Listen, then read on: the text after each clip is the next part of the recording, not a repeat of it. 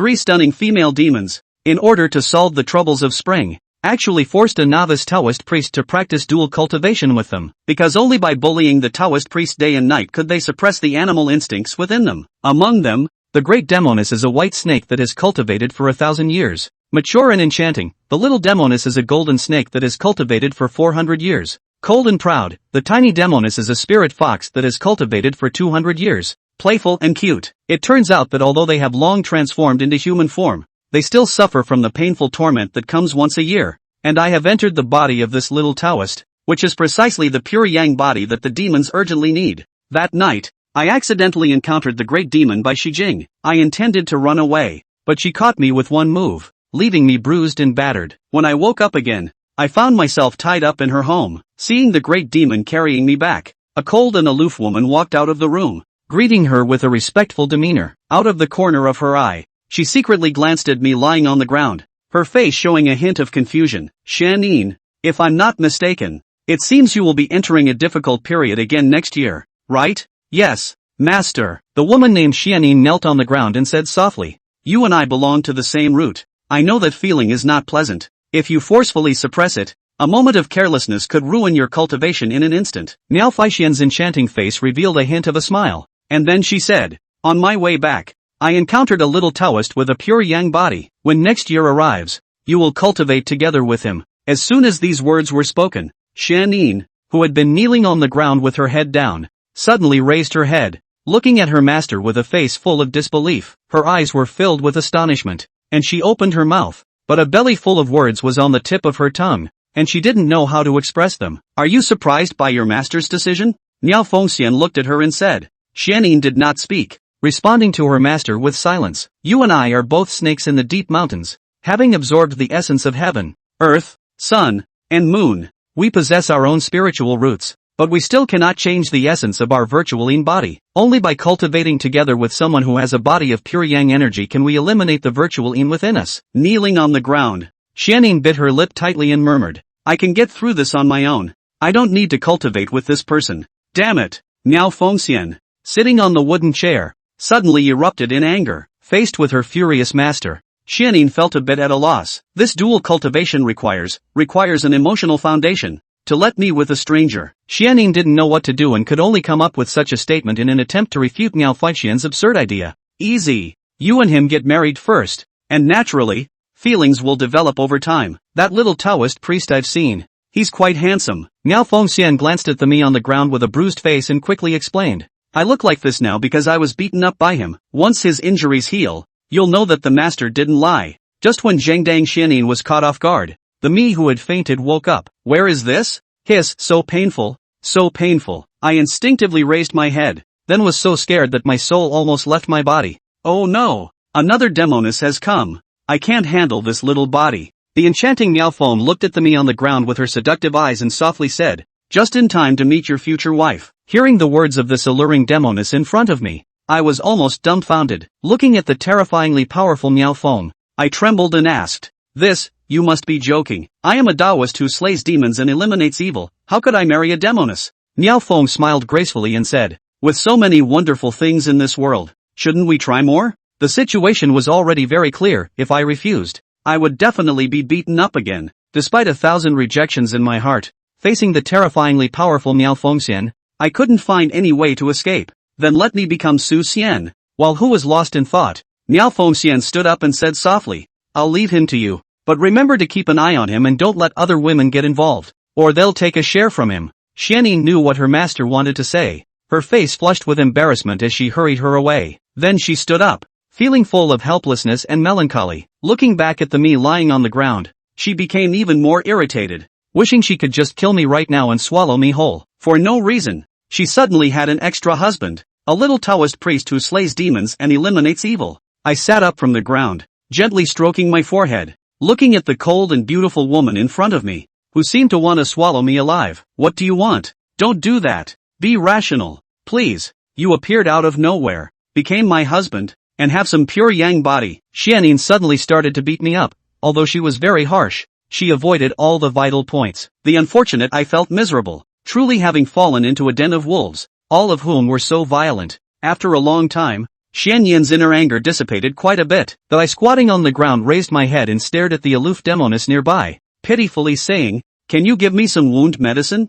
I feel like I can't hold on much longer." Xianyin curled her lips and said, "The wound medicine contains realgar, which will reveal my snake form if I touch it. I'll go find you a restoration pill instead." As soon as she finished speaking, she walked towards the inner room, not forgetting to turn back and say to me, "Don't you dare run away. My master has already left a mark on you, and even if you escape to the ends of the earth, I will find you." I felt my face darken. Clearly, I was a Taoist dedicated to slaying demons and eliminating evil, yet I ended up confusedly becoming a servant to this Demoness, and on top of that, I had to act as her husband. After she brought the restoration pill, I swallowed it in one gulp. Suddenly, a system voice rang in my ears, "Congratulations, host, you have activated a new ability, Iron Wall, increasing your resistance to damage by 1 level. The next level requires 500,000 cultivation points. Would you like to upgrade your resistance to damage?" No wonder the second time I got beaten, it didn't seem to hurt as much. After a moment of contemplation,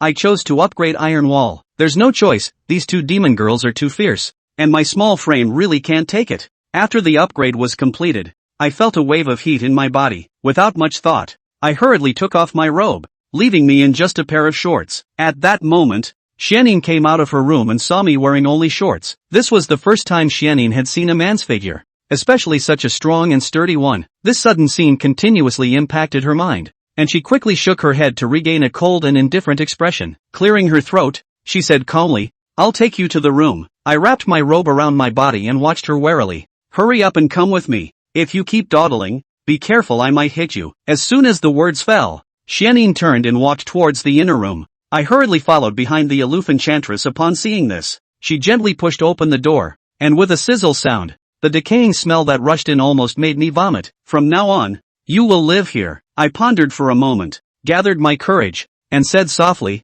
"Just now your master said I am your husband, so how about I stay in your room?" After saying that, I saw her face darken, and she radiated a strong aura of anger. I hurriedly said, "Just kidding, I was just teasing you." Xianyin glared at me fiercely, then left without looking back. I walked into the room, tidied up a bit, and then sat on the wooden bed to meditate. The next morning, I opened my eyes after meditating all night and instinctively glanced at my panel data, almost falling out of bed. What's going on? In just one night, my cultivation has increased by 100,000.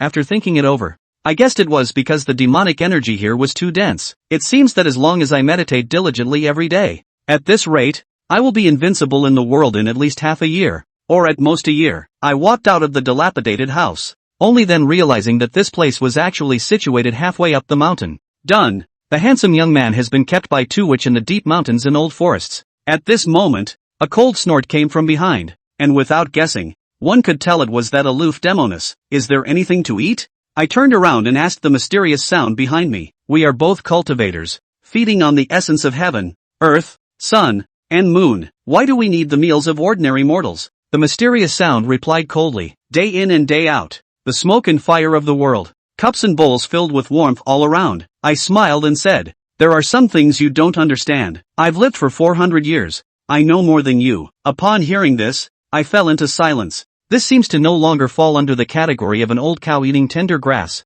What was Su Xian thinking back then? At this moment, Miao Fengxian walked out from the inner room, exuding a mature aura. She gracefully took a seat in the hall and saw that Xianyin and I had already blended in together. In the following 2 days, I learned a lot about these three witch. The mature and charming witch is called Miao Fengxian, a snake spirit that is cultivated for over 1,000 years, and her strength is quite terrifying. Being beaten by her requires lying in bed for a day. Next is the aloof witch Xianyin, who, like Miao Fengxian, is also a snake spirit, but she has only cultivated for 399 years, and there is less than a year until her fourth great tribulation. According to Miao Fengxian, I will be dual cultivating with Xianyin next year. The last witch is called Xianshi, a fox spirit who has only cultivated for over 200 years. She often sneaks down the mountain to have fun when Miao Fengxian is not around. And of course, without exception, she is beaten to a pulp by Miao Fengxian every time. Originally, Lu Sun thought that the relationship between these three demonesses was that of master and disciple. After all, Xianyin had always called Myriad Phoenix Fairy her master, but it turned out that he never expected.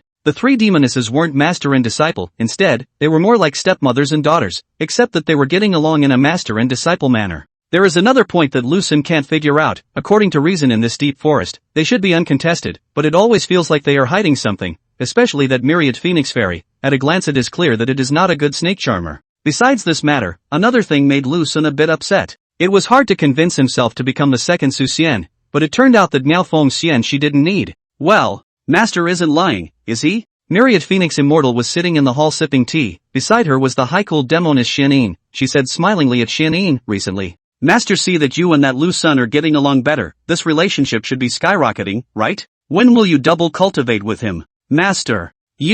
I. Hearing his master's words, Xianyin was a little bit unable to laugh and cry. He didn't know which eye of his master saw that he and that denizen son were getting along better, obviously being beaten up by himself every day, but as a result, in the eyes of his master, it seems that this is in love. What? Want a rebuttal? Your nature has always been reticent. When did you become so irascible? Myriad Phoenix Immortal said with a smiling face, ever since you cultivated into human form, in these nearly 300 years. You've also met quite a few young talents, and you've treated them all with cold eyes, but when faced with that little Taoist Lu Xun, you've mingled with him, and you call it not being moved? It's really a bit annoying, especially that mouth. Every time he opens his mouth to speak, it makes me so fired up that I can't help but just made a move on him. Xianyin pursed her vermilion lips and muttered softly, if it wasn't for you protecting him, I would have taken his dog's head a long time ago. Miao Fengxian smiled and said softly, if it was that night, you could indeed take his dog's head. But it's a bit difficult now. Haven't you noticed that these past few days, every time after beating him up, by the next day Lu Xun is still alive and well? Xianyin froze, recalling the passage of the past few days. It seemed like it was indeed like what Master said, that every time after beating him up violently, he ended up still alive and well the next day. Master? He's already at the little innate realm? Myriad Phoenix Fairy asked with a shocked expression on her face. Myriad Phoenix Fairy shook her head and said lightly, he should be at the middle Hotian realm, but I don't know why. The ability to take a beating to the little innate realm is a big step forward. Maybe it's because of the pure yang body. In short, in the matter of taking a beating, your family's phase is quite talented. Xianyin was getting a little desperate. She realized that her master teacher was always emphasizing that Lu Xun was her Sangong, trying to make herself accept the status quo in this way. What Sangong? She herself didn't recognize him as her Sunga. That said, I haven't seen Lu Xun this whole day. Where did he go? Miao Fengxian asked. He went down the mountain early in the morning, probably hunting. Xianyin pursed her lips slightly. Last night, I found him in the courtyard, secretly roasting rabbits to eat. Miao Fengxian nodded her head and said softly, I don't care about him for the time being. He can't escape anyway. It just so happens that I have something to tell you. The day before yesterday, Master watched the sky at night. If there is no accident, there will be a remnant of the Heavenly Tao Precedence map appearing in the southeast direction. Take Lu Xun and go take a look at it. Find an opportunity to give to seize over. Take him? Might as well bring Xianshi. Xianyin bit her lip, resistance all over her face. Xianshi is only in the middle Hotian realm. You're just a liability with her. She still has a long way to go. It's better to take Lu Xun with you. At least he can help you take a beating. Myriad Phoenix Fairy paused and continued, don't worry, there's still Master Teacher to help you out. Seeing that her master's decision was finalized, Xianyin did not say anything else. Lightly biting her own vermilion lips, she softly said, the southeast direction is so great. Where can I find it? The land of Xuanzhou, I think. When the time comes, pay attention. As long as there are a lot of people, there's usually no mistakes. Myriad Phoenix Fairy hesitated and leisurely said, this time, besides going to seize the remnants of the Heaven's predecessor's map, there is also the idea of spending more time with Lu Xun. Sure enough, Xianyin had long anticipated her master's thoughts. This robbing of the remnants of the map was fake, and being alone with him was real. Master is also looking out for you. In the past few days, Master has observed that Lu Xun is a bit slippery, and is worried that he willfully not exert himself when he double cultivates with you. And you are a non-initiative nature. Myriad Phoenix Fairy frowned lightly and continued, this dual cultivation thing requires two people to work together. If one of them doesn't work hard, then only the other can double their efforts. So, Master, when do he and I leave? Xianyin really couldn't listen anymore and hurriedly interrupted Myriad Phoenix Fairy. Choose a day when he returns. You guys set off. Miao Fengxian said. The words. Lu Xun returned with a mountain cargo on his back, an old deer of enormous size. Go. Myriad Phoenix Fairy stood up and walked towards Lu Xun with light steps, while Xianyin followed closely behind. Lu Xun, could you accompany your mother on a trip to Xuanzhou? Miao Fengxian asked delicately with a hint of a smile on her face. Xuanzhou? From here to Xuanzhou, it will take at least 2 months by carriage. Lu Xun was a bit embarrassed and said silently, it's too far. I don't want to go. Your maiden can use the royal sword technique. It's only a few hours from here to Xuanzhou. Miao Fengxian laughed. Lu Xun frowned, she would, not that I would. Hold on to your lady's thighs and she'll take you flying. Myriad Phoenix Fairy looked at Lu Sun with winking eyes and explained delicately. Master. When Xianyin saw her master's mouth, she was a bit anxious in her heart and snapped, can you be nice? You ninny. We're going to share the same bed anyway, what's wrong with letting him hug your thighs? Miao Fengxian blankly eyed Xianyin, then looked at Lu Sun in front of her and asked in a playful voice, what do you think? Lu Sun tightened his brows and looked at the angry-faced Xianyin. Me. No. Go. Xianyin stepped on the body and end of the sword and flew on her sword on her way to Chuanzhou. Meanwhile, the unlucky Lu Sun sat at the hilt of the sword, his hands hugging one of Xianyin's jade legs to death. Slow down. Slow down. I'm afraid of heights. Chapter 7, Mother. Come and save me. Wretch. Wretch. In a broken temple in the middle of a deserted mountain and old forest, Lu Sun stood in the corner bending over and vomiting with a pale face, to say the least may not believe it. The perennial sword juggler just fainted his sword just now, but it can't be blamed on his incompetence. Xianyin's sword-carrying skills are a bit advanced. Lu Sun can't stand that kind of speed of the high-cool Demoness. Poof. Useless. Xianyin looked at Lu Sun, who was already reeling, and coldly grunted, saying in a nonchalant manner, you can't stand it for 1 hour. What are you going to do for the next hour? After Lu Sun finished vomiting the contents of his belly, he picked up a pile of dead grass on the ground and wiped the corners of his mouth, saying painfully, it's going to be nightfall soon, why don't we rest here tonight and then catch the road in the morning? Xianyin pursed her lips and didn't say much. She couldn't abandon him, could she? Although it is tempting to do so. But the master's side is not good to explain. The key he has been master under the seal, even if he threw him into the mountains and old forests, with the master's aptitude. Less than an incense stick will be able to find him, and then to be taught by the master again, think about it is very annoying. Sitting down in style on a pile of withered grass, although Xianyin was meditating and condensing her breath to recuperate, as a result, her eyes were looking at the unlucky egg not far away from time to time, lightly pursing her own vermilion lips, she blandly asked, you should be cultivating the side path, right? Pretty much. I am originally from Huzhou, my parents died when I was young, and I relied on short-term jobs in rich people's homes to make ends meet. 3 years ago, there was a famine in Huzhou. I then followed a group of refugees to escape the famine, and then I met an old Taoist priest, who saw my pity and took me as his disciple, and I followed him for a month to learn the skills of cutting down demons and eliminating devils. Lu Sun squatted on the ground laying a pile of grass, lightly replied, the result is just 1 month. That old Taoist went to the west, since then I have embarked on the road of trickery, in fact, it is not really trickery, those demons and monsters are not my opponent, usually only slightly out of hand. I know the limits of those demons and monsters. This was the first time Xianyin had heard about his birth, and there didn't seem to be anything special about it. Slightly disappointed, she said coldly, it's really a waste of your talent. Yes? Actually, I am indifferent. Lu Sun laid out the grass pile and comfortably laid on it, crossing his legs while muttering to himself with a cozy face, being able to fill my stomach every day is already very satisfying for me. I'm not like you guys. I'm not like you guys who only think about cultivation. The words. Lu Sun curiously inquired, what is your current cultivation level? Little innate realm. Xianyin said indifferently. Lu Sun said, is it powerful? You don't even know that? Xianyin was instantly speechless, skimming her moist red mouth, casually explaining, regardless of whether it's a human or a demon or a ghost or a devil, there are 2 realms and 3 stages, the 3 stages of the Hotian and the 3 stages of the innate, and generally speaking the great innate realm is already the strongest in the world, and then if you go upwards. Taking our demon cultivator as an example, it is the demon king realm, demon emperor realm, and the legendary demon saint realm of the 10,000 realms. Anyway, that's what it means anyway, then for example, the Dao sect. After that, there is the sacred entry realm, subsacred realm, sage realm, and the rumored terrestrial immortal realm. Xianyin looked at Lu Sun and faintly asked, do you understand? Oh, got it. Lu Sun didn't understand much, but it still dawned on him. That. What realm am I in now? Lu Sun asked cautiously. Xianyin hesitated, but still told him honestly, saying, my master said that you are just in the middle Hotian realm, but you have a small innate realm in the aspect of taking a beating. It might have something to do with your pure yang body. That's not true. 2 levels of bronze wall, for nothing? Inner arrogance at the same time, slightly a touch of faint sadness. This is always beaten is not a way although able to live, cannot avoid living too humiliating, also do not know when to be able to activate the ability to kill the enemy, do not ask for the world invincible, but only seek to be able to cut the Miao Fengxian. What are you thinking? Xianyin looked at Lu Sun, who was silent and had his heart written all over his face, and asked suspiciously, is he thinking of how to resist? No. I'm dead in the water, I get beat up by you guys every day, after you beat me up, your master beats me up, you beat me up. Lu Sun said more and more angry, straight rolled his eyes, lamented, the long sky, why thin in me.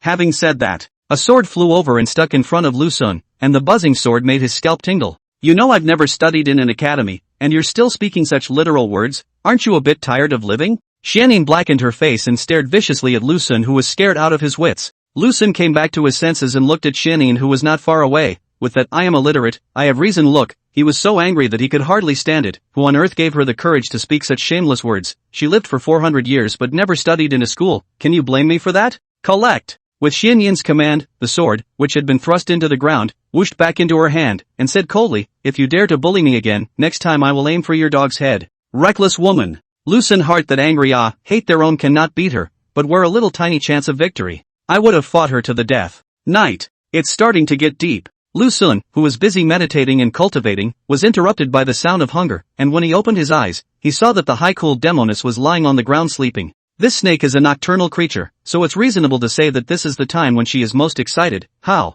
Why is she sleeping? Lu Sun skimmed his mouth and gave up this thought, carefully stood up and then tiptoed out of the broken temple. As a result, just after his back foot left, Xian Yin, who was lying on the ground, opened her eyes and looked at his departing back, then silently closed them again. Walking in the deserted mountains in the dead of night, Lu Sun is looking for tonight's prey. Since being captured by Miao Fengxian to the mountains, he learned how to open a small stove, such as catching a rabbit, playing a wild bird, killing a wild deer and so on, although the cooking skill is not very exquisite, but at least it can be in the stomach. Ouch! Still trying to run, little man? Lu Sun spotted a big fat hare and threw the big treasure sword in his hand with a whoosh, piercing right through the big fat hare's body. Pick up this big fat rabbit, Lu Sun weighed. There are about 7 or 8 pounds or so. The general size of the hare are very small. Can have 7 or 8 pounds is quite rare. Just as Lu Sun was ready to go back, suddenly the sound of soughing came from the distance. Alert, he hurriedly hid behind a thick tree pole at the side and poked out half of his head to look around. Hurry! All of you, hurry up! The master of the gang has ordered that we must arrive within 10 days, and if anyone dares to be lazy, don't blame me for being merciless. A pugnacious man dressed as a mountain bandit, armed with a sharp machete, commanded a large group of people towards the deep forest. Ergo, what exactly does Big Brother mean? The bearded man at his side, likewise armed with a machete, inquired in confusion, is it something important that we are allowed to go all the way to Chuanzhou, and that we are only allowed to take the paths in the dead of night? I don't know, but it's not like Big Brother's orders can be disobeyed. The pugnacious man shook his head and said in a serious tone, Fourth brother, don't make any more blind guesses. In short, Big Brother definitely has his thoughts, let's just do as we're told. The bearded man sighed, looked at the crowd of people, whispered, Second brother. I won't hide it from you, I recently heard something on the road. A rare treasure will appear in Chuanzhou. I think Big Brother is mostly heading for that treasure. Aha! I've also heard a little about it, but this matter has nothing to do with us either. The pugnacious man said this and looked at his fourth brother, saying, Are you worried that Big Brother won't give you any favors? Fourth brother. When has Big Brother ever treated us brothers poorly? Ergo, you've misinterpreted what I meant. If it's really about that treasure, I think there will be a lot of people competing for it, and there will definitely be a vicious battle at that time. The bearded man said, This time, we are almost all out. If something goes wrong, the Qinghong gang will cease to exist. The big man was silent, carrying his own machete, walking in the mountain path, after a long time. Only then spoke, Gone then gone, we are the outlaws. Most of the people in the club are also carrying human life, living the days of licking blood from the mouth of the knife, either die today or tomorrow. In the end there is no difference. Indeed that is the truth. The bearded man smiled bitterly, I don't know what's wrong with me lately, I'm always worried. The pugnacious man raised his arm and gently patted his own brother's shoulder, and without saying anything more, he continued to follow the large group of people on their way. It turned out to be a walk. Suddenly, the pugilistic man's brows were locked, and a flash of concentration flashed across his face.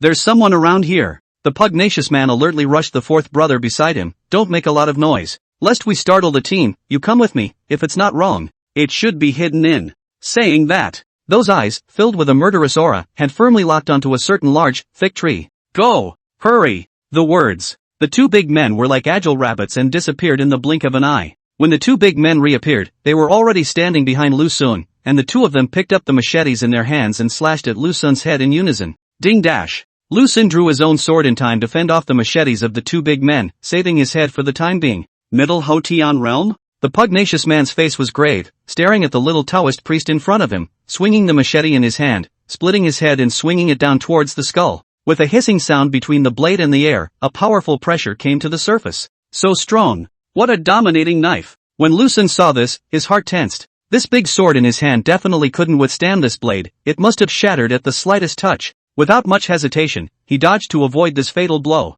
Rumble! The big, thick tree blew right up. Before Lu Sun could slow down, another slash came head-on as the bearded man rushed Lu Sun's body and gave himself a hard blow. Do you really think I'm a neater? Lu Sun didn't want to cause trouble, but seeing that these two big men were deadly in their moves, he simply stopped pretending. He dodged the knife and then swung his sword. For a moment, the sword chi turned into a meteor and stabbed at the nearest bearded man. Fourth brother, be careful. The pugnacious man hurriedly blocked in front of his fourth brother, using the machete in his own hand to deaden the sharp sword chi. Dilly-dally. The two big men staggered backward several steps, and when they looked at Lu Xun in front of them again, there was more than a touch of dismay on their faces. I would have passed by. Yet you came up here to take my life. Sorry. I'm sorry. Just after a few moves, Lu Xun realized that these two men were not his opponents, and a wave of resentment spewed out from deep inside. After all, during this period of time, he had been ravaged by the two demonesses every day. He had accumulated a lot of resentment, plus the two big men came up and took their lives straight away, undoubtedly deepening Lu Xun's hatred.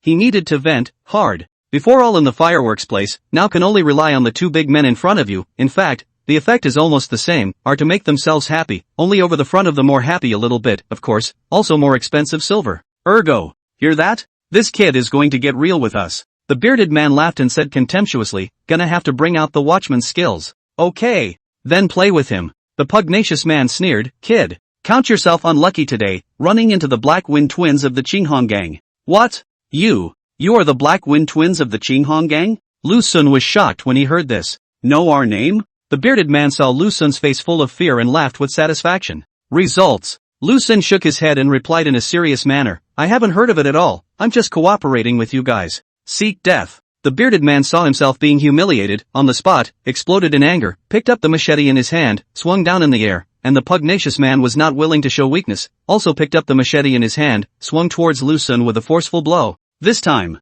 Lu Xun didn't hide, standing there between heaven and earth, he casually swung out a sword. The sword light was like a shadow, fierce and overbearing. Boo! The three forces collided together and exploded in midair. Smoke and dust. 3 have been seen on the field. Ergo, this son must not be kept. He must have gone to Chuanzhou to seize the supreme treasure as well. The voice of the bearded man rang out from the smoke, anxious and a little frightened. There's no way out. It's just going to have to be the big guys. As the words fall, a crunching whistle cut through the quiet of the deep forest. In the blink of an eye, Lu Xun saw a long dragon of torches lit up in the distance, and it was coming towards his direction with great vigor. If you can't beat them, then you shake them. Although Lu Xun was able to fight 1 against 2, he had trouble fighting against such a large number. At a rough estimate, there were at least more than hundreds of them, so he simply couldn't fight them. What to do? What to do? In his despair he thought of his maiden, the illiterate shrew who had lived 400 years without ever attending a school. Mother! Come help me! Chapter 8, my wife and I are crazy about killing.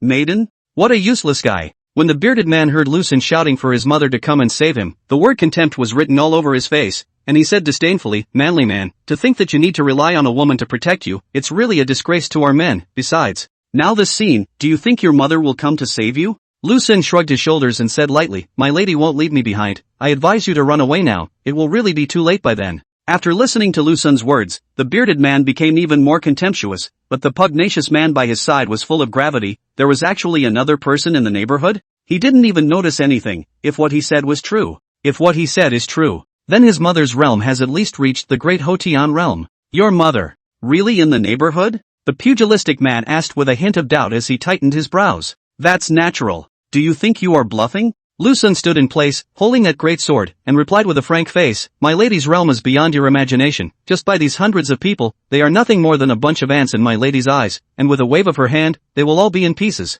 Ergo, this kid is obviously bluffing, we can't believe it, let's do it directly. The big man with the beard rushed the second brother beside him and said, later on, I'll directly chop off his head and crack it with the back of my knife, making him a headless ghost. That pugnacious man hesitated for a long time, also felt that the Lu Xun in front of him may be bluffing, weighed the machete in his hand, said softly, when our people arrive, now with you and me is not his opponent, at most, only to fight even. That's it. The 3 of them were frozen there. Compared to the 2 big men who were calm and relaxed, Lu Xun was a bit anxious in her heart. It was reasonable to say that illiterate shrew will come to my rescue, right? After all, she is her dual cultivation toolman, and she will have to bury her head in the sand in the future, if I don't have me. Her great calamity next year will be difficult. The long dragon of torches was getting closer and closer. Lu Xun was on fire. Deep inside he was already secretly wondering what the probability of escape was. Just as he was getting impatient, a silver light in the sky cut through the dark night, like a silver meteor. Here we go. The lady is finally here. Lu Xun almost burst into tears, and in his heart, he called out that his mother was powerful.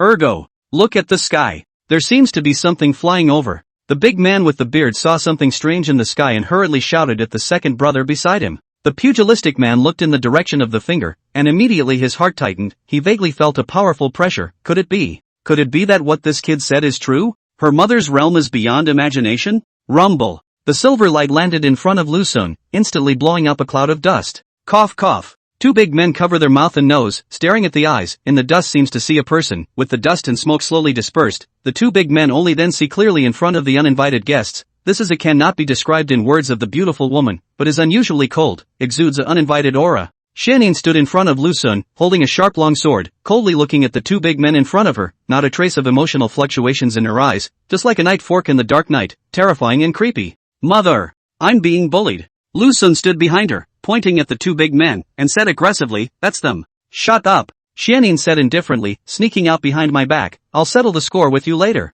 The words. Xianyin raised a willow eyebrow, looking at the two men who were trembling, and softly said, my people also dare to move? They just dare to move. Lu Sun hurriedly blew up the pillow wind, fanning the flames behind her, with the words, Mother I don't want to try any harder written all over his face, and carefully said, you turn around and look at the crowd, all of them are here to take your husband's life, Mother I almost couldn't see you. This cry of mother made Xianyin so upset that she wanted to take a needle and thread and sew his mouth shut, but now that the enemy was at hand, he couldn't find the time to teach him a lesson, so he could only endure his mischief behind him. Mother! Hurry up and do it. Lu Sun was getting more and more comfortable with calling out mother now. There was no psychological burden at all, just a bit of flesh and blood to be suffered afterwards. Xianyin's hand that was holding the sword had already sprouted veins, angry, furious and helpless. He looked at the two big men in front of him with a black face. Without any nonsense, he swung his sword at them, and in an instant, a cold light sword chi with destructive power, like a mountain of mountains and seas pounced on the face. Both the pugilistic man and the bearded man were dumbfounded. Their minds were devoid of any thoughts. If Lu Sun's sword chi was a monstrous river, then the chilling sword chi that they were facing at the moment was the turbulent tsunami.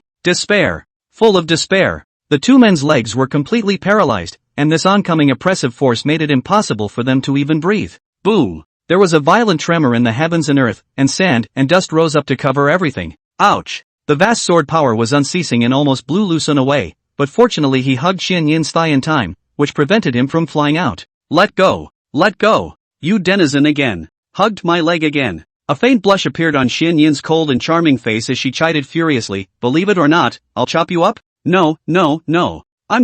I'm good. Lu Sun loosened that slender jade leg, slowly stood up from the ground, turned his head to look at the group of rabble behind him. At the moment they were already scattered and fled, pursed his lips, whispered, what about them? This group of people are all outlaws. If they escape like this, they will definitely plague the people. Xianyin was originally a snake python in the mountain forest, and after 400 years of cultivation, her sense of smell had reached the point of being out of this world. She had long since smelled the faint aura of blood emanating from the body of this group of rabble, indicating that all of these people carried lives on their backs, and all of them were poor and vicious people. Kill! Xianyin moved her vermilion lips and replied indifferently. As the words fall, just one man rushed into the crowd. For a moment, miserable sounds were heard in all directions. Lu Sun could only follow him when he saw this, although he usually did the business of cutting down demons and eliminating devils, but occasionally, he would also go to kill those vicious fugitives under the officials' wanted notice. He did kill people, and he had killed quite a few people, but they were all a bunch of people who were bad to the core. Compared to Xianyin's one-sword deathpiece, Lu Sun was clearly paddling, yet in his world, that was not how it was perceived. At this moment, there was only one thought in Lu Sun's mind. My wife and I are crazy. With 1,000 armies and a single general, what is so difficult about scrying? Lu Sun stood between heaven and earth with his sword in hand, looking at the corpses of the group of outlaws in front of him, and said with a haughty look on his face. Meanwhile, Xianyin stood not far from him, and when she heard him yanking up his literary words again, she frowned, although she didn't understand what he was talking about, but looking at this appearance, must be bragging about how valiant and fearless he himself is. Humph, what's it got to do with you? It wasn't all me who killed them, Xianyin muttered unhappily. When Lu Sun finished lamenting, he crouched down to scavenge the belongings on these thieves, and watching him digging through those corpses for who knows what, Xianyin was a bit curious for a moment. What are you doing? Zhenin asked. Robbing the rich to give to the poor. Lu Sun collected the silver while saying in a serious tone, when you go out, one is to rely on your friends and the other is to rely on silver. I am usually alone and don't have any friends, so I can only rely on silver. Let's stay in a store when we wait for Chuanzhou, don't spend the night in the broken temple. I have a demonic aura about me. You can't stay in the downtown for too long, you'll be discovered by then. Xianyin pursed her lips and said coldly, you go and stay. Oh, that's too bad. Lu Sun replied absent-mindedly. Why do I hear you secretly rejoicing? Xianyin didn't hear the tone of his words regarding pity, and even felt that he was secretly rejoicing, while his mind recalled his master's words. This son is handsome, but unfortunately he is an amorous kind of man. Do not let other women stain him and get a share from him. Come to think of it. Xianyin's face was a bit gloomy. Now that he had so much silver, if he didn't have himself by his side, this denizen would surely go looking for flowers, although it didn't have anything to do with himself. But if the master gave it away, she would surely give another lecture. No. How dare I? Maiden? What about the corpses of these bandits? After Lu searched for a while and realized that these were all poor people, he lost interest and stood up and rushed to the side to ask Xianyin. There are numerous fierce beasts in the mountains. Consider it a blessing for them. Xianyin said coldly. Lu Xun heard Xianyin's words and didn't say anything more. It sounds like it is a bit cruel and even inhumane, but her own mother, she is not a human being, so humanity has nothing to do with her.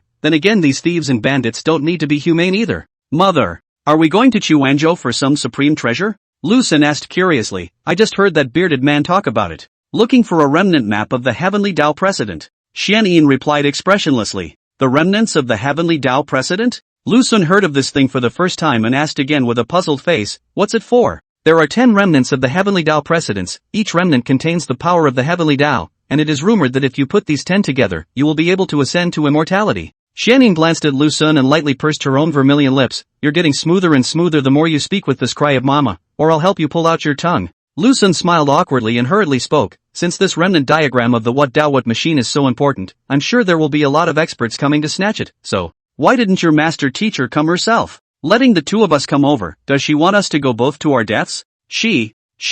Xianyin was a bit hard to say. She couldn't tell the denizen in front of her that her master's intention was to let herself be alone with him more often, rubbing out the passionate sparks of human-demon love. Oh, I got it. When Lu Xun saw her difficult look, he instantly had an epiphany and said, the sentiment is to create more opportunities for the two of us to be alone. Xianyin couldn't help but freeze, a slight hint of surprise appearing between her eyebrows, but she quickly resumed her former indifference and said indifferently, my master is not that boring. She felt a little dryness in her own face after saying those words. Lu Xun looked straight at her, looking at Xianyin's cold and frosty pretty face. Xianyin, who was a little embarrassed by the look, slightly turned her head sideways and said coldly, go back. We still have to catch the road in the morning. Oh. Lu Xun nodded and leaned towards the high-cooled Demoness, ready to hug one of her slender jade legs and go back together with the sword. Get out. Xianyin knew what he was going to do as soon as she saw him, and with a black face she rebuked him, and then drew her sword and rose. He swished and flew away, leaving Lu Xun standing there alone, looking up at her, who had already turned into a shooting star, and was furious in his heart. Just wait and see. When the time comes for dual cultivation, I'll make you cry and beg me. Early the following morning, Lu Xun opened his eyes from the pile of withered grass. The dilapidated temple had long since lost Xianyin's figure, and there was no excessive suspicion in his heart to face freedom. He had long given up, silently opened his data panel, and found that his experience in cultivation had not changed too much, and could not help but feel a hint of loss. Now what he craved the most was to activate an offensive attribute ability. Now the defense was already very strong. From the first time he encountered Myriad Phoenix Fairy when he was punched unconscious by her, to now he was just feeling an incomparable pain. This defense had progressed at a rate visible to the naked eye, but the offensive attribute was, it was still in a small fight. Is there any way to expand your offensive repertoire a bit? After a little thought and calm analysis, many tricks that are known in the Jianghu popped up in his mind, such as lime powder, stepping on toes, inserting eyes, kicking the crotch and so on. Just as Lu Xun hesitated to prepare a few packets of lime powder, a light footsteps came to his ears, following the sound. The cold and delicate Demoness dressed in green-colored Chinese clothes appeared in front of him. Awake? It's time to go, Xianyin said coldly. Lu Xun knew her temperament, a Demoness who didn't really like ink, and hurriedly stood up, ready to hug her jade legs, ride her flying sword, and head to the territory of Chuanzhou. Xianyin held her own sword in her hand, and her mouth did not know what she was chanting. Then she loosened her own jade hand, and the sword magically hovered in midair, and with a gentle leap of her body, she stood above it, and said faintly, come up. Coming. Lu Xun lurched over and sat his ass on the hilt and the sword, then he hugged one of the slender jade legs of the high and cold Demoness and lifted his head. The rounded and perky buttocks were immediately reflected in his eyes, but of course he didn't dare to touch them. Xianyin's cold and charming delicate face flushed a light blush, revealing a hint of shyness between her eyebrows. Lightly biting her own vermilion lips, she coldly said, don't hug so tightly. I'm afraid of falling. I'm afraid of heights. Lu Xun said pitifully, and as soon as the words left his mouth, the hug tightened. Meanwhile, Lu Xun was just a lifting distance away from that arse. Chapter 9, she was topped by him. Nyoko, slow down. I'm really scared of heights. Lu Xun sat on Xianyin's flying sword, holding her slender jade legs with both hands in a deadly embrace as he kept shouting out of his mouth. Along the way, Xianyin listened to him forcing his way and hated to want to throw him down. Biting her lips tightly, she said in annoyance, can you shut up? Making a lot of noise along the way, believe it or not I'll throw you down?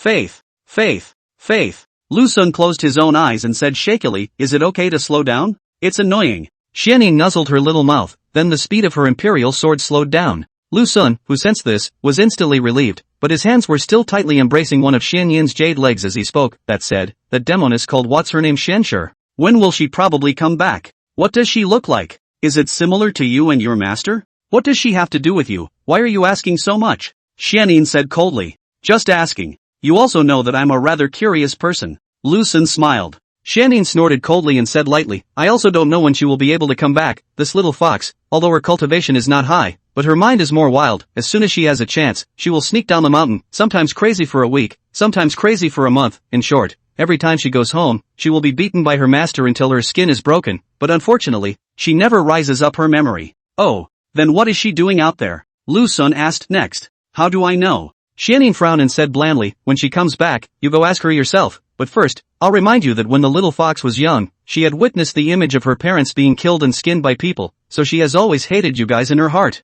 Understood. It's just going to come and beat me up. Lu Sun pursed his lips and said quietly, she shouldn't be able to beat me, right? About even. Her cultivation level is about the same as yours. Xianyin replied, at most, it's a little bit higher than you, but it won't hurt when she punches you, and your ability to take a punch is a bit impressive. That'll do. Lu Sun secretly sighed in relief and continued to ask, what does she look like? What do you want? Xianyin remembered her master's admonition, and with a slight hint of caution between her brows, she said, the little fox is relatively simple-minded, so you'd better be honest with me, or else. Otherwise I will definitely take your dog's head. Fetch, fetch. I won't resist, you can take it if you want. Lu Sun skimmed his lips and said without a good mood, threatening me every day and beating me up every day, you might as well die once and for all. This time, Xianyin didn't say anything, quietly stepping on her flying sword and flying towards Chuanzhou. Ugh. Lu Sun. Xianyin pursed her vermilion lips lightly and coldly shouted his name. What is your business, ma'am? Lu Sun asked. Xianyin was silent for a few moments and said softly, do you think humans and demons can come together? Man and demon? You mean emotion? Lu Sun pondered and said in a serious tone, true love can cross races. I know a buddy, his name is Su Xian, he is an honest doctor. One day he was swimming by the lake, then he met his future mother at the broken bridge, and his future mother is a white snake that has been cultivated for 1,000 years, of course he doesn't know it. Then he married his future maiden, lived together in love, and eventually had a child, and a boy at that, called something like Su Shilin. Lu Sun paused and said seriously, look, this is true love. Why do I get the feeling? You're talking about books? Xianyin's face was slightly puzzled, and she said uncertainly, a human and a demon falling in love is a matter of great irreverence under the heavens, so why haven't I heard of it? Why is it that you have seen it? Why do you have so many whys? Lu Sun didn't have the heart to say, why don't you just change your name to Why? The words. The speed of the flying sword was faster again, frightening Lu Sun to death, hugging Xianyin's jade leg tightly, and miserably begging for mercy. Wrong,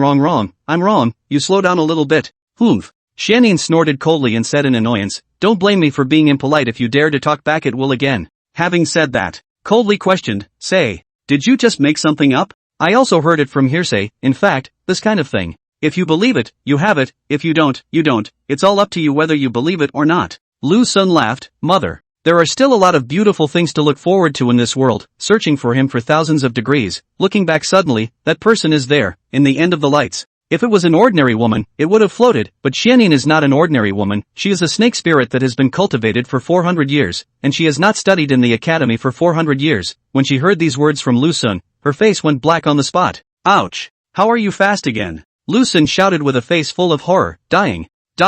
You know I don't understand, and you're dragging out literary words, you're deliberately bullying me. Xianyin said in annoyance, I won't stop. My goodness. Self-esteem is pretty strong. At this moment, Lu Sun's heart that helpless what exactly is the sin, actually let himself meet her. While someone was still feeling unjust about his fate, Xianyin, who was in imperial sword flight, was still indignant inwardly, and the more she thought about it, the angrier she got, and the angrier she got, the more she wanted to throw him down. In fact, Xianyin's temper is usually very stable, although every day is a plate face, unsmiling appearance, but rarely get angry. The number of times she has been angry in these 400 years, almost can be counted by 10 fingers, but since she met Lu Sun, she is either in the way of breaking the defense, or has just been broken by him. Especially the fact that she hadn't been to school was like a thorn deep in her heart. No way. When we get back, I need to read some books too. It's no longer good enough to be literate, I must know a few words, lest I don't understand what he's saying when he's scolding me later. But to whom? Master? Little fox? Ouch. What's the situation?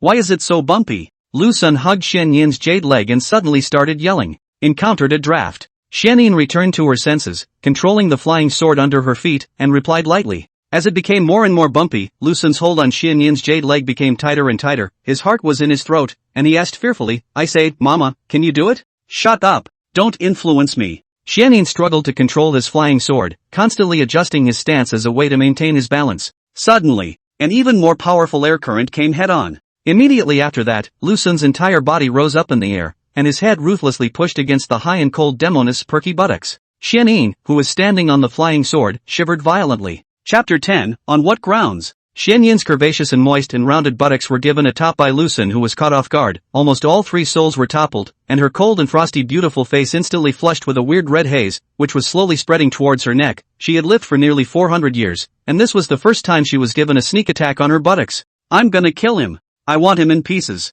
I want him. I want him. A sense of shame erupted from within, like a shocking wave constantly lapping at her heart, and the throbbing in Xian Yin's heart, forcing her to make quite a few mistakes in her sword control. This flying sword stepping on the soles of her feet began to wobble. Egu, my lady, you have to hold on. Lu Sun hugged her legs to death and said with a pale face, this height. If you fall, you'll die. With that denizen's chattering words coming from her ears, urgent Xian Yin slowly came back to her senses, forcibly holding back the annoyance and overwhelming her heart. She tried hard to control this flying sword. Soon under her balance, there was finally no lurching sensation, and Lu Sun's hanging heart was slowly put into her stomach. Scared the hell out of me. Mother, you can't do this technique, try harder next time, almost lost my life. Lu Sun sighed in relief and started to complain to this high-cooled Demoness. Xian Yin didn't pick up the conversation, controlling this flying sword under her feet, while her cheeks on both sides still revealed a slight scarlet blush. She did her best to adjust her mind, returning herself to the point where her mind was still, but as a result, Xian Yin realized that none of this seemed to be working. That feeling of being on top of him, it's like a lingering nightmare that haunts my mind. What the hell is going on? Why is this happening? Could it be that the void in my body is starting to flare up? But the problem is that next year will be my great calamity. Could this be in advance? No. It shouldn't be that the void has advanced, I guess. It's the overreaction of a man and a woman. I believe that even if Master Teacher was pushed down her buttocks by Lu Sun, this denizen, she must be in the same situation as me. Ugh, what's wrong with you? Why don't you speak anymore? Lu Xuanyan inquired curiously when he saw that Xian Yin was silent. Shut up. I don't want to hear you speak. Dare to say another word, I will immediately pull out your tongue. Xian Yin said coldly. She seemed angry, and the angry kind. Although Lu Sun was usually bold, and often had an iron head in the face of the two demonesses, this was not the time, and now the high-cooled Demoness was obviously really have the idea of throwing himself down, contemplating for a piece of Su. Said in a serious tone, Mother, a certain worry of 1,000 miles, own arrival wind. Can't understand. Xian Yin replied indifferently. Mocho has a long road ahead of him, so if you are sure to move forward, there will be a time when the wind will pick up and help you go down with the wind. Lu Sun explained. Oh. Xian Yin lightly pursed her own small mouth and faintly responded.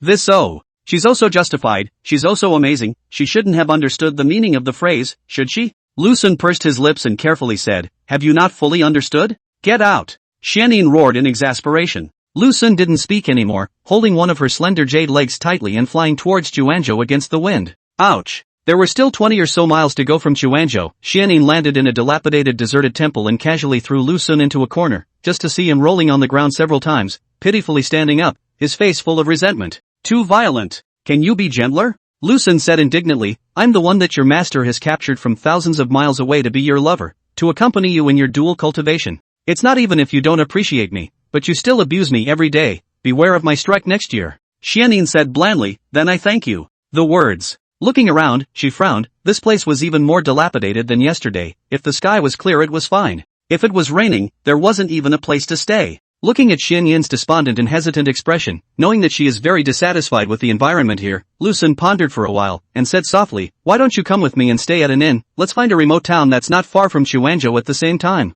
What do you think? Forget it. Just rest here. Xian Yin glanced at Lu Sun, who was not far away, and said expressionlessly, you're staying here as well. On what grounds? Lu Sun was not happy on the spot, living in such a shabby place on the mountain, and now that he's off the mountain. He's still letting himself live in such a shabby place, just ask on what grounds. Shasta. A flying sword turned into a meteor and passed through Lu Sun's crotch. Live or die? Xian Yin asked blandly. You demon girl. Alright. Lu, will be merciful and stay here with you for the night. Lu Xun tried to pull out the sword that was stuck on the wall, but he couldn't pull it out anyhow. Then he gave up and rushed to the high-cool Demoness and said, it's still early in the day. Should we go into the city to take a look? Don't want to go. Xianyin skimmed her lips and softly spoke a collection. The flying sword that was stuck on the wall whooshed back into her hand, and faintly said, go into the city by yourself, and by the way, help me scout the situation in the city, paying particular attention to the movements of the experts. A master? It's not like the word expert is written on the faces of those experts, so where am I going to pay attention to experts? Lu Xun said helplessly. Work it out for yourself. Xianyin sat cross-legged on the pile of grass, closing her eyes while saying, I want to hear the results at night.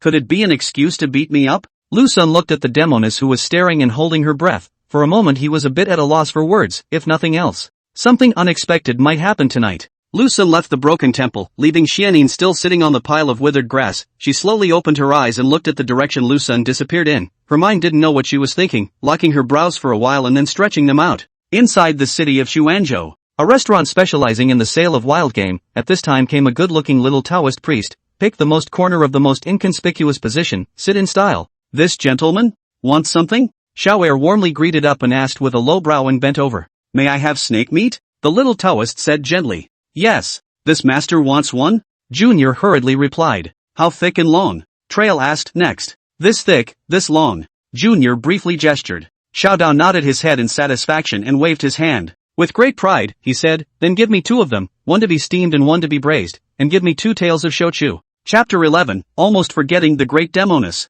This master. The 2 snake meat you asked for have arrived, one steamed and one braised. Look at these 2 snakes, are they thick? Are they long? The store assistant brought the snake meat, almost filling the entire table, and respectfully said, Master, I'm leaving, if you have any questions, just greet me. Lu Xun nodded and pulled out small crumbs of silver from his pocket, tossing it to the knowledgeable junior and smiling softly, a reward for you. Egu. Thank you, master. Thank you, sir. Xiaoer, who received the reward money, was instantly jubilant and rushed at the handsome little Taoist priest in front of him to thank him repeatedly. Send away the shopkeeper. Lu Xun picked up chopsticks, clamped a piece of steamed snake section to the mouth, the taste of sweet and delicate, the texture of tender and silky, delicious to the body of the goosebumps are up, and then a cup of wine down, simply happy to plug the gods. Ouch. Finally back on earth. Lu Xun thought about the present leisurely and cozy, and then recalled the previous painful experience, and a burst of aggrievement rose up in his heart. My life is really too bitter. Originally, this day is getting better and better, but the result is that he met Miao Fengxian, and from then on, he became a merciless dual cultivation tool and a punching bag, and they beat people up at the drop of a hat.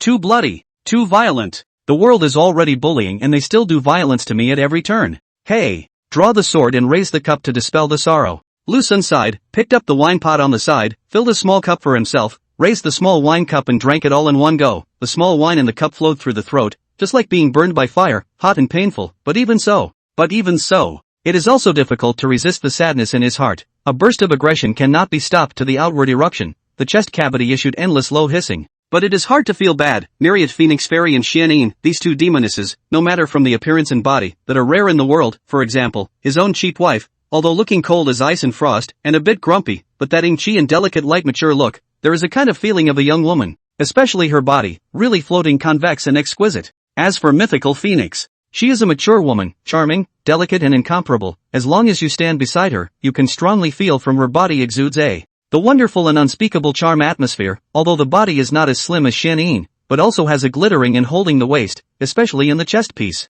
Though her figure is not as slim as Xianyin's, she still has a glistening waist, especially in the area of her bosom. Xianyin isn't bad either, only the comparison is too exaggerated. Lu Xun ate the snake meat while drinking a small wine. His mind was full of inexplicable thoughts. One moment he was lamenting his miserable life fate, another moment he was worrying about the quality of Miao Fengxian and Xianyin's clothes. In short, he was very confused right now, fantasizing about being free, and at the same time, he was deeply addicted and unable to extricate himself from the situation. Just then, in the restaurant came a few green-shirted Taoists, holding a long sword engraved with Taoist symbols. Several people divided into 2 tables, a table of 3 people, 2 men and a woman. Looking at it is known to be quite strong. The other table sits in the young 4 guys, that is very green. Look into the Tao is not deep. Sister, want something to eat? The older Taoist asked with an attentive face at the woman beside him. Feel free to have some, the woman replied gently. Junior, the older Taoist yelled. Coming, does this master have any orders? The store assistant asked with a low brow and bent over. Your signature dishes on these 2 tables, and by the way, a half-kilogram jug of good wine for each of the 2 tables. the elderly Taoist said with bravado. Yeah, master, please wait, I will go to the back kitchen in order. The store assistant hurriedly walked into the back kitchen. Sitting in the corner, Lu Xun ate the snake meat and drank a small wine, while secretly observing the group of people dressed as Taoist priests. Not surprisingly, they should be rushing towards that heavenly Tao precedence remnant map. They are the rivals of themselves and Yangzi. Taking the opportunity to sneak another look at the only woman, he averted his eyes in disappointment. Featureless. Too common. Senior, where are we going to find that remnant map? The man who was sitting with the elderly Taoist man, tightly locked his brows, with a touch of helplessness and confusion on his face, asked, this Juanzhou is so big. I'm afraid that with just a few of us alone, we won't be able to find it at all. Sure Fu. You're misunderstanding Master's meaning. Master sent us down the mountain, not to look for that remnant diagram, but just to let us probe the reality. The older senior brother spoke softly. How precious is this heavenly Tao preliminary diagram? Can a few of us handle it alone? It must require the Green Mountain sect's people to come out in full force, otherwise,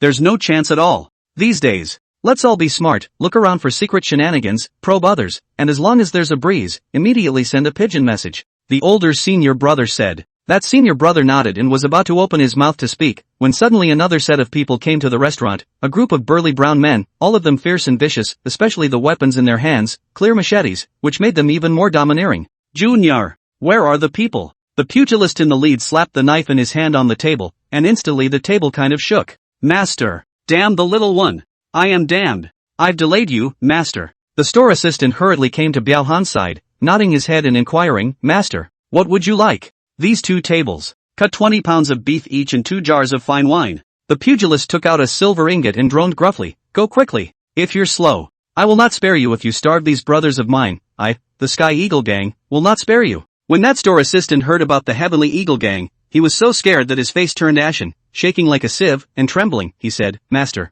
I'll go to the back kitchen and order. Having said that, slipped away in a hurry. Paul Master, what exactly is the diagram of the Heavenly Tao and the machine that the gang master was talking about? The burly man with a scar sitting next to the pugilist inquired with a puzzled expression, causing our brothers to trek all the way to Chuanzhou.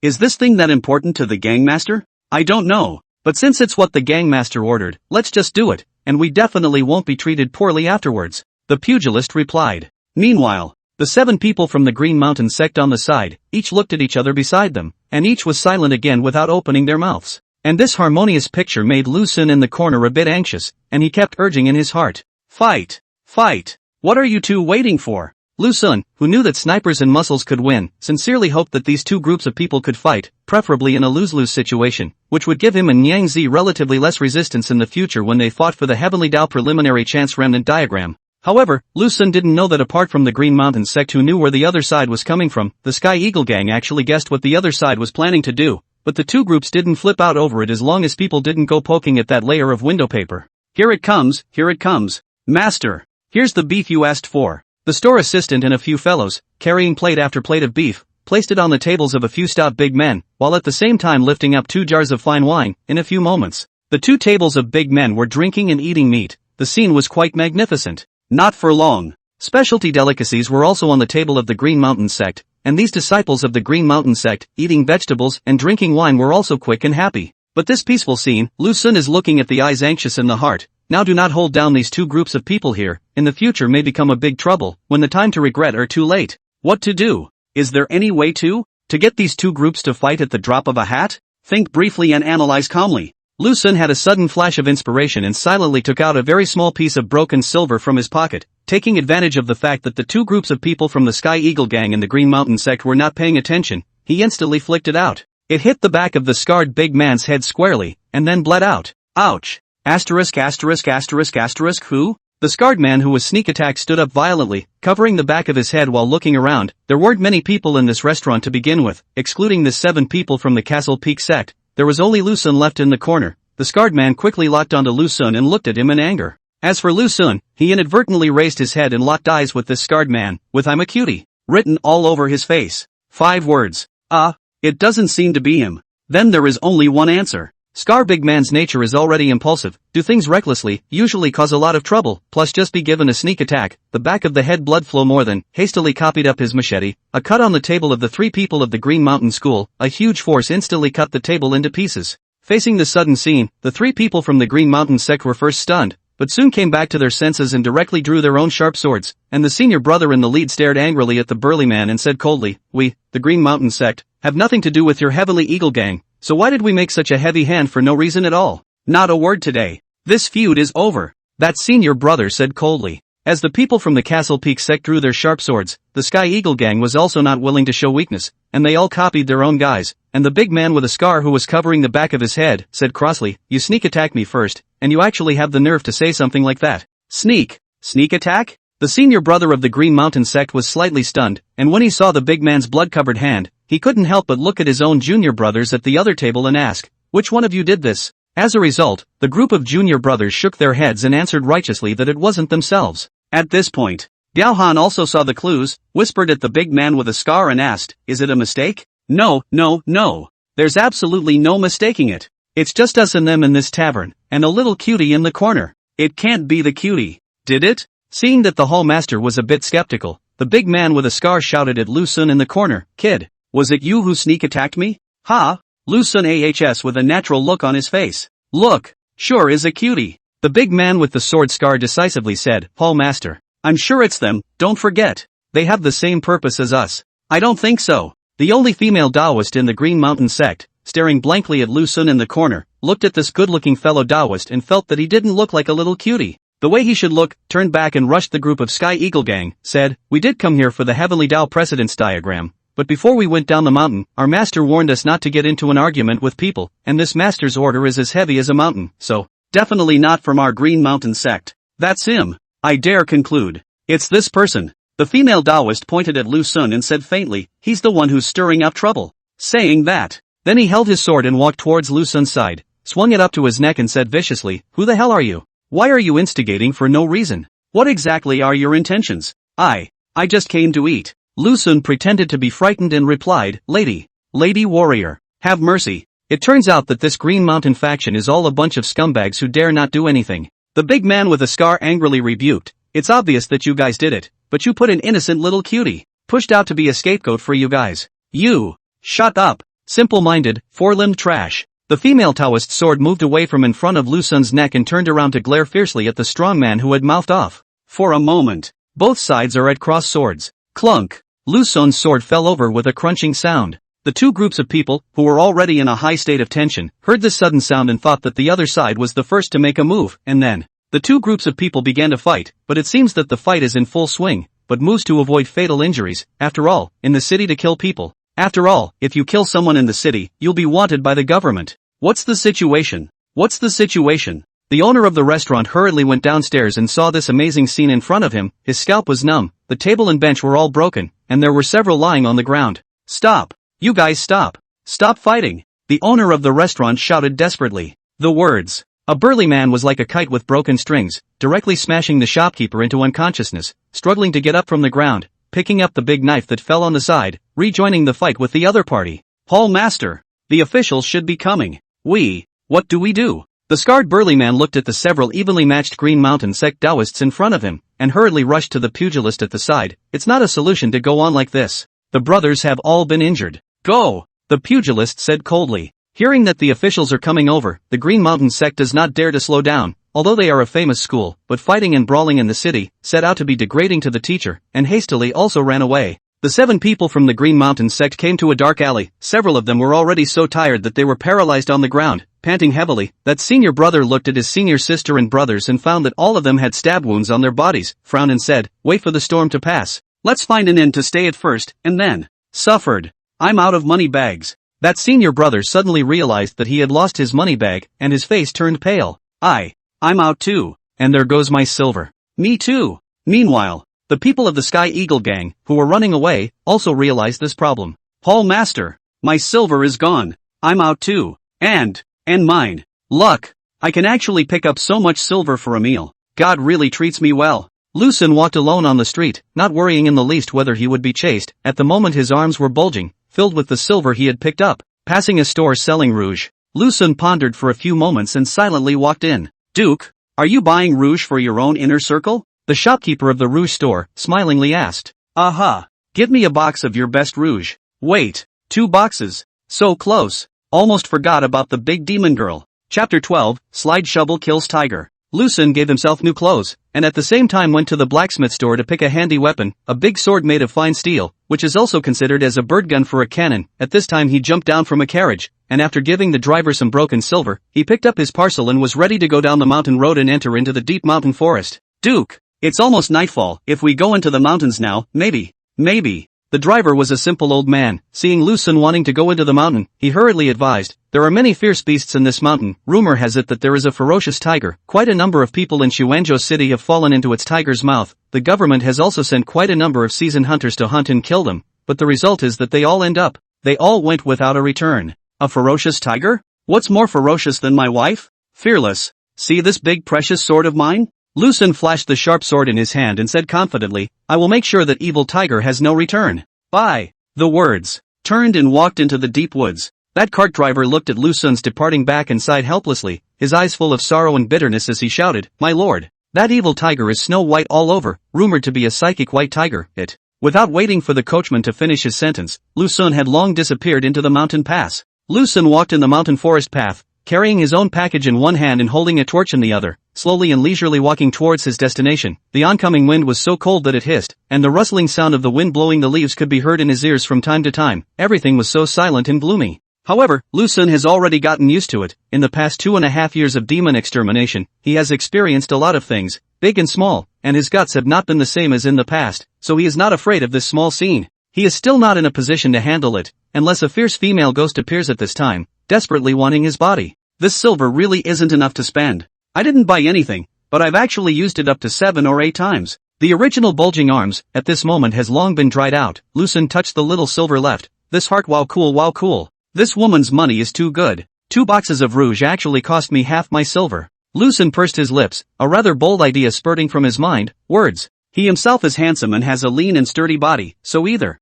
or else. No, the big little demon girls will beat me up. Hey, the will of life. How difficult. Lu Xun lamented in a small voice. The words. An ethereal, somber voice suddenly echoed in his ears. Die. This sudden hollow voice scared Lu Xun to death, and he hurriedly fixed his mind. Looking around, except for the thick trees and weeds, there was nothing else around, not even a bird. I'm hallucinating? No.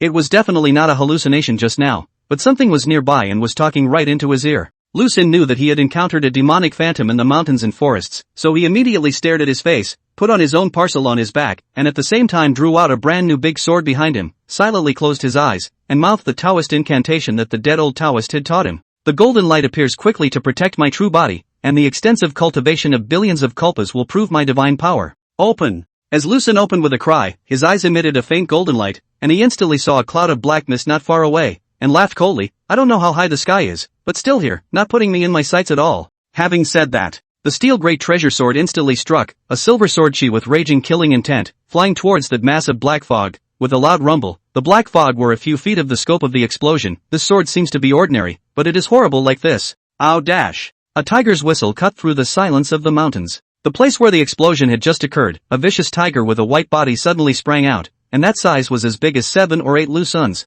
This big? It was the first time Lu Xun had seen such a huge tiger, and it was also a white tiger. Just then, the huge ferocious white tiger, viciously towards the Lu Xun pounced, with a thunderous momentum, and fortunately, Lu Xun reaction sensitive, flashed through the vicious tiger's fatal blow. The vicious tiger pounced again, Lu Xun again to avoid. The vicious tiger continued to pounce, Lu Xun continued to avoid. A few rounds down, the two sides did not take advantage of each other. Feel. This tiger was not an ordinary beast, like a spirit animal that had become a spirit, but it was a bit far from a demon. Lu Xun pursed his lips, a time do not know what to do. Just a few times under the fight, he found himself to take this tiger cannot help, but the tiger seems to take their own also cannot help. Contemplation for a few sous. Decided to consume with it, consumed until the mother to find himself, as long as the mother out, will certainly be able to behead this head of the essence of the monster. Come to think of it, Lu Xun was quite relieved. At the same time, another amazing and bold idea inexplicably popped into his head, sliding shovel to kill the tiger. I slid a sliding shovel under it and slit its stomach open with a knife, and the entrails instantly fell out all over the place. I forget where I read it, but it's somewhat reliable anyway. Suddenly, the vicious tiger pounced towards Lu Xun again. Seeing this, Lu Xun came up with a sliding shovel. When it was too late, the head went straight into the mouth of the evil tiger. Lu Xun was confused, and so was the tiger. Not waiting for Lu Xun to catch his breath, the vicious tiger fiercely took a bite. Click dash. Teeth chipped. That evil tiger was in so much pain that it wailed.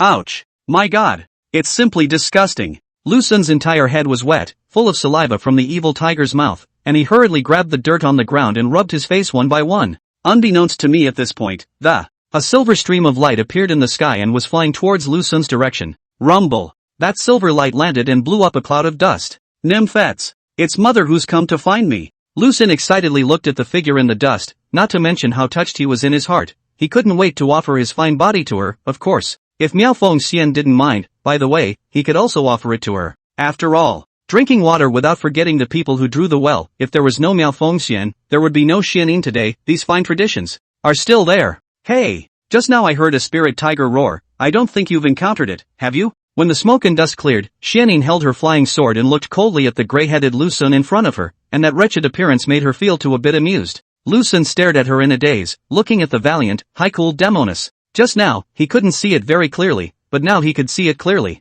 He was caught off guard for a moment, and couldn't help but open his mouth. To the edge of the mouth words hovered for a long time, and then swallowed back. Hastily, he raised his hand and pointed at her feet. Xianin hung his head, and only then did he realize that under his feet, there was the corpse of a tiger, already stomped into the dregs by himself. Chapter 13. Why is she gasping? Mother, that spirit tiger you were talking about just now has already been crushed by your foot. Even though Lu Xun, who had seen a lot, subconsciously swallowed his saliva when he saw the scene in front of him, and said with a frightened heart, he knew that his mother was very powerful, but he didn't think that she could actually be able to stomp the beast with one foot. If her mother is still like this, then her master, isn't that Myriad Phoenix Fairy? Lu Xun didn't have a clear idea of Myriad Phoenix Fairy's cultivation so far, but from the strength with which she beat herself up on weekdays, as well as the extent to which she fainted to death, she had cultivated to the extent that she was as terrifying as she was, and it was estimated that anyone would be a mole in front of her eyes. Oh, so that's how it is. Xianin flattened her mouth and asked gently, did you wrestle with it just now?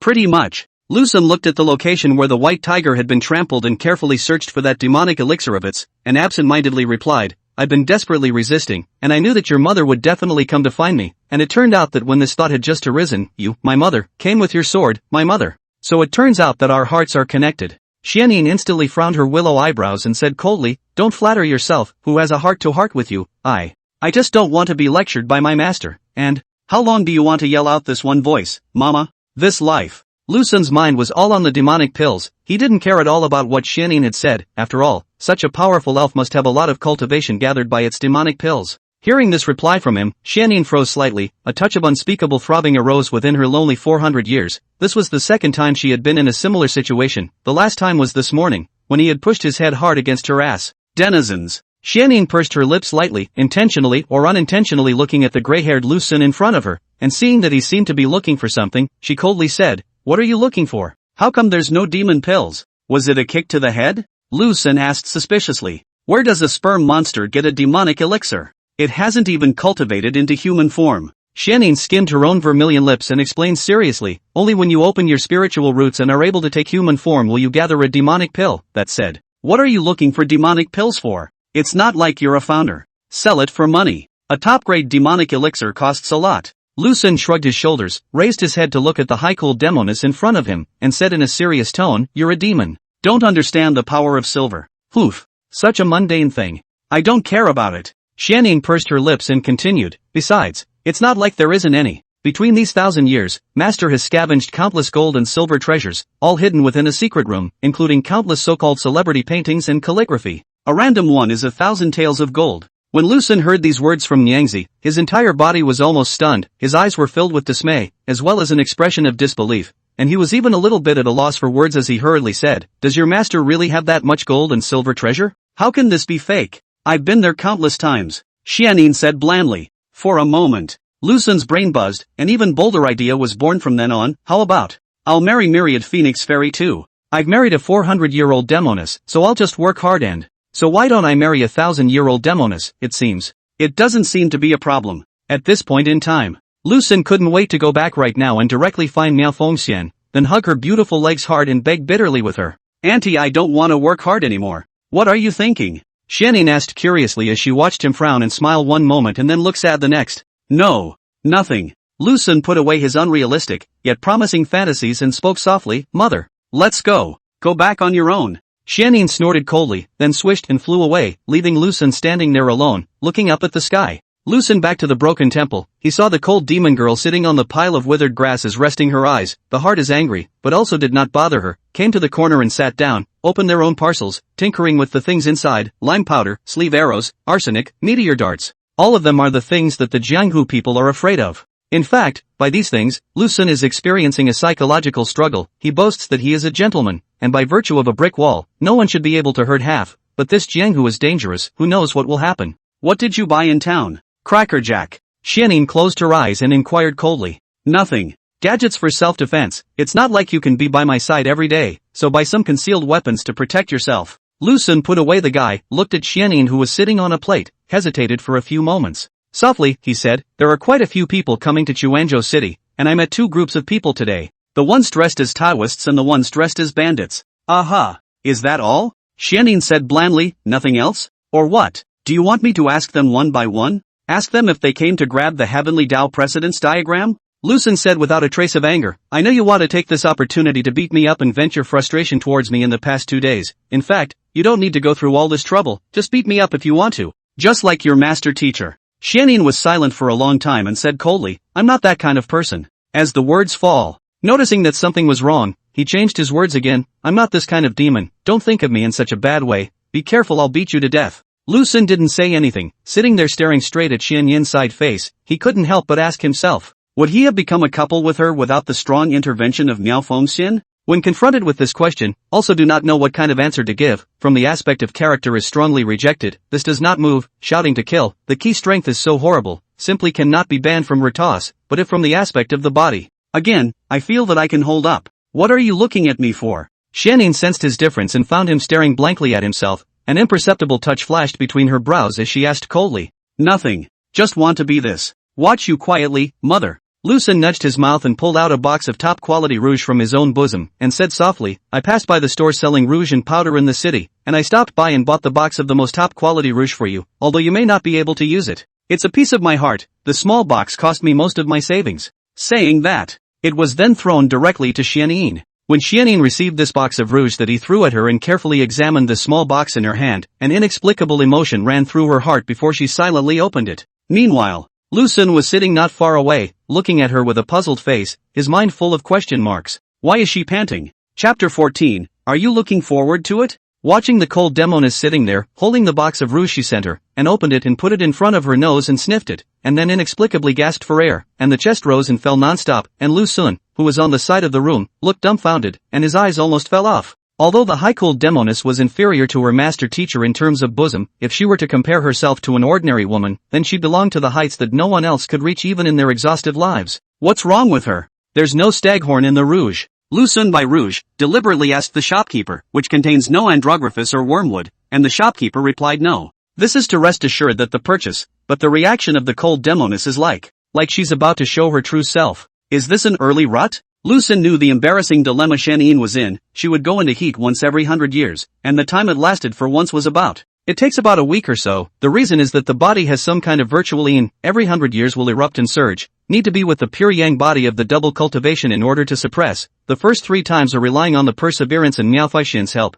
The top of the past without any danger. These 4 times. According to Myriad Phoenix Fairy's words, she was also a bit powerless, expecting to watch Xianyin's life end, but she ended up delivering it herself. I don't know. True to Lu Sun's guess, at this moment, Xianyin realized that her body was experiencing a hint of abnormality, and a longing thought was spewing out from the depths of her heart, and this feeling. She couldn't be more familiar with it. This was the reaction to the surge of voidine. Crap.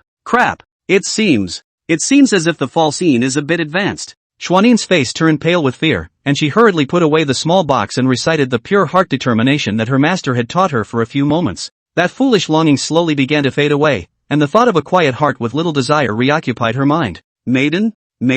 Lu Sun didn't know when he sat beside her and looked at her with a concerned expression, inquiring in a low voice, are you alright? Xianyin slowly opened her eyes, a sense of exhaustion sweeping through her body, panting slightly, and said lightly, why are you leaning so close to me? Get the hell away from me. Go back to the corner, or else. Don't blame me for being rude. It's starting again. Can't you talk nicely? You have to put on an overbearing appearance. Lu Sun rolled his eyes and said in a nonchalant manner, since you're fine, I'll continue meditating then. You make yourself at home. The words. Standing up on his own, he went back to the corner of the broken temple and sat down to start practicing. Xianyin took a look at this denizen, looking at the way he didn't say a word and sat there in meditation. A trace of inexplicable fluttering arose in her heart. In fact, when she thought about it carefully, he is indeed quite handsome, especially the way he smiles. To be able to have such a husband should be a wish that many women can only dream of, right? Thinking about it, Jenin suddenly froze, and in an instant a light scarlet blush crept up both sides of her cheeks, accompanied by slightly rapid breathing and unexplainable throbbing. Ugh! I can't look at a denizen like him. Early the following morning, Lucen opened his eyes and found that this high-cold demon girl and do not know where to go, also did not care about her whereabouts, silently opened his data panel, and then disappointedly closed, stood up and walked out of the broken temple, breathed in the fresh air, and then stretched out. The heart of the beautiful day has begun again, and today also have to try to live. Just then, a stream of light flew from the sky, then smashed heavily in front of Lucen, instantly blowing up a cloud of dust. Cough cough. Lucen grumbled as he hurried the smoke. Can you be gentler when you land? When the smoke cleared, Xianyin held her flying sword, looked at him expressionlessly, and said coldly, pack up, it's time to go. Departure? Setting off to where? Lucen was filled with confusion. Are we going to hit the road? At the mountains southeast of Xuanzhou. Xianyin dropped a sentence blandly, then hovered the flying sword in her hand in midair and stepped on it gently with her legs, urging, hurry up, don't dawdle. Oh, one moment. Lucen hurriedly ran back to the broken temple and soon hurried out again, sitting on that flying sword of Xianyin, tightly hugging one of her slender jade legs, saying, Mother, slow down a little when you start, never fly so fast, I won't be able to stand it, my husband. Poof. Xianyin snorted coldly and recited an incantation in her heart, then with a swish she flew away with Lucen. With the experience of the previous times, Lucen didn't yell, which made Xianyin feel a trace of tranquility. Just when she was satisfied, she suddenly froze, and a strange blush crept onto her cheeks. You dare to touch up again. I'll kill you immediately. Xianyin warned viciously. It's too windy. Lucen helplessly replied, it blew my hand up. Hearing his explanation, Jenin's face turned green. How did such a Thai excuse come out of his mouth? Ugh, mistress, I have a question.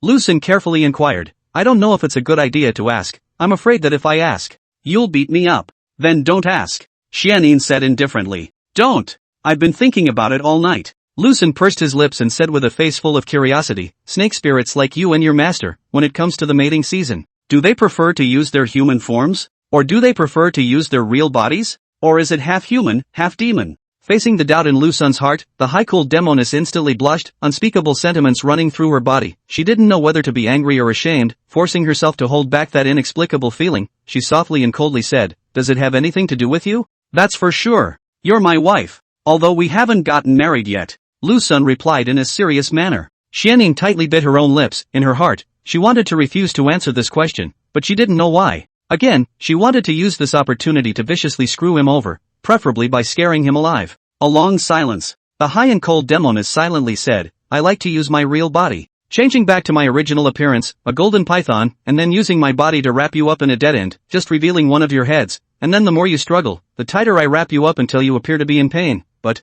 the more you suffer, the more excited I get, and the more excited I get, the harder I push. Speaking of which, Xianyin paused as she lightly pursed her own vermilion lips, icy with a hint of playfulness, and faintly asked, denizens, are you looking forward to it? Chapter 15, Grabbing at the Ass. Ha! After listening to the high-cooled Demoness' views on mating, Lucen went from the soles of his feet to the top of his head, pursed his own lips, and said cautiously, Mother, don't joke with me, I'm your husband. Although the two of us haven't gotten married yet. But your master's order can't be disobeyed, so what? Let's. Not waiting for Lucen to finish his sentence, Xianyin coldly grunted, what mother's husband, this is just the wishful thinking of the master, in any case, I am this, and you are just also just my. I will use the most brutal way in you. With you. Speaking of which, Xianyin's cheeks flushed with a touch of blush as she clenched her plump vermilion lips and said indifferently, don't worry. I won't let you die either, at most. At most, I will just let you shed a layer of skin, after all, 100 years later. I still need to use you. It's not just a matter of shedding skin, is it? Your master said that double cultivation can last for a whole week. I'm afraid that your waist will be scrapped. Lucen skimmed his lips and said seriously, when things are over here, I'm going to meet your master teacher alone and have a good talk with her. What are you doing seeing my master? Xianyin questioned suspiciously as she tightened her brows. Sue, of course. What else would I be looking for her for? Do I have an itchy skin? Lucen said without a trace of humor. Xianyin ignored him and continued to control this flying sword under her feet, flying towards a certain direction, while the thoughts in her mind were a little bit of a tiny mess. In fact, she once really thought about this issue, about dual cultivation as to human body or snake body is the main, finally came to the conclusion that the human body is even better, of course, half human, half demon is also good. Ugh, why are you silent again? Lu Sun tugged on Xian Yin's pants leg, poked his own head out, looked at her from bottom to top, but unfortunately didn't get to see a face, and asked softly, "Are you worried that you're going to get beaten up?" "Shut up," Xian Yin chortled coldly. Okay. I won't look for your master, I saw her. It's too late to run, but if I go to her alone, I'm afraid I won't be beaten up by her again." Lu Sun laughed and said casually, "I know you're trying to scare me, I think you are a Demoness who looks cold and heartless, but is actually quite kind inside." Xian Yin flattened her small mouth, and swallowed back the words that came out of her mouth, hesitating for a moment. Coldly said, "You are not allowed to speak in front of me in the future." Row. Whatever you say." Lu Sun agreed in a single breath. The words. Slightly curious, she asked, "Mother, what are we going to do now?" "Not telling you," Xian Yin said blandly. "Maiden, you're being a bit naughty. Get out. What are we doing here?" Lu Sun looked at the huge cavern in front of him and asked with a puzzled face, "Could it be that the heavenly Tao preceding chart is inside? Last night when I observed the sky, a star in the southeast was very bright, so I judged that the heavenly Tao precedence diagram might be here." Xian Yin looked at the bottomless cavern in front of her, and muttered with her lightly pursed little mouth, "I'm just saying that it might be. If you can't find it, just pretend I didn't say it. Then go in." Lu Sun was just about to step in, when he thought about it. Silently, he retreated back and said in a serious tone, "Your mother has priority." Xian Yin didn't care about anything, holding a sharp flying sword, she went in alone. Lu Sun followed when he saw this, following closely behind the high and cold Demoness' perky ass. "It can be dangerous here." Not many steps down the path, Xian Yin glanced at the skeletons on the side and said gently, "Remember to follow me closely, don't get lost when the time comes." "Don't worry, I'll be watching your ass closely," Lu Sun replied. Speaking of asses, Xian Yin remembered the feeling of being pushed up against his buttocks that day, and her cold and pretty face reddened once again. The two of them continued walking inward. The road ahead was completely unreadable, but what shocked Lu Sun was that the high and cold Demoness didn't seem to be affected, and soon he thought of why. "Nyangzi is a snake spirit. Ah, mother, I can't see it." Lu Sun tugged at one of the ribbons on Xian Yin's clothes and said bitterly, "Why don't I go back first while you work hard? You wait for me at the mouth of the cave." Xian Yin said blandly, "Oh." Lu Sun looked back and realized that it was also pitch black, and immediately dismissed the idea of going back, silently tugging at one of Nyangzi's ribbons, saying, "Forget it. I'd better accompany you, leaving you alone." "Leaving you alone as a demon here, my husband's heart can't bear it." "Poof." Xian Yin snorted coldly, not bothering to poke holes in his lies, and continued to probe deeper. Lu Sun stumbled along the way. At the moment he was already bruised and swollen, and in his heart he was grumbling. Obviously she was able to remind herself, but she ended up not saying a word, and there were even a few times when she laughed out loud. Arrived. The figure of a high and cold Demoness suddenly came from his ears, and before Lu Sun had time to react, his body directly crashed into Xian Yin's back and buttocks. Yikes! A cry of alarm went up in all directions. Xian Yin shuddered and violently turned around to push him away, while her hands forcefully protected her arse, blushing and glaring at him, glaring at the denizen who was sitting on the ground, his face full of panic. "Mama! Mother! Where are you?" Lu Sun slowly stood up, reached out and carefully probed ahead. His mouth kept calling out for his mother. Although she couldn't see anything, Xian Yin was able to see clearly by virtue of being a snake spirit, and looking at his frightened and cautious appearance, she was a bit unable to bear it, and said faintly, "I'm here. You stand there and don't move, I won't be too far away from you." "Phew. Mother. Suddenly I realized that your voice is too melodious." Lu Sun let out a long breath, then stood there honestly, not daring to move a muscle. Holding a flying sword, Xian Yin came to a rock wall and reached out her hand to touch this flat rock wall. She couldn't help but frown her own willow eyebrows and said with slight disappointment, "It seems that someone has already gotten the jump on us, arriving here first before us." "You mean, the heavenly Tao precedence diagram has been taken away?" Lu Sun asked. "I don't know." Xian Yin nuzzled her mouth, touching this rock wall, and said casually, "It could be the heavenly Tao preceding chart, or it could be something else. In short, we don't have a chance. Go back." Xian Yin turned around and rushed Lu Sun, who was standing still. "Is it back to the Ragged Temple or back to your home?" Lu Sun asked. Xian Yin said, "Let's go back to the Broken Temple first, and wait for another 2 days. Look at the situation." Saying that, then he walked over to Lu Sun's side, grabbed a ribbon from his own clothes, handed it to him, and said, "Grab my ribbon and I'll take you away." "Oh." Lu Sun grabbed at Xian Yin's ass. Chapter 16, I want to read some books. Lu Sun did not realize that Xian Yin handed the ribbon to his eyes. After all, this out-of-reach environment, he simply did not see. Subconsciously reached out his hand to touch to the high-cold demon girl's aroused buttocks. The result of a hand-down actually touched the empty, solidly grabbed the rounded and moist and aroused buttocks on the. In a flash, Lu Xun and Xianning both froze, especially the high-cool Demoness who was grabbed by her buttocks. She couldn't help but tremble all over her body. An unspeakable throbbing ran from the soles of her feet straight to the top of her head. A weird scarlet blush instantly took over her entire cheeks, that wordless feeling forcing the heartbeat to accelerate extremely fast, and even her breathing was a little short. What's he doing? The nerve of this has gotten so big? Xianning tightly bit her own vermilion lips, forcibly holding back the inexplicable emotions within her heart as she coldly questioned, "What are you doing? How much longer do you still want to scratch? Believe it or not, I'll cut off your hand now?" "Ouch. Catch. Grab the wrong one." Lu Xun replied awkwardly and unobtrusively, "I'm sorry, ma'am, this reaching environment, I accidentally grabbed the wrong one." The words. Lu Xun was ready to let go of his hand, but by using his own beatings not to die, wilting bad, he was letting go of his hand, but also intentionally grasped hard. That sudden difference, causing Xianning almost did not scream. The heart is angry and anxious and angry, holding the flying sword of the jade hand are bursting out of the veins. It's a curse to keep it. Let's just cut it down. Xianning hated to break him into pieces, but at the same time, she also knew.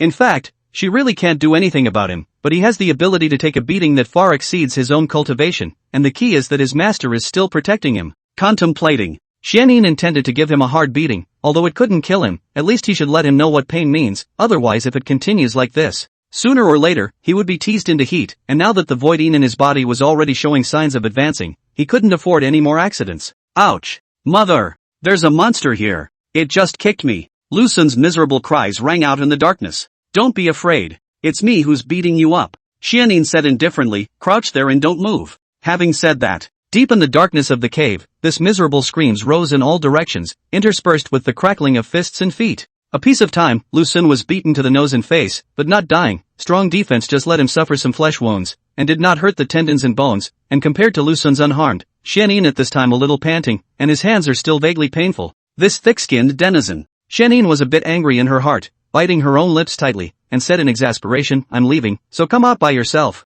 Having said that, carrying his flying sword, he aggressively walked towards the outside, leaving Lu Xun lying on the ground. "Ha! Mother, don't be like this." Lu Xun fiercely stood up and rushed over following the voice, then with his manly intuition, he grabbed the fair and flawless jade hand of the high-cooled Demoness and held it tightly in his own hand, saying in a serious tone, "Mother, don't leave me behind, my husband is afraid." Xianning, who was given his hand to grab, once again froze in place, quickly came back to her senses, forcefully shook off his slightly rough but very powerful big hand, lightly pursed her own vermilion lips, and said blandly, "I don't want to care about you, get the hell away from me." Saying that, self-consciousness went away again. However, the quick-witted Lu Xun took the opportunity to grab a ribbon and followed behind the high-cooled Demoness pert and rounded buttocks, stumbling towards the exit. In the face of the resourceful ghost behind her, Xianning did not say anything more, and directly took an attitude of acquiescence, taking the Sagittarius, who had not yet paid his respects, slowly and leisurely out of the cave, and the two of them rebreathed the fresh air. "Maiden? How did you tell that someone had gotten there first?" Lu Xun asked curiously as he sat on the flying sword and hugged the jade leg of the high-cooled Demoness.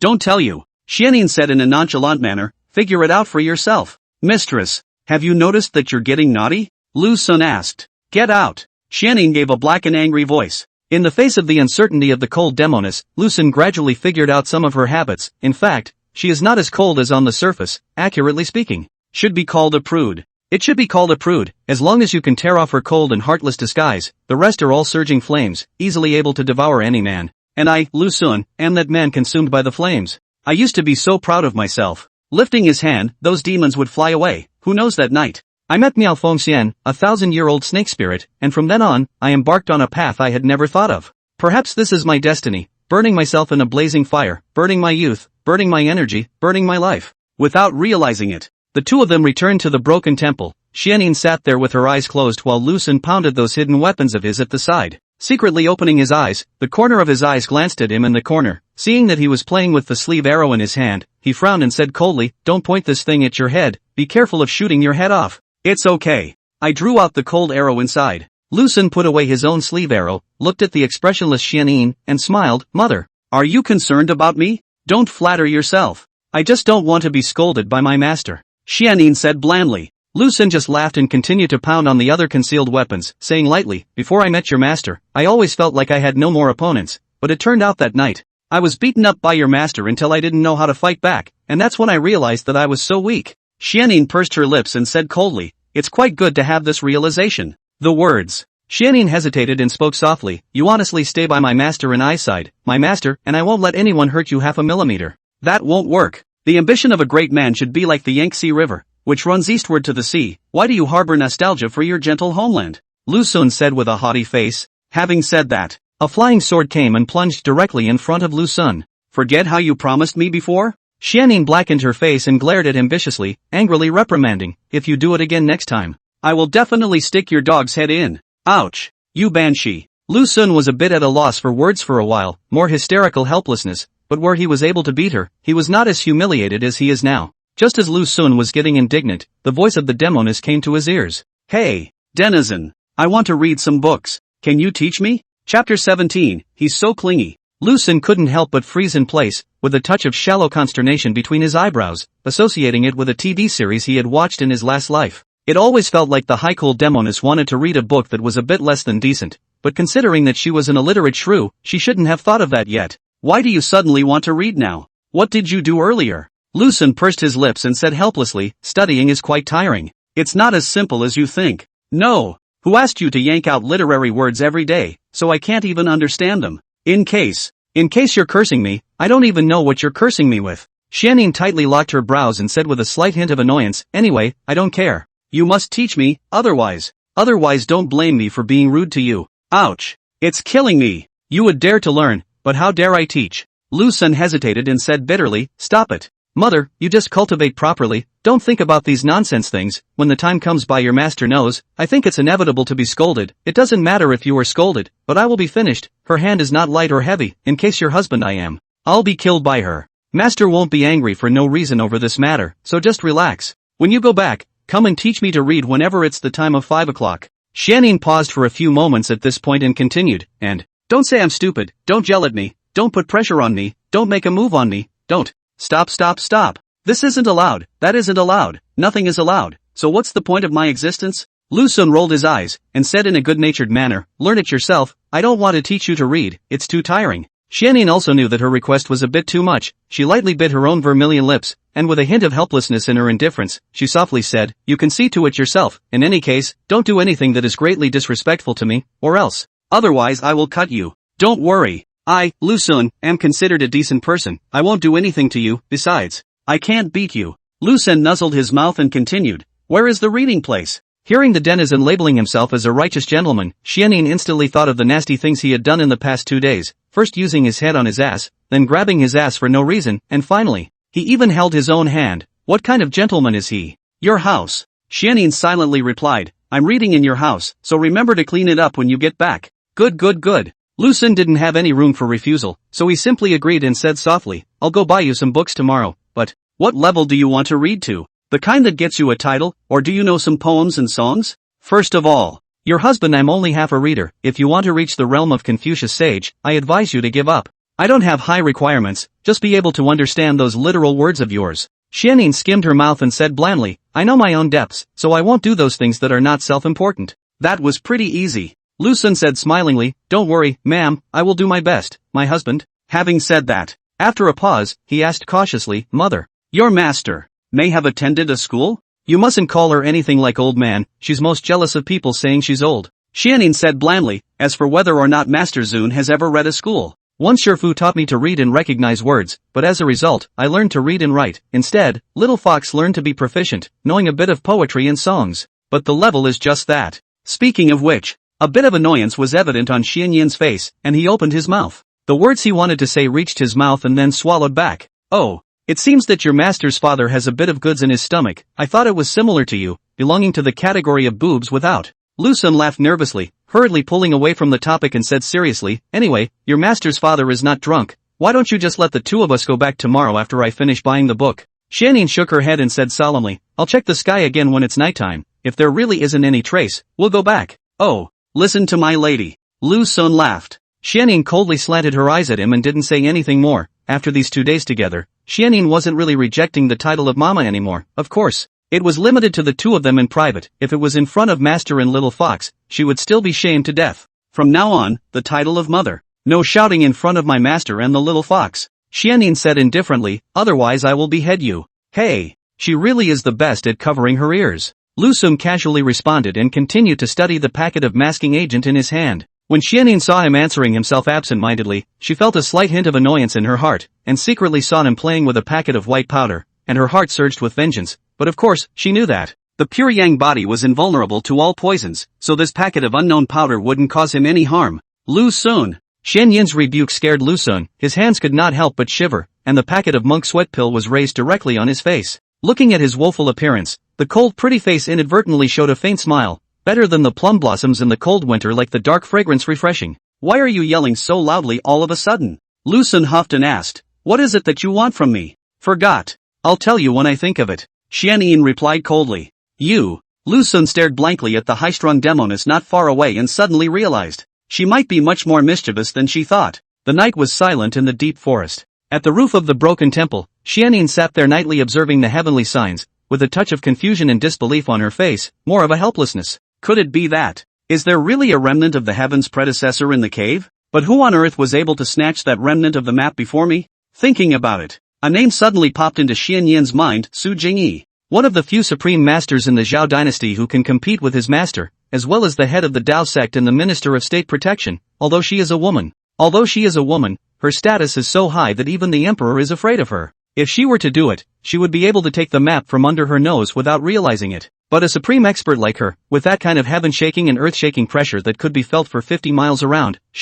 it shouldn't be her. Just as Zenon was racking his brain over this, he suddenly heard someone shouting from the eaves of the house. Mama! Mother! I want to go up to the roof, come pick me up. Xianyin, who had returned to her senses, could not help but lock her brows tightly and muttered in a low voice, he's so clingy. Chapter 18, To Death. Xianyin leapt down from the roof and landed firmly in front of Lu Sun, not waiting for him to speak, grabbing the collar of his coat. With a whoosh, he flew to the roof of the broken temple again. Lu Sun was quite envious of Xianyin's ability to fly around, but unfortunately, he had only been in this world for 3 years, and the length of time he had spent on demon slaying was only 2.5 years, so not to mention the ability to fly with a sword, even jumping onto the roof with ease was something he didn't dare to even think about. Casually putting the denizens all aside, Xianyin's upturned and rounded buttocks slowly landed on the main ridge of the roof, that slender arm bent, knees on her elbows, palms propped up on her chin, head angled upwards. Lang Mei's eyes stared blankly at the starry sky overhead. Lu Sun was sitting not far away and was observing her with his eyes, from this angle.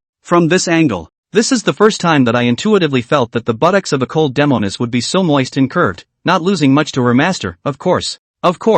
If we were to compare the heights, Maya Fengxian would still be slightly better. The birth of a son. Both she and her master's father had sons. Maiden? What are you thinking? Lu Sun inquired in a small voice. Xianyin pursed her lips and replied lightly, it seems that there really is a certain treasure in that cave, only that the two of us came a step too late and were occupied by someone else. It's really a bit of a pity. I don't know who was able to take it from under my nose. I don't know who can take the thing away from under my nose without realizing it. Oh, it's done, we'll hit the road tomorrow? Lu Sun asked softly. You can go back. It's no fun to remain here. Xianyin sighed, a slight hint of helplessness and bitterness, as well as some regret in her words. Lu Sun moved his own but carefully stuck over, while Xianyin had long noticed his small movements and didn't stop him at first, but this denizen leaned closer and closer, and with so much displeasure in his heart, he coldly said, go back. It's especially safe to be on the side of your mother. Lu Sun laughed and said, alright. I'm leaning over, so don't mind so much, it's not. There's still a distance between the two of us. Xianyin glanced at the minuscule distance and couldn't help but snort coldly, but he didn't say anything more and continued to sit there nightly observing the sky. Lu Sun. Do you believe in fate? Xianyin asked coldly. Destiny? Lu Sun pondered for a few moments and silently replied, before, I always felt pretentious, after all, during that time. I had never met any opponent in my demon extermination, but as a result, ever since I ran into your master, and was beaten by her to the point where I didn't know how to fight back, I deeply realized that all things in life are determined by fate, half of them are not. All things in life are determined by fate, and half of them are not by man. Xianyin pondered over Lu Sun's words and leisurely questioned, does it mean everything is already predestined? There isn't a shred of it that can be decided by oneself? Brilliant. Egu. My maiden is awesome. Lu Sun smiled and said, that's all you know. Listening to his conspiratorial words, Xianyin was so angry that she almost wanted to reveal her true form and swallow this smelly man in one bite as she indifferently said, don't think that I can't hear your words, I'm not stupid enough to do so.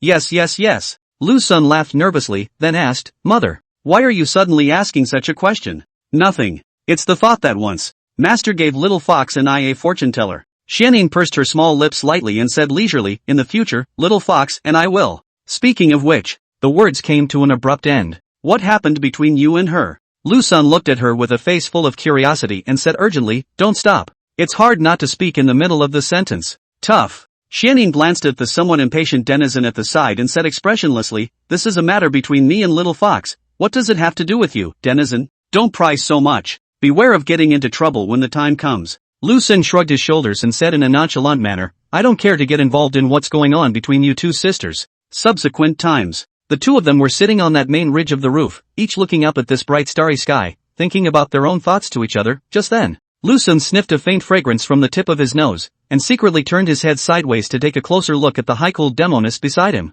That black hair in the moonlight glittering luster, white and flawless skin delicate as white jade, side profile exquisite, valiant at the same time without losing the temptation of light maturity, long and thick eyelashes like bushels, clear and translucent eyes is that the head of the river of stars, a glance over the past cannot be extricated. Especially the plump and red lips, like a work of art. One is filled with infinite reverie. Have to say. Putting aside her temper and personality, Nyoko was the best in this world. It's just a pity that she's too violent. Sometimes I really can't stand it. Shouting and fighting all day long. I don't know how Myriad Phoenix Immortal raised Xianyin, but she actually cultivated such a character. But then again, this Myriad Phoenix fairy was no better. Don't look at the way she smiles at herself every day, but in reality, she is much more ruthless than Xianyin. Tomorrow you'll go into the city earlier and buy everything you need to buy, then we'll go straight back. Xianyin snapped back from her own thoughts and said indifferently, "We won't stop again in the middle of the journey, so bear with yourself more. Then you fly slower. Always at that speed. I definitely can't stand it, and I'm a bit afraid of heights."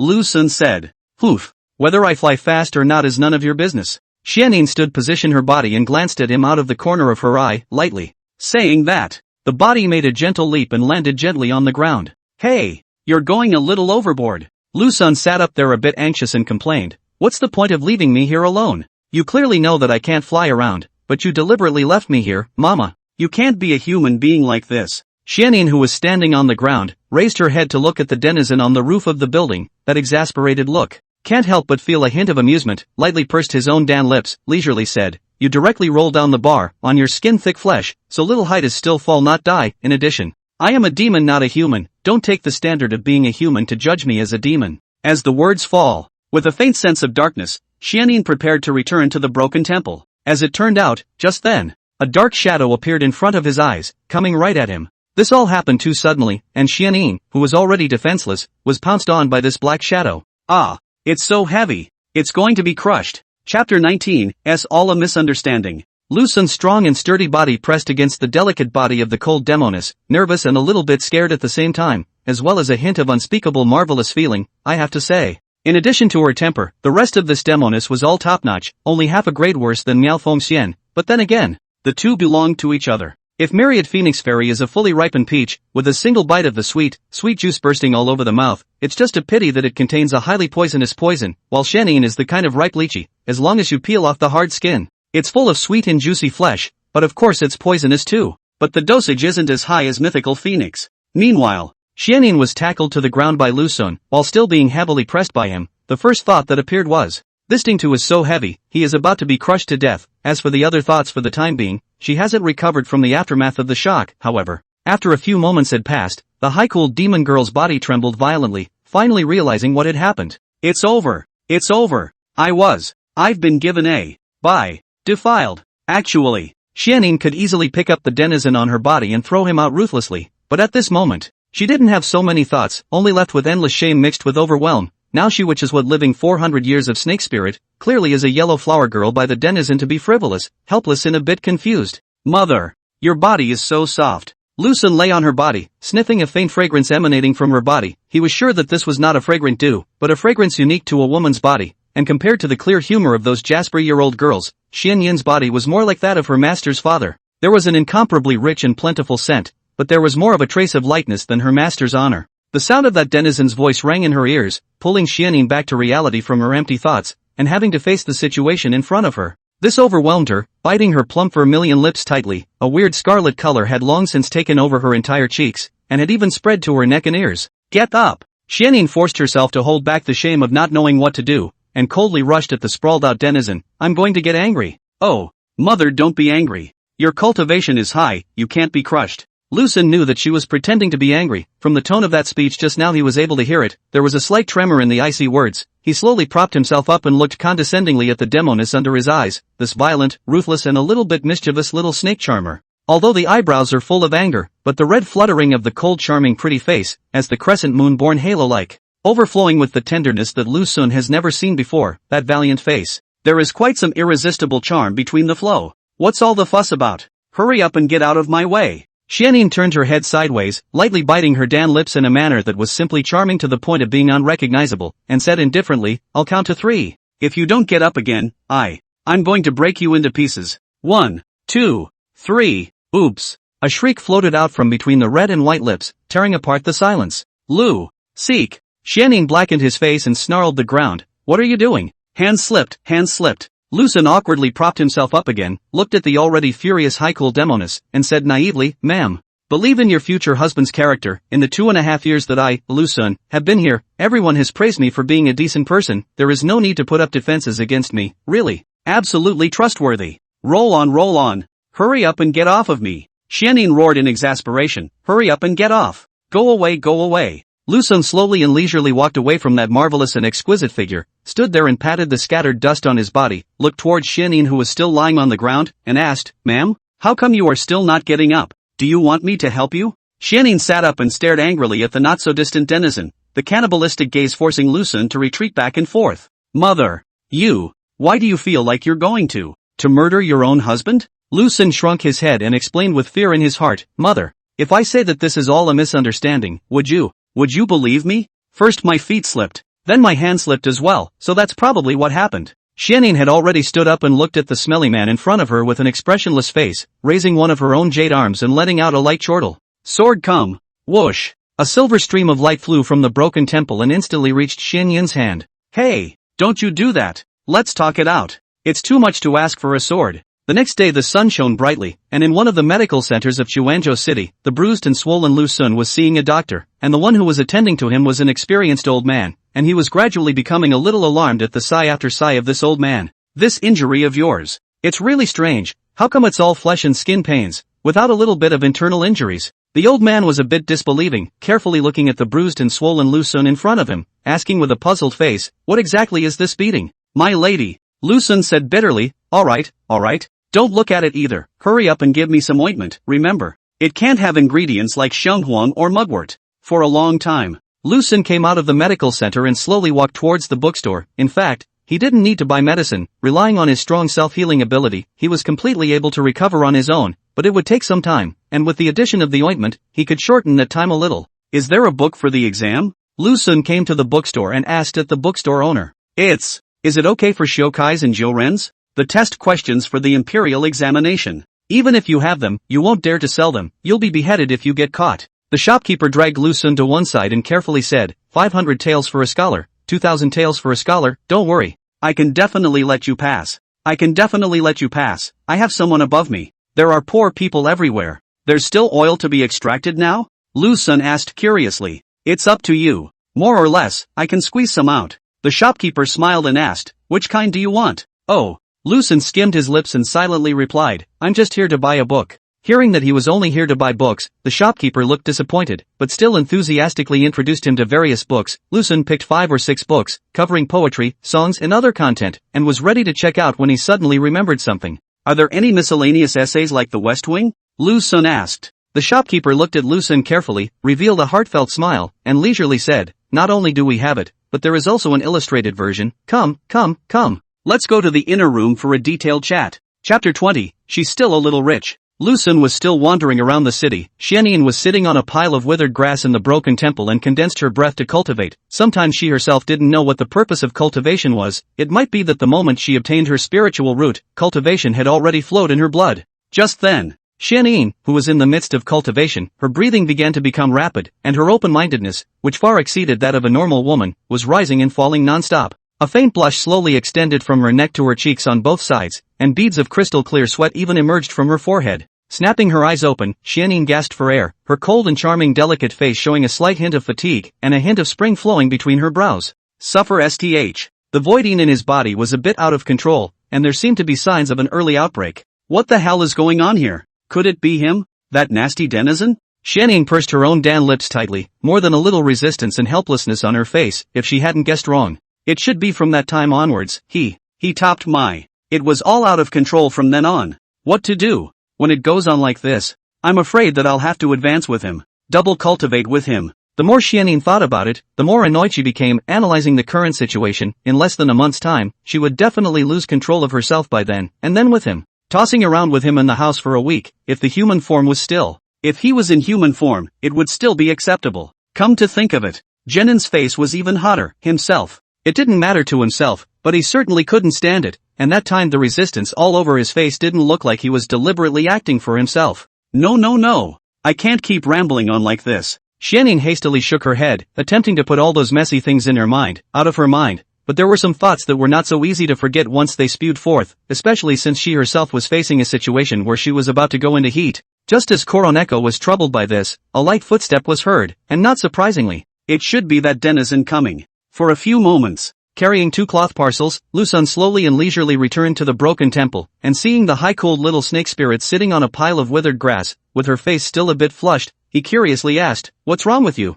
Face feels so red. Is it physically uncomfortable?" "I'm fine. It just feels a little." Xianning lightly pursed her vermilion lips, squeaking and whimpering to say nothing, hastily turning her head sideways, coldly saying, "What does it have to do with you? This temper of yours. If it wasn't for your master forcing me, how could I possibly marry you?" Lusun skimmed his lips and said in an unkind manner, "You don't move to get annoyed with me. You even hit me from time to time. I'm your husband." "I am your husband. And not your anger bag." Xianning knew she was in the wrong and did not refute anything with him, asking blandly, "Going out for so long? What were you doing in the city?" "Seeing a doctor, buying books, clothes, and..." Lusun took out a hairpin from his pocket and said seriously, "I bought you a hairpin, although it's not very expensive, but I've spent all the silver I have left on this hairpin. I've heard old people say, hairpins are usually regarded as a token of love, which means we are married. Forget it. Take it or leave it." Xianning couldn't help but freeze, turning her head to look at the hairpin in the denizen's hand. A touch of inexplicability flashed across her brows, lightly biting her own cherry lips as she indifferently said,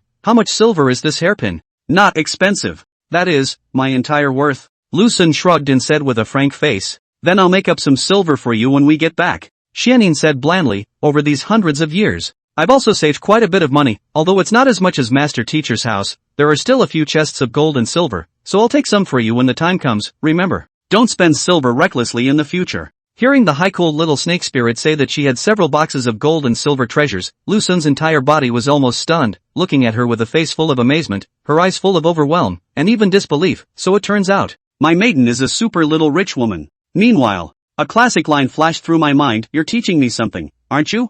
"No need. The sky walks on its own, and a gentleman is a self-starter." Lusun arrogantly said, "I can earn it myself." Although she didn't understand what he was saying, judging from his expression, she should have rejected her good intentions. Xianning flattened her mouth and coldly said, "In that case, then go earn it yourself." "Ha? You just not persuade me?" Lusun shrunk his neck and said awkwardly and unobtrusively, "If you give it to me hard, I'll actually take it. The best thing about me is that my waist is sometimes soft and sometimes hard, very flexible." Xianning glanced at him and said faintly, "I don't want to make things difficult for you." As the words fall, standing up from the pile of dead grass, he said coldly, "Let's go, it's time to go back." Immediately following, the cold little snake spirit strolled towards the outside, just stepping out of the broken temple. That valiant cold charming pretty face, overflowing with a touch of shallow smile, as spring rain that can moisturize everything, but unfortunately Lusun did not see, he is for his own pretend garlic remorse. My broken mouth. Lusun couldn't wait to smack himself, but it was too late to say anything, it was already over. Just pretend nothing happened. "Hey!" Xianning had already stood on her own flying sword and shouted at Lusun, who was still in the broken temple, "Are you still going back?" Coming. Carrying his own steel sword in 2 cloth packages, Lusun hurriedly ran out from inside and sat on his but on that sword of the little snake spirit, while holding her slender jade legs, and softly said, "Fly slower. Don't be so fast." Xianning didn't pay any attention to him and recited the imperial sword mantra in her heart, then with a whoosh she flew away with him. "Slow down. There's no fire in the house, can't we take our time?" "Shut the up. Wretch. Lusun stood in the courtyard. At the moment he was holding onto a big thick tree, bending over and desperately vomiting. Originally thought that after getting used to the speed of her imperial sword, he wouldn't have to vomit again, but as a result, being given a hard lesson by her, letting Lusun know what it means to be higher, faster and stronger. Xianning did not pay attention to him, walked towards the hall by herself, poured herself a cup of herbal tea, picked up the cup and lightly sipped a small mouthful, her eyes staring at him in a daze. Looking at his pained appearance, her heart was secretly pleased at the same time. At the same time, he was a little heartless. It just so happens that this is the time. From the inner room came a mature and voluptuous woman, exuding seductive charm and flavor in her manner. Chapter 21, Psychedelic. Miao Fengxian first looked at Lu Sun, who was vomiting furiously, and knew that he must have been caught by Xian Yin, and didn't care too much about it. Then she moved her gaze to Xian Yin's body, and for just a moment, Myriad Phoenix Fairy's face flashed with a flash of dismay, but it quickly returned as before. Back? Did everything go well? Myriad Phoenix Immortal asked softly as she sat by Xian Yin's side with a hint of a smile between her brows. Master. Xian Yin, still very respectful in the face of her master, hurriedly put down the teacup she was holding and helplessly replied, Master. I wasn't able to get that remnant map. By the time I reacted, I don't know who snatched the thing away ahead of time, Lu Sun, and I pounced on it. No harm done. It will always be ours in the future. Miao Fengxian smiled, her eyes returning to Lu Sun's body, and said leisurely, do you two get along well? Xianing didn't know how to reply for a moment. In fact, to be honest, the time spent with him these days was much more fun than staying with Master and Little Fox. Although this denizen was just like a sex demon possessed, his mind was full of thoughts of how to take advantage of him. But putting those factors aside, it was indeed quite happy, and I didn't even want to cultivate anymore. What's so hard to talk about? We're going to sleep together from now on anyway. Miao Fengxian saw Xian Yin's hesitation, and smiled even more broadly for a moment, saying softly, alright, if you want to take him down quickly, don't hesitate. Early double cultivation is not impossible. On the contrary, if you double cultivate in advance, it will be more able to let him grasp the characteristics of your body and mind, and when the time comes, when the voiding surges, he will be able to work harder. For a moment, Xianing could not wait to find a crack in the ground to burrow into. This master's words were really getting more and more excessive, and more without boundaries, and he dared to say anything outwardly.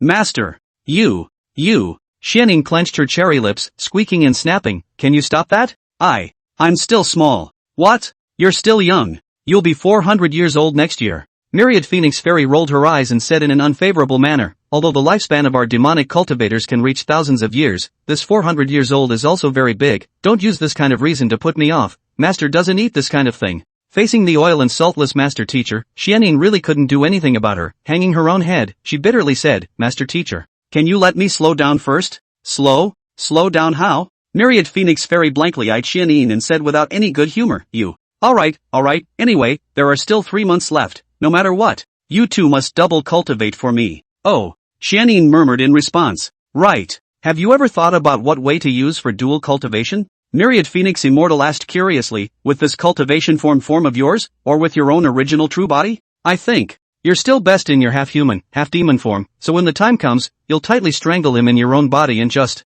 Without waiting for Myriad Phoenix Fairy to finish her sentence, Xianing hurriedly stood up and said with a blushing face, Senior, I'm a bit tired, so I'll go back to my room to rest first. The words. He hurried toward the inner room, fearing that if he was that much later, he would hear something even more shameful. Looking at her departing figure, Miao Fengxian smiled helplessly and called out softly, Xianing. Master, is there anything else? Xianing stopped and looked back at her master teacher. The hairpin is quite nice. Miao Fengxian asked with a smile on her face, did you buy it yourself? It's. Xianing subconsciously looked at Lu Sun in the courtyard and hurriedly explained, I bought it in passing. Oh, pretty good. Quickly go back to your room and rest. Miao Fengxian waved her hand and said softly, in the future, dress up more, and by the way, change your temper. This point. Xian sure knows much better than you, although her temperament isn't much better, but at least she's more cheerful than you, and she knows how to dress herself again. After Xianing nuzzled her mouth and responded gently, she silently slipped back to her room, leaving Myriad Phoenix in the large hall. This little ninny. It's obvious that you're already horny, but you're still dead set on not admitting it. Miao Fengxian sighed, then her gaze was placed on Lu Sun. This guy is quite promising. I didn't expect to really tease Xianing out of her spring heart. According to the development of this situation, at most 1 month's time, the two people will be able to toss up. Ouch. It can't be tossed around here. By the time Xianing gets too excited, I'm afraid this place will be in ruins. Meanwhile, Lu Sun had already thrown up everything in his stomach and walked towards the hall with a pale face, and when he saw Miao Fengxian sitting in the center, he didn't avoid too much, and picked up the teapot with his hand, filled himself with a cup of herbal tea, and drank it all in one go right afterward.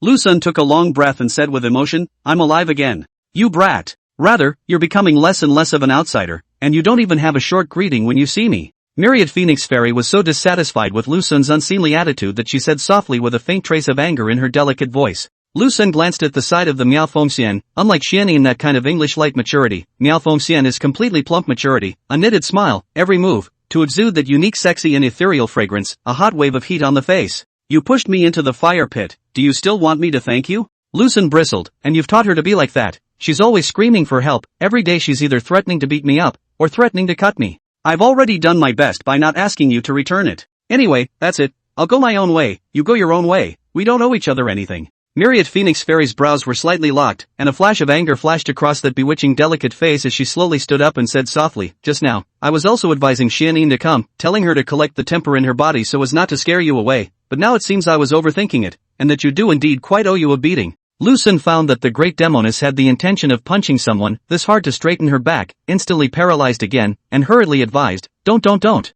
If you have something to say properly, it's no fun to move your hands. Of course it's interesting. I just love getting my hands on you. Miao Fengxian smiled with a playful face, while already grabbing him with one hand, ready to educate this stinky man, who had been making a fool of himself all day long, ruthlessly. Don't help! Lu Sun struggled desperately, his weak body facing the 1,000-year-old female snake demon, making meaningless resistance. As a result, just then, a locket fell out of his arms. Splat! Miao Fengxian looked at the small wooden box that fell to the ground and asked suspiciously, what is this? Rouge. Rouge? Rouge. For Jenin? No. For you. What? This is for me? Chapter 22. Does he even want me? Hearing that this box of rouge was actually given to her, Miao Fengxian, who had lived for 1,000 years, was a bit at a loss for words for a moment, looking at the box of rouge that had fallen to the ground, and then looking at Lu Sun, who was being carried by herself in her hands, confused with a bit of panic, and a bit annoyed. Where's Xianyin? Xianyin is your maiden, why don't you give it to her? Myriad Phoenix Immortal snapped back from her dismay, anger filling her demonic delicate features, forcing the cheeks on either side to imprint a faint reddish haze, while her rapid breathing caused that chest, which was even more expansive than Xianyin's, to take on an unspeakable light. Gave it away. Both of you had a share, and I also gave her a hairpin, and just now you saw it, right? Lu Sun was like a little chicken, being carried in the hands of the great Demoness, and replied pitifully, Jenin already has? Miao Fengxian froze directly in place, and the jade hand carrying Lu Sun involuntarily loosened. What does he mean by that? Could it be a deliberate attempt to molest me? At this moment, Lu Sun stood up from the ground, holding the box of rouge that had fallen to the ground, looking at the confused and helpless great Demoness in front of him, and said in a serious tone, although, right, I quite hated you because your appearance had all but disrupted the trajectory of my life, but nowadays, I've also figured out a lot of things. Miao Fengxian raised her head to look at him, but had no intention of opening her mouth. I'm just a speck of dust in a sea of beings, this heaven and earth is so big, one sneeze from someone else. I might not be there anymore. Lu Sun said this, bitterly sighed, although there is the will to go east to the sea, but the process is slow, the journey is difficult, but the river water always into the sea, and the will of life, but often difficult to realize, regrettable for life. Myriad Phoenix Fairy frowned, and an imperceptible flutter flashed through her mature and bewitching delicate features. Instead of dying an unknown death, it's better to live a painful life. In the future, I'll stay by your side and Xianyin's side. Anyway, the two of you are so strong, it should be more than enough to protect me. Lu Sun laughed with a frank face. After receiving this box of rouge, remember the words taking hands is short and don't beat me up again in the future. A box of rouge for a lifetime of peace? Miao Fengxian looked at the small wooden box in Lu Sun's hand, lightly raised her own willow eyebrows, her cherry-like vermilion lips slightly opened, and with a hint of displeasure in her softness, she snapped, You're too fine for this wishful thinking? Poor. Don't look at it as just a small box of rouge, but it cost me all the belongings of my entire body. Lu Sun said bitterly, I bought a top-quality product, and it doesn't contain the stuff of Xiong Huang and Ai Chao. How much I thought of you too. I see. Mostly it was bought for Xianyin, but it turned out to be me that came to mine halfway through. Miao Fengxian hummed lightly, her eyes staring straight at him, at the man who was full of lies, and leisurely said, That's just it. Since it's all been bought, then I'll reluctantly accept it. The words. Slowly raising one of her jade hands, she gently grabbed it in the void, and instantly, the box of rouge that was originally in Lu Sun's hand, whooshed down to the great Demoness' hand. What did you say at Xianyin's? Miao Fengxian looked at him twice and raised her head to ask him. I told you. It was bought specifically for her. Lu Sun replied. That's it? That's it. She took it straight away? No hesitation? No hesitation, very dry. Miao Fengxian was a bit caught off guard. This is not like the usual Xianyin. It seems that the little nymph is indeed thinking of spring, once upon a time. She even threatened in front of herself that she wouldn't get emotionally involved with Lu Sun. This is not. Only a few short days' time, it began to spring. In fact, cannot completely blame her. Xianyin itself is in a very delicate stage, the body of the virtual Yin at any time there are signs of eruption, coupled with this boy's handsome face, physically fit, and a bit of learning, the key to him or the body of the pure Yang, on the Xianyin is more a kind of irresistible temptation, she fell. It is also reasonable. It's just a shame. Miao Fengxian looked at Lu Sun in front of him. This kid is destined to be a peach blossom, a born amorous and bad kind. This mind will never stay in only one woman's body. Xianyin may not be able to hold him. Hey! And I don't know if I'm making the right or wrong decision. Miao Fengxian pursed her own cherry lips and silently sat back in her chair, holding the box of rouge he had given her. A pair of almond eyes lingered on Lu Sun's body, opening her small mouth. Whispering softly, she said, "From tomorrow onwards, I will teach you some cultivation techniques." Yeah. Lu Sun nodded his head repeatedly and said hurriedly, "I want to learn how to defend the sword." Royal sword? Your cultivation is not enough, at least to the innate realm. Myriad Phoenix Immortal Lightly Tweed, the Imperial Sword is not urgent for the time being. You hold on to your own mother, she will take you flying. Consolidate your foundation first, although you are gifted, but you have no foundation. It is really in vain for you to have this body of pure Yang. The words. Myriad Phoenix Fairy suddenly thought of something and said softly, "In a while, Xianshi might be coming back. You've had a tiring journey, go back and rest."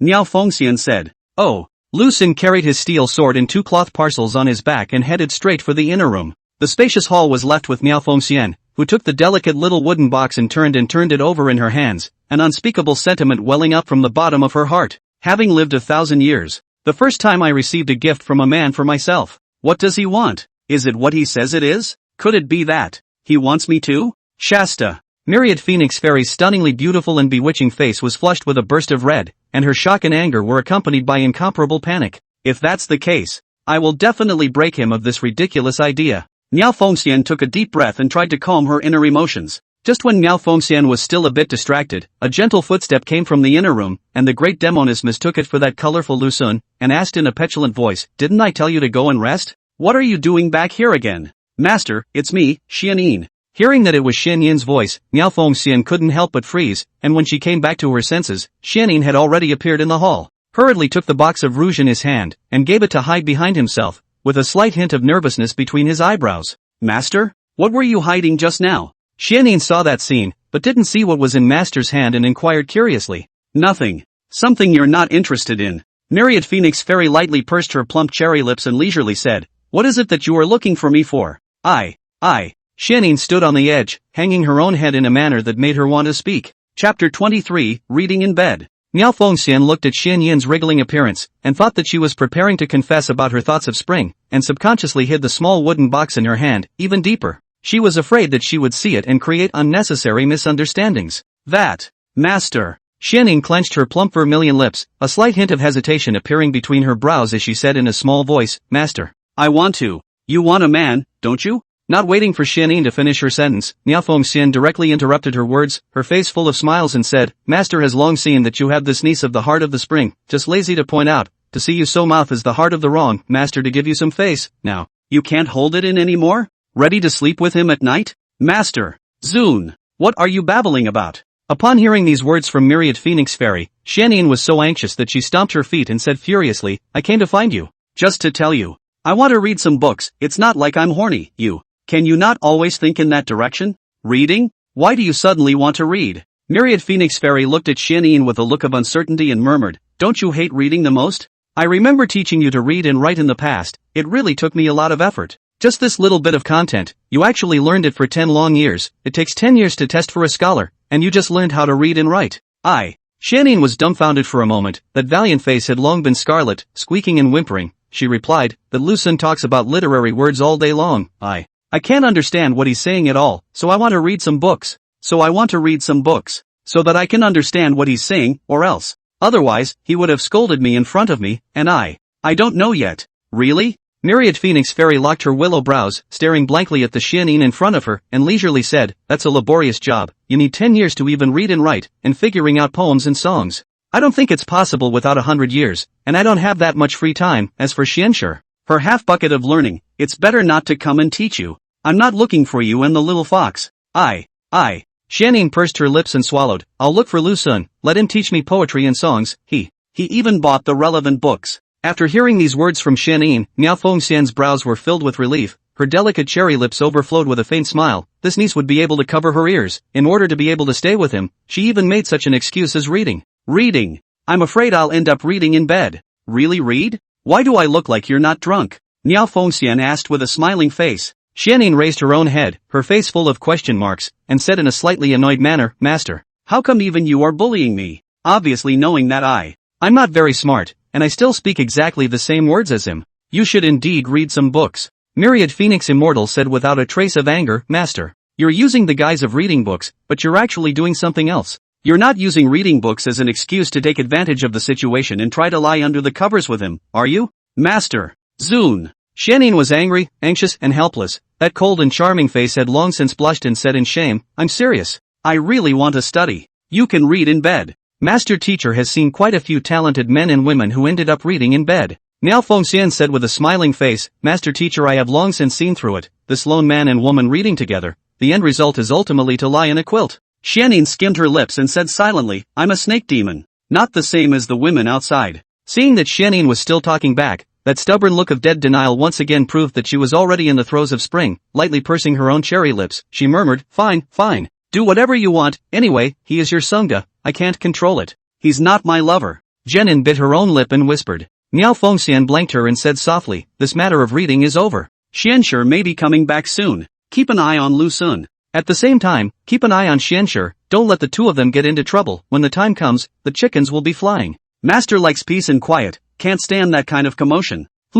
I will. Xianning nodded her head as she looked at her senior and cautiously asked, Senior, will the little fox and I really turn against each other? You two sisters are destined to clash. Miao Fengxian sighed, of course it could be that I'm wrong. After all, you two are so good together. I can't see any signs of turning against each other. Anyway, we'll talk about future matters later, and you and sisters more let a little bit of her. Got it. After Xianning answered, she pursed lightly, Master. I'll go back to my room then. Go on. Miao Fengxian waved her hand and said gently, since you're going to read, then read properly. Don't read and fight, of course. If you guys fight in bed, then Master, I have no problem with that. Xianning nuzzled her mouth and didn't refute anything, walking away in a grayish manner, leaving Myriad Phoenix Fairy sitting in the hall. A few moments later, Myriad Phoenix Fairy took out that small wooden box from behind her eyes intertwined with complex emotions and an expression of being at a loss for words, while a trace of an imperceptible touch flowed deep within her heart. What to do? What should one do with this box of rouge? Think about it. Miao Fengxian was ready to throw away this box of rouge, so as not to cause any unnecessary trouble in the future, and slowly rose.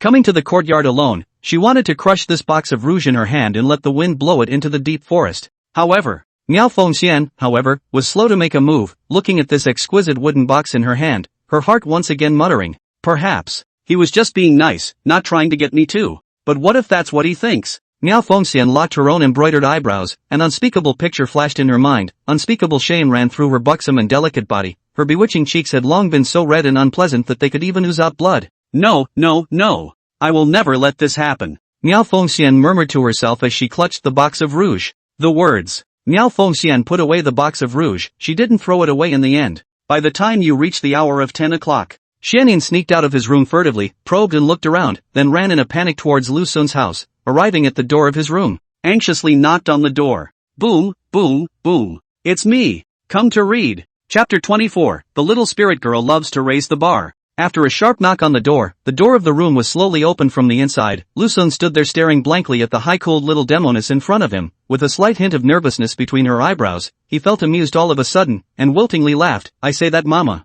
This doesn't feel like you're here to study, it's more like you're here to cheat on me. Shen Yin's cold and charming pretty face flushed a faint red color, and said coldly, cut the crap. Don't get in the way, quickly let me go in case my master gives a glimpse. I'll have to chop off your dog's head. Seeing is seeing. You've told her to come and study with me, it's not like it matters to see. Lu Sun shrugged his shoulders, while his body silently moved out of the way and said, come on. I purposely cleaned the house, and even lit the aromatherapy I bought from Chuanzhou City, that reading atmosphere feeling. You will definitely enjoy it. Xianning flattened her mouth and walked straight into his house, not to mention. The environment in the house is brand new, but compared with his own boudoir, more or less a little poor, a bed, a table and 2 wooden chairs, see some heartache. You sit here. I'll light the candles. Lu Sun pointed to a wooden chair, then he took out 2 candles and inserted them on the table, using a fire refractor to ignite the wax wicks, and then immediately sat beside Xianning, and under the 2 clusters of brightly colored embers, the room became even brighter as the flame heads continued to pulsate. At this point, Lu Sun looked at the side of the Xianyin, maybe because of the relationship between the candlelight, the beautiful face with a hint of red, both the softness of the woman, but also slightly with a hint of ing chi, thick long eyelashes like a fan hanging upside down above the eyes, jade nose slightly straight while the tip of the nose curvature is just right, especially the delicate cherry lips, outlined all the beauty of this world. Xianyin also noticed his demented look, the deep lake within her heart rippled, lightly pursing her own vermilion lips, her eyes flashed with a touch of annoyance and helplessness, but more of an ineffable throbbing, and she coldly said, "Still teaching or not?" "Excuse me. Just lost my temper a bit," Lu Sun said awkwardly and politely. "It's all because my wife is so beautiful that I was a bit mesmerized. My wife is really. It's hard to describe her appearance, it's hard to describe her beauty. It feels like you're a collection of heaven and earth's spiritual wisdom in one. It's really the heavenly fairy who descended to the earth." Even if Xianyin was stupid, she still understood the meaning of his words. Her cold pretty face instantly became more delicate, and intense shyness swept over her, occupying every part of her body, while some kind of strange feeling in the bottom of her heart seemed to show signs of erupting a little. "Duntu is so bold. He was actually flirting with me. The key is still being teased by him. I was already at the stage of impending heat. My heart is about to sprout." Xianyin bit her lips hard, the slight pain constantly stimulated the nerves, trying to use this way to wake herself up. Well, this kinda worked. The original spring full of her, slowly returned to the state of no desire. "Flowery words," Xianyin said indifferently. "Didn't use it on other women much, did you?" "Nope. I'm quite a clean person, never messing around with men and women." Lu Sun said smilingly. Okay. Let's quickly get to the point. Between you have already passed the stage of learning words, then directly into the next link. These are about poetry. I will explain to you one by one in detail. Wait until these basics are well integrated. I will then teach you the others. Xianyin looked at the two thick books and instantly felt a splitting headache accompanied by bouts of exhaustion as dead memories suddenly began to attack her, pursing her own cherry lips lightly as she murmured, "That much? When is this going to be learned?" "Depends on how much you absorb, normally." Lu Sun glanced at the terrified little Demoness and said bitterly, it's fine. I will keep teaching you until you learn." Xianyin didn't say anything, looking at the two thick books in front of her with a deflated face, those delicate Jew lips slightly pouting, revealing a bit of cuteness. "Don't fret. As long as you put your heart and soul into it, you'll definitely be able to learn it." Lu Sun picked up a book of poems and handed it to Xianyin, saying seriously, "Let's start with the simplest and most basic ones. Come on. Follow my husband as I recite together." Miao Fengxian wearing light pink neon dress, from their own house out, her skin is better than white snow, beautiful eyes like dewdrops flash, looking at the time with some mature charm of the breath, especially the delicate body, quite a seductive attitude. Let a person look at the soul of the soul. Originally, Miao Fengxian wanted to walk through the small courtyard to have a seat in the hall, but then she noticed that a certain compartment was lit up with candlelight, and she couldn't help but remember that during the daytime, Xianyin said that she was going to go to Lu Sun's room to read a book, and it seemed that Xianyin had already read a book this time. The delicate lips slightly raised a shallow arc, a trace of relief flashed between her brows, and she slowly walked her legs towards the hall, only to not walk a few steps. She turned around and walked towards the room, standing in front of the door, listening with her ears to the movements inside. Guanguanju, on the river's continent. The fair lady, the gentleman is martyred. What's off? A word that describes a sound, in this case the call of a male and female bird responding to each other. Oh, so hard to hear. Must be broken birds. It's. The smile on Miao Fengxian's face became even more intense, while a wave of hysterical despair flooded within her. Xianyin could be considered a rare talent in terms of cultivation, but when it came to reading, simply too stupid. The key this niece also particularly likes to raise the bar. After laughing, Miao Fengxian was a bit curious as to how the two people in the room were actually reading. Were they sitting on chairs or lying on beds? Are they sitting on a chair or lying on the bed? Are they next to each other or hugging each other? Is there any clothes on? Although she was curious about what was going on inside, Miao Fengxian held back her curiosity and left gently. Inside the house, Xianyin sat bitterly in front of the table, her elbows resting on the wooden table, her palms propped up on her chin, her brows filled with despondency and helplessness as she muttered, "Lu Sun, is there any quick way to instantly master these things?" In the face of this question from the little Demoness, Lu Sun thought a little and analyzed it calmly. Silently standing up, he cupped a ball of air on the books with both hands and lunged towards Xianyin's delicate face. "Did you feel a large mass of knowledge coming at you?" Lu Sun asked seriously.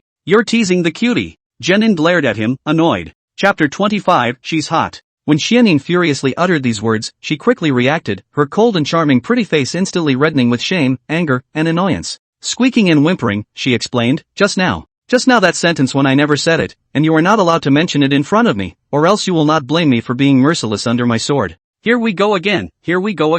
Lu Sun rolled his eyes and said without a trace of anger, "Can you change your temper? Threatening to cut me without moving, you're more or less irrational like that, although I'm used to your character." But if you can, try to be more gentle. Sagittarius likes the well-behaved and understanding ones, not the ones like you.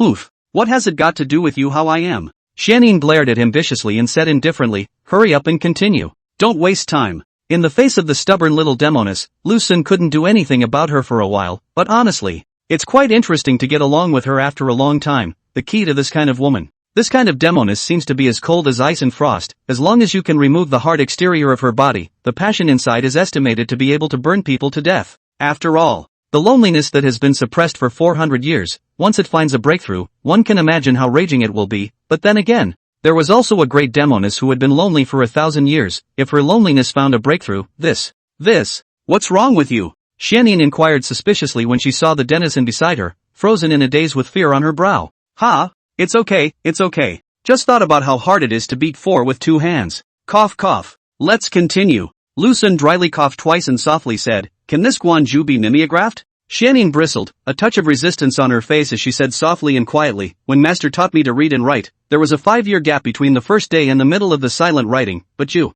let me mimeograph so quickly. This is clearly a deliberate attempt to make things difficult for me. No way. I don't want to write silently. 5 years? How stupid is that? Lu Xun looked at the cold beauty Demoness beside him with a face full of consternation, and was a bit at a loss for words for a while. What's that look in your eye? Looking down on me? Xianyin sneakily looked at Lu Xun at the side and saw that his face was filled with shock and confusion. Suddenly anger rose from her chest and she huffed, if you keep looking at me like that, be careful of chopping you up. Just kinda. Never mind. Who made me unlucky to get into the hands of a Demoness like you? Lu Xun sighed deeply, pointed to the first poem on the first page of the poetry book, and said seriously, this Guanju is not a poem in the traditional sense, but a love song depicting a man and a woman in love. The first chapter uses the Guanju birds chirping together and clinging to each other to raise the association of a lady with a gentleman, and the next chapter uses the act of picking nymphoids to raise the protagonist's frantic lovesickness and pursuit of the woman. Lu Xun pursed his lips and continued, the wonderful point is in the presentation of Xing, and because of the use of double-sounding overlapping rhymes and overlapping words in the re-chapters, it increases the beauty of sound and vividness.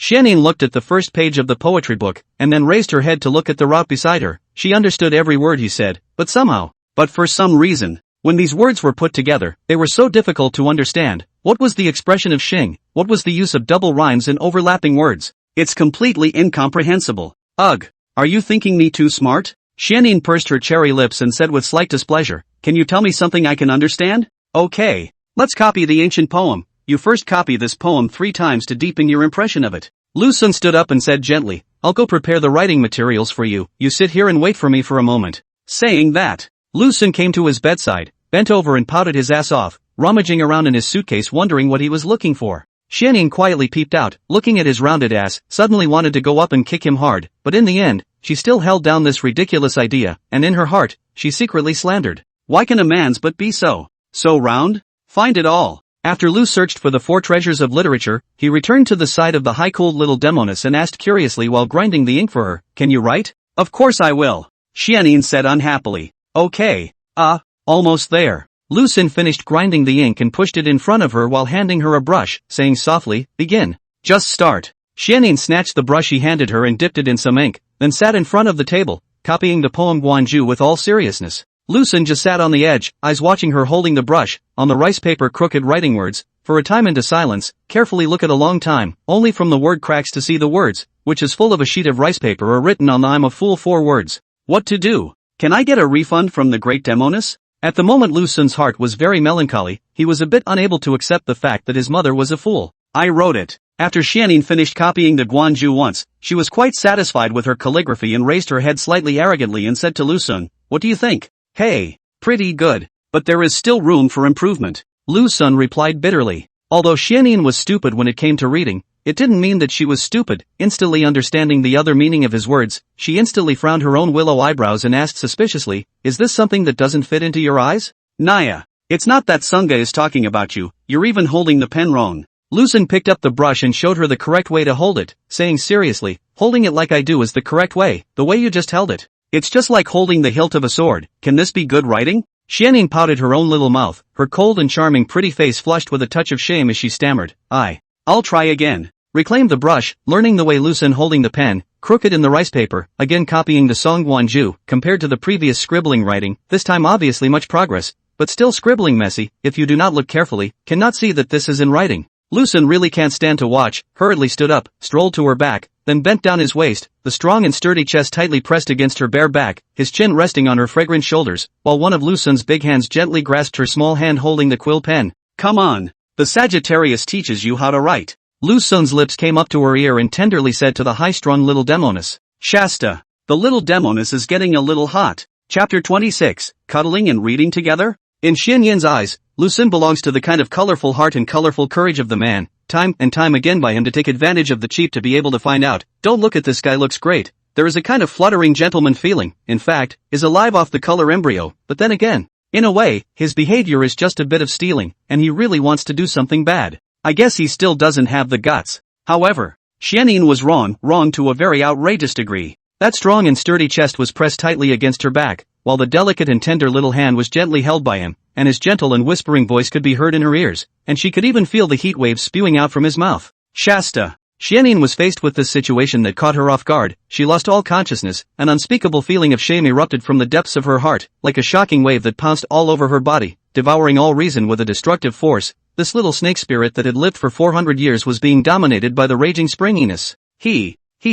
What the hell is he doing? Xian Yin lost control of her body, like a puppet on strings. Being controlled by this denizen behind her body, both sides of her face had long since reddened, and it had spread to her neck and ears, even her breathing had become rapid. So hot. Why am I so hot? Obviously my blood is cold, but it feels like right now, my blood seems to be a little hot. Mother. This writing is not a haphazard scribble, look at the words written by Sangdong, this stroke is powerful, and then look at yours. Doesn't it feel like there's an obvious gap? Lu Sun pasted at the back of the little Demoness, grasping her jade hand on the rice paper back and forth writing words. At the same time, his head came together in her ear, whispering softly. A light elegant fragrance came to the nose, with a light mature flavor of the breath. I can't do it. If this keeps up, something will happen. I don't want to be with him now. Double cultivate with him. Xian Yin tried to take back a sliver of her sanity, but she didn't take back control of her body. She tried to struggle a little, she tried to resist, but as a result, how could she not exert any effort, especially that low voice filled with magnetism,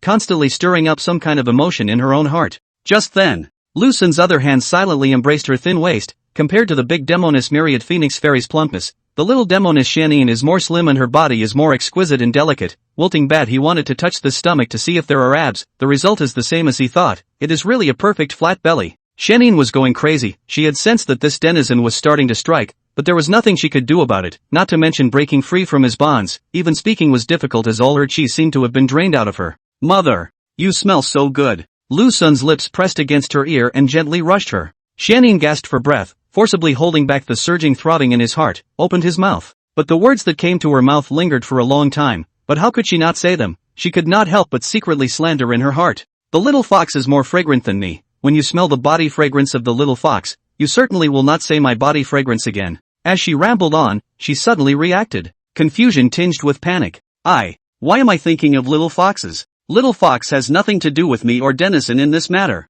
Why am I thinking of her for some reason? The room was silent, so silent that the air froze and time seemed to stand still for the moment. The paralyzed and powerless Xian Yin, with Lu Sun's body close to his body and his hand on his hand, once again finished copying this Guanju, and compared to those previous handwriting, this time it was exquisite. There! Finally copied. Lu Sun let go of her delicate jade hand, his lean and sturdy chest left her back, and stood behind him with a smiling face. Ma'am, is not think my husband's words are very beautiful? As long as you are willing to work hard, in the future you will also be able to write such beautiful words. My husband believes in you. Xian Yin didn't say anything, quietly sitting on the wooden chair. Her body and mind hadn't slowed down for the time being. She was still blushing, her thoughts were messy, and at the same time, she was more at a loss as to what to do next. Maiden? What's wrong with you? Lu Sun sat on her side, looking at her flushed little face with an indescribable cuteness, and asked with concern, Are you sick? Xian Yin slowly raised her head, glaring straight at him. Glaring at this colorful and daring denizen, followed by a wave of hysterical and hopeless emotions, silently stood up and walked towards the door of the house without looking back.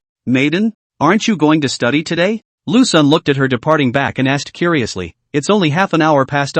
Get out! Xian Yin chortled coldly, then yanked open that wooden door and took a step to prepare to go out. As a result, he even accidentally tripped over the doorway and almost didn't fall. Biting her own lips tightly, in her heart she was ashamed, angry, and helpless. She turned her head sideways, and out of the corner of her eye, she looked at him in the room, and saw his face, and hated to want to cut him to death. Maiden, are you still coming to read tomorrow? Lu Sun asked.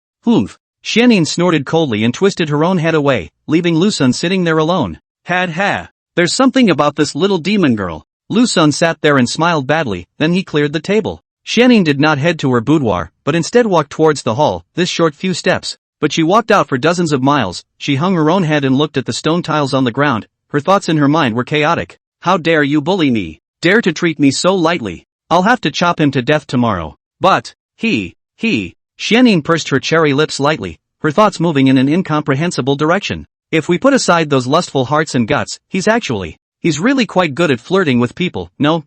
Quite good at stirring up demons, obviously a little Taoist who cuts down demons and removes devils, but as a result, he is so perfect at stirring up demons, I don't know how he does it, especially when he whispered in his own ear those gentle words. It is estimated that even the master would not be able to stand hearing it. Muddling her way to the hall, then she realized that her master teacher was even there. Xianyin was instantly a bit startled and a bit of a thief, squeaking, Master.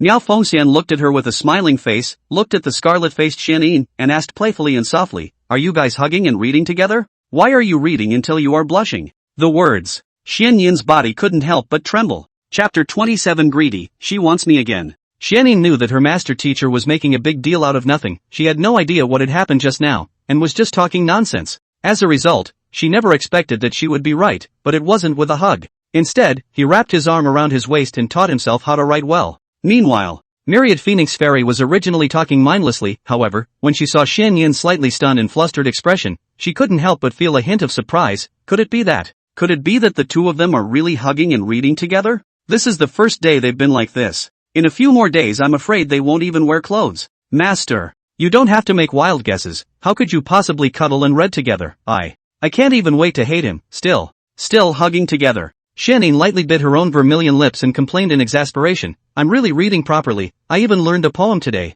Learned a poem? You read it to me instead. Miao Fengxian said with a smile. The verse was too long given forgotten. Xianyin's cold and charming delicate face flushed a faint blush as she muttered softly, I'm quite stupid in this area. Forgot? I'm afraid I didn't learn it at all. This lonely man and woman alone in a room, how can there be any mind to read? Myriad Phoenix Immortal laughed faintly, alright.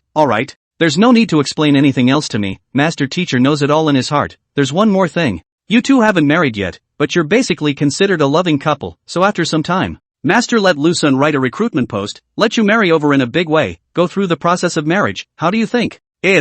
Master. There's actually no need to go to such great lengths. Xianyin replied softly, it's quite good just like this. Miao Fengxian blankly eyed her and said without a trace of anger, you ninny, why are you so unenlightened? Your husband doesn't look like a good-looking gentleman, but in fact, this guy's stomach has a bit too many flowers and intestines, and his life is a peach blossom robbery. If there is no marriage contract in his body, it is not certain that his mind will fly to other women's bodies, and, speaking of which, the words came to an abrupt end. And what? Xianyin looked at her master teacher in confusion and inquired curiously. And, Miao Feixian's eyebrows flashed with a faint mess, her heart secretly slandered. And your husband even wants me. Nothing. That's it in a nutshell. Myriad Phoenix Fairy said softly, in addition the pure yang body has a strong allure for women, especially for those who practice cultivation. Master once read in a book that a woman who has dual cultivation with a man who has a pure yang body, even without any cultivation, can achieve the effect of increasing her longevity year after year, not to mention a woman who has cultivation. So yeah, you'll take his body early so that the night doesn't grow long. Give birth to other matters. Miao Fengxian pursed her lips and said in a serious tone, don't worry. Master will also help you keep an eye on him. With Master's cultivation, even if he scurries to the ends of the earth, he will still be able to find him out. Facing the strong and overbearing Master, Xianyin didn't have much of a solution for a while, and could only agree with her head, but compared to the first time she heard that she would have to double cultivate with him, the current Xianyin didn't resist so much from the bottom of her heart, and it was more of a go-with-the-flow attitude and idea. Master? You said that this pure yang body has a strong allure to women, so, will you be affected then? Xianyin asked curiously. Hearing this question from Xianyin, Myriad Phoenix Fairy couldn't help but froze and laughed in an unfriendly manner. Of course Senior is unaffected. Don't forget that Senior has the suppression of the spirit-robbing fruit, and won't produce a single ounce of eroticism, but it's Xianxue.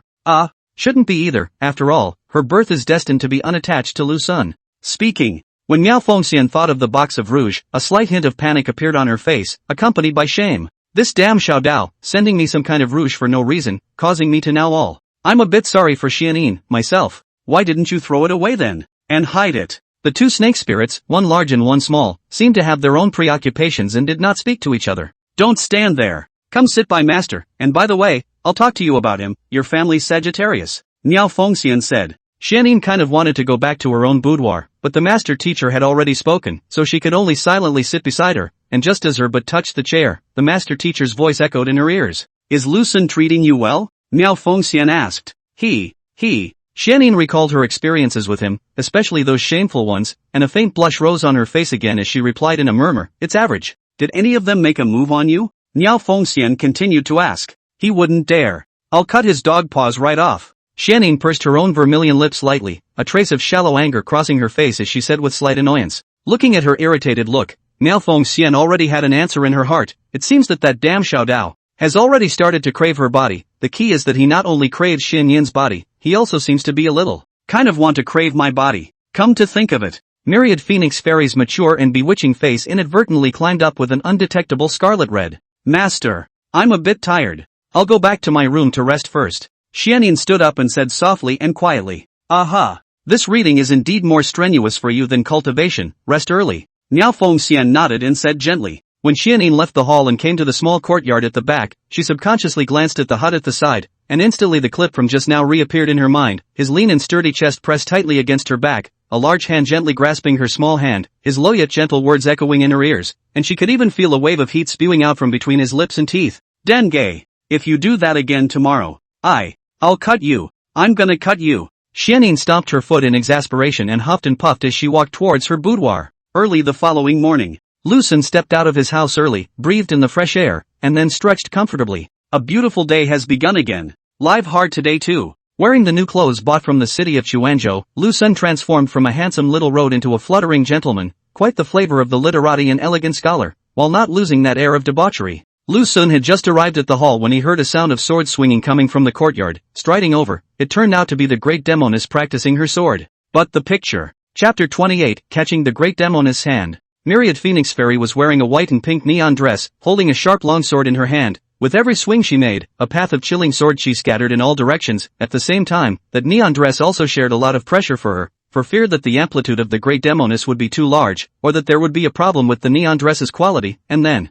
hissing a bit was a bit embarrassing. Lucen just stood at a distance, staring at Miao Fengxian with unblinking eyes, staring at her every move while admiring that absolutely beautiful floating body, having a say. Worthy of being a great Demoness who has lived for thousands of years, she just has something more than a little Demoness who has lived for 400 years. I don't know if Niang Zi can be like Myriad Phoenix Fairy after living for 1,000 years. It shouldn't be a problem, right? But that would be a full 600 years of waiting until the end of time. Instead of waiting for the little Demoness to produce a quantitative change. Why don't we take them both down? As the saying goes, the greater the ability, the greater the responsibility. As a Taoist who kills demons and removes devils, he has the obligation to make due sacrifices for the peace of this world. If I don't go to hell, who will go to hell? But then again, can you do it on your own? No. Sushian carried the 1,000-year-old white snake with his physical body. I, Lucen, should have no pressure to carry 2 snake spirits. This body is at least stronger than a Sushian's, isn't it? Just when Lucen is thinking, Miao Fengxian has finished practicing the sword, a head of black silk hair coiled into a bun, thin waist to the cloud belt constraints neon dress, maybe a little tight, that the heavy and open-minded call out, pretty mature face hanging a faint smile, showing that belongs only to the beauty of the woman should have the charm and enchantment. What are you standing there staring at? Miao Fengxian had discovered Lucen's figure long ago, and then glanced at him with slanted eyes, first being surprised by Lucen's flamboyant yet debonair appearance, and then with a hint of rancor, and even more flirtatious style between the corners of her eyebrows, she asked softly, "Oh, thinking about that move you just did?" Lucen came back to his senses and replied in a serious manner, "Although it looks a bit sparse, it always feels like it's not bad in terms of power, and it's kind of like a style where no move is better than a move." Miao Fengxian couldn't help but freeze, her face flashed with a touch of dismay, not expecting this guy to have a bit of eye power, able to see the essence of his own swordsmanship. "Want to learn?" Miao Fengxian asked softly. "Think." Lucen nodded his head and said seriously, "But I want to learn some more mighty sword techniques. This set of sword techniques of yours looks soft and flimsy. It's not my style. It's better to be the kind of sword that breaks the sky and the earth with a single stroke of the sword, or the sword that returns all swords to the ground with a single stroke of the sword." Upon hearing Lucen's request, Miao Fengxian was furious, and especially belittled her own set of sword techniques, saying with a black face of annoyance, "How is my set of sword techniques flimsy? How many so-called supreme experts in this millennium have died under my sword technique? You are simply rat-eyed and have no eyes." No. Misunderstanding. Lu Xun saw that the great Demoness was showing some signs of annoyance, so he hastily put on a smile and explained, "What I mean is, this sword technique of yours is more suitable for women, while I, as a man of the heavens and the earth, am suitable to use that kind of domineering and mighty. Do you understand what I mean?" Myriad Phoenix Fairy snorted coldly and said faintly, flowery words. "Is this how you snub Xianyin on a normal day?" "What snub? She and I are true love," Lu Xun shamelessly said. "True love? Just a few days ago, she threatened that she would not share the same fate as the Demoness. How come today it has turned into true love?" Myriad Phoenix Fairy lightly raised her own willow eyebrows and inquired with a light humor. "That's fine. I'll take you and Xianyin as true love, but can you tell me, what do you all like about Xianyin's body?" "Ah, beautiful," Lu Xun replied. "Finished? Just pretty done?" Myriad Phoenix Fairy locked her brows tightly and said with slight displeasure, "Xianyin to you. Just pretty? Isn't that enough? All love at first sight in this world starts with seeing color." Lu Xun said in a serious tone, "There are not so many reasons, for men. Especially for me, a good-looking skin is better than everything." Myriad Phoenix Fairy rolled her eyes and said in a petulant manner, "You this fellow. You didn't cover up your own nature as a sex maniac, and admitted to craving for Xianyin's body in a big way. Since that's the case, then do you still want to covet me?" As soon as the words fell, a sense of shame erupted from the depths of her heart. Maya Fengxian pursed her cherry lips lightly, a little at a loss for words for a moment, and even more so, she regretted for her quick mouth. "Is it really okay?" Lu Xun inquired curiously. "Of course not." Miao Fengxian glared at him viciously and said in shame, "I will never allow such a ridiculous thing to happen. If you have strange thoughts about me, I will definitely take your life." Got it. Let's not dwell on the gluttony of the body. Aren't we going to teach me swordsmanship?" Lu Xun urged, "Hurry up and start now." Myriad Phoenix Fairy flattened her mouth and said softly, "Originally, I wanted to teach you some techniques first, to consolidate this foundation of yours, and since you so desperately want to learn some swordsmanship, that's fine. I'll teach you a move and a half. It just so happens that I have a very fierce sword style. I'll only show you once. Watch this," said then gently leaped. The big Demoness casually waved down the hand of the sharp sword, with a cold light spurt of sword gas whistling, and then that majestic sword gas actually transformed as a silver bird. Lu Xun's eyes watched not far away. That the top of the mountain is actually by the sword as a silver bird to the level of the explosion. Rumble. Just as he was shocked, Maya Fengxian steadily landed back in the courtyard, looking at him who was already dumbfounded. The corner of her mouth couldn't help but raise a shallow smile. "How? Is it the rigid sword style you wanted?" Miao Fengxian asked softly. "I want to learn." Lu Xun nodded repeatedly and looked at her with longing. "That's not a hard trick. Your maiden only learned it for half a day, and she blended in." Miao Fengxian leisurely said, "The essence of this sword is in its intention, that is, your determination to make a move. As long as the greater the determination, the greater the power." "Okay. Just enlighten yourself." Carrying her sword, Miao Fengxian then left in style, leaving Lu Xun standing there caught off guard.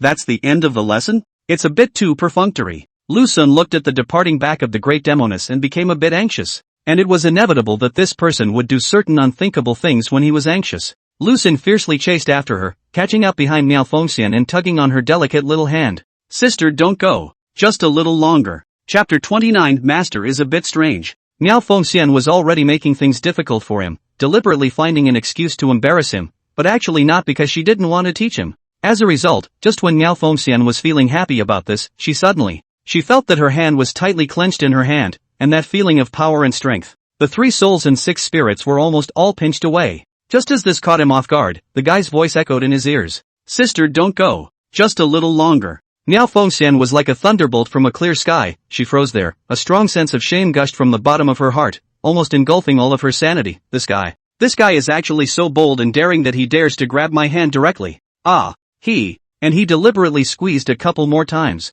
After all, she was a great Demoness who had lived for thousands of years, quickly coming to her senses from her overwhelmed emotions, violently shaking off that big hand of his, turning herself around, glaring angrily at him, glaring at the man in front of her who had dared to lighten herself up. In her heart she wanted to end him with a sword, but she couldn't lay her hands on him. He is Xianyin's husband, and this marriage was made possible by my own hands. If I were to kill him, Xianyin will definitely hate me to death. Although the little ninny has a look of indifference all day long, it is obvious that Xianyin has already moved her spring heart towards him. Sister Demoness? How about teaching me for a little while longer?" Lu Xun looked at Miao Fengxian pitifully and begged bitterly. Miao Fengxian pursed her vermilion lips. She found that she was a bit helpless to take him, and all of this was caused by herself, hesitating for a long time. Opened his mouth and asked, "Did you just grab my hand on purpose? Just now?" "Just now it was just a reaction in the heat of the moment. I saw you were leaving. I was a little panicked, so, just..." Lu Xun shrunk his head and said cautiously, "They're all Jianghu children. Just don't care about these details.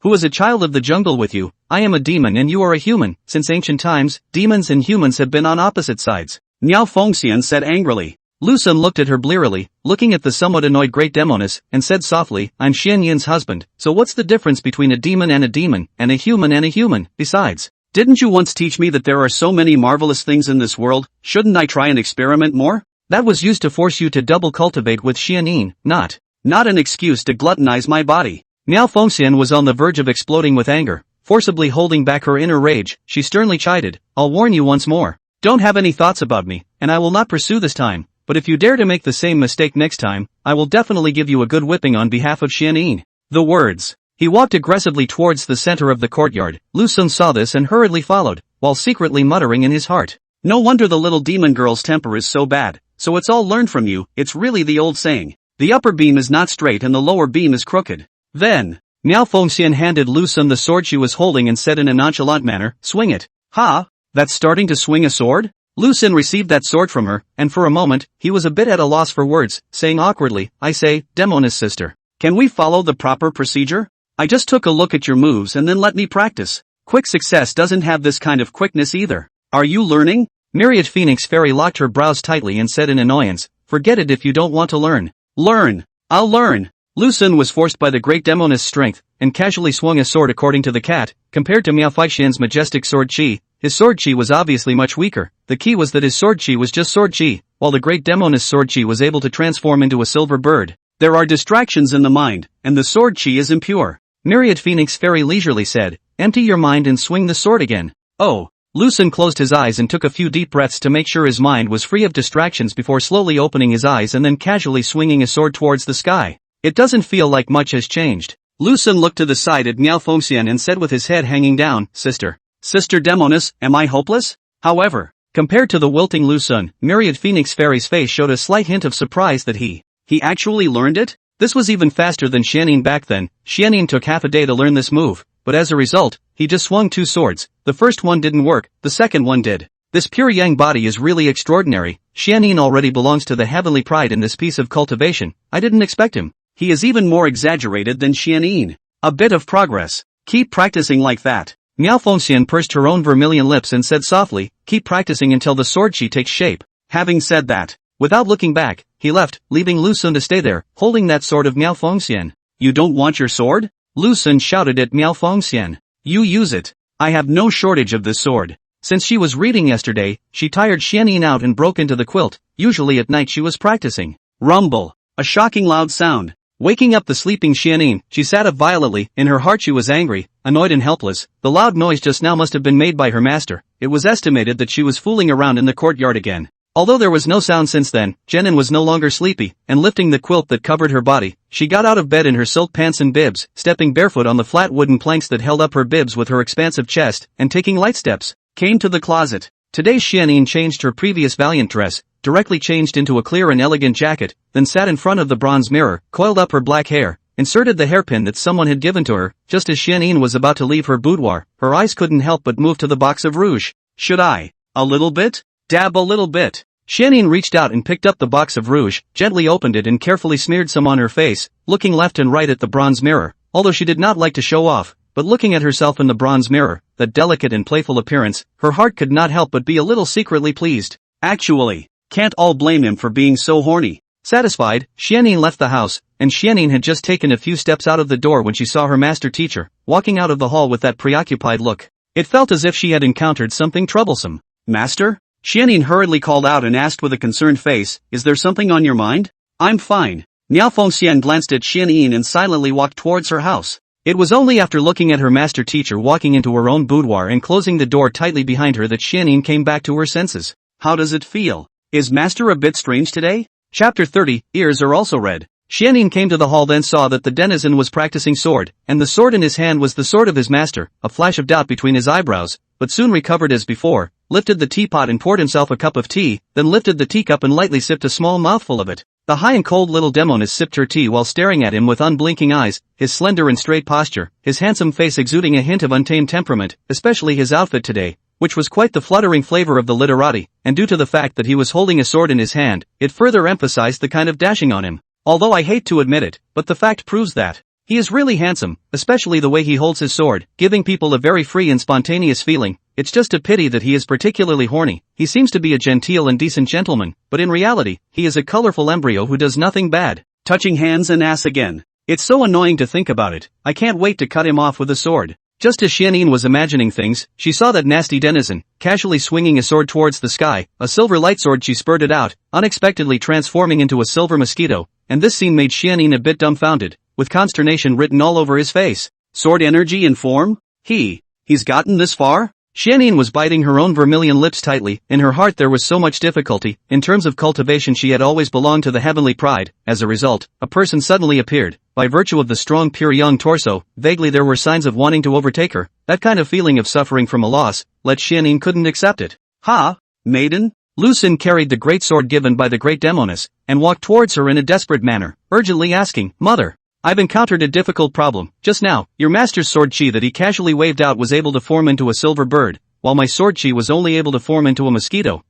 Why is that? Not enough cultivation. Actually, my master's sword chi is able to transform into a phoenix. As for the silver bird, it's only 10% of her strength. Xianyin picked up a teacup and took a sip, then said, although I am not as good as my master, my sword chi is also very powerful. You should know that well. Oh, I see. Lu Xun nodded his head and lifted this sharp sword in his hand, asking curiously, this sword of your master's looks light. I didn't expect it to be so heavy in my hand. This material should. It's not just ordinary fine iron, right? It's natural. This sword is called the Meteorite Star Sword. It is made from heavenly meteoric iron, and Master Teacher has used this sword to kill quite a few worldly powerhouses. Xianyin pursed her lips and said blandly, did she give the sword to you? I didn't want it and she insisted on giving it away. Lu Xun shrugged his shoulders and said helplessly, no harm done. Most of the famous swords in this world are in the hands of my master. It's irrelevant to give you one. After Xianyin finished speaking, she looked at him and realized that she didn't know when. He had already sat beside her and then was playing with the sword in her hand one by one. She was a bit displeased in her heart all of a sudden.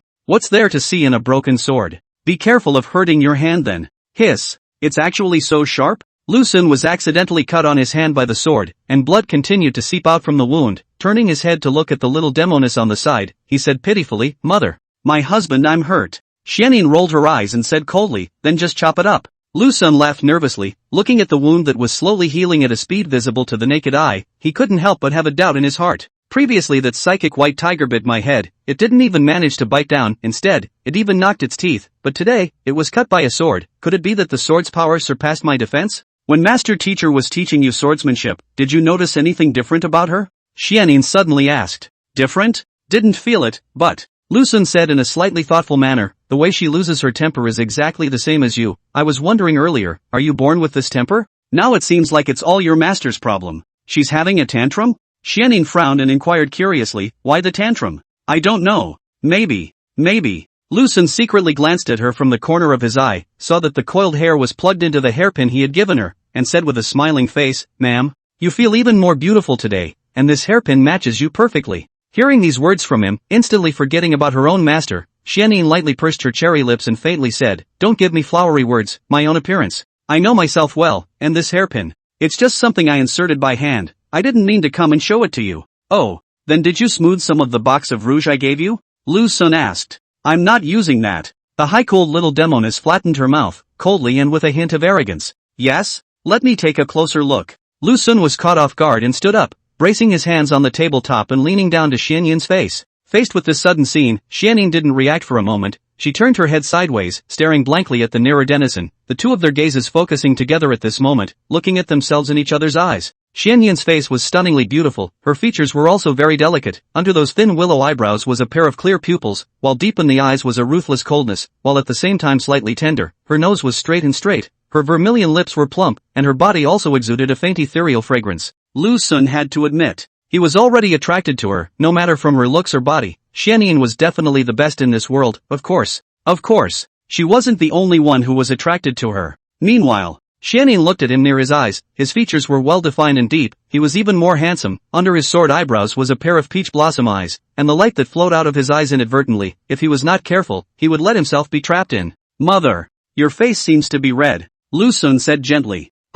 Xianyin came back to her senses and pushed away the denizen who came to her eyes. This push directly pushed Lu Xun to the ground, then rolled on the ground twice more. What are you doing getting so close? Xianyin turned her own head, blushing she didn't dare to look at Lu Sun on the ground, and said furiously, "Believe it or not, I'll chop your dog's head off with a sword. I wanted to see if you were wearing rouge." Lu Sun climbed up from the ground and sat back down beside her, looking at the high-cooled little Demoness who had twisted her head sideways to herself, and said with a wilted face, "Ma'am, your ears are also red." The words. The little demon girl's neck was starting to turn red. Chapter 31, I want to eat a sugar snap. Xianyin felt a bit of heat all over her body, especially after being poked through her false mask by that denizen beside her. That kind of embarrassment, helplessness, and shame almost ran through her entire body, and there was only one thought left in her mind. That was to quickly sneak back to her own boudoir. Aigu. Mother. You. Why is your neck red too? Lu Sun looked at the already blushing little Demoness and said with a bad smile on his face, "Are you alright? Do you want my husband to help you look sick? Let me tell you. In the past, not only did I kill demons and devils, but I would also help people in my spare time, of course. Occasionally, I would also act as a veterinarian." Listening to his gibberish words, Xianyin was anxious, angry, and helpless, trying to control her mind, trying to bring back her waking consciousness. She clenched her cherry lips and said coldly, "Get lost. I don't need it. I'm just a little hot." Xianyin pursed her lips and continued coldly, "Turn your dog's head over. Don't look at me again, or else I'll chop you up." "You who? You actually dare to threaten me?" Lu Sun said smilingly, "But then, Sage, I have an advantage as a person, that is, I am very obedient to persuasion." Okay, then I'll leave and go back to my own house to cultivate, right? Don't forget to come to my place to study at 5 o'clock today. We're going to learn 2 poems. Mother. I'll go then. Lu Sun silently stood up, carrying the big sword gifted by the big Demoness, slowly and leisurely walked towards the small courtyard of the inner house, and as a result, after walking for not more than a few steps, suddenly stopped again, turned his head to look at the blushing little Demoness, and said gently, "Mother, you are so beautiful today. Humph, whether I look good or not, what does it have to do with you?" Xianyin snorted coldly, her scarlet, cold, pretty face flashed with a faint touch of haughtiness as she said indifferently, "Besides, if I'm good looking, do I need you to enlighten me? Could it be I myself don't know that I'm good looking? TSK.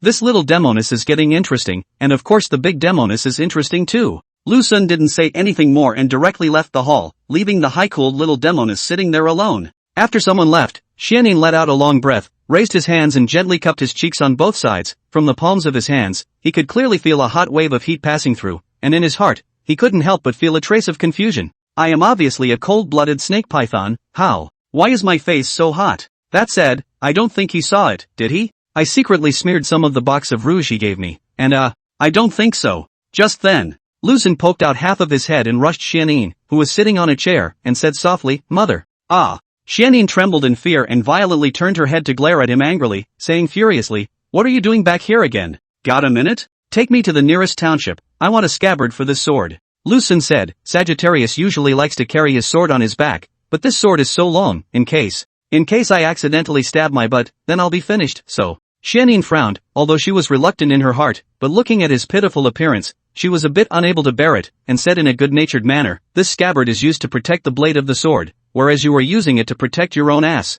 With that, he stood up and said lightly, "It just so happens that there's nothing to do today, so I'll take you there." "Thank you, ma'am. I'll stop by to buy some cooking utensils and seasonings. Eating bland roasted meat every day here is making me vomit." Lu Sun complained about his situation here while strolling into the courtyard after Xianyin's pert and moist rounded buttocks. "Give me the sword." Xianyin stretched out her own small hand at him, expressionless. "Oh." Lu Sun obediently handed her the meteorite star sword in his hand, and when he was about to draw back his hand, the willful one used his little thumb and gently scratched the palm of the little Demoness hand, and this, not only in the heart of Xianyin's hand, but also touched the deepest vulnerable area of her heart. Damn! He's teasing me again. Xianyin glared at him viciously, but his heart was flooded with waves. Lightly chanting the incantation for Imperial Sword Flight, the meteor star sword then floated up. Xianyin stepped on the top of the sword and glanced at the denizen beside her as she coldly said, "Hurry up and come up." Coming. Lu Sun sat his butt on the blade of the sword and held the little Demoness' long and slender jade legs in his hands, and immediately frowned and asked suspiciously, "Maiden,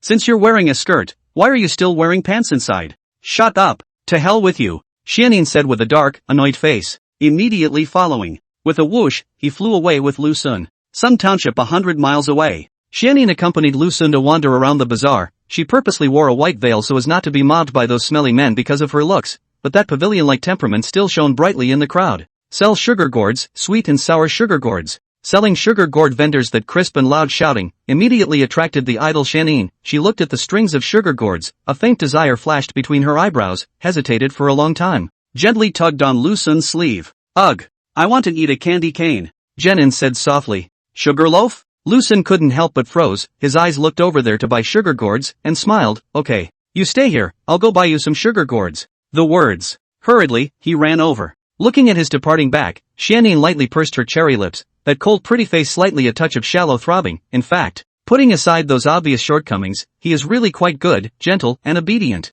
The key is, and, come to think of it. Jenin's face reddened, and her eyes glowed with a slight softness. Apart from being handsome and fit, the rest is simply nothing. Even the gentleness and obedience. It also comes in bursts, and many times he's even more mischievous than the little fox. For a few moments, Lu Sun took 3 strings of sugar gourds and returned to the side of the high-cooled little Demoness, handing her a string in his hand. Do you eat 2 skewers? The little Demoness took the candy cane and asked curiously. Just 1 skewer. The other bunch is for your master teacher. Lu Sun said in a serious manner. The 2 of us are going down the mountain and strolling through the bazaar, while your master's daughter is staying alone in the mountain. Don't you think that's a bit cruel to her? I.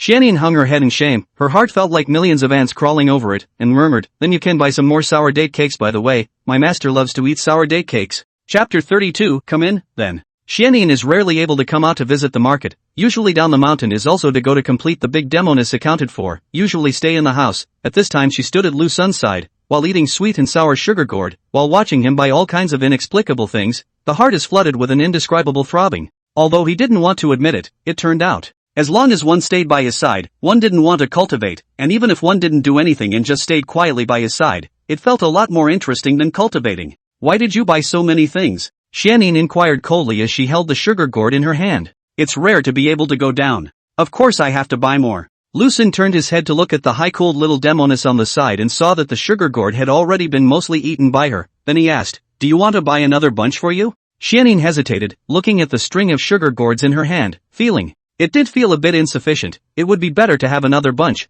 but, no need. 1 string is enough. Shanine turned her head sideways, her chin slightly raised, and a faint touch of arrogance and stubbornness flashed across her brows. Looking at her stubborn donkey's appearance, Lu Sun smiled bitterly and silently handed the sugar gourd in his hand that he had given to Myriad Phoenix Fairy, directly in front of her, and said softly, you eat it first. I'll buy it for your master later. I don't want to eat it, you're the one who favored me to eat it. Shanine snatched the bunch of sugar gourds from his hand and slammed her own face, saying words she didn't even really believe. Lu Sun didn't say anything more. He had already gotten used to the stubbornness of the little Demoness. At first he thought she was quite made up, but now he thought she was cute. It was hard to imagine. It's hard to imagine that a snake spirit that has lived for almost 400 years has a temper similar to that of a child. Subsequent times. High-cool little Demoness became Lu Sun's little follower, inseparable by his side, until she passed in front of the hairpin vendor. Her eyes could not help but be attracted by one of the hairpins, stayed there for a few moments, with a slight hint of a faint longing in her eyes, glanced sideways at him walking in front of her, pursed her own vermilion lips lightly, and silently followed up.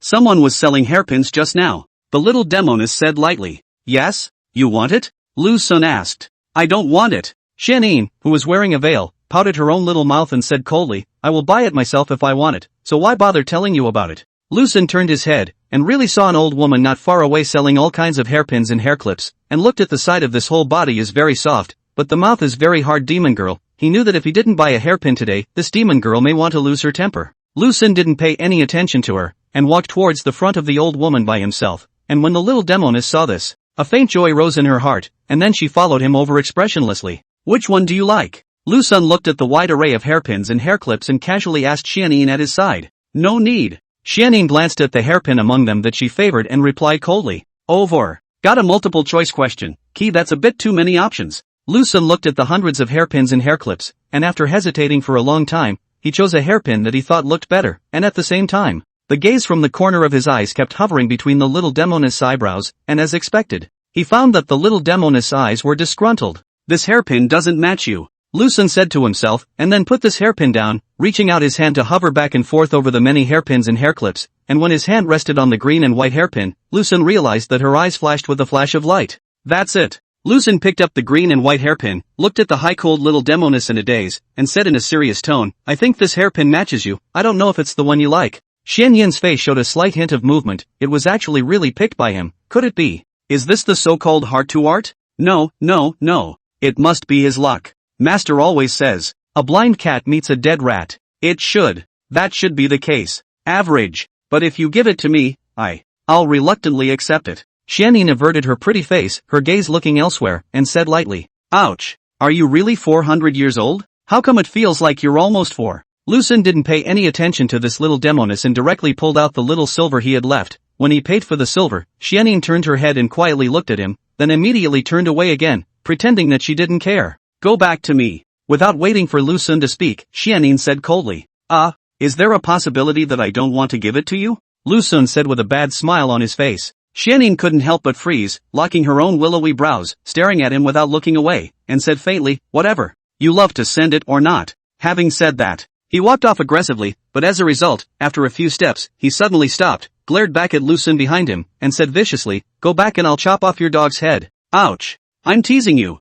Lucen hurriedly ran over and stood beside the little Demoness, coaxing softly, how can I not give it to you? Besides, if I don't give it to you, who else can I give it to? Could it be for me to give it to your master? Humph. Xianyin snorted coldly. As she went back, Xianyin flew very slowly, thinking of various things in her mind, without exception. All of them had something to do with someone. She realized that in her heart, originally there was only Master and Little Fox, but now there was another person in there, and this person seemed to occupy most of her heart. He was obviously annoying. As a result, she just couldn't help but think about him, and even vaguely wanted to go into heat. Without realizing it, the two of them returned to the courtyard. Xianyin collected the meteorite star sword and handed it directly to him, then walked away without looking back. Mother! Your hairpin! Lucen shouted. Xianyin stopped herself and turned towards the denizen, snatching the green and white hairpin and glaring at him menacingly. Looking at her departing figure, Lucen hurriedly shouted again, no more sugar gourds and sour date cakes for your master? It's not like I bought it. Xianyin indifferently dropped a sentence and immediately disappeared from view.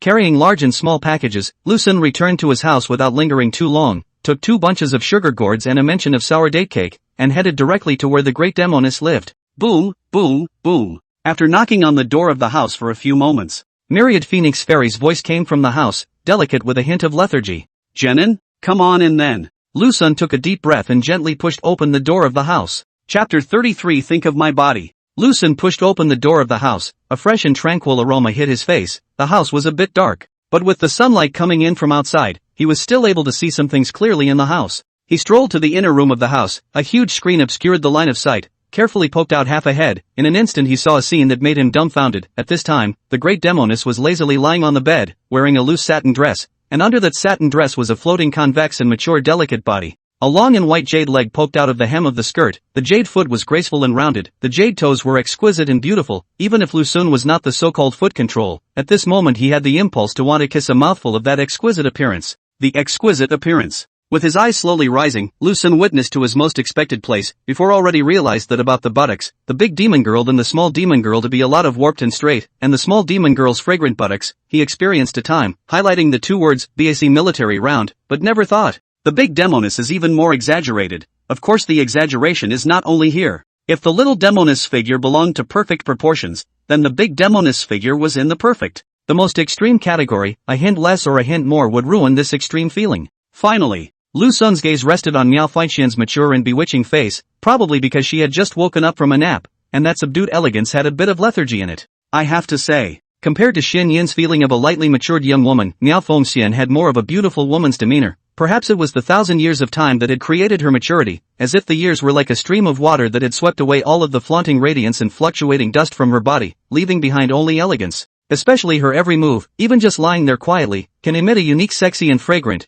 this rich flavor from the deepest part of the soul constantly overflowing. A sniff will lose all the thinking, willing to fall deeply into it. Sister? Sister Demoness. Is this just waking up from a nap? Lucen stood behind the screen and stretched out half of his own head, calling out softly. The words. Lying on the bed with a lazy face, Miao Faixian shivered violently and hurriedly raised her head to follow the sound, and saw a man standing behind the screen, while still poking out half of her head, staring straight at herself. Their gazes focused on each other, and the mature and plump great Demoness saw from his eyes a touch of clear lust without a hint of concealment at all, and instantly, like a thunderbolt from a clear sky, intense shame erupted from the bottom of her heart, almost running through her entire body, while engulfing all of her sanity at the same time. But after all, she was a snake demon who had lived for 1,000 years. She quickly came to her senses and covered her delicate body with the quilt, and with a full of anger, she said with a trembling voice, You, get the hell out of here. Hurry up and get the hell out of here. The great Demoness in full fury had even more of an unspeakable charm, and at this time, Miao Fengxian was furious and had a little bit of a panic attack. I didn't realize that it was him who knocked on the door, and I didn't even think that this audacious brat would have the guts to walk in. He even sought his own lazy appearance of just waking up, and the key was still a little, and a bit disheveled. Damn it! I should have sniffed the doorway, but there's no use saying anything now. The body has been shown to him. Why don't you get lost? Seeing his indifference, Miao Fengxian gritted her teeth and said, believe it or not, I'll chop you up. Just now Xianyin threatened to cut me, and now you're going to cut me as well. I have to be chopped by both of you several times a day. Lu Sun shrugged and walked out from behind the screen, lifting the sugar gourds and sour date cakes in his hand, and said softly, Xianyin and I went to the bazaar, and by the way, we bought 2 sugar gourds and a mention of sour date cakes for you. The great Demoness, who was a bit startled in her anger, saw the 2 sugar gourds and a mention of sour date cake in his hand, and couldn't help but freeze there, an inexplicable emotion running through her body. How did you know I?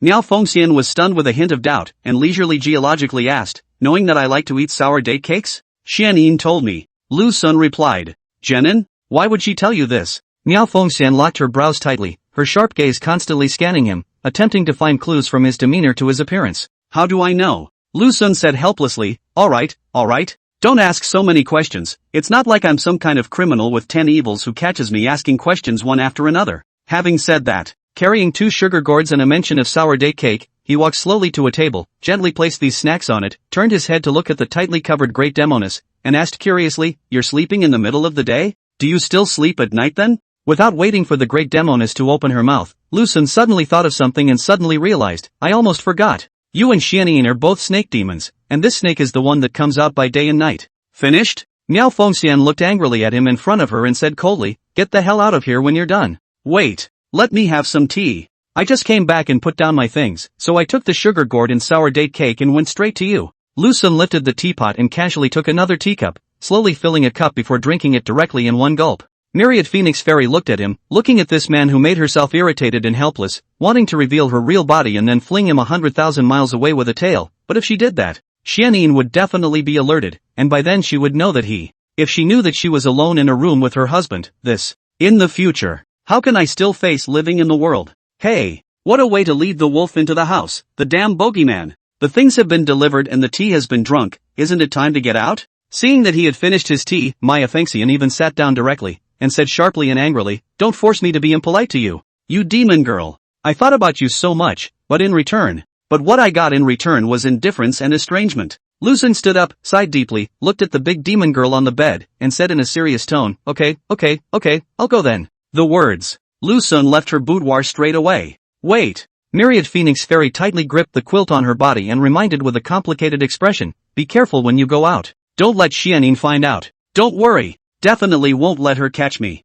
Lu Sun patted his chest and assured her. Soon. Lu Sun then slipped out of the great Demoness quarters, leaving Myriad Phoenix Fairy alone in the house, lying alone on the bed, still covered with the same futon. Glancing at the sugar gourds and sour date cakes placed on the table, recalling his words before he left. Thinking of me. It's obvious that you're thinking about my body. Chapter 34, Time to Study, ma'am. A heavy melancholy appeared on Miao Fengxian's mature and bewitching face. She found herself caught up in a very dangerous matter, and this matter came about. It was all because of herself, it was her own actions that led the wolf into the house. It was she who had led the wolf into the house, and ultimately created this situation today, a situation that caused her an incomparable headache and distraction. Thinking of this, Miao Fengxian glanced at the sugar gourds and sour date cakes on the table, and an unspeakable emotion ran through her heart. Come to think of it, this should be the first time that I had been missed by someone, although his purpose was not pure, but this feeling of being remembered in one's heart was quite comforting and happy. Hey, Xianyin Xian, sure you too. Master loves you guys so much, but in the end, you're still inferior to a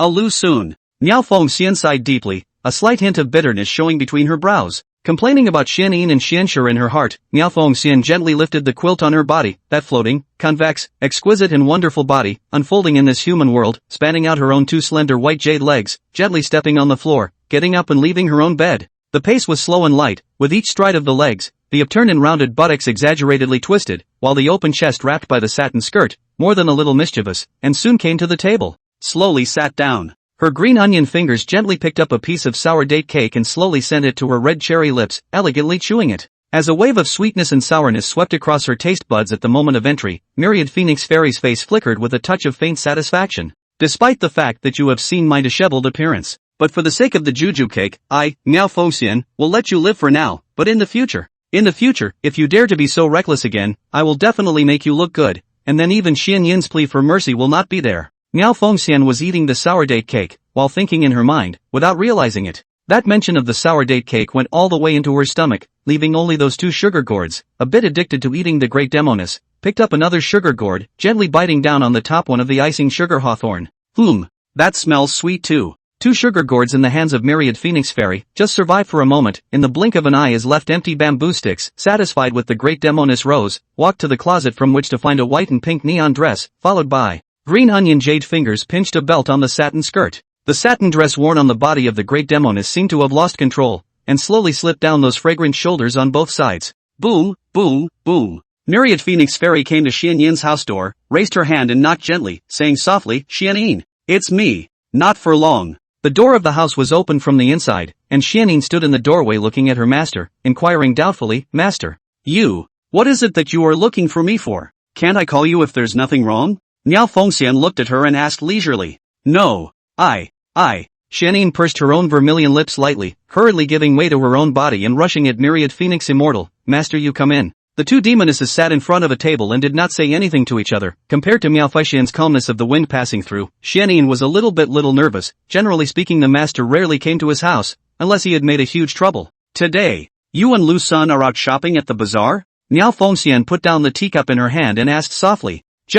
It's a small bazaar 100 miles away. Xian Yin bit her own lips tightly and swallowed her words as she explained, you gave him a meteor star sword but no scabbard, and he usually likes to carry the sword on his back, so if there's no scabbard, it's easy to stick it into his ass. It's easy to hurt, so I accompanied him to buy the scabbard, by the way. Shopped around by the way. Miao Fengxian nodded her head and said lightly, so that's how it is. Then, Master, don't worry. Xian Yin interrupted and said seriously, that was supposed to be a small fair, no one would know that I'm a demon. You don't need to be nervous, Master Teacher is not here for this matter. Myriad Phoenix Immortal smiled at her and said gently, in the past, you didn't go out of the door, but now that you can go out by chance, Master Zun is quite happy in his heart, so in the future, if you want to go out with him, you don't need to say anything to me. The 2 of you can just go directly. Hearing these words from Myriad Phoenix Immortal, Xian Yin instantly panicked, staring straight at the Master Teacher in front of her, asking with a tense expression, Master, are you not wanting me anymore? How could Master not want you? Miao Fengxian laughed without any good humor, although the 2 of us aren't really master and disciple, nor are we really mother and daughter. Since the moment I took you in, I've treated you as my own family. You and Xianshi are my most important existences in this world. As long as you and Xianshi are willing to stay by my side, I'll never get rid of the 2 of you. Master. Xian Yin moved up a chair and sat directly beside her, hugging one of Myriad Phoenix Fairy's arms, her body tightly next to each other, her head resting on her shoulder, and said in a glutinous manner, Master, I will never leave you in this lifetime, and I believe little Fox is also. The 2 of us will always stay by your side. At this point, Myriad Phoenix Fairy's heart rippled as she touched Xian Yin's head, tenderness written all over her face. Xian Yin, did you tell Lu Sun about the sour date cake? Miao Fengxian suddenly opened her mouth and asked. He and I were walking through the fair. Saw that there were sugar gourds for sale, then he bought 4 bunches. Xian Yin pressed herself against her master and murmured, at first, I thought they were all for me to eat, but who knew that he only gave me 2 strings, and the other 2 are for you to taste. Speaking of which, a shallow touch of shame surfaced on Xian Yin's face as she squeaked, to make up for my guilt towards you, I had him buy you some more sour date cakes. Master, did he give you the sugar gourd and sour date cake? Xian Yin asked. Master has already tasted it. Myriad Phoenix Fairy pursed her lips and said playfully and softly, in the future, if there is anything of this sort, you can give it to me personally. Got it. Master. Jenin responded with a light tweed. Maya Fengxian stroked Xian Yin's head, her brows were filled with helplessness and sorrow. How could such a simple Xian Yin be a match for Lu Sun? How can she be Lu Sun's opponent? That brat is full of tricks, Xian Yin can't handle it at all, not to mention her. Even she can't cope with it, and was even touched by him, and looked at her own body. Suddenly, there was a loud knock on the door, breaking this cozy atmosphere in the house. Maiden, time to read. Chapter 35, There's something wrong with the little spirit girl. In the face of Lu Sun's shouts, Xian Yin, who was plastered against Myriad Phoenix Fairy, had a faint flash of shyness on her face as she lightly bit her cherry lips and muttered softly, he always calls me mother. I've told him several times to just call me by my name, but as a result, this person just won't persuade me. I think it's fine. You're originally his maiden, there's nothing wrong with calling you maiden. Myriad Phoenix Fairy said with a smile, and Lu Sun is quite attached to you, he actually came over to shout at you to go and study, showing that you are extraordinary in his heart, but Xian Yin. Speaking of which, Miao Fengxian raised a few points of tone, said seriously, do not feel so and so, as if he belongs to you, this man are like fishy cats, do not be deceived by flowery words, especially your husband, this person is as clever as a reed. Speaking than singing, you can keep the bottom line, as for the bottom line, never let him dabble with the flowers. Nowadays, Xianyin didn't even bother to retort and responded absent-mindedly, then let go of her master's arm and looked at her in bewilderment, saying curiously, Master, I realized that you kinda understand him, even more than I do. The words. Myriad Phoenix Fairy's face suddenly changed, and unspeakable shame erupted from the deepest part of her heart. That bewitching pretty face flushed a faint scarlet, hastily turning her head away, coldly saying, don't talk nonsense. He is your husband. Ah. Faced with her master's words that answered the question, Xianyin's face was full of doubts, but the simple-minded her didn't think much about it, and softly said, Master, have you noticed that he is actually quite good to you? He even thought of bringing you sugar gourds. These words made Myriad Phoenix Fairy even more flustered, forcing herself to hold back her panic and said awkwardly, that's his own business, it has nothing to do. What does it have to do with Master I? Also, Master Teacher has the robbing spirit fruit to suppress lust, and won't be pining for your husband, I'm not a little ninny like you. Master, I.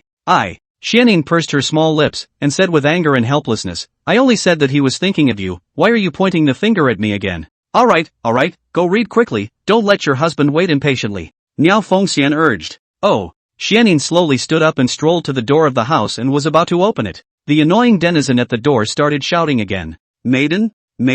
It's time for us to read, don't run away, as the saying goes. You don't have to set up a tall hall to live in peace, there's a yellow book in the book. Squeak dash. Xianyin violently opened the door of the house, angrily glaring at him, puffing and saying, what are you shouting about? You're making a lot of noise. I'm chatting with Master and I in the house, and you're shouting at the door. I'm coming over a little late to read, it's no big deal. Shout. Shout again or I'll chop off your dog's head. What an illiterate shrew. I, Lu Sun, am at least half a scholar. Why did I marry her? The most important thing for a scholar is punctuality. If you can't even do the most basic punctuality, what is there to study? Lu Sun said in a serious manner, hurry up and go over there, I've already prepared the 4 treasures of literature, today's task is rather heavy, I have to learn 2 poems. By the way there's also mimeographing. Learning 2 poems is already too much, but you have to make yourself memorize them? Xianyin's face darkened when she heard tonight's request, and she said in annoyance, you clearly know that I'm not smart, and still asking for so much, are you intentionally making a fool out of me and then watching my jokes? Ouch. Can I get a different maiden? There's still Xianshi. Why don't you let her be my wife? If not, you can do it yourself. Lu Sun looked at the justified Niang Zi in front of him, which was a bit bitter in his heart, sighed helplessly and said silently, alright. Sangha depends on the situation, let's go over first, don't waste time. Hoof. Xianyin snorted coldly and reluctantly followed him to read. Just then, Miao Fengxian came out of the house and watched Xianyin and Lu Sun tossing and bickering all the way to the house not far away, relieved and a little bitter. Xianyin is really in love with him, but it's a pity that Lu Sun is destined to be a peach blossom hijacker, and can't break up with women in his life, so what can be done? What can be done to make Xianyin hold on to him? Miao Fengxian thought about it, and suddenly she had a flash of insight. I remember. 600 years ago, she accidentally obtained a book of ancient dual cultivation techniques. If Xianyin could learn the moves above, she would definitely be able to break those thoughts of Lu Sun, and Xianyin is a yin, and with the addition of the virtual yin in her body, this lecher won't be able to get out of bed again. It should still be there. I'll go look for it. Xianyin sat in front of the table, holding a brush in her hand, crookedly copying the verses, the flailing characters. Let the Lu Sun on the side a burst of speechless, obviously so good looking, the body is also so sexy, how to write out the word is so bad. Well, what do you think? Xianyin put down her brush and asked Lu Sun at the side. It's a bit of an improvement compared to yesterday, so let's build on it afterward. Lu Sun put away his clerical treasures and said softly, that's all for today. Xianyin sat there, watching him clean up the table with unblinking eyes. In her heart there was such a hint of reluctance, feeling that the time with him was so fast. Lightly biting her own vermilion lips, she said blandly, the sword chi transformations that Master Teacher taught you this morning, is there anything you don't understand? Quite a lot. For example, Great Demon. Your master said that this sword chi would be impure if there are distractions in the mind, but I don't know how I should cast away the distractions in my mind. Lu Sun looked at the high-cold little Demoness on the side and inquired curiously, how do you usually do it? Control your inner thoughts through breathing. Xianyin pursed her small lips lightly and murmured, tomorrow I'll teach you how to exhale and regulate your breath. Aha! Lu Sun responded and continued to clear the table. Xianyin flattened her mouth and slowly stood up, lightly saying, I'm going back. Oh. Lu Sun just nodded his head and didn't bother with her. Seeing the way he ignored himself, Xianyin had such a hint of displeasure in her heart that she slowly walked to the door and gently pulled open the door of the house, at which point she looked back at him who was still busy and opened her mouth. but the words that came to her mouth hovered for a long time, but delayed to speak out. Finally, still mustering up the courage, "Denizens, I want to read more." Xianyin pursed her own lips and said expressionlessly, "Starting tomorrow. You'll teach me for 1 more hour." The words. Hurriedly, he slipped away, leaving Lu Sun standing there with a bewildered and overwhelmed look on his face. There's something wrong with this little demon girl. Chapter 36, jumping into his arms. Next day. The sun is shining and the air is fresh. Lu Sun, who had been meditating and practicing for a night, slowly opened his eyes and looked at his panel data. Name, Lu Sun. Grade, 52. Experience, 3100/10000. Repair, 134-4461. Abilities, Pure Yang Body, Level 2, 2 million cultivation required for next level. Bronze Wall, Level 2, 2 million cultivation required for next level. Just 7 more days and I'll be able to raise my Pure Yang Body to the next level. Lu Sun is very satisfied with the current speed. In the past, he relied on the demonic beheading to accumulate experience in cultivation, but now he only needs to meditate and condense his breath. The key is that this speed is even faster than in the past, but eventually, he will encounter a bottleneck. We'll see what happens when we take a step, but all in all, we're quite satisfied for now. Stretching comfortably, Lu Sun got out of bed and went over to push open the door of the house. A cool breeze came to his face, and at the same time it was a little wet. It's raining. It's still raining a little bit. Lu Sun's face was a bit lost. Originally he was looking forward to letting the little Demoness instruct him a few times, but it didn't occur to him. It's actually going to rain today. Sighing helplessly, he returned to the house to find an oil paper umbrella and quickly walked through the small courtyard to the hall. Sitting on a wooden chair, he poured himself a cup of fresh tea, and while taking small sips of the tea, he watched the raindrops fall in the courtyard, the sound of the rain echoing in his ears, and he couldn't help but fall into deep thought. Come to think of it, is one's own crossover too scribbly? Other people's crossings were all about Gaga and killing, while one's own, although it was also Gaga killing, but he was only in charge of Gaga, and Nyangzi was in charge of killing. The difference was a bit too big. Just then, a light footstep came from the backyard, yanking Lu Sun's thoughts back to reality. Turning his head to look, he saw the great Demoness come into the hall, and that mature and charming appearance. It was still so mesmerizing and evocative. Why is sister up so early? Lu Sun softly inquired. Miao Fengxian glanced at the thieving, smelly men and said indifferently, "What has it got to do with you if I don't get up early?" As the words fall, after a moment's hesitation, he said coldly, "Do not call me sister." Not calling out to sister. Is it hard for me to call you Phoenix Fairy? Lu Sun asked. The sound of Phoenix Fairy caused ripples to spread within the great Demoness' heart, locking her own willow eyebrows tightly as she said without any good humor, "Phoenix Fairy is something you can call? You won't let me call you Phoenix Fairy, and you won't let me call you sister, so I can't call you ma'am, right?" Lu Sun shrugged his shoulders and said with a helpless face, You, ridiculous, shameless, nasty." Myriad Phoenix Fairy's bewitching face flushed red as she stared at him angrily, her expansive and open-minded chest that was so broad that it could not be seen to the bottom, because of her breath. Rising and falling non-stop, annoyed and furious, he said, "Dare to talk nonsense again. I will definitely make you look good." Lu Sun looked straight at her, looking at the great Demoness in the midst of her rage, and suddenly realized that Miao Fengxian also had a very cute side, especially when she was angry, only that the price to pay for this otherworldly side was a bit big. It's easy to get beaten up if you don't get it right. Sister, rest your anger. I just casually said that. Lu Sun said smilingly, "Don't take it to heart. Oof. This world. You can lose your life by talking nonsense." Miao Fengxian coldly grunted, picked up her own teacup, lightly sipped a small sip before slowly placing it back on the table, and softly said, "Can you get used to living here? It's not too bad. It's just that I haven't had a hot bath in days, and I use cold water every day. The body can't carry it a bit." Lu Sun said bitterly. Miao Fengxian pursed her lips and leisurely said, "Not far down the mountain. There are a few natural hot spring pools. Let Xianyin accompany you there." Having said that, rising in style, she prepared to go back to her house. However, before taking a few steps, she suddenly stopped again and said softly, "Xianyin enjoys soaking in the hot spring pool." The great Demoness left, leaving an inexplicable sentence before she left, seeming to convey some kind of message to Lu Sun. Lu Sun sat on the chair and muttered, "She likes to soak. So do you like bubbles?" The daytime was spent in a muddle, waiting until the hour of 5 o'clock.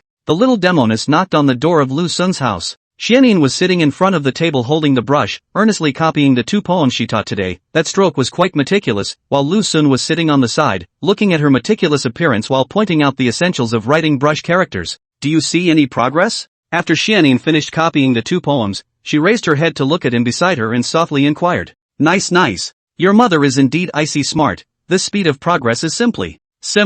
Lu Sun looked at the crooked words and said with a clear conscience, "Throughout history and modern times, I can't find another person as smart as you." No. Is this kind of intelligent demon? That exaggerated and revolting fallacy made Xianyin want to beat him to death as she blackened her face and huffed. Do you really think I can't hear the meaning in your words? What does it mean? I was genuinely complimenting you, nothing else. Lu Xun smiled and said quietly, almost done. That's it for today. It's only been less than an hour, yesterday didn't I say? Say? Xianyin frowned her willow eyebrows and said softly, to read for an extra hour? Aha. I know. Lu Xun nodded his head and said in a serious tone, I heard from your master this morning that there are a few natural hot spring pools not far from the foot of this mountain, and I've been rinsing the cool water for several days, so I want to go to the warm pools tonight to take a dip. Nyangzi. You take me there. Hearing that he wanted to go soak in the hot pool, he didn't have much to say and directly stood up, rushing to Lu Xun and said, let's go then. The little Demoness gently pushed open the door of the house and realized that at some point, a light rain had started to fall outside again. Lu Xun took the umbrella and walked to her side, slowly propping it up after. Strolled out. What are you doing frozen in the doorway? Go. Lu Xun stood there and turned around to charge Xianyin. I don't have an umbrella. The clothes will get wet. Xianyin lightly pursed her small lips and blandly said, it's not an umbrella? Come on, we'll each take half. Lu Xun urged. However, a touch of reluctance surfaced on Xianyin's face, slightly averting her head as she muttered in a small voice, I don't want to be in each half with you. Then do you have an umbrella in your house? Lu Xun asked helplessly. There's. No. Xianyin still kept her face averted and replied coldly. Is there or isn't there? Lu Xun didn't understand what she meant for a moment. No. Xianyin bit her lower lip and firmly said, just no. The words. The defenseless Xianyin was clutched by Lu Xun's small hand, then stumbled into his arms. Oh. Sweet snorting sounds drifted out from between red lips and white teeth. Chapter 37, So Strong. Xianyin, who hadn't had much defense, was clutched by Lu Xun's small hand, and then stumbled into his strong and sturdy arms, and with a huge impact, both of them fell to the ground. Compared to Xianyin who was lying on top of him, Lu Xun was much more unlucky. At the same time, he also felt happiness. Aha! A sweet snorting sound, from the high cold little Demoness that red lips and white teeth floated out, she felt a trace of chest tightness, and at this moment she and Lu Xun's posture is quite ambiguous, that floating and exquisite body is dead pressed against him, the cold and charming and playful and soft face is tightly pressed against his chest, and a small white and tender hand presses down on the sturdy chest. In the darkness of the night, a fine sheen of rain fell on his body, the two of them maintained the position of falling, and unspeakable sentiments slowly fermented between each other. The little Demoness smelled a male scent from his body, which was slowly invading all of her sanity. Both sides of her cheeks flushed red beyond measure, and her gaze began to become mesmerized. No. Can't go on like this, feeling like I'm about to lose control of my inner desires, wanting to be on him more and more. I'm in heat for him. Xianyin tried hard to resist that dryness in her body, as well as some kind of strong impulse, lightly biting her vermilion cherry lips, even being bitten to bleed. The effort was not enough. She finally gained a trace of lucidity, however, her consciousness returned, but her body was still unable to move. Mistress, you smell so good. Lu Xun's voice, low and with a hint of magnetism, hovered in Xianyin's ears, each word as if it carried magic power, deeply imprinted on her heart, her deepest, most fragile and softest can of her heart. You, quickly put me down. Xianyin's big, watery eyes looked straight at him, looking at the denizen who was pressed underneath her, blushing. I said mama. It's obviously you who was pressing down on me. Lu Xun said with a face full of innocence, it's you who got off of me. Xianyin clenched her own vermilion lips and squeaked, I. The high-cooled little Demoness opened her mouth to speak for half a day, but she couldn't even speak a complete paragraph, gasping for sharp breaths, with a hint of shame, resistance, and disorientation in her eyes. The two of them were frozen on the ground for a few moments. Xianyin finally regained some of her energy, and held her hands on the ground, carefully propping herself up. Lu Xun, who was lying on the ground, saw that the little Demoness was about to leave from his body, and the willful one yanked her back again. Ouch! Xianyin's marvelous body once again pressed against his body. Lu, seek, you, I'm going to kill you. Xianyin raised her own head and looked at him with fury, her fierce eyes as if she wanted to eat him alive. Okay, I'm just messing with you, why are you still in a hurry? Lu Xun laughed cheaply, get up. I definitely won't tease you this time, don't worry. I swear with my character. Xianyin flattened her mouth, a little less trusting of his words, but still tried to get away from his body, and as she slowly propped herself up, her sharp gaze locked on the lustful man under her eyes, and she said coldly, if you dare to tease me again, I'll definitely make you pay for it. Got it. Lu Xun also figured out her temperament, to be precise. The little Demoness was a bit haughty, a bit brash and unreasonable at the same time, but very simple, and although she had lived for nearly 400 years, she was no different from a child in some ways. Safely off of him, by now Xianyin was soaked, the white-waisted jacket became see-through, and a red belly band was hidden inside. It was very naughty. No looking. Realizing her embarrassing appearance, Xianyin panicked and protected her chest as she hurriedly ran to her boudoir, leaving Lucen still lying on the ground. This little demon girl. Why are you so shy? One day it won't all be mine. Lucen stood up from the ground, picked up the oil paper umbrella in his hand, and slowly walked towards her boudoir, gently knocking on the door of the house, saying, "Don't change it. Why don't you just go take a dip in the warm pool together?" Inside, there was no movement. After a few moments, Lucen knocked on the door again and softly called out, "Mother? Nyanzi?" Squeak dash. Xianyin opened the door to her own house. At the moment she changed into a new waist-length jacket, then glared at the already wet denizen in front of her and said without any good humor, "What's the rush? Thought you weren't taking me." Lucen smiled and said seriously, "If you don't take a bath after getting wet, it's easy to get typhoid, so let's take a bath together later." "Demons don't get typhoid, and," Xianyin said indifferently, "don't think I don't know what's in your mind, tell you. Don't even think about it." As the words fall, take out an umbrella from behind you. Go.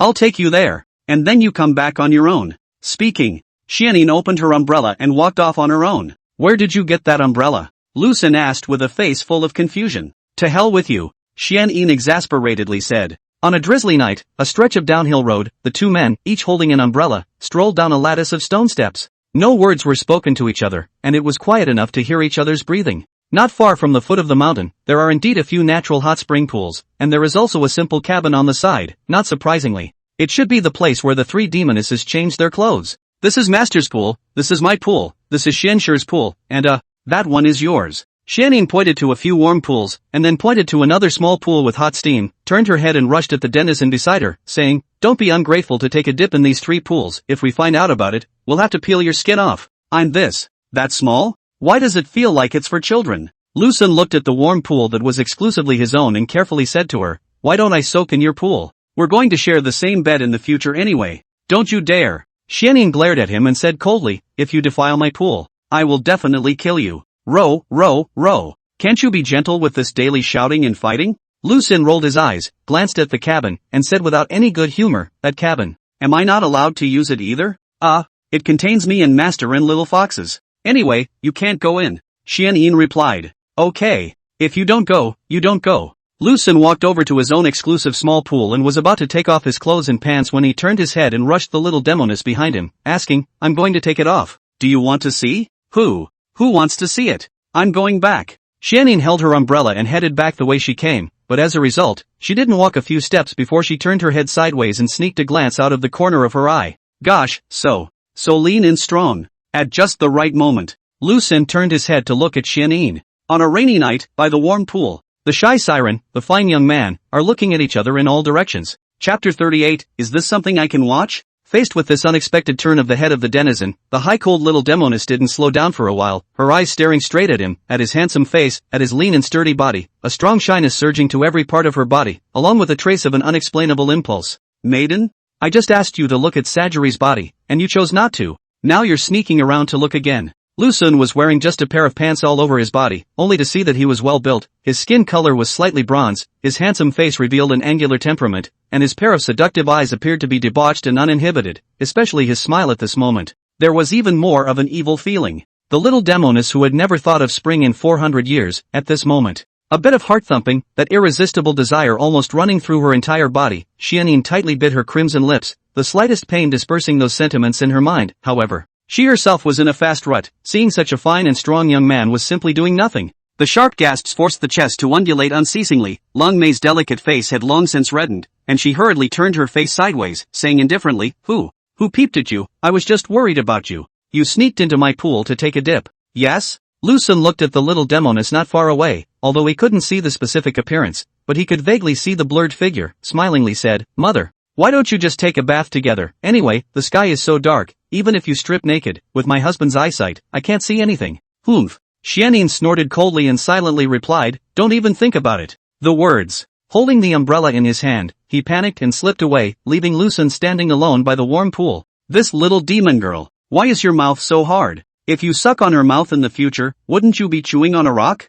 Dash." Lucen took off his pants, quickly jumped into the warm pool, the gentle and refreshing pool water wrapped around the whole body, although the pool is not very large, but just enough to accommodate the whole body, back against the stone wall, tilted his head and closed his eyes tightly, bursts of coziness to wash away all the worries. Come to think of it, although the days here are monotonous and not as colorful as in the past, This kind of uncontested elegance is quite comfortable, especially with the companionship of the big and small demonesses, as well as the small and small demonesses that have never met before. There is a hint of hustle and bustle embedded in this elegance. Xianyin walking on the path up the mountain with an umbrella, seemingly under her calm exterior, but in fact, her heart has long been messy, that strong and sturdy body deeply imprinted in the mind, how can not be waved away? From time to time in front of the eyes flashed. From time to time, the heart of the most fragile heartstrings. How come he's so lean? It clearly looks weak, but it's a powerful body, which, if I use my half-human, half-snake form, he should be able to handle me. Bah! Xianyin Xianyin. You! What on earth are you thinking? Xianyin blushed and whispered. Drizzle and mountain trails. The horny little Demoness strolled up the stone steps, her pace slow and a little messy, thinking of all sorts of inexplicable things, and even more strange and impulsive images fantasized in her mind, as she walked step by step towards the mansion halfway up the hill. Back in his house. Before Xianyin could put down her umbrella, there was a knock on the door. Genin, can Master Teacher come in? Myriad Phoenix Fairy asked from the doorway. Hearing that it was Master Teacher's voice, Xianyin hurriedly walked to the door and opened the door of the house. Looking at Myriad Phoenix Fairy standing in front of her, she softly inquired, Senior, what is it that you are looking for me for? Let's just go inside and talk. Niao Fengxian said. When the big and little demonesses entered the house and sat down in each other's chairs, Xianyin once again inquired, Master, can you say what's going on? There's no rush. Seeing the dampened umbrella, Niao Fengxian smiled at her and asked, Did you take your husband to the bath just now? He wanted to go take a bath and asked me to take him there, and now he's left alone at the bottom of the mountain. Xianyin didn't shy away from it and said it out loud. Then why don't you soak with him? I remember you like soaking the most. Niao Fengxian asked curiously. Xianyin flattened her mouth and said in a slightly shy manner, Master, I'm not that shameless. You don't think that Master can't see that. In fact, you've been pining for sex for a long time. Myriad Phoenix Immortal blankly eyed her and leisurely said, Recently, I've noticed that your breath is very unstable, and there are vague signs of voidine surging, so it's not unexpected. This voidine of yours is going to advance. Xianyin sat beside Myriad Phoenix Fairy, hanging her own head, keeping silence without saying a word, based on experience. It's best to shut up at this time, otherwise it's easy to fall into the dilemma that explaining is covering up. If in the past, Master would definitely be unwilling to see this happen, but now that you have Lu Sun and his pure yang body, it doesn't matter to Master. Myriad Phoenix Immortal pursed her lips and took out a secret book from behind her, handing it to Xianyin. This is an ancient secret art that Master found for you. Myriad Phoenix Immortal said in a serious tone, Learn it well during this time, it will be extremely useful to you in the future. Ancient secret arts? Extremely useful? Half-believing Xianyin reached out to receive the secret book. The face is clearly written with 4 words Ancient Secret Technique. At the same time the following is also labeled with the author of the secret book, Anonymous. Master? Who is this chivalrous name? Why haven't I heard of it? Is it a supreme expert? Xianyin asked curiously. You really should read some books. Niao Fengxian was exasperated and laughed, saying helplessly, that Nian Anonymous. It's not chivalry, and that Anonymous is not a person's name, but someone whose identity is unknown or whose name is not yet known, and it also refers to someone who is unwilling to divulge his or her name. Xianyin pouted her little mouth and said with slight displeasure, I'm already reading. I'm reading for 2 hours a day now. You don't praise me even if you don't praise me a few times, but you still making fun of me on purpose just like him. The words. Silently turning to the first page, the title page bears the tagline of the author of The Secret, Happiness is the source of strength. Pleasure? Power? Source? Xianyin tightened her brows and couldn't help but mutter under her breath. Moving on to page 2. In a flash, a lifelike painting of a little person was reflected in her eyes, and unspeakable shame erupted in her heart, like a tsunami that covered the sky, instantly submerging the embankment of her heart, washing away all the rationality in her mind, leaving only a blushing petite body. Xianyin tightly closed the secret book and raised her head. With a face full of scarlet redness, she looked at the Master Teacher beside her and said angrily, Master Teacher. You. Meanwhile, his lean, firm chest came to mind again. I'm going to die. Chapter 39, Can't Hold It. Xianyin reddened her little face, her body was still slightly trembling, the unpleasant content just now left indelible traces in her pure heart, and at first she naively thought this was a serious cultivation secret, but she never expected it to be. It was something like this. Master. You. Xianyin clenched her crimson plump lips and complained with a blush, What are you giving me? This. Niao Fengxian rolled her eyes and explained in a serious manner, Master is not thinking about you, that Lu Sun is born to be an amorous kind. Don't look at the appearance of a gentleman, in fact, it is very easy to be overwhelmed by lust if you don't master a little secret art. How can you hold his heart? By your looks? With your body?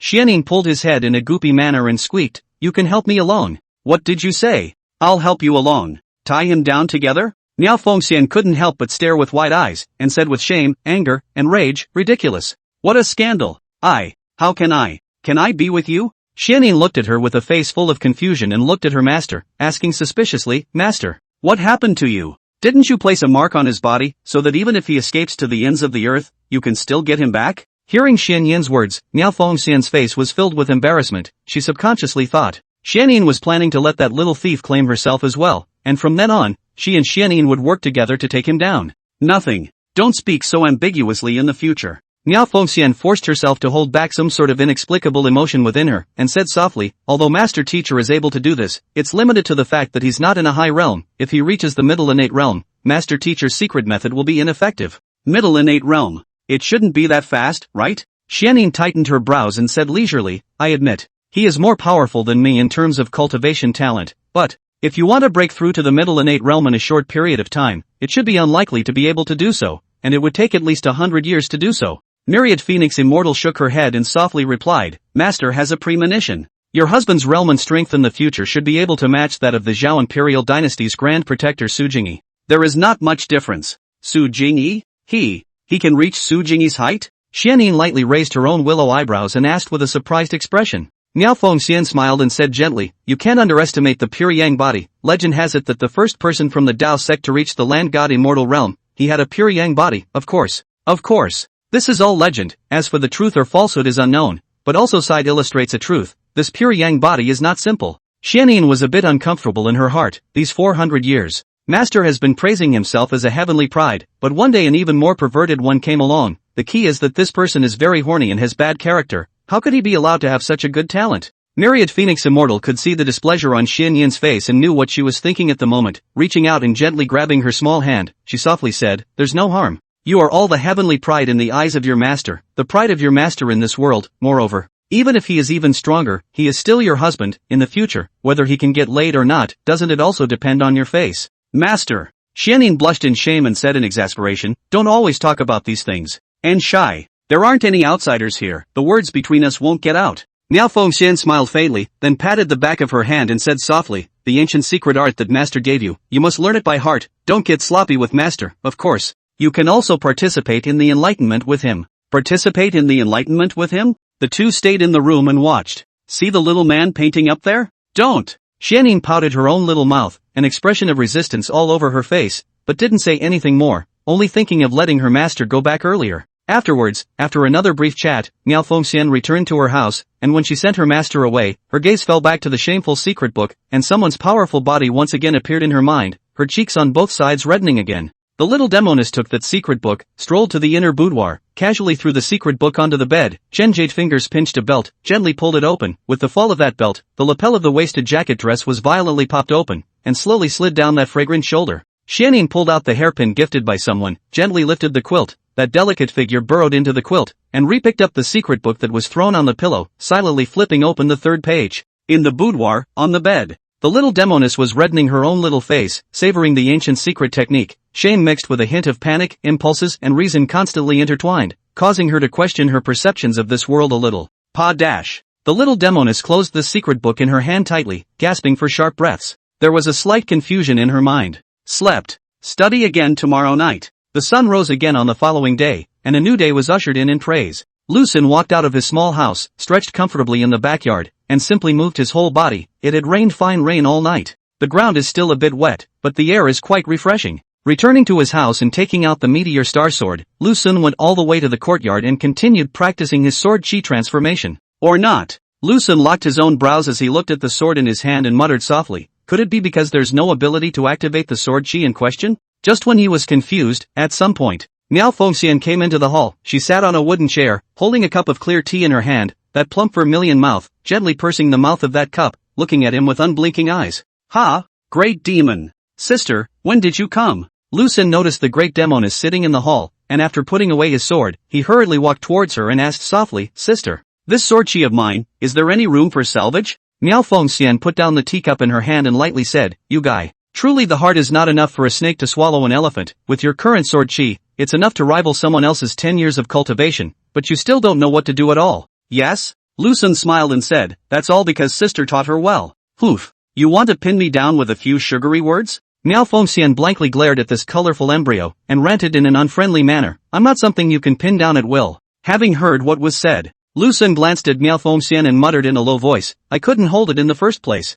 The words. Myriad Phoenix Fairy's bewitching pretty face flushed a faint blush. The hold in his mouth. "It doesn't seem too serious." Chapter 40, Do you want a back rub, ma'am? Miao Fengxian was certain that the hold in Lu Sun's mouth was not the hold in his own mouth, and that this hold was not a hold. The hold in her own words was to hold her heart, while the hold in his words, it should be to pinch his body. You.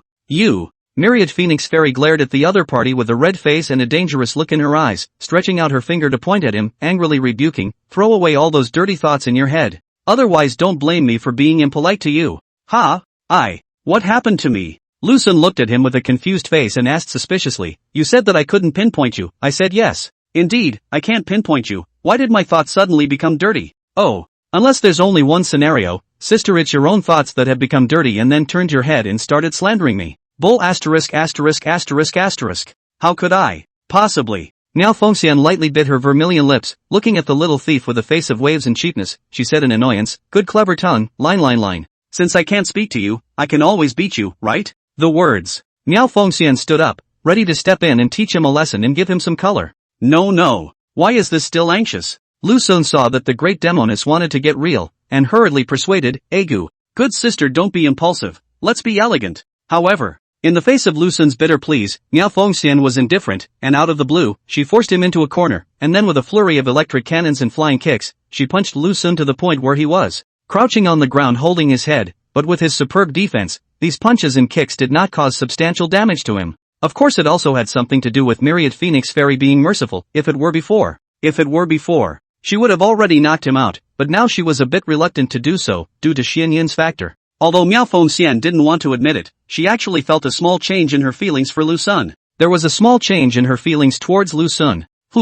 Thick-skinned. Myriad Phoenix Fairy looked at the little thief squatting on the ground, a flash of complex emotions flashed between her brows, and she said in a good-natured manner, "I'll allow you to call me sister, but don't think anything untoward of me. You're Xian Yin's husband, so remember your identity." Having said that, he went off in a rage, only to suddenly stop again after a few steps. "This is the mixed pill. It can quickly recover from a skin wound. You use it now." Myriad Phoenix Fairy threw Lu Sun a black elixir, then walked away without looking back, leaving him alone. Looking at the departing back of the great Demoness, Lu Sun stood up from the ground, picking up a black elixir in the process, and although the elixir was black, it exuded a faint fragrance. "Sister!" Lu Sun hurriedly shouted at the great Demoness while she was still far away.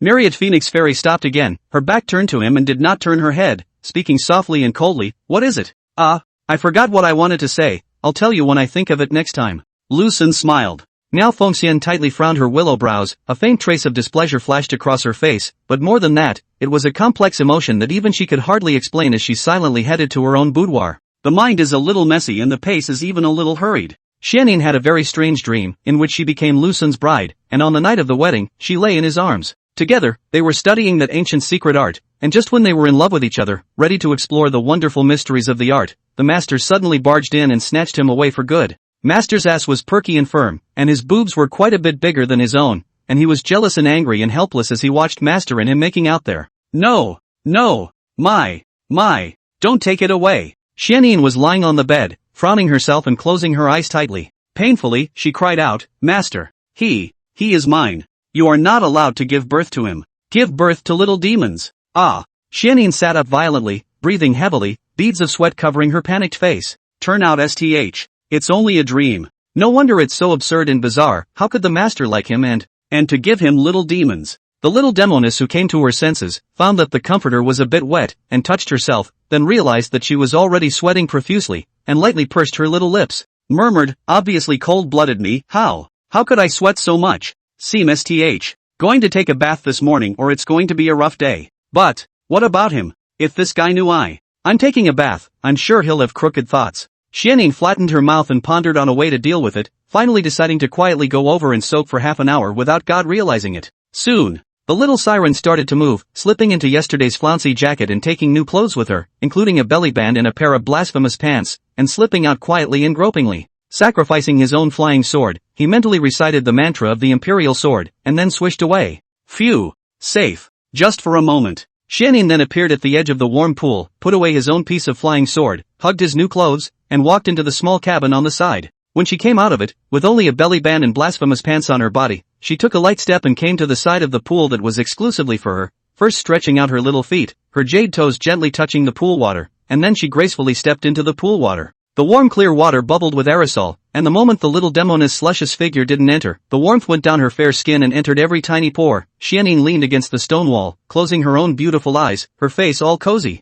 Over time, thoughts began to let loose, and all sorts of inexplicable ideas sprang from his mind. That lean and sturdy body, the contents of that ancient secret art, including what kind of appearance to take in the future, to complete the so-called dual cultivation with him. Thinking about it, Xianin sank half of his head down, spitting bubbles in the warm pool, his brows filled with melancholy and distress, as well as a bit of overwhelm and even a bit of unpreparedness. In the past, all that came to mind was Master and Little Fox, but now all that came to mind was him. It's all about him. This denizen. Why did you barge into my life? Refloating herself, she adjusted her soaking position from leaning her back against the stone wall to lying on her back on the edge of the pool, closing her eyes slightly to cover her thick, slender eyelashes and enjoying this rare moment of quiet. I don't know how long. The little Demoness, who was still immersed in her mind's relief, had someone's voice appear in her ears. Mother, need a scrub? Chapter 41, Allow me to take a concubine. This sudden sound, the soaking in the warm pool of Xianin gave a start, that already a little flushed face, instantly became even more moist red, hastily turned his head sideways, and saw that at some point,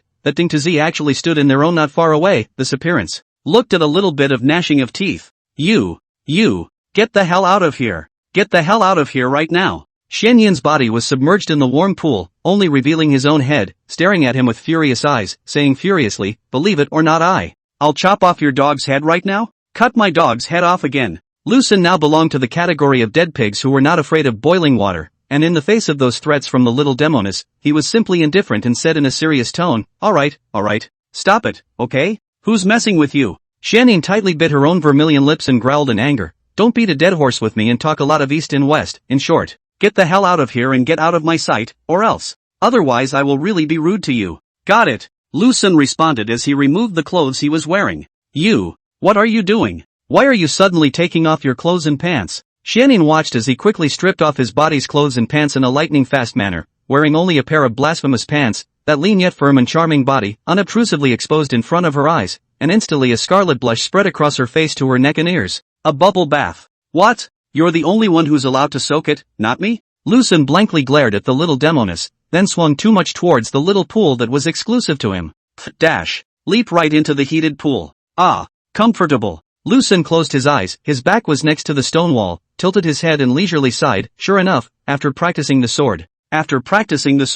It's only after taking a hot bath that life is called life. Ma'am, you're really something, why didn't you tell me earlier? Causing me to take a bath with cool water every night, I almost got a cold. Seeing that he had already jumped into the pool, Xianin could not take him at all for a while, and that cold and charming reddened face, imprinted with a touch of thick anger, exasperatedly said, freezing to death is the best for you, it's annoying to see you. Why are you so resentful? Lucen turned around, staring blankly at the little Demoness not far away, and said with a smile on his face, ugh, can you tell me something about you? What's the matter with me? I'm just a snake that has been cultivating for almost 400 years. Xianin pouted and glanced at the playful denizen, annoyed, don't look at me. Turn your head over. Lucen smiled and didn't say anything more, reaching out and grabbing his clothes, he took out 2 small jars of wine from inside and gently inquired, ma'am, do you want some wine? I purposely brought 2 altars. I'm not drinking. Xianin refused his kind offer and sank half his head down, spitting bubbles in the pool. Lucen took a sip of the small wine, the entrance was sweet, the aftertaste was pleasant, it flowed through his throat with a slight burn, but it was not so dry. He slowly put down the jar of small wine, and lay down on the edge of the pool.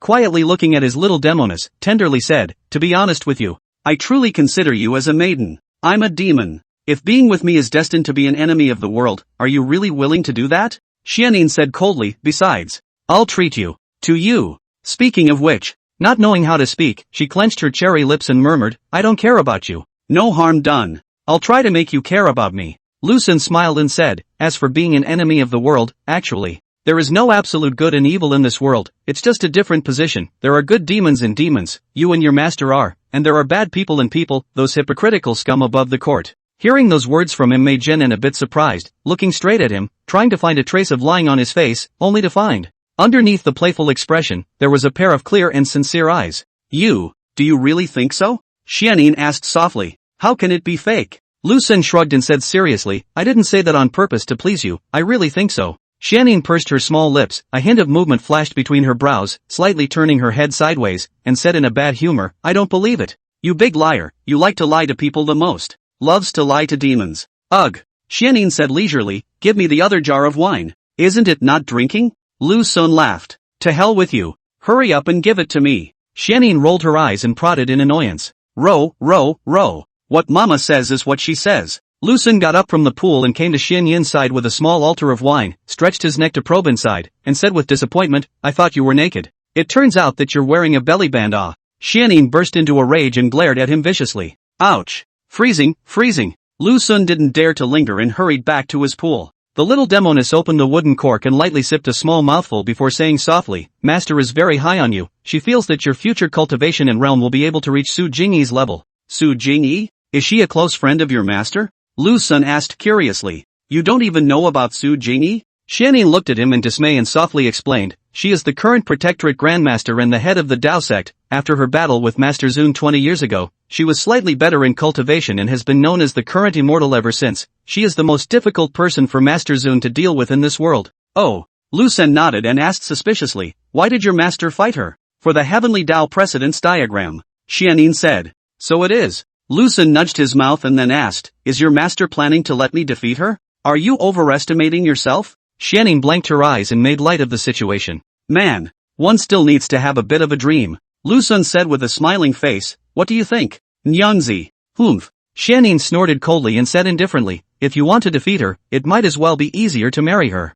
The words. Jenin's heart was a little regretful. Marry her. Not that it wouldn't work. If your highness grants me permission to take a concubine, I have no problem with it. The wilting Lu Sun said mischievously, but, my husband is not a casual person, if it's crooked, then I definitely can't have it. Maiden? So, is Su Jingyi pretty? How old is she? Does she have big boobs? Nice ass? Long legs? Not waiting for Lu Sun to finish being naughty, he suddenly realized that the atmosphere was a bit wrong. Chapter 42, I'm gonna miss you. Listening to his nonsense idea of concubinage, Xianyin's heart was filled with anger and helplessness, although her master had always cautioned her. Lu Sun belonged to the amorous kind, and when faced with those beautiful women, there was no resistance at all. However, Xianyin did not care about this, but after caring about him more and more, she realized that threats were everywhere. He actually dared to even hit on the idea of the worldly immortal of the Dangshi, Su Jingyi, so, wouldn't that be his own master, who would also have such thoughts? Is it hard to believe that that dream was an omen of the future? No way. Absolutely impossible. Master has long since lost his lust. Even if the denizen used all his skills, he wouldn't be able to seduce Master. Not to mention letting her give birth to him. Give birth. A bunch of little snake monsters. Xianyin pursed her vermilion cherry lips tightly, her eyes filled with complexity, as well as 1,000 expressions, and even a little bit at a loss for words. Even though she was full of confidence in her master, she wasn't so trusting of someone. If we really become a couple sharing the same bed, his womanizing nature is indeed quite a headache. No, it's a headache for the demon. Maiden? You. What's wrong with you? Lu Sun was lying on the edge of the pool, staring blankly at the little Demoness not far away, whose face was full of despondency, so he couldn't help but ask curiously, are you afraid that after your husband takes a concubine, he'll be cold from now on? Ouch. The maiden is not necessary. I'm not the kind of person who forgets the old man when there's a new man. I'll level the playing field and let you all have your share of the rain. Lu Sun, who is not afraid of death, goes farther and farther on the road to death. Xianyin snapped back from her fluttering thoughts, expressionlessly glanced at this denizen, and coldly replied, if you want to be my husband, you can only have one of my maidens. The words. A ripple ran through the little Demoness' heart. How did it feel that this remark? Those words were like a disguised admission that she was his maiden. Yes.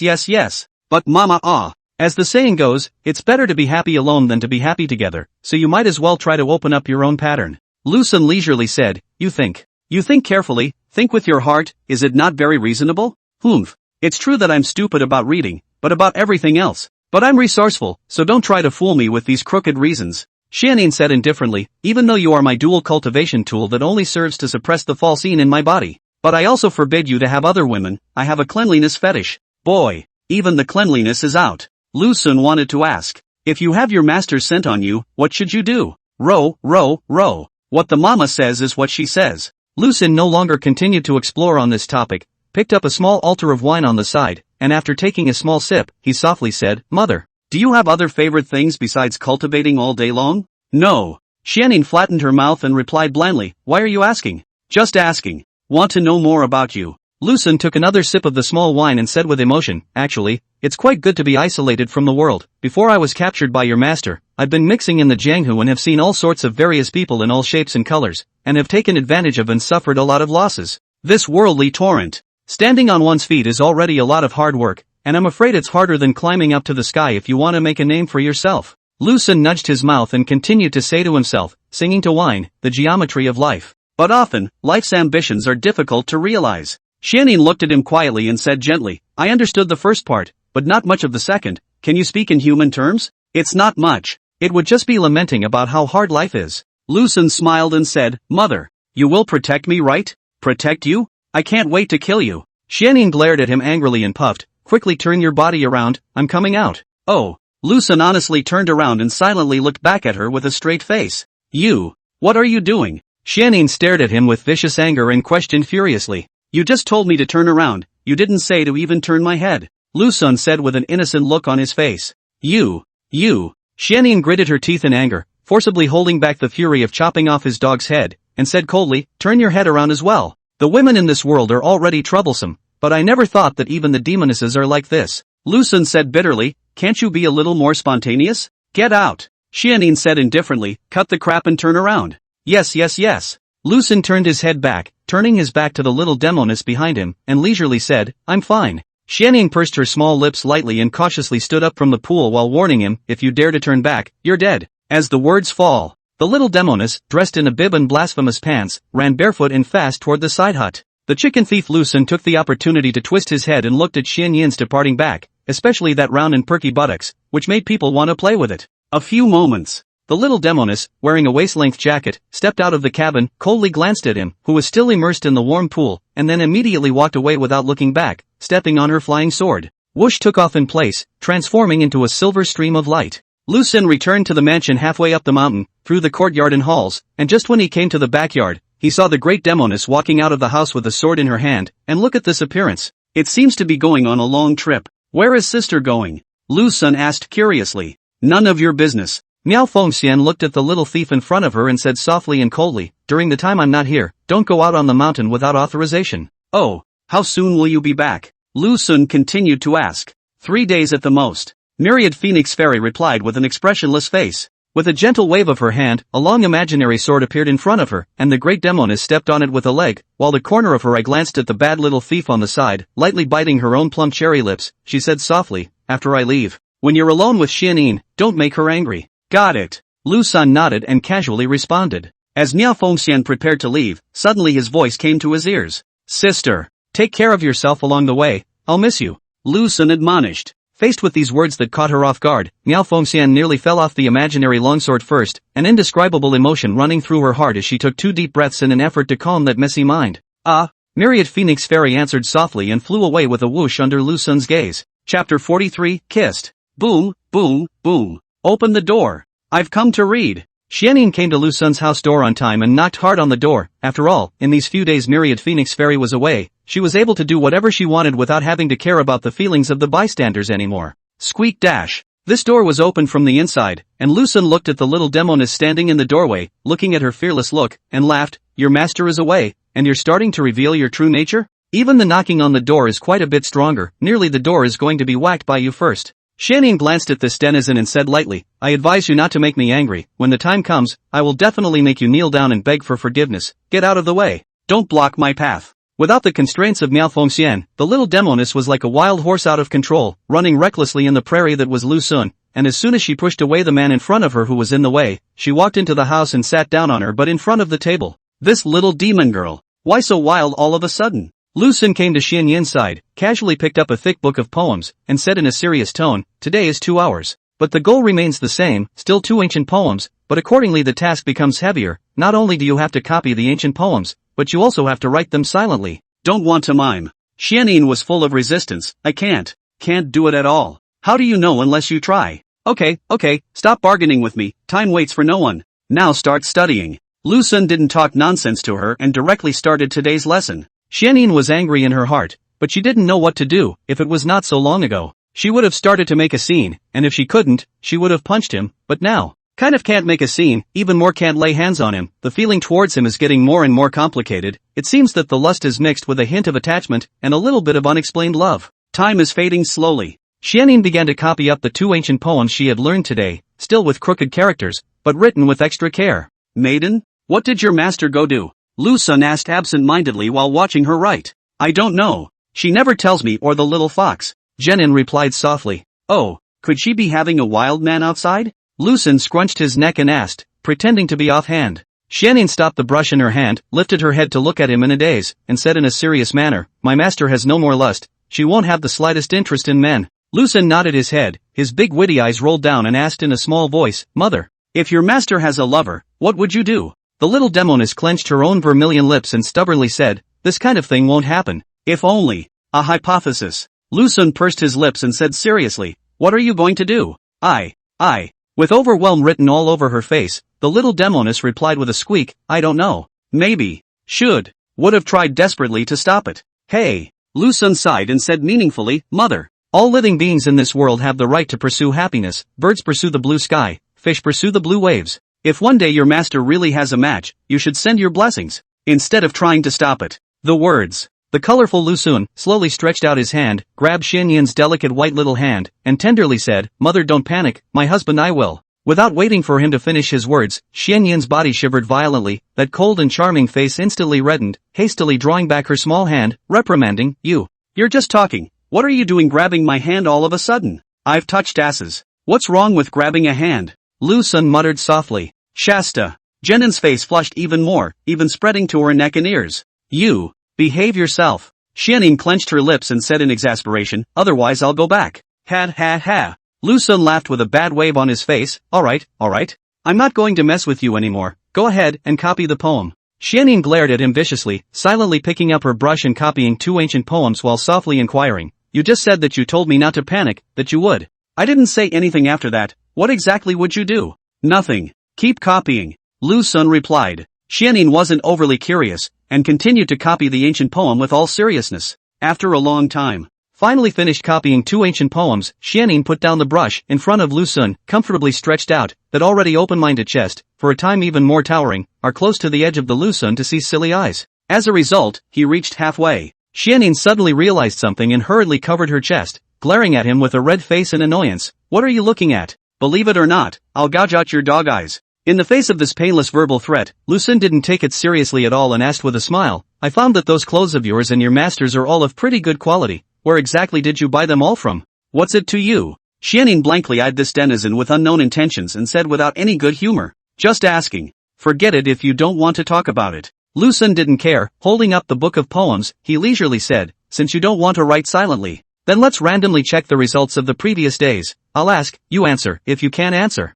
My dear husband will punish you. Sampling the results of the previous days? Xianyin's cold and charming pretty face was filled with worry, hanging her head. Swallowing, she said, I've pretty much forgotten everything. All forgotten? Lu Sun asked with a breathless face. Xianyin bit her lip and sat there in a regimented manner, looking down at her embroidered shoes and responding with embarrassment. That didn't work. It'll just have to get your memory up, come on. Stick out your hand. Lu Sun took out a thin bamboo strip and said sternly, this must be a beating on the palm of your hand. Hearing that she was going to hit her palm, Xianyin raised her head and looked at him incredulously, her eyes full of disbelief and even a bit at a loss for words as she asked, You're going to hit me on the palm of my hand? You dare to hit the palm of my hand? What? I took the time and trouble to teach you poetry and songs, but you ended up forgetting everything you learned before, so this is not a slap in the face? Lu Sun rolled his eyes and said seriously, quickly put out your hand. Facing the suddenly stern Lu Sun, Xianyin's brain was a bit dizzy and swollen for a moment, or perhaps it was the fact that when she had once learned to write, Miao Fengxian had left her with too many indelible memories, and in her trepidation and uneasiness, in a state of fear and anxiety, she reached out her hand to him, and very consciously turned her palm upwards. Good man. He's a repeat offender. Lu Sun didn't have any nonsense, the thin bamboo strip in his hand, flew towards the little Demoness palm. Zhenin closed her eyes in fear, her body still trembling slightly. Out come. The palms of his hands didn't hurt, and his face was kissed by him. You. Chapter 44, Bad Sangha. The little Demoness violently opened her eyes, at the same time originally to be subjected to bamboo strips of small hands, tightly covering the side of the face that had just been kissed by him. That cold and delicate face has long been flushed beyond measure, and even if spread to the neck, through the backbone of the red went down until the heels. You. Xianyin glared at him in annoyance, although it was only a very short moment, but the little Demoness was already dizzy in the head and her body was a bit flabby, just like being drunk. Countless things that she wanted to say hovered on the edge of her mouth, but she didn't know how to open her mouth. You silly twat. How could I spare to beat the palm of your hand, my husband? Lu Sun looked at the little Demoness with a face as red as intoxication, that cold charm with a hint of salivating delicacy. Don't mention how Thumping Heart lightly pursed his own lips, said gently, you're very important to me, although you're a little bit brutal on weekdays and a little bit unreasonable, but I don't care about any of this. Speaking of which, Lu Sun paused and continued, never thought I would meet you, yet I did. Maybe this is the providence of the underworld. After listening to the denizen's words of love that caught her off guard, the little Demoness' heart that had been lonely for nearly 400 years melted, turning into a puddle of springtime warmth that surged to every part of her body, and all the thoughts in her mind were drained away, leaving only her rapid breathing and violent heartbeat. This denizen. He's purposely tweaking my arousal again. But why?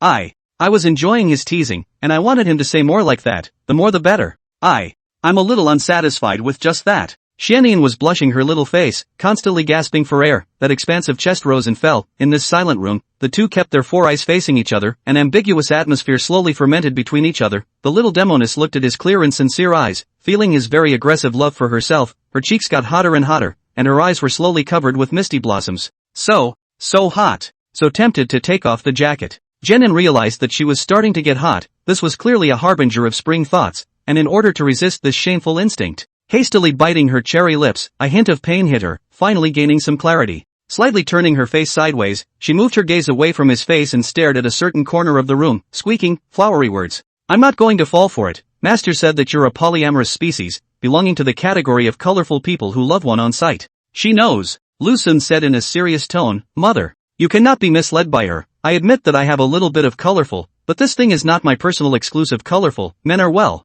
What's wrong with being horny? This is not quite normal, fair lady, gentleman, good marquise, and then I only to you color. Xianyin pursed her lips lightly and muttered as thin as a mosquito, it's still not because of others. Other people are not good looking and cannot stir up your lustful heart. If you met a woman equal to me, you would have scurried over to her. Ha? What are you muttering, mother? Lu Sun asked curiously. The little Demoness skimmed her mouth, annoyed with a bit of indifference, and softly said, it's nothing. Remember these words of yours today. If you have the smell of another woman on you in the future, don't blame me for showing you no mercy. I will make you pay for it then.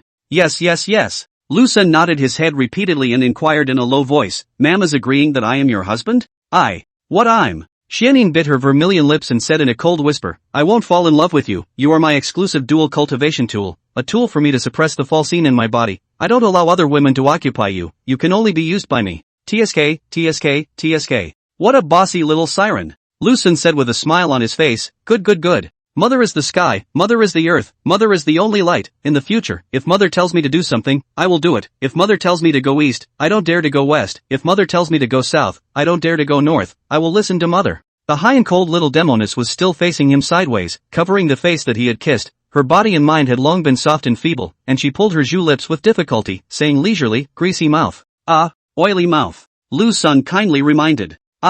I know. Shamed, annoyed, and helpless, Xianyin furiously said, I don't need you to remind me. The words. Snapping to her feet, she skipped the denizens at her side and strode aggressively toward the door of the house, her steps quick and furious, like they were running away. Mother, be careful of the threshold. Lu Sun looked at her departing figure and opened his mouth to remind again. Out come. Still, he accidentally tripped and stumbled and almost fell to the ground. Xianyin stood firmly and turned her head to glare viciously at him. That annoyed look had an unspeakable flavor. Humph. The little Demoness let out a cold snort and slipped away in a panic, trotting all the way back to her boudoir. The night is quiet. Xianyin lay under the covers and tossed and turned. Whenever she closed her eyes, someone's figure would appear in her mind, his handsome and evil smile, his fine and sturdy chest, his gentle and provocative love words. Bummer. Even when I sleep, he's so unsettled. Xianyin pouted her own little mouth and opened her eyes to look at the top of the bed, her thoughts gradually letting herself go. From the first day she met him to now having a hint of unspecified affection with him, it was impossible to imagine what had gone through in the middle of it all. In any case, it was fun to stay with him. I'm not going to fall for him, am I? At the thought of this, Xianyin's heart violently trembled. This was the first time she faced her heart, her truest thoughts, and for a split second, a feeling of difficulty in speaking swept over her. The little Demoness grabbed her covers and clattered them over her head, then rolled around on the bed. Who Kiranek's head came out from under the covers, his cheeks a little flushed on either side, his eyes a little misty, and he breathed heavily. The heat is killing me. Go take a ride outside. Lifting the quilt from her body, the little Demoness, wearing a bib and blasphemous pants, put on a plain bedrobe and stepped on her embroidered shoes. Strolling to the door of the house, after gently pushing it open, she came to the backyard alone. A gentle breeze greeted her, blowing away the heat wave that covered the little Demoness and waking up her restless thoughts. Xianyin, who was standing in the doorway, subconsciously glanced at someone's house, her brows containing a touch of urgency, anticipation, longing. At the same time mixed with a little messiness and resistance, she lightly bit her own lips, a softness hidden under her cold-as-ice face. Nasty denizens. Bad Sangha. Chapter 45, Can't hold it in any longer. During the few days that the great Demoness was away, things were quite peaceful at home. Lu Sun and Xianyin were getting along quite well, especially the little Demoness. Ever since that night when she faced up to her inner thoughts, her attitude towards Lu Sun had changed a lot. She was no longer aggressive. Shunned him in quite a lot of things. Of course, not everything was up to him. For example, when it came to making a move, Koroneko wouldn't let him get away with it so easily, but there were occasional missteps. After all, this guy's routine was a bit off guard, and the key to all his sweet talk. It seemed that every word could go straight to the depths of the heart. Come out of the sword faster. Xianyin moved a chair to sit in the courtyard and stared at the denizen brandishing his sword, saying lightly, "Didn't I just teach you the mantra yesterday? That catchphrase of yours doesn't work at all." Lu Sun put away his own sword and said with a helpless face, "You said it yourself. This is the pure heart determination that is suitable for women, and I belong to a rigid man. A woman's exclusive mantra used on a rigid man's body won't work at all, and even if it does work, then I wouldn't dare to use it in case I become unmanly." Poof. Xianyin snorted coldly and said in an unfriendly manner, "You're the one with more reasons."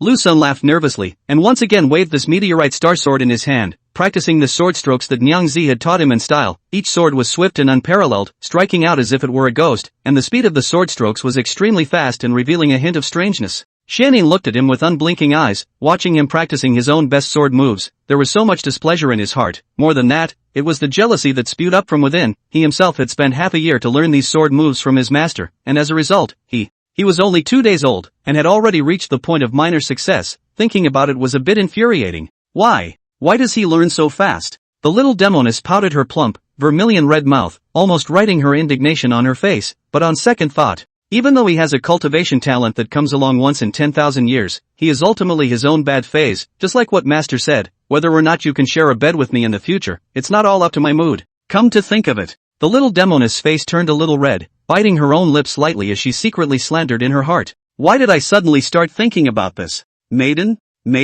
Someone's call echoed in her ears, forcing the little Demoness' thoughts back to reality, and looking confusedly at him not far away, she asked, "What is it? I think you're a bit strange today." Lu Sun looked into her eyes and inquired in a serious tone, always looking absent-minded, "Are you hiding something in your heart? Do you want to share it with my husband?" "Nothing," Xianyin said softly. "You continue practicing your sword." "Sure. It's easy to suffocate your body when you hide things in your heart." Lu Sun seriously said, "Mother, we two are husband and wife. If there is anything, you can talk to my husband with you to carry. Worry. The only thing on my mind is that I'm a little horny. But can I tell you something like that?" Xianyin pursed her lips and replied indifferently, "I'm not hiding anything in my heart, so don't make any wild guesses. Keep practicing your sword. The speed of your moves should be faster, the amplitude of your stance changes should be smaller, and try to leave no traces." Seeing that the little Demoness didn't want to talk about it, Lu Sun didn't force her and continued practicing her sword in the courtyard. The afternoon quietly went by. After practicing sword, Lu Sun is already sweating profusely, and the little demon girl has long slipped back to her boudoir. At this time Lu Sun is walking on the way down the mountain, a piece of time. He came to the warm pool spring at the foot of the mountain, quickly stripping off his clothes, tossing them into the woods with a smooth plop, leaped into the pool, half floating, half sitting, sleepy eyes. Skyline. Myriad Phoenix Fairy stepped on a shadowy flying sword and was flying towards her residence. Her neon dress was already stained red with blood, and not a single drop of that blood came from her body. Neither do I. How is Xianyin getting along with that little thief? The great Demoness maneuvered this shadowy flying sword under her feet, but in her heart, she was thinking of other things as she lightly pursed her own vermilion lips and murmured to herself, "That's just it. There will be a day when there will be dual cultivation. That little nymph Xianyin can't hold it in." As the words fall, the great Demoness took a look at the neon dress on her body, and a touch of helplessness flashed between her brows. These annoying mole crickets, all they think about is killing me. They really don't know what they're doing. But then again, why do I feel that my little thief? I feel like my little thief is no different from those ants outside. They are thinking of killing me, while the little thief is thinking. He's thinking about how to covet his own body.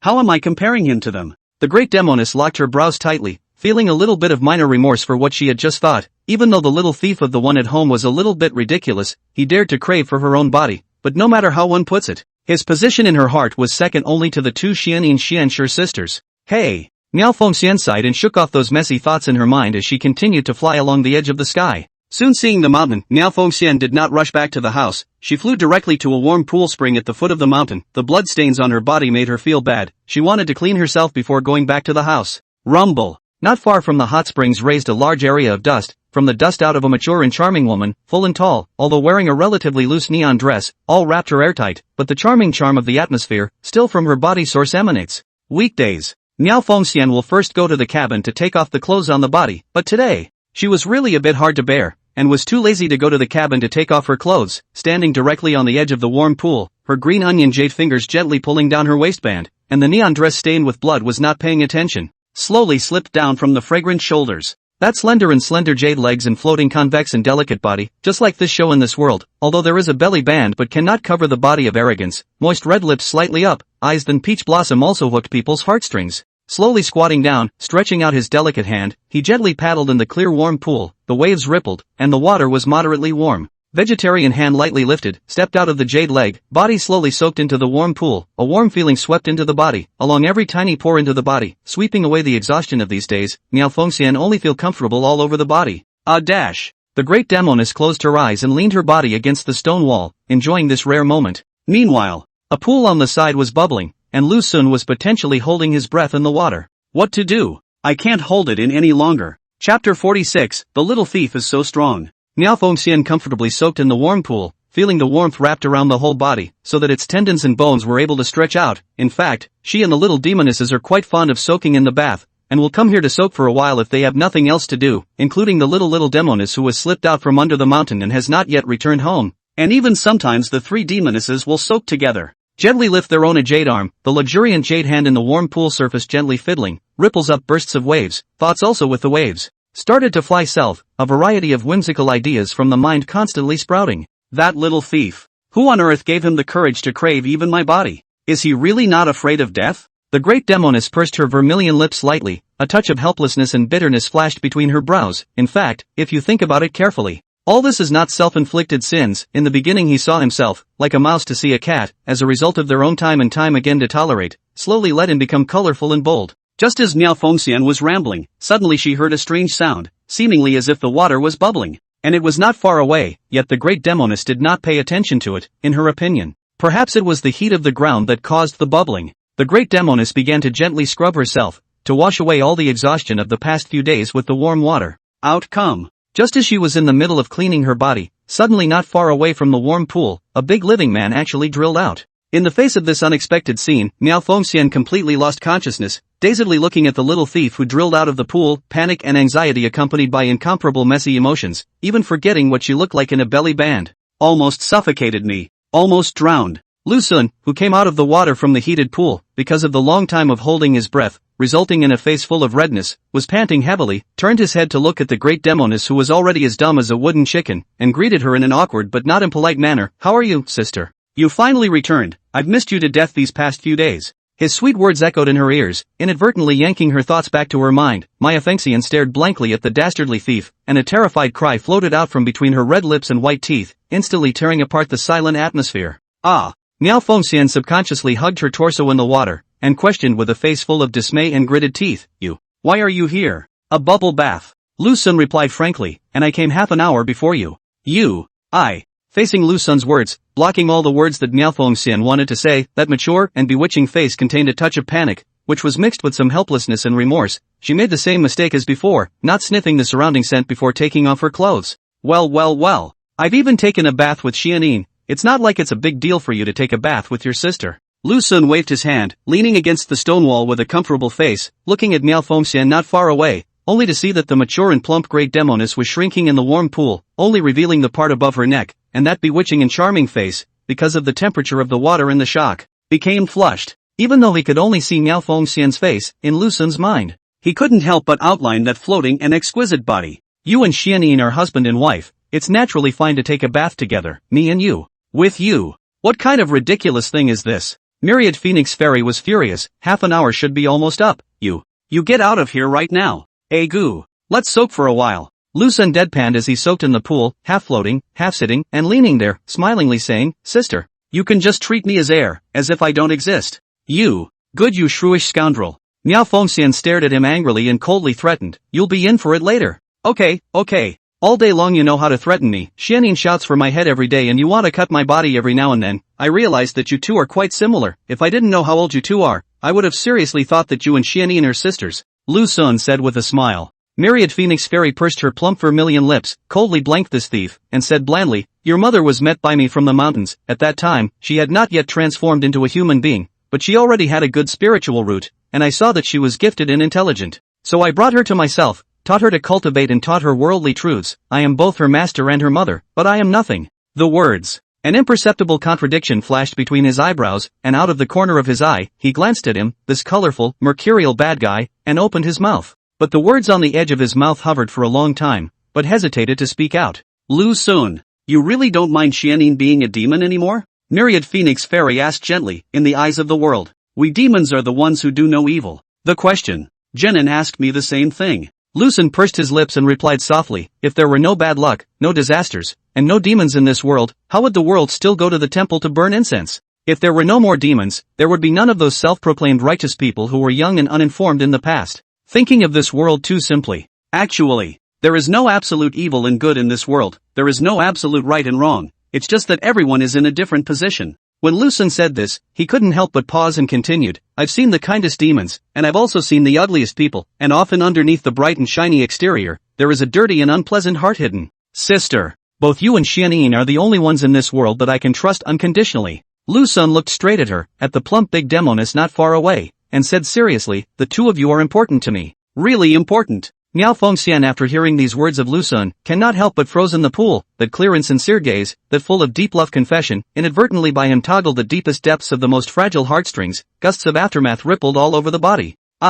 Jenin and I, both important to him? How could he speak such ridiculous words in front of me? An intense shame ran through her body, and Miao Fengxian hurriedly turned her face away, helpless in her shame and anger, while gasping for sharp breaths, blushing as she said, "Get out of here quickly. Why am I rolling again?" Lu Sun said with a bitter look on his face, Fine. I'll go back then." At the urging of the great Demoness, Lu Sun took himself to the shore, then searched the woods for his discarded clothes and pants. Miao Fengxian quietly turned her head and blushed in an instant. Seeing a man's body for the first time. It's actually so lean. This little thief. He's much leaner than he thought. Chapter 47. Open your heart. Master, you're back. Xianin was about to go to Lu Sun's house to read, when she met Myriad Phoenix Fairy, who had finished her bath, and greeted her respectfully. You're going to his house to read?" Miao Fengxian looked at Xianin and softly inquired. Xianyin's cold and charming delicate face flushed a faint blush as she squeaked and replied, "Not even close. Recently, I've made a small breakthrough in poetry, Lu Sun. Lu Sun has some talent in teaching reading, and also very attentive." Miao Fengxian smiled faintly. This petite appearance really made himself quite surprised, pursed his lips, said leisurely, "It seems that you and Lu Sun are getting along better. In that case, then you should quickly double cultivate with him." I.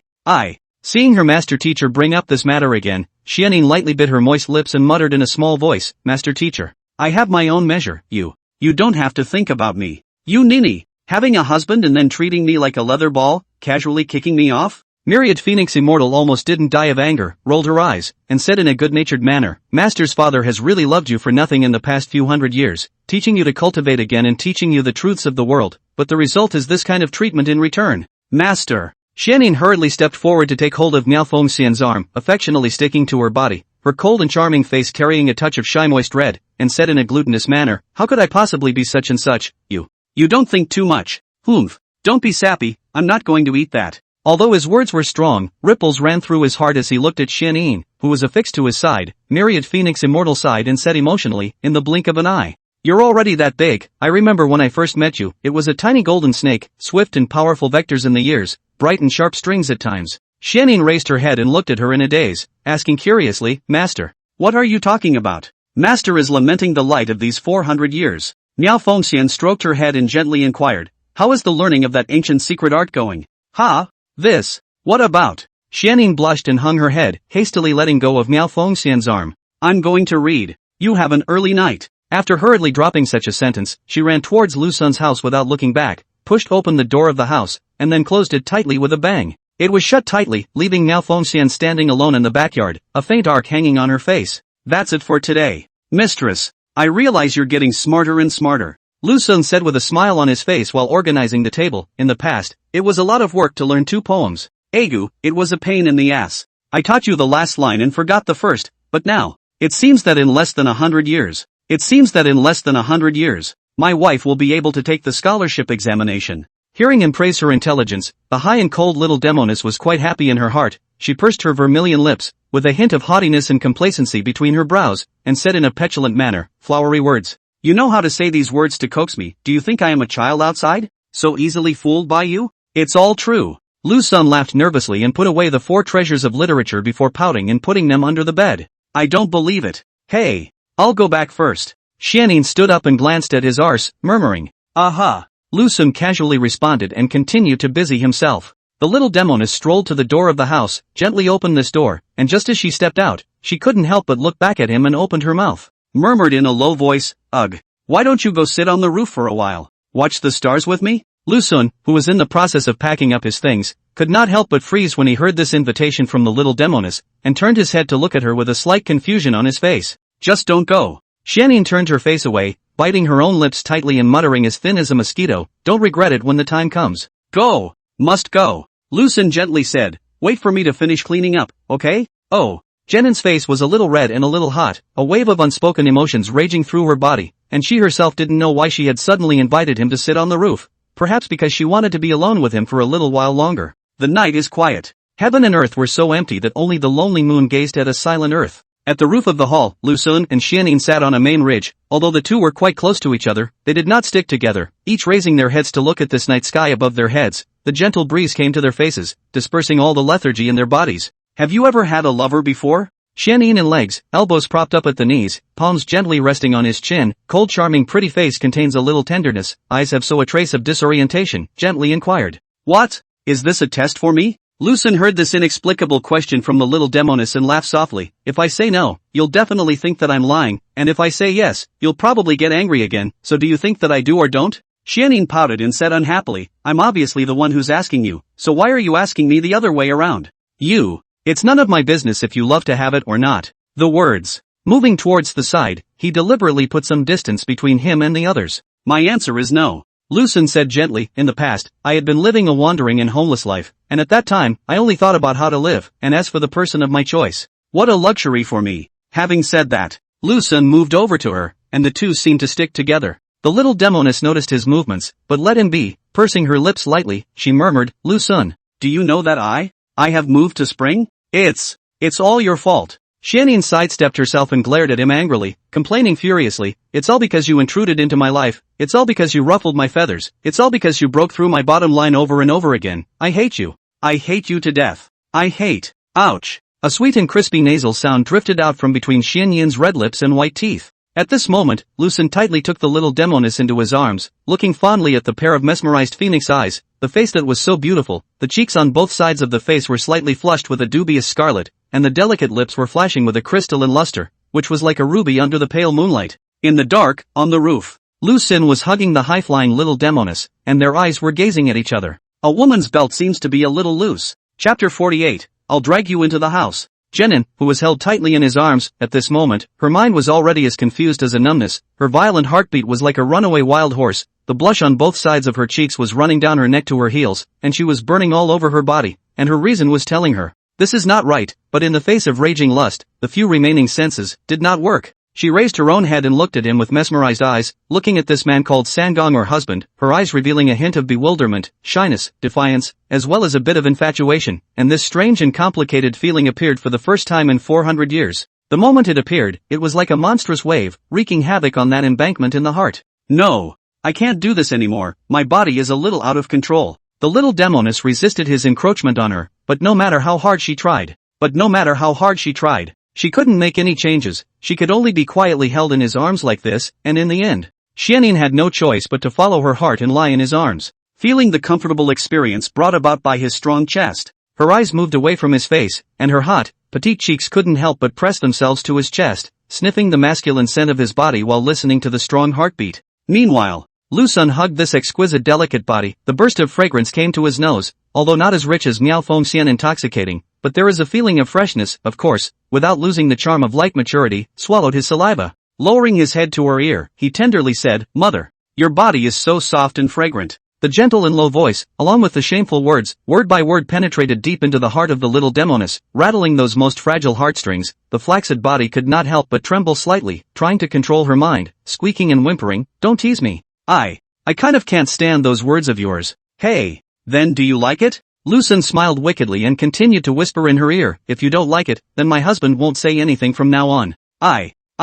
Xianyin, who had fallen in love for the first time, how could she be a match for Lu Xun's lustful embryo, and was taken by him in a few simple words, gasping for sharp breaths while biting her own vermilion lips, a touch of helplessness and anxiety flashing across her blushing face. "Hi. Like." The little Demoness replied as thin as a mosquito, and as the words fell, burying her head even deeper. However, the willful Lu Xun did not seem to intend to let her go, looking at such a pretentious little Demoness, where there was still half a bit of high and cold look on her body, smilingly said, "Just now the wind was a bit strong. What did the lady say just now? This ing denizen. He must be teasing me on purpose. He heard me say I liked it, but he had to ask me again. He's so mean. He's really bad." Facing Lu Xun's mischievous teasing, trick after trick, Xianyin, this little Demoness, simply can't hold back, shy, angry and helpless. The key is that she can't use her strength. Pursing her cherry lips, she said angrily, "I said that I like to hear those words of yours, but I can't stand it after hearing it. Ouch. Just listen to it a few more times." Lu Xun said with a bad wave on his face, "Mother, quickly hold my waist." Facing this unreasonable request of his, the little Demoness gritted her teeth and said, "Don't give me an inch. Letting you hug me is already considered a gift. Actually want me to hold your waist." This is the colorful Lu Xun, at this moment even more unscrupulous, a hand quietly and silently from her spine, slowly toward the buttocks to explore. "Bad, mother. If you don't hug my husband's waist, then my husband may have to grab your." "Don't you dare." Xianyin already knew his intentions and raised her head to glare viciously at him, threatening, "If you dare to touch my butt, I will definitely chop you up." "That's true. It's not like I've touched. Who are you scaring?" Lu Xun was not afraid of the little Demoness warning at all, and continued to explore the past, while looking at her with a slightly provocative smile. "Don't panic, ma'am, it's just like the relationship between two people. It's all a matter of one meeting and then two meetings. You see how incompatible the two of us were in the beginning, but now we're all hugging each other." As the words fall, moving to her ear, he whispered, "Later on, my husband will also let you." Oops dash. Without waiting for Lu Xun to finish his sentence, the exasperated little Demoness took a bite out of his neck. Still dare to be bad?" Xianyin loosened her own little mouth, blushing and looking at him, and chided in petulant anger, "Don't think that just because I'm your maiden and have shown my heart to you, you'll be able to act recklessly towards me. In the future, if you don't have my permission, you're not allowed to make a move on me, or else I won't blame you for being blinded by swords." The words. Looking at the place where he had bitten, the neat row of teeth marks, his heart was incomparably ashamed, yet incomparably relieved. It was a pity that he was not a poisonous snake, otherwise he would have poisoned this nasty bad husband. But then again, even if it was a poisonous snake, it was useless. His pure yang body was originally immune to all the poisons in this world. Little Demoness. That's pretty mean. Lu Xun didn't let go of Xianyin in his arms, still holding her tightly in his arms, taking the opportunity to tug on the shaky green silk belt again, and asked leisurely, "Ma'am, when are we going to double cultivate?" Even though Xianyin didn't want to mention this issue, she still had to face it after all, and she lay down on Lu Xun's fine and strong chest, and replied softly, "When my voidine explodes. It should have been next year, but you've been stirring up my spring heart every day, causing the voidine to possibly advance, probably in." Speaking of which, the little Demoness twisted her body, muttering with a face full of delicate redness, "If it really comes to the time when the voidine erupts, I will drag you into the house, into my house." Lu Xun's mind couldn't help but brainstorm an image of an anxious little Demoness, grabbing her own arm and desperately yanking it towards her house, shouting, "Go, follow me into the house." Lu Xun. Suppressing the voidine is a chi work. You can hold on. The little Demoness bit her lips, her head buried at his chest, and shamefully said, "And I didn't have much sense at that time, so don't pass out in the middle of it." "No panic. My husband's stamina is abundant. It's still more than enough to deal with a little Demoness like you," Lu Xun replied with a conceited face. Meanwhile, the loose green silk belt, under his unremitting efforts, finally gave way to complete unraveling. I don't blame him for being so inky, it was just tied too tightly. Xianyin's cheeks rose as red as a drunkenness, her heart was flooded with an unspeakable throbbing, just as she was about to open her mouth. Suddenly a wasted jacket on her body, the sides of the bodice were violently held open. The plain blouse inside was both condescending and playful. Chapter 49, I want both of you. In the face of this unexpected, so that immersed in love Xianyin, for a moment a bit at a loss for words, she stupidly lying in Lu Sun's arms, thoughts like a kite with broken strings, completely out of her control. However, compared to the little Demoness who was dumbfounded, the thieving Lu Sun took this opportunity to stare with his own eyes wide open, looking fiercely one by one. Afraid of missing any details, this has a say. Although not as high as the great Demoness and open-minded, but also the existence of their own cannot pinch. The gentle breeze came to her face, blowing the soulful little Demoness awake, and also blowing her sanity back into her mind, covering her lapel in panic while struggling to break free from his embrace. More shame on that blushing delicate face. Loose. Exasperated, Xianyin urged, stop hugging. Hurry up and let go of me. What's wrong? Isn't this all fine? Lu Sun didn't let her escape, still holding her tightly, smilingly saying, is the sash open? It's fine. Just cover it up a bit. Besides, I'm your husband, it's normal for me to let my husband take a look at you. Anyway, you're mine after all, you can't escape. Xianyin bites her lips tightly, hard to cover the open lapel. Her body is no longer as earlier that kind of struggle. Carefully think about it is also this kind of reasoning, all to him to reveal his heart, and the future will have to drag him back to their own house, when the body jacket, either their own off, or be ripped off by him. That's just it. This body was his after all, so why care about the gains and losses of the moment? But then again, if he takes advantage of me now, I'm afraid I'll be even more horny. No. Even though I'm already his maiden, I still have to be a bit more reserved. First of all, I don't care what happens when I lose control of myself. In any case, right now I'm still very sensible. Never. Xianyin covered her lapel, coldly grunted, and said in annoyance, there's such a thing. It can only be determined by me. When was it determined by you? Ouch. My wife is so strong. The Sagittarius is so fond of it. Lu Sun smiled and laughed. Okay. Whatever you say, ma'am. We've bared our souls tonight. Should we tell your master? Should I tell her? She seems to take this matter quite seriously. If we were to hide it from her, we must put on a good show. Speaking of her master teacher, Xianyin instantly had an immense headache. Her master teacher was quite attached to this matter. If she were to know that she and Lu Sun, had she known that she and Lu Sun had already bared their hearts to each other, there would have been all sorts of tossing and turning. Conceal it. Xianyin pouted and squeaked, as long as I can hide it, if she finds out about the two of us, she will definitely. Will. Anyway, don't inform her for the time being. Aha. I'll listen to mother. Lu Sun responded. The little Demoness glanced at this denizen with a bad smile on his face. She always felt that his smile was a little bit of a wave. If it wasn't for the fact that he was handsome and lean, and that he had been aroused by him, who else would have looked at such a goods like him, bad, colorful and annoying. In the time that followed, Lu Sun told anecdotes about what he had encountered in the human world, while Xianyin lay in his arms, covering the lapels of her clothes that were being held up while her small, white, tender hands groped for her waist.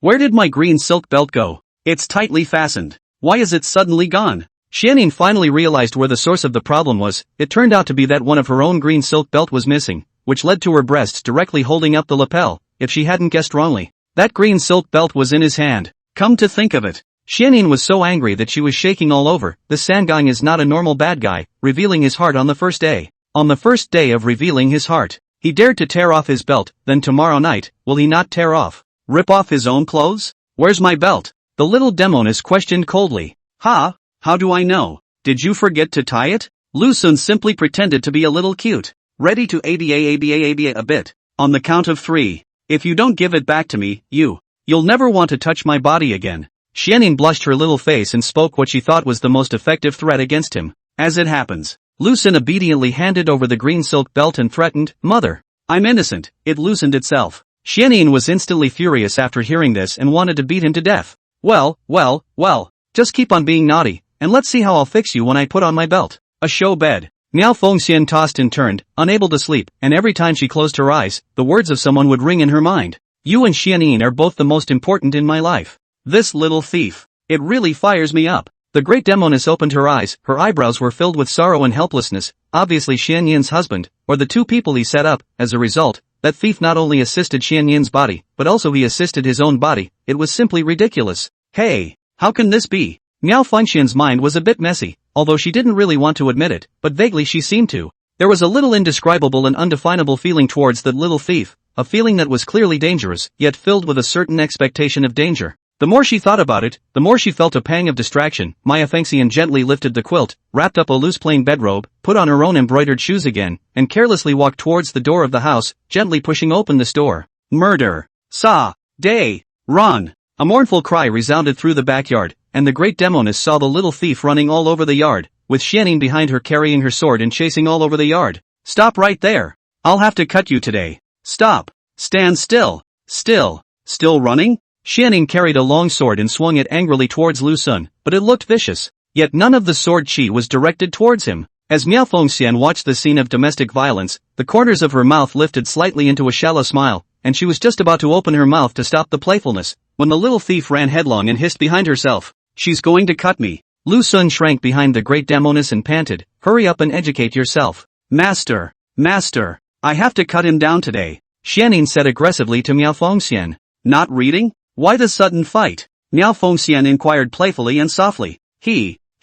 Xianin opened her mouth, not knowing how to explain to her master, looking at the bad phase who was hiding behind her master, she huffed and puffed. You wait for me in the morning. The little Demoness left in a huff and went back to her house, leaving Lu Sun and the big Demoness in the large backyard. What's going on with you two? Miao Fengxian asked as she turned around. Lu Sun looked at the great Demoness in front of him. Although she was wearing a loose bedrobe, she could still feel the moving lines of that mature and plump body. It was hard to imagine. It is hard to imagine what kind of body is underneath this robe. The wilting man had a bright idea and decided to tease the great Demoness a bit, coming over to Miao Fengxian's face and whispering, I'll tell her. There was a deliberate pause here to pique the curiosity of the great Demoness. Miao Fengxian's soul-stirring eyes looked straight at him with a faint trace of urgency between her brows. Lu Sun came even closer, almost to her ear, and replied softly. I said, I'll take both of you. Chapter 50 Little Fox Xianshi. S.H. What? He actually told Xianin about this? Hearing Lu Sun's words, Miao Fengxian was scared out of her wits, looking at him with a face full of dismay, looking at this audacious fellow with a mixture of shock and accompanied by messy emotions, subconsciously glancing at Xianyin's house, an unspeakable shame surging deep inside. You, ridiculous, shameless, scum. Myriad Phoenix Immortal was so furious that her body was trembling with shame, with resistance and anger, blaring viciously at the little thief in front of her. Gritting her teeth, she said, Did you really tell Xianin that? No, sister. I was teasing you. Lu Sun saw that the great Demoness was ready to eat, and said with a smile on her face, How could I possibly tell her that? Isn't that asking for death? Earlier, Xianin then informed me that she said that she would not allow me to take a concubine. Take concubinage? Am I the concubine? Myriad Phoenix Fairy became even angrier, and that look seemed to want to eat Lu Sun alive. Sister, why are you even angrier? Lu Sun noticed that the great Demoness' eyes were even more ferocious, and after a moment's thought, instantly, he came to a realization and said smilingly, Sister, don't worry. If I really marry you, you are the biggest one in the family. Miao Fengxian was furious at hearing this. She couldn't wait to cut off his dog's head right now. Her anger and shame intertwined together, forcing her breathing to begin to rush, that full chest rising and falling. Her bewitching face had long been flushed with redness, forcing herself to hold back her panicked mind. The great Demoness coldly said, daydreaming.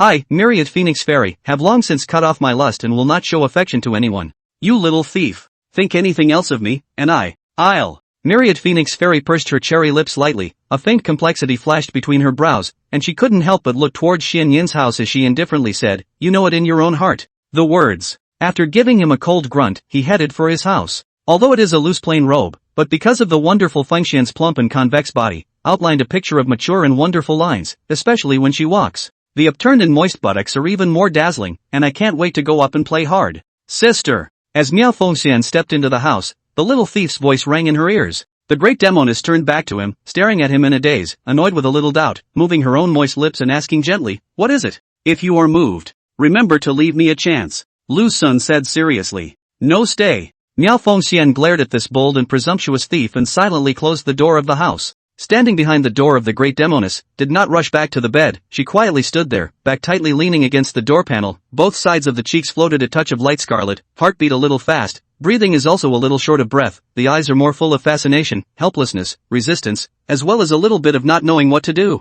Why? I seem to be getting more and more out of shape? Obviously, there was the spirit of havoc fruit suppressing one's lust. But it seems, the effect of this has become a bit weaker, and in the face of his constant teasing, it's a bit hard for me to resist. Miao Fengxian locked her brows tightly, facing the situation she had encountered, a little caught off guard and a little helpless, more of a wordless mess. The great Demoness knew that if she continued like this, she would undoubtedly be playing with fire, but for some reason, can't be cruel to him at all, even have a hint of expectation and yearning. The great Demoness bit her own lip and muttered, I've really led the wolf into the house. This little thief. The next day was bright and sunny. Lu Sun walked out of the house, stretched comfortably and moved his entire body, then returned to the house and opened his panel properties. Name, Lu Sun. Grade, 52. Experience, 4800/10000. Repair, 204-4461. Abilities, Pure Yang Body, Level 2, 2 million cultivation required for next level, Bronze Wall, Level 2, 2 million cultivation required for next level. Finally saved up $2 million. Lu Xun's heart that was bursting with ecstasy, and he didn't hesitate to raise his Pure Yang Body to the next level. Ouch! Why are you getting all hot and bothered again? Lu Xun felt his whole body a little hot, as if he was pushed into a fire pit, a piece of time. Finally, it was no longer uncomfortable. Just as Lu Xun breathed a sigh of relief, a heart-rending pain came from the bones of his entire body. Ah! Lu Xun was in so much pain that he rolled straight on the ground. The feeling seemed like someone was holding a hammer nail and hammering nails in his bones. The intense pain almost engulfed all of his consciousness, wanting to shout out to the big little Demoness. Opened his mouth but couldn't get the words out. After a taper, that pain slowly began to ease. Eventually it disappeared and was replaced by a feeling of total relief. Whew.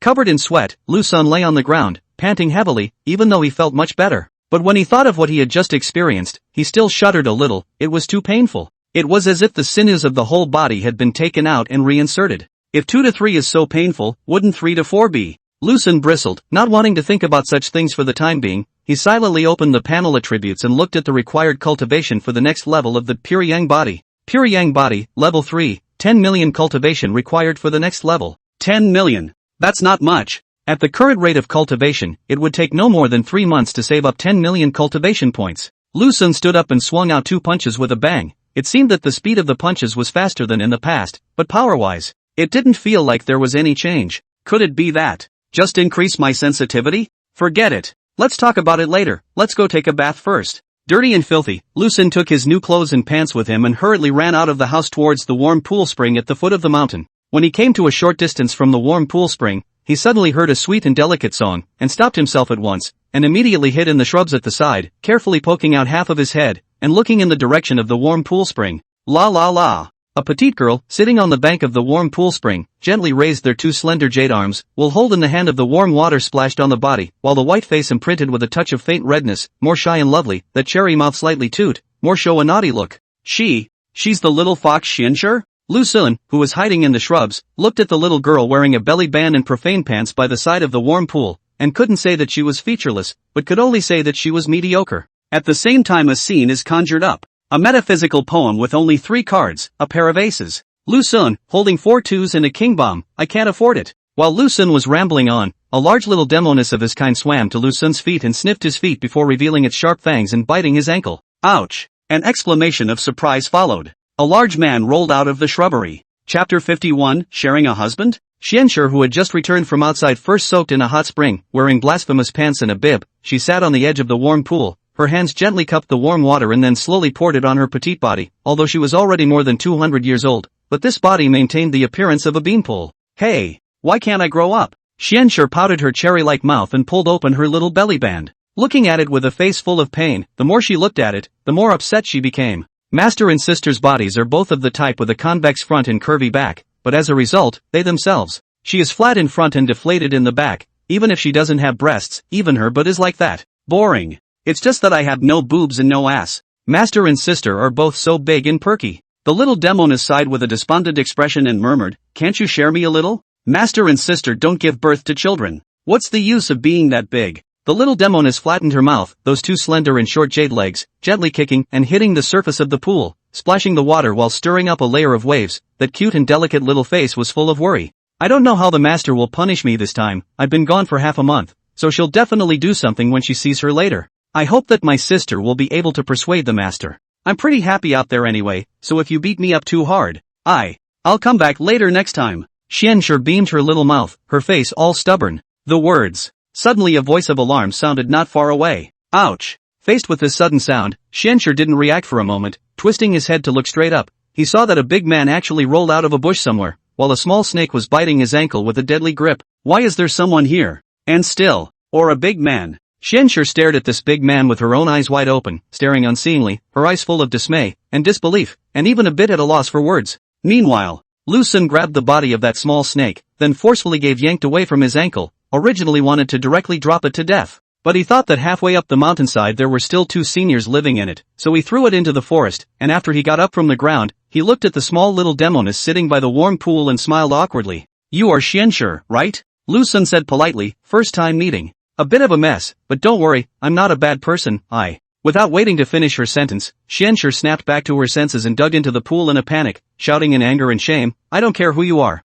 Hurry up and get out of my way. Otherwise. Or else I'll let your head fall to the ground. Boy. 3 demonesses as one, all coming to cut me. The 3 of you are practically identical. Myriad Phoenix Fairy wants to cut me, Xianyin also wants to cut me, and now even you want to come and cut me. Lu Sun shrugged his shoulders and muttered helplessly to himself. Xianxue froze and looked at him incredulously, questioning in a murmur, You and my master and my sister, you guys know each other? That's for sure. More than knowing each other, I'm close to both of them. Lu Sun said with a smile. Intimate? Master and sister are close to him? They both share a man? Xianxue's little head was on the verge of going up in smoke, frozen like a wooden chicken as she looked at this big man in front of her. I have to say, this man looked very handsome, his facial contours were perfect to the point of impeccability, especially his smile. There was a kind of cynical flavor in it, really fascinating demon. Nope.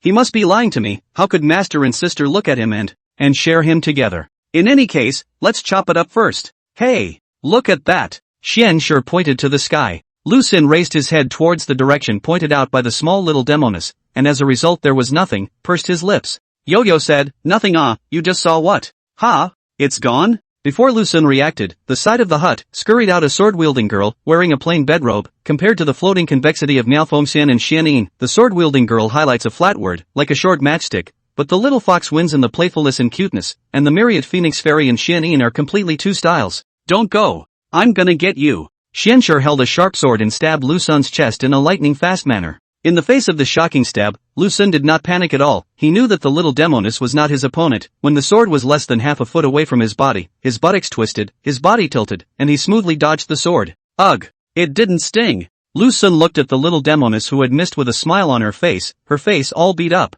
You! Xianxue became even more furious, picking up his sword and slashing at it. She slashes, she chops, she stabs. He dodges, he ducks, he avoids. Every single one of the little Demoness swords fell short, and at this moment, she stood there panting, carrying the long sword in her hand, her brows full of anger and helplessness. Over. Not an opponent, teased. Xianxue clenched her own little cherry mouth, briefly pondered, and suddenly rushed behind Lu Sun, shouting with a face full of surprise, Master?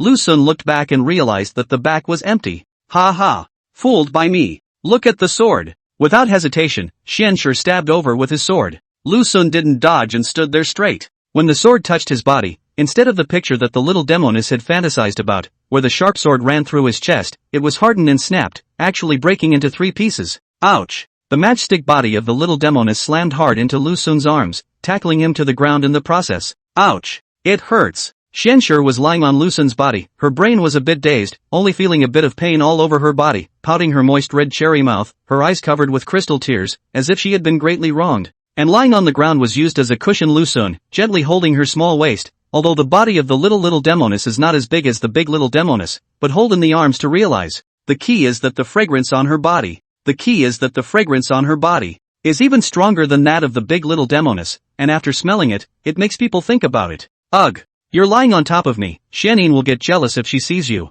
Lu Sun looked at the little Demoness on top of him and gently reminded. Ha! Xianxue raised his own head and looked straight at him who was close at hand for a split second. It was like a lightning strike, being electrocuted from head to toe, his whole body was numbed. Just then, a voice came from the edge of the sky. Xianxue, and you know to come back? A silver light landed not far from the 2 of them, and after landing, Myriad Phoenix Fairy's brain was a bit buzzed when she saw the scene in front of her. Chapter 52, I like him. Sinning. It's really sinful. Xianxue, how did she? Why is she lying on top of the thief? This unexpected scene in front of her eyes made Miao Fengxian a little bit at a loss for words, her brain buzzing at the same time. Her heart was flooded with a wave of anger and confusion, as well as sporadic and half a bit of acidity. The great Demoness biting her own cherry lips tightly. Her brow was filled with the color of astonishment and anger, accompanied by a messy emotion. Xianxue, why don't you get off this man's body? Miao Fengxian glared at her angrily and chided coldly. Hearing her master's words, Xianxue's thoughts then returned to her mind. A cry of alarm drifted out of her cherry-like rosy little mouth, followed by a panicked get up from Lu Sun's body, full of shyness and anger running behind Miao Fengxian. The scarlet on that lovely delicate face had long since roamed down her neck to her heels.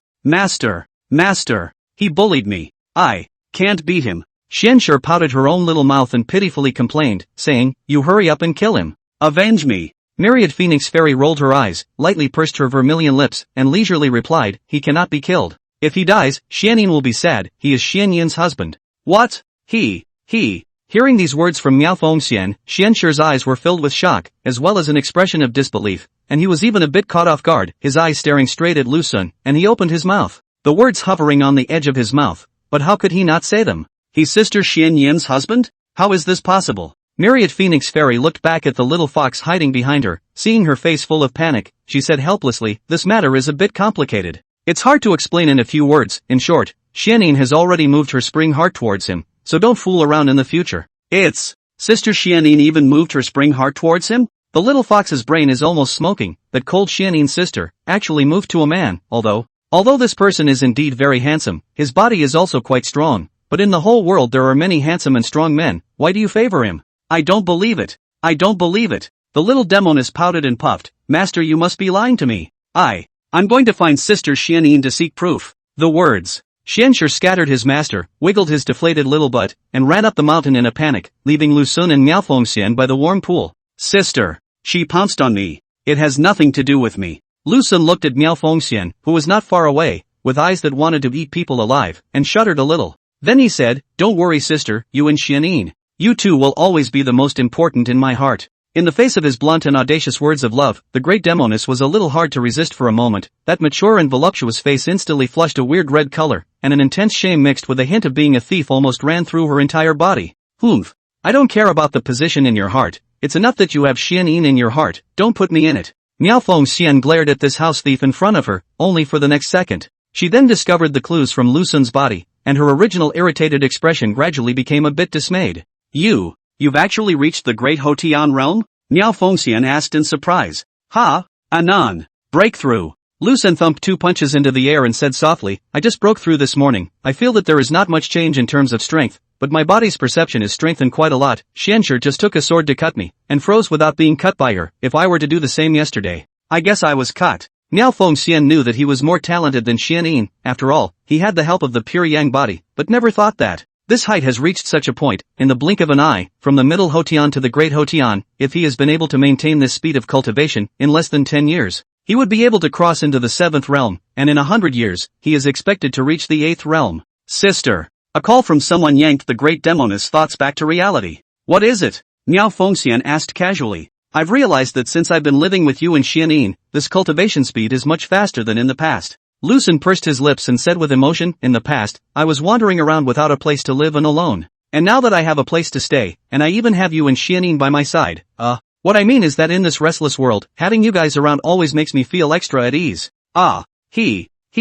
What he's doing. In the face of these sudden sweet words, the feeling of shame invaded the great Demoness for no reason at all, and a layer of redness rose on both sides of her face, seemingly like a ripe persimmon. A light pinch could burst out juice, and her rapid breathing forced her chest to rise and fall unceasingly. Shameless. Nasty. He's obviously Xianyin's husband. And, you're still saying this to me on purpose. Miao Fengxian forced herself to hold back her panicked mind and glared at him viciously, saying in annoyance, in the future, speak these words to Xianyin, don't speak to me. If you dare to talk nonsense to me again, I will cut out your tongue. Having said that, turning his head, he intended to walk back halfway up the hill. Sister, if you don't have a tongue, how else can you suck on it with Xianyin? The wilting Lu Sun reminded. The great Demoness, who was in a state of panic, hearing the absurd words of the little thief behind her, nearly stepped on the stone steps first, staring back at him in shame and anger, that bad and cheap look on her face, making Miao Fengxian hate her and gnash her teeth. Boom, boom, boom. Sister. Boom, boom, boom. I'm back.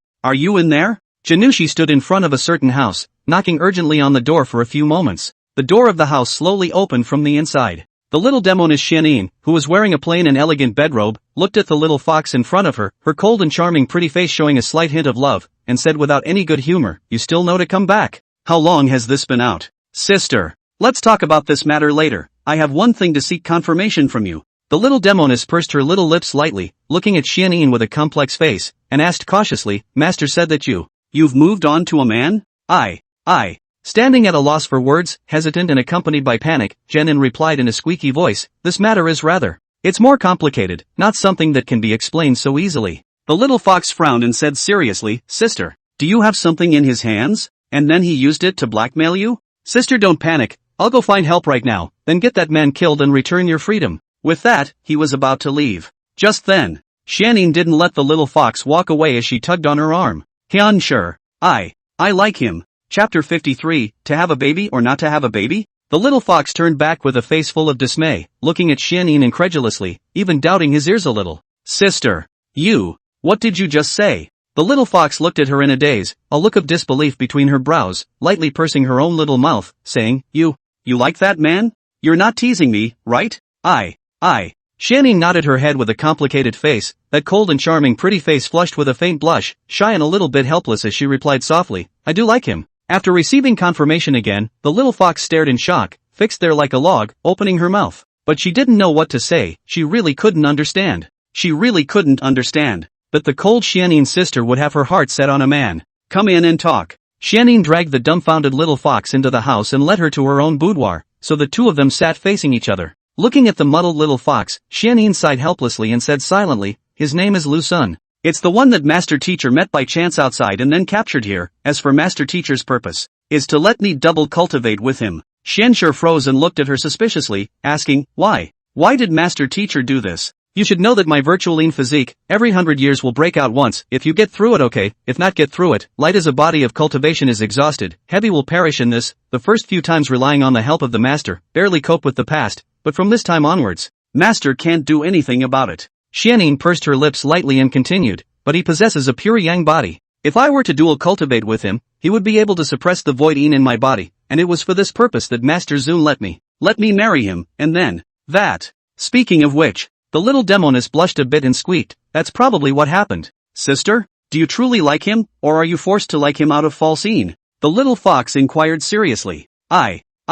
Xianyin was a bit at a loss for words. In fact, she didn't want to tell little fox, but if she didn't explain it to little fox, who knows what kind of trouble this ninny would make out of the whole thing, she couldn't help but lower her head and shyly replied, I hated him in the beginning, and I even moved to kill. After all, letting me double cultivate with an unfamiliar man, such a thing. Anyone else wouldn't be able to do it. And yet, during the period of time you were gone, he and I were alone together, including the time when Master asked me to take him to find the Heavenly Tao preceding chart. Xianyin bit her lip and continued softly, I gradually developed a trace of inexplicable feelings for him, and at first I didn't know that it was called liking, thinking that it was the voidine that was about to explode early.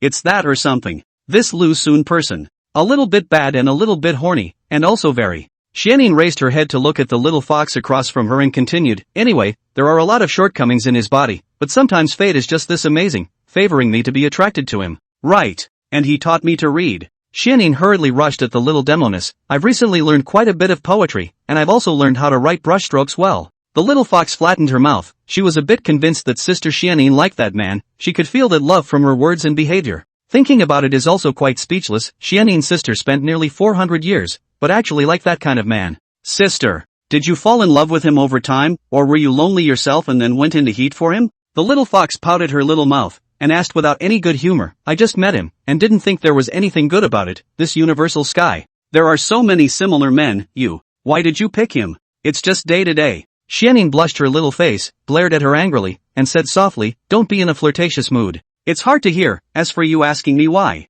Why do you have a good feeling for him? Actually I don't know why, anyway, I'm very happy when I'm with him. The words. The little Demoness sighed, her elbows resting on the table, her palms resting on her own chin, that expansive chest resting against the edge of the table, and muttered to herself with a look of emotion, I didn't think that I'd fall for him either, obviously he's so obnoxious and full of shibboleths, maybe that's the fate that the master speaks of. The little fox pouted her own cherry mouth and asked in a wriggling manner, Sister, are you going to leave me and Master Teacher in the future? Don't be ridiculous. How could I leave you and Master? Xianyin reached out and gently grasped the little fox's hand, saying softly, I'm not going anywhere, I'll stay here forever. Yes? The little fox's weeping face revealed a smile, glancing at the expansive chest, and asked curiously, Sister, will you have little babies in the future? If you do, will it be a litter of little snakes, or will it be a person? Will it be half human and half snake? Why are you so annoying? Hearing these words from the little fox, Xianyin was ashamed, angry and helpless, glaring fiercely at her and saying in annoyance, don't ask what you shouldn't ask. Curious. The little fox skimmed her lips, looking at the Xianyin in front of her, and softly asked, Sister, does he like you then? If he doesn't like me, I won't like him either. Xianyin shrugged her shoulders, her mind could not help but recall Lu Sun's naughtiness, as well as those tingling words of love, a throbbing that was hard to tell surged throughout her body, and she said softly, this Lu Sun person. He's bad, he's horny, he's cheap, but I can feel that. He truly likes me, otherwise I wouldn't have fallen. Oh, so when are you guys going to double up? Xianxue stared straight at her, his eyebrows all curious. What's that got to do with you? Exasperated, Xianyin scolded, in the future, you're not allowed to ask such questions or mention personal matters between me and him. Humph. Petty. Xianshi rolled her eyes and huffed. The words. The little fox snapped to its feet and walked over to Xianyin's side, sniffing carefully at her body. You. What are you doing? Xianyin frowned tightly, puzzled. The little fox lifted his own head and looked at Xianyin in a serious manner, saying solemnly, as expected. You have that man's scent all over you. This. Xianyin's face was as red as intoxication, and she was speechless for a moment. At this point, there was a knock on the door from outside the house. Mother, can I come in? Chapter 54. My husband's mouth is so sweet. Lu Sun's voice tore through the silence in the room, and the little fox Xianshi tightly frowned, glancing at the drunkenly red-faced sister Xianyin across the room, pouting her little mouth. Murmuring, she said, Nyangzi Nyangzis, calling so affectionately. Hearing the broken thoughts from the little tiny Demoness mouth, Xianyin couldn't wait to find a crack in the ground to drill straight in, forcing her inner shame. She glared at the little fox and silently stood up and walked towards the doorway, arriving in front of the house door. Gently opening this wooden door, he saw that naughty denizen, this handsome face hanging a touch of cheap smile. The more he looked at it, the more he got a little annoyed. What are you doing here? Gensher is inside my house. Xianyin lightly pursed her plump cherry lips, her eyes contained shyness and anger, but more love for the man in front of her, and leisurely said, hurry up and go to the courtyard to practice your sword. Don't come to my place to make trouble, last night's revenge. I still remember it. I'll settle the score with you later. With that, he was about to close the door of the house, only to have Lu Sun tug on the doorframe and gently say, Mother, I haven't seen you for a night, I miss you to death. Facing in and caught off guard love words, Xianyin simply had no room to fight, both shy and a bit springy, gently biting her own lower lip, flavorfully blanking out this sweet-talking bad seed, and unhappily said, then go ahead and think about it, and don't come to bother me. Ouch. Look at the arrogance of my lady. After your virtualine surges and goes into complete heat, let's see how I can conquer this little snake spirit of yours. You talk to her quick. I'll wait for you in the courtyard. Lu Sun tugged the doorframe with one hand in a death grip, and slowly touched Xianyin's delicate little hand with the other, at the same time. The little Demoness noticed his movements and subconsciously shrunk her hand behind her, glaring at him with a face full of delicate redness. Don't move your hands. The little fox is still waiting for me in the house. Xianyin said angrily, wait for the evening reading. I'll give you a touch, now. Not now. The words. The little fox suddenly scurried out from behind Xianyin and asked with a puzzled face, Sister, where do you want him to touch you? Ah, you scared me to death. Xianyin was startled by the little fox that suddenly sprang out behind her, blushing as she looked at her and said in annoyance, what touching where? What are you babbling about? How could I possibly be so frivolous, and what's in this little head of yours? Did you learn it from outside? All day long, you don't cultivate properly, you just know how to fool around. Inexplicably being scolded, Xianshi was so aggrieved that she was close to tears, that little cherry mouth pouting high, the word pitiful written all over her face, muttering in a small voice, seeing color and forgetting sister. Still saying that you will always be with me, sister is a big liar. Xianyin didn't pay any attention to her and looked at the denizens still standing at the door, urging, what are you still standing for? Hurry up and go practice your sword for me. Oh, mother, then I'm off. Lu Sun left before taking advantage of the little fox did not pay attention to, secretly sent the little Demoness a flying kiss, watched her cold and charming delicate instantly red, smilingly slipped away. Bad husband. I'm sick of it. All you do is screw around all day long, and one day you'll pay for it. Xianyin looked at his departing back, her heart rippled, she had to say. His position in his heart had completely surpassed that of Master and Little Fox,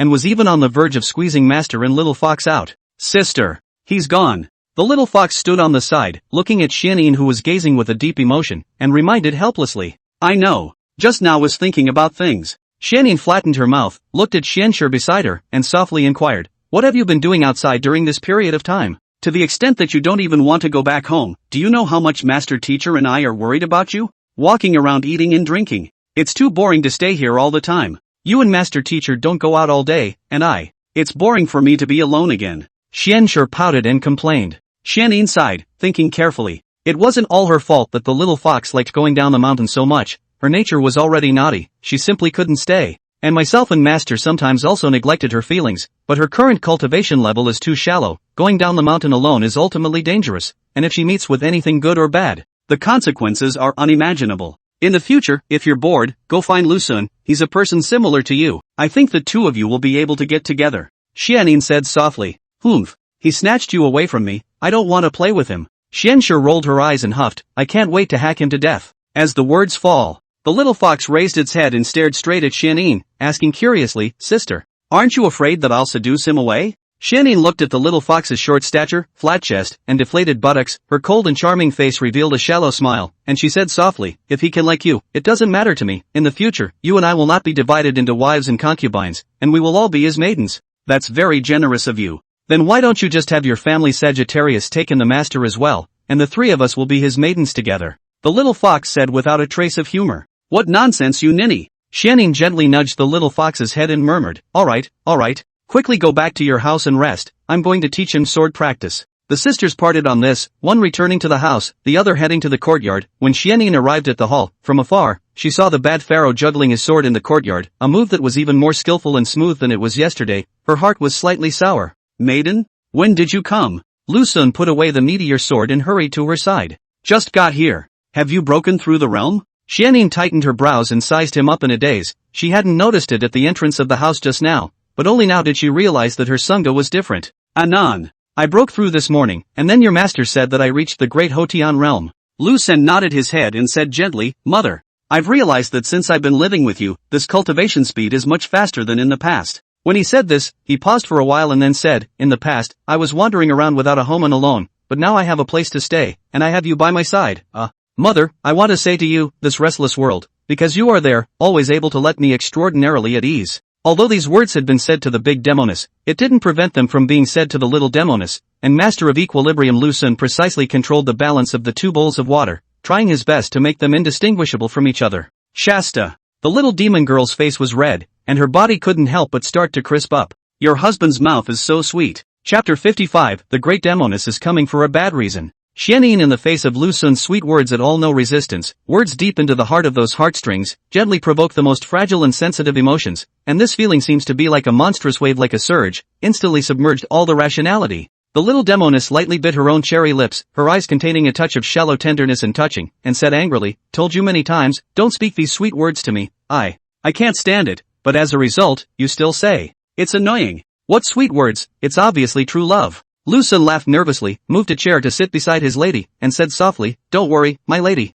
These words are only for you alone, no other woman deserves to hear them. The words. Suddenly the sky flashed with electricity and thunder. Took Lu Sun by surprise. Yes? The little Demoness' moving eyes glanced coldly at him and leisurely said, but Master said that you're an affectionate bad seed, and told me to keep a closer eye on you in the future, because you might pop. The person bounces out of sight, maybe to another woman. Slander. She's slandering me. Lu Sun hurriedly defended, Mother. You should know very well about Sangha's character, it's impossible for me to do such a thing. Having said that, there was a loud boom. The sky was once again thundering with electricity. Humph. Claiming to like me, I see you. You are clearly craving for my body, you shameless bad thing. The little Demoness' cold and charming delicate face slightly showed a trace of resentment and anger, her plump shoe lips slightly pouted, and she said with a puff of air, touching my butt for a while, touching my hand for a while, and also deliberately saying love words to tease my heart. You are the worst person in this world. Angry. It's almost as if there's a lot of resentment. Lu Sun looked at the little Demoness with a spiteful face, which is not to say. She was used to being high and cold, but her sudden change of heart had a different flavor. Men. It's normal to be horny, not to mention that I'm a strong young man, I'm all powerful now. My whole body is full of strength, just waiting for the day when you're in heat, and I'll send you on your way. Cough cough cough. Lu Sun was glared at by the little Demoness, so he conceded on the spot, and awkwardly said with a smile on his face, don't worry, ma'am. In the next 7 days, my husband will make you happy every day. The little Demoness was about to go crazy, she hated to tear his mouth apart, but at the same time, she was a bit helpless. Ever since she revealed her heart to him, the denizen became more and more unscrupulous, and dared to say all sorts of things that were difficult to talk about, but the key itself. He was still looking forward to it. Happy days? He must not have known how fierce and brutal I would be when I was in heat. Xianing skimmed her mouth and leisurely said, you should get along well with the little fox in the future, don't argue with her. Although the little fox has already transformed into a human form, but the mental aspect is still not very mature, sometimes the temper comes up, even the master can't take her, you let her have it more.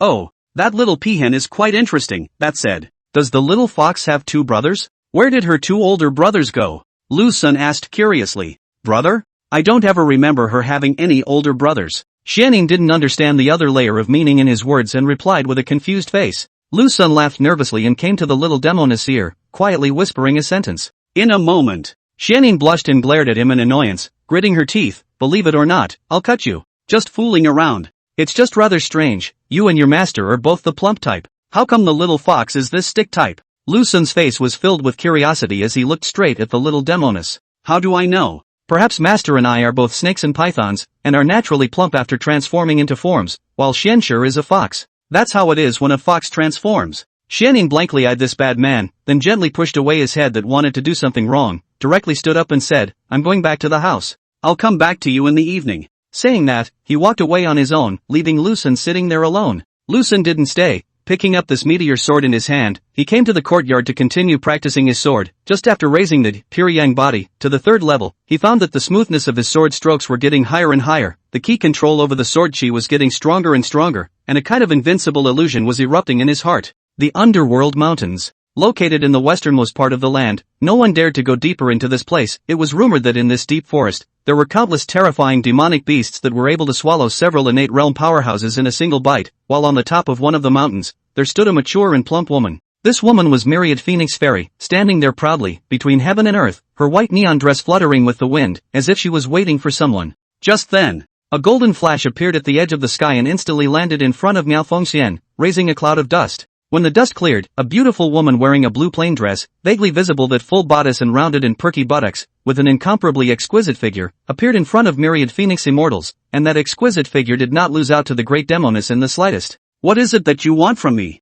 The stunningly beautiful woman inquired coldly. Boring. Then I wanted to talk to you, my old rival. Miao Fengxian looked at the woman in front of her with a smile on her face and said softly and quietly, even though the two of us are enemies, I am also your only friend in this world, right? How come when you see your old friend? But you look like this? The stunningly beautiful woman snorted coldly and said blandly, are you in trouble with something? It's a bit of a pain in the ass. This matter confuses and troubles me. Miao Fengxian sighed and muttered, but I can't tell you, lest you laugh. Yes? The stunning woman surveyed her carefully and said gently, you seem to be in heat. You. Nonsense. I, Myriad Phoenix Fairy, have long since cut off my lust, so what's the point of being in heat? Miao Fengxian seemed to have been stepped on and said furiously, Su Jingyi. It's not that I can't beat you, last time it was just my negligence and carelessness that I lost you by half a move. You're impatient. The stunning woman said expressionlessly, that's not like you. Boring. Myriad Phoenix Immortal blankly eyed her, casually conjuring up a long shadowy sword, and was about to fly away from this place, when Silence turned her head to look at her again, and softly said, the 2 heavenly Tao precedence diagrams in the Emperor's hands. I will take them, the gods can't keep them even if they come, I said so. Having said that, swish and fly away. Lu Xun had practiced the sword for the whole morning, and had already become well versed in those sword strokes, and pondered in his heart whether he should find the little Demoness to spar with her sword to see how well he had become. Suddenly, a silver light suddenly flashed by the sky, then landed steadily in the courtyard. The great Demoness is back, and not in a good way. Danger! Chapter 56 Sister, you're beautiful. As soon as Miao Fengxian landed on the ground, she saw Lu Xun standing in the courtyard. That face full of bad jokes was annoying, and she couldn't help but mutter in her heart. Although he was born handsome, but he is too eager and cheap, so his behavior. How did he get a little bit confused about him? Sister? Where have you been? Lu Xun inquired curiously as he carried the meteor star sword gifted by the great Demoness. Miao Fengxian's seductive almond eyes glanced down at him and said lightly, what has it got to do with you where I go? Also, were you practicing your sword just now? Yeah. I've been practicing that sword technique Xianing taught me for 2 days. It feels like it's already blended in. Lu Xun held the sword in his hand, casually waved it a few times, and softly said, I'm considering whether to find her to fight against her sword. To try out my own accomplishments, I shouldn't lose to her in a pure competition of swordsmanship. Hearing Lu Xun's words, Myriad Phoenix Fairy's bewitching face flashed a touch. Looking at his self-righteous appearance, there was a little bit of a small anger and resentment in her heart. Lightly pursing her own plump lips, she said blandly, there is no need to look for her. I'll come to be your opponent, and fight with you purely in a competition of sword strokes. The words. The great Demoness lifted her hand lightly, only to see a silver light appear in the sky, and whoosh it came into her hands. Myriad Phoenix Fairy held a silver long sword, which exuded a cold chill, and there were even a few greenish-colored auras at the sword, intertwined with each other on the blade. Raising her head and staring blankly at Lu Xun in front of her, she said coldly, come on. It's best to use your full strength, because I won't show any mercy. Your personal vendetta, right? Lu Xun's entire body was about to collapse as he looked at the big demon girl's face that wanted to punch herself. Noble asterisk asterisk asterisk asterisk. Watch the move. Being poked in the real idea of the great Demoness, both sides of the cheeks slightly flushed with a touch of red, and then they picked up this sword in their hands, and stabbed at Lu Xun not far away, and that plump and full body and that sword together transformed into a stream of light, and attacked towards Lu Xun. This demon girl is up to no good. Seeing this, Lu Xun hurriedly put down the distracting thoughts in his heart and blocked the meteor star sword in his hand in front of his body, with a ding. Lu Xun used his sword body to temporarily block this sword attack by the great Demoness. However, facing the myriad Phoenix Immortal with 1,000 years of cultivation, Lu Xun was knocked back several steps by this blow. The great Demoness didn't give him any time to catch his breath, and once again waved the sword in her hand, swinging it towards her arm. Seeing this situation, Lu Xun repeated the same technique. Once again he blocked, but the huge gap in cultivation and realm, so that Lu Xun simply cannot take advantage of that sword-to-sword collision. The strong force transmitted to the hand almost all shattered the bones. That's it? How will you block the third move? Miao Fengxian said contemptuous words on her mouth, but in her heart, she felt a hint of shock. Only relying on the Great Hotian realm could actually block 30% of her own force, when Xianin had just stepped into the Great Hotian realm, not to mention blocking 30% of her own force. She couldn't even cope with a single move. On second thought, the Great Demoness made her third move. Compared to the sharpness and swiftness of the first two moves, this third move seemed to be a bit flat, just carrying the sword and swinging it at him casually. But in Lu Xun's eyes, this was not the case, as he stood dumbfounded at the randomly swung sword. In Lu Xun's field of vision, hundreds of swords appeared in front of his eyes, coming towards him in an overwhelming manner, and that vast sword power weighed heavily on his body, not to mention lifting an arm. Even breathing was a bit difficult. It was obvious that the Great Demoness had casually swung a sword, but why did she feel hundreds of swords? But there was no time to think about this now. Lu Xun forced himself to gather all his strength and raised the arm holding the sword, straining against the hundreds of swords in front of him. Meanwhile, Maya Fengxian carried her sword on his neck, looking at Lu Xun with a smile on her face. Looking at Lu Xun's dumbfounded and terrified appearance, her heart was more than happy, as if all the anger that she had received from him during this period of time had been vented out. Suddenly, the Great Demoness noticed Lu Xun's fingers, gently moving twice, and her eyebrows couldn't help but flash a bit of dismay, coming out of her sword intent so quickly? Ah! After Lu Xun let out a cry of surprise, his consciousness finally came back to reality. Sweating profusely, he was almost standing still and was panting heavily. This. Miao Fengxian didn't expect him to be able to wake up so quickly, although he was also only at the third layer of sword intent, but the Xianin back then had taken a full hour, and it was only in a few moments. Just when surprised, Lu Xun inexplicably fainted on the ground. In the face of this unforeseen accident, the Great Demoness was a bit caught off guard for a moment, hastily squatted down her own body, gently pushed this fainted little stinky thief. Her face was filled with panic and uneasiness. You little thief, don't scare me. Miao Fengxian's tone was a little bit nervous. At the same time in her heart she was a little bit regretful. She had known that she shouldn't have used this trick to tease him. If something unexpected happened, she wouldn't be able to explain to Xianin at all. Seeing no reaction, the panicked Great Demoness carefully reached out her finger and probed for breath under his nose. Not breathing? How did it happen? Miao Fengxian was instantly disoriented, but still a bit undeterred. She tremblingly stretched out her own delicate jade hand and touched his fine and sturdy chest. A powerful heartbeat passed into her palm. Sister, is your little thief's heart beating fast? Lu Xun opened his own eyes and looked badly at the Great Demoness who was close at hand. Looking at her terrified face with a hint of surprise, he smiled and said, "Don't worry. Your little thief won't die that quickly, at least not before I get your heart." You. The tricked Miao Fengxian, her face filled with a mixture of shock and anger, and accompanied by a hint of lost and found feeling of joy, glared at him cross-eyed, while an undetectable sentiment was hidden under her angry eyes. You lied to me. How dare you lie to me? Miao Fengxian gritted her teeth and said, "Do you believe I'll kill you? Who let you deliberately screw me over? Obviously said it was a sword fight, but you ended up playing small tricks on me." Lu Xun silently touched the jade hand of the Great Demoness that was pressed on his chest and clutched it tightly in his palm, feeling her delicate in tenderness, then looked at her with full of affection. A pair of seductive eyes, delicate full lips, delicate agar nose born in that mature and charming face, a pouncing charm of the fragrance, so that people cannot help but want to fall into it. Sister, you're so beautiful.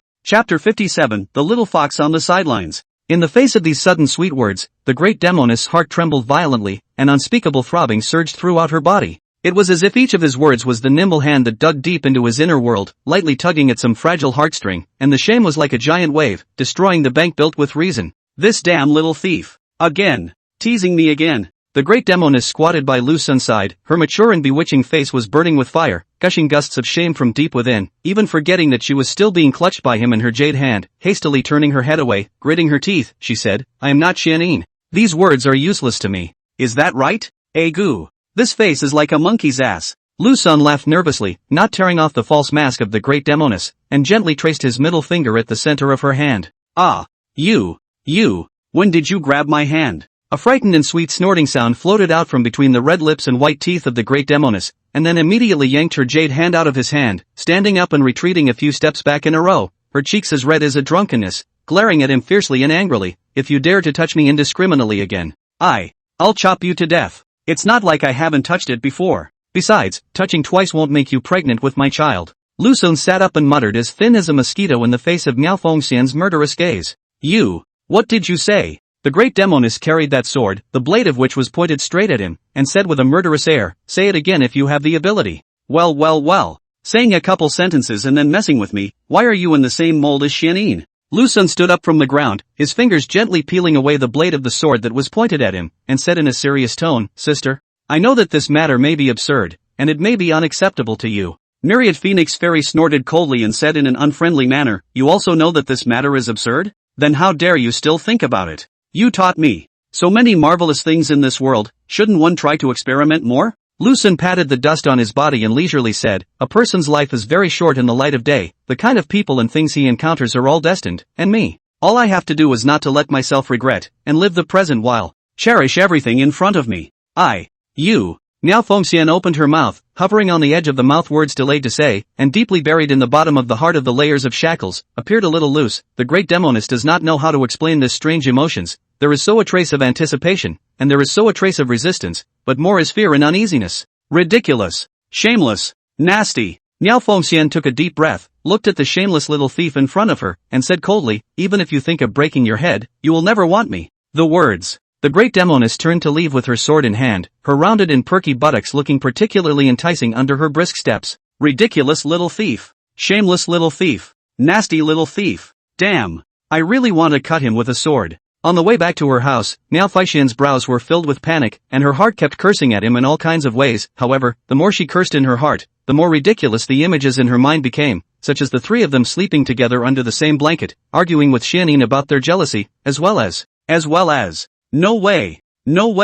I will never allow this kind of thing to happen. Miao Fengxian took a deep breath, skimming away all the distracting thoughts in her head, gently pushed open the door of the house, only to enter and then tightly give it a shut. The sun sets quickly in the mountains, and it's dark in the blink of an eye. Lu Xun lit a few candles and waited for Niang Zi's arrival for a few moments. He heard a creak and looked back to see Niang Zi standing in the doorway, but she had an extra matchstick by her side. Lu Xun looked at the little Demoness with a puzzled expression that said it all. Xianxue kept pestering me to come, I can't help it. Xianin lightly pursed her small lips and helplessly replied, I just want to see if this reading of yours is proper or not. Is it under the guise of reading and then doing the business of having little babies? Xianxue walked straight to the house, then sat across from Lu Xun, glaring fiercely at him, warning, you'd better come up with some real skills, or else I'll chop you to death. Ouch. Neen is a bit of fun. Obviously not a match for me, but a mouthful to cut me down. These three demonesses are really the same. In the following time, Lu Xun, as usual, taught the little Demoness some ancient poems with all his heart,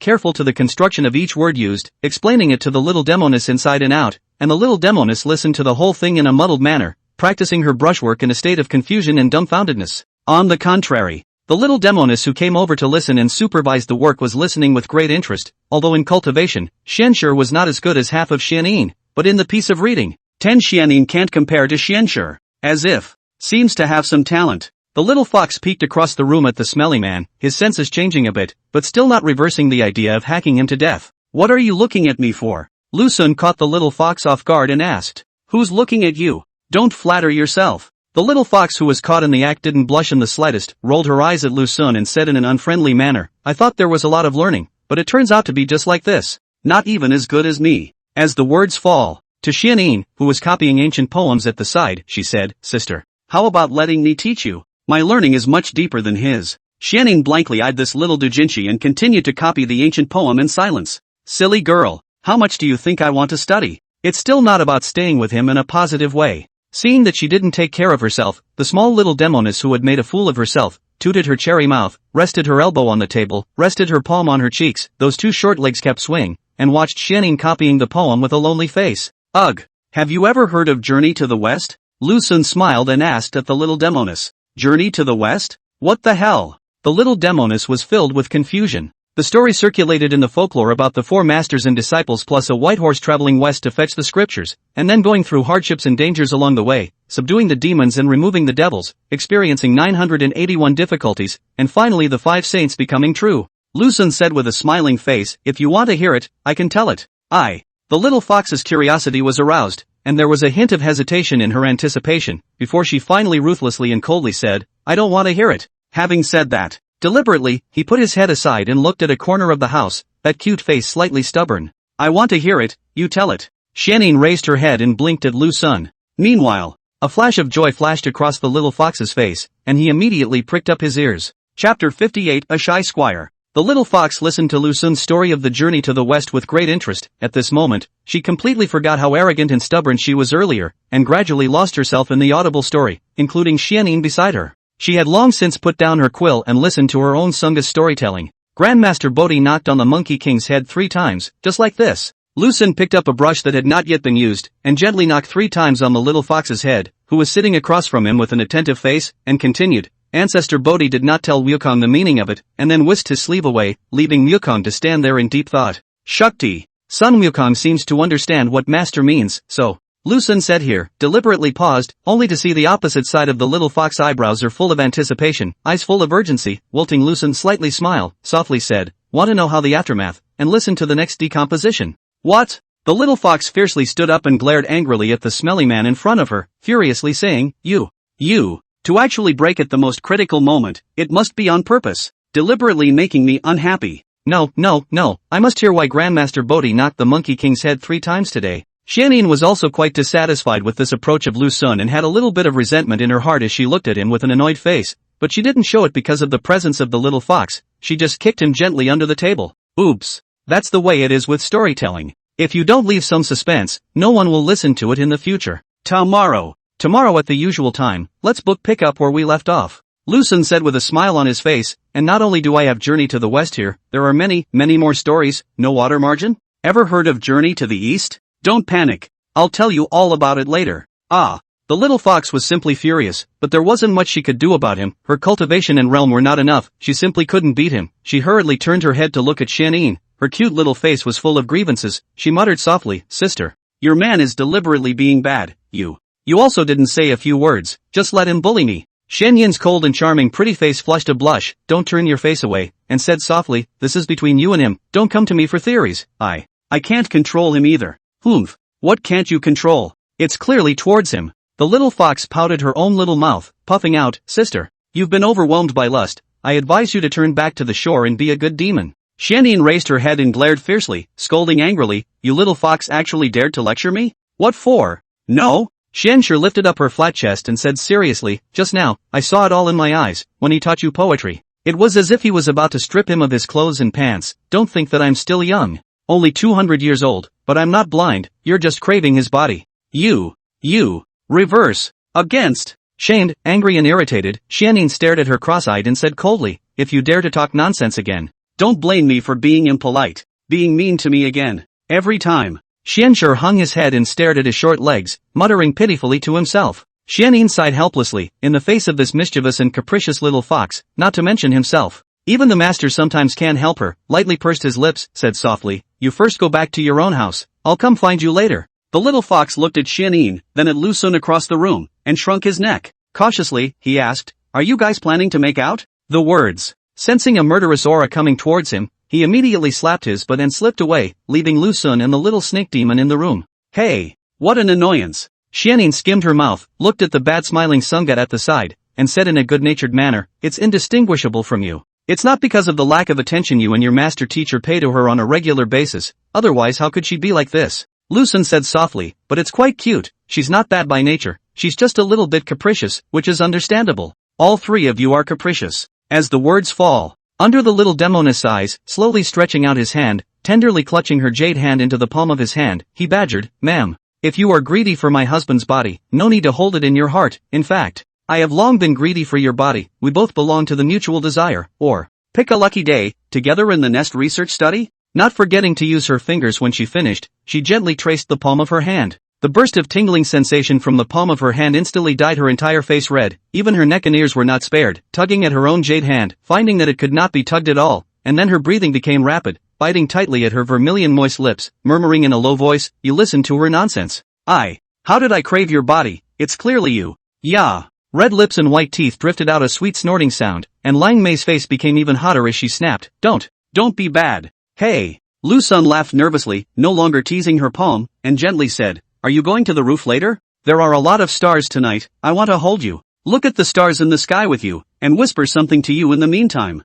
Ah, love it and look forward to it. Xianyin looked at her husband by her side, her eyes filled with confusion, helplessness, and apology, and bitterly said, "Not tonight. You heard it just now, I'm going to look for little fox later, if I miss my appointment, she will definitely take the opportunity to make a scene, and then it will be another point of no return." Alright. One day anyway. It's not as if it's just a day or two. Lu Sun nodded and smiled. The two warmly coexisted for a few moments. The little Demoness listened to Lu Sun's words of love, her body was about to be soft, her eyes contained endless spring, but unfortunately, the little fox was still waiting for her, and finally said goodbye in a reluctant farewell. Xianyin gently pushed open the door of the house and couldn't help but look back at him again, seeing that he was organizing the table, lightly biting her full, moist lips and murmuring in a small voice, "Sangong. I'm leaving." Having said that, panicked, she slipped away, leaving behind only the faint fragrance of her body, and a shy Sagittarius. It's late at night. Lu Sun was sitting on his bed, holding his breath in the middle of his cultivation. He hadn't slept since he came here,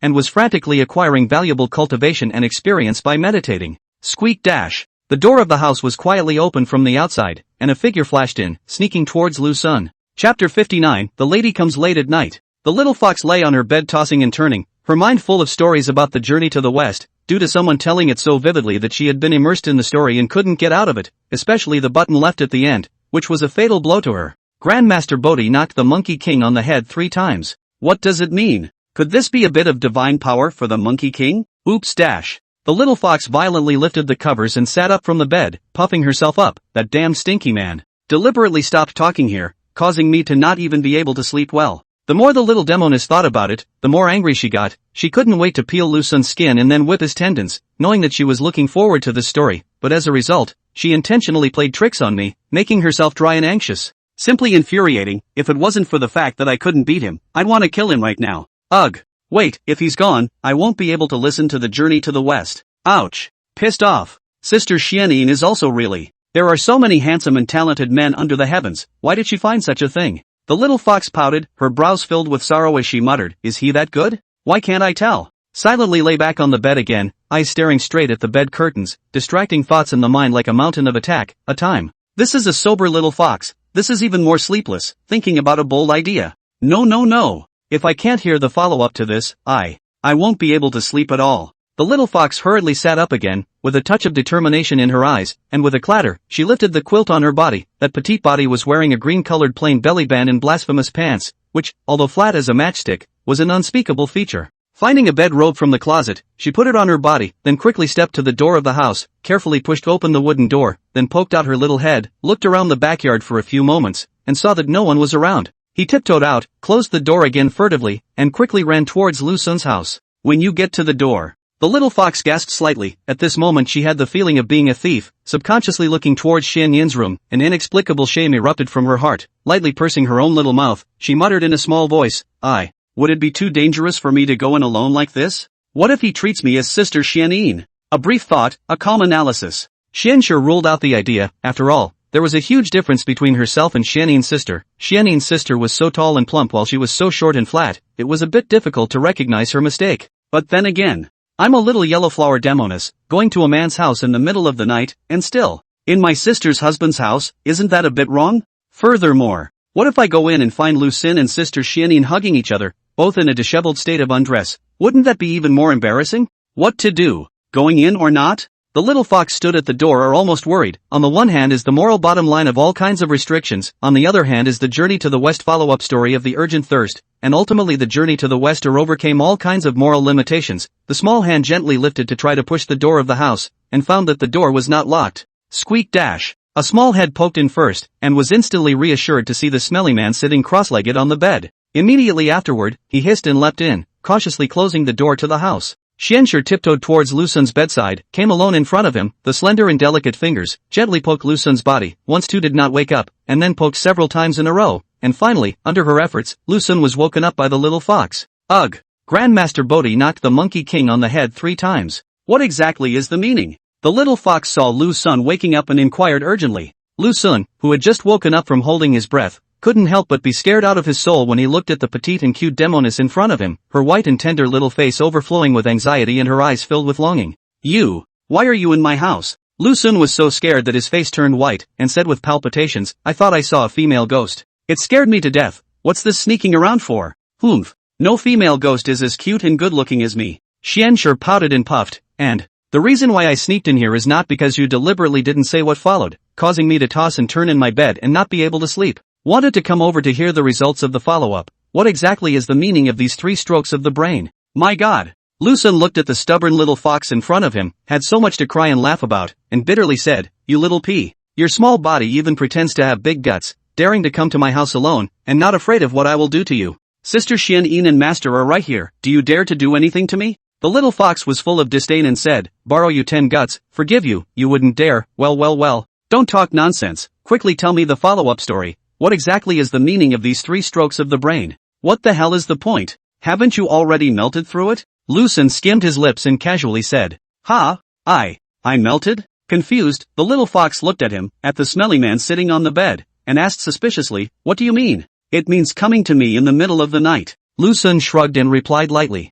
"It's over? That simple?" It was an ancestor Bodhi who used a knock on the head to impart the Sun Wukon's divine ability to go up to the sky and hide in the earth. The little fox tightly locked her brows, her face full of disappointment as she looked at the smelly man in front of her and said in annoyance, "Since it's so simple, why didn't you tell me directly? And purposely let me guess around the words." Xianxue flattened his mouth and curiously inquired, "What is this ancestor Bodhi asking Sun Wukong to go to him for? Want to know?" Lu Xun said badly. The little fox nodded eagerly. "Come on, come here with your ears." Lu Xun hooked his finger at her and said mysteriously. The innocent little fox took 2 steps forward and dutifully put his head up. "I'll tell you tomorrow night." The wilting Lu Xun whispered in her ear, softly. "Shasta." The little fox was on the verge of exploding with anger, glaring at him in annoyance and gritting her teeth.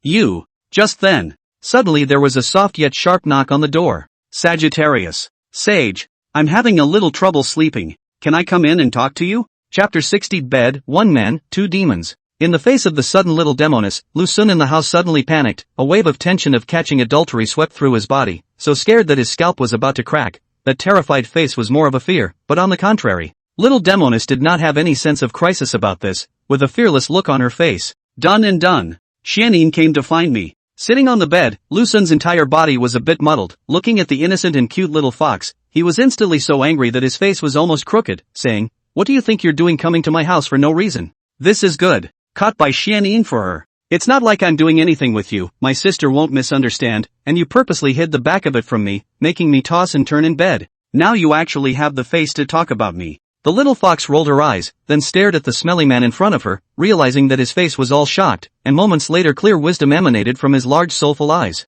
"I'm going to open the door now and run out pretending to cry and guess. What will your wife think?" The little fox's cute and delicate little face had bad intentions written all over it, and without waiting for Lu Xun to react, she turned around and was going to open the door. As it turned out, just then, behind Lu Xun clutched her small hand, while covering her cherry mouth. The petite figure was instantly an irresistible force, to forcefully dragged into the arms of Lu Xun. This unexpected encounter to the little fox was stunned. The body bones are also frozen. "You're a little beaner. Don't you know that it's better to tear down 10 temples than to ruin a marriage?" Lu Xun glared at the small little Demoness in his arms in annoyance, and said close to her ear, "Xian and I fell in love with each other with great difficulty. Do you know how precious this love between demons and humans is?" At this point, the little fox came back to his senses from the panic, struggling in Lu Xun's arms one after another, his mouth still whimpering non-stop. That cute and delicate little face had long been read through, even spreading to his neck and ears. "Don't move! For the sake of my and Xian future happiness, I can only entrust you tonight." Lu Xun finished his words in the little fox's ear and directly tucked her into his comforter. This Xianxue's body was very petite and had no boobs and no ass. If another person was lying on the side,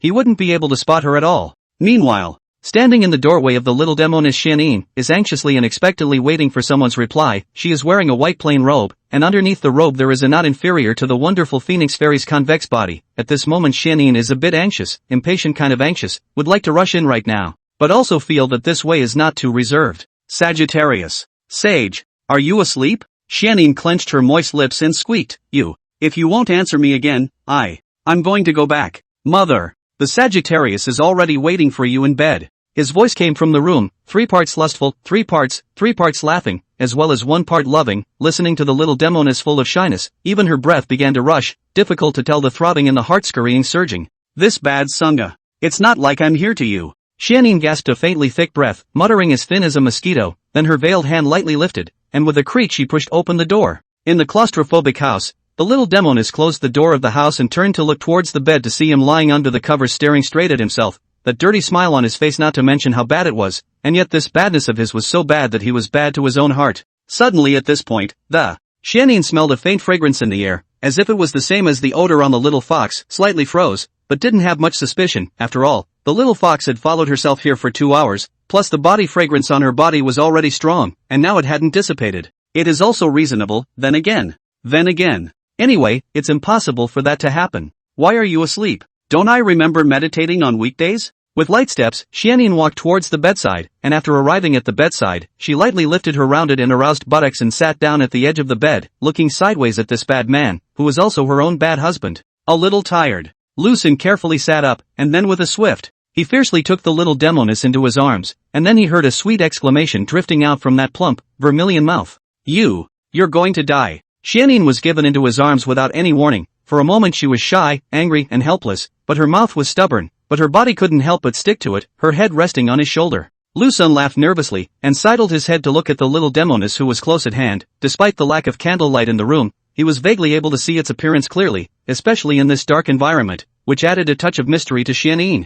What's wrong? Not sleeping at night. Sneaking around to find Sunga. Lu Xun pressed against her ear and asked gently, did you miss me? Who misses you? Don't flatter yourself. The little Demoness pouted and mumbled, I just couldn't sleep and wanted to come and chat with you. Oh, really? Lu Xun looked at her seriously and said in a serious tone, Mother, look at me. Say what you just said again. The little Demoness raised her head, turned her head to look at him, faced with those sharp eyes, immediately lost the battle, hastily turned her face away. The cold and charming delicate face was even hotter, lightly pursed her lips, swallowed and said, just have. There is a little bit of wanting you, is a little bit. Few and far between, you. Do you understand what I mean? Ouch. How can my lady be so cute when she's so arrogant? The wilting Lu Xun didn't intend to let her go, hugging the little Demoness a little tighter, getting close to her ear and whispering, Mother, why are you getting darker and darker? This is not just a little bit, it should be. It should be a lot more, right? So much that it fills your heart. The words. The little Demoness' body trembled slightly, then blushing, she kept struggling in his arms, saying in shame and anger, let go of me.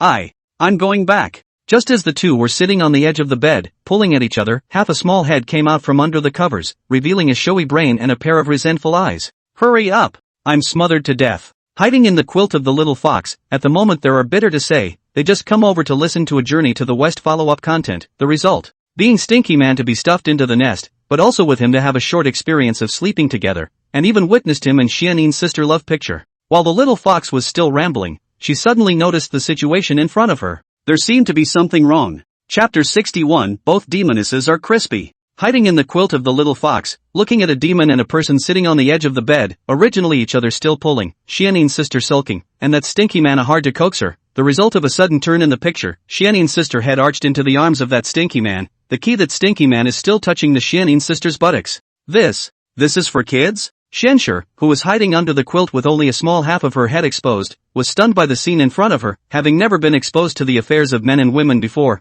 Her cheeks on both sides were already rolling, but was eager to find out what Xianyin and her Sunga were going to follow up on, and what exactly this demon and one person would be doing in the house. What are you doing with your hands? The little Demoness, whose entire body was shrunk in Lu Xun's arms, felt a wave of unspeakable dissimilarity, and with a hint of shame in her petulant anger, she puffed out, hurry up and take your dog's paw away from me, or else. Otherwise I'll chop it off. Hey, Mother, this is shy? In the face of the little Demoness' chopped hand threat, Lu Xun did not panic. Still, I do what I want to do, grabbing the buttocks, although separated from the bedrobe and blasphemous pants, but still able to feel the thickness, together in her ear, low bad laugh, my husband and I'm not grabbed. Besides, this body of yours is always mine, right, mistress? This damn bad man. Bad Sagittarius. Listening to his cheap and shameless words, Xianyin was annoyed and helpless. However, there was nothing that could be done about it, although he was bad to the bone, but she was defenseless against this kind of badness, because every time, he could be bad to the core of her heart, and she looked forward to his next badness in anger. I'm going to count to 3, and if I touch it again, I'll. The little Demoness gasped slightly while biting her moist lips tightly and gritted her teeth, I'll chop you into mincemeat and then feed it to the dogs. Row. Isn't it okay not to grab anymore? Lu Xun honestly withdrew his hand, gently wrapped his arm around that tight brute waist, and leisurely said, Mother, in the afternoon, I was competing with your master in a sword fight, and she had a move. seemingly plain and simple with a wave of the hand, but was able to bring my consciousness into another world, and in that world, hundreds of sharp swords appeared in front of my eyes. The key can't move all over the body, this move you will not? Ha! Xianyin was shocked and looked at him incredulously, asking anxiously, Master actually used this move on you? You're not injured, are you? Nope. I used all my strength and knocked out hundreds of swords, then I came to my senses. Lu Xun pursed his lips, it was only for a little while, but after I came to my senses, I almost couldn't stand still, and my whole body was exhausted. For a moment, the Xianyin and Xianshi by the edge of the bed and in the quilt, the sisters were almost stunned, one marveling at the terrifying potential of their Sagittarius, the other helpless that they could not beat this stinking man even more. That move. A jutsu that belongs to Master Teacher, right? Xianyin pouted, quietly lying in his arms, muttering with a displeased expression, being able to drag the other party's consciousness into Master Teacher's sword intent. In reality you're standing still and not moving, but your consciousness is already going through the motions until you're exhausted in the world of sword intent. Or in reality being given a sword through the chest by Master. That good? Wouldn't that be invincible? Lu Xun sighed lightly. Xianyin shook her head and replied seriously, the world immortal of the day, Su Jingyi, was not afraid of this move. As for the others, the vast majority of them died under the Master's sword. Oh, as long as one's strength is stronger than your master, then one has no fear of this move? Lu Xun suddenly realized. Pretty much. But there is no one else in this world who can rival my master, other than the current world immortal Su Jingyi. Xianyin glanced at him and said in a petulant rebuke, don't even think about it. Although Master Teacher values your talent, it's impossible for you to surpass Master Teacher. That's not necessarily. If you want to conquer your family's master, not in terms of cultivation and realm, but to take down your family's master in the future, I, Lu Xun, will let her know what it means to be the true head of the family. Doesn't matter. I only care about you. I only care about my family's maiden. Lu Xun hugged the little Demoness in his arms tightly, sniffing the pungent fragrance on her body, and tenderly whispered in her ear, Mother, this double cultivation is a technical job. There are a lot of details to pay attention to, why don't we practice a couple of times in advance? Feel the doorway inside, when you are virtually insurging, so you can sweat well. The words. The little Demoness was struggling again, making noise about going back to her house. Outcome. Making a scene. Both fell onto the bed, Lu Xun inside and the little Demoness outside, still in that position. Ouch. I'm being squeezed to death. The unlucky little fox was Lu Xun but to the wall, the heart that is anxious and angry and helpless, but do not dare to make a little noise, can only silently endure such encounters. If at this moment by the sister caught himself hiding in her husband's quilt, then it is really reasonable to say. Just when she was complaining and aggravated in her heart, suddenly the smelly man's words of love came to her ears. Mother, you will always be my only choice in this world. I choose you, I will choose you over and over again without hesitation or doubt. If one day, what if scenario, you and I get into a big argument, even to the point where we're both separated, and all you have to do is say, Sagami, come home and I'll run to you against all odds, and that option exists for about as long as it takes for my life to end. Shasta. The two demonesses on the bed were both mad, one was trembling and tingling all over, that cold and charming face was all petite red, her eyes were full of deep love and affection, while the other one wasn't much better. A thought of wanting to be given love welled up in her mind, and at the same time, her body was a bit crispy. In the darkness, on the big bed, Lu Xun held the little Demoness in his arms, each other's eyes staring at each other. Irresistible throbbing sprouted between Lu Xun and Xianyin. The little Demoness sniffed the male scent of his body,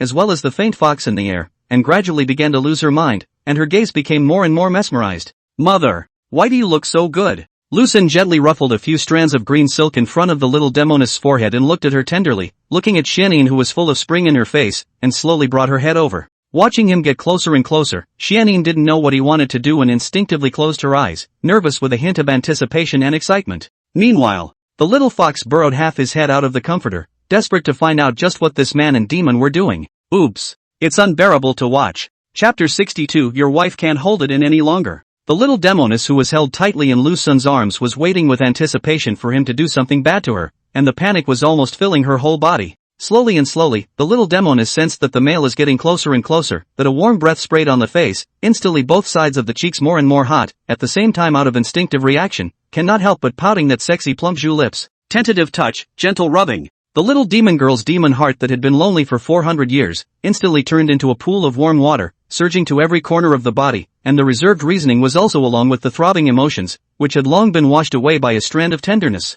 This damned bad husband. He's so good at it. He's definitely been womanizing a lot. Careful attempts, well-organized changes, under the continuous efforts of Lu Xun, finally covered the reddish-red lips full of warmth. Everything around them was quiet, time seemed to stand still. The little demon girl's mind has been a blank, originally nowhere to put his hands, cannot help but embrace his tiger's waist, and this is also rightfully so. Xianning gave up thinking and didn't want to think, she only wanted to hug this man, this shameless, lowly, naughty, bad husband, hug him tighter, tighter. Meanwhile, hiding under the covers and poking out half of her little head, Xianxue stared dumbfounded at the scene in front of her, inadvertently. In her young and innocent inner heart, leaving a section of traces that could not be erased, an indescribable feeling swept through her entire body. She did not know how to explain this feeling, in short, shock mixed with panic, but also with a touch of shallow anticipation. No, no, no. All men in this world deserve to die. None of them are good. Xianxue thought of when she was a young girl, she witnessed a few strong men, brutally murdering her parents and then pulling the fur from her body hard. That image constantly pierced her heart and gradually washed away the feelings she shouldn't have had. But when she saw Lu Xun, who was bullying Xian Yan's elder sister, the little fox was a bit at a loss for words for a while. He can live. He's the only man allowed to stay. As for the rest, they all deserve to die. You're bad. Xianning gently pushed his body away, blushing and turning her face away, her breath messy as she muttered, nasty. You just know how to bully me, it's only been a few days together. You dare to be like this? Are you trying to sneak into my room tomorrow? Why did you sneak in? Can't you just drag me in? Lu Xun laughed cheaply, you said it yourself. You will drag me into your house, push me down on your bed, and then take off my clothes and pants. Since my wife is so proactive and urgent, why should I make a fool of myself? Your husband is this good. Very listen to persuasion. For a moment, the little Demoness face was even more moist and red, the intense shame forced her breathing to be even more rapid, her chest rose and fell unceasingly, lightly pursing her cherry lips, she reprimanded, I'm just casually talking about it, You still took it seriously. Casually? I don't think so.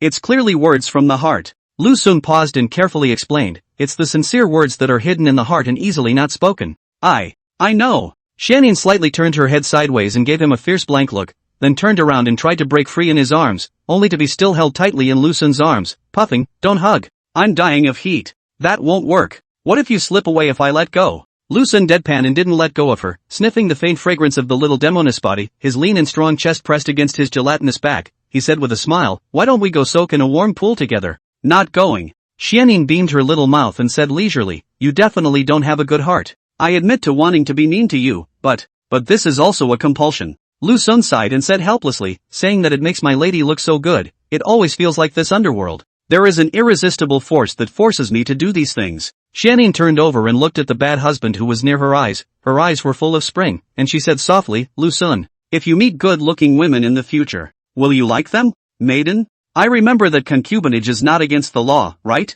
Lu Xun cautiously inquired. Xianning did not get angry, her cold and charming pretty face revealed a shallow smile, arching her body towards his arms, stretching out one of her own jade fingers, gently drawing a pattern on his chest, not knowing what pattern she was drawing, and murmuring, if you want to be with me, my rules are the rules, and as for what my rules are, my Sangha is only allowed to have me as a maiden. Oh, mother is right. Lu Xun sensed the endless killing intent hidden in that gentle tone and hurriedly hugged the little Demoness tighter, asking softly, are you still going back tonight? How about sleeping here? The words. The little fox hiding under the quilt was anxious, did this stinky man forget about me? Biting her own lips tightly, she sneakily stretched out her own small hand, groping for Lu Xun's waist, and pinched hard and hard. Hiss. The intense pain caused Lu Xun to instantly suck in a breath of cold air. What's wrong? Xianning raised her head and looked at him in confusion. It's okay. Lu Xun smiled awkwardly yet gently. Are you going back tonight? That's for sure. Right now, I'm not yet in heat. If I sleep with you early and Master and Little Fox find out, how can I still live?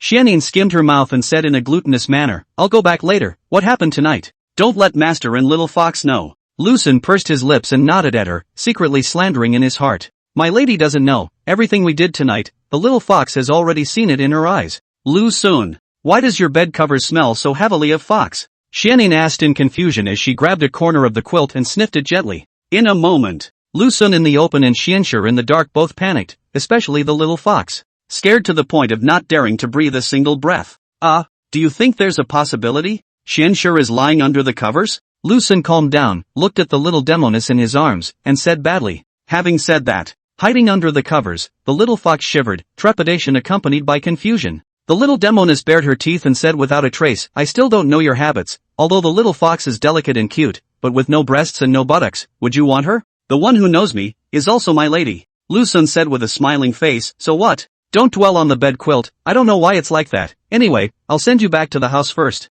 The little Demoness answered, and just as she was about to get up, her eyes were mesmerized as she looked at the bad husband in front of her. Sangha, tell you a secret. The little Demoness pressed against his ear and said shyly, I can't hold it in any longer. Chapter 63, the little demon girl is very active. This little demon girl. Why are you getting naughty? Lu Sun heard Xian Yin's shy whispers, his heart burst with joy. It seems that taking down the little Demoness is just around the corner, pursed his lips. Badly said, Mother, don't worry. My husband will definitely go all out when the time comes. Xian Yin rolled her eyes at him and muttered softly, remember your words now, when I am truly springing to life, and the voidine in my body begins to erupt, I hope that you can keep your promise and warn you in advance. I won't have much consciousness at that time, if you get slapped by me. Don't come to blame me. Ha? And get slapped? Lu Sun shrunk his neck, cautiously looked at the little Demoness in his arms, and bitterly asked, then will you turn back into a golden python? It's possible. Xian Yin shrank in his arms, lightly biting her cherry lips as she murmured, for the most part. I won't change back, at most, I'll have a half-human, half-snake appearance, with the upper half of my body being what I am now, and the lower half is the golden python's appearance, but don't worry. Half-human, half-snake can also double cultivate with you. This seems acceptable. If Su Xian can do it, why can't I? Not only can I do it, but I can handle two of them. It's fine. You are my maiden, no matter what you become, my husband loves you. Lu Sun said gently, alright, let's go back quickly. The little Demoness answered softly and silently sat up from his arms, straightened her slightly wrinkled bedrobe, and then followed Lu Sun out of the house. When the door of the house was closed the moment, the little fox violently from the nest drilled out, a big mouthful of fresh air, tender and cute little face a red, forehead is still covered with beads of sweat, the heart that is angry and annoyed and helpless, wanting to directly get Lu Sun. But not only can't beat him, the key is that he is Xian Yin's sister's man. Stinking hooligans! To actually bully my sister like this. The little fox sat at the head of the bed, her mind was filled with the scene of Lu Sun kissing Xian Yin, the image constantly stimulated a certain nerve in her, a throbbing that was hard to tell surged throughout her body. What does it feel like to be kissed by a man? It seemed like my sister was enjoying herself. Xianxue raised her own small hand and gently touched her small mouth, moist and firm, a trace of confusion flashed between her eyebrows. Gently lifting the quilt, the little fox was ready to get out of bed, only to suddenly discover that under Lu Sun's pillow, there were actually a few books hidden. Due to the darkness of the room, it was hard to see what kind of books these were, but they were hidden in such a secretive manner. The little fox instantly associated it with the secret books of the Jedi. A little thought and calm analysis. The little fox decided to steal them all first, go back and study them, and return them in the morning. Meanwhile, Xian Yin came to the door of her house and gently pushed open the wooden door in front of her. Just as she was about to stride into the house, she slowly turned her body around, staring daggers at the bad lover in front of her. Undeniably, this fate is really amazing, obviously a demon herself, but she fell in love with a human, or a very colorful and very bad person. Lu Sun, do you truly like me, or do you simply crave my body? Xian Yin inquired in a small voice. First I craved for your body, then I fell in love with you. Lu Sun answered honestly, then added in a serious tone, I admit that I'm a lustful person, and I started to crave your body the first time I saw you, but liking you wasn't a whim or deliberately complimenting you to say so. Xian Yin didn't say anything, her mesmerized eyes looked straight at him, her brows were all emotionally moved. What attracted me was your beautiful looks and wonderful body, but what impressed me was your kindness, your sincerity, your straightforwardness, everything about you. Lu Sun said seriously. The little Demoness who fell in love for the first time, when was she irrigated by such sweet words, her body and mind instantly became crispy. Unable to help herself, she hugged him, her delicate and convex body clinging tightly to him, and said emotionally, my dear husband, Xian Yin will definitely be good to you. Having said that, lifting her own head, she gently stood on tiptoe, and her plump, petite red mouth slammed into it. Ripples rippled inside as lips touched together. In an instant, the little Demoness let go of his tiger's waist and ran back into the house with a red face, closing the door in the process, leaving Lu Sun outside alone. She returned to her boudoir with quick steps, flung herself under the covers at once, and buried her hot, petite red head deeply in it,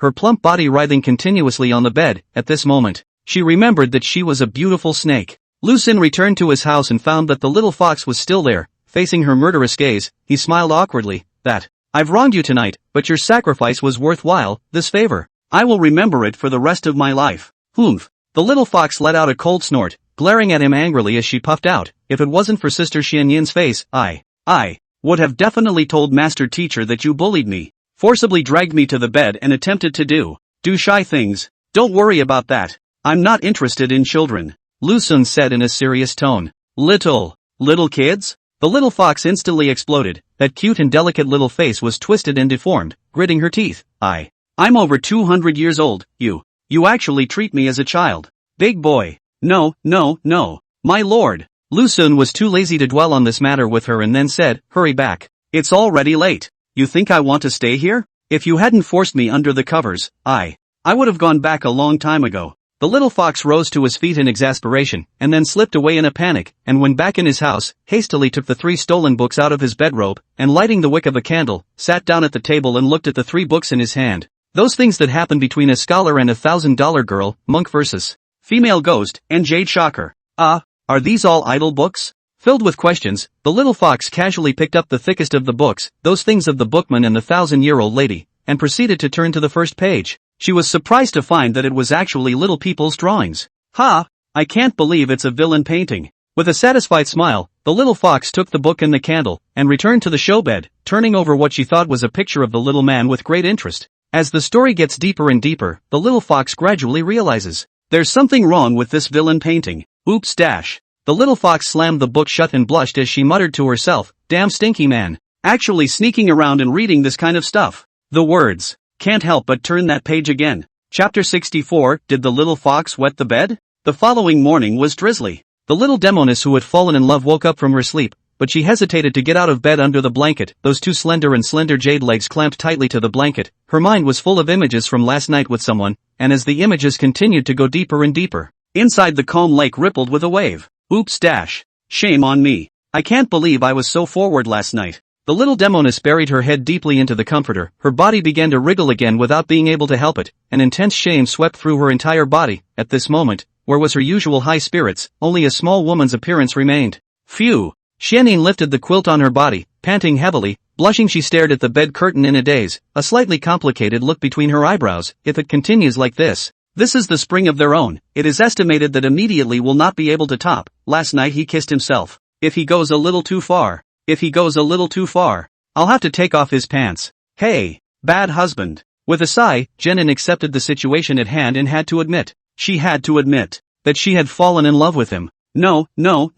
Should be completely in love with him, even though this dog is very bad, very colorful, and very naughty, but just can't help but to think about him, find ways to stay with him, and even want to drag him into their nest. Slowly sitting up from the bed, wearing a bib and blasphemous pants, the little Demoness put on a bedrobe that she took off last night, and went to the window and gently pushed it open. It was drizzling outside, and a cold wind came out, waking up the little Demoness who was a little bit muddled. Why is it raining again? Xianyin wrapped this bedrobe tightly around her body and turned her head towards Lu Sun's house. Just then, the young man who had haunted the little Demoness soul walked out of the house. Ahem! When Xianyin saw that Lu Sun hadn't noticed him, she hurriedly coughed lightly twice. A few moments later, Lu Sun farted to the window, looking at the unclothed and slightly lazy little Demoness in front of him, exuding a charming flavor all over her body, especially the sides of the lapel were slightly open, a green belly band was slightly playful. Mistress, won't you greet my husband and go in to sit? Lu Sun asked with a smiling face. I wouldn't dare in broad daylight. Xianyin blankly eyed this ill-intentioned denizen and leisurely asked, Did you sleep well yesterday?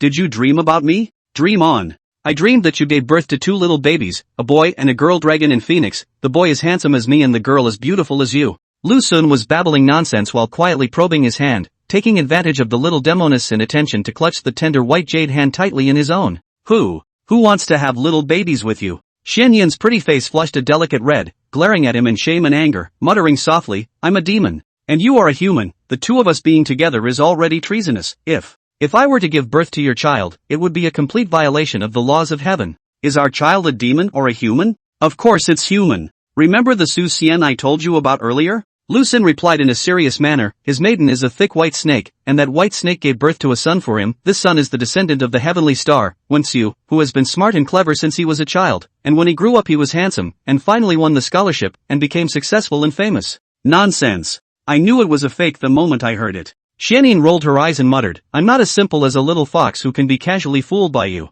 Lu Sun smiled nervously, gently touched the back of her hand and muttered, Mother. About whether to give birth to a child or not, let's talk about it later. There is one thing that I don't know. Last night I was lying on the bed, thinking carefully about the sword stance that you taught me, and I found that there are quite a lot of flaws in this sword stance. All sword moves under the sun have a break, including any stance as well. Xianyin explained, how to hide clumsiness is the key to winning. The sword stance I taught you seems to be powerful and the articulation of the change of stances is smooth, but it utilizes too much skill, and if the opponent is disorganized, it is easy to be killed by a single blow. Oh, listening to your wife's words is better than reading 10 years of books. Lu Sun smiled and asked, then does the lady have a solution? Xianyin shook her head and replied bitterly, this set of sword stances is originally built on skill. If it is separated from the use of skill, this set of sword stances will cease to exist. I can't do anything about it. Master once tried to improve it as well, but in the end, he also gave up. Lu Xun was not disappointed. Improving a sword stance was already a very difficult thing to do, and it was only normal that he could not do it. He pursed his lips.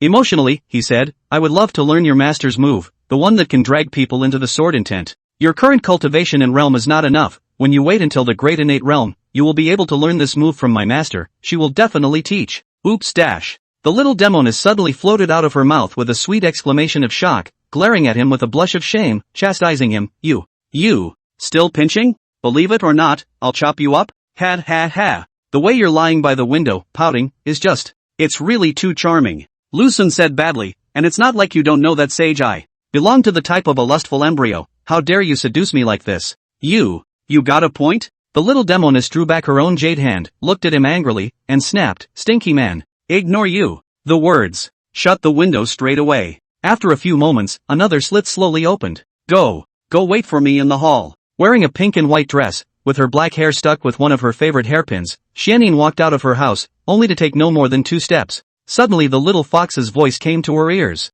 Sister, come here for a second. Hearing Xianxu's shout, the little Demoness turned her head to look and found the little fox standing at the doorway of her house, poking out half of her own head, a delicate blush imprinted on her cute and delicate little face. Xianyin walked over with her umbrella on top and stood in front of her, inquiring curiously, what's wrong? Do you have clean bedding there, sister? The little fox blushed and hung her head, squeaking and whimpering as she inquired. Clean bedding? Xianyin froze slightly and said in a slightly thoughtful manner, I don't know if I have one, by the way. What do you need the futon for?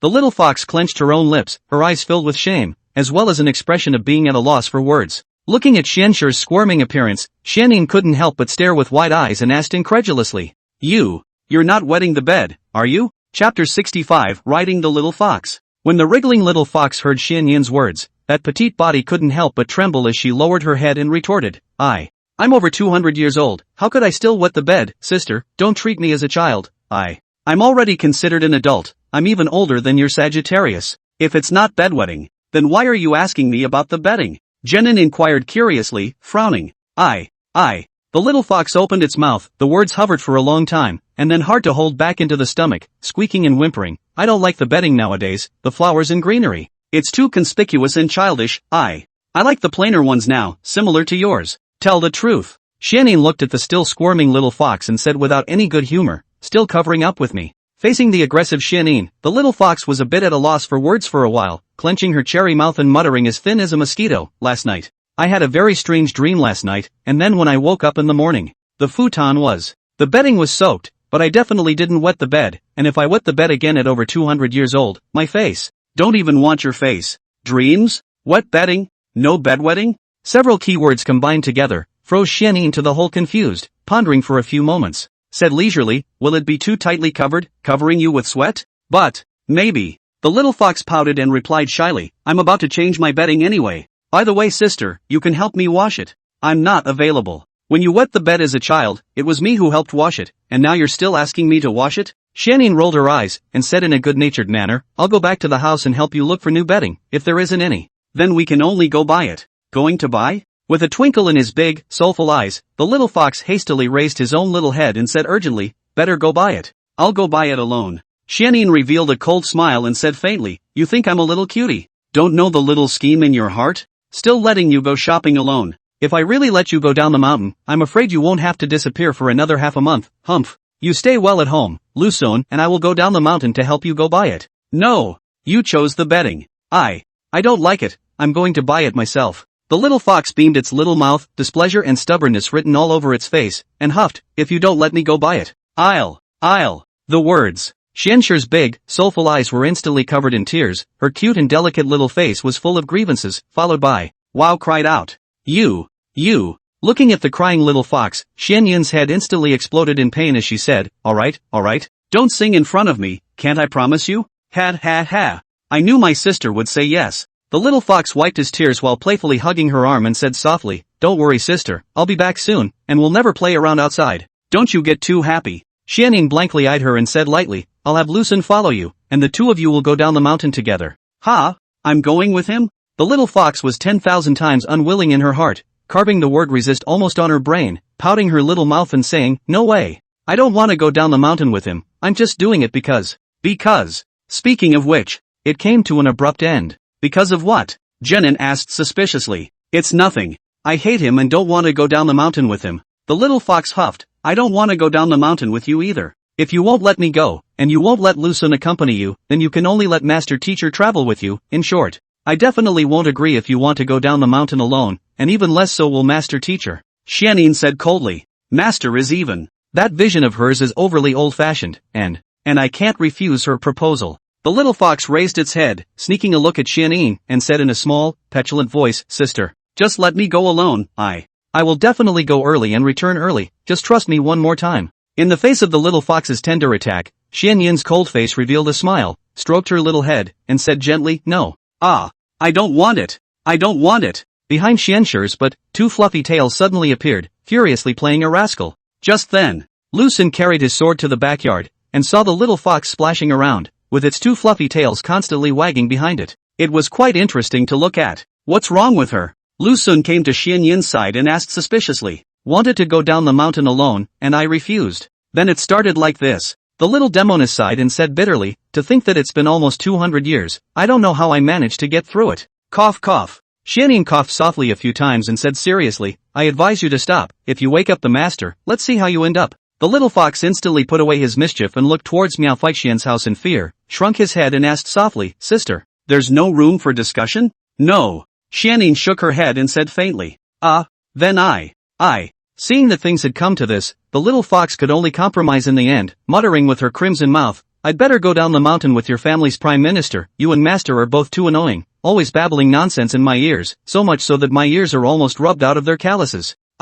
Me? Let me go down the mountain with you? Lucen pointed at himself, and then turned his head to look at the little Demoness beside him, his eyes all confused. Xianyin flattened her mouth and said helplessly, just accompany her for a bit. I don't know how to sword ride. Lucen said bitterly, I guess she definitely doesn't know how to use a sword either, so the two of us will rely on our legs to get out of the mountain? Xianyin smiled faintly and playfully winked at him, saying softly, you can ride in the mountains. A large, silver-white, two-tailed fox was weaving through the lush woods, leaping several feet in the air in a single bound. And the big fox was carrying a handsome and athletic young man on his back, with his legs clasped dead center around the fox's waist, while his hands were clasped around the fox's neck. You lighten up. Xianshir, who had transformed back into a silver fox, huffed, what's the point of hugging so tightly? 2 upside down. Lucen said helplessly, is it okay to slow down?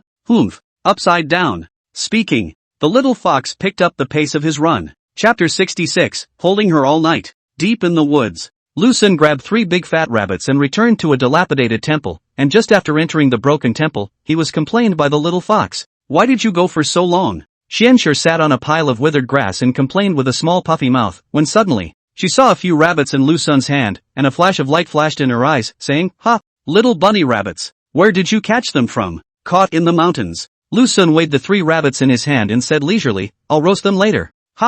You're going to eat a rabbit? Xianshir could not help but stare at him with wide eyes, looking at him incredulously, inquiring in shock, the little rabbits are so cute, you actually want to eat them? Little piggies are so cute. People are still eating little piggies, and little ducks are so cute, people are still eating little ducks. Lucen shrugged his shoulders and said in a serious tone, how about I share half of it with you after I roast it later? Don't worry. I'm very skillful at roasting rabbits, so I guarantee it'll be the kind that's crispy on the outside and tender on the inside. The little fox frowned tightly and said coldly, I'm not going to eat it. A long time ago, I raised 2 little bunnies, and then I accidentally raised them to death. I was sad for a long time. Raised dead? You gave the rabbits water? Lucen drew the meteor star sword behind his back and wiped the necks of 3 big, fat rabbits. The little fox looked at the bloody image and shivered, hastily averting his face and faintly answering, well, as a result, the day after drinking the water, the 2 rabbits just started to wilt, and after 2 days, just both died. Maybe the water isn't too clean, or you fed it too much.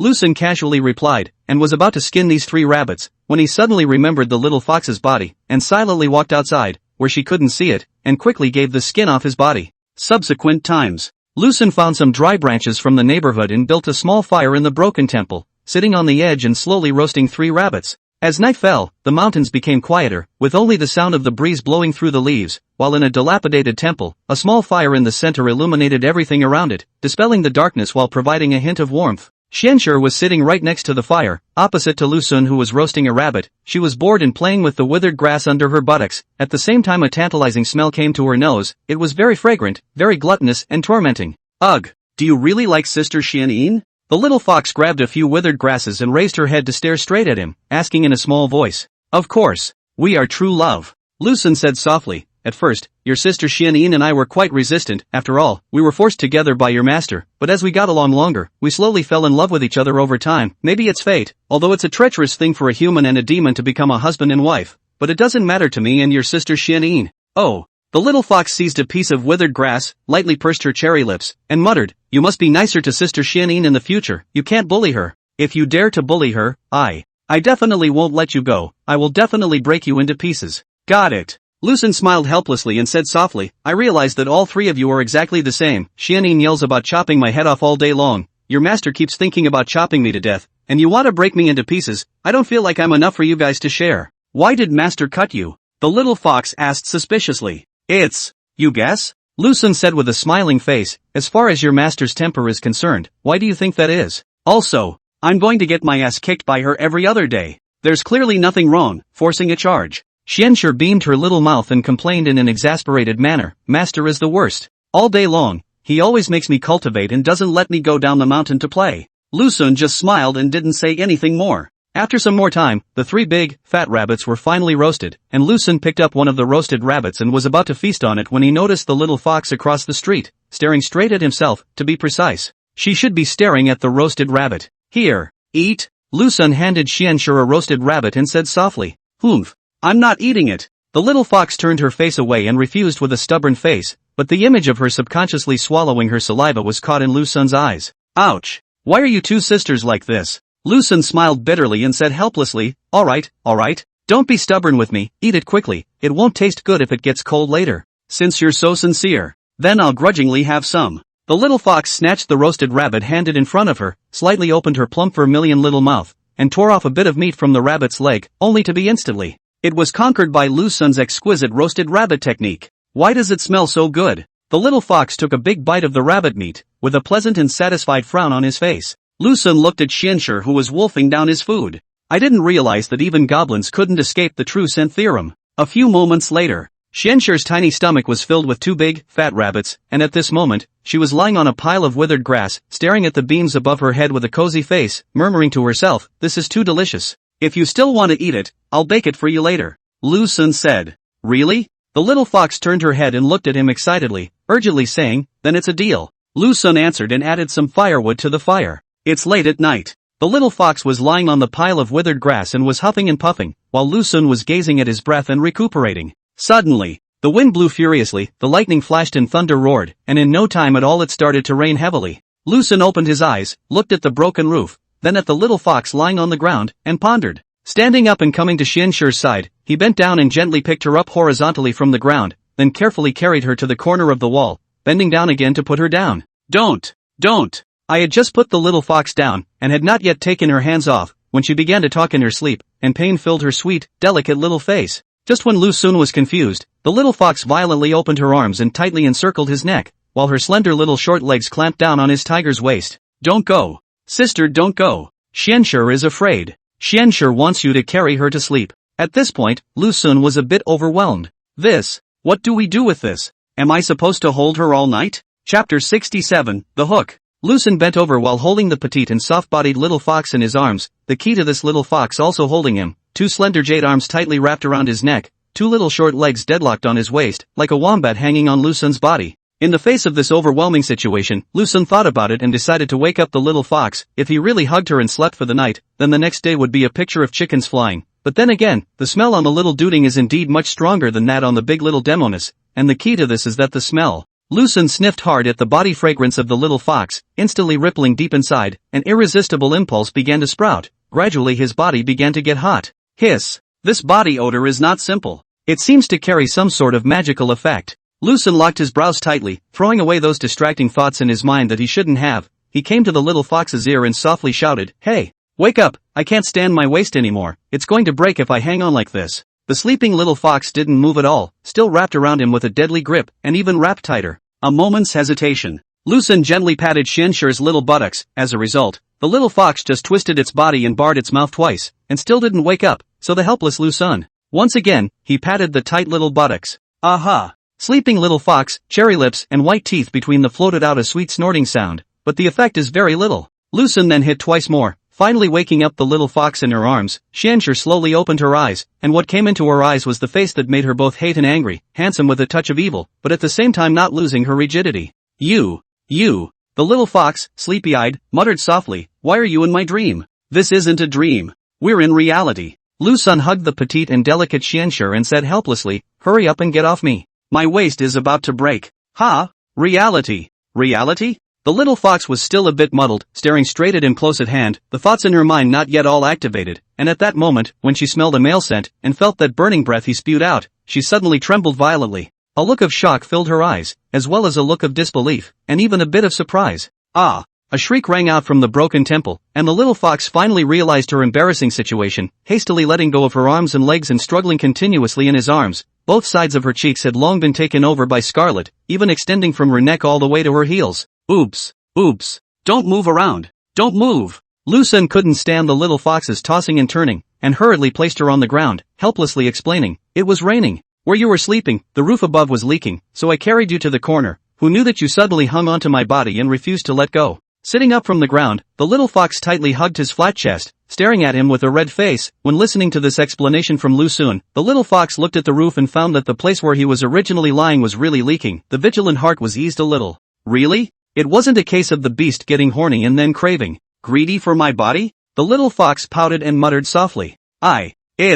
Your Xianin sister is also my maiden. She's taller than you, her breasts are bigger than yours, and her ass is even more perky than yours, so why should I come to gluttonize you? Lucen laughed without any good humor. Alright.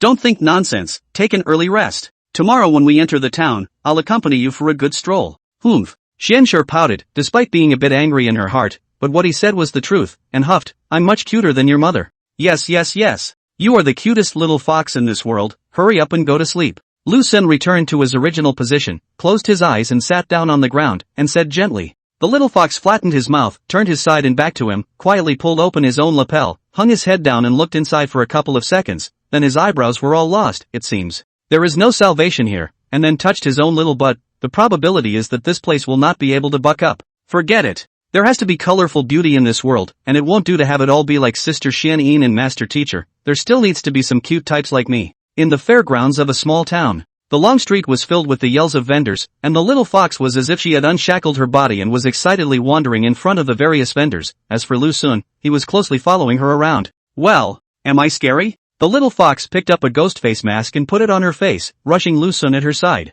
Aha! Not bad. Lucen nodded his head and replied softly, buy it if you like it. Then forget it. The little fox silently put the ghost face mask back, looked at the rows of different masks, and leisurely said, in the past, Sister Xianyin wore a mask to scare me, and scared me to the point of wailing. Then Master Teacher beat her up. It's quite nostalgic now that I think about it. The words. The little fox found another novelty and ran over, leaving Lucen there. Watching her stand in front of a vendor selling bamboo dragonflies, she stood on her tiptoes to take down a bamboo dragonfly, said a few words to the middle-aged woman, and then she took out a few coins and played with it in her hands happily for a few moments, only to fly onto the roof accidentally. Lucen smiled, came to her side and said, I'll buy you another one? Just play a little. I'm just trying to have fun, too. The little fox, faced with the loss of the bamboo dragonfly, didn't take it to heart, tilting his head up to look at a roof somewhere and muttering to himself, besides, if you lose it, you lose it, as long as you keep the most important one. Having said that, Xianxu looked toward Lucen, pursed her lips lightly, and asked in a small voice, will you take Sister Xianyin away from me and Master Teacher? What? Can't let her go? Lucen asked.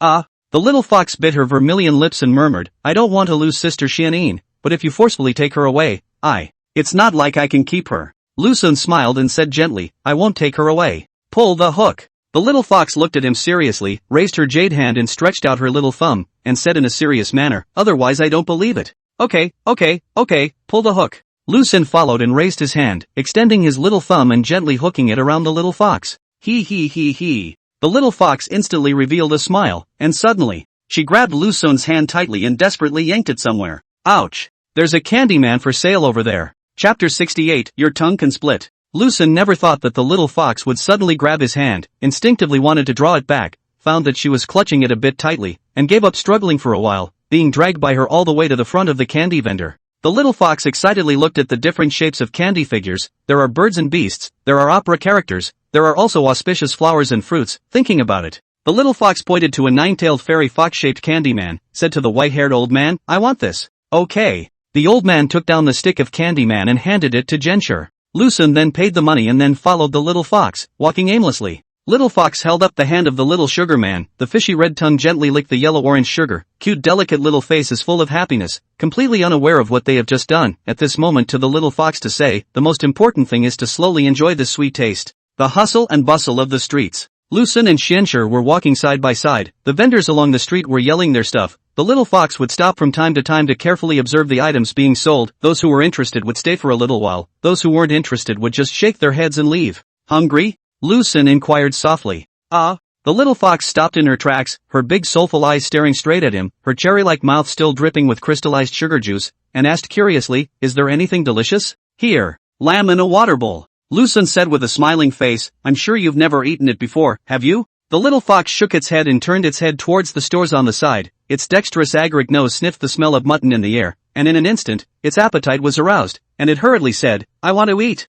I want to eat water basin mutton. Let's go." Lu Xun brought the gluttonous little fox and walked inside this store, choosing a nook and cranny location where one person and one demon sat facing each other. "Dude, come with 2 bowls of water basin mutton, add 3 servings of mutton to each bowl, and 5 crystal persimmons on the way," Lu Xun yelled. The little fox looked at him in confusion and asked in a small voice, "What is a crystal persimmon? Is it good to eat?"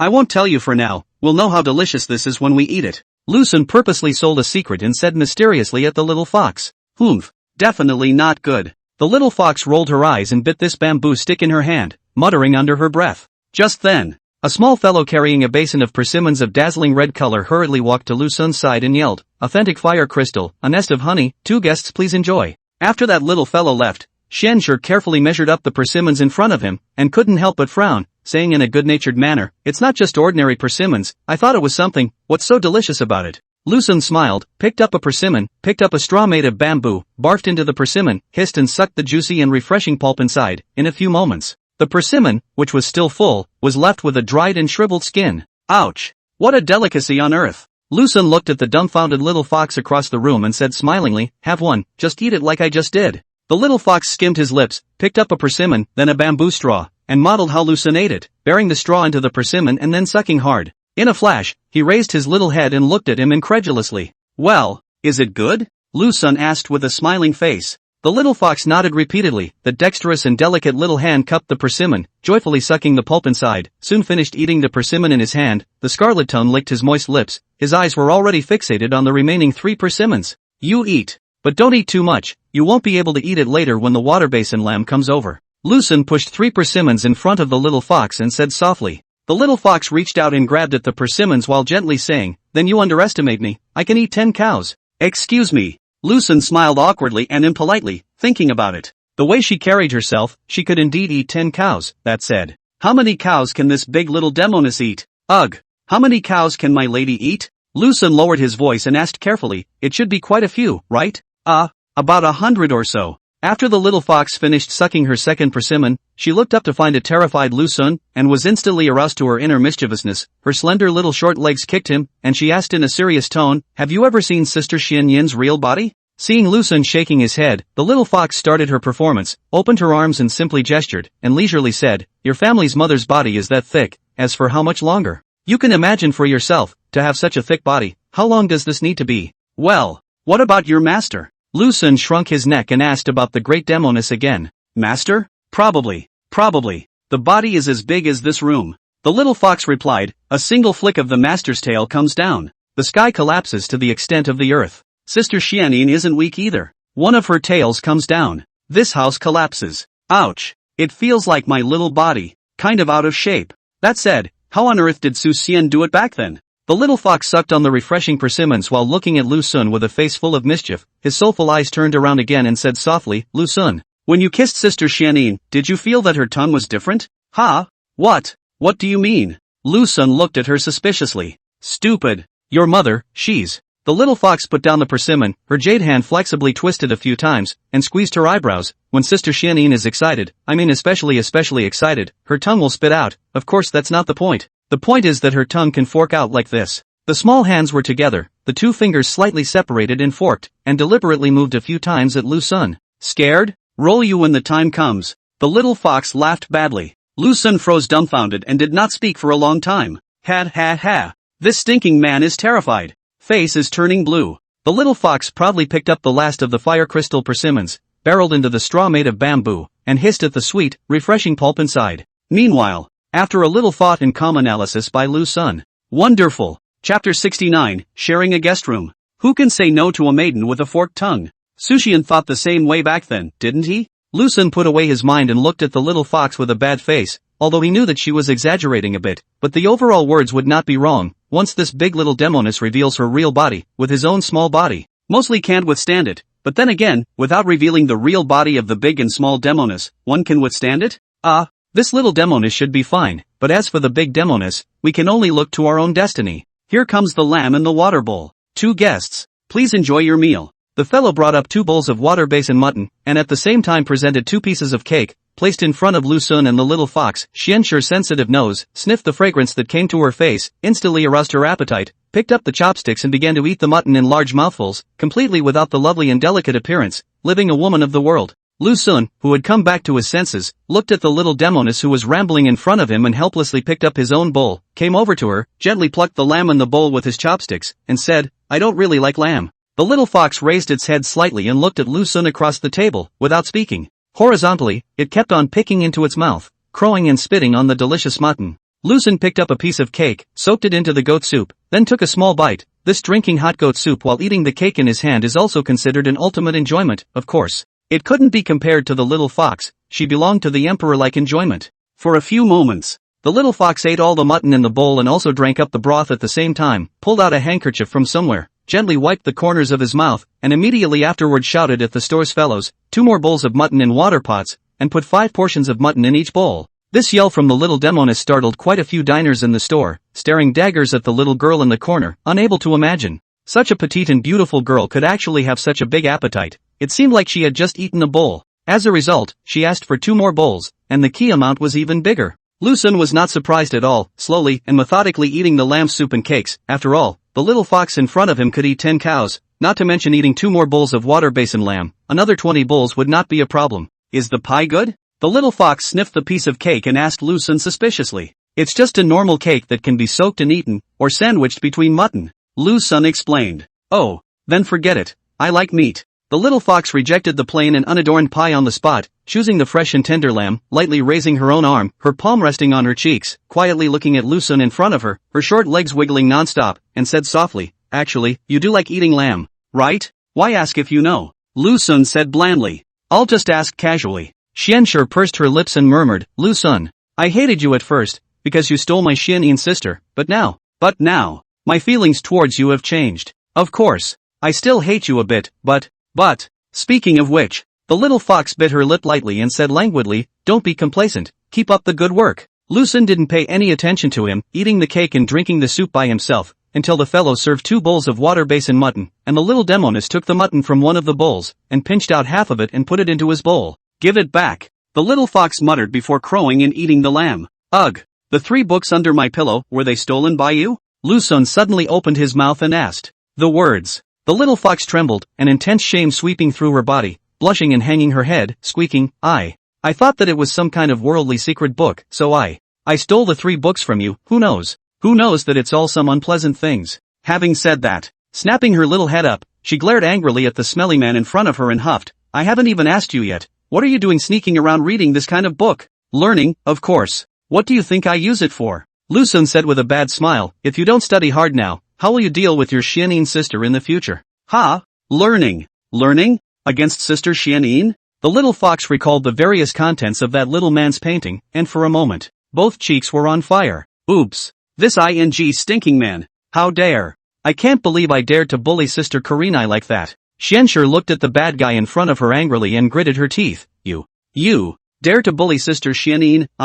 I'll chop you up and feed you to the dogs. Is there a possibility Your Xianin's sister is looking forward to it? Lu Sen asked meaningfully. The little fox froze, staring at him dumbfounded. Tease. Eat it, eat it. Lu Sen smiled at the little fox, picked up the mutton and stuffed it into the pie, and slowly ate it. The little fox took her chopsticks and pulled down the lamb in the bowl, her thoughts returning to the night she hid under the quilt. Sister Xianyin's so thirsty appearance at that time, it seemed. It seemed that it was really like what the stinky man had said, that she might be looking forward to it. Hey, Sister Xianyin's heart belongs to him. Then he could only rely on his master in the future. It's so painful. Accompanied the little fox crazy for a long time, looking at the night is about to fall, Lu Sen urged the little fox to hurry back. The results of playing crazy little Demoness play up sex. Dead face do not want to go, how to persuade are useless. The final Lu Sen can only take her to look for the inn. The town was not big, but everything that should be there was there, and soon an inn was found, and when crossing into the lobby of the inn, the store assistant warmly greeted him. Guest?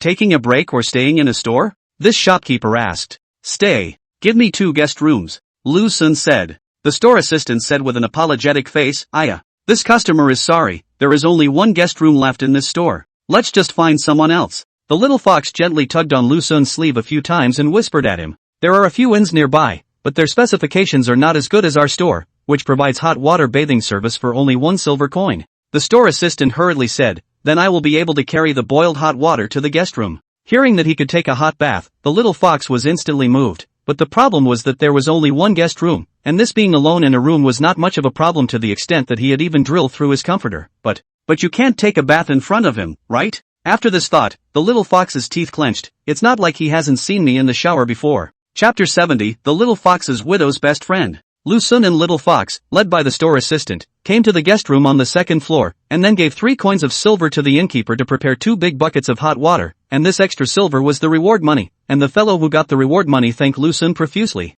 Before leaving, the innkeeper even scowled at Lu Sen, as if he was taking credit for him. Closing the door of the guest room, Lu Sen saw the little fox picking up the teacup and was about to take a sip of water, and hastily stopped it. Slow down. You're drinking water like this? How else can I drink water if I don't drink it like this? The little fox looked at him in confusion, his brow furrowed in puzzlement. Lu Sen's face was full of helplessness, walked straight to her side, snatched the cup of tea in his hand, and said in a serious tone, losing you still often sneak down the mountain. How can you even have no common sense? Are you not afraid of the poison in this teapot? Poisoning? It's not like I have anything to do with this inn. Why would you poison me? The little fox looked at him cluelessly, her face becoming even more confused. You can't be on guard, especially when you're out and about. You have to be even more wary of everything around you. Lu Sen found a silver needle from his body and tested it in the water a few times, realizing that there was nothing strange, before handing her the cup of water and saying seriously, you can drink now. Superfluous. The little fox rolled her eyes and took the glass of water and took a few light sips.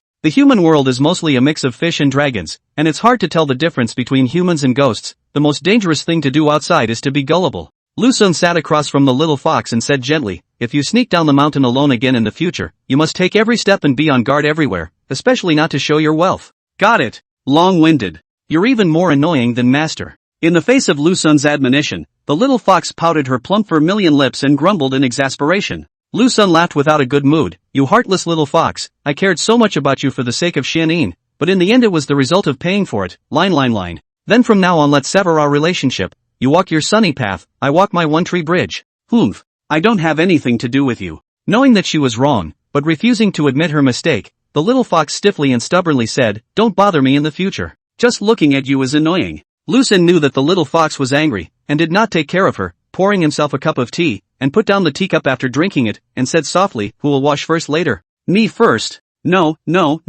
You first. No. Me first. The little fox clenched her lips and said urgently, wait. Or, it's better if you wash first. Decided? I'll wash first then. Lu Sen didn't care, he wasn't interested in the little fox's body anyway. If it was one of the big and little demonesses, then it is definitely not a question of who is first, but whether they can bathe together or not. Hey, when I take a bath, you, don't peek, stay honestly in your bedroom. If you dare to come out, I'll go tell Sister Xianin. The little fox sternly rushed at him. Not only will you tell Sister Xianin, but by the way, you will also tell the master that you are thinking ill of me, and that you will be broken into pieces at that time. Lu Sen cried and laughed a little and said helplessly, don't worry, I won't come to see you. The words. Lu Sen softly inquired, as far as this Jianghu experience of yours is concerned, you can still sneak down the mountain unharmed time and again. You should have playmates outside, right? Xianshi, who had been poked and prodded with the truth, was dumbfounded for a moment and stammered back, "Don't be ridiculous. How could I possibly have playmates? I'm all alone." Okay. Xianyin and Miao Fengxian aren't here, so just give an honest account, don't worry. I won't tell them. Lu Sun smiled and casually asked, "Do you know the other party's details?" The little fox hesitated and hung her head down and said in a glutinous manner, "Have you ever heard of Lady Luna? Mrs. Luna?" Lu Sun locked his brows and muttered softly, instantly remembering something. He muttered, "The widow of the Lunar King who defended the Zhao royal family 20 years ago and then died in battle in the palace? More than 20 years ago, the great beauty, after being promised by the emperor to the then king of the moon, the original plan to hold the wedding in early spring, the result of the outbreak of the capital's turmoil in the next month, resulting in not yet past the door to become a widow, and now has been on behalf of the deceased husband in the widowhood." The little fox pursed her lips and muttered in a small voice, I am very close to her. She knows my identity and my relationship with Miao Fengxian, but again, she didn't hold a grudge against me. How come it's related to your master again? Lu Sun asked suspiciously. Because the rebellion in the capital 20 years ago was instigated by my master teacher. The little fox replied, the master teacher secretly colluded with the emperor's eldest sister, preparing to overthrow the court at that time. That eldest princess's goal was the throne, while the master teacher's goal was the heavens predestined chance diagram, and as a result, when I was about to succeed, a Sujingi came out halfway. Oh, so it is. Lu Sun nodded. He didn't care about the chaos in the capital 20 years ago. Instead, he was deeply interested in Lady Lunar and casually asked, that Lady Lunar should be over 40, right? Not even close. But still pretty. Not much different from master, but her temper is much better than master's, and she takes me to eat and drink every time. The little fox emotionally muttered to herself, she's a poor person, forced to get married and forced to be widowed. I can feel that she's lonely and empty inside. Hey, I am a despondent guest on earth. I know why you are in tears, and I remember my ordinary life and the sound of broken intestines. Lu Sun sighed and leisurely said. Just then, there was a loud knock on the door. Guest, hot water is ready, want to carry it in? The store assistant shouted. Carry it in. With a few fellows from the inn carrying in a big bucket of hot water, and Lu Sun didn't skimp, giving a few more people a little reward money. The little fox came to the bedroom and pulled down the curtain at the same time, and in a few moments, a plop was heard. I think that Stinky Man had already stripped naked and jumped into the tub. Ouch! It's so cozy. Lu Sun half-floated and half-floating immersed in the warm water, full of cozy self-talk. Wash faster. From behind the curtain came the young fox's childish voice, mixed with a hint of indignation. Lu Sun ignored her, soaking himself in the bath and closing his eyes. Inside a mansion halfway up the mountain, the little Demoness was lying on her own show bed, tossing and turning without falling asleep. Not only did she just miss him, her body was even a little bit difficult to say that she was hot. Her whole body seemed to be scorched by flames. It's over. I'm dying. The fall scene has exploded. Chapter 71, He can't greedy for you, master? In the past 2 days since Lu Sun left, Xianyin was as if she had lost her soul. She was listless all day long, especially at night. There was even an unspeakable loneliness. Tossing and turning on the bed, the little Demoness felt a raging impulse sprouting deep inside her heart, which was no longer just a rut, but more like a sign that the fall scene in her body was about to explode, tormented and longing at the same time, and a little bit of incoherence. Who? The little Demoness kept gasping for air, trying to calm the agitation of her body and mind. However, it had little effect, and she felt like she was about to be burned to death. While there was the last shred of sanity left in her mind, Xianyin hurriedly lifted the quilt on her body, and wearing a belly band and profane pants, she put on her bedrobe and panically ran out of her own house, arriving at the door of Myriad Phoenix Immortal's room, and forcefully tapped on the wooden door. Master! I'm dying! The little Demoness slapped on the door of the house as she screamed at the top of her lungs. For a few moments, Miao Fengxian immediately opened the door. She was wearing a plain robe, the sides of her lapel were slightly open. The days without Lu Sun around, the great Demoness was much more casual. She didn't even bother to wear a belly band. The void Yin has erupted? Seeing Xuanyin's flushed face, Miao Fengxian knew that she might have had an outbreak of void Yin, and hurriedly dragged Xianyin into the house, all the way to the boudoir in the inner room, where the great Demoness said with a tense expression, quickly take off the clothes on your body, and then sit on the bed. Without hesitation, Xianyin immediately took off her bedding robe and sat on Myriad Phoenix Fairy's show bed, and within moments, from behind her came a burst of icy cold air, constantly suppressing the body's dry heat. As time slowly pushed on, the original blushing, she returned to her usual appearance. The little Demoness who was relieved took a long breath, and when she turned around, she noticed her master teacher who was full of fatigue, and was instantly heartbroken, hurriedly stepping forward to assist her, biting her own lips tightly, and said in a glutinous manner, Master teacher, are you alright?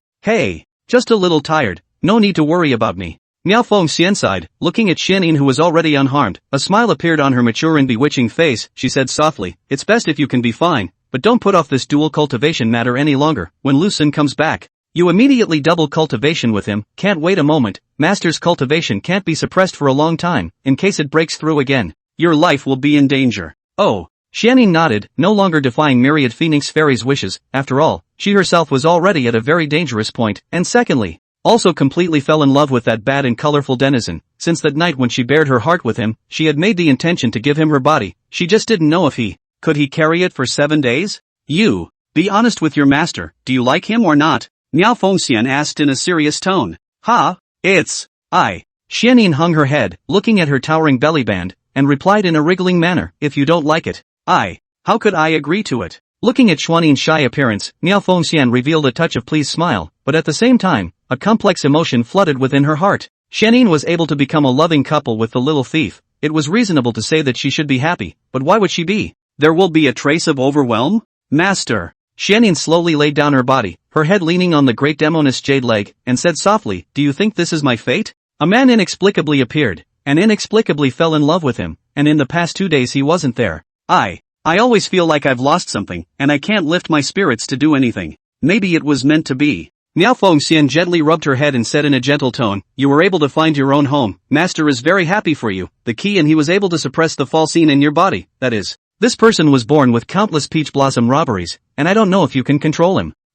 He promised me that he would only like me from now on. Zhenin replied. You silly girl. How can a man's words be taken at face value? Miao Fengxian rolled her eyes and said in a tone-deaf manner, especially your husband, who knows if he's a set of words in front of his face and a set of words behind his back, claiming that he likes you in front of you, but behind your back, he's flirting with you. Teasing. Speaking of which, Myriad Phoenix Fairy's delicate face was flushed with a faint blush as she coughed lightly twice. Said, anyway, you keep an eye on him. Aha. Xianyin responded obediently, pursing her lips. In a small voice, she said, he stays by my side every day. Apart from being able to see me, there is only you and the little fox left. A little fox? I don't think it's possible. Then only you are left. He can't crave you, right? Shasta. Miao Fengxian's heart trembled violently. A hint of panic flashed between her eyebrows, and she hurriedly said, what nonsense? You little ninny. It's getting more and more unlike words. I'll just mention it. Xianyin sat up and looked at her master, asking, Master, do you want to go take a bath as soon as you can? I have a lot of things I want to say to you. Go. I sweated quite a bit just now as well. Miao Fengxian nodded. Inside one of the guest rooms. In the center of the outer room stood sandalwood barrels, gusts of hot air rising. The little Demoness stood by the wooden barrel, and her flourishing hand scratched in the clear water, which suddenly rippled. Jade's fingers grabbed a green silk belt, casually so a pull. After removing the clothes, bibs, and pants, the small and weak features were revealed. Compared to the big and small demonesses, the little fox could only be known for being flat and unimpressive. But don't look at her body as a bit weak. In fact, this small body is packed with great strength. The warm fresh water didn't go over the whole body. The little fox felt immensely soothed, instantly sweeping away the exhaustion from the past 2 days, lifting her own little hands, mischievously fiddling with the splashes of water. Wash faster. Lu Xun shouted from the bedroom. What do you care? The little fox rolled his eyes and sank half of his own head down, spitting bubbles over and over in the water. I don't know how long, the water lost its warmth. The little fox stood up from the barrel, and carefully climbed, but unfortunately, his short legs couldn't reach the ground, and when he climbed in, it was very simple, but when he wanted to climb out, it was a bit difficult, and he tried several times.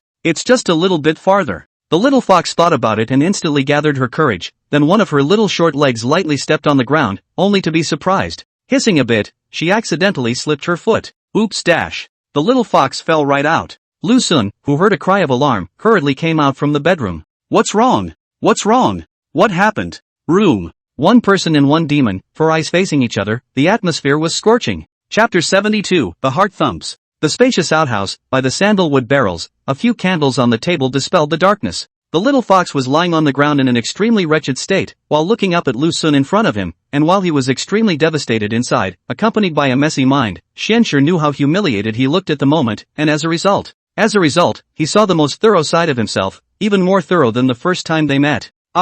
You, get back! The little fox was so anxious that she cried, her petite body shrinking into a ball. Lu Xun didn't take advantage of the situation and silently went back to the bedroom. Then he came out again, holding the quilt in his arms, gently covering the little fox's white and delicate body, and helplessly said, I heard a cry of alarm, so I ran out in a hurry, and as a result, I didn't expect it to be like this. Don't worry. I didn't see anything, besides seeing it doesn't interest me. The little fox didn't pay any attention to him, wrapped in the quilt and still shrunk into a ball. that cute little face was filled with grievances, the cherry-like mouth was tightly closed, trying hard not to cry out, but the tears in the eyes still flowed down indisputably. "Why don't I carry you to bed?" Without waiting for the little fox to agree, Lu-sun gently picked up the little fox lying on the ground. Looking at her heartbroken appearance, Lu-sun, who was used to her usual mischievous behavior, was a bit hard to explain for a while, compared to the big little Demoness.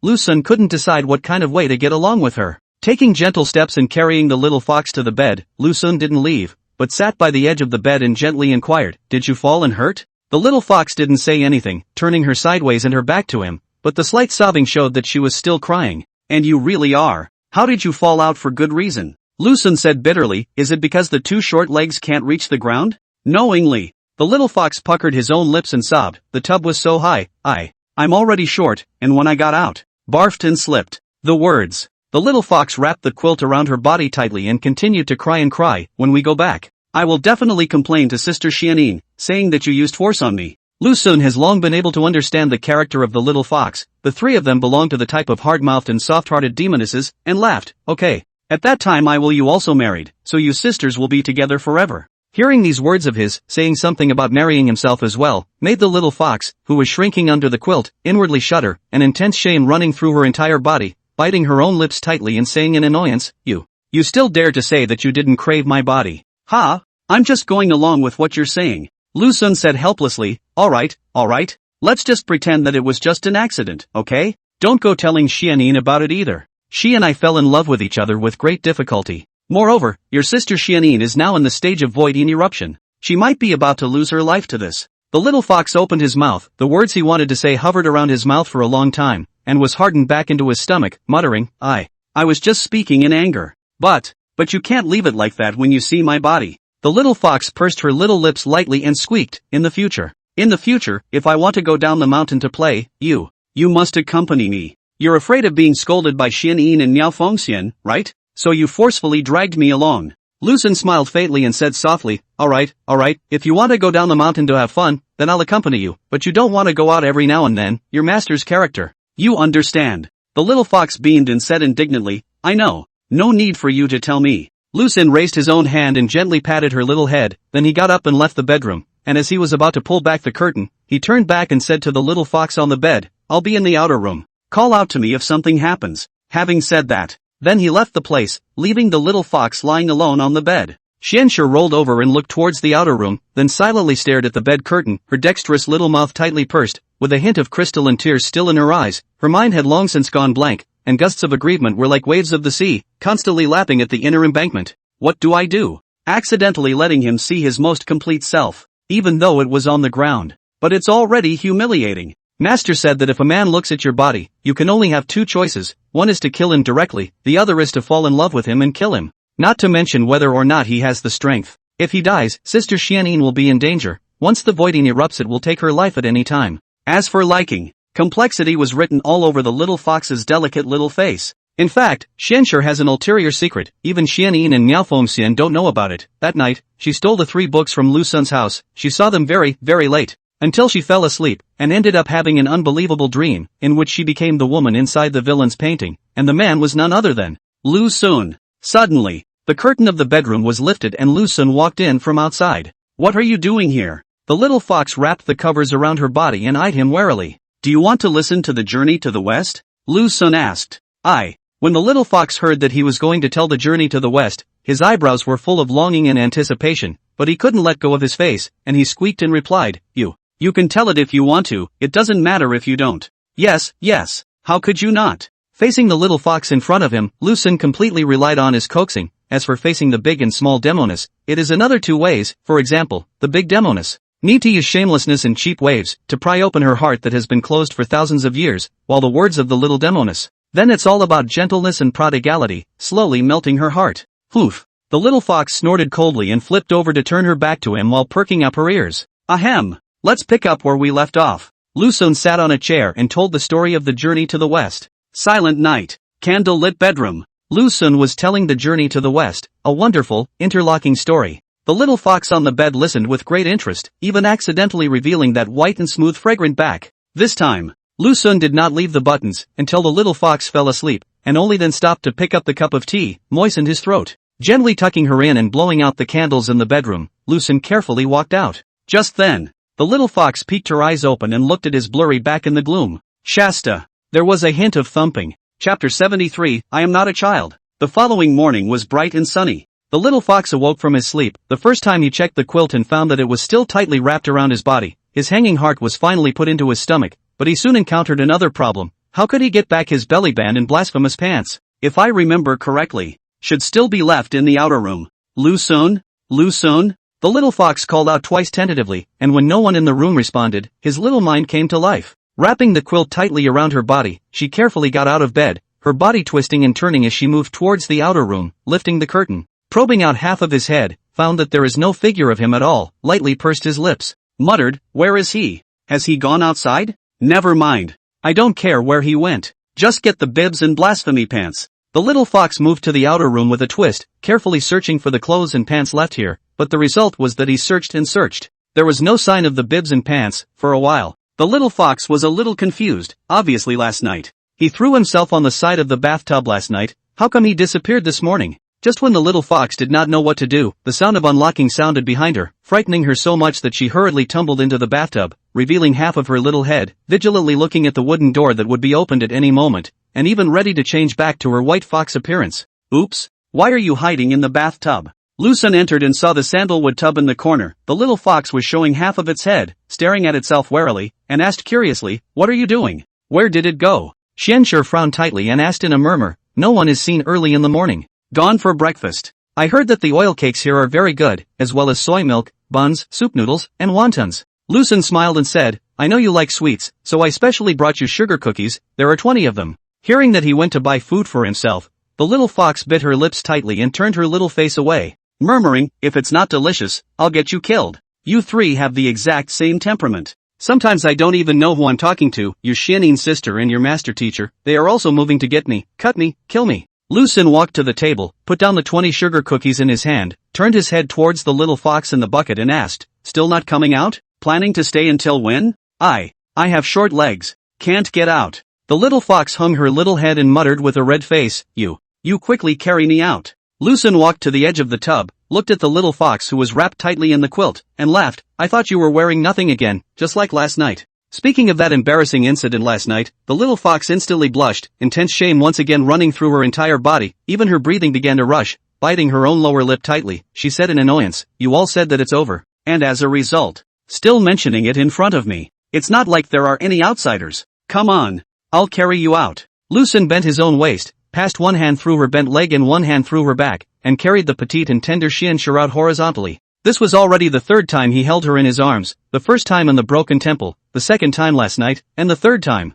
The third time was this morning. From resisting to acquiescing to taking the initiative, the little fox didn't know what she had gone through, anyway. She became this way in a blur. Ugh.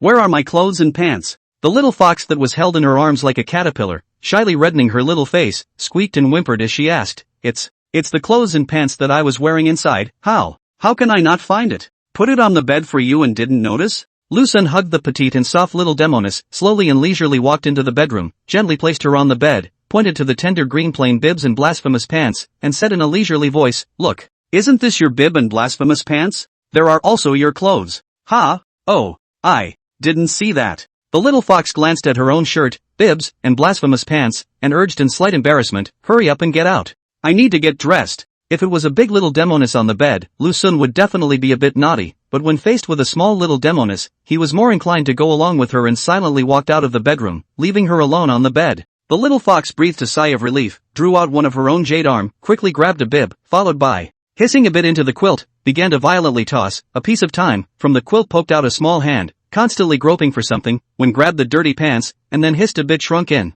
After a long time, the little fox sat in the outhouse, desperately eating the sugar cookies bought by Lucen. The vermilion cherry mouth was stained with sugar juice and grease, and for a while it was even more crystalline, so it was eager to let people open their mouths and suck on it fiercely for a couple of mouthfuls. I'll go buy you bedding later, then let's go back. Don't let Xianyin and your master wait impatiently. Lucen sat on the edge, looking at the wolfish little fox, and said softly, aha. The little fox, who was busy eating the sugar cookies, responded briefly and then stopped paying attention to Lucen. After the little fox ate the sugar cookies, then with Lu Sun together out of the guest room, at this time she is like a good little daughter-in-law, completely without yesterday's mischievous energy, highlighting the word obedient. When the bedding was purchased, the two headed out towards the town. The streets were bustling, Lu Sun walked a bit slowly, the little fox beside him was equally slow, the two of them didn't have much conversation, so they just walked along. Lu Sun. The little fox suddenly spoke.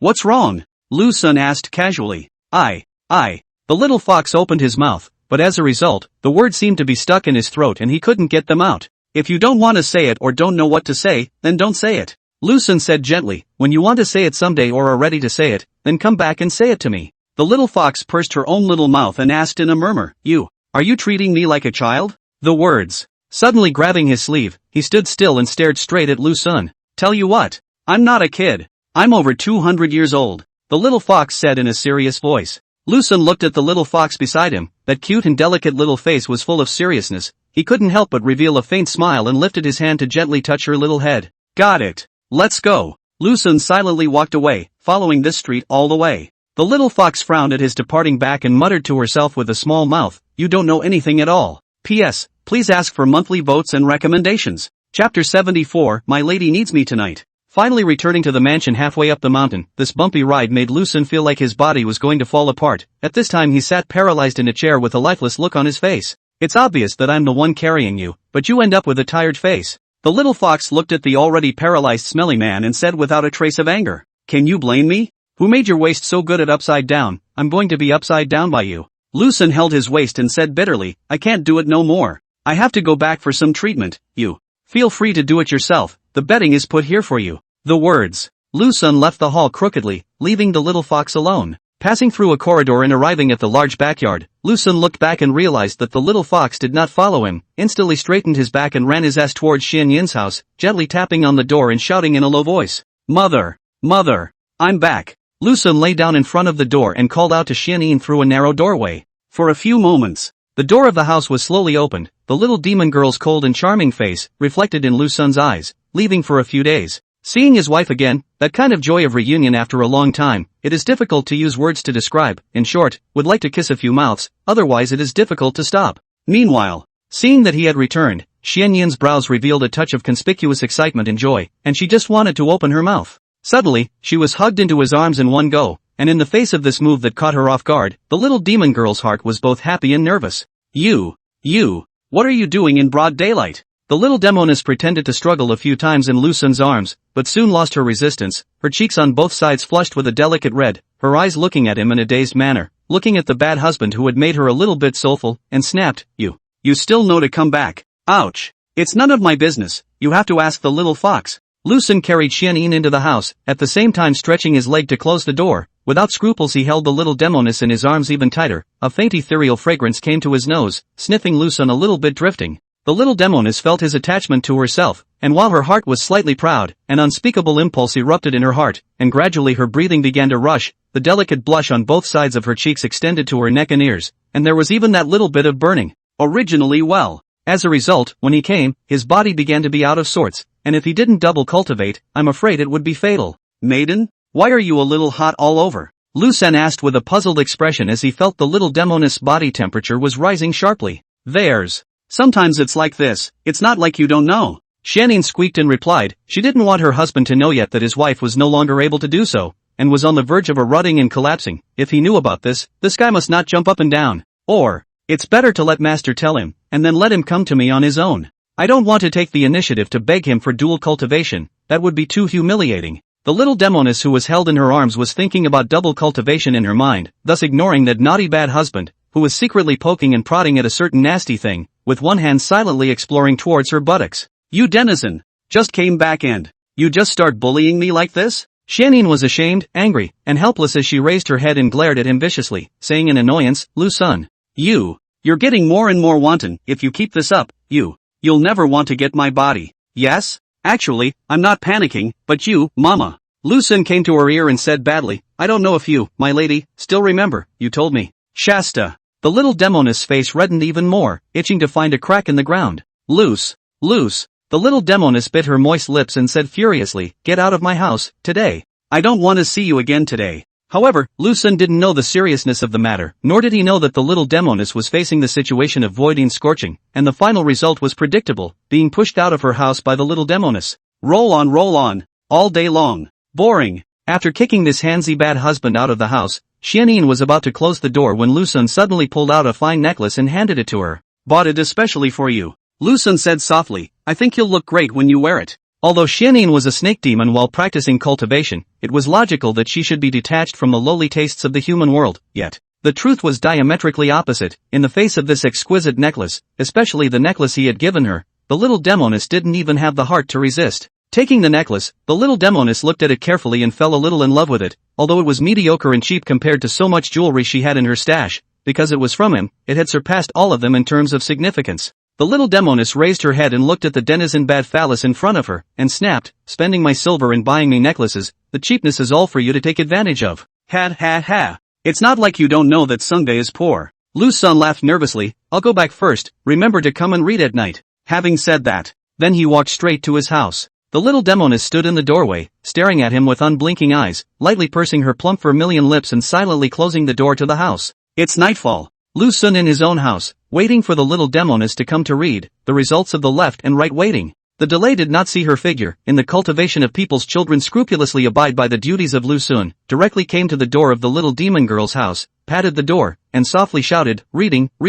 Results. There was no knock on the door of the maiden's house, and the door of the little fox's house opened. Ugh! Don't knock it! I saw my sister coming down the mountain. The little fox poked out half of her head and said in a nonchalant manner, downhill? Lu Sun was filled with confusion and inquired curiously, what is she going down the mountain for? How do I know this? You'd better go ask master. The little fox skimmed her mouth and huffed, don't knock on the door again. I'm a bit tired today, and I was about to fall asleep, only to be woken up by you knocking on my door. As the words fall, slam the door with a bang. Facing the little Demoness who left without saying goodbye, Lu Sun had some difficulty in accepting it, and silently came to the door of the big Demoness house and gently tapped it a few times, not expecting it to be quick. The door of the house was opened, and it seemed that the great Demoness had known that Lu Sun would come. I know what you want to ask. Miao Fengxian looked at the little thief in front of her, pursed her own cherry lips, and leisurely said, come in and talk. Lu Sun entered the house of the great Demoness. This was his second visit to this place. Sit down. Miao Fengxian pointed to a wooden chair and said softly, that. Lu Sun had just gotten his butt on the chair when he couldn't wait to ask, Xianyin went down the mountain? Aha. Miao Fengxian faintly said, She's in the back of the mountain, in a wooden house in the back of the mountain. Backwoods? Lu Sun couldn't help but freeze and looked at the great Demoness in confusion. That wooden house in the back of the mountain is specifically for Xianyin to use to get through the 7 days of voiding surges. Myriad Phoenix Immortal replied, Xianyin erupted with voiding 2 days ago, and I used my own cultivation to temporarily seal it, which was originally able to last for a period of time, but you came back today, and the voiding in Xianyin's body broke through my seal. Then wouldn't she be in danger now? Lu Sun stood up violently and said with an anxious face, it's okay for now. At the moment, it's just a burning unbearable at best. Myriad Phoenix Fairy was silent for a few moments and then said, little thief. Xianyin will be given to you, so treat her well. It will. Definitely. Lu Sun replied solemnly. As the words fall, after a few moments of hesitation, she whispered, so, I'll go to her first then? Ask me why. You're her Sangha, make your own decision. Miao Fengxian turned her face away and said blandly, I'll go find her then, Xianyin needs me badly right now. Lu Sun directly walked towards the outside of the house. Not long after walking out of the house, Lu Sun came back in a hurry. Sister, there was so much I wanted to tell you, but the situation is urgent now. Lu Sun took out a jade bracelet and gently placed it on the table beside her, saying, I bought this specially for you. When I first saw it, the thought that instantly came to me was, this jade bracelet matches you, sister, and then I bought it. Miao Fengxian looked at the jade bracelet in surprise, and when the great Demoness came back to her senses, he was long gone from the room. Reaching out and taking this jade bracelet, gently wearing it into her wrist, Miao Fengxian quietly watched, looking at this plain and unadorned jade bracelet. A touch of emotion and helplessness flashed between her brows. You little thief. As expected, it's a brilliant plan. There was a small path to the back of the mountain. Lu Sun walked alone among this mountain path. He didn't know how long it took before he finally saw a wooden house. Arriving at the door of the house, Lu Sun was about to push the door in, when suddenly a burst of painful hissing came from the house with a hint of winks at the same time, and his heart thumped. It seems that Nyanko is having a hard time, and she needs me right now. Squeak dash. Lu Sun gently pushed open the wooden door. Testimonials. Demoness will be on the shelves after 12 a.m. Thanks to the older brothers and sisters who have been able to follow it all the way to the present, I'm sure Demon Girl Wrong is quite to the taste of the older brothers and sisters. I hope you can support Cat a little more, fill Cat's body with subscriptions hard, and Cat doesn't mind giving up her big but if Cat's but is needed. Back to business. Cat writes schoolgirl and dog food articles, from the first book of Schoolgirl to the subsequent series of dog food articles, all of which are single female subject. But after writing Female Schoolmaster, Cat started to try to make the transition. The first book is too revealing, in the case of good results, not yet on the shelves directly 404, and the second book is really uninspired, writing nothing interesting, little passion. As for this book, Demon Girl Wrong, it's mediocre in terms of grades, mainly because it doesn't suck much, but Cat is having a lot of fun writing it, especially at this stage, and it's full of countless explosions, with infinite possibilities. Anyway, Cat will always write from the heart and present the best content to you and won't let you down. About the plot. Cat has always written daily text. The plot of this piece is a bit weak, the main Cat once writing the plot, it will be in the direction of bitter and hateful. Cat's book has always been joyful type, the purpose is to bring joy and happiness, after all, the reality is already very painful. Of course, it doesn't mean giving up on the plot, but Cat wants to make it a little more joyful, and Cat will work towards that goal. About the update. It does get a little short in the meantime, after that the Cat will be male, really male. Finally, regarding the update plan after the shelves,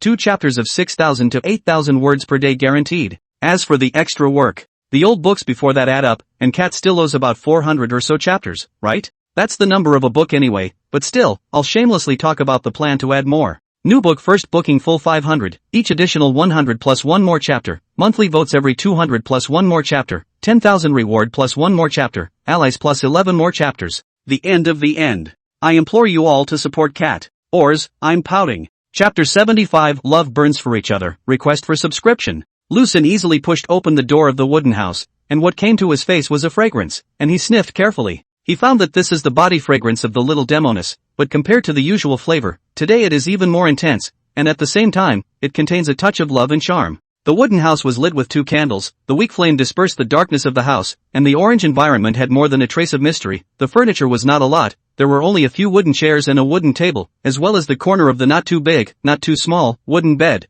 And the wooden bed was lying on a wonderful and delicate body. Xianyin was lying on her side on the wooden bed, wearing a white gauzy bedding robe. Although she couldn't see her appearance at the moment, she was able to see clearly the pair of slender jade legs, as well as the 2 rounded jade feet, probably related to the lying position. The buttocks under the bedding robe were even more arched, and it was impossible to imagine what a fascinating body this was. Lucen drummed up the courage, slowly walked to the edge of the bed, sat on the side of the little Demoness, reached out and touched her body, instantly shrunk back. The heart cannot help but be surprised how the body's so hot. Maiden? Nyanzi? Lucen lowered his head and whispered in her ear, don't panic. My husband is here. Lying on her side on the bed with her back to him, the little Demoness gasped for sharp breaths and stammered, how did you find this place? Did master tell you? Well, she told me, you are now in a critical situation, and then Shandong hoofed it over. Lucen pursed his lips and said softly, mother. You turn around, let Sangong I take a look at you. The little Demoness slowly turned over her body, only to see that the cheeks of the cold and charming and pretty face were already moist and red, a pair of eyes like jade like pearls, curly and slender eyelashes fluttering slightly, and the plump vermilion lips seemed to be like the flowers that sucked in the fullness of the dewdrops, which were actually so mouth-watering. Lucen's eyes moved, the white slender neck seems like a swan, vaguely can see the collarbone, the bodice of the light gauze bedding robe is slightly spacious, the plain belly pocket is slightly a hint of playfulness. TSK. My lady is so beautiful. Meanwhile, shy red face of the little Demoness, looking at the sitting beside the male, see him dumbfounded look, deep inside the ripples, shy at the same time there is a trace of overwhelmed, she is clear about what will happen next, finally going to be him to have his way, but also very worried about whether he can top the first day. The little Demoness knew what she looked like when she lost control, when the voiding completely exploded, her strength was able to rise by a level, and thus she would also lose all her sanity, in that state. Will he be able to withstand it? Although Sagittarius had already reached the great Hotian realm, he was still inferior to his own self at the little innate realm, not to mention his own self when his voiding completely exploded. Sunga, I'm a little worried. Xianyin twisted her body and pressed close to him, murmuring, I'm worried that you won't make it through. Don't worry. I'm very strong. You're a little Demoness, it's not a handful. Lucen knew that he could not mess up the army before the enemy, then again, he was conceited in this matter, and simply ignored the little Demoness worries, and proudly said, later, I will take you down in one fell swoop, and let you know that there are heroes on earth. Listening to his nonsense words, Xianyin funny at the same time more bitter, Sangong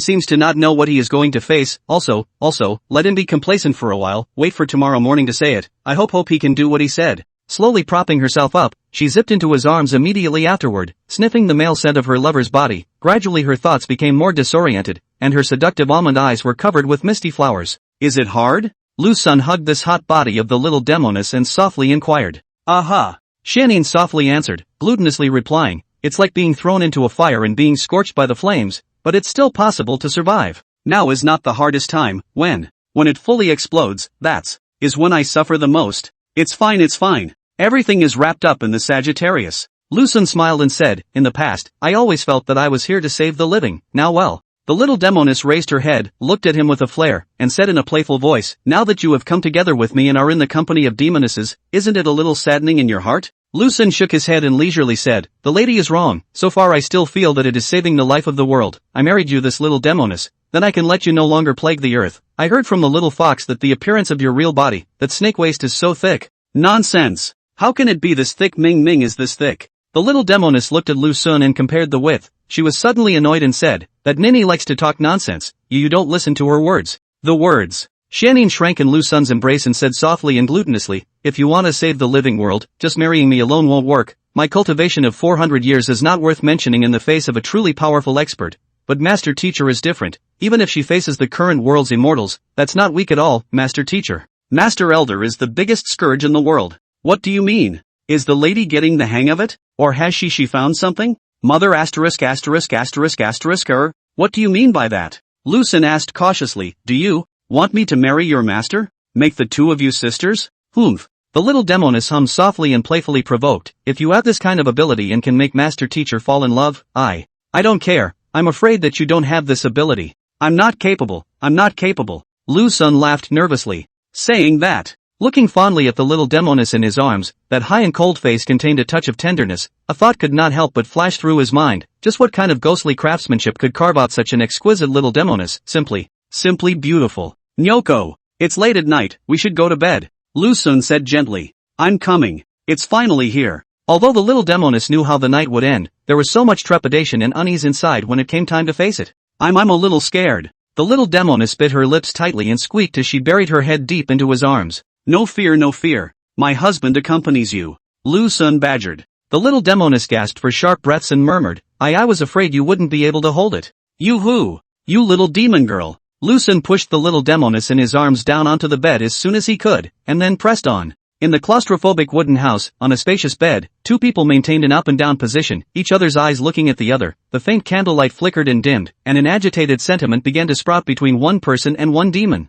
Lu-sun slowly lowered his head, and that mouth gently nudged on the little Demoness' moist lips. Mama! Lu-sun lifted his head and looked straight at the little Demoness with an emotional face and said, are you staying here for these 7 days? Aha! The little Demoness responded lazily, opened her arms, gently hooked her neck around his, and said in a flirtatious manner, Shandong. Xianyin is so happy now, actually able to meet you, and also became your maiden. Me too. Lu-sun once again dropped his head, pointing at those full cherry lips. Gradually, the little Demoness was on the verge of losing control, and the false een in her body took over her whole body in an instant, while washing away all the reserve in her mind. Quilt, covered. With the last remaining shred of sanity, the little Demoness urged Lu-sun. Lu-sun, a man who was wilting but still quite obedient, poked out a hand to fumble for the quilt, and when he grasped a corner of the quilt, it clattered to cover him and the little Demoness. The candlelight in the room was pulsing, bright for a moment, then dim. Outside the house the cold wind whistled by, sometimes alarming, sometimes calm. Lu-sun was lying on the bed with a smug expression all over his face, and at the same time, the little Demoness was lying on top of him, one side of her cheek pressed against his chest, her greenish jade fingers drawing circles on her chest. At this time, Xianyin no longer had her usual high and cold ruthlessness, all that was left was her attachment to her husband, gasping for slightly rapid breaths, her neat and white teeth lightly biting her lips, her eyebrows showing her shyness, and she asked in a small voice, husband, now you are not very proud? No. Lu-sun laughed evilly, it was just a fluke. But I can't deny that I'm still quite brave, aren't you, ma'am? You denizen. Xianyin said angrily, it's annoying. Hey, mistress, has this first day been survived? Lu-sun touched the little Demoness' dark hair and softly inquired. I suppose so. The void een from the first day seems to have receded. The little Demoness muttered, but Sagittarius, this void een is getting more ferocious by the day, especially from the 3rd day onwards. I might lose control, and by the time I get to the 6th and 7th day, it will even. I will. Anyway, be careful, don't get hurt by me. Cut. I don't believe it. Lu Sun, who achieved the first victory, completely ignored the warning of the little Demoness, and now he is not to mention dealing with a little Demoness. Even if there is another big Demoness, it is not a problem, and he can easily teach Miao Fengxian how to be a well-behaved little Demoness. Mama, will your master come over? Lu Sun asked casually. Maybe. But even if she came, she wouldn't just barge in. After all, we're both unclothed right now, the little Demoness muttered. Indeed. You can break in. Lu Sun's mind inadvertently flashed through a fragment. The image was just too tawdry. How could he forget it? I'm sorry, maybe I came at a bad time. No, you're just in time. Subsequent times. Lu Sun and the little Demoness embraced together, saying the whisper that can only be spoken under the covers, under the sweet words of the flower veteran Lu Sun. The little Demoness' heart that had been doused was once again ignited by a fire. Sang sang. The little Demoness shrank into his arms and squirmed. Aye. Despite completely becoming his little snake charmer, the deep-rooted reserve was not something that could simply be thrown away, a hint of sweetness in the vague words, but not daring to face reality head-on. Lu Sun was able to discern her intentions with a single glance. What's wrong? Didn't the Voidine retreat? Lu Sun asked in mock confusion. Did it counterattack? Aha. It seems to have counterattacked. The little Demoness pursed her lips and said daintily, and it's coming hard. Shy with a soft glutinousness, mixed with some anticipation at the same time, Lu Sun almost obeyed. My lady, this way. You just. Lu Sun pressed himself against the little Demoness' ear and whispered with a malicious face. Shasta. I'm tired. Sleep. Lu Sun let go of the little Demoness in his arms, then rolled over and turned his back to her. You. The little Demoness didn't expect him to come with this move. For a moment she was shy, angry and helpless, reaching out and gently pulling down on his shoulder, pampering herself. Sangong, don't tease me. The Sagittarius is asleep. Lu Sun closed his eyes and said faintly, we'll talk about it in the morning. The little Demoness was furious, really furious. Lu Sun. You. In that case, don't blame me for being rude. The little Demoness sat up straight away, hugging the quilt tightly with one hand and raising one hand high above her head, saying furiously, Sword come. Don't come. Speaking. Lu Sun dragged the little Demoness into his arms and tenderly kissed her cheeks. Xianyin, who was in the throes of anger, desperately resisted his tenderness, and after 3 or 5 rounds of offense and defense, in the end, the little Demoness still resigned herself to her fate.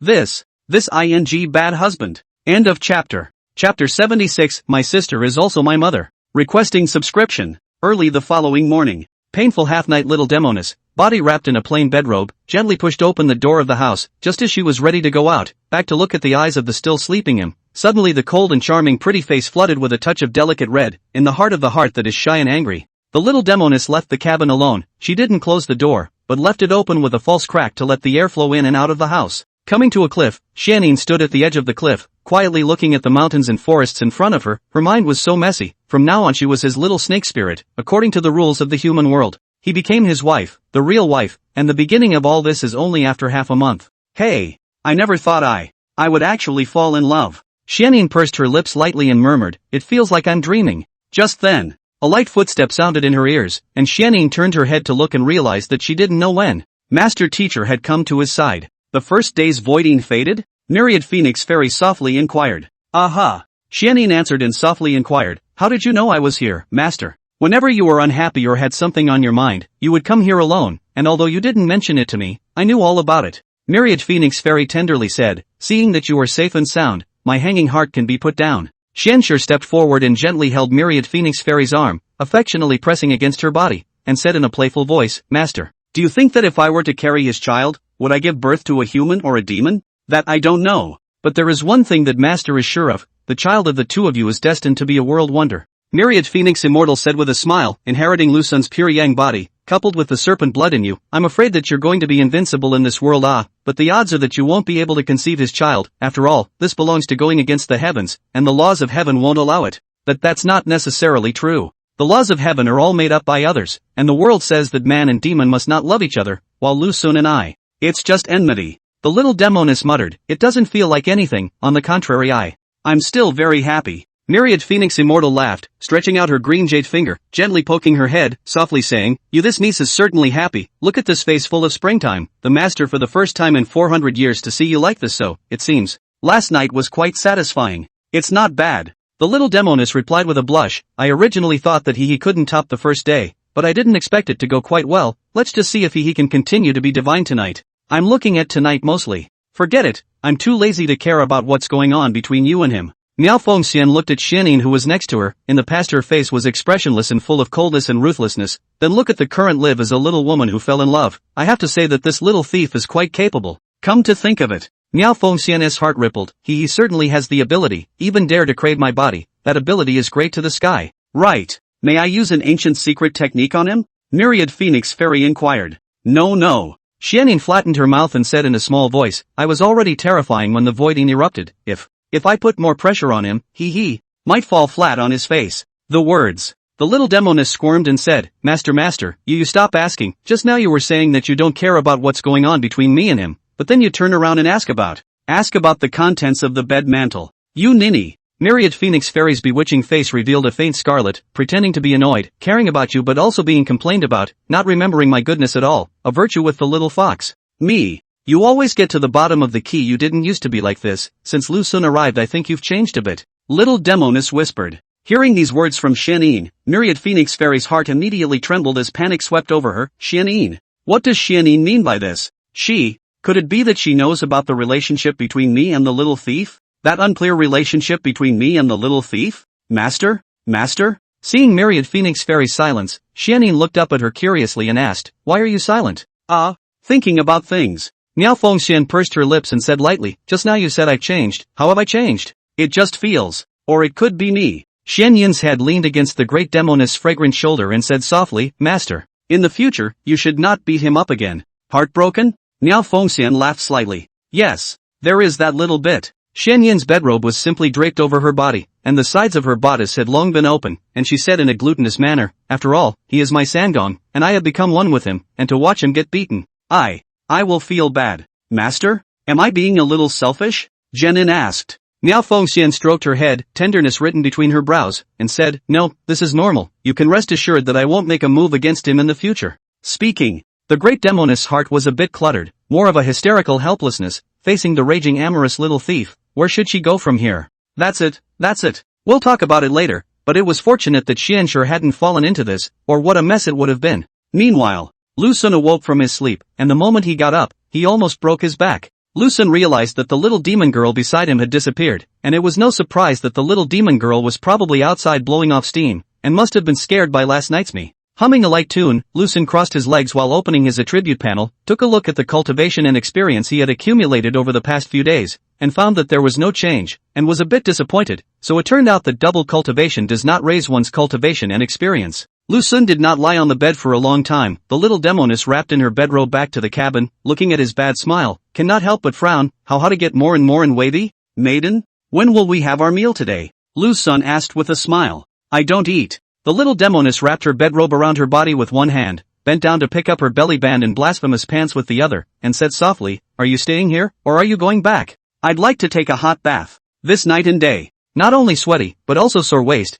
Go to the warm pool to take a dip, get rid of the body fatigue. Lu Sun said this, hesitated for a few moments, and asked in a low voice, Mother, can you be interested in bathing together with your husband? Humph. The little Demoness blankly eyed him, and without good humor, she said in a petulant rage, I still don't know you? Go by yourself if you wanna go, don't drag me along. Hey, Mother, what kind of person do you take me for, Sagittarius? Lu Sun sighed and said bitterly, tired, hurt, and unable to love, I will not forgive you unless you bathe with me. Get out. Don't want to see you during the day. The little Demoness shooed Lu Sun out of the cabin and then slammed the door heavily. Mama, my clothes and pants are inside. Lu Sun knocked on the door and shouted. For a few moments, the little Demoness threw out her clothes. Women na say flip-flop. Lu Sun said with an emotional face. Come to the heated pool. Lu Sun first took a nice dip for a while, then returned to the mansion halfway up the mountain. Just as they arrived at the courtyard, they ran into the little foxes who were practicing their swords and glanced at each other. What about sword practice?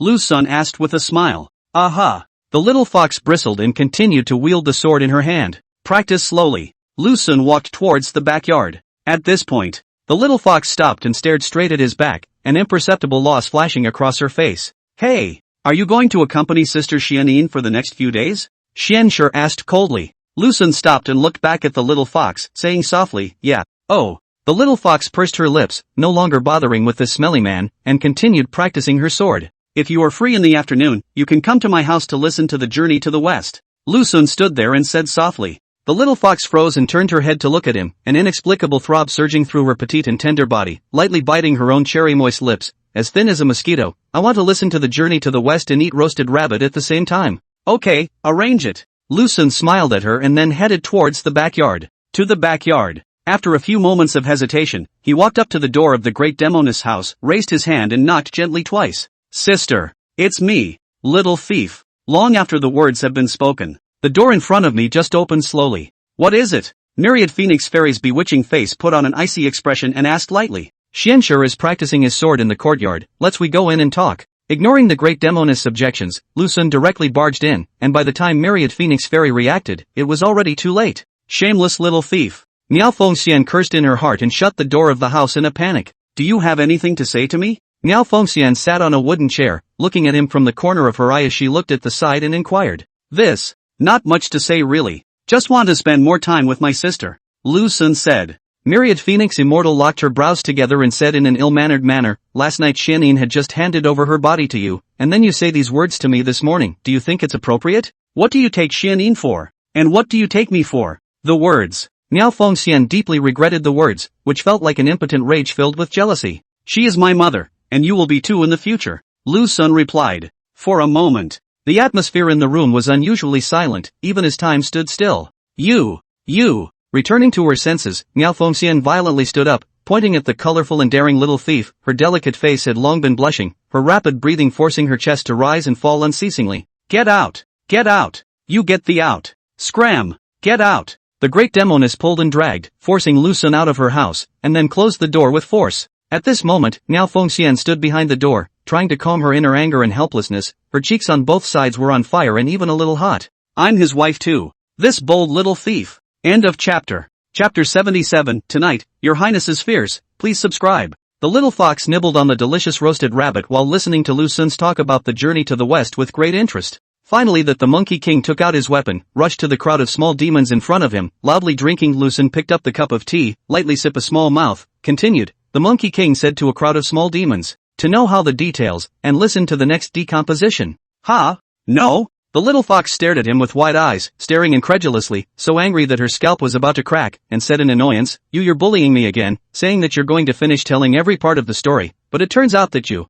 are like this every time, deliberately leaving the most wonderful part untold, saving it for the next time to tell it to me. Aye. The more you think about the more angry, the more you think about the more aggrieved, the more your soulful eyes have been covered with tears, sobbing uncontrollably said, you just see that I'm good at bullying, see that I can't beat you, specifically catching me bullying. Aye. My body has been seen by you, what else do you want? Ouch. My aunt. You cannot say it, in case your master heard it, my little life is over. Lu Xun was so scared that his soul almost flew away, and he hurriedly started to coax, okay, I was just fooling around with you, and I have never thought of bullying you, even if you give me 10 guts, I do not dare to bully you. You bad man. Who knows what's in the heart? The little fox pouted her own oily little mouth and muttered in a small voice, anyway, if you don't obey me in the future, I'll tell my sister and master that you looked at my naked body, and it's still the forced kind. Lu Xun said bitterly, no my little aunt, suddenly found that you were simply my nemesis, reasoning Lu Xun walking rivers and lakes for 2.5 years, almost all horizontal walk, favor being you to seize the handle, forget about it maybe that I owe you in my past life.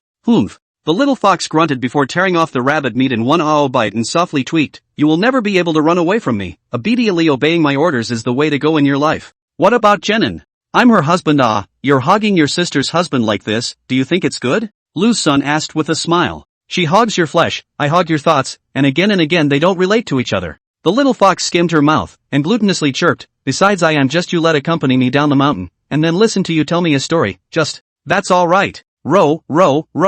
Whatever you say. Lu Xun looked at the little fox in front of him and hesitated for a few moments. Silently, he said, speaking of which, Xianyin really cares about you, and I was able to sense from her words that you are really important to her. Use you to tell me. The little fox rolled her eyes and muttered, although the two of us aren't real sisters, we're even closer than real sisters, although when I was a child, my sister always bullied me, but every time I encountered danger, it was my sister who stepped forward. Lu Xun didn't say anything and poured himself another glass of water, then he drank it all in one go and said softly, alright, let's continue. The little fox immediately came to life and looked at him with anticipation. Night is coming. Lu Xun put away the hand of the meteorite star sword, looked at the sky at the moment, tonight's war is about to draw the curtain, I do not know this time will be the death of whoever, in fact, last night is quite dangerous. That dynamic waste is really let a person can't fight is worthy of the small snake spirit but then again, if replaced by a big snake spirit words,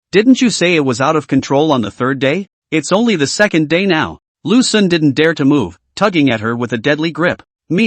I probably forgot. The little Demoness pursed her lips tightly, her eyes filled with ecstasy, and softly said, don't care about this, hurry up and get under the covers. Ouch. Why do I feel out of place? Lu Sun shrunk his neck, fear and anxiety written between his eyebrows. This is only the second night, the little Demoness is about to lose control, then tomorrow night will not be even more oozing? Facing the dilly-dallying Lu Sun, Xianyin, who was already on the verge of losing control, suddenly lost her temper, impatient on one side and furious on the other, biting her moist lips tightly and urging anxiously, you hurry up. However, a little prodding didn't help at all. The little Demoness completely lost control and raised her own jade hand, ruthlessly hitting Lu Sun's face. Pa dash. Lu Sun was jerked around and looked at her dumbfounded. As it turned out, that's when. As soon as the little Demoness pushed the dumbfounded Lu Sun, she pushed him down onto the wooden bed, then she pounced on him, her moist red vermilion lips continuously kissing Lu Sun's cheeks. Stab dash. Lu Sun's clothes were too difficult to remove, so the little Demoness simply tore it. Thanks to old Lu 824 for the Alliance reward, now owed 11 chapters, after the 1st of May start to pay off the debt. End of chapter. Chapter 78, help. It's almost over. Added for ally old Lu 824. Lu Sun was first burned by the virtual ink to the loss of sanity of the little Demoness, to give a hard slap immediately after she was pushed down on the wooden bed, and now even more excessive, the clothes on the body were torn, casually grabbed the corner of the clothes, and then hissed a sound into the cloth. Geez mama. Maiden. Calm down. Lu Sun felt that the red moist lips, constantly sucking in their own face, while the tip of the nose can smell a rich fragrance, more tempting than last night, cannot help but bitterly said, long night. Let's slow down slowly, you this up is the king of bomb, my husband I am not mentally prepared The little Demoness who had lost her mind didn't care what he said at all, facing her beloved man, a man who made her go into a frenzy of heat and insanity. Xianyin didn't want to think too much about it, she just wanted to follow the will of her heart and body. Don't bull asterisk. Don't you like to move your hands on me? The little Demoness pressed against his ear, slightly gasping for air, said softly, tonight I'll let you take advantage of a good time, not until dawn you're not allowed to leave. Ouch. This is killing me. Although Lu Sun was very confident and conceited, when he heard these words from the little Demoness just now, this confidence and conceit of his was simply unbearable in the face of the incoming sentiments and impulses. Taking advantage of the little Demoness lifting her head, Lu Sun looked straight at her, both sides of her cheeks had already reddened, her eyes revealed infinite lust without concealment, especially the action of lightly biting her cherry lips, revealing fascination and soulfulness to the fullest extent. TSK. This is not a high-strung little goblin, this is clearly a goblin that wants to die. What's wrong? Weren't you proud last night? Didn't you want to teach me how to be a demon? Xianyin murmured as she looked at him, this raw and unlovable smelly man, in a flavorful manner. Excitement. You think I'm going to eat this? Lu Sun looked at her with a face full of contempt, only to be caught off guard and flipped over, staring down at her with a smirk. In fact, my husband is the one who eats this from you. The words. Lu Sun, who was still desperate for survival, began his initiative. Silent night. A wisp of gentle moonlight to the quiet mountains and forests sprinkled with a haze, rendering a peaceful scene. An ordinary cabin, a weak candlelight from the doorway irradiated out. The candlelight went dark and bright, constantly swaying. A long time ago, Lu Sun got his head out of the comforter, only to have him quickly yanked back in. It's a little light out. Xianyin lay on Lu Sun's body, her delicate jade hand gently stroking the robust chest, her blushing head leaning against his shoulder, her brows filled with love for him, not seeing how high and cold and heartless she was on a regular basis. Sunga. Do you have any regrets? The little Demoness lightly pursed her small mouth and muttered as thin as a mosquito, I was so out of my mind last night. Were you scared? It's actually okay. Sire, I figured it out a long time ago, as the saying goes, if I don't go to hell, who will go to hell? Lu Sun wrapped one hand around her fragrant shoulder and bit into the wild fruit he brought with one hand, murmuring, the greater the ability, the greater the responsibility. I can't let you go to scourge the earth, so I can only sacrifice myself to fulfill the greater self in this world. Nasty. I'm serious with you. The little Demoness slapped his chest and said in a petulant rebuke, what's hell or not, scourge or not? If this is hell for me and I'm a scourge, then what is master teacher? Your master? That's my hijacking must ferry her. Lu Sun pursed his lips and said gently, don't talk about her people at this time, because right now my eyes are only on you, my lady. Sunga. The little Demoness' big watery eyes, staring straight at him, slowly sentiment almost overflowing out of her heart, her floating and convex delicate body twisting gently, slightly clumsy, glutinous. Xianyin really didn't choose the wrong one, Xiangong. Xianyin really likes you so much that she can't wait to give you everything. Lu Sun smiled and whispered next to her ear, I don't want everything from you, I only want your heart. My lady, I want to hear your heartbeat. The little Demoness whitened her eyes playfully and said angrily, you bad husband, don't think I don't know what you're thinking. What, listen to my heartbeat? You clearly want to. It's so annoying. At this point, Lu Sun grabbed the little Demoness jade hand and slowly placed it on his chest, asking, "Can you feel my husband's heartbeat? Is this heartbeat fast?" "Aha." The little Demoness nodded in confusion. She didn't understand the implications at the moment. "Once upon a time. You are my sweetheart, now the sweetheart is the pillow, this heartbeat is the best proof, my lady. My husband's heart for you has not stopped for a moment from the beginning until now." Lu Sun smiled and said, "Shasta." The little Demoness was paralyzed, looking at him near at hand. A strong feeling of love was like a huge wave, surging to every part of her body, not only overpowering her reason, but also arousing a fire deep inside her heart. Flowery words. Must have told a lot of people, right? The little Demoness twisted her body, couldn't help but stick closer to him, and delicately said, "I'm not Xianxue. I'm not Xianxue. I can be coaxed into happiness with just a few words. I'm a bit difficult to handle, a few simple words of love will want to deceive me, tell you no way. Yes? Then I won't tell you about it later, you don't want to hear it anyway." The wilting Lu Sun leisurely said, "I'll go to a greenhouse. Look for the flower girl of the greenhouse, those girls will surely like my love words." Hearing that he is going to the hook bar, the little demon girl immediately became anxious, viciously glaring at him, annoyed and angry. "You dare to go to the hook bar to look for that group of demonic, I will make you look good. I will make you look good. At that time I will eat those demonic ES in front of you. Don't think that I can't do such a thing. If you force me to be anxious you will wait and see." Ugh. After a flurry of threats, the little Demoness gently pushed him twice and whispered, "Don't go to that kind of place, okay? And don't tell those demonic ES the sweet words that belong to me. Hey, hey, hey. I was just teasing you." Lu Sun wrapped his arms tightly around the more and more adorable little Demoness and said softly, "Mother, didn't you say that you didn't lose control until the third day? How come on the second day it's just so horrible?" The little Demoness pouted, embarrassed, and replied, I might have gotten it wrong." Having said that, sneaking a glance at him, she then hurriedly pressed her side face to his chest and said delicately, "Anyway, after the second level has passed, you don't have to mention it, go back and have a good rest, and then come back at night to challenge the third level." Lu Sun? At this moment, Lu Sun's head is full of question marks, saying that the double cultivation 7 days of fun. How did it turn out that I'm breaking through? Mama, this third pass. No, this third day you. Lu Sun shrunk his neck and asked cautiously, "How far will you lose control?" Actually, I don't know. The little Demoness lightly glutinous said, "Go back and ask the master, she should know my situation, no surprise, is to become more irritable and impulsive however, the male, you can rest assured that I am also in the 7 days will be a big change in temperament, as long as you survive the 7 days next time is 100 years later." Speaking of which, Xianin twisted shyly and squeaked, "Sagittarius. I'm not only able to dual cultivate when voiding erupts, it's also possible during the weekdays." "I understand." Lu Sun laughed badly. As the words fall, releasing the little Demoness in his arms, he stretched himself and murmured, "Mother, I'll go back first." Aha! The little Demoness eyes were full of reluctance, watching him roll off the bed, then picking up the clothes that were torn by herself. That cold and charming face instantly reddened, especially since Lu Sun was still deliberately wearing it on his body, so shy that he couldn't even lift his head up. "Sunga, will you come tonight?" The little Demoness inquired playfully and softly, seeing that he was about to leave. "Of course I'm coming." Lu Sun intoned, "Don't worry, definitely come." The little Demoness bit her moist lips tightly and muttered in a thin voice, "But I am worried that you're retreating from the battle, if you don't come at night, it would be dangerous." Speaking of which, the little Demoness slowly sat up, covering the quilt on her body while gracefully getting out of bed, walking to his side, gently clutching his hand, and whispering, "Master Teacher has often warned Xianxue and I that a year's plan lies in the spring, and a day's plan lies in the morning while the sky is still clouded over. Go back to the quilt with me, and in an hour's time you go again." "Ha? No. This." When Lu Sun heard that the little Demoness wanted to let herself go back to the quilt, her legs were almost unsteady and she shivered and said, "Ma'am, I haven't dried my rice yet, why don't you let me dry my rice and come back?" "No. Hurry up and get under the covers." As the little Demoness spoke, she dragged Lu Sun under the covers. "Someone, is there a demon? Help!" Lu Sun sat paralyzed at the gate, breathlessly tapping on the gate of the mansion. At this moment, he had long lost his former glowing spirit, and all that was left was a crippled body and a pained face. Just then, the gate was slowly opened, and it was the great Demoness who opened the door. Sister?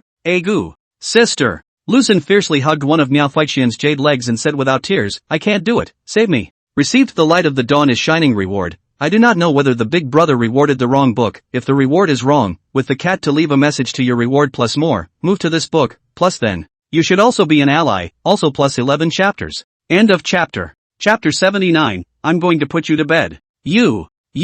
Maya Fengxian, who was given a hold on her thigh by Lu Sun, couldn't help but shiver all over, glaring at him in shame, anger and annoyance, glaring at this colorful little thief, and saying furiously, "Let go of my hand. If you dare to hold my legs again, I'm going to get angry. You quickly let go. No. Unless sister you can save me. Lu Sun has already figured out the temperament of the big Demoness. In fact, the three Demonesses all have a kind of temperament, that is, a knife's mouth and a bean curd's heart. At this moment, he is still holding the big Demoness' slender jade leg in death, and painfully said, Xianyin is too ferocious, sister, I really can't do it anymore. Miao Fengxian felt him hugging him tighter and tighter, and that shame deep within her heart continued to erupt, instantly sweeping over her entire body, even to the point of overflowing, biting her own vermilion lips tightly and saying in annoyance, You let go of me first. Lu Sun, who was squatting on the ground and hugging his thighs, raised his head, but as a result, he couldn't see her face at all from this angle, and that far more than the little Demoness' open-mindedness blocked his peeping, and subconsciously swallowed his saliva and said bitterly, If you let go. What if you don't care about me, sister?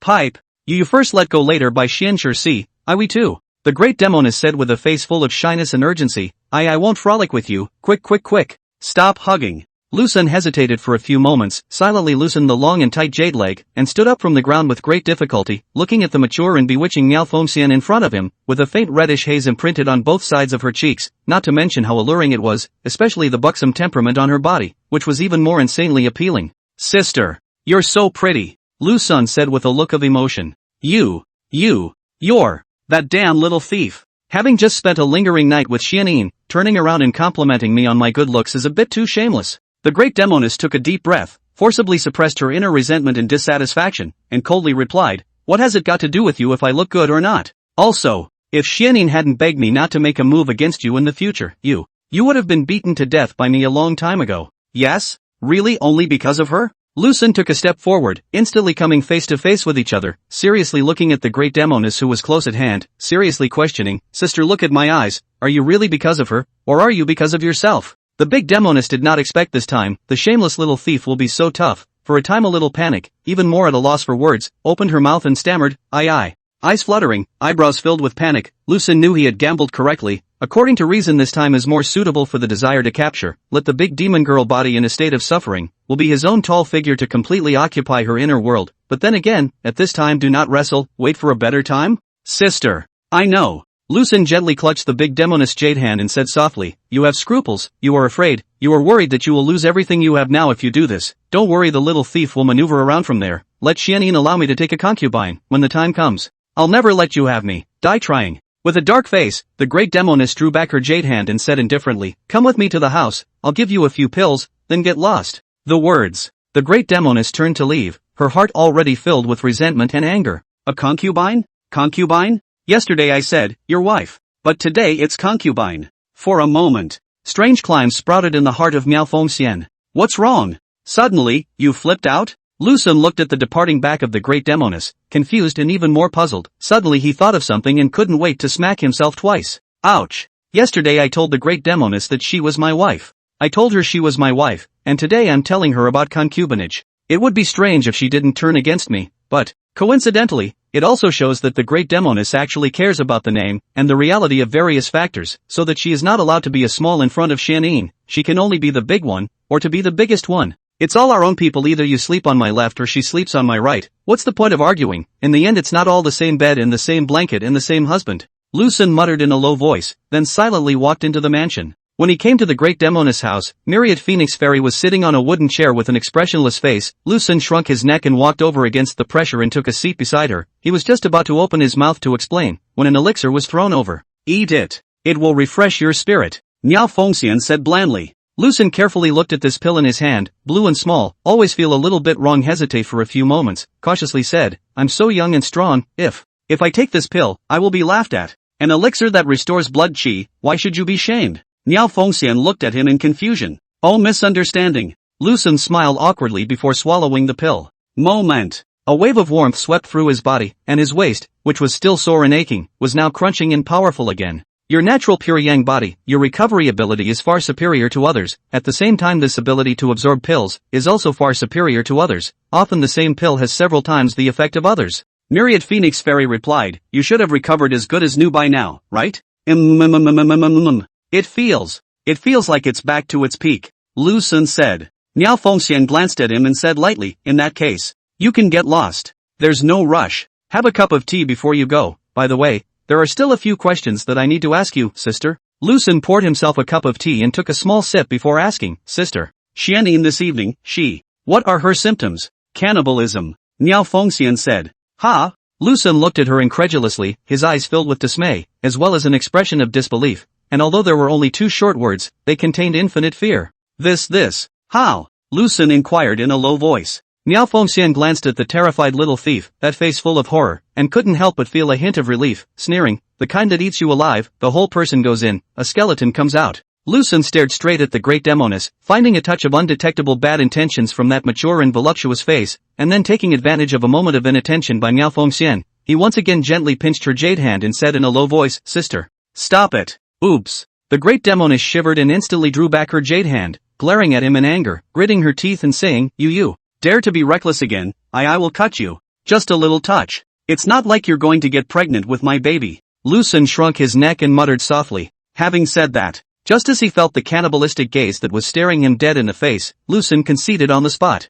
Cough. No more jokes. Sister, in all seriousness, just how fierce and strong will the Xianyin be on the 3rd day? Lucen asked seriously. Experience it for yourself. The great Demoness was still angry, and in the face of Lucen's question, she didn't want to answer at all, and even wanted to beat him up. Lucen, who ate the closed door, then gave up the idea of peeking into the destiny and chose to face his miserable life directly, gently picked up the teacup, drank the clear water in the cup in one gulp, and said meaningfully, Sister, don't worry, after I convince Xianyin, I will definitely carry you on the same bed. You left her right me in the middle. As the words fall, while the big Demoness didn't react, Lucen patted his ass and slipped away directly, and when Miao Fengxian came back to her senses, the house had long since lost his figure. Shameless. Despicable. Nasty. The great Demoness was about to go crazy, her anger accompanied by a hint of panic. Damn little thief. It's not enough to covet my body, but you dare to humiliate me like this. Good.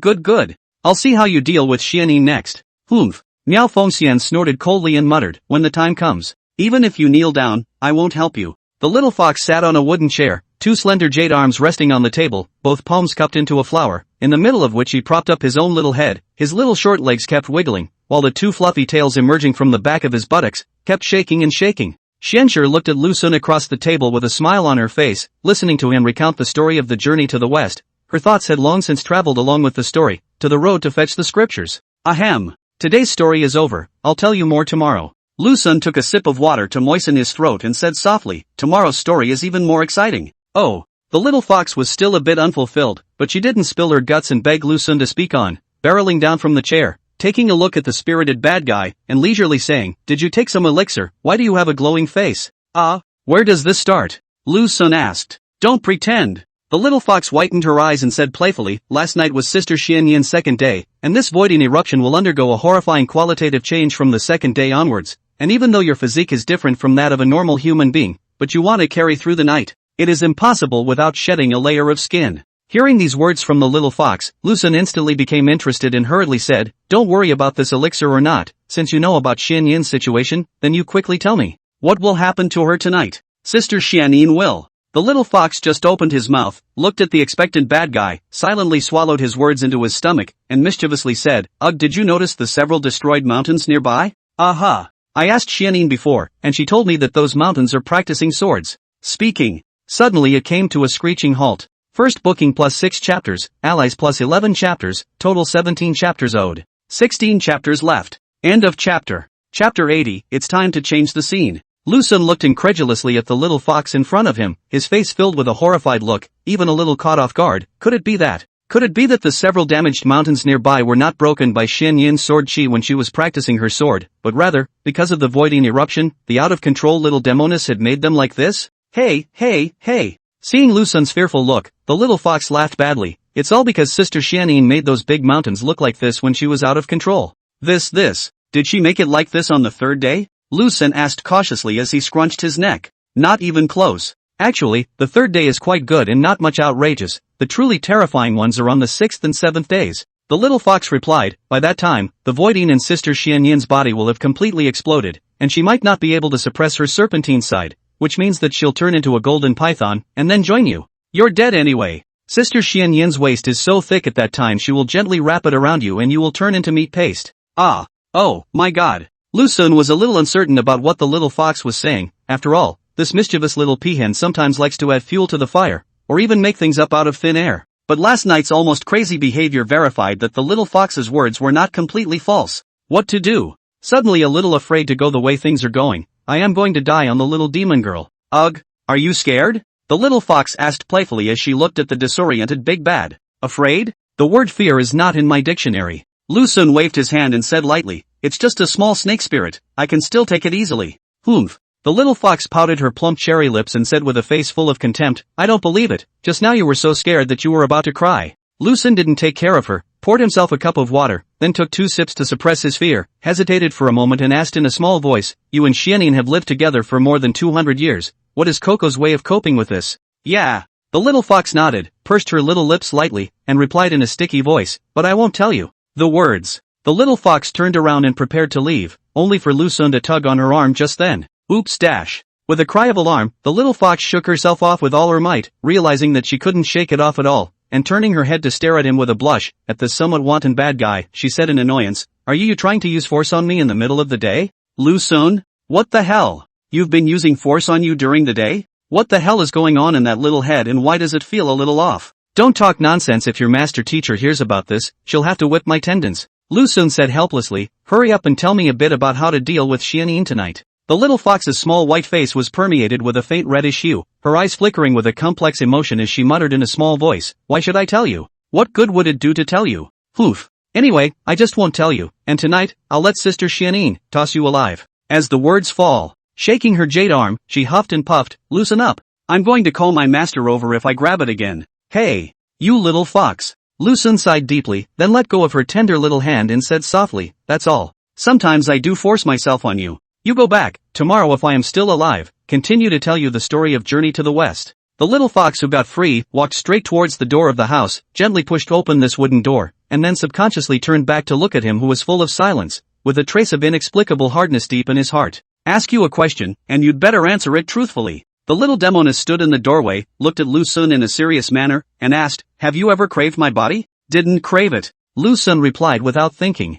Bye. The little fox walked away without looking back. Greedy. I've had a craving. Seeing that he had answered wrongly, Lu Sun immediately chose another answer. The little fox stopped and stared straight at him, seriously questioning, that night. Did you do it on purpose? Do you think I did it on purpose? Lu Sun asked rhetorically. I'm the one asking you. The little fox huffed, don't play games, I'm not stupid. Lu Sun slightly pondered, calmly analyzed, wanting to say softly, in fact, that was really just an accident, but then undeniably another fateful encounter. If it was Xianin in front of her at the moment, she definitely couldn't understand what Lu Sun was saying, but Xianxue had been smart and clever since she was young, and instantly understood the other layer of meaning in his words, shy and accompanied by a little bit of delight. Her cute and pretty cheeks were on fire, and it even extended down her neck to her whole body. Slightly averting her face, that plump and delicate cherry mouth pouted high and said in annoyance, whoever had the fateful encounter with you, one day I'll hack you to death. Having said that, after a pause of a few moments, he then said, there is a weak spot on Sister Xianyin's body. It is at the 7th inch down from head to toe, that is to say, it is the left armpit, 1 inch down. If you gently tease a few times, Sister Xianying will instantly go limp and weak.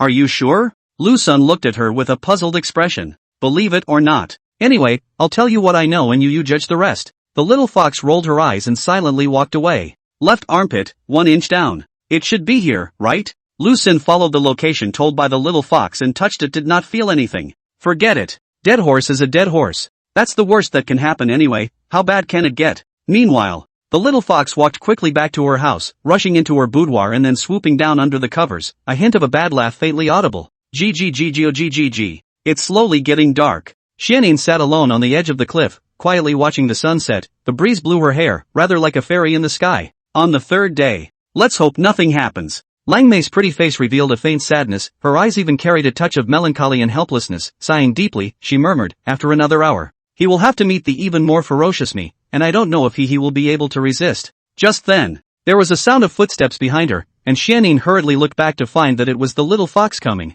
Sister, I came to see you. The little fox took 2 small short legs and quickly walked to Xianyin's side, then sat with her on the edge of the cliff, tightly hugging one of her arms while her body was pressed against her in death. Can you be peaceful these few days? Xianin stroked the little fox's head and asked gently. Aha! The little fox answered, and said in a glutinous manner, your husband will tell me about the journey to the west in the afternoons, and this period of time is kind of fulfilling. Xianin didn't think much about anything, even less jealous, and leisurely said, I'm quite relieved that the two of you are able to get along peacefully. In fact, he seems to be a trickster, but he is actually quite kind at heart. As long as it's not an excessive request, he will always respond to it. The little fox pursed her own lips and muttered softly, "Sister, what does this liking feel like?" "Like? Yes. Xianyin pondered for a few moments and replied softly, "It's probably just thinking about staying with each other every moment." The little fox turned his head and looked at Xianyin beside him, asking curiously, "Is that how you are?" "No, right." Xianyin smiled and replied, "At first, I was a bit repulsed, but then I gradually liked spending time with him. I thought I was too lonely, but finally I realized I was falling in love with him." "Why are you asking such a question all of a sudden? Is it hard to believe that you also have a favorite person?" Xianyin asked suspiciously. "No. Just asking. Sister, you know me, I just like to ask blind questions." The little fox hugged Xianyin's arm tightly, her cute face a little overwhelmed. Time is fading slowly. The two sisters, the little Demoness and the little fox, sat on the edge of the cliff and chatted for a long time, reminiscing about the past. As a result of chatting, Xianyin's breathing began to accelerate dramatically, both sides of her cheeks were already flushed with red, and her body's body scent became more and more intense. "Tiny fox, I'm going to die, you accompany me to the warm pool, I need to take a bath first." Xianyin gasped for air and barked at Xianshi beside her. The little fox didn't hesitate and immediately changed back to its two-tailed silver fox appearance before carrying Xianyin to the warm pond spring at the foot of the mountain. Xianyin had been wearing a plain bedrobe for the sake of convenience in the past few days, and she gently tugged on a green silk belt, and instantly the sash was open, slowly easing down both sides of her fragrant shoulders and sliding down to the floor. The little fox was standing at the edge, looking at Sister Xianyin's delicate and exquisite curves, and then looking at her own flat and unimpressive chest, envious, jealous and helpless. "Everybody's a leprechaun. Why is it that I'm just flat, while master and sister are so perky? Little fox, you go back first." Xianyin soaked in the warm pool, the discomfort in her body was relieved, and she said softly, "There's no need to worry about me. I can go back by myself." The little fox nodded and turned toward the halfway point. When he came to the front of the mansion, he was just about to push open the gate when suddenly it was opened from the inside. "To find Sister Xianyin?" The little fox looked at Lu Sun in front of her and said softly, "She's at the warm pool spring." "Hot springs? Good man. It's all starting to change scenes. Is she tired of not having enough space in the cabin?" Little Demoness soaked in the warm pool water. That cold charming pretty face has both the softness of a woman, but also slightly with a hint of ing chi, eyes tightly closed, thick and slender eyelashes seem to be like bushels hanging on the eyes, delicate lips slightly open, eyebrows filled with infinite tenderness. "If the Sangha comes at this time, it would be nice to take a mandarin duck bath with him." The little Demoness flopped down to the edge of the warm pool and playfully muttered to herself, "It's a pity that he doesn't have this blessing." Between the words, a figure snapped out of a nearby bush. "Mother! The Sagittarius is here." End of chapter. Chapter 81, There's a Man Hiding in the Warm Pool, added by ally old Lu 824. The little Demoness who was soaking in the warm pool, saw Lu Sun scurrying out from the shrubs, and was a bit dumbfounded for a while, especially when she also saw the bad husband, while stripping off his own clothes and pants, while smiling at her own bad appearance, instantly being suppressed by the desire. The desire was instantly suppressed. "My lady has gone too far, knowing full well that Sangha has always wanted to take a dip in the warm pool with you. As a result, he didn't call me." After Lu Sun took off his own clothes and pants, he casually threw them into the shrubs, and at this moment there was only a pair of blasphemous pants left on his body, and he was too shaky and too wobbly as he walked towards the edge of the warm pool. You. When the little Demoness saw him coming, she was so frightened that she took several steps backward, gasping for breath and saying in shame and anger, No. This place is absolutely no good. I'll lose control anytime, anywhere, and then in the warm pool it'll be. It's fine for the two of us to be alone, but if Master and Little Fox come and see the two of us, the little fox won't come. She was the one who told you that you were taking a bath. As for your master, Lu Sun pursed his lips and said with a smile, I think the little fox will definitely tell her. Sonyangzi, we don't have to panic. No.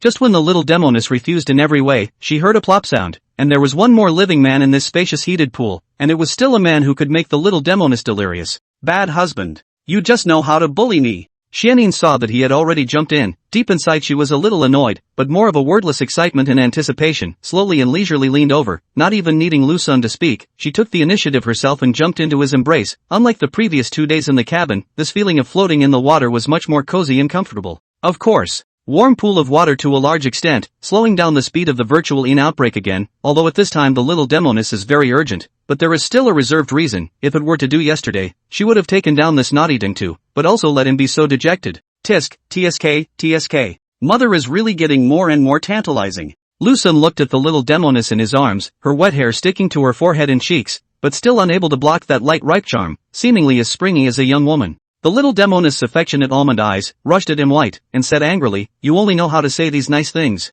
That's what it is." Lu Sun laughed nervously, a hand through her back, gently wrapped around that thin waist. Cannot imagine what this slender little waist actually has such a huge potential, worthy of being a snake demon. But then again the little Demoness are so-so, if it is replaced by a big Demoness words. Sunga, what are you thinking about? Seeing that he didn't say a word, the little Demoness raised her head to look at him and noticed his slightly thoughtful appearance, and asked curiously. Nothing. It's just thinking about how virtuous I am to have a maiden like you, Lu Sun said with emotion. Sunga. A sweet and delicate pettiness drifted out from between the white red lips and teeth. Xianyin couldn't help but stick closer to him, her head leaning on her shoulder, muttering as thin as a mosquito, "Don't say these words of love, I'll easily lose control. I'll easily lose control, and when the time comes, it'll be out of control. Are you worried about me? Worried that I won't be able to withstand the third day?" Lu Sun laughed and said with a slight arrogance, "After a day of recuperating and toning down, I've already recovered to my former peak. It's not certain who the dear will be this night." The little Demoness, who was already hard to resist, hearing Lu Sun's words, her face couldn't help but flash through a flash of shallow surprise, looking at him in ecstasy. The two jade arms gently hooked around her neck, and she said in a flavorful manner, "Then you will hold me, and go to the hut in the back of the mountain." Speaking, the little Demoness' moist lips nudged at his cheek, one after another until it reached his ear, and said hoarsely and softly, "Sagittarius. Hurry up, don't make me wait impatiently." To the cabin? Going, my ass. Lu Sun skimmed his mouth, looking at the little Demoness who was already on the verge of losing control. He silently came to her ear and muttered in a low voice,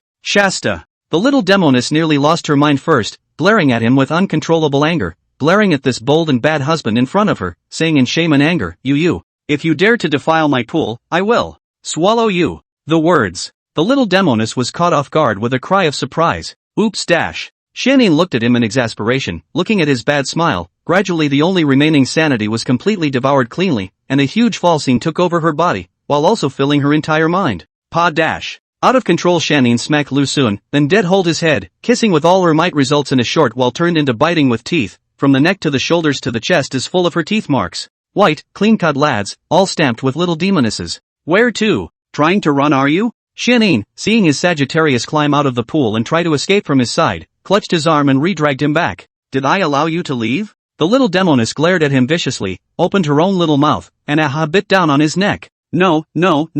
One is too passive, one must take the initiative. Lu Sun suddenly grabbed her hands, then toppled the little Demoness to the edge of the pool, and Xianyin, who was already completely crazy, stared straight at him, with a hint of provocation in her flavorful eyes. You demon girl. Didn't have me in your sights at all. In that case, watch the move. Lu Sun remembered Xianshir's words, in the left armpit, and inched down, gently tease a few times, Xianyin would instantly go limp and weak. The other hand crept over and gently teased her side, the left armpit, and inched down the you. The little Demoness stiffened, her breathing became more rapid, and her body turned red. Lu Sun? It's not right. That's a little off. I don't want this pool. The little Demoness panted, I'll always make you remember tonight. Warm pool spring at the foot of the mountain, clear and incomparable, a breeze brushed through, that the pool surface ripples, although this pool water reflects the moon and stars in the sky, but never complete. Lu Sun, tired, paralyzed at the edge of the warm pool, weak breathing proves that he is still alive, white and strong body, has been covered with the little demon girl's teeth marks, looks a little scary oozing, at the same time Xianyin quietly lying on the shore, his face overflowing with happiness and laziness.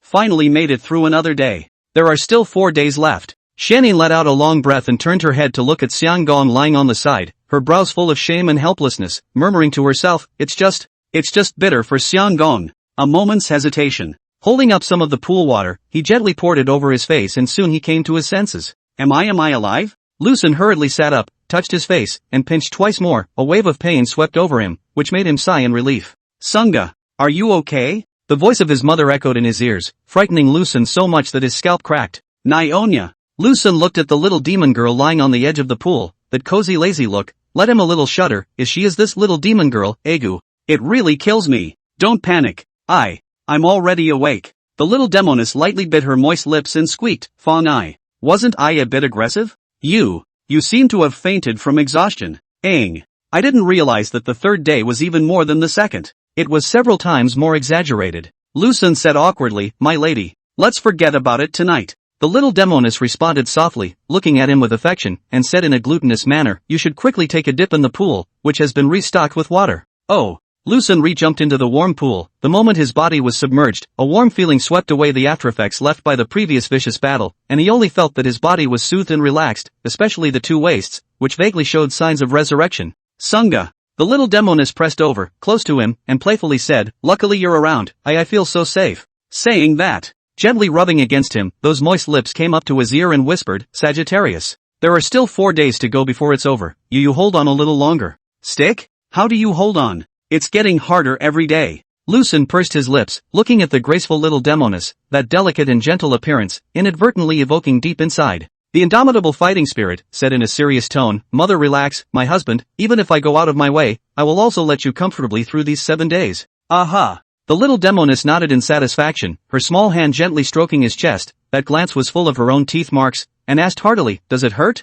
"It doesn't hurt." Lu Sun shook his head and replied gently, "As long as your mother can be fine, this small injury is nothing." The little Demoness twisted her body and said softly, "Sagittarius. The next 4th and 5th days are actually not much different from today. The main thing is that these last 2 days, you might have to suffer a great deal." The words. The little Demoness suddenly looked nervous. Kick-ta. Kick-ta. At that moment, there was a sound of footsteps in the distance, which came closer and closer. "Done and done. Master is coming. It's definitely too late to run now. You quickly dive into the water. I'll send you breath mouth to mouth." Xianyin pressed against his ear and said nervously, "Sangong. I can only entrust you again." Before Lu Sun could react, he was violently pushed into the water by the little Demoness. For a few moments, Niao Fengxian appeared at the warm pool. "Master? Why did you suddenly come over?" Xianyin held back her panicked emotions and inquired with a fake calm face, while her eyes quietly stared at a branch of a certain large tree, because on that branch was hanging a pair of someone's blasphemous pants, and in her heart, she kept praying that it wouldn't fall off.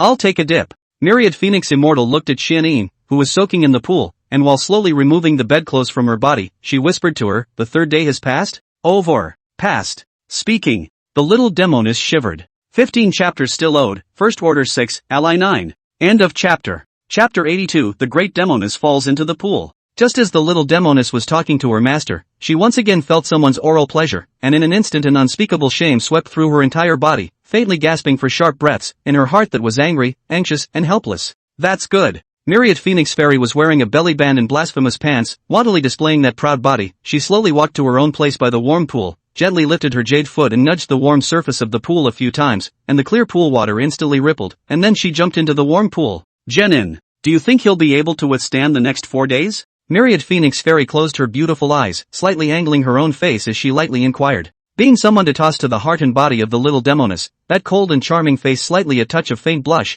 between the eyebrows as revealed a shallow desire. "Take a deep breath." Murmured, Should not be a problem. The next 2 days and this night is not much change, only the 6th and 7th day. He might have to suffer a bit." The words. The little Demoness secretly looked towards the side of the pool and found that Miao Feixian's eyes were tightly closed, once again took a deep breath and then dived into the pool water. The plump vermilion little mouth accurately found Lu Sun's lips, and sucked him hard. The air contained in his own mouth was poured into his mouth as it was. Soon, the little Demoness drilled out of the surface of the pool, slightly gasping for air, while at the same time looking cautiously at the master teacher at the side. Seeing that she still had her eyes closed, she was instantly quite relieved. "Master? Have you really not had a man of your own liking during these 1,000 years?" The little Demoness softly inquired. Hearing this question from Xianyin, the first figure that appeared in Miao Fengxian's mind was Lu Sun, that shameless, absurd, and nasty little thief, who at the same time was also Xianyin's male friend. Gently biting her own lips, a hint of complexity was revealed between her eyebrows. "I have no more lust. Won't be attracted to any man."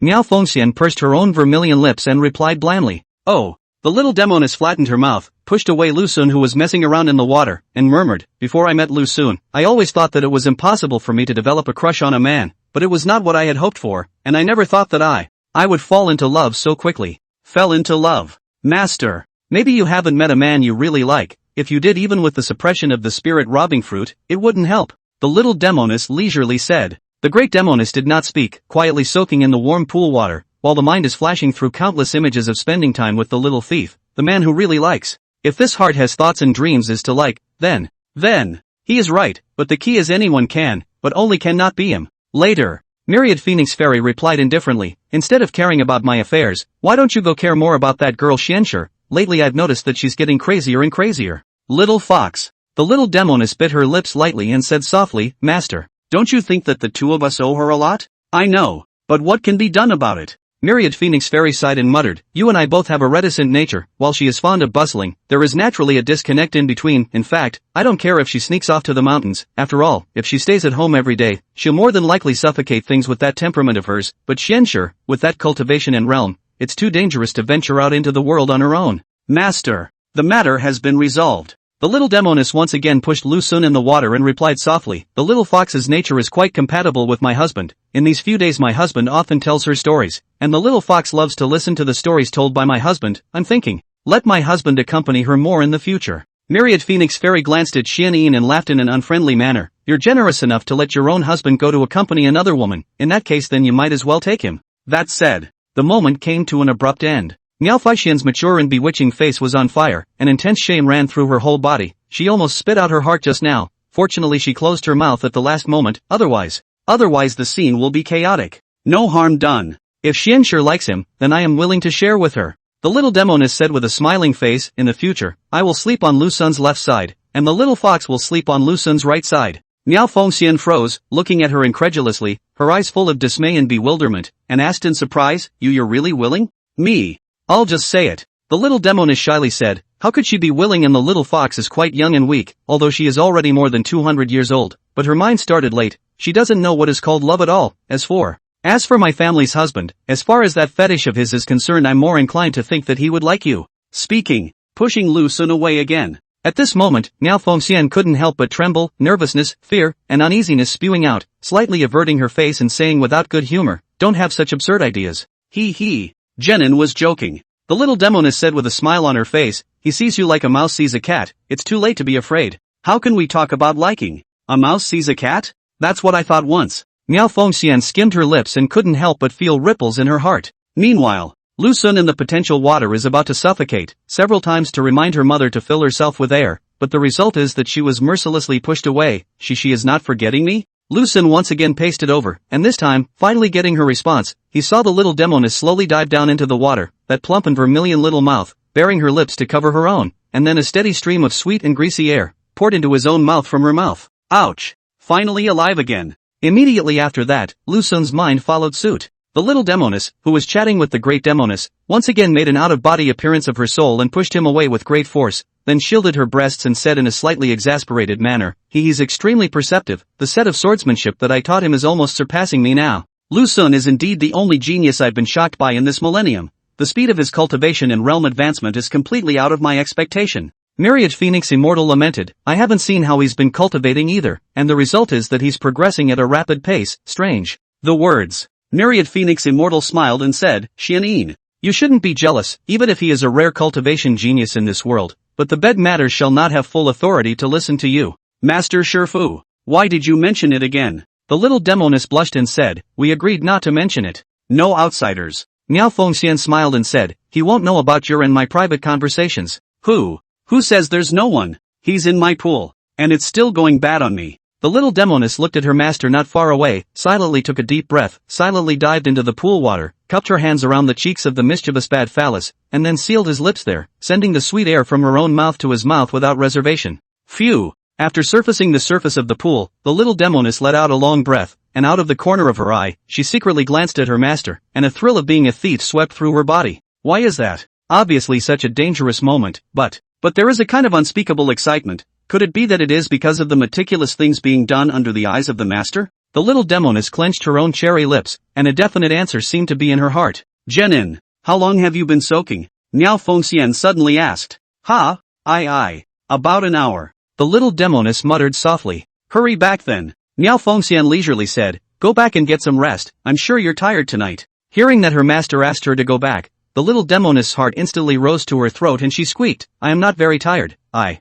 want to soak a little longer. Myriad Phoenix Fairy turned her head to look at Xian and said with a smiling face, usually you are half an hour, but tonight you soaked for a full hour and even refused to leave, such an anomaly. Can't it be that you have a man hiding in that pool? Shasta. The little Demoness was so frightened that she almost fainted, and couldn't wait to retort, Master. You don't guess wildly, he's resting in the hut at the back of the mountain at the moment. Yes? Miao Fengxian smiled faintly and said softly, in that case, then you should quickly go and keep him company, and by the way, let him consolidate it for you again to prevent the void in your body from counterattacking. No, this The little Demoness was so anxious that she was about to collapse. If she left by herself, the Sunga that was hiding in the water would definitely pop out of the pool. Have an awkward rendezvous with the master. There is no sloppiness in this matter. After all, one's life is at stake. Miao Fengxian assumed a stern posture and said in a serious tone, "Go." In the face of the strong big Demoness, the little Demoness' heart is very unhappy, but had to be from her. The plump Zhu lips slightly pouted. Secretly slander master, you do not regret it at that time. When I phase out of the pool at that moment, I will see what you do.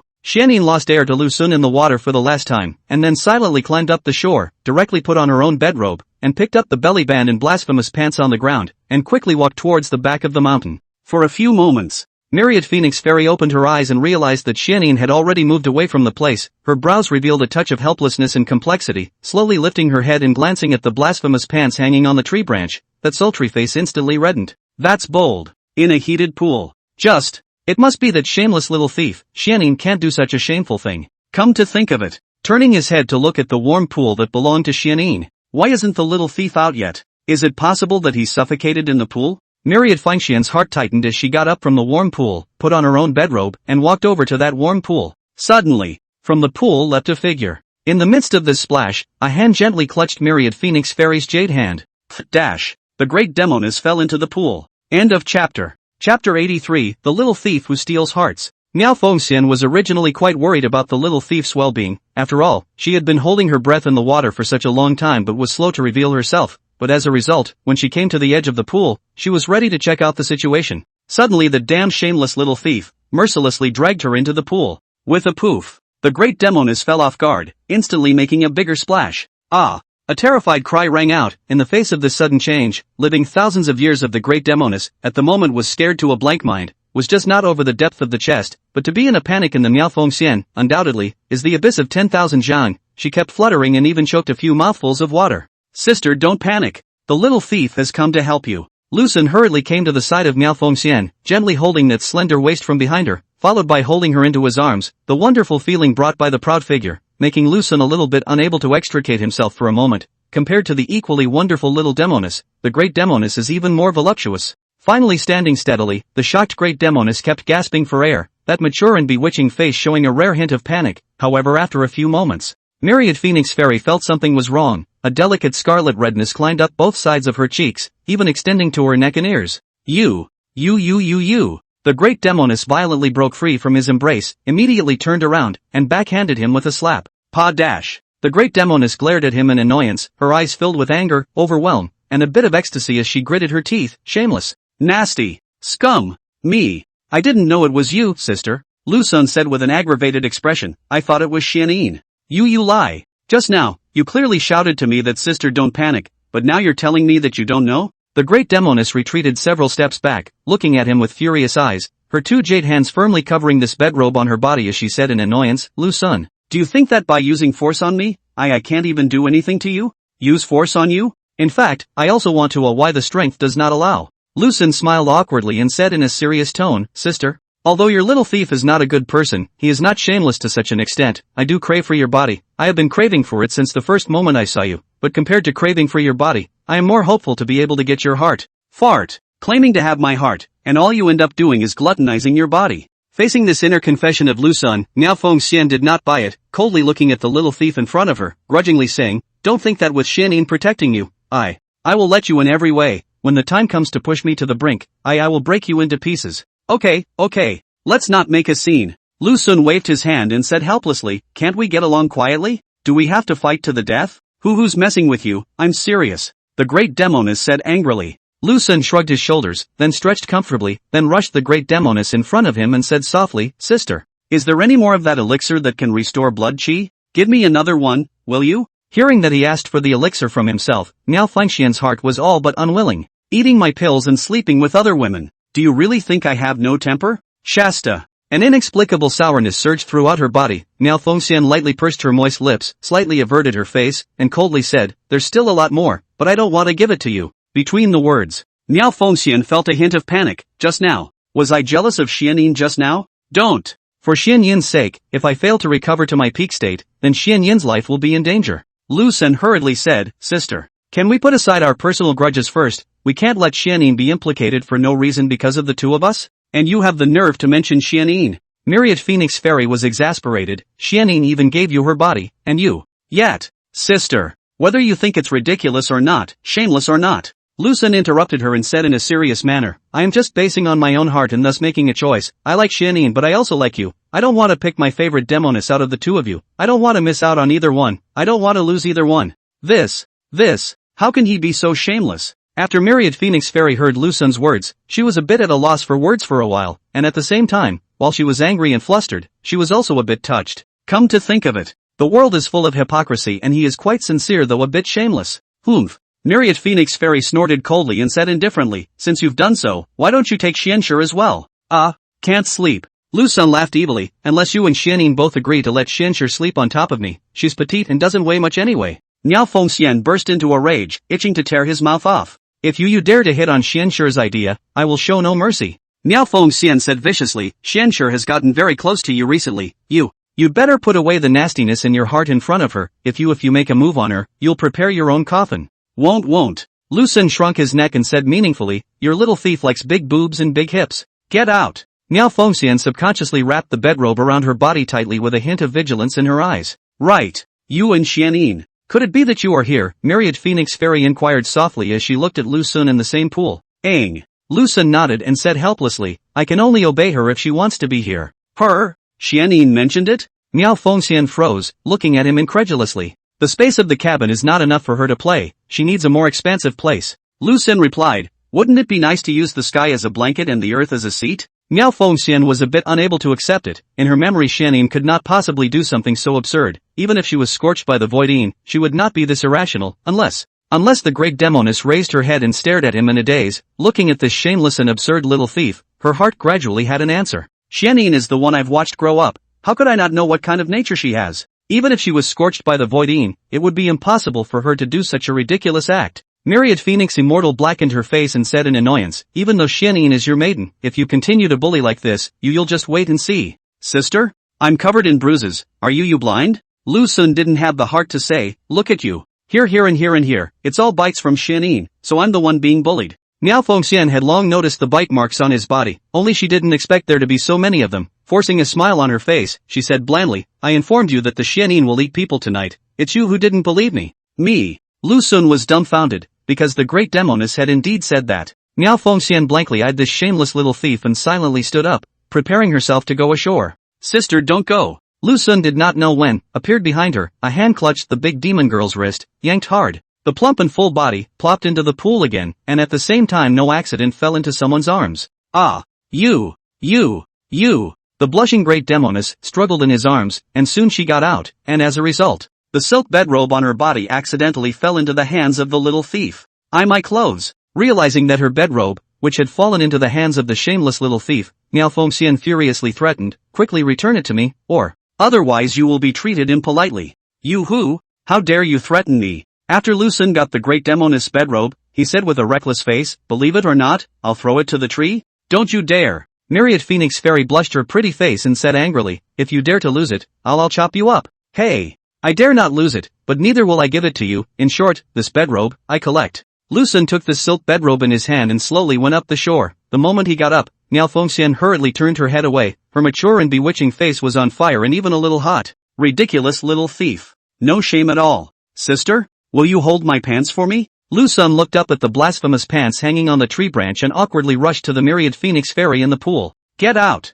Figure it out yourself. Niao Fengxian turned her back to him, not daring to turn her head at all for fear of seeing an image she shouldn't. Although the great Demoness didn't help, Lu Sun, with his ingenuity, used a rock to throw down the profane pants that were hanging from the tree, and when the pants were put on, he picked up the clothes in the shrub and looked back at Niao Fengxian who was soaking in the pool. Sister. Floating life is like a dream, for the joy of it. I don't want to leave behind an intentional memory for the rest of my life. Lu Sun pursed his lips and said in a serious tone, you and Xianyin. I want them all. Shameless. Niao Fengxian turned her back to him and muttered something as thin as a mosquito. I don't know how long. Niao Fengxian lightly bit her lips and murmured, little thief? Little thief? However, the response to her was silence. At the same time in the depths of his heart, a wave of loss swept over him. Hey! Niao Fengxian sighed and said to herself with a despondent face, flowers blossom and fall sometimes, and meeting each other is not meant to be. As the words fall, Miao Fengxian raised her own head and looked at the bright moon and stars above her head. That mature and bewitching face was full of confusion, resistance, shame, and a hint of undetectable anticipation.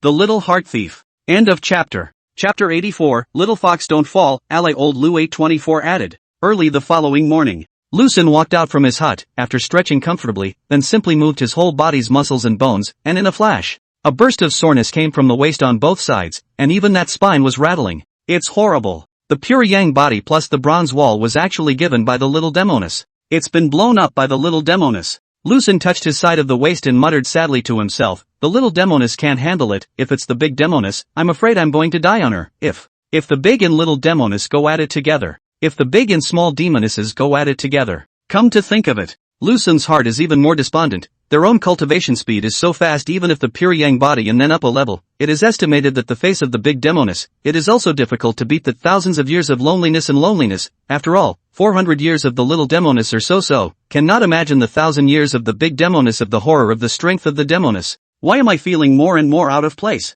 Lu Xun stood in the doorway of his house, with doubts about life written all over his face, according to his understanding of the crossing plot, but all the crossers end up being heavenly gentlemen to self-improvement, relying on hard work and talent to walk up to the peak of their life, and then look at his own sparse and confused to embark on a soft and hard road to eat. Even if you have a dream, you're all wonderful. At least give me 2 strong loins, right? Those 2 girls are so fierce, they can't stand up to their own 2 original cashews. Hey, this is my life. Even the air smells of kidney weakness. Lu Xun sighed with emotion, holding his broken body. He walked to the front of the big Demoness house, raised his hand and gently knocked twice. The result was that the door was not opened. And then knocked several times in succession. The door of the house was still not open. Angry? It's not so bad. After all, having such a big heart. Lu Xun, who had eaten the closed door, returned to his house with a lack of interest, picked up the meteorite star sword that was placed in the corner, and came to the mansion to start having an epiphany of the sword intent, standing at the place where he had once compared his sword strokes with the great Demoness, and his mind's thoughts once again went back to that scene. In front of Lu Xun's eyes, hundreds of swords appeared, and they were coming at him in an overwhelming manner, but Lu Xun didn't hide. After all, this was all a scene he had fantasized about. 1, 2, 3. Put the sharp swords to pierce his body. Once, twice, 3 times. Lu Xun recalled a dozen times. Gradually he seemed to see the majestic killing intent from Miao Fengxian's sword intent. For a moment, Lu Xun had an epiphany that little bit, but was not very sure. He suspected that the sword intent of the great Demoness was based on her killing, and the obsession of killing in her heart created her terrifying as hell sword intent. Obsession. What is my obsession? Lu Xun picked up the sword in his hand and stared at it intently while another image appeared in his mind. Slowly his face turned red. No.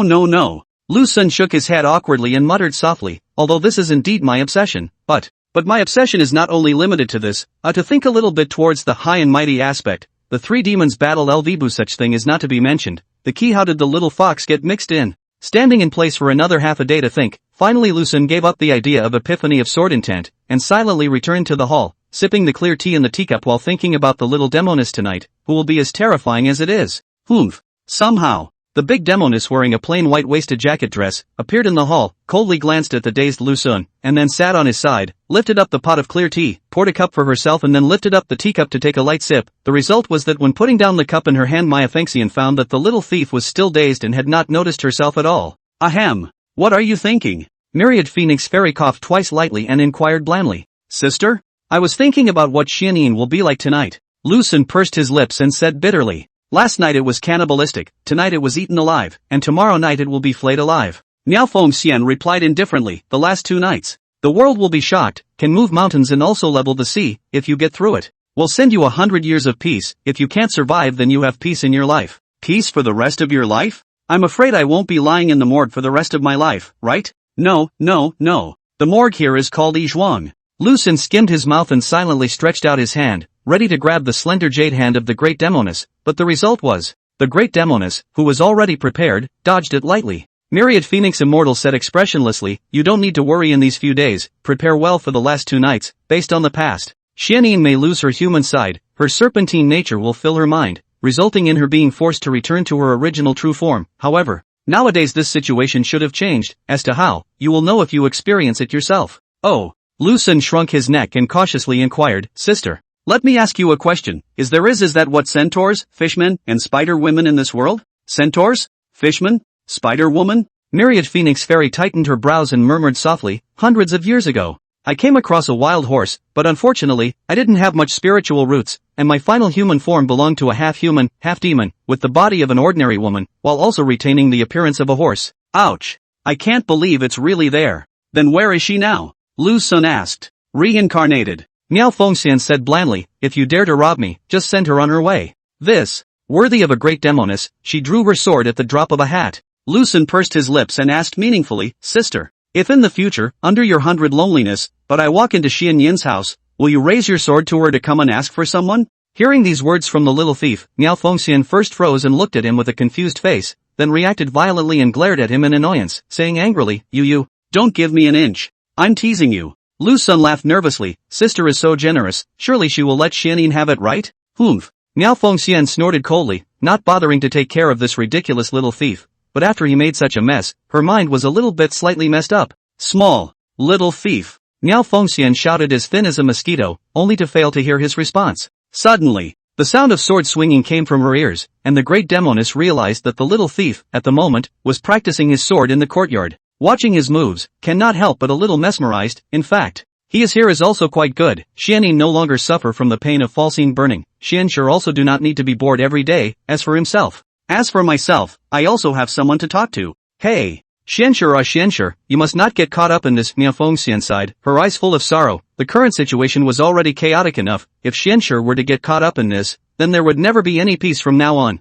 Dash. The little fox walked out of her house, her petite body bent backwards slightly, stretched comfortably, then ran happily towards Lu Sun's house. However, just a few steps out, she was suddenly stopped by Miao Fengxian. Zhenshi, you're coming with me to the house. Myriad Phoenix stood in the doorway of her house and spoke softly to her. Ha! Sure Zunai. The little fox was shocked on the spot when he saw Miao Fengxian's expressionless look and stood in place at a loss for words. I've been quite good lately, I haven't. Didn't cause trouble for you. I know. Master teacher is just chatting with you for a few moments. Looking at the little fox's frightened appearance, Miao Fengxian's heart was quite unfeeling, lightly lifting her veiled hand to wave at her, gently saying, don't worry, Master Zun won't scold you, just have a simple chat with you. Oh. The little fox pulled a goopy head and wriggled over. Coming into the house, the little fox jumped onto the wooden chair, his two little short legs kept swaying, and cautiously asked, Master, what are you looking for me for? It's not really anything. Recently, you and Lu Sun have gotten quite close, you two are quite compatible. Miao Fengxian said softly, at first, I was worried that you would fall out with him, but I didn't expect that it would turn out this way.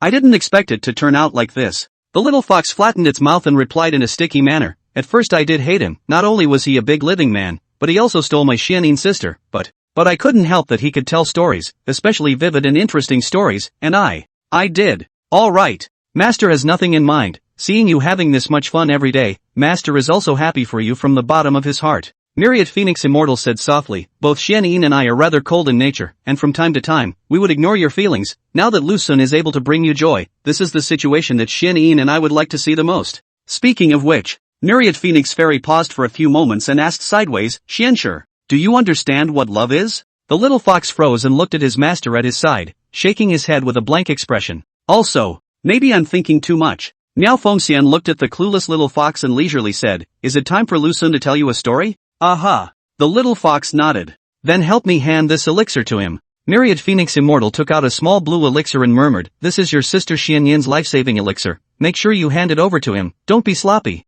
The little fox took the elixir and carefully held it in the palm of her hand, saying earnestly, don't worry, master, I'll give it to him the first time. Good. There you go. Miao Fengxian smiled gently. After the little fox left, the great Demoness couldn't help but breathe a sigh of relief, while an unspeakable shame ran through her entire body. Could it be that? Am I mistaken? It's not so much that Xianyin and Xianxue turned against each other, but rather it's me and Xianyin? Meanwhile, after the little fox closed the door to Myriad Phoenix Fairy's house, she stood in the doorway for a long time without moving, rebellion and stubbornness written all over that cute and delicate face. I'm not a kid. I'm not a child. I've grown up. 14 chapters are still owed, First Order 6, Allies 8. End of chapter. Chapter 85, My Lady's Bold Idea. Why are you so late today? Lu Sun saw the little fox come to his house and didn't notice her expression at the moment, sitting at the table and casually inquiring. Master Feng was looking for me. The little fox slowly and leisurely came to the opposite side of Lu Sun, barreled over and jumped onto the wooden chair, stretched out her own delicate little hands, slowly spread out her palms, and handed Lu Sun the small blue elixir, saying softly, this is what Master asked me to give you.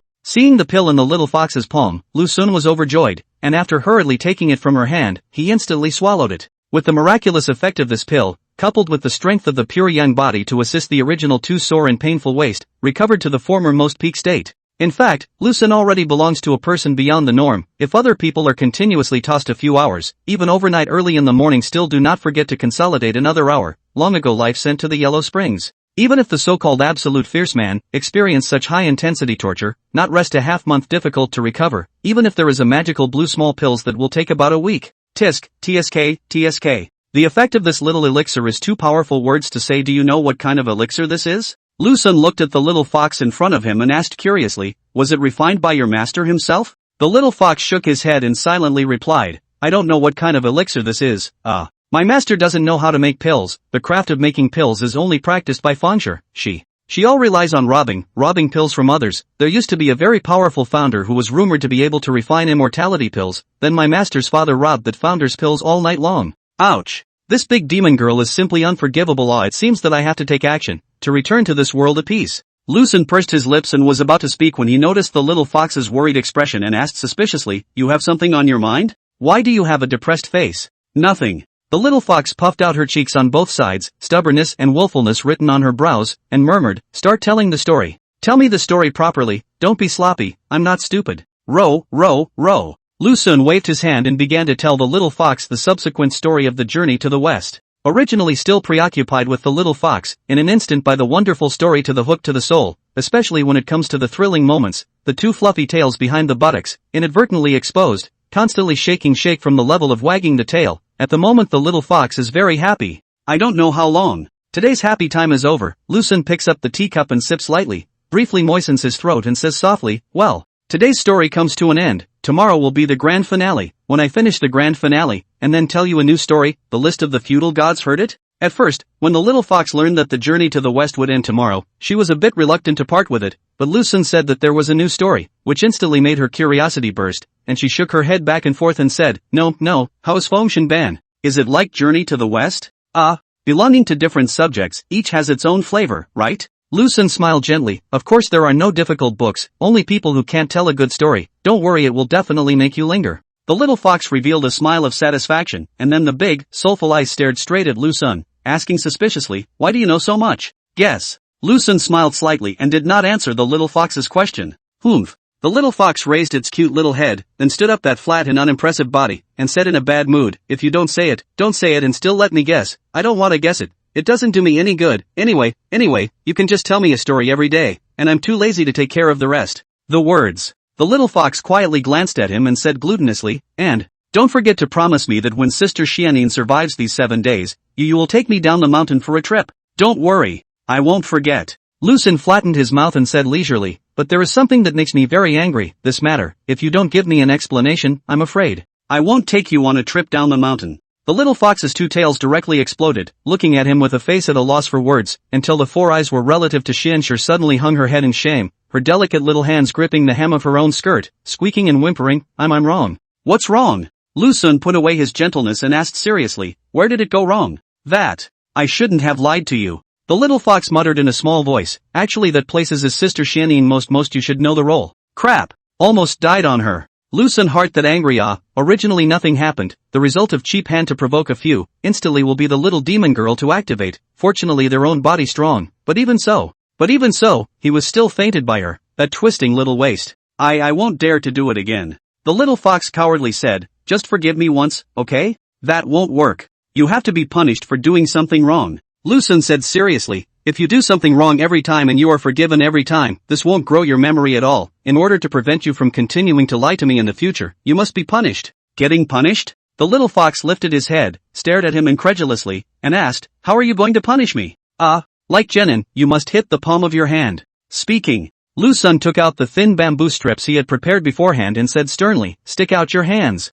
You. The little fox hastily retracted her hands behind her back and said furiously, how dare you hit me? Give me your hand. Who asked you to lie to me? If you don't hold out your hand, then the previous agreement will be cancelled. Lucen said in a serious manner, you make your own choice. Facing the serious and earnest Lucen, the little fox was a bit at a loss for words for a while. She wanted to go down the mountain to play, but she didn't want to be hit on the palm of her hand, and after thinking about it she finally obediently stretched out her delicate little hand while closing her eyes again. The front of her fingers were gently pinched by him, and the little fox's heart fluttered violently as a wave of nervous fear swept through her body. However, that heart-rending pain didn't appear, only the thin bamboo strips gently touched the palm of my hand twice, and there was a little tickling. That's it. Don't lie again in the future. Lucen loosened his delicate little hand, looked at the cute and delicate little fox in front of him, and said softly, when Xianin spends 7 days, I will take you down the mountain, but don't be naughty when you go down the mountain, and obey my arrangements in everything. The little fox looked straight at him, the calm lake deep inside her heart, flooded with ripples. She touched the palm of her hand that had just been beaten, an ineffable sentiment began to erupt,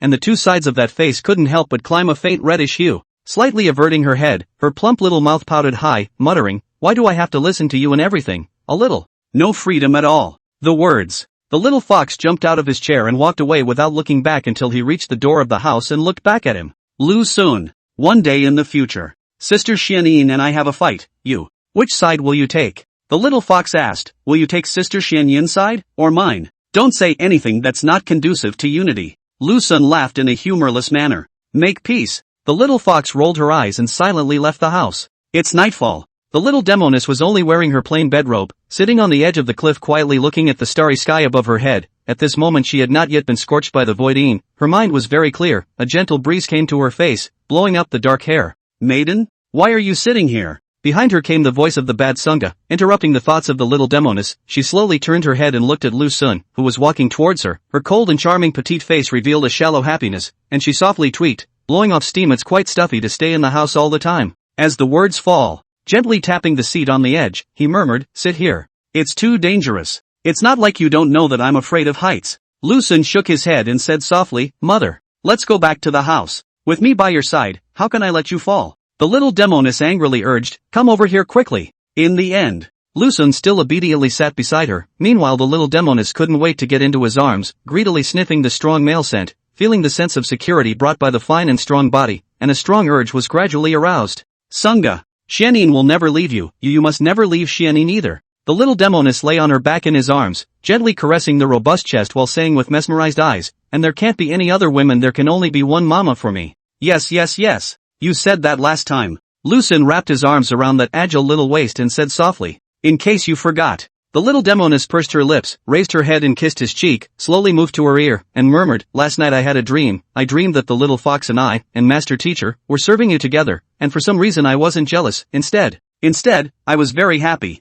Ah. Oh, my God. Lu Sun's heart fluttered and he said with a smile, a family should be neat and tidy. Humph. Nice try. The little Demoness gently bit his ear and chortled, you have me enough. As we speak, gradually, consciousness began to blur. Insanity was about to be swallowed up to nothing. I can't do it, Sagittary. Xianin gasped for sharp breaths and swallowed and whispered, Sagittarius. I have a bold idea. Immediately following, the out-of-control little Demoness ambled into Lu Sun's ear and muttered, her cold and charming face getting redder and redder. What? Back to the mansion? To the roof? Lu Sun looked at her with a face full of incredulity. End of chapter. Chapter 86, on that roof. Lu Sun heard that the little Demoness wanted to go back to the mansion halfway up the mountainside, and then unfolded on the roof of the hall to unfold the cultural exchanges between humans and demons, and then all of a sudden they were almost dumbfounded. There was no little Demoness before the outbreak of the voidine, and it was called a high cold and reserved, and it turned out that the voidine did not only take the initiative after the outbreak of the voidine, but also even. The result is that after the outbreak of Falsy not only active, but even. This. Not afraid of being discovered by your master and the little fox? Lu Sun looked at the little Demoness who was snuggled in his arms, the face full of spring, the sides of the delicate as red as drunkenness, and the eyes were even more mesmerized, swallowed the saliva in his mouth, and asked cautiously, if this is discovered. It's a bit humiliating to lose the demon. The little Demoness gasped for breath, gently stroked her husband's chest, and murmured, the little fox has the habit of going to bed early, and at this time she should already be in her dreamland, and she sleeps very well. If it's not a landslide, it's very hard to wake her up. As for master's words, she can't hurt, she won't care too much about me. The little Demoness pursed her little lips lightly and replied with a squeak, remember yesterday when I held you down in the water? I find that the more I'm in a dangerous situation with you, I get more and more excited. The words. The little Demoness raised her head, watery eyes staring at him, slightly opened her moist red cherry lips, muttered, gone. Go well will not be found. I am not afraid. You are afraid of what? You usually not quite bold? How today is so fearful? Crap. You got carried away with lust a long time ago. I'm not. Lu Sun for a time difficult, by heart quite looking forward to the little Demoness of this bad idea, but the risk factor is too high. The key is also very humiliating if the big Demoness sees on her the temper, although will not say anything, but deep down will certainly produce resentment. She is not like the little Demoness, and the little Demoness so good coaxing. Sunga, quickly carry me over. The little Demoness kissed his cheek while muttering, I can't use my sword right now. Let's just bother you to carry me there. From here to the mansion halfway up the mountainside, it's at most half an hour, while the voiding hasn't completely taken over my body yet. Let's move faster.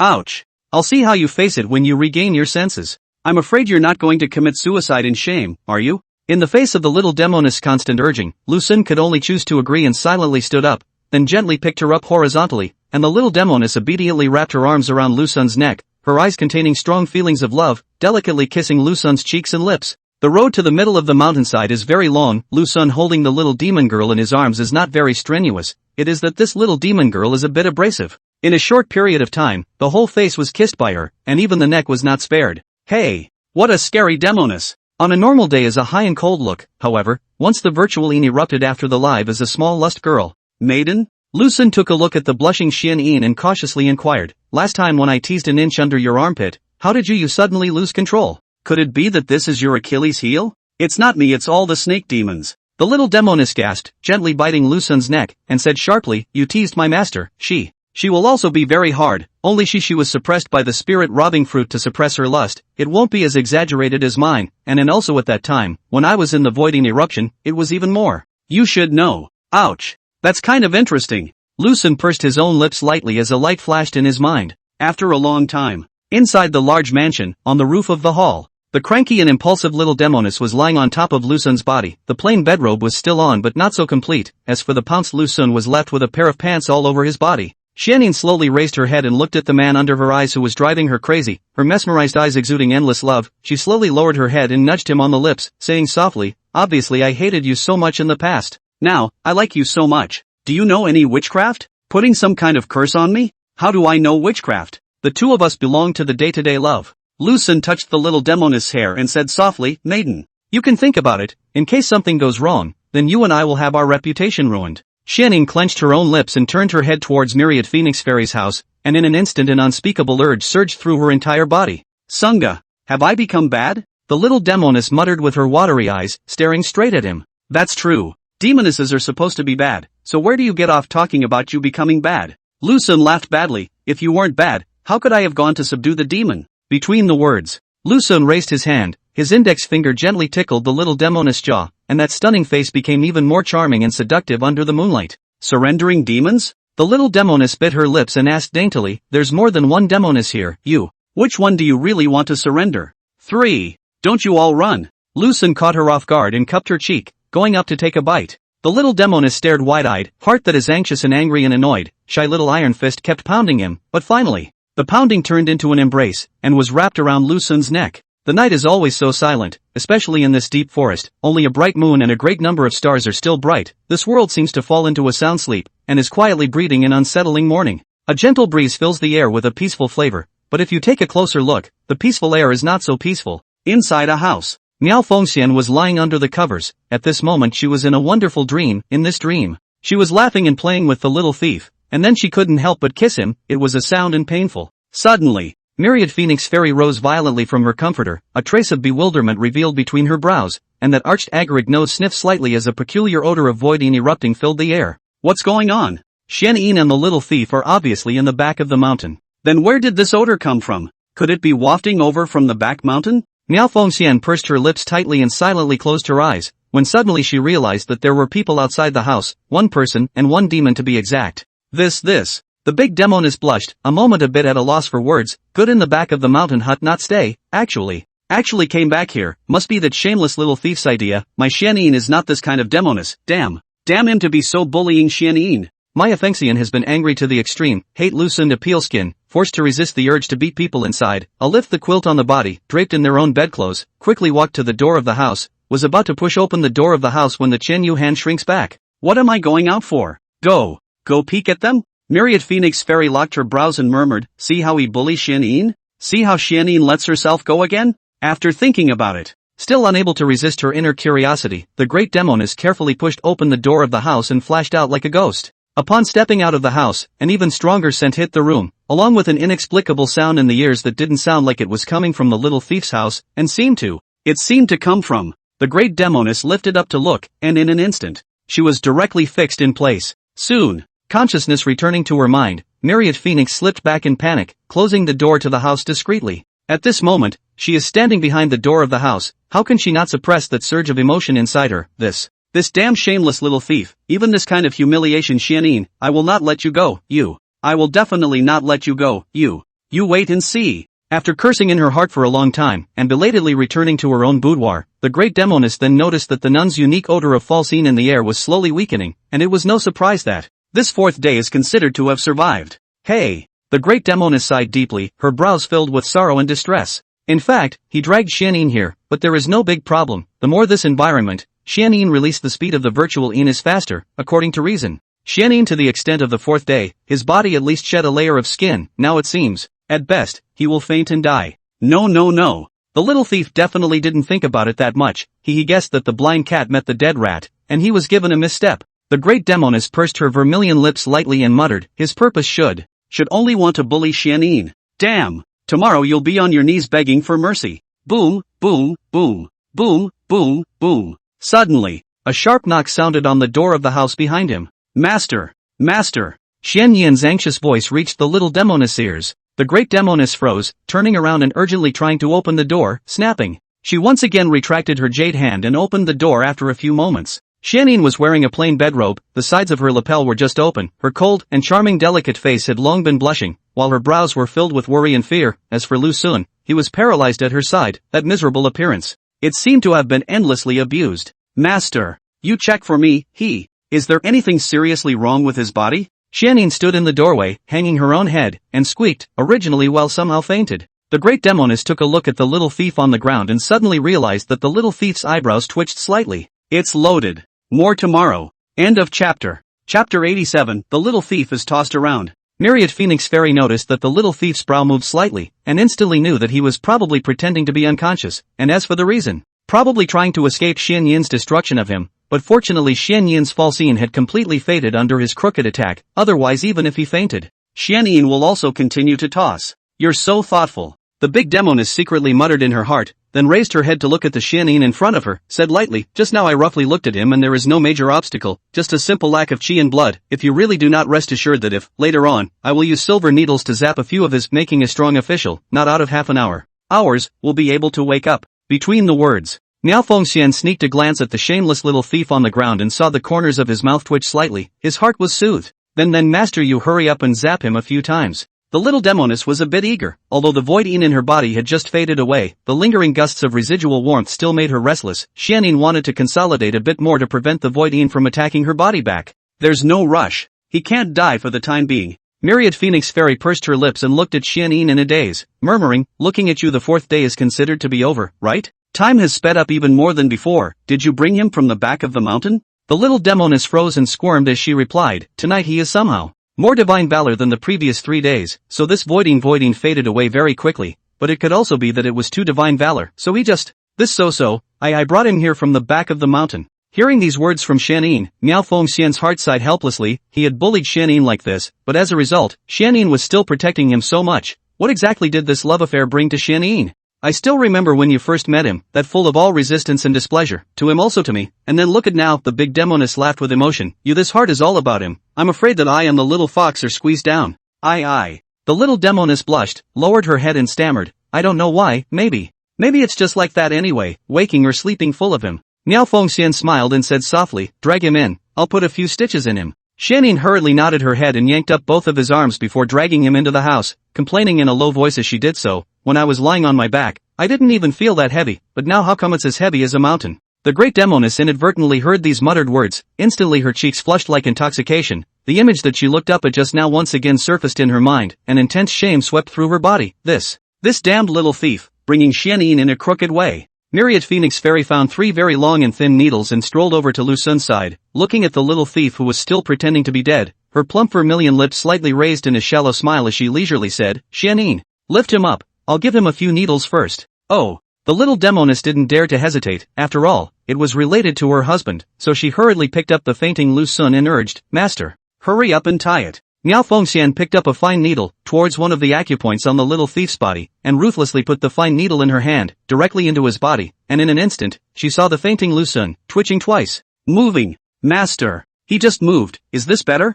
The little Demoness hurriedly asked. Miao Fengxian shook her head and replied blandly, Feng was just his body's instinctive reaction, his consciousness is not yet fully awake. There is no way that your husband is already terminally ill, a simple shot will not be able to wake him up, at least you need to tie up 774.99 needles to be able to do so, and the needles have to be even more painful than one another, and the pain has to be used to wake up his dormant consciousness. The little Demoness who had no medical skills was tricked by Miao Fengxian, plus a bit anxious, she anxiously said, then master, you hurry up, don't do the 774.99 stitches either, simply do the 990.81 stitches. Wouldn't that be a living pain in the ass? Miao Fengxian for a moment didn't know whether Xianin loved the little thief or hated the little thief. 774.99 needles were already horrible as such. As a result, she wanted to give a set of 99.81 needles to her husband. Even if he could survive after this zapping, it would be not much different from being dead. I am afraid 49 stitches won't be enough. The little Demoness pursed her lips and muttered in a small voice, you can see for yourself, master, I'll shut up. Miao Fengxian didn't say anything, looking at the little thief who didn't move. That handsome face revealed a hint of evil. The more she looked at him, the more she was annoyed at the colorful courage and nonsense. She couldn't wait to chop him off with a sword. Then she took out a second fine needle and instantly stabbed into his body. Following, the third fine needle stabbed into him similarly. Turning his head, he drew out the first fine needle and stabbed it hard inside at the other acupoints. 10 or so stitches later, Lu Xun directly rolled his eyes. Master? What's wrong with him? He's starting to roll his eyes, and why is his body limp? The little Demoness inquired with a confused look on her face. Nothing. It should be comfortable as hell. Miao Fengxian didn't dare to continue sticking the needle. Looking at the little thief who had completely fainted from the pain, she felt an unprecedented pleasure in her heart, and softly said, you take it back, after half an hour, you splash cold water to wake him up, right? Myriad Phoenix Fairy got up and returned to the bedroom and quickly walked out again, handing the little Demoness a small blue elixir, saying, when he turns awake. Take this pill, and when the time comes, you can then drag him to your own nest, and finally consolidate and reinforce. Prevent the Void Ean from counterattacking. The little Demoness nodded her head and put away this life-saving elixir before tugging the limp Lu Xun and leaving Myriad Phoenix Fairy's house. Humph. And pretending to be unconscious. I'll let you pretend. The corners of the great Demoness' mouth lifted up in an arc, her brows filled with bad intentions as she murmured, tonight is just an appetizer for you, and I'll educate you fiercely in the morning. Wow. A ladle of water in the little Demoness' hand was poured directly on Lu Xun's face, and in an instant, the paralyzed Lu Xun was seen sitting up violently from the ground. Sunga, you finally woke up. The little Demoness saw Lu Xun waking up, her cold and pretty face revealed a touch of joy, and hurriedly said, I was worried to death about you. Phew. Phew. Lu Xun panted heavily, while the pain from the needle given by the big Demoness did not completely fade away. He turned his head to look at the little Demoness beside him and asked curiously, where am I? The cabin in the back country. Sunga. I'll help you to the bed first. The little Demoness slowly assisted him up, and then sent Lu to the bed, followed by the long-suppressed restlessness, which finally exploded at this moment, fiercely pouncing on him, the floating and convex, wonderful and exquisite delicate body, twisting and turning on his body, the arched and erect agaric nose kept spewing out enthusiasm, and the moist red vermilion lips kept kissing his cheeks. Sunga, I was scared to death by you, I thought I was going to lose you. The little Demoness lifted her head, biting her own lips tightly, her eyes looking at him with a mesmerized look, and said softly and gluttonously, Shandong. Without you, Xianin doesn't even know how to live. Lu Xun froze, reached out and gently pressed his hand on the little Demoness' forehead, instantly feeling a burning heat, and asked in confusion, why is it hot again? The Void Ean has counterattacked? No. It's just that the afterglow hasn't faded yet.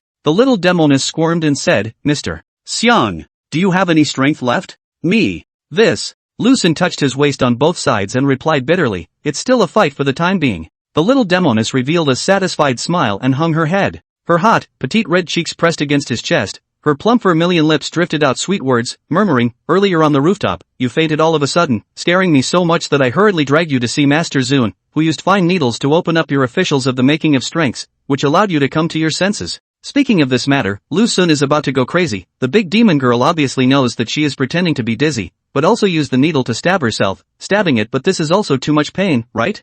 I don't need to guess to know that she must have done it on purpose. Just when Lu Xun was still imagining things, the little Demoness was a bit uncontrollable, gently sucking on his lips, and said in an exasperated manner, Sagittarius. It's not even the ugly hour yet, how about we continue? I just turned awake, let me rest a little longer. Lu Xun said helplessly. The little Demoness raised her head once again, staring straight at him. She bared her teeth and laughed out, saying in a petulant rage, "You're already at the end of your rope, but you still claim that you can still fight." Speaking, the little Demoness took out a small blue elixir and handed it to him, softly moistening. "Shandong, quickly swallow this pill." "Nice guy. So I was prepared." Lu Xun received the elixir with a despondent face, looked at the small blue elixir, and then looked at the little Demoness who had an urgent look on her face. He knew, if he doesn't deliver a satisfactory answer sheet tonight, the little Demoness will definitely not let himself go. Hey, the time to seize, the time to cultivate. This a small Demoness are so overwhelmed. If another big Demoness himself, how to be good? In the future, the three Demonesses are on the battlefield. That is not their own time to die? Wait, how did the little fox get in here? At the break of dawn, Lu Xun stood at the edge of the cliff wearing a pair of pants. Witnessing the east began to gradually whiten, his inner emotions flooded into a disaster, from pretentiousness to accept the reality, and now the soft rice hard to eat, and I do not know how he came over. Just then, the little Demoness was wearing a wide bedrobe, the green silk belt was tied very loosely, the sides of that bodice were open like this, and slowly walked behind Lu Xun, her delicate body gently pasted on, her two jade arms tenderly encircling his tiger's waist, and her head relying on the back of her neck. "Why did you slip away quietly? Fong didn't see you on the bed. I was dying of nervousness." The little Demoness' voice was tinged with anger and softness as she continued, "Go follow me into the house." End of chapter. Chapter 88. Holding on to the great Demoness. Lu Xun walked on the mountain path back. That emaciated look seemed to have been ruthlessly abused. The gusts of pain coming from his waist made him a bit unable to straighten up, and he had to hold on to the wall without taking a few steps. Terrible. Simply too terrible. Which is what Demon Girl I is clearly a machine. Arriving at the gate of the mansion, Lu Xun slowly pushed open this gate, and rushed to find the little fox practicing her sword in the courtyard. That petite body was exceptionally flexible, her sword technique was completely different from that of the little Demoness. The former was inclined to take the route of lightness, whereas the latter was purely skillful. Seeing that this bad man had returned, the little fox put away the sword in her hand, strolled up to him, gently sniffed at him, and said leisurely, "Last night was quick and lively.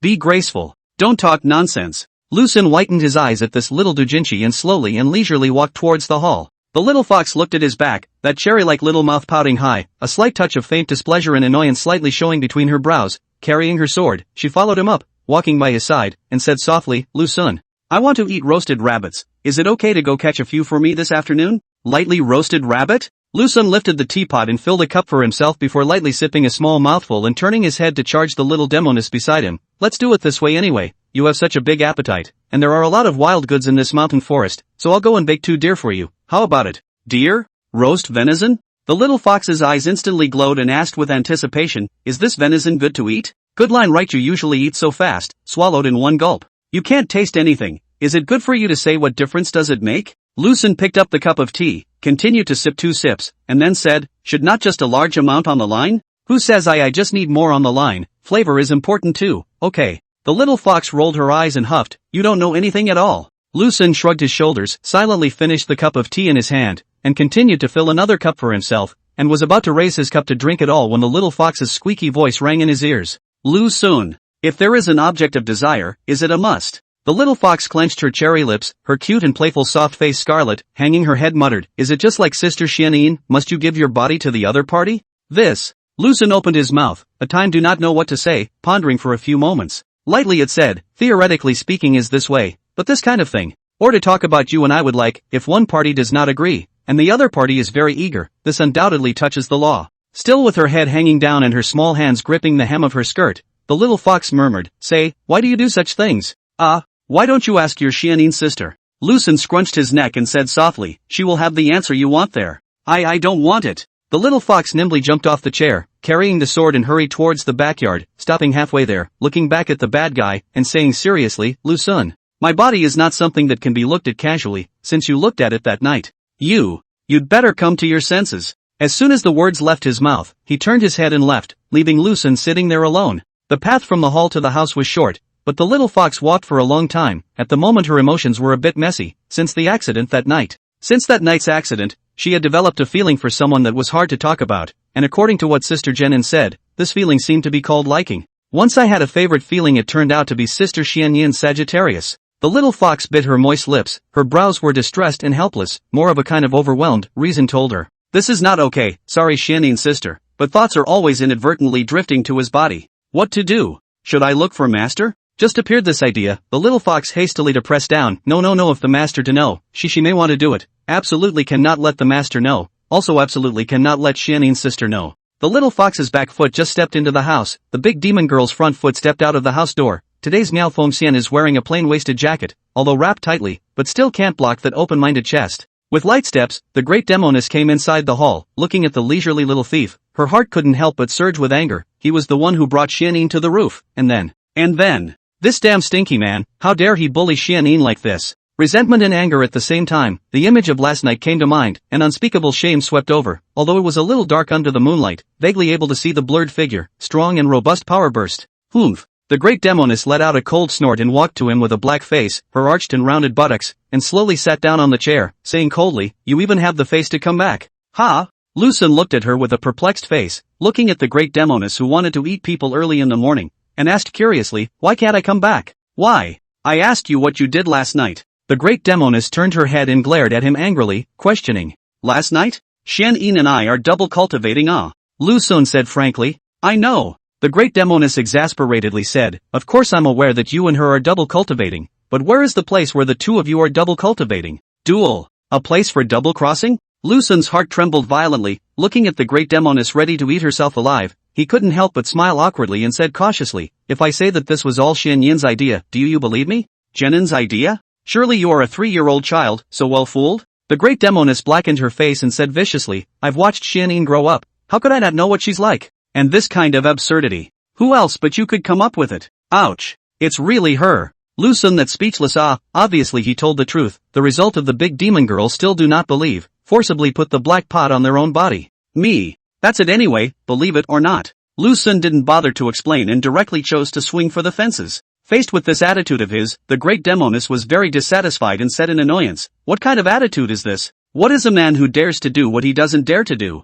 Furthermore, you even dared to covet my body, and even said in front of me that you want to marry me. Is it so difficult to admit what happened just now? Not the same. I craved your body because I like you, and last night's double cultivation with Xianin on the roof was because she asked me to do so." Lu Xun said this, paused for a few moments and said in a serious tone, "Sister, this little Demoness with the outbreak of voiding can't be judged with normal thinking. Even if Xianin was in an out-of-control state, she would never do something like this." Myriad Phoenix Fairy noticed the little thief's blithe look and had so many points of belief in her heart, but was in the way of her own face. And to Xianyin's protectiveness, she could only forcefully dump the black pot on him, then lightly pursed her vermilion lips and said coldly and charmingly, "You come with me to the courtyard." What for?" Lu Xun looked at her suspiciously. Myriad Phoenix Fairy, who had gotten up to walk toward the courtyard, stopped in her tracks and turned back. "Compare the sword moves." "What contrasting sword moves? It's obviously an opportunity to beat me up." Lu Xun shrunk his neck and stubbornly replied, "I'm not coming." "Coming or not?"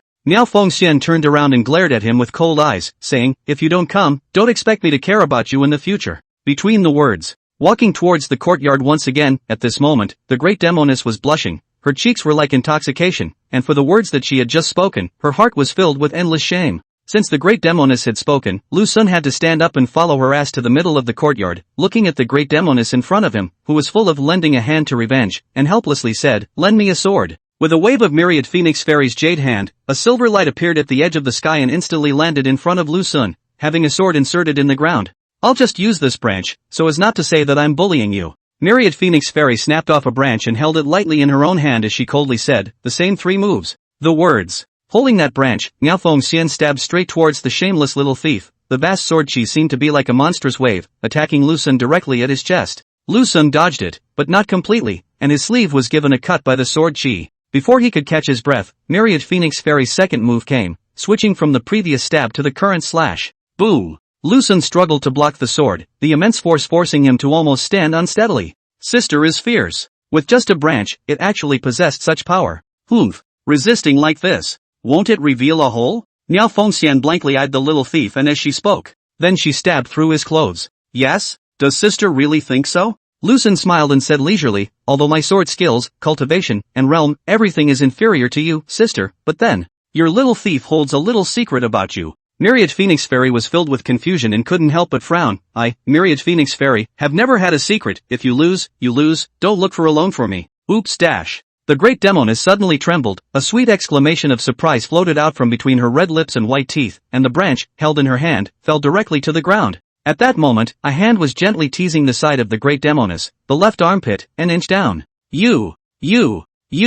The great Demoness instantly went limp and weak, her mature and voluptuous body shaking a bit. Right here and now. Lu Xun dropped the sword in his hand and gently carried the great Demoness into his arms. One hand on the waist, one hand on the buttocks. Cat's working on the third shift right now. It'll be late at night. End of chapter. Chapter 89. My little thief, ally old Lu 824 added. In the large courtyard. The somewhat limp Miao Fengxian, at this time was gently held in her arms by her shameless little thief. One hand was gently holding her waist, while the other hand silently probed into the curved and moist rounded buttocks, slightly upward. And this unexpected change of events, so that the living thousands of years of the great demon is suddenly dumbfounded, a blank in the mind for a moment, paralyzed and at the same time frozen, that pair of seductive almond eyes full of confusion and overwhelmed, while the mature demonic face has long been red, rapid breathing forced the chest to undulate nonstop. Meanwhile, the bold Lu Xun is feeling this exquisite body, the tip of his nose lingers with a rich fragrance. This fragrance is not the rouge and powder flavor applied by the worldly women, but a mature woman's innate special flavor. The woman who can have this flavor is very few in the world,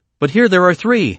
The little fox is a clean scent, while the scent on her is also the strongest. With the scent of youth and vivacity, the little Demoness is a puff of light maturity, a flavor balanced between innocence and maturity. As for the big Demoness, experienced the baptism of the years, has long been washed away the innocence of her body, leaving only the time fermentation from the mature flavor, especially the charm of the temperament that comes to the face. The young man of the blood cannot resist at all. Lu Xun sniffed the flavor, and while his heart was relaxed, he was more dazzled, while the texture left by the years made him even more distracted and difficult to extricate himself. That's it. It lasted for a long time until myriad Phoenix Fairy's thoughts returned to her mind and she realized how embarrassing and shameful this moment was. Ah!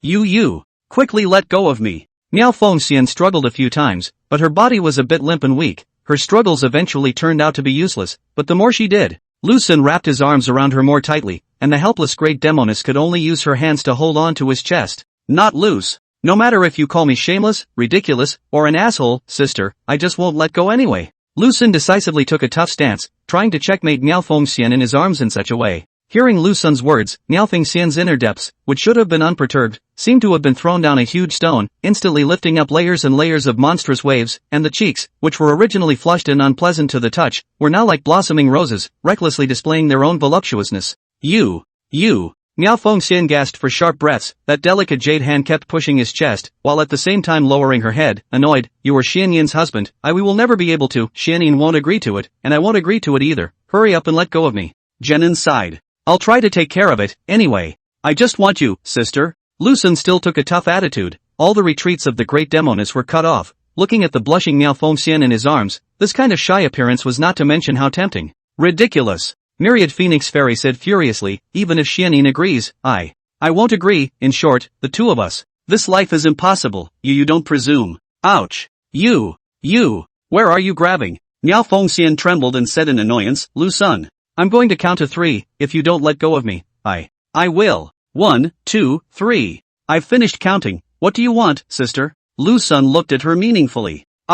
This abrasive little thief. Miao Fengxian was about to be driven crazy. In her heart, she was ashamed, angry, and helpless. Since coming to the hard way didn't work, then she could only come to the soft way. Little thief. You let go of me first. Myriad Phoenix Fairy turned her face away, murmuring and whispering, the matter between the two of us isn't something that can be resolved overnight. Not only do you have to fight for Xianyin's consent, but you also have to get Xianshi's consent. The little fox can. It's not that simple to deal with. It's okay. I'll marry Xianshi as well and all my problems will be solved. Lu Xun said with a smiling face.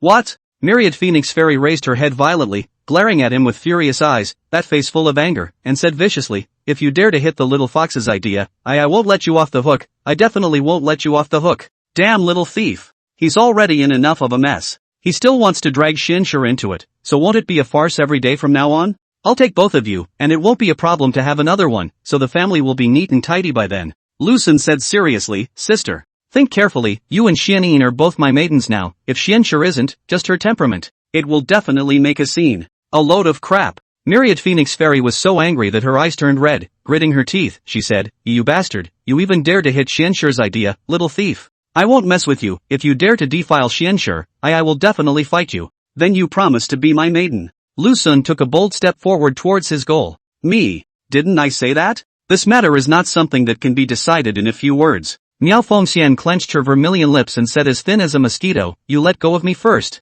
Come to my house, let's sit down and have a chat. What do you think? Little thief. Lu Sun looked at her quietly, looking at the big demon girl in his arms, and bared his teeth, saying without a trace of humor, "Sister, you think I look like a little cutie. It's okay to fool the little fox, but you actually want to come and fool me. What do you mean by letting go of you and then following you to the house? You would have run away long ago when I let go of you." Speaking. A few more gentle teasing strokes on the big Demoness side, left armpit, an inch down. A dash. Miao Fengxian couldn't help but let out another sweet exclamation of surprise, and then she burst into a rage and said, "Lu Sun, I'm warning you for the last time, if you still don't let go of me, you won't have any good fruit to eat in the future. You threatened me? Believe it or not, I'll carry you and then go find the little fox?" Lu Sun said. Myriad Phoenix Fairy's eyes widened in shame and anger. You dare? What would I not dare to do? I even dared to crave your body. What else can I not do? Lu Sun shrugged his shoulders and replied lightly. This ridiculous, shameless little thief, why must he force me? Miao Fengxian's thoughts began to be confused.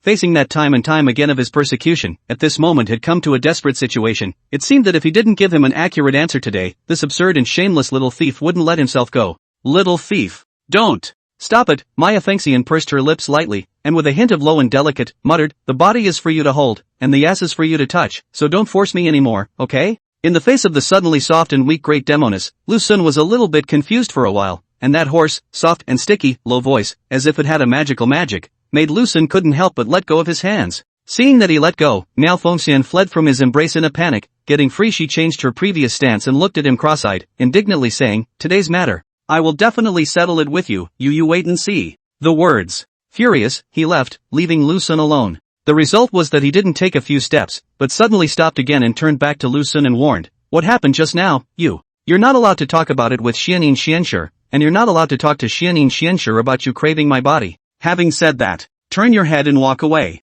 Looking at her departing back, Lu Sun smiled bitterly and at the same time strengthened his determination. The strong and cunning great Demoness, in the future, I will definitely take you down, and at that time, I will let you know what it means to be the family law and what it means to be the head of the family again. Sister, your sword. Lu Sun said. I don't want it. Dropping an angry sentence, the great Demoness disappeared from Lu Sun's field of vision. Don't want it again? Lu Sun bent down and picked up this sword on the ground. It was a sword with a black body. The hilt was black and so was the body of the sword. It glowed faintly under the sunlight. The underworld mountain range, on top of a mountain. Myriad Phoenix Fairy stood proudly between this heaven and earth, her plain jacket fluttering in the wind. And what do you want with me? Suddenly a stunningly beautiful mature woman appeared behind her, still wearing the same blue dress. Despite being wrapped up tightly, she still couldn't hide her floating and convex body, especially her full bust, which was not weaker than Miao Fengxian in the slightest. I may be in love. Without turning back, Miao Fengxian looked at the mountains and ridges in front of her and replied bitterly. I know. The last time we met, I could see the clues.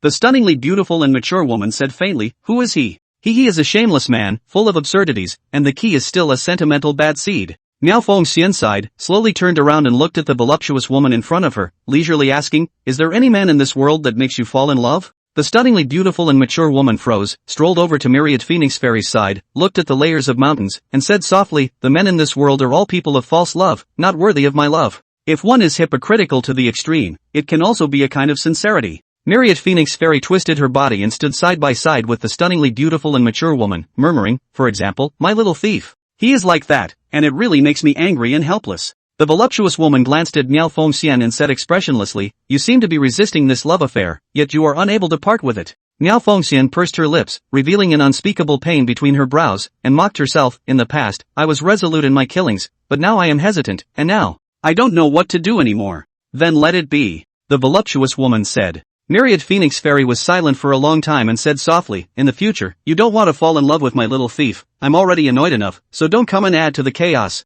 I don't want what you have. 13 more chapters are owed, First Order 6, Allies 7. End of chapter. Chapter 90, My Dearest. Just 2 days and 2 nights. Not far from the foot of the mountain, the little fox sat on a tree stump, staring intently at the wild deer being roasted over the fire, unable to resist swallowing the saliva in his mouth, and anxiously inquiring, when will it be ready to eat? Soon. Just a little while longer. Lu Sun patiently leaned against the venison. That campfire dyed half of his face with a warm color, which had an unspeakable charm in the little fox's gaze, and for a while, he actually looked a bit mesmerized. Say, what's with the 2 tails behind your butt? Lu Sun roasted 2 large wild deer while looking at the little fox's 2 fluffy white tails and said suspiciously, sometimes I can see them, sometimes I can't, and why do you have 2 tails? The little fox pursed her lips and replied in a glutinous manner, I am different from my master and sister Xianin, they are no different from ordinary people after transforming into a form. while I will keep my tail. You didn't see it on weekdays, that's because I hid it. The tail can be hidden all the time, but that's very uncomfortable. Furthermore, if I am stimulated by anything, the tail will also come out. As for why I have 2 tails, it's because my ancestor was a 9-tailed fox. Speaking of his ancestor, the little fox lifted up his flat and unimpressive chest and said arrogantly, when I cross into the 10,000 realms demon saint realm, I will also be able to possess 9 tails. Ouch! So powerful, so powerful. Lu Xun looked at the daydreaming little fox and couldn't help but make fun of it. But your current cultivation in realm, the distance from the 10,000 realms demon saint realm seems to. It seems that the gap is a bit too big. Can't I have a dream? The little fox pouted and huffed. You still won't allow me to dream, will you? Permission granted. Lu Xun smiled gently and asked at her softly, is your tail the most sensitive place in your entire body? You. What are you doing? The little fox looked at him with a wary face and leisurely inquired, is it gluttony for my body? Me. This. Lu Xun said bitterly, is it that eager to be gluttonized by me? Whoever craves it. The little fox hurriedly turned her face away and looked at a certain place in the mountain forest, that cute and delicate face flushed with a faint red color, squeaking and whimpering. I'm being vigilant against you. Master said that we should always be careful of those bad people, and I feel that you're the worst person in this world, so I'm going to be on my guard against you all the time. Last time, I just wasn't on my guard.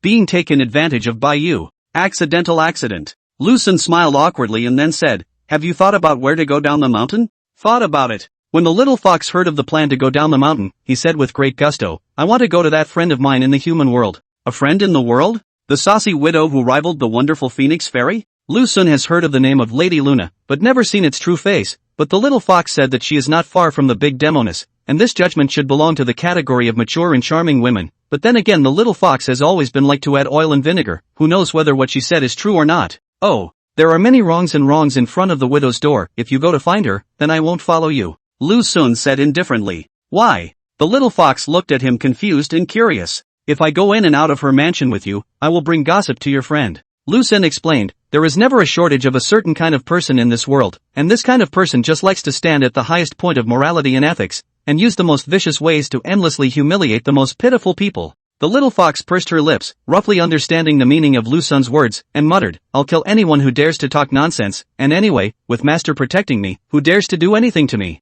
In the face of this simple and crude way, Lu Xun was speechless for a while, but undeniable. This approach is also the most direct and effective. Silent for a long time, gently said, if you dare to do so, will not let your friend into a very embarrassing situation? Me. I just said that casually. The little fox pouted and murmured in a small voice, since you don't want to go with me to find her, then.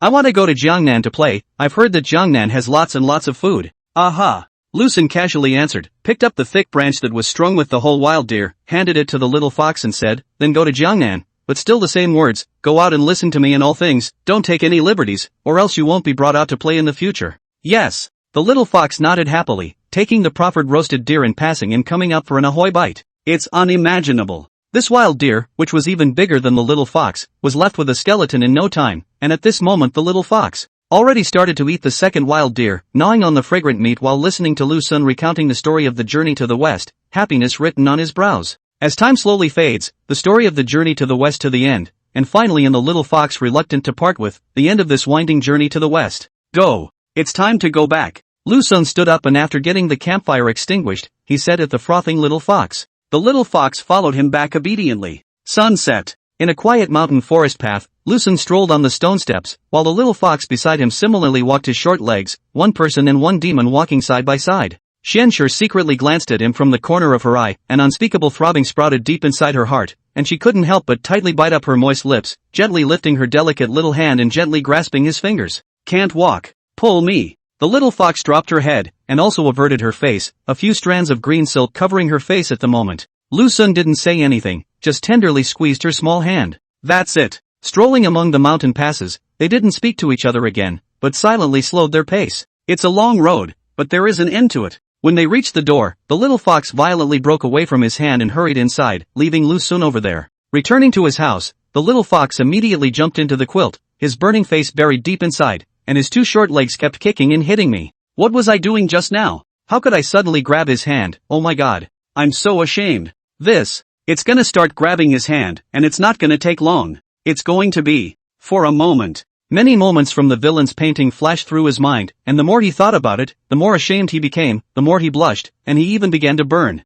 However, when Xian Yin's figure surfaced in her mind, it instantly doused the flame of lust within the little fox. Shame, helplessness, and panic took over his entire body. Sister, what should I do? I know it's wrong to look like this, but I. The little fox rolled over and looked at the bedspread above her head, distress and pain written all over her face. Let's just take it one step at a time. This fifth day of Xianyin was no different from yesterday, fierce and strong and impulsive. Lu Xun exerted all his strength. After 3 hours, finally in the clearing in front of the cabin door, the out-of-control demon girl was dragged back to reality, and he almost broke his back for it. Dawn is about to break. At the foot of the mountain in a warm pool, the little Demoness lying on Lu Xun's body, the veiled hand gently caressing the sturdy chest. Between the eyebrows is all the color of spring eclipsed, at the same time Lu Xun to be much more disheveled. Sunga, nervous? The little Demoness nibbled on his chest and said in a sticky voice, it's day 6 now. Lu Xun returned to his senses, looked at the little Demoness in his arms and said bitterly, it's not bad anyway, Sagittarius will try his best. Aha! The little Demoness pursed her lips lightly, muttered in a small voice, Sangdong. Later on, you go back first, not back to your house, back to the cabin in the back of the mountain, you wait for me on the bed, I'll go to find Master to ask for more stamina restoring pills, when I come back you immediately take one, then we'll just, this. Upon hearing these words from the little Demoness, Lu Xun's scalp cracked and he squeaked, Mother, I haven't rested all night, and this is going to start right away? And what do you need so many pills for? Could it be that you are planning to? The last 2 days of Void are exceptionally ferocious, and I need you to constantly suppress it for me. The little Demoness softly explained, and this 6th day's Void I also don't know when it will come. In order to prevent it from being uninterrupted from morning to night, it will continue until the end of the 7th day, roughly about 24 hours. The words. The little Demoness lifted her head and looked at the despair-filled Sunga, pouted and laughed, reaching out her hand and gently touching his cheek, murmuring, don't panic. I'll ask my master for 100 pills to come, and you'll eat 3 every hour. Ouch.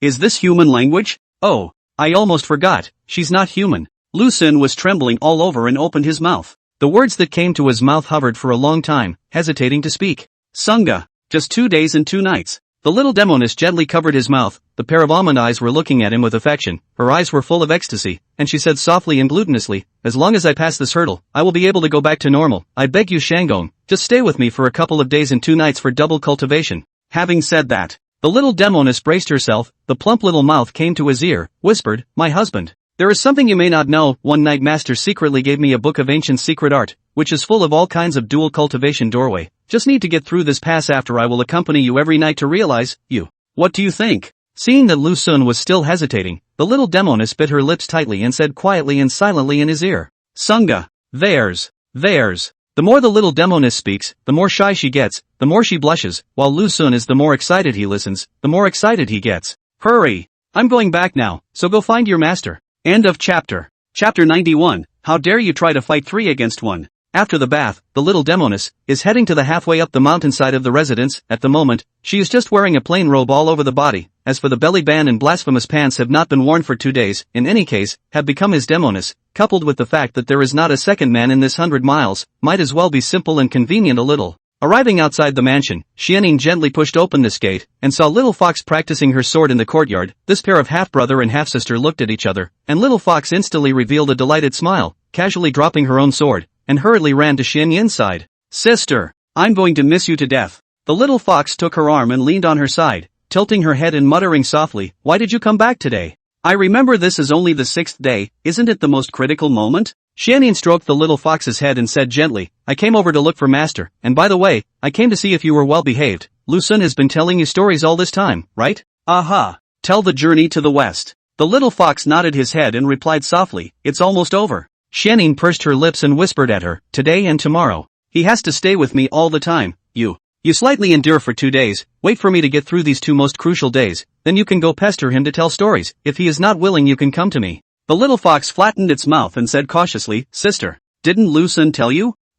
Speak of what? Jenin looked confused. That is. The little fox bites its moist lips lightly and squeaks, after accompanying you through the time when the Voidine was burning, Lu Xun took me down to the mountains to play. Didn't he tell you about it? Xianyin couldn't help but freeze, her brows all confused, but soon she understood what her Sunga was doing and said softly, I know. Seeing as you've been so well behaved during this period of time, let him take you outside for a bit of fun, but you have to listen to his arrangements and everything, so don't fool around on your own. He. Got it. The little fox nodded her head in satisfaction and then asked, Sister, is there something you're looking for, Master? I've got this. Xianyin didn't know how to answer for a moment and said helplessly, there's really nothing going on, it's just about the fact that you're still young now, there are some things you don't understand. I'll leave first, you continue practicing your sword. Practice well, don't be lazy. Having said that, self-conscious, he headed for the backyard. Looking at Xian Yin's departing back, the little fox couldn't help but pout her little mouth, secretly slandering in her heart. What else could there be? It's not just that kind of thing. Is this really that happy? The little fox muttered softly. She noticed Xian Yin's face that was full of happiness. This was clearly getting great satisfaction. For a moment the contents of the villain's painting flashed through her mind once again. Her cute and delicate face instantly reddened, and she couldn't stop trembling inwardly. Oops. Oops. Shame on you. Shame on you. Meanwhile, Xian Yin came to the door of Myriad Phoenix Immortal's house, raised her hand and gently knocked on the door, calling out in a low voice, Master. It's me. Soon. Miao Fengxian then appeared in front of her, looking at Xian Yin standing in the doorway. The great Demoness didn't seem to be surprised and said softly, I've already prepared it for you, but you should also exercise a little bit of restraint. Don't indulge yourself too much. If he's broken by you, it's you who will suffer in the future. I know. Xian Yin lowered her head and swallowed in response. Walking into the room, Xian Yin's but had just sat down when Myriad Phoenix Fairy took a small bag and handed it directly to Xian Yin, saying softly, there are 10 pills in here. The little Demoness took the bag, opened the mouth and looked inside, looked up at her master and squeaked, Master, can you give me some more? This is only 10 grains. It's not enough, you know that in the next 2 days. I'll probably be very ferocious. You're killing him. 2 days 10 grains is already the limit. If it exceeds this amount, it will cause very serious internal injuries. Moreover, and the effect of him absorbing the elixir is several times that of others. The damage he suffers is naturally also several times. The great Demoness said without good humor, you all a little patience, don't toss him to death, now use bad then what to do in the future. The words. The great Demoness' heart rippled with layers, and at the same time, it was a little bit sour and helpless. That'll do. Xian Yin clutched the bag tightly, as thin as a mosquito, Master. I'll go back first, he's still waiting for me. You slightly let him rest for a while, last night must have been an all-nighter, not even giving a few breaths of air, and then rushing to let him work on the ground, even an iron body will be exhausted. The great Demoness softly said, there is a pattern to the time when the voiding erupts, the 6th day is at noon, it's only the hour now, there's no rush. Urgent. It's a rush. Master, you are not aware of how happy this is. The little Demoness was getting anxious, but she didn't dare to talk back to Myriad Phoenix Fairy, so she could only sit there obediently, slightly tootling her little mouth and muttering, oh. Hearing the reluctance in Xian Yin's words, Miao Fengxian couldn't help but roll her eyes and said in an unfriendly manner, you're not allowed to go and find him now, so you're starting to get angry with me? You dead girl, I'm not even thinking of you. The little Demoness who was guessed into her heart was a bit bashful and said awkwardly, Master. I didn't. Myriad Phoenix Fairy blankly eyed her and hesitated for a moment to ask if nothing else, Xian Yin. If Lu Sun wants to take another wife and his attitude is very firm, how do you plan to do it? Agree or refuse? He won't. He swore to my face that he only liked me in this life. The little Demoness replied. This shameless little thief with a set of face and a set of back. Miao Fengxian pursed her lips, leisurely said, this world is the most cannot believe as the words of the man's mouth, often are in the face of a set behind a set. Maybe other men in the world are, but he's certainly not like that. The little Demoness said, I take him at his word. Miao Fengxian looked at him, looked at the Xian Yin by her side, deep inside messy and incomparable, both remorseful and a little overwhelmed, more resentment towards someone, if not for his amorous feelings now would not have caused such a situation. And, if Lu Sun dares to take another wife, you will definitely stop it, Master. The little Demoness looked at Miao Fengxian with a smiling face, her eyebrows slightly playful as she said, that's why I'm not worried at all. Concern. The question is who your husband wants to marry. It's me. Myriad Phoenix Immortal forced a smile and instead of continuing to discuss with Xian Yin on this issue, she made small talk with her. What's the situation? Didn't you go to the great Demoness to get the elixir? It's almost noon, why aren't you back yet? Lu Sun was lying on a bed in a small hut in the back of the mountain, with only a pair of pants all over his body, and was anxiously waiting for the little Demoness to appear. Just then, the door of the cabin was slowly opened, and the little Demoness walked in from outside with light steps. Mother! You're here! Lu Sun hurriedly sat up and looked at the little Demoness who walked into the house, inquiring suspiciously, why did you go for so long? I have wanted to come back for a long time, but my master pulled me hard to chat. The little Demoness walked over to the edge of the bed and dove into the arms she had been longing for, the lean and sturdy feeling and the male scent that hit her instantly sending a ripple through her heart. What did she talk to you about? Lu Sun wrapped his arms around this proud and delicate body, while one hand explored that moist and firm buttocks. Aha! Bad husband, don't be naughty. The little Demoness whitened her eyes at him in a flirtatious manner, then twisted her body in his arms and said softly, Master asked me, if you wanted to take another wife, what would my attitude be? Lu Sun froze, and couldn't help but reveal a shallow smile at the corner of his mouth as he softly asked, and your answer? I told Master Teacher that you swore in front of me that you only like me in this life. The little Demoness replied honestly, and after the words fell, she continued, as a result, Master Teacher didn't quite trust you, she told me. This men are all liars, they are all goods that do one thing to the face and another behind the back, they are not trustworthy. This. Lu Sun was a bit embarrassed and didn't know how to answer. Don't worry, Sagittarius, I believe your words. The little Demoness grabbed the hand that was groping her buttocks and gently played with his fingers as she playfully said, I've already given you everything I have, you surely won't fail me, right? Aang. Lu Sun casually made a perfunctory remark. At this point, the little Demoness violently broke away from his embrace, looked at him in a serious manner, and seriously questioned, the night before last we were on the roof you said that you wanted to subdue the Demoness. I said that there can be more than one Demoness here, which one do you want to subdue? And it turned out that you told me that I want to subdue 3 of them, so now you give me an explanation to explain it. Explain? Explain what? Lu Sun took the little Demoness into his arms, his index finger gently hooked up her chin, and said badly, I not only crave for your body, I also crave for your master's body, I also crave for the little fox's body. In the future, all 3 of you will be my maidens, you lie on the left side, your master lies on the right side, and the little fox lies on me. The little Demoness was almost mad, glaring angrily at him, just wanted to open her mouth. Suddenly realized what, can't help but look at him with affection, delicately said, you greedy bad husband, want me to still don't know enough, surprisingly even want to give us a net. As the words fall, with one hand, he pushed Lu Su onto the bed, then the little Demoness sat on his crotch and looked at him from above, her brows filled with tenderness. You can't even handle a Demoness like me, and you're actually thinking of fighting 3 against 1. Humph. Arrogant. Shasta. The little Demoness then violently pounced on him, and those plump and delicate red vermilion lips sucked on his mouth at once. More tomorrow everyone, let's play with cats as first. Oars. End of chapter. Chapter 92, The Tireless Lu Sun. The little Demoness came with ferocity, while Lu Sun was in a slight state of distress, and although he had been recuperating for nearly 2 hours, he hadn't fully recovered. Nyang Nyang Zi. Lu Sun said bitterly while feeling her lips, constantly sweeping over his face, wait a little. Did you forget something? When the little Demoness heard her own Sunga's prompting, she still didn't stop her mouth from delicately kissing his cheeks, and said in an exasperated manner, I know.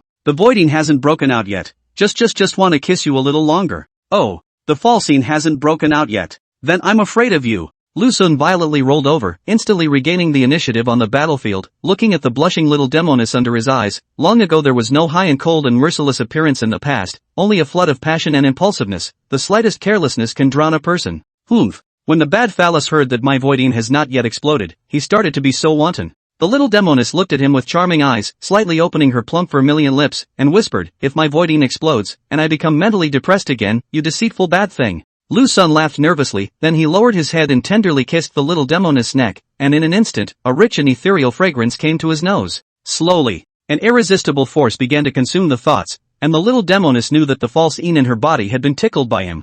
Sunga. The little Demoness muttered softly, you quickly take the elixir. Ha, that's a start? Although surprised by this sudden change, but Lu Sun more listened to persuade obediently ate a big Demoness elixir, instantly sweep away the whole body's fatigue, back to the old days of the most peak state, and the return of not only the state of the waist, but also a kind of I can beat 10 self-confidence. Meanwhile, the little Demoness was on the verge of losing her mind, only knowing that the man in front of her was her lover, and then devouring him alive. On the other side, Miao Fengxian was wearing a light and elegant bedrobe, so simple that she didn't even bother to wear a belly band and blasphemous pants, and she was sitting in her house with a preoccupied look on her face with her eyebrows even more filled with worry about someone. The 6th day's Xianin is so fierce. In case the little thief is broken by her, this what to do? Myriad Phoenix Fairy bit her cherry lips tightly and muttered in a low voice, should I go and supervise it myself? I can still stop it in case something happens. Forget it. 10 pills should. It should be enough to hold Xianin. The great Demoness shook off her head, leaving behind all those messy thoughts in her mind, slowly stood up, strolled to the door of the house, gently opened the wooden door, and was greeted by a breeze, blowing up her hair, and also the lapel of her coat. The great Demoness wrapped up her bedclothes tightly on her body, stepped out of her house, stood at the backyard and looked up at the sky. Her thoughts couldn't help but fly to someone's body, not surprisingly. At this time, he should be bullying Xianin, right? It's also possible that he's being bullied by Xianin. Hey! The great Demoness sighed deeply, there was so much helplessness and sourness in her heart. In fact, Miao Fengxian had already admitted that deep down, the real existence of the emotion, but it was a little difficult to face, and even at a loss for words. Just then, the equally preoccupied little fox, carrying her own sword, returned to the backyard, and the next thing she knew, she saw her master teacher, standing alone, with a despondent and forlorn look all over his face. Master? How are you? The little fox inquired curiously, something upsetting? Seeing that it was Xianxue who had returned from practicing her sword, Miao Fengxian could not help but reveal a gentle smile, gently lifting her own jade hand and stroking her little head as she murmured, "It's nothing. It's just that recalling the past, I can't help but feel a bit saddened in my heart." "Oh." The little fox responded obediently, then hugged Myriad Phoenix Fairy's arm, affectionately pressed against her body, and pouted, "Master, I want to go down the mountain. Do you think I would agree?" Myriad Phoenix Fairy looked at the little fox beside her and laughed without any good humor. Lucen said that he wanted to take me down to the mountains for a trip, and when he helped Sister Xianin get through this period of time, he would take me to Jiangnan to eat, drink, and have fun. The little fox pouted and murmured, "I talked to Sister Xianin about this morning, and she also agreed." Hearing that Xianin also agreed, Miao Fengxian's heart was a bit bitter. Why didn't this silly girl have a bit of defense, in case the little thief laid his hands on Xianxue, then? Wouldn't that be the end of all of them? He's a shameless bad guy, he even dares to crave my body, what else can he do? But then again, with Xianxue's small body, it seems. It's like. Miao Fengxian looked at the little fox beside her, that petite, soft and flat body, and inexplicably felt quite at ease again. Even though the little thief had threatened to want to glut Xianxue as well, but that was ultimately just words to piss me off. What he likes is the kind of voluptuous woman, just like himself and Xianin like this. Instead of worrying about the little fox, he might as well worry about Su Jingyi, whose body is not much worse than his own, even more so. All right. Master has also agreed to this, but everything has to be at his disposal. Miao Fengxian said in a serious tone, "Don't take any liberties. If he complains to me that you are disobedient outside, the consequences will be clear to you." Hey. No, it won't. The little fox laughed happily. "Don't worry, Master, I will be obedient." "Poof. You ninny." Myriad Phoenix Fairy was still towards her after all. Looking at the little fox's adorable appearance, she smiled gently and said, "Xianin has met the man she likes, and I don't know if you will have this day." This day. It has actually crept in. The little fox pursed her lips and raised her head to look at her master, playfully inquiring, "What about you, Master? Will you have this day?" Faced with Xianxue's rhetorical question, Myriad Phoenix Fairy's heart rippled, but after all, having lived for thousands of years, the emotion was skillfully hidden, and she laughed without a good-natured smile. Master has long since cut off her lust, and won't have thoughts about any man, except for the little thieves. He's a complete and utter asshole. Shameless amorous big bad bastard. "Oh." The little fox answered and smiled at Miao Fengxian, "If I met a man I liked, wouldn't you be lonely, Master?" "So, I don't want a man, I want to stay with Master Teacher forever." Miao Fengxian rolled her eyes and gently ranted, "Less to pour me soul soup, just you dead girl. From time to time, you piss me off enough. If I really stay with you all the time, wouldn't I suffer?" "Humph. Master. I'm just talking casually." The little fox puffed up her own chest and said mischievously, "Don't take it seriously. I've seen you practicing your sword quite hard lately, so I've come to test your results." Miao Fengxian said with a dark face. "Ha? Mistress. Tired? Not ever feeling tired. Why are you tired, Sunga?" I'm okay too." "In that case, don't say." "Oh." Some more time passed. "The effect of the elixir has passed for Nyang Zi. Why don't you give another one?" "That fast? Why do I remember just eating it?" "Mistress, is there a possibility that 2 hours have passed?" "Yes." "Yeah. Double past some time." "Sunga? Are you alive?" "Barely alive." "Phew, it feels so much more reassuring to be able to hear your voice, and since you're still alive then stop pretending to be dead." Obediently for some time in the past. "Mama. Shut up. This time is like a rushing river that never stops for a second, day or night." The sky in the east began to whiten slightly, and the sunlight awakened the sleeping mountain forest, at the same time. In the cabin, Xianin finally gained a brief moment of wakefulness. "Psycho. Sang-ho." The little Demoness gently pushed him, saw no reaction, reached out her hand and touched his chest, and after feeling that burst of heartbeat, her hanging heart finally let go. "My husband is still alive, and has not been killed by me." Slowly sat up, and then got out of bed, picked up his bedrobe from the floor and draped it over his body, took a light step, opened the wooden door, and suddenly, the fresh air of the early morning poured in, blowing the little Demoness awake, and even more so, blowing away the turbidity in the house. It's finally the last day. As long as we get through today, we can live for another 100 years. Only. The little Demoness standing in the doorway, looked back at him lying on the bed, and her heart couldn't help but flood with sweetness.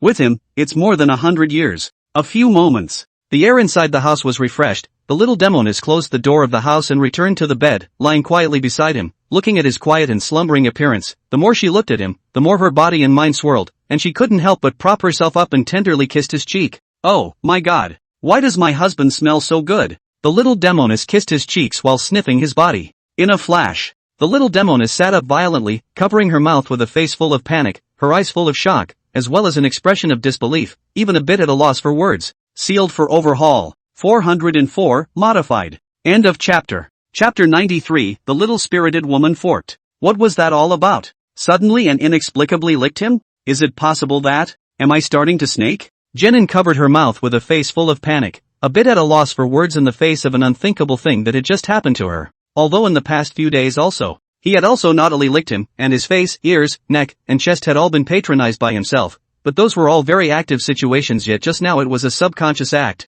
And this subconscious behavior can only mean one thing. One is beginning to subconsciously serpentine oneself. Oh, no. If the snake continues to snake, the next step will be to split the tongue, and then it will spit. Xianning covered her mouth forcefully, her heart both worried and panicked, deeply afraid that if someone saw herself spitting out her letters, she would be so shocked that she would fall flat on her face, at such a critical moment. If he were to stumble, there was a high probability that he himself would suffer a tragic death.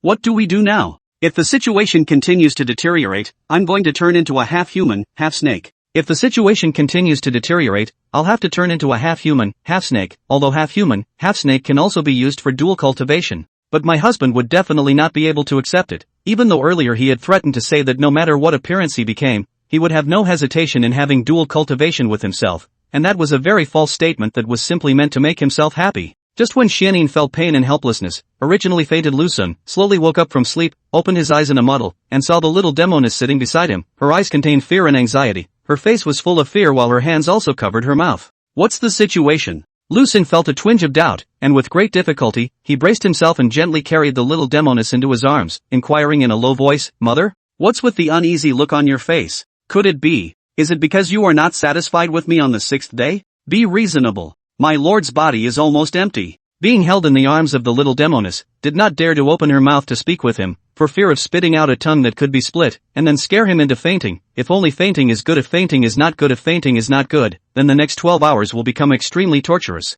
Does shaking your head mean you're satisfied? Lusun said with a smiling face, since you're satisfied, why do you still look dejected? Xianning covered her mouth forcefully and replied with a squeak, Sagittarius eye. I might be a bit different. Not quite? Lusun took a close look at the little Demoness in his arms, looked up and down for a long time, did not find the so-called not quite the same, hesitated. He hesitated and said uncertainly, my lady, my husband is a bit clumsy, I can't see what's different, compared to last night, it seems like there's an extra piece of bedclothes on my body. Not the bedclothes. Little Demoness delicately said, if it's just a matter of wearing or not wearing the bedrobe, I'm not that nervous, besides, these days I don't even wear a belly band and dirty pants, the reason why it's that. Speaking of which, the words came to an abrupt end. The little Demoness took a deep breath and muttered in a small voice, I may have snaked. Ha? Serpentization? Lusun once again looked at the little Demoness in his arms, but he still couldn't see anything. This is clearly not much different from the usual, where exactly is the snake? All of a sudden,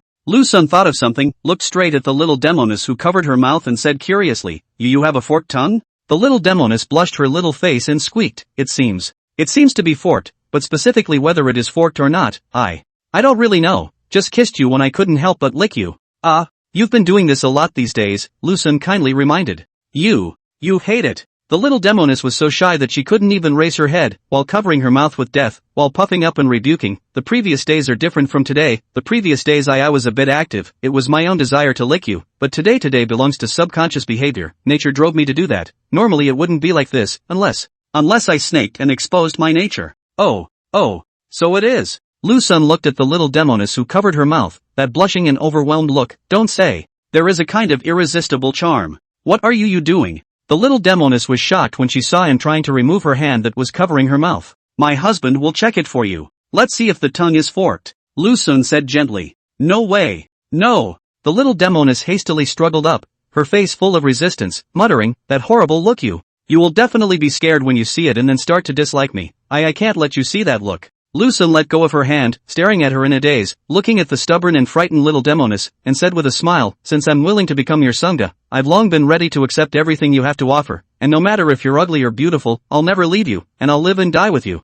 Having said that, Lusun explained again, it means that I will always be by your side, never separate, never abandon, and live and die with you. In a moment. The heart of the little Demoness is almost crispy, the original deep inside that fearful and uneasy emotion has been replaced by Lusun's love, at the same time the unspeakable impulse swept over, directly occupying her body. The little Demoness has heard a lot of crispy love words from his mouth, but not a single sentence can be like that just now that made her forget about it. Sangha. The little Demoness looked at him in a daze, her eyes full of ecstasy, urgency, exuberance, and desire, muttering, do you really want to see it? Think. Lu Sen nodded and spoke in a serious tone. Won't be shocked? The little Demoness continued to squirm as she asked. No way. Lu Sun replied. Seeing him so resolute, the little Demoness slowly lowered the hand covering her mouth, but the result was that just at that moment a black shadow in front of her eyes pounced over, and she was immediately pounced on the bed. In the silent cabin, Lu Sun looked at her from above, exuberance sprouting between each other. The little Demoness closed her lips tightly, her seductive almond eyes met his eyes, and then she turned her face away.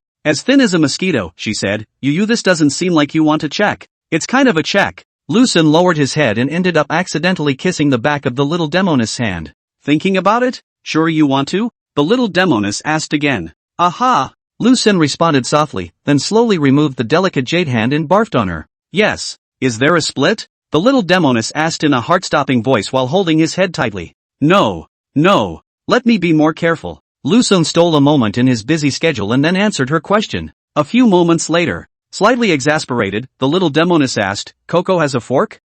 As if. When Lu Sun was about to answer no, he suddenly trembled violently and said ecstatically, I've got it.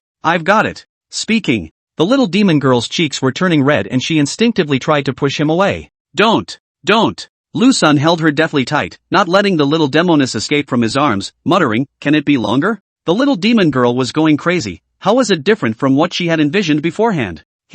Shouldn't he be panicked and afraid? Why was he so excited? He even disliked the fact that he wasn't completely serpentine enough. If he was completely serpentine then he would really have to spit out his letters. Don't stop. The little Demoness gently twisted his waist, swallowing and slurring. I am afraid you can't stand it. How is it unbearable? Lu Sun asked. Just. The little Demoness hesitated and finally made up her mind to punish him in a small way. This sudden surprise shocked Lu Sun, and his heart cried out in wonder. While Lu Sun was lost in thought, the little Demoness hurriedly turned her head sideways, looked at a certain corner of the room, and leisurely said, this is the end. If you continue, I'll spit out snake letters, the hissing kind. Having said that, the remaining light from the corner of his eye secretly glanced at him, seeing his intriguing face, shy, angry and helpless, his delicate jade hand explored over and fiercely pinched his thigh, snapping, how come you're not the same as what I envisioned beforehand? Shouldn't you be scared to the point of fainting? As a result, you. Hey, who made my mama a little Demoness? Lu Sun laid down beside her, gently took Xian into his arms, and said mischievously, Mother, my husband suddenly had a bold idea, I wonder if my lady wants to hear it. Xian, who was shrinking in his arms, couldn't help but roll her eyes and delicately reprimanded, just say straight out how you wanna bully and humiliate me, why say such words? No me, my lady. Lu Sun laughed badly and hurriedly came to her ear, carefully muttering a few words. At once, the little Demoness in her arms burst into a rage, and her eyes looked as if she wanted to eat Lu Sun alive.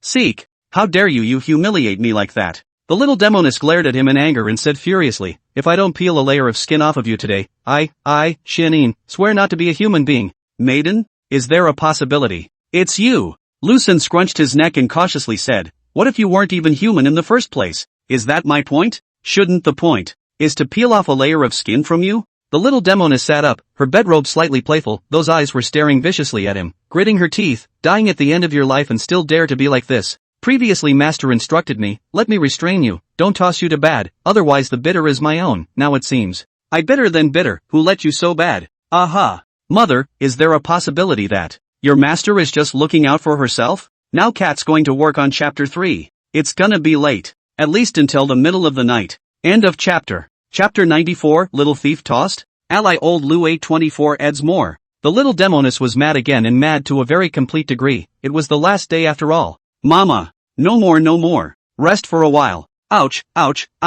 Lu Sun just had a chance to take a breather and rest, and was dragged back by the little Demoness. Only Lu Sun was the one who was beaten, and he swallowed 4 pills to restore his chi and blood during the period. However, even so, he was still no match for the little Demoness. Another hour passed like a shuttle. Run? Where do you want to run? Get back here. Speaking. Little Demoness will flee Lu Sun to pull back to the side. At this moment her eyes red, between the eyebrows are all the color of the grudge, dead hold their own husband's waist, annoyed, said, not yet to the dawn. You are not allowed to walk out of this house half a step, or do not blame me for showing my true body of snake spirit. Hearing this warning from the little Demoness, Lu Sun trembled a little. Just 2 hours ago, the naughty Lu Sun, a strong one as Xianin, show the real body of the snake spirit, of course, his half-man half-snake appearance, cannot stand his hard begging, Xianin small to give in to satisfy the next. In the end, Lu Xun was entangled by Xian Yin's snake body, was entangled to the extent that he could not move a single movement, and this huge force almost squeezed out Lu Xun's 5 viscera and 6 bowels, if it was not for the double defense of his pure yang body and bronze wall, otherwise 2 hours ago would have been the day of his death. After this kind of experience, Lu Xun dispelled any illusions he once had, and it turned out that he currently did not possess such strength. As for the future, to be debated. That. You let me rest for half an hour first. Lu Xun said bitterly, ma'am.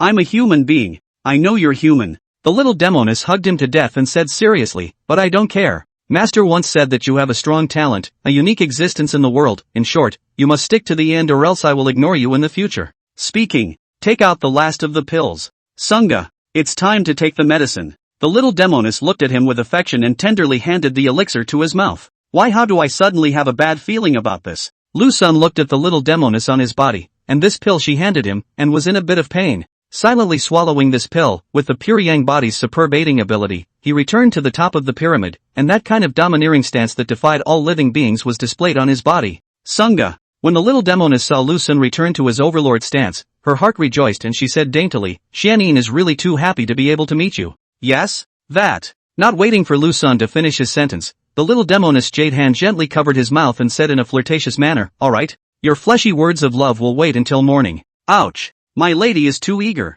The following morning, the little Demoness who struggled the whole night, that violent and impulsive gaze gradually faded away, the long-lost sanity regained control of her body, and Xianyin, who had just returned to normal, looked straight at the roof, her eyes full of the joy of the aftermath of the robbery, and at the same time, there was a constant source of shame. It's over. Finally got through it myself. And it's all on the back of. Xianyin rolled over and looked quietly at the man beside him, the even breathing proving that he was alive and well. It was just a little heartbreaking to watch. Slowly reaching out her hand and gently caressing his cheek, the little Demoness was filled with tenderness as she murmured, it's really bitter for you. Talking. Unable to resist, he moved his body over and pressed himself close to him, when thoughts began to gradually clutter those memories that had been hidden deep in his mind when he was out of control, began to attack the little Demoness over and over again. Ah! The little Demoness instantly blushed, and her body couldn't help but start trembling. In fact, she remembered it all only inside the subconscious mind, burying all these memories in a deep location. When the crisis passed smoothly, the subconscious mind took the initiative to bring out the memories, just like a comic strip, one by one, they flashed past her eyes.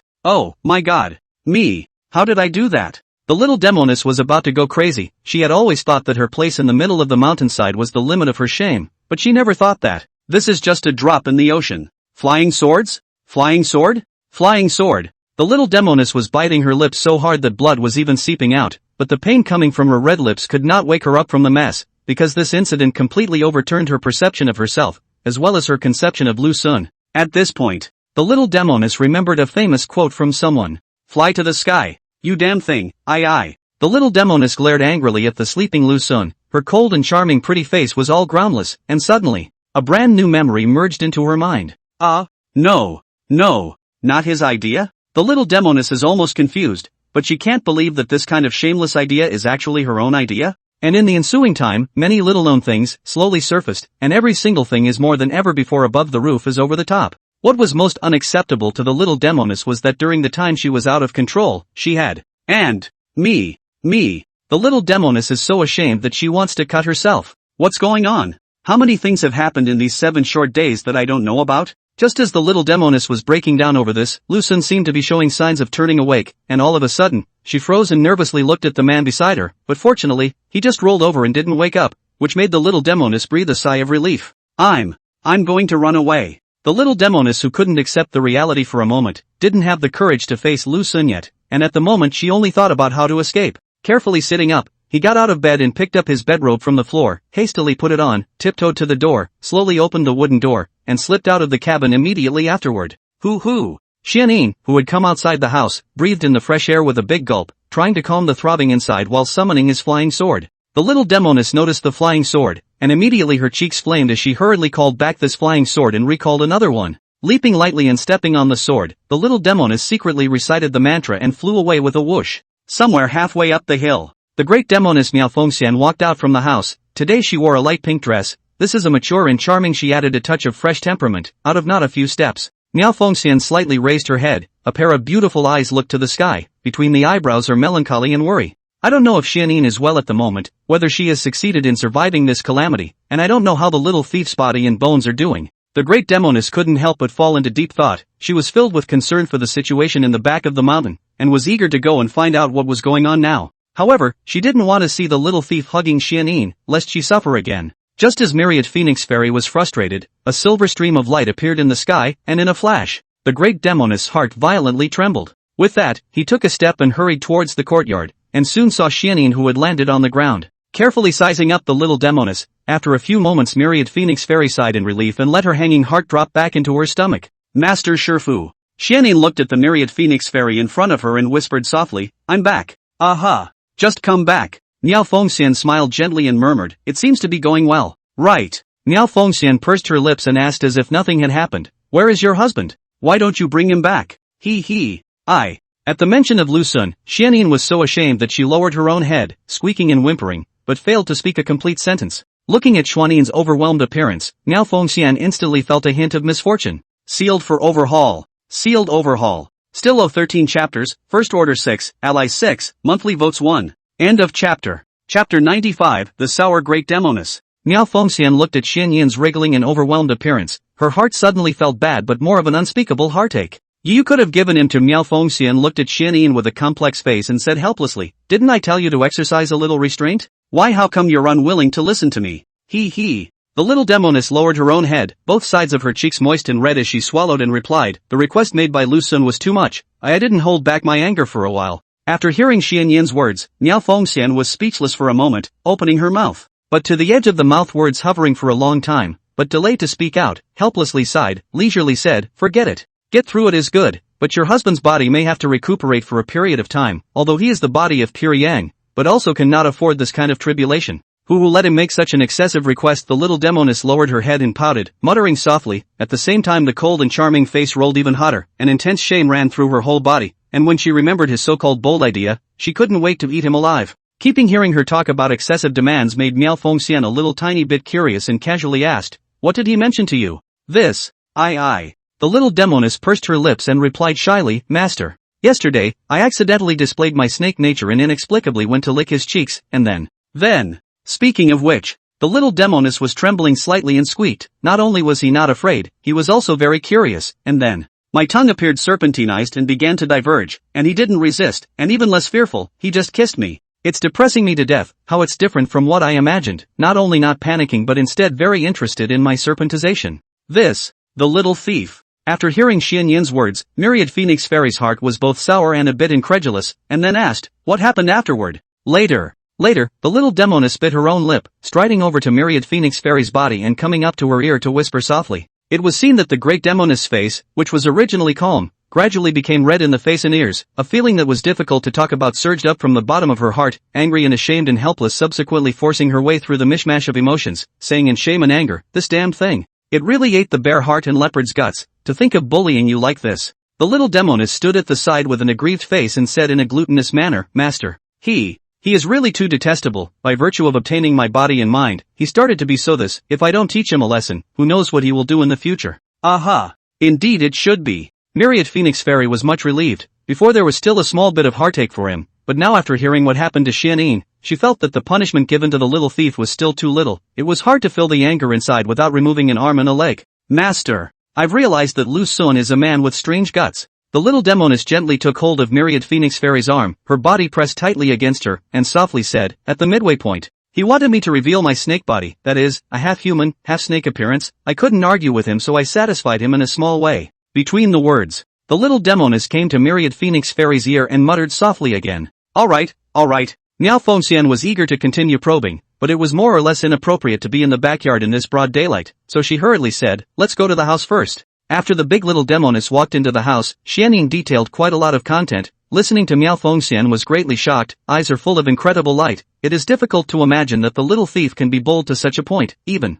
half-human, half-snake Xianyin, he was able to like so much. It wasn't much, but the way he looked fearless made me quite unexpected. Xianyin blushed her little face and muttered softly, but at most, if it was really the appearance of a golden snake python, he would probably be scared to death. Aha! Miao Fengxian picked up the teacup, lightly sipped a small mouth after, said, earlier I was a little worried, you this false in the last 2 days, in case of serpentine words he fell flat on his face, what should you do? Now it seems that this worry is completely redundant, really did not expect him to be able to be so spontaneous. The words. The great Demoness' heart rippled. What kind of reaction would he have if I were half human, half snake? Perhaps more fearful. Lucen, how is he now? Miao Fengxian asked gently, is it possible to get down and walk around? I don't know. The little Demoness replied softly and gluttonously, when I came out, he was still lying in bed asleep and I think should be able to get down and walk too, should. You ninny. Lucen worked hard to accompany you for 7 days, and as a result, you directly abandoned him, and the key is that he is still your male friend, you. Miao Fengxian said seriously, don't you think it's very wrong? It's also too unconscionable. Master, the situation is not what you think it is. The little Demoness dropped her head and whispered, I snuck back here, and that was because of that. In a moment of desperation, the little Demoness simply broke down and muttered with her plump, vermilion mouth, Master, this is a private matter between me and him, and it is inconvenient to reveal it to you. Myriad Phoenix Fairy rolled her eyes and laughed in an unfriendly manner, have your wings hardened? How dare you disobey me? Me? I'm not. The little Demoness pouted and turned her face away, stubbornly. Miao Fengxian also did not force the demon to be difficult, slowly said, forget it. I don't want to explore this matter with you. That said, Lucen is going to take the little fox to Jiangnan for a trip, do you know about it? Aha. The little Demoness nodded her head, the little fox is bored staying at home every day. Why don't we let Lucen take her outside to roam around for a while? Master Little Fox told you about it. Said. Little Fox said that you agreed, so I will agree as well. Miao Fengxian hesitated and said leisurely, aren't you really worried that Lucen and Xianxue won't develop feelings for each other? This lone man and woman staying together all the time, it's easy for them to develop feelings for each other. The little Demoness smiled faintly and replied blandly, Lucen likes women who are plump and beautiful, although the little fox is cute and sweet, she is so short and has a flat figure, he won't like it. Instead of watching out for little fox, I think it's better to watch out for you. How about being more wary of you, Master? Shasta. Miao Fengxian's heart thumped as she forced herself to hold back her trepidation and snapped, starting to talk nonsense again. Ha. I actually really had a ridiculous idea. The little Demoness flattened her mouth and said in a small voice, I wanted Lucen to take both you and the little fox, and then we would be together for the rest of our lives. The idea seems to have been heard before. Miao Fengxian blankly eyed her and said in an unkind manner, are you really willing to share him? Of course not. The little Demoness replied playfully, I'm selfish. He belongs only to me. Miao Fengxian didn't say anything, helpless but even more messy and sour. Reason told her to let go quickly, yet lust clutched him to death. Master, I'll go back first. The little Demoness stood up and rushed to Myriad Phoenix Fairy by her side. The Voidine has just faded away. I need to stabilize my cultivation. Aha. Go back. Miao Fengxian responded. After Xianyin left the house, Miao Fengxian was left sitting there, quietly thinking about her heart, that mature and bewitching face. From time to time it was red, and from time to time it was green, and gradually her face was left with helplessness and sourness. Brigand. Xianyin is so tough, what can you do? Hut in the backcountry. Lucen opened his eyes in a daze, while his body ached all over, as if his body bones had fallen apart. Maiden? Lucen lay on the bed and called out a few times, only to be answered by silence. Where did it go? Lucen muttered, then wrapped the quilt tightly on his body. His mind recalled last night's experience. There was not a trace of happiness, only full of pain. Could not imagine how he had all survived. Perhaps the desire to survive was holding on strongly. Hey! This strengthening of the body can no longer be delayed. If a small Demoness in the district is so much trouble, then won't the future great Demoness have to die without a burial place? Lucen wooden lying on the bed, full of complex face looking at the roof, which is what eating soft rice properly is to take life for tomorrow. Just when Lucen was gloomy, suddenly, the door of the cabin was slowly pushed open, and Lucen hurriedly closed his eyes and pretended that he was still sleeping as a way to escape the early morning torture. The footsteps were gentle, then came to the edge of the bed, and Lucen felt her already sitting on the edge. The air in the house is cloudy. Lucen's lips were gently broken open, followed by a pill falling into his mouth. Shasta. His body, which was already on the verge of falling apart, immediately returned to its peak moment. Lucen took the initiative and clutched her wrist, yanking her hard onto the bed. You naughty little siren. Why so greedy? Sister. Reworked. There's been a lot of deletions. End of chapter. Chapter 96, make it up to you. Miao Fengxian's mature and bewitching pretty face was in front of her eyes, and her eyebrows were filled with panic and anger in the face of this situation that caught her off guard. Lucen first froze, then came to his senses and asked the great Demoness with a smile, Sister, why are you here? At this time, the great Demoness was shocked and furious, and a bit flustered. Originally this kind of thing should not happen, with their own cultivation and realm. How can he be a hand will be dragged over? But deep down in his heart for his concern, as well as a trace of imperceptible good feeling, so that a thing should not have happened to become a matter of course. And you're holding on so tight. The great Demoness muttered darkly in her heart, then she glared at him and said through clenched teeth, I've come to see if you're dead. Sister lied. Obviously, you even fed me pills just now. Lucen held her delicate jade hand tightly with one hand, while the other hand silently explored her waist, gently wrapping her arms around the great Demoness while she was off guard. The great Demoness snorted coldly and said lightly, if it wasn't for Xian Yin's sake, I wouldn't be willing to waste my own pills, which are so valuable that a single one is able to be exchanged for 1,000 gold.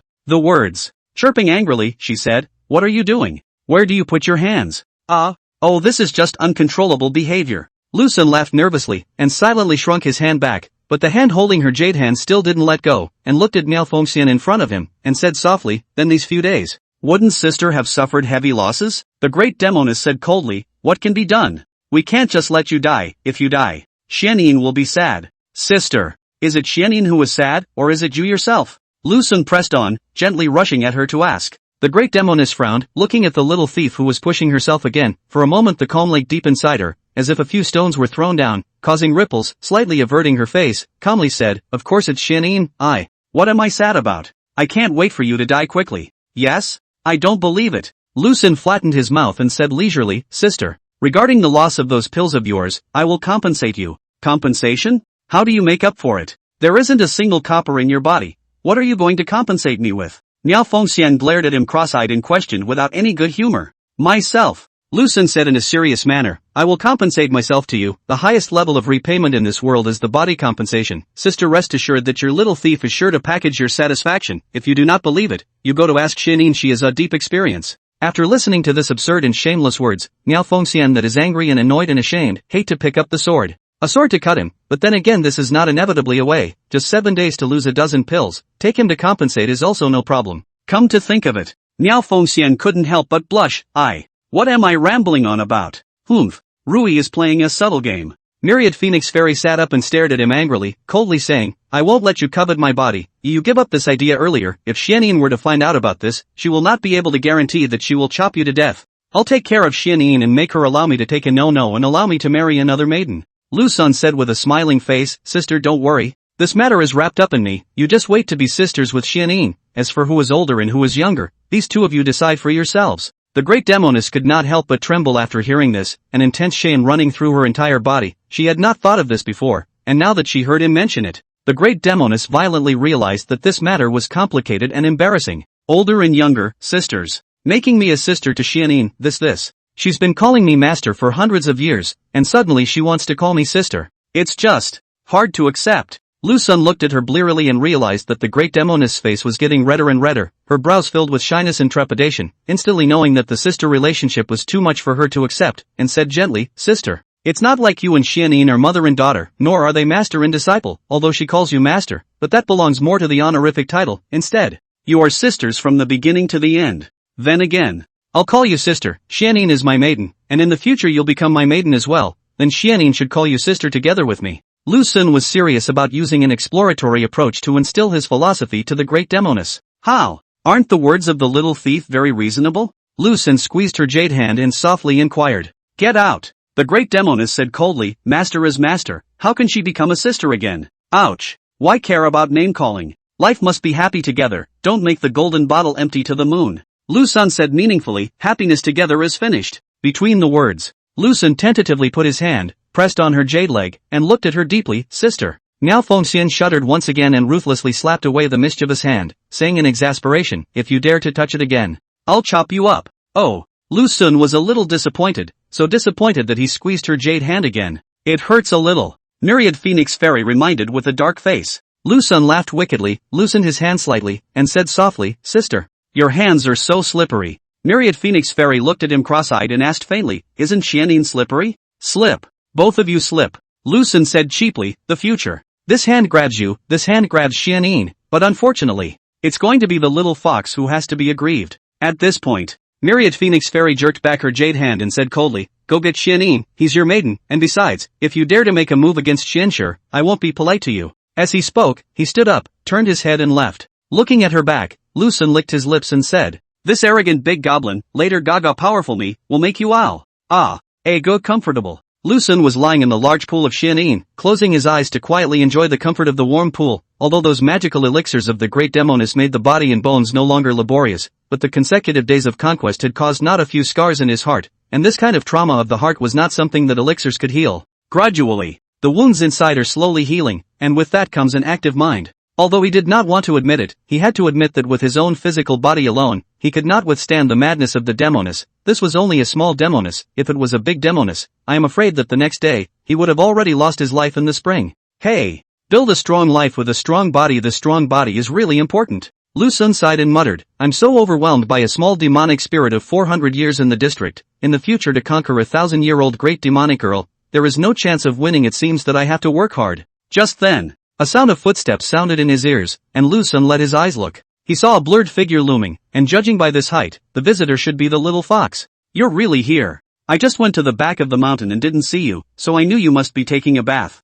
The little fox was wearing a plain dress, looking even more pure and lovely, and those big, gleaming eyes were staring at Lu Sun in the pool, with a delicate blush inadvertently rising on both sides of her cheeks. What are you doing here looking for me? Lu Sun asked casually. When are we going to Jiangnan? The little fox bit her lip, urgency written on her brow, and asked, Are we leaving tomorrow? There's no rush. Leave me to recuperate for a few days. Lu Sun pursed his lips and replied lightly. Ha! The little fox was getting anxious, so anxious that she stomped her feet twice in place, biting her cherry red lips tightly, and said in a slightly petulant manner, Lu Sun, let's leave tomorrow. I'm suffocating, especially these 2 days. Master don't know what's going on, forcing me to practice all kinds of swords. Not good practice, and to be scolded by her feeling like these 2 days. Master's mood is very bad. Take me out of anger. Lu Sun looked at the anxious little fox, and instantly sympathized with her a bit. After hesitating for a few moments, he softly said, You let me rest for 2 days. It's not easy to be able to catch my breath. Besides, you've been holding it in for so long, so holding it in for another 2 days won't hurt.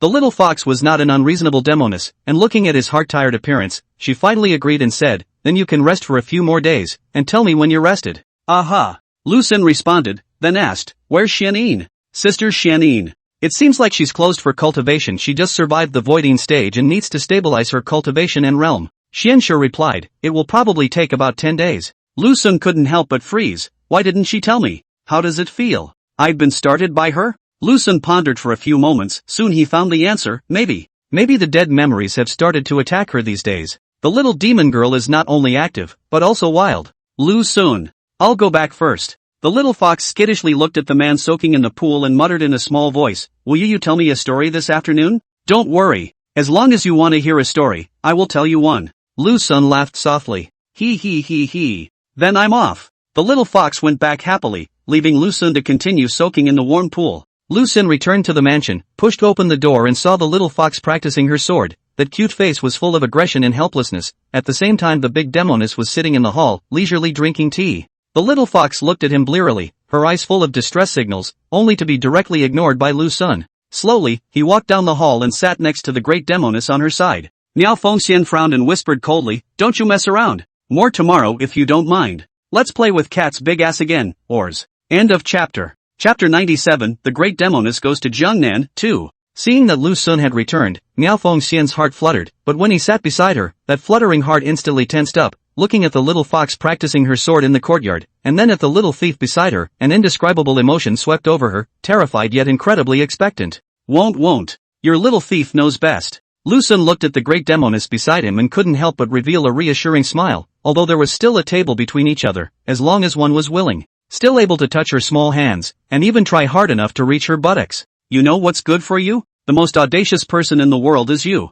Ridiculous, shameless, nasty little thief. Miao Fengxian rolled her eyes and looked carefully at the little fox who was practicing her sword, and said lightly, If you have nothing to do, you can look at the little fox's sword technique with me and learn the essentials from it, and if you have any ideas you can tell me about them, and I will answer them for you. What is there to see in her swordsmanship? I would much rather sit here quietly and admire your stunning looks. Sister Lu Sun muttered in his heart, then honestly answered and looked towards the little fox who was practicing her sword in the courtyard. Little fox's sword technique was casual, so casual that she could not see any sign of a sword move, but Lu Sun felt that this was not the case and hesitated. Softly, he said, the little fox's sword technique seems simple. There seems to be many variations. Sister, should you have helped her come up with it, right? Myriad Phoenix Fairy glanced at him cross-eyed and replied softly, It's not even close. I just told her the essence of it. As for the rest, it was all worked out by the little fox herself. She named it Follow Your Heart sword technique. At first when I saw it, I almost didn't die from her anger, but then I realized that this sword technique is somewhat subtle. Hey! Actually, little fox's cultivation talent is not below Xianyin's. It's just a pity that she's too playful.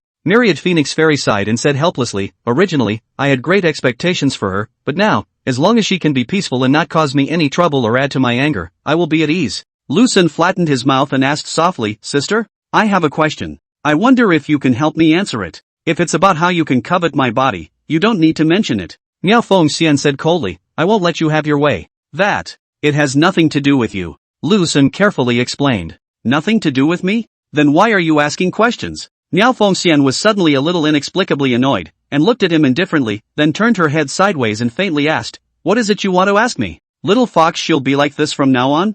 Lucen inquired curiously, it won't change with age? Will she always be this tall? Chest this flat? Her butt so flat? I've met many fox demons in the past. They weren't as flat as Xianshi. Myriad Phoenix Fairy froze, looking at the little fox that was posing, a hint of cunning flashed in her eyes, and she blandly said, While the little fox is rather special, it is reasonable to say that after a fox demon takes form, its body and appearance belong to the world's rarities, especially the nine-tailed fox clan. It is even more wonderful existence, but everything has accidents, Xianshi is that accident. This is too unexpected. Lucen recalled the night he met the big Demoness. At that time that fox demon's body was perfect, of course. Still far less than the great little Demoness wonderful, but compared to the little fox that is not wonderful to the degree of 0 stars and a half. Completely all aspects of the transcendence, this little fox in addition to cute is cute. How did she come over these 200 years? The great Demoness sneaked a look at him beside her, seeing a face full of despondency and entanglement, her heart couldn't help but feel a hint of coziness, and at the same time, there was also a slight annoyance, this damned shameless little thief. Actually really dreaming of a clean sweep. Sister? Xianyin is in seclusion. How long did it take to come out? Lu Sun asked. 10 days. Her voiding has just faded and she needs to close her mind and cultivate for 10 days as a way to consolidate her cultivation and realm. Myriad Phoenix Immortal replied, You shouldn't disturb her, it will mess up her state of mind and she'll be in trouble then. Oh, it just so happens that during this time, I'll take the little fox on a trip to Jiangnan. Lucen glanced at the little fox who continued to pose. A bold idea popped up and said softly, Sister, since Xianyin is closed for cultivation, why don't you go with us? Going to Gangnam together? Hearing this proposal from Lucen, Miao Fengxian was a little bit tiny and foolish, her eyes flashed with a touch of shallow anticipation as she lightly pursed her moist lips and said silently, Forget it. You go with Xianshi, I don't like crowded places, and if I'm there, the little fox will get depressed. She was moved. There was a gleam in his eye just now. Lucen braced himself and passed one hand across the table from behind, gently grasping the big Demoness' perky buttocks. You! What are you doing?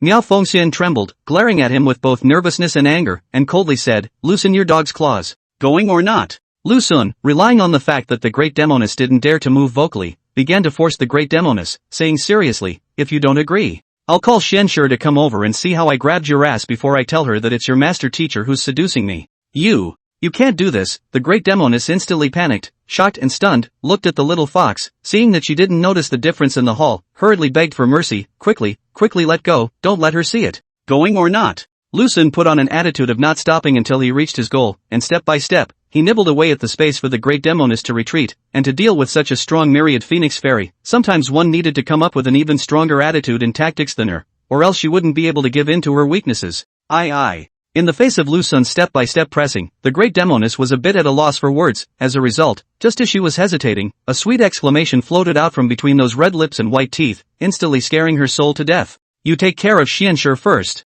If you take care of Xianshi, I'll go. The great Demoness said urgently, let go. Quickly let go. Seeing that the big Demoness agreed, Lucen obediently loosened his hand and smiled with a treacherous smile. Then we have a deal. As long as I take care of the little fox, you will go to Jiangnan with us, right? Can we enter the city? Before Xianyin didn't dare to enter the city, she was worried that she would be discovered by others. Myriad Phoenix Fairy gasped for breath, her face still a little distracted, viciously glaring at this shameless and absurd little thief, exasperatedly saying, You take care of her first. If the little fox is unwilling, then it's off the table. Would she not? Lucen laughed nervously, then shouted at the swinging little fox, Xianshi, your master is looking for you. The great Demoness was stunned, and while her shock and anger were mixed, she became even more panicked. Shameless little thief. I can't believe that I actually used such underhanded tactics, clearly saying that I would let him take care of Xianshi, but in the end, I actually ended up. He threw it back to me. Meanwhile, the little fox, who was so idle that she was panicking, heard that her master was looking for her,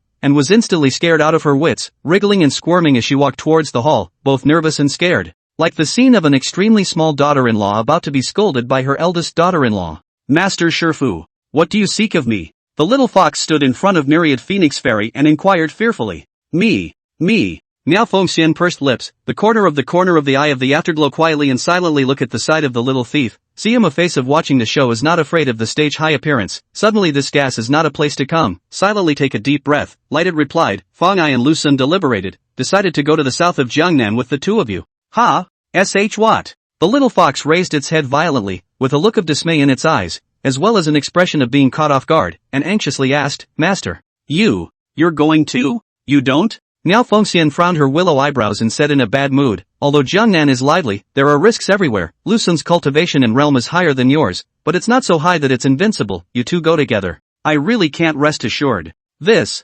The little fox was at her wit's end for a moment, but with no reason to refuse, she pouted her own little cherry mouth and gave a reluctant oh. At this point, Lu Sun, who had been watching the show from the sidelines, saw that the atmosphere between the great Demoness and the little fox was a bit low, especially since the little fox was on the verge of crying out, and then said, Xianshi, have you thought about one thing? Right now Xianin is in closed-door cultivation, if the two of us leave here and go to Jiangnan to eat, drink, and have fun, then wouldn't your master be lonely and isolated? Sometimes. You can't just think for yourself, you also need to think more for each other. Lu Sun said in a serious tone, in fact, what your master said is also very reasonable, nowadays, this world is a crisis everywhere, and your identity is so special, the land of Jiangnan is crowded with people. The slightest inattention will lead you into the middle of 1,000 catastrophes. Although the little fox was very naughty and mischievous, she was also very sensible, and after Lu Sun's careful analysis, she gradually unraveled her mind and muttered in a small voice, I know. Miao Fengxian was a bit surprised. She didn't expect the little fox to be so obedient, looking at Xianshi in front of her, and then looking cross-eyed at Lu Sun, she secretly felt a hint of badness inside. Xianshi, you go back first. I have something to say to Lu Sun. Miao Fengxian said indifferently. Aha. The little fox carried the sword and left, sneaking a look at Lu Sun and master before leaving, doubts written all over her cute and delicate little face. Ought to. Unlikely. The little fox put away his ridiculous thoughts and wiggled his deflated buttocks as he trotted back to his house and flopped down under the covers with a plop. Ouch. I'm so worried. Why did master follow me to Jiangnan? I was thinking of holding hands with him, but now it seems that I can only be held by the hand of my master. What is there to hold the hand of this master? I want to hold his hand. Just as the little fox was indignant. On the other side, there was almost a fight in the hall. End of chapter. Chapter 98. Only your little fox. Inside the large hall, Miao Fengxian was staring angrily at Lu Sun, her man-eating eyes as if she wanted to eat him alive, and coldly questioned, why is Xianshi so obedient to you? She wasn't like this before. You'd better explain it to me clearly, or else. Is this weird? Lu Sun looked at her in confusion and said carefully, Sister, is there a possibility that you and Xianin don't actually know her? Xianin and I don't know her? Could it be that you understand her? You and Xianshi have only known each other for how long? But Xianin and I have watched her grow up since we were young. Myriad Phoenix Fairy said in annoyance, don't give me that nonsense. Lu Sun shrugged his shoulders and said in a serious tone, don't believe me, I know the little fox better than you two. Let me ask you, do you know what the little fox's favorite food is? Do you know what the fox loves to do? Do you know what the little fox thinks about every day? In the face of the little thief's questioning, the great Demoness was momentarily dumbfounded and squeaked out a reply, You don't understand it yourself, so why say so much? Who says I don't understand? Lu Sun whitened his eyes at the myriad phoenix fairy beside him and said with a smile, the little fox likes to eat sweet things the most, and usually sneaks down the mountain all the time to listen to books and watch plays, or play with some strange and skillful things, and as for what she thinks about every day. In fact, it's very simple, she only thinks about you and Xianin can care about her a little more, instead of practicing cultivation every day, and then forcing her to practice cultivation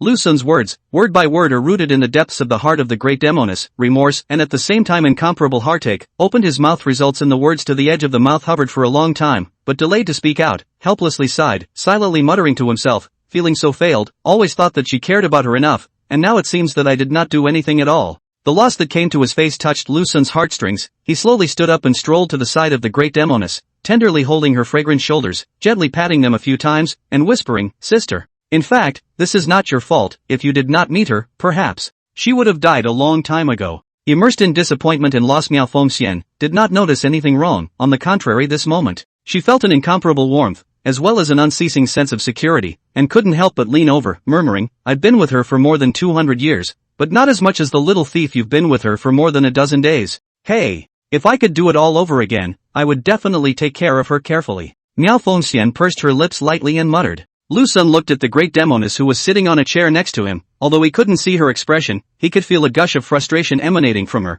and flattened his mouth as he leisurely said, "Don't worry, sister. What she can't get from you and Xianin, little thief, I will compensate her." Compensation. What can you make up for her? Unless you make it up with your body. Speaking of which, the words came to an abrupt end. Ah.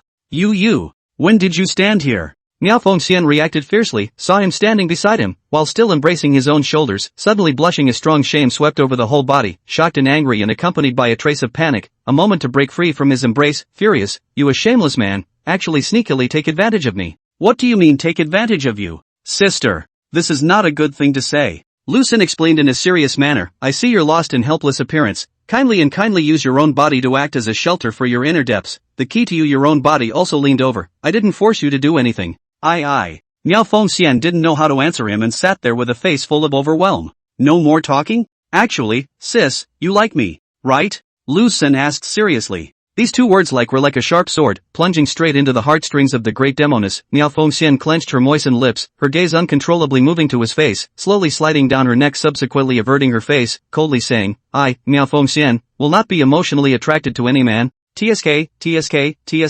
More arrogant than a little Demoness, I like it." Lu Sun smiled faintly and said seriously, "Sister, I will conquer you. Get out." Miao Fengxian stood up and glared viciously at this shameless little thief, then twisted that rounded buttocks and walked quickly towards the backyard, only to stop suddenly without taking a few steps and turned her head to charge Lu Sun. "Don't speak such words in front of Xianin and Xianshi. Not a single word is allowed to be mentioned." As soon as the words left his mouth, he left straight away. Hurriedly returning to her house, Miao Fengxian stood behind the door, her body pressed against the wooden door, constantly gasping for air. On both sides of her cheeks were incomparably hot. "To actually speak such and such vulgar words to me, he is really getting more and more excessive, more and more disregarding me, and more. He's getting more and more out of line, less and less concerned about me, and more. What's wrong?" Full of despondent looks, Lu Sun looked at the little fox walking into his house with that indignant look on his face and said with a smile, "So you don't like going with your master? Aha." The little fox sat down in front of the table, her hands propped up her cheeks, her crimson little mouth pouted high, and she replied with a puff of air, "Master can't do as she pleases when she's around, and when she looks at something a little bit unfavorable, she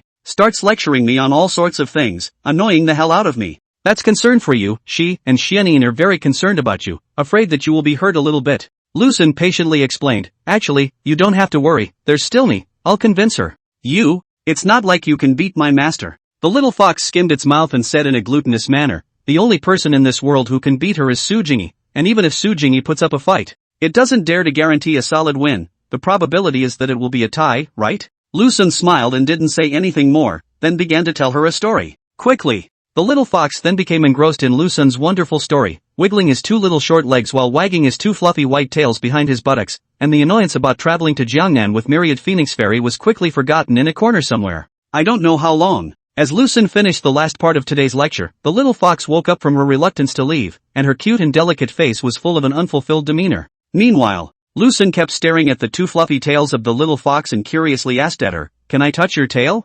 "No." The little fox hastily put away his own tail and glared at him with a wary look on his face. "Why? I've all witnessed you without clothes. This touching your tail, it shouldn't be a big deal, right?" Lu Sun was a bit undeterred, and with a hint of a pleading tone, he said to the little fox, "Touch it for a bit. Just a little bit is fine." The little fox clenched her lips, hesitation in her eyes. Then just a little," said the little fox, hanging his head as thin as a gnat, "just a little." "Don't worry. I promise to keep my word." Lu Sun stood up and came behind the little fox's buttocks, and violently two furry tails emerged from her skirts, wagging at Lu Sun as if saying to him, "Come on.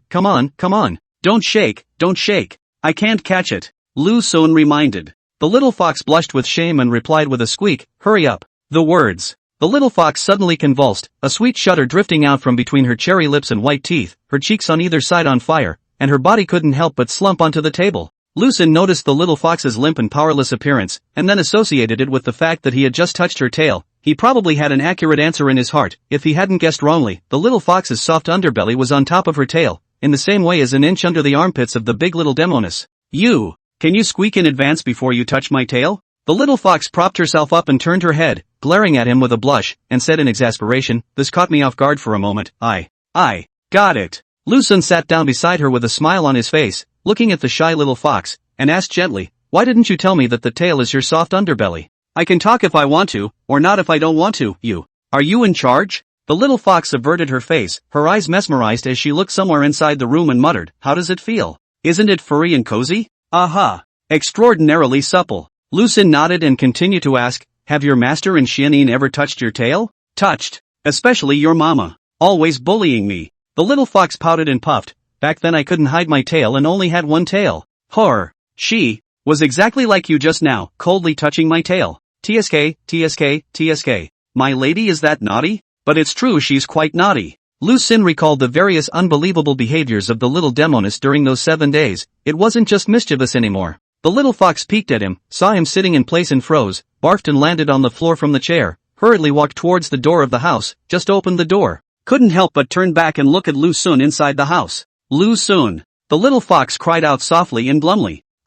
What's wrong?" Lu Xun followed the sound and saw the little fox standing in the doorway with a hesitant look on her face and asked, "What do you want to tell me?" "From memory my mother said that the tail can't be touched by a man unless it's one Sagittarius." The little fox lowered her head and muttered in a small voice, I have no choice but to be your little fox." The words. It's a big rush. Oops dash. Third shift cat is going to write it now, and I guess it's still going to be the latter part of the night. End of chapter. Chapter 99, Under the Moonlit Night and the Little Thief, added by ally old Lu 24. The little fox panicked and ran out of the house, but he didn't notice the threshold under his feet and tripped, barfed and fell out. "Ouch. I fell and it hurts." The sobbing voice of the little fox came from the doorway, with a hint of softness and helplessness in its tone. Lu Xun stood up and walked towards the door, and saw the little fox lying on the ground, at the moment in the same position as the last time he was at the inn, with big watery eyes staring straight at him, with misery and aggression written on his brow. 200 years old and still hairy. Lu Xun walked to her side, bent down and tenderly picked her up horizontally, at the same time.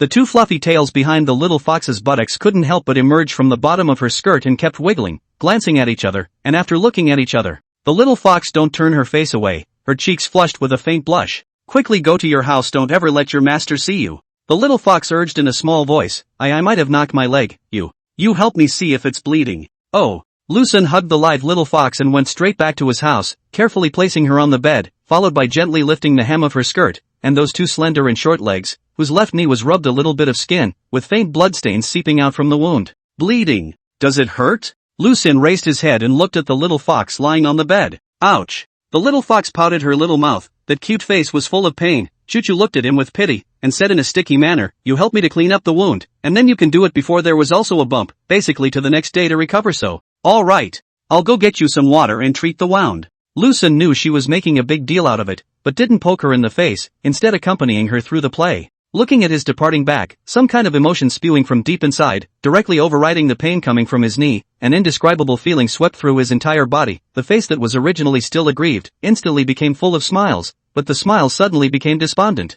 If only Master Teacher could like him as much as I do, then. Even if Sister Xianyin knows about it and sees that even Master Teacher likes her husband, surely she will definitely end up compromising, and then Master Teacher and I will become his maidens together. The little fox looked at the roof in a daze, her witty little brain constantly running. Hey, it's a shame this only happens in dreams. How could Master Sensei fall for the big bad guy? The little fox sighed deeply. In the face of all kinds of unknown situations in the future, she was a little less sure for a moment that what she was doing at this moment would lead to happiness or tragedy, and at the same time, she was full of guilt towards Xianyin, knowing that it was Xianyin's elder sister's male friend, but she couldn't help but fall in love with it. But I really can't help it, the little fox muttered to herself with her little mouth. Besides, he's seen all of my body. I can't kill him, and I'm no match for him, and since I can't beat him, then I can only like him. Crux. He'd bake, he'd tell stories, he'd take himself on trips down the mountain, and it was just about the perfect match. I've heard that those who are officials in the court have several wives at home. The little fox flattened her mouth and muttered, those mundanes are fine, and the big bad guy marrying 2 wives should not be a problem, right? It shouldn't be a problem, right? No. If Sister Xianyin doesn't agree, then what should we do? The witty little brain began to run non-stop again. Forget it. It's better to let him take care of Sister Xianyin, this big bad guy surely has a way. The little fox opted to swing straight for the fences, leaving all his worries behind, and immediately began to wonder about where to sleep. I'll sleep here. No.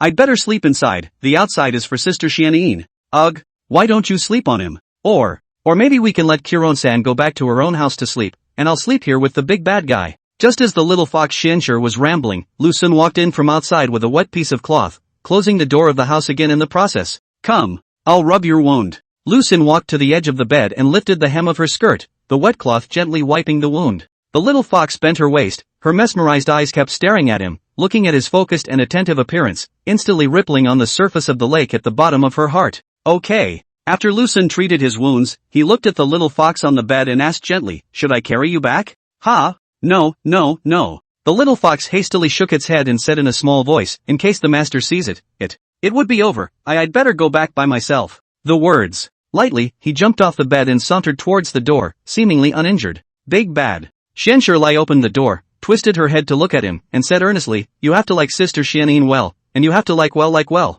Opened his mouth and walked away anyway, leaving behind an answer that is well known to each other. Nightfall. Thick ink was heavily smeared across the sky, leaving only a bright moon and many stars. This silent mountain forest, cloaked in a veil of silver and gray, had fallen into a deep sleep and was slowly waiting to awaken. Maya Fengxian lay on her bed and couldn't sleep, tossing and turning. Every time she closed her eyes, the figure of someone would appear in her mind, and since she met up with her arch-enemy and best friend, someone who had spilled his heart out to her, she began to become afflicted with a sense of loss. Slowly sitting up, Miao Fengxian felt a little hot all over, got out of bed and put on a plain and loose bedrobe, came to the window and gently pushed open the window. A cool wind came to the face, blew away the irritation in the heart, also blew up the sides of the lapel, and the open chest was hidden. Miao Fengxian left the house, and with a gentle leap she came to the roof of the hall. She looked at a certain part of the roof, a wave of shame surged up to her heart, then she sat down in the distance, looking up at the bright moon and stars above her head, and her thoughts gradually flooded her mind. If I had known you were such a heart thief, I wouldn't have brought you back. Not only would I have gotten Xianyin involved, but I would have gotten myself involved as well. I'm going to get involved. Hey! Really led the wolf into the house, the great Demoness sighed, both torn and despondent. At the same time there was a hint of fluttering. What exactly should we do? The situation is getting out of control. I don't know when it will fall completely, and if it does, it will be the beginning of the end, and everything will be a mess. Leave? Or stay? At the moment the great Demoness is in pain, confused by a love affair that shouldn't be, looking forward to the future and dreading it. Just then, a certain hut slowly opened the door. The big demon girl looked to find that the damn little thief, from his own house came out, stealing the more than incomparable resentment. I'm not bringing you up here. Myriad Phoenix Fairy knew that the little thief did not know how to fly and walk on the walls, and glared at him full of resentment, and then no longer cared. Continue to look at the night sky overhead, a person quietly dazed. Squeak dash. Squeak dash. The sound of feet stepping on the bamboo ladder came from the ear, and when Miao Fengxian was surprised, she saw half a head quietly revealed on the side. Sister? Can't sleep? Lu Xun looked at the great Demoness not far away. Her body was wearing a loose plain bedrobe, and despite not being able to see much, she pounced on the aura of voluptuousness. Where did you find the bamboo ladder? Miao Fengxian asked suspiciously. Do it yourself. Lu Xun climbed onto the roof and carefully walked towards her. When was it done? How come I don't know? Seeing him come over, Miao Fengxian didn't make a sound to stop him and continued to enjoy the moonlit night on her own. Lu Xun sat on her side, a charming mature fragrance drifted from the tip of his nose, and the seductive and bewitching face revealed an unspeakable charm in the moonlight, seemingly as holy as the fairies in the sky. Sister, you haven't answered my question. Lu Xun said softly, can't you sleep? Is it any of your business if I sleep or not? Miao Fengxian coldly crossed her eyes and said lightly, don't get so close to me. Concerned about you. Lu Xun, who ate the closed door, laughed and similarly raised his own head, looking at the same moonlit night above his head, lamenting, I don't know who the moon is waiting for, sister. Who exactly do you think this moon is waiting for? Miao Fengxian moved her moth brows, the corner of her eyes couldn't help but move to his body, and pursed her lips but hesitated to speak. Possibly. Waiting for everything in this world. Myriad Phoenix replied softly. Also, everything in the world is waited for by the moonlit night. Lu Xun pursed his lips and muttered to himself, but to me you three demonesses are the ones who are waited for by the moonlit night. Because of your arrival the world is so beautiful. Because you are here the world is so beautiful. Miao Fengxian had already anticipated in advance that the little thief would say some deep words, and at the same time was prepared to resist those sweet words of his, but never thought it would be so indulgent and unrestrained that every word could set off a ripple in her heart. No wonder Xianyin fell so quickly. What kind of witch can stand up to this? Lu Xun quietly groped over with one hand and gently grabbed her jade hand, turning his head to look at her and calling out in a low voice, Sister. Miao Fengxian followed the sound of the voice and looked at the heart-stealing little thief beside her. Under the moonlit night, on the roof, the two pairs of eyes each met each other, and a faint feeling of affection began to germinate in the dark. Miao Fengxian looked at him in a daze, her thoughts beginning to get progressively more disorganized, accompanied by trepidation, cowardice, weakness and a hint of anticipation. Just then, Lu Xun's head slowly reached out to her, little by little shrinking the distance between each other's lips. 12 chapters still owed, First Order 6, Allies 5, Monthly Votes 1. End of chapter. Chapter 100, I'm highly trained. Immersed in the web of love, somewhat unable to extricate herself from the great Demoness, looking at the shameless little thief who was constantly approaching, that lax consciousness gradually began to gather, when each other's lips were close at hand, fiercely awakened from the loss of control and accompanied by a strong shame and annoyance, but at the same time there was a trace of imperceptible anticipation. This damn little thief. I can't believe it. I can't believe you're talking to me. What of Malfichian's jade hands gently pushed him away, turning her head sideways with a blush and angrily questioning, you shameless little thief, what do you want to do to me? I just saw something on your face and wanted to get closer to see what it was. Although Lu Sun's ruse did not succeed, he did not feel frustrated and said smilingly, sister, you shouldn't think that you want to kiss you, right? Miao Fengxian snorted coldly and said icily, isn't it? Of course not. How can I be this kind of person? Lu Sun flattened his mouth and said in a serious manner, although your little thief has so much lust, only a little bit, but my lust belongs to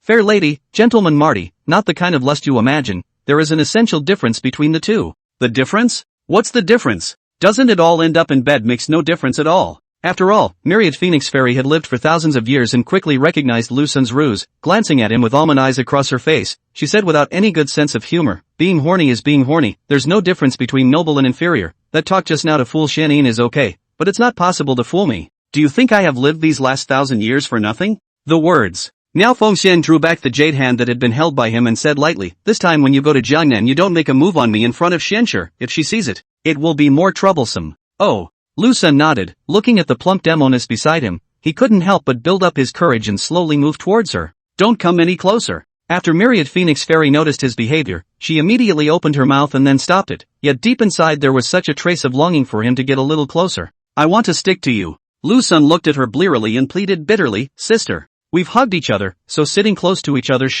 there shouldn't be any problem, right? The great Demoness was instantly more than just shy and angry, and she couldn't wait to call out her sharp sword and split this little thief in half with a single stroke. Lu, seek, if you dare to push me again I'll rage at you. Miao Fengxian gritted her teeth. Make it seem like you are not angry right now. Lu Sun skimmed his lips and silently stopped his ass. The distance between each other was only a palm, and under such a silent moonlit night, one could even hear each other's breathing. Miao Fengxian looked at him, sighed silently, and said softly and gluttonously, stop fooling around and accompany me to look at the stars for a while. Aha! Lu Sun responded, then said, Xianyin also likes to let me accompany her to look at the stars. This habit of looking at the stars of hers, did she learn it from your place? Don't mention her now. Miao Fengxian said faintly, look at the stars. Under the silent moonlit night, one person and one demon each tilted their heads and looked at the same starry sky above their heads, each other but thinking about their own preoccupations. Time slowly faded away. I don't know how long it took. The great Demoness woke up from the flood of emotions and subconsciously looked at him beside her.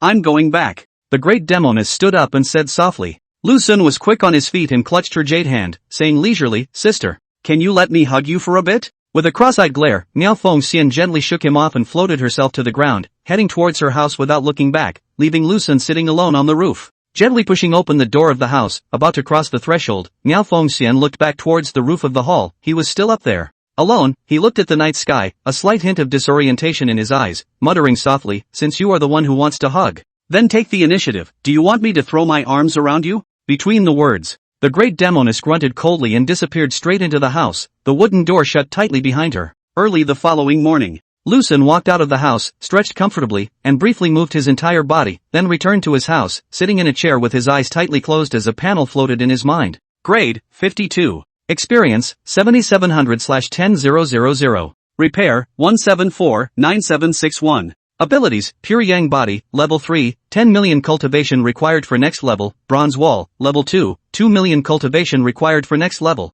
TSK, TSK, TSK. Without realizing it, he had saved up another 1,070,000, and the key was just over 2,000 experience away from the next level. Satisfied, Lu Sun turned off the panel and casually picked up a long sword with a black body, once again left his house and slowly and leisurely walked towards the courtyard, first consolidating the sword technique taught by his mother, and then immediately afterward realizing the sword intent. Big bad? What are you thinking? Somehow, the little fox stood in front of Lu Sun, its big, soulful eyes staring straight at him. Today she was wearing a pink and white dress that showed off her cute and delicate features, especially those big eyes that seemed to be able to speak. Enlightened sword intent. It's a pity that enlightenment is not possible. Lu Sun smiled and asked, why are you so early today? When I went to bed early last night, I got up early. The little fox pursed her lips and hesitated for a long time. Vegetarian hand lightly lifted, grabbed him a few fingers, tilted up his own little head to look at him. Glutinous said, "Last night I had a dream, and the dream to give birth to you a lot of little babies. Xianin's sister and master also gave birth to you a lot of little babies." Lu Xun smiled helplessly and said casually, "Having so many, can't afford to raise them. No fear. Master has lots and lots of gold and silver treasures, how to spend can't be spent." The little fox's guts gradually became bigger, the delicate body pasted over, and said softly, "Sister Xianin also has a lot of gold and silver treasures, just I don't have anything. Just spend them." Lu Xun looked at the little fox, who was getting more and more attached to himself, and suddenly realized a question: how on earth did he develop this kind of relationship with her to the present? Come to think of it, I cannot help but sigh in my heart. It's just a matter of time. It's better to be mercurial than not mercurial. In fact, by heart kinda like the little fox, she is slightly different from the big and little Demoness. When facing the big and little Demoness, it is purely gluttony, and then from gluttony to love, while facing the little fox is a kind of love close to the beautiful love, not mixed with any lust. Big bad? The only way to have a baby is it to be like in the little people's paintings? The little fox raised her head and looked at him shyly, inquiring in a small voice. "Aha! But you're still early, wait another 200 years. Lu Xun laughed. The little fox was instantly enraged, furiously glaring at him, delicately saying, "You're treating me as a child again. I grew up a long time ago, only my body didn't grow up. When my mother first gave birth to me, it was only less than half of my current age. And I. The little fox tooted her cherry mouth and said in an exasperated manner, "I belong to the existence of an old ancestor in the fox clan now, and when those little fox demons see me, they all have to shout respectfully." Without waiting for the little fox to finish his sentence, Lu Xun bared his teeth and laughed. "What are you laughing at?" The little fox frowned, questioning in annoyance. "Nothing. I remembered something happy," Lu Xun said in a serious manner. "What pleasure?" The little fox tightened her brow and pressed on, aggressively. "Nothing. Lu Xun waved his hand and said in a serious tone, "You continue. When those little fox demons see me, they all have to respectfully shout old ancestor." The little fox lifted up his flat and unimpressive chest with a smug look on his face. "Put." Lu Xun couldn't hold back for a moment and laughed out again. You. The little fox exploded with anger and said angrily, "I'm not joking. I am indeed the old ancestor of those little fox demons." Aha. Lu Xun forced a smile, tried to take a few deep breaths, and asked seriously, "What about the back?" "Back? There's no back there. Anyway, I have a high status in the fox clan." The little fox pursed her lips and leisurely said, "Plus I'm a nine-tailed clan, this is even more powerful. Usually those little fox demons who can't settle things, it's all taken care of by me, of course. Such opportunities are not many, after all, I am the old ancestor can not often appear." Having said that, the sound of harumphing could be heard in his ears. Ha. Ouch, you're funny. Lu Xun bent over and hugged his stomach and laughed while waving his hand at the little fox and squeaking, I can't.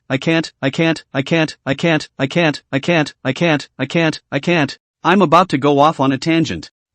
You. The little fox was so furious that both of his tails burrowed out, looking at him with a fierce face and roaring, "You bully the fox too much. I have put up with you for a long time." No. Lu Xun gasped for sharp breaths and said meaningfully, "I am strictly trained that no matter how funny it is, I won't laugh unless one really can't help it." Ha. The laughter echoed once more, and it was about to make the little fox cry. Laugh.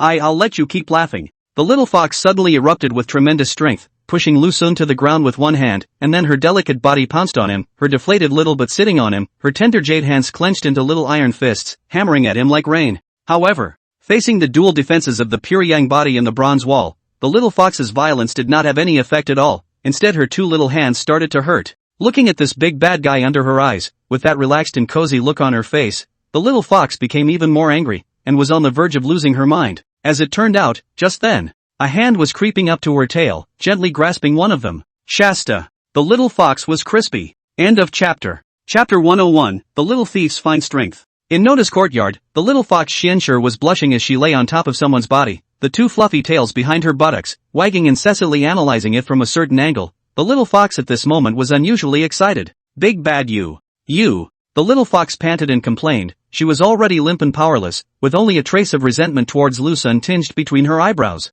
Who let you indiscriminately come up and swing a king's fist? Lu Xun looked at the little fox lying on his body, that a rich ethereal fragrance came to his nose, could not help but be evocative, hurriedly coughed twice, said gently, Okay. Quickly get up. In the future you will be able to say nothing if your master sees it. Master she. It won't rise at this hour. The little fox remained motionless after hearing this, muttering, even if you see it. It doesn't matter, it's not my fault anyway. Not only did you look at my body, but you also touched my tail. Unless I cut you to death with a sword, it's your little fox. Having said that, Xianxue flattened her mouth and said in a glutinous manner, killing you. Sister Xianin will be sad if I don't kill you. How can I have the face to live in the world that can only condemn myself and be forced to become your little fox? That's really aggravating. Lu Sun laughed in a humorless manner. 2. It wasn't too aggravating. The little fox blushed with shame and squeaked, you can roast meat for me to eat again, you can tell me stories to listen to, and you can also take me on a trip down the mountain. Anyway, the advantages are still quite a lot, but of course the disadvantages are also quite a lot. Oops, it doesn't matter. It's all already like this. I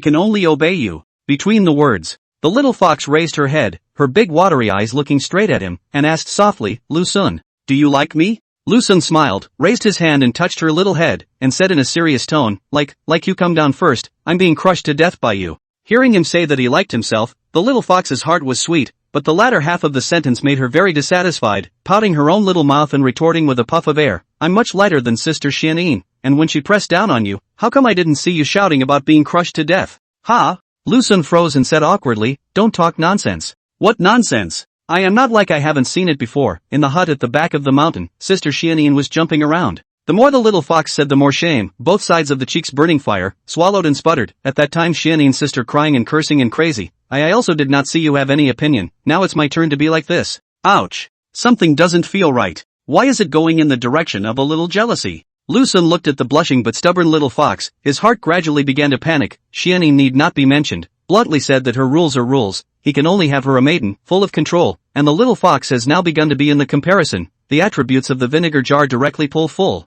It's all over now. I'm afraid this place is going to become my own place. There's also a big demon girl. What's wrong with you? Why are you shivering all over? The little fox noticed Lu Sun's abnormality and inquired with a puzzled face. It's okay. Lu Sun came back to his senses and touched her little head, gently saying, alright, stop fooling around and come down quickly. The little fox nodded and obediently got down from him, standing on the side while looking at him, wagging his two tails and inquiring in a small voice, are we going to leave for Jiangnan tomorrow? Aha. Lu Sun responded, then said, I'm trying to figure out how to get there. What's there to think about? Of course I'm going in Master's flying sword. Should I be allowed to carry the two of you? The little fox skimmed its lips, reluctance written all over its cute face, muttering, I am willing to carry you, but since Master Teacher is also going, then, of course it's by flying sword. It's okay. Lu Sun didn't even think about it and directly agreed. In fact, deep down in his heart he also wanted to sit on the great Demoness flying sword. After all, he had already experienced the feeling of being carried by the little fox,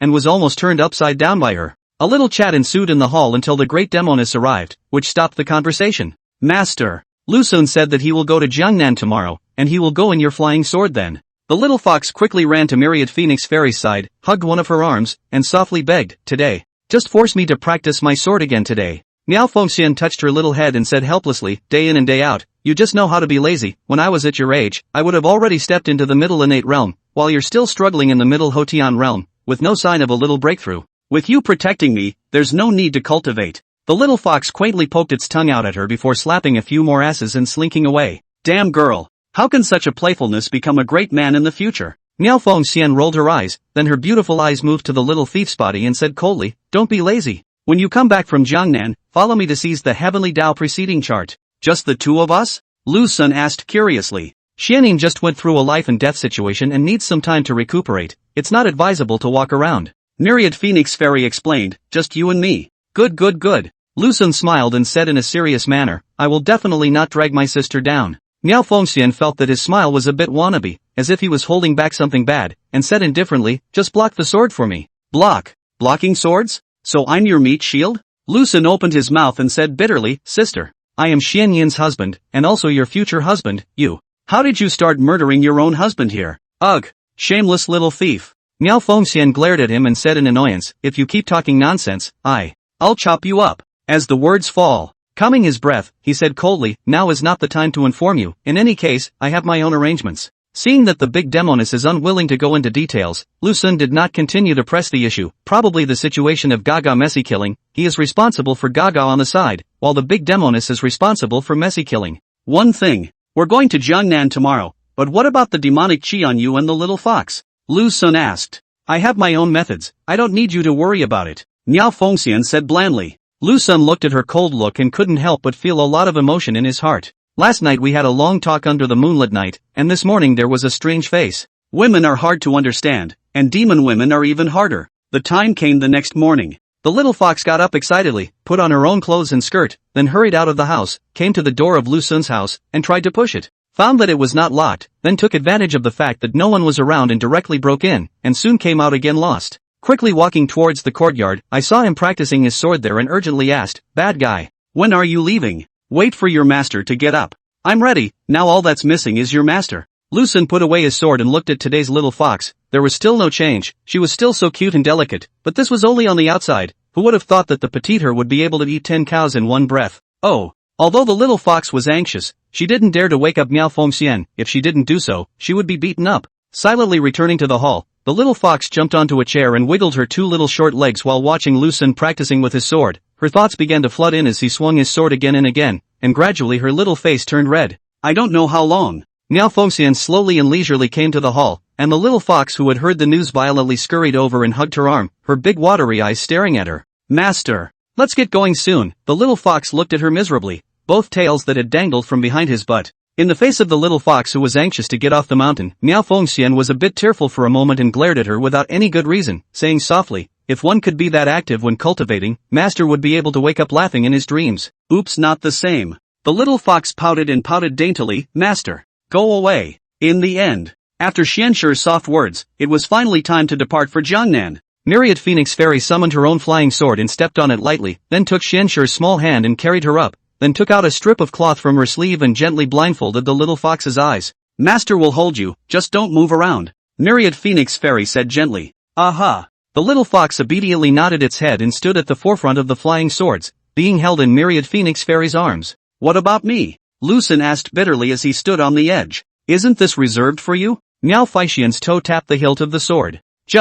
That's all the spots?" Lu Sun looked at the palm-sized place. It was a bit hard to accept for a while, but there was only so much. After all, there was still the great Demoness and the little fox standing in front of him. Okay, I'll just stand then." Between the words, Lu Sun jumped up to the hilt of the sword, then took the big demon girl's body into his arms from behind. "Ah, this, little thief." Miao Fengxian didn't expect him to be so bold, in front of the little fox actually took himself into his arms. Even though the little fox was blindfolded, the feeling of shame wasn't any less. "Master, why don't you fly yet?" the little fox urged. Fly. Miao Fengxian slightly gasped for air, her jade back feeling his sturdy and strong chest, and while she was frightened, it was accompanied by a wave of unspeakable warmth and comfort. There's a reason why Jinan likes to lie on top of him. I like it too. End of chapter. Chapter 102, The Little Thief Doesn't Lock His Door Tonight. The edge of the sky, on a flying sword. Lu Sun hugged the big Demoness. The big Demoness hugged the little fox, like the picture of the extreme Sunga hugging the big lady and the big lady hugging the little lady. Miao Fengxian royal sword speed is very fast, more than twice as fast as the little Demoness. That whistling wind constantly hissed from the ear, so that Lu Sun cannot help but this mature delicate body in his arms, hugging a little more tightly, itching to become one with the big Demoness. Meanwhile, Miao Fengxian was experiencing an unprecedented feeling, a sense of security of being pampered by a strong male creature in his arms. Although Lu Sun's cultivation and realm was inferior to hers to more than just a fraction of a point, but that didn't mean anything, because in this world, there was only one person who could be her equal, and the other party was still a woman, a voluptuous, full and mature wonderful woman. That little thief. He's holding me so tight. I can hardly breathe. Miao Fengxian controlled the flying sword under her feet. Her thoughts had long been in disarray. Helplessness is more of a yearning coziness. Before she was still wondering why Xianin fell so quickly. Is it just because of his sweet words? Now it seems. Sweet words are only the beginning of the heart. The real fall is his strong body. In one's opinion, the little thief's body bones are particularly tough, according to reason, on the ferocity of the Xianin voiding outbreak. To be able to carry through a day is considered strong, and he has been on top of the whole 7 days, despite. Even though he relied on the pills he gave him for the last few days, including the last 2 days when he took 10 pills in a row, it didn't stop him from being strong. However, this did not hinder his hard nature, even more so. Come to think of it, Miao Fengxian couldn't help but sigh with emotion. This pure yang body really lives up to its name, and I don't know how many layers he has already practiced. If the first layer can be so godly, then practicing to the top layer, wouldn't it be an invincible existence in the world? Suddenly, the great Demoness trembled slightly, those cheeks on both sides of her face flushed as if intoxicated, and an intense shame swept through her entire body. Shameless little thief. You, how dare you? How dare you? At this moment, the great Demoness was shy, angry and annoyed, and could not wait to throw him down now. Just when she was annoyed, between the red lips and white teeth floated out a sweet exclamation of surprise. Master? How are you? Uncomfortable? The little fox, blindfolded and held in her arms by myriad phoenix fairy, inquired in a small voice, and it seems like your body is shivering. I'm fine. The great Demoness replied with a blush, don't you worry about me. As the words fall, gently cover the little fox's ears, hastily turned his head sideways, the corner of his eye looked at the shameless little thief behind him, and angrily said, you give me to stop, let you hold is already. Is my biggest limit, you actually still. Goo. Lucen smiled cheaply, came to her ear, said badly, I just take advantage of people's danger, not right. Taking advantage of the danger of the demon, if you have the ability to repair me now, anyway, I just grabbed all the way to the end, not only that, I also, this shameless, nasty, bad little thief. Miao Fengxian is about to be driven crazy by him. 1,000 years has never been today this kind of humiliation, yet there is nothing that can be done about it. In fact, the great Demoness has quite a few ways to be able to solve this matter. After all, this 1,000 years of cultivation and the strength of the world's second, there is not a trace of water mixed. But she does not want to do that because there is always a voice in the back of her mind that tells her that she hopes to make him treat herself a little bit more badly. Well, I'm messing with you. Lucen suddenly loosened his hand and once again wrapped his arm around the big Demoness' waist, pressed himself against her ear and said softly, fly slightly slower, I'm a bit afraid of heights. Miao Fengxian breathed a sigh of relief, escaping from death and at the same time a little bit of a small loss, but this indescribable loss was quickly washed away by anger, lightly biting her own moist lips, her eyes full of resentment, recarrying the little fox into her arms, and then deliberately flew even faster. Ouch! She's got a heart as big as a demon girl's. It's not like she hasn't been caught before. Lucen a little melancholy and helpless, the future is even more at a loss. One is a small Demoness of control pull full, one is a small fox of vinegar attribute pull full, and now holding in the arms of this. Obviously, the chest is big, but the heart of the heart is small. This is no longer Ashura. This is clearly the battlefield of the three kingdoms. Forget it. Take one step at a time. Anyway, it's the same idea that there are no three choices, only all of them. Under the windy speed of Miao Fengxian, 2 hours will arrive at the Jiangnan boundary. After landing, the big Demoness gave the little fox a pill to suppress the demonic chi on her body for a short period of time, while the big Demoness ate 3 in a row. After all, the demonic chi on her body was too strong. This place is still a dozen miles away from Yangzhou, so let's walk straight there. Miao Fengxian said indifferently. Then let's hurry up. The little fox nodded his head repeatedly and said urgently, I'll lead the way to the front. The words. The little fox hissed like a beast breaking free of its cage. Don't run too far. Miao Fengxian shouted. I know. The little fox had disappeared as he spoke. On the quiet mountain path, Lucen and Miao Fengxian were left. After seeing no one in the 4 directions, Lucen quietly stretched out his hand, his fingers gently rubbed down her delicate back of the hand. According to past experience, the big demon girl will not have any reaction, but the result is that this time the reaction is very strong. Don't touch me. Miao Fengxian said coldly, if you dare to touch me again, cut off your dog's claws. Angry? For catching you on a flying sword. Lucen laughed nervously, I thought you were used to it. Miao Fengxian glared at him viciously and said in annoyance, can you get used to this kind of thing? Will do. It's just a matter of time. Lucen pursed his lips and once again reached out to probe her jade hand. Get out! Miao Fengxian slapped off his hand, twisted that perky ass, and walked towards the front on her own, leaving Lucen dumbfounded. With that temper, the little Demoness is more than likely going to give way. Lucen sighed helplessly and bumbled along. Along the way, Lucen kept talking about the interesting stories of the world, while Miao Fengxian was speechless throughout the whole process, but listened carefully to those things he saw and heard, and every now and then the corner of his mouth would slightly raise an imperceptible arc. Just like that. Side by side on the mountain path, but the path has an end. Ouch! I'd been waiting for this for ages. When the little fox saw her master and Lucen appear, she anxiously greeted them and took one of Miao Fengxian's arms, that cherry's little mouth pouting high with displeasure written all over her face as she muttered, why are you guys walking so slowly, the sun is almost going down. The words. The little fox looked blearily at his master and inquired in a glutinous manner, Master, what are we going to do first after we enter the city? Ask him. I don't know. Miao Fengxian replied indifferently.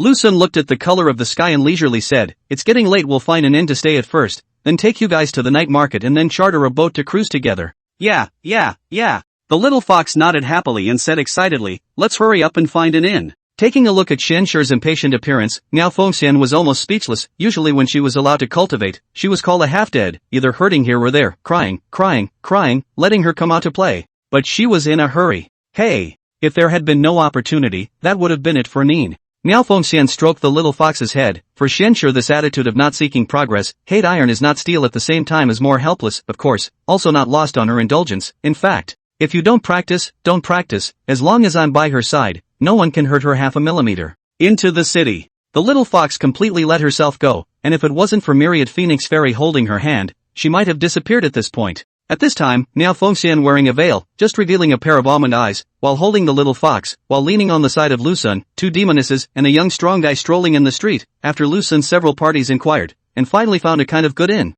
Stepping into the inn, the store assistant quickly greeted him. Looking at the combination in front of him, the store assistant mistook it for a family of 3, and urgently inquired, "Guest, are you stopping over or staying at the inn?" "Stay. Ever." Without waiting for Lu Sun to finish, the little fox hurriedly said, 3 guest rooms. "Yes there is." The shopkeeper froze slightly, reacting with a continuous head. 2 is enough. Myriad Phoenix Fairy said coldly, "Just 2 rooms." "Ah. I'm going down." The little fox heard the master want 2 guest rooms, know that tonight must be with the master to sleep together, suddenly heart 10,000 reluctance, but don't know how to refute, don't look at now or out, if let the master unhappy words, she will immediately carry their own back. In the end, at Myriad Phoenix Fairy's request, only 2 guest rooms were needed, and then the inn's little fellow accompanied them upstairs. These 2 guest rooms were next to each other, the left side was for the great Demoness and the little fox, while the right side was for Lu Sun. When Miao Fengxian wasn't paying attention, the little fox-eyed Lu Sun, her eyes filled with pain and helplessness, wanting to sleep with the big bad guy if she could. The little fox huffed and puffed as she walked into the guest room, and just as Miao Fengxian followed her into the room, Lu Sun at the side called out softly at her. "Sister! Sister!" Lu Sun lowered his own voice and waved his hand at her, speaking softly, "Come over here for a moment." Miao Fengxian hesitated for a few moments, looked down into the guest room, saw that the little fox had already gone into the sleeping room, silently closed the door of the room, and walked up to him. "What is it?" Myriad Phoenix Fairy asked without a trace of anger.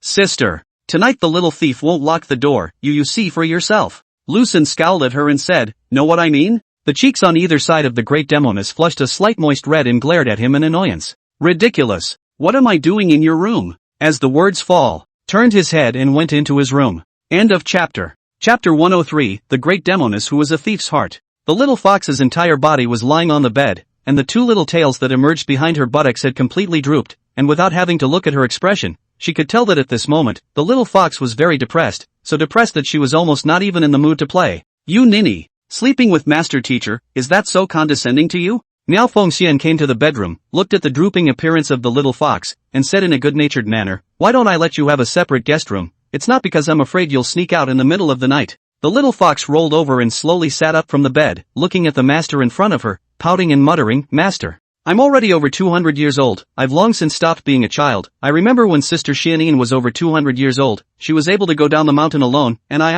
You are not at ease here and there. But if you could be more attentive in your cultivation, I would be so harsh on you? So unwilling to let go?" Miao Fengxian coldly glared at her and said in annoyance, "Nowadays, the world outside is not peaceful, especially this recent period is in a change of power. In case you encounter any danger, what about me and your sister Xianyin?" "Aye. The little fox hung its head and replied with a squeak, "What danger could there be? I'm doing just fine. You dead ninny really don't see the coffin. If you really encounter any danger, is it still too late?" Miao Fengxian looked at the little fox's pitiful appearance, the anger that had originally built up, then also vanished, sat down beside her and gently wrapped her into her arms, and said softly, "Master doesn't want you to be hurt anymore, that's why Master is doing this." The little fox shrank in Myriad Phoenix Fairy's arms and sniffled. Stickily said, "Master, don't take it to heart, in fact, I actually understand everything, only that you are sometimes. Anyway, you are just too tough, How can you not be tough? None of you in Xianyin is a saving grace. If I don't get tough, the 2 of you are bound to cause trouble for me." Miao Fengxian touched Xianshir's little head and said in a low voice, "But, nowadays, Xianyin has a sangha, so in the future, I only need to keep an eye on you." The little fox lifted its head, looked at the master teacher who was close by, and pursed its lips. Cautiously, she inquired, "Master teacher, is it true that as long as there is a sangha, you won't bother with me anymore?" Myriad Phoenix Fairy froze and couldn't help but smile. "It can be interpreted that way. If you're like Xianyin and have a man of your own, I will no longer come to discipline you." "Oh." The little fox flattened her mouth, her big witty eyes turned in a circle, and said playfully, "Then I'm going to let Lu Sun become my sidekick, so that I can be free from your control, and also be able to stay with Sister Xianyin." Hearing these words from the little fox, Miao Fengxian's eyes widened, with dismay, as well as disbelief written across her brows, and even some trepidation, saying in exasperation, You. Simply ridiculous. I will never allow such a thing to happen." "Oops. Master. I'm joking." Seeing Myriad Phoenix Fairy explode in anger on the spot, the little fox hurriedly hugged her waist tightly and pouted, "How could I possibly do that, not to mention that he's Sister Xianyin's husband. Even if he's not Sister Xianyin's husband, I wouldn't like it." Myriad Phoenix Immortal let out a long breath and said with petulant anger, "Don't make such jokes in the future. Master is more than 1,000 years old and can't withstand your tossing and turning like this." "Aha, aha. Xian sure knows." The little fox obediently nodded her head, yet deep inside she was incomparably despondent. What to do? Master seems to be against it. The little fox shrank in the arms of Miao Fengxian, lightly pursed his small mouth, his eyes are helpless. Xiannin's sister's side still do not know how to fix it, and now the master is strongly opposed. Hey, this world still have their own place to live? Master? The little fox pouted and squeaked as she inquired, why do some people get to marry lots of matrons? For example, that so-called emperor's little son, I heard that he has 3 palaces, 6 courtyards, and 72 concubines. This is how it is on earth. Myriad Phoenix Immortal said indifferently, it's not just the emperor's son who possesses this type of privilege. Quite a few men in this world are able to have 3 wives and 4 concubines, but that's just the rules of the earth. Oh, the little fox answered and continued, Master, does Lu Sun count as a human or a demon? Of course it counts as a person. Myriad Phoenix replied. Then since he is a human, wouldn't he be able to have 3 wives and 4 concubines? The little fox asked playfully. This. Myriad Phoenix Fairy was momentarily dumbfounded, not knowing how to answer the little fox. The little fox raised her head, her eyes flickering as she looked at her, and said in a delicate voice, Master, do you think Lu Sun will have a lot of concubines in the future? I don't know. Ask your Genin sister. Myriad Phoenix Fairy hugged the little fox in her arms and said gently, oh, it's better then. The little fox frowned, in case of a fight. Just then, there came a knock on the door. Off to the night market. Lu Sun shouted from the doorway. Hearing that he went out to the night market, the little fox fiercely broke away from Myriad Phoenix Fairy's embrace and ran out. Just out of the bedroom the little fox turned back to Myriad Phoenix Fairy who was sitting on the bed in a daze and anxiously said, Master, hurry up and go. Aha! The great Demoness, who had something on her mind, slowly stood up and followed the little fox out together. Yanzhou's night market is extremely prosperous, street-side wine stores and restaurants lined up, good wine and wine aroma, especially those snack vendors, is more to the extent of countless. Seeing this scene of the little fox are going crazy, although she lived for more than 200 years, but the first time to Jiangnan, this prosperous scene in front of her, has greatly exceeded her expectations. The original night can also be so noisy, even more lively than the daytime. I want to eat this. I want to eat that. I want this, I want that, I. Although in wonderful Fengxian holding hands, but does not affect her command Lu Sun by food, a moment to eat apricot slices, a moment and want to drink sweet water, in short, where to eat. As for the big Demoness did not speak the whole time, just quietly holding Xianshir's hand, strolling in a glance on the street. Sell date palm cake, sell date palm cake. Not far away from the yelling sound of selling sour date cakes, immediately attracted the attention of the big Demoness, looked at the cart full of sour date cakes, and then took advantage of the little fox did not pay attention to their own eyes cannot help but move to the side of the little thief. And Lu Sun also heard the yelling sound of selling sour date cakes, and the same to the side to look at. Moment. 4 eyes. At this time, the big demon girl's eyes were full of anxiety and anticipation,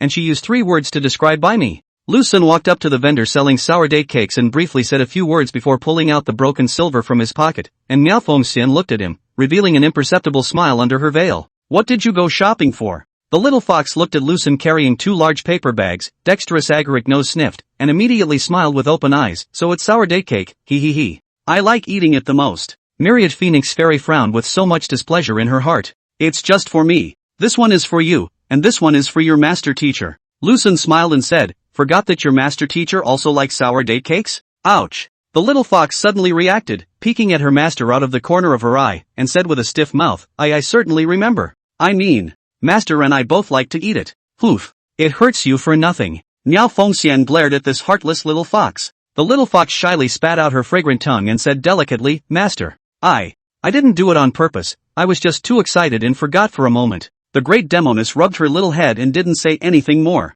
In the time that followed, the little fox ate a bunch of food, and wanted to taste everything she saw. Even when she saw a wild duck for sale, she wanted to eat 2 of them, and Miao Fengxian also tasted a few bites of snacks, such as delicious fruits cut into pieces, as well as cool and sweet glutinous rice balls. In the end, wandering through the whole street, the unfulfilled little fox still wanted to stroll around a little more, but when he heard Lu Sun say that he wanted to go on a boat ride, he instantly bumbled and followed him. After talking to the boatman for a few moments, Lu Sun pulled out some silver and proceeded to wave to the great Demoness and the little fox. Take the boat. The little fox scurried violently onto the picture boat cruise and walked around the cabin pavilion. Sister, let me help you. Lu Sun stood at the stern of the boat and rushed to the big Demoness on the shore. No need. The great Demoness refused mercilessly, picking up her own skirts and elegantly boarding the painted boat cruise. Boat slowly away from the shore, the idle little fox picked up a packet of sour date cake, alone to the bow of the boat, while eating sweet and sour cake, while looking at both sides of the shore, the scene of the traffic, the heart don't mention how cozy. Meanwhile,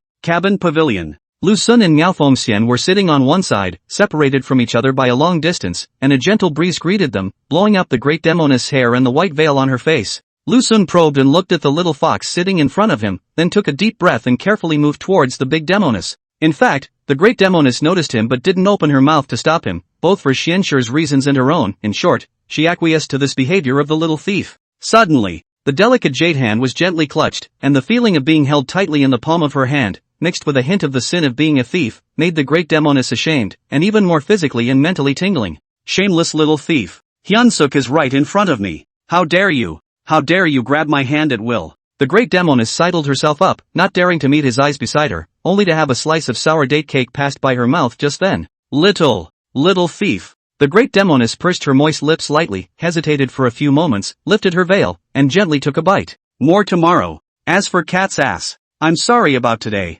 I'm so tired of you guys. I'm gonna take a few days off. End of chapter. Chapter 104. I knew my sister would come. Miao Fengxian's mouth gently chewed the sweet and sour cake slices, a sweetness directly invaded to the deepest part of the heart. Eating hundreds of years of sour date cake has never been as sweet and tasty as today. All the body is fast being sweetened by the sour date cake in the mouth. When the big Demoness swallowed the slice of cake in her mouth, Lu Sun once again fed her a new slice of sour jujube cake. Miao Fengxian could not help but freeze. Just now she only bit half of it. How come how to hand it up as a piece of intact as before? Where did the remaining half go? Lost? Or did he eat it? If it was thrown away by him, it wouldn't be a big deal. If it was eaten by him, the place where he had bitten himself and then entered his mouth, wouldn't that be kissing in an indirect way? Where's the rest of the food I just ate? The great Demoness asked in a thin, questioning voice as she turned her face away and looked at him coldly from the corner of her eye. Into my mouth. Lu Sun answered honestly. Sure enough, this shameless little thief. Although he had already anticipated such a situation, when he heard him admit it in person, an unspeakable shame swept over him, instantly coloring both sides of his cheeks as flamboyantly as if he was drunk, and his eyes were even more full of overwhelm. Hey, I realized that the sour date cake you ate was even sweeter. Lu Sun came to her ear and said softly, Sister, when will you let me taste yours? Hiss. Lu Sun's thigh was viciously pinched by Miao Fengxian, that accumulated cultivation of 1,000 years in the second realm in the world almost wringing the flesh off his thigh, and bitterly begged for forgiveness. Wrong. Don't pinch, you're going to die if you pinch again. Humph. Miao Fengxian snorted coldly, as thin as a mosquito, and said angrily, it's best to die. Save yourself from bothering me every day. The words. Slightly opening her own plump little mouth, those white teeth gently bit down half of the cake slices, and while chewing carefully, she warned the little thief beside her, throw the rest of the half into the river, and don't allow it to enter your mouth. Having said that, Lu Sun barfed. Throw it into his mouth. You! Miao Fengxian was so angry that her body was about to crack, but she was angry, but she did nothing, sitting there angrily blanking him, and then she no longer cared about this shameless and absurd little thief, enjoying the downtown Yangzhou city at night, while eating the sour date cake that was constantly being passed to her mouth. Although the little thief is a bit of either on his way to be bad or just finished being bad, but undeniably, he is really very gentle and considerate. Just don't know whether this gentleness of his is exclusive to me, or is it a tenderness that he shares with Xianin. Miao Fengxian's eyes gradually began to get lost, her thoughts became flooded with thoughts, her heart throbbed with more of a sourness. She wished that the little thief's gentleness belonged exclusively to her, but it was obvious that it was sharing his tenderness and thoughtfulness with Xianin. He's definitely more gentle with Jen and as for being gentle with me, I guess it only takes up a little bit of his heart. Suddenly, the big Demoness, some annoyed, at the same time some unwilling, if in accordance with the order of first come first served their own than Xianin to recognize him earlier, right? Now it is all because of this damn shameless little thief, all have Xianin. He still comes to tease me, the key is he also provoked me. The effects of the spirit fruit of havoc seem to be, it is already useless, think about it. It's been thousands of years, I should be in love. Come to think of it. The great Demoness pursed her moist lips, if there was no little thief, would she herself have fallen in love with another man? Regarding this question, the big Demoness soon had an answer, except for this little thief beside her, would never fall in love with any man, and she didn't know why she was able to be so sure. In short, the little thief was just very special, the most special man in the world. Little thief. The great Demoness lightly bit her moist lips and said faintly, what is it, sister? Lu Sun was picking at her palm when he suddenly heard her call and looked up curiously to inquire. The great Demoness flattened her mouth and leisurely said, during this 1,000 years, I have killed countless people, most of them are men. The only thing I don't know how to do to you, obviously so and wavy, keep making bad things to me, and even so bluntly gluttonous of my body, even a little trace of concealment, according to reason. You would have died under my sword long ago. Just then, A hand quietly passed through her back, gently resting on her fragrant shoulder, tenderly taking the great Demoness into her arms, whispering in her ear, "Thank you for sister's kindness of not killing, little thief." The little thief can only give her body in return. The big Demoness shivered, fiercely broke away from his embrace, full of nervousness to look at the bow of the little fox. See, she did not find this scene in the boat pavilion. Suddenly hanging heart let go, hastily turned her head, viciously glaring at him, whispered angrily, "You wanna go crazy, ah? The little fox is still in front, if she sees it is still alive?" Lu's son laughed innocently and asked badly, "Then, according to sister's meaning, as long as there is no one around, I will be able to hug the little thief at will? Aye. Get out." The great Demoness stood up and walked towards where Xianshi was staying. Lu Sun hurriedly clutched her jade hand, looked at her with a pleading face and whispered, "Sister, accompany again." Without waiting to finish her sentence, the great Demoness shook off his bonds and left him on her own. Seeing that the retention did not succeed, Lu Sun did not have any regrets, and sat in the same place blowing the wind, thinking about the future miserable life, when a voice came to his ears. "Duke! Duke!" The boatman rocking the oars at the stern of the boat called out to Lu Sun, "Come over here for a moment." "Ah?" Lu Sun turned his head to look at the old man and couldn't help but frown as he said in a serious tone, "Want to add money?" "No. Your Excellency is mistaken." The old man swinging the oar laughed nervously. "The old man is not such a person." Having said that, the old man said mysteriously, "Your Excellency. First time in Yangzhou City? Aha. Problems?" Lu Sun questioned indifferently. "Do you know the 10 flower leaders of Yangzhou?" The old man smiled inscrutably. Lu Sun stood up, walked to the side of the old man shaking the oar, took out the broken silver and stuffed it into his arms, and said earnestly, "Tell me in detail." Seeing Lu Sun so on the road, the old man's heart was all happy, opened his mouth. He opened his mouth and looked at the two women on the bow of the boat and asked cautiously, "Sir, forgive me for speaking out of turn, but aren't you afraid that your wife will get mad? Just now, your mother is. What's this talk?" Lu Sun seemed to be stepped on and said in a bad mood, "I am the head of the family, how can I be afraid of her? She was just angry with me. I'll teach her a good lesson when I get back. I will teach her a good lesson." "There's no harm in you saying so. In that case, I will speak." Shaking paddle old man paused, meaningfully said, "This Yangzhou city is the land of fireworks. How many of the dignitaries and literati in this affair, and therefore also gave birth to the Yangzhou city 10 flower queens said that the 10 flower queens of the appearance of each of the 10 flower queens are all rare in the world. The old me was fortunate enough to have seen the 9th ranked flower queens, TSK. So far I have not forgotten her appearance. Croon, can it be compared to the 3 demonesses in my family? Lu Sun is not arrogant, this world can be comparable to the 3 demonesses of the woman. I am afraid that very few, after all, the 3 demonesses cover all the levels, the big Demoness of the mature and voluptuous, the small Demoness of the light and concise, the little fox is cute and pure, basically belongs to the no rival. "Oh, what price?" Lu Sun asked. "Your Excellency is a bit vulgar, how can this elegant thing be measured in silver?" The old man shaking the paddle laughed and suddenly replied in a serious manner, "The cheapest one will cost 3,000 taels. 3,000 taels? I'm afraid the court doesn't run this brothel." In the time that followed, Lu Sun learned about the customs of Yangzhou city from all angles, and he had to admit that the nightlife here was quite rich, but there were also a lot of hidden crises. The nightlife here is quite rich, but rich is rich, there are also many hidden crises, not to mention the experts from all over the world, just the courtside of the powerful and noble people, to the point of countless. Bidding farewell to the old man swinging the oar, Lu Sun returned to the boat pavilion. For the so-called Yangzhou top 10 flower girl, he is not interested, at best it is just like that. How can it be as wonderful as the demonesses at home? First of all, those flower girls' tongues will not be split, and secondly, there is no tail behind the buttocks of those flower girl, so there is no fun to speak of. Meanwhile, Myriad Phoenix Fairy was holding the little fox, the rest of her eyes quietly glancing at him from the corner of her eyes, a touch of warm anger hidden between her brows. "Show off. What does the little thief want?" Miao Fengxian knows Lu Sun's vices, that is a natural amorous bad seed. The key is also the existence of colorful courage, not only greedy for their own body, even in front of the little fox dared to move their hands. Such a person definitely will sneak out in the middle of the night, and then is looking for flowers. No.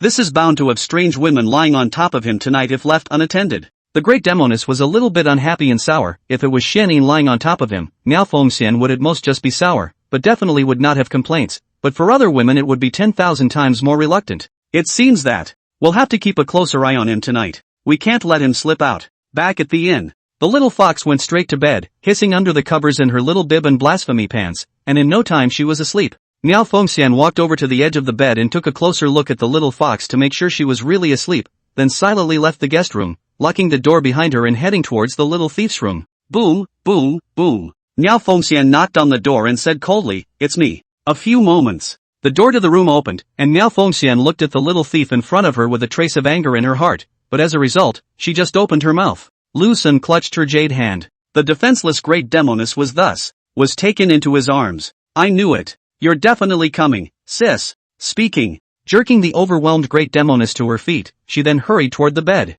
End of chapter. Chapter 105, Where to Sleep Tonight. The defenseless Miao Fengxian was yanked into Lu Sun's arms, already in a state of shock, her mind empty, and as a result, she was violently being hugged horizontally by him. Even more so, the great Demoness was at a loss for words and lost even the most basic resistance. But after all, having lived for thousands of years, Miao Fengxian quickly came to her senses from her disorientation, and looking at the panting shameless little thief, with that aroused look between his eyebrows, a strong wave of shame swept through her entire body, and her cheeks on both sides were even more fiery and hot. Violently breaking free from his arms, Miao Fengxian glared at him with a blush before flinging her hand to send him a slap. Pa dash. The great Demoness gasped for breath, her chest heaving as she said in irritation, Lu Sun, you've grown in patience, haven't you? How dare you use force on me? Lu Sun, who was struck dumbfounded, stood dumbfounded and looked at the scarlet-faced great Demoness in front of him, and quickly came back to his senses and said awkwardly, Misunderstanding me. I'm just holding you to experience my bed, nothing else. Body.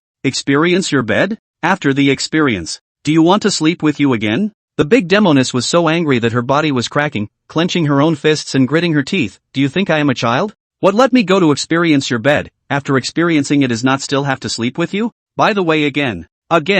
Speaking of which, the words came to an abrupt end, the cheeks on both sides of the great Demoness became even more moist and red, slightly turning her head sideways, strands of green silk hiding her shameful appearance, and she said in annoyance, you are becoming more and more wanton and unruly towards me. I, myriad phoenix fairy, at least, am also the one being in the world, and I was even bullied so much by this little thief of yours. Isn't it the second in the world? The first in the world is Su Jingyi. Lu Sun kindly reminded. The words. As if she was stepped on her tail, Miao Fengxian instantly exploded all over her body, glaring viciously at the smelly man in front of her, furiously saying, the last time we fought, I was just careless and only lost her by half a move. If I go all out, who loses and who wins is still undecided. And, don't mention the name Su Jingyi in front of me, or don't blame me for being impolite. Miao Fengxian bit her lips and said angrily, did you hear that? Hey, why are women so hard on women? Lu Sun heard her unwillingness to Su Jingyi from her words, and was a bit haunted by her defeat at Su Jingyi's hands 20 years ago, which was actually understandable if you think about it. Being invincible for thousands of years and suddenly being defeated, this kind of mood is hard to calm down in a short period of time unless one is able to defeat the other party. Got it. Lu Sun shrunk his head and said softly, sister, let's look at things from a different perspective. For example, if you own the little thief and she didn't own me, how is that not a victory for her? You've never seen her, of course you're not interested in her, if you would be so calm after seeing her? Miao Fengxian is sure that if the little thief sees Su Jingyi, on his amorous habits, he will certainly be 5 fans of 3. After all, Su Jingyi's appearance is not below their own, the body is more comparable to their own. As for Su Jingyi, how to think of it? Although she claimed that there is no good man in the world, are not worth letting her love, that has not met their own little thief once upon a time they are the same as her, and now, but deeply trapped in it, if she encountered their own little thief no accident will also fall. Oily mouth. Myriad Phoenix Fairy's willow eyebrows rose up and she said coldly, I asked you what you meant by inquiring about the flower leader on the boat cruise? Hana Kue? Lu Sun couldn't help but froze, and quickly returned to normal, smilingly saying, sister seems to be very nervous. Could it be that she's worried about me going outside to meet the flower girl at night?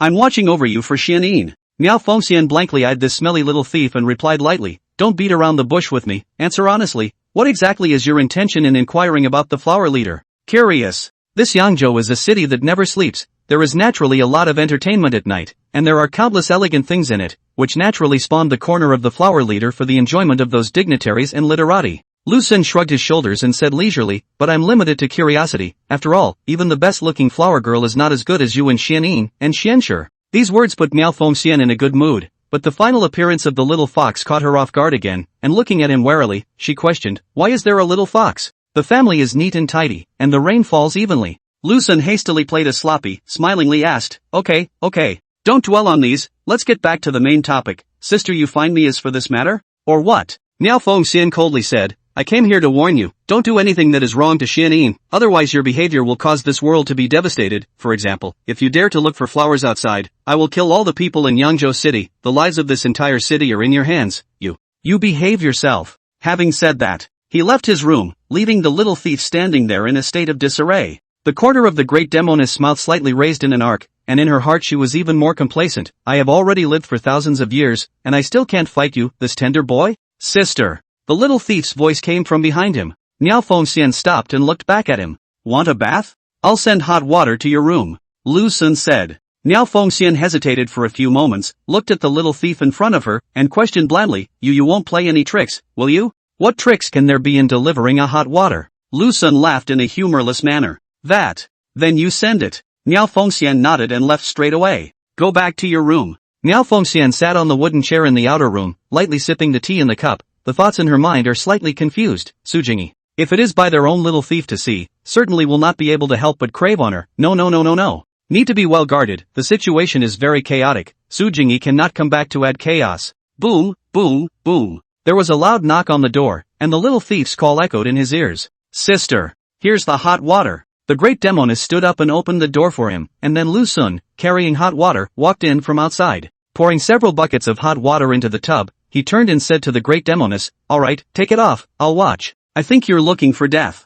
The great Demoness rolled her eyes and said indifferently, Hurry up and get out. In the end, under myriad Phoenix Fairy's murderous eyes, Lu Sun left with a lost look on his face. Little thief. Just knows how to take advantage. Miao Fengxian closed the door and inserted the bolt, indignantly saying, I want to chop him with a sword every day, it's getting annoying. After a small complaint, Miao Fengxian looked towards the corner of the bathtub, the mouth of the tub, gusts of hot air rising, slowly walked to the edge of the tub. The great Demoness explored her own luxuriant jade hand, in that clear water surface, scratching a few times, instantly swept up layers of ripples. Lift up the plain hand, green onion jade fingers pinch a green silk belt, as she gently pulled. The sides of the sash were violently open, and the green tender bibs were even playful, followed by the demonic shoulders' huge slyness, and the dress on the body directly fell to the ground. The warm water didn't pass over the delicate body, an incomparable feeling of smoothness went down the skin into every tiny pore, instantly sweeping away the body's fatigue. With her back against the tub and her head exposed to the water, the great Demoness raised her head slightly, while at the same time closing her beautiful eyes. She could see that her eyebrows were all soothed.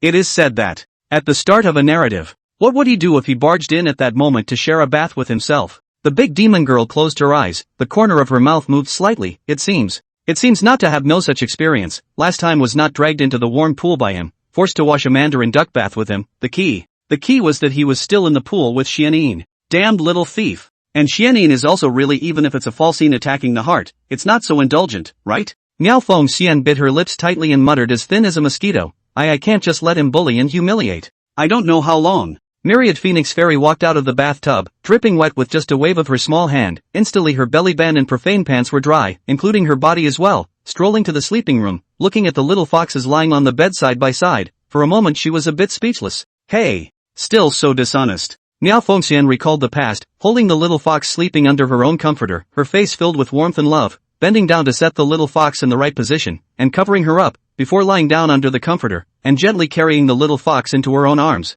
Facing Xianyin and Xianshi, Miao Fengxian was actually more concerned about Xianshi, and would generally be towards her, and would not easily step in to beat her up unless it really came to an unbelievable level, but of course once she did, it wasn't a matter of beating her up a bit or two. Gradually, Miao Fengxian went into a deep sleep, and when she saw Lu Sun in her dream, suddenly, a slap landed on her face. Pa dash. A clear voice rang out in the silence of the house. The great Demoness snapped her eyes open, staring daggers at Xianshi, that was angry, furious, and helpless. However, this is just the beginning. What with kicking the quilt, grinding his teeth, biting the pillow, and even the two tails lashing around, it completely drove Miao Fengxian crazy. Leaving the bed, the large Demoness stood by the edge of the bed, looking at the little fox on the bed with a bit of an emotional breakdown. You weren't like this when you were a kid. Why are you suddenly so rowdy? The bed will be a no-brainer. So then where should I sleep tonight? Lu Sun meditated on his bed, except for a few individual nights, when he was really haggard, he usually didn't sleep. In the large guest room, silence filled the air, and there was only one candle burning in the room, while the weak candlelight shone on Lu Sun's face, half of it dyed orange, one side hidden in the shadows. Just then, the door to the room opened slowly. Cat's going to be writing chapter 3 by the end of the night. End of chapter. Chapter 106, Is Tonight a Good Night? Allied owner Old Lu 824 adds more. Miao Fengxian pushed open the door to Lu Sun's room. There was no light source lit up in the outer room. There was only the faint candlelight coming from the bedroom. Although it dispersed the darkness in the room, it could not drive away the silence that was hidden in the darkness. The great Demoness took a deep breath, forcibly suppressing the inexplicable surging emotions within her heart. She slowly came to the table, and with the fire folders placed on the table, she lit those two candles, and in an instant 2 clusters of fire flared up, and this room became even more brightly lit. Taking a long breath, he said softly, Little thief, I want to sleep in your bed, can you let me out? However, the response to her was a hushed silence. The great Demoness frowned and silently walked towards the bedroom, only then did she see that shameless little thief was sitting on the wooden bed with his eyes closed tightly. He was not wearing any clothes, his whole body only had a pair of pants, and that fine and sturdy chest was particularly conspicuous, especially under the illumination of the candlelight. It was even more distinctive lines.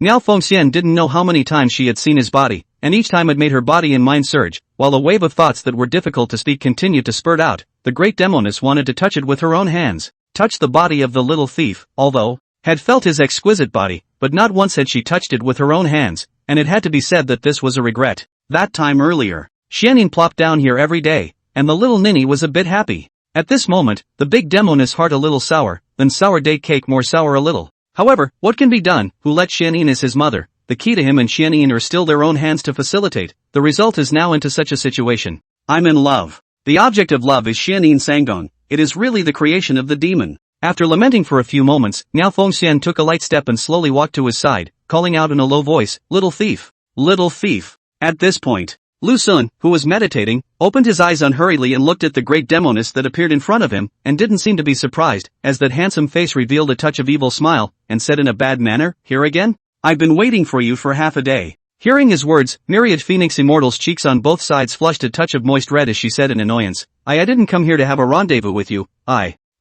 The little fox's sleeping appearance is too bad. I was tossed around by her and couldn't stand it, so I just came to borrow your bed to sleep, so you let me have the bed and then go stay in the outer room. Sister, do you hear this as human language? Lu Sun rolled his eyes, and said in a good-natured manner, this is clearly my room, and even if you came over to take over my bed, you even kicked me out of the bedroom, and then went to the outer room to stay alone. Miao Fengxian lightly bit her lips and murmured, I'm not a human being in the first place, I'm the Demoness you talk about anyway, hurry up and get out, I'm going to sleep. No. You. Why are you all more overbearing than each other? Lu Sun cried and laughed, Xianyin is like this to me, and you're also like this to me, moving all kinds of oppression. Not even asking me what I think, directly making decisions without authorization. That's how we demon girls are. Myriad Phoenix Fairy turned her face away, her eyes staring somewhere in the room, and said coldly, and?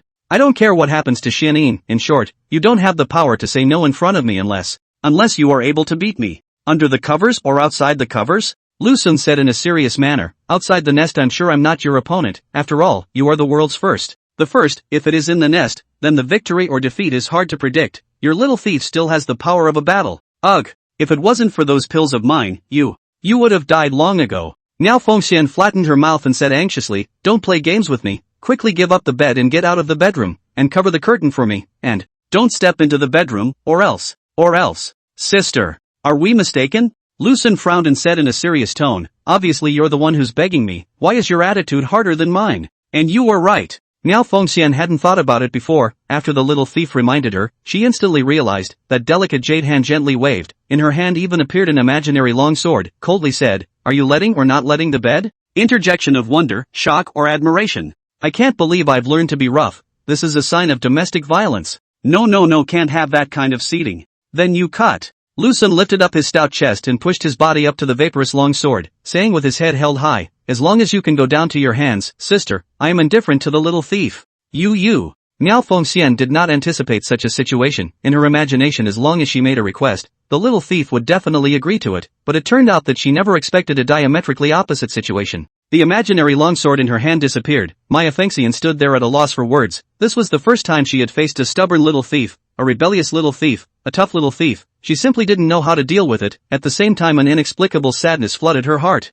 Thinking of once he said in the ear of those sweet words, but is so vain and unrealistic, perhaps Su Jingyi is right, the world of men are a virtue, not worth it is not worth it to be moved, more not worth it to be moved. Just when the great Demoness was in a muddle, Lu Sun took advantage of her most vulnerable moment to fiercely clutch her jade hand and forcefully dragged Miao Fengxian to the bed. The disoriented Miao Fengxian flopped down on the bed, and a cry of alarm floated out from between her red lips and white teeth, while Lu Sun, quick as a flash, carried the great Demoness into her own arms. Spacious big bed, quiet environment, a person and a demon both lying, each other's eyes looking at each other, an unspeakable throbbing between Lu Sun and myriad Phoenix Fairy, the big Demoness quietly looking at the small thief near at hand, beautiful eyes confused, cheeks blushing, a jade hand tightly clutched the corner of the quilt, the exquisite figure is a little stiff, breathing is more rapid and disordered. Sister, the little thief was joking with you, just wanted to tease you. Lu Sun sniffed the rich ethereal fragrance on her body, looked at the mature and plump Demoness in front of him, that frown was all the charm that messed with his heart, and said softly, sister, you are so beautiful. Myriad Phoenix Fairy came to her senses, but there wasn't a trace of anger, only full of resentment. Biting her lips tightly and turning her head sideways, she said coldly, Xianyin is at home in seclusion and cultivation, while you're hugging me on the bed. You can't stand Xianyin? There is a tall man in my hometown who once told me that since it's a dream it might as well make it perfect. Why should even dreams be so formal and modest? Lucen smiled and said, you and Xianyin are both my dreams and I just want to make my dreams come true. Ridiculous. I won't let you realize it. Myriad Phoenix Fairy said in annoyance, I'll definitely let your dream come to naught, and you'll let the empty joy come true. The words. Lucen stretched out his own hand and gently cupped her chin, effortlessly. Moving back in front of his eyes, he looked at her fondly, at the mature, plump and haughty great Demoness, with a hint of resistance, and evasive eyes that seemed to be telling an answer. Sister. Stop acting, I know you're already in love. Lucen said softly, if I hadn't been in love, I would have died several times already with your temper, so how could I still hold you? Your bull ******* ting me. I have the suppression of the robbing spirit fruit, I have long since lost my lust, how could I possibly be in love? Even after the veil of hypocrisy was revealed, Miao Fengxian was still unwilling to admit her heart in front of Lucen. She lightly pursed her delicate vermilion lips and coldly said, loosen up, then get lost. TSK. This haughty siren, you won't be allowed to be haughty tonight. Lucen lifted up the strands of green silk, said in a low voice, okay? I know you have your own difficulties, in the way of the existence of Xianyin is not willing to reveal your heart with me, in fact. Little thief all know, but sister you don't worry, I will let her agree with us. This matter will be wrapped in the body of the little thief. It's not just Xianyin. What about Xianshi? The great Demoness didn't say anything, but her heart was annoyed, not to mention whether or not she could listen to the little thief's bull *********.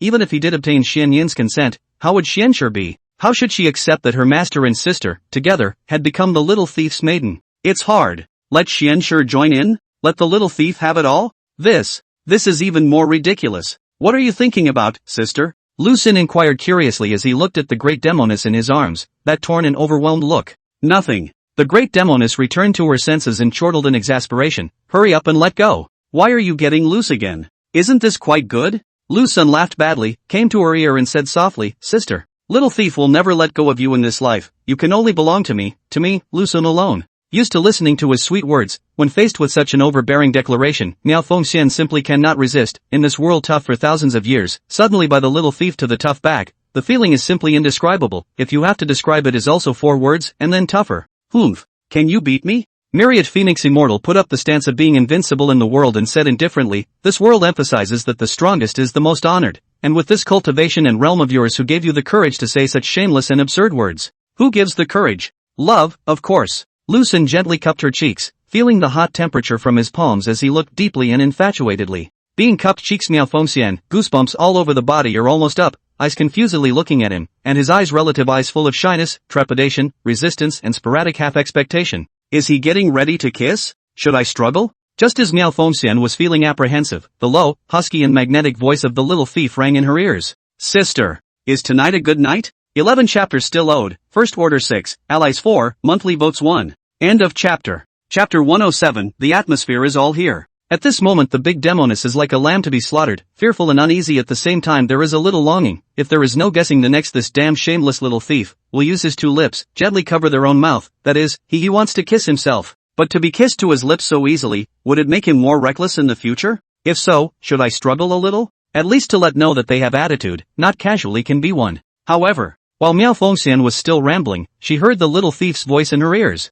Sister, is tonight a good night? Faced with these unexpected and inexplicable words, Miao Fengxian came back to her senses from losing her soul and looked at the shameless little thief in front of her with confusion, questioning doubtfully, what? What about tonight? What's going to be proper tonight? What is there to be done? Oops, that's just it. Lucen smiled coyly, once again lifted up a few strands of green silk, looked fondly at the great Demoness in his arms, the 1,000-year-old Demoness whose cultivation and realm had reached the second highest in the world, and said in a low voice, can this matter of gluttony for a body be done tonight? The words. Miao Fengxian was furious and struggled violently in his arms, but struggled and did not use her qi. After all, if she used her qi, even if it was only 10% of her qi, Lucen would have a bit of trouble resisting it. I goo. Just kidding, just kidding. Lucen saw that the reaction of the big Demoness was so intense, and hurriedly explained, okay, my good sister. The little thief is joking with you, even if you are proper. The little thief does not dare to be proper. The last 2 days of the Xianyin little thief still have a deep memory. The wooden house in the back of the mountain is almost all flat. Miao Fengxian gasped for sharp breaths, heaving and undulating at her chest. Her cheeks were on fire, even rolling. Those beautiful eyes were bewildered with a hint of anger, viciously glaring at the absurd little thief in front of her, annoyed. Being able to allow you to hold like this is already a blessing bestowed upon you by the heavens, and you want to crave for your body. Are you not beaten up by me? Between the words, the heart flooded with all kinds of muttering sound. If tonight they and he are properly, not to mention this guest room, even if the inn is to collapse, even to the excitement of the occasion, accidentally serpentine success, that Yangzhou city is also to be destroyed, and then must be the people of life and suffering, and who can think of the death of these countless people, just because of their own emotions? Been there, done that.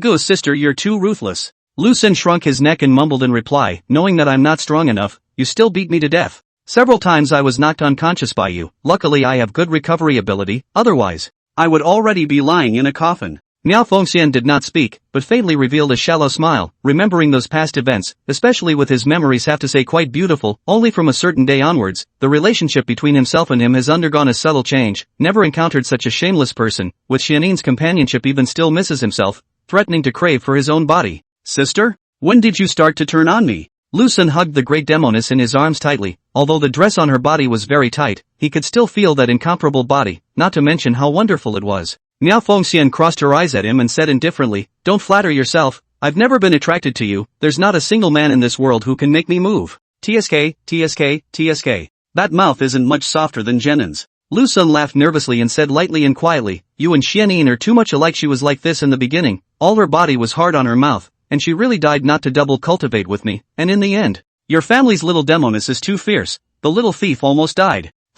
I was more aggressive than she was. Myriad Phoenix Fairy rolled her eyes, twisted her head slightly, and replied coldly, if it weren't for Xianyin's special physique, could you have such a chance? She was the one I had high hopes for, the one who was going to be #1 in the world, and as a result, she ended up having her body taken away by a little thief like you. Ha. I specialize in world firsts. Lu Xun said idly. Miao Fengxian's heart trembled violently, angry, anxious and helpless. Biting her moist lips tightly, she said in annoyance, every day you just know how to daydream. Dreams. It should just be ridiculous and perfect. Lu Xun once again stretched out his hand and gently moved the head of the big Demoness in his arms to his own front, looking at the annoyed and springy her, and softly said, sister, little thief really likes you so much. I don't like you, the great Demoness said indifferently. I don't believe it. Lu Xun said seriously, sister, you must like me too. Believe it or not. The great Demoness stubbornly twisted her head and replied with a puff of air. As it turned out, just then, Lu Xun without warning held both sides of her cheeks, with the speed of a thunderbolt.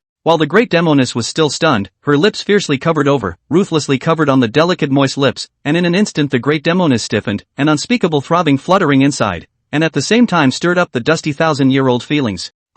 This shameless, ridiculous, dirty little thief. Miao Fengxian, completely lost in the little thief's tenderness, originally thought that she could resist everything he did, just like she had endured thousands of years of loneliness, but in the end it was not what she had hoped for. Some things can't be solved by will alone, just like now. Knowing that it was wrong, but still trapped.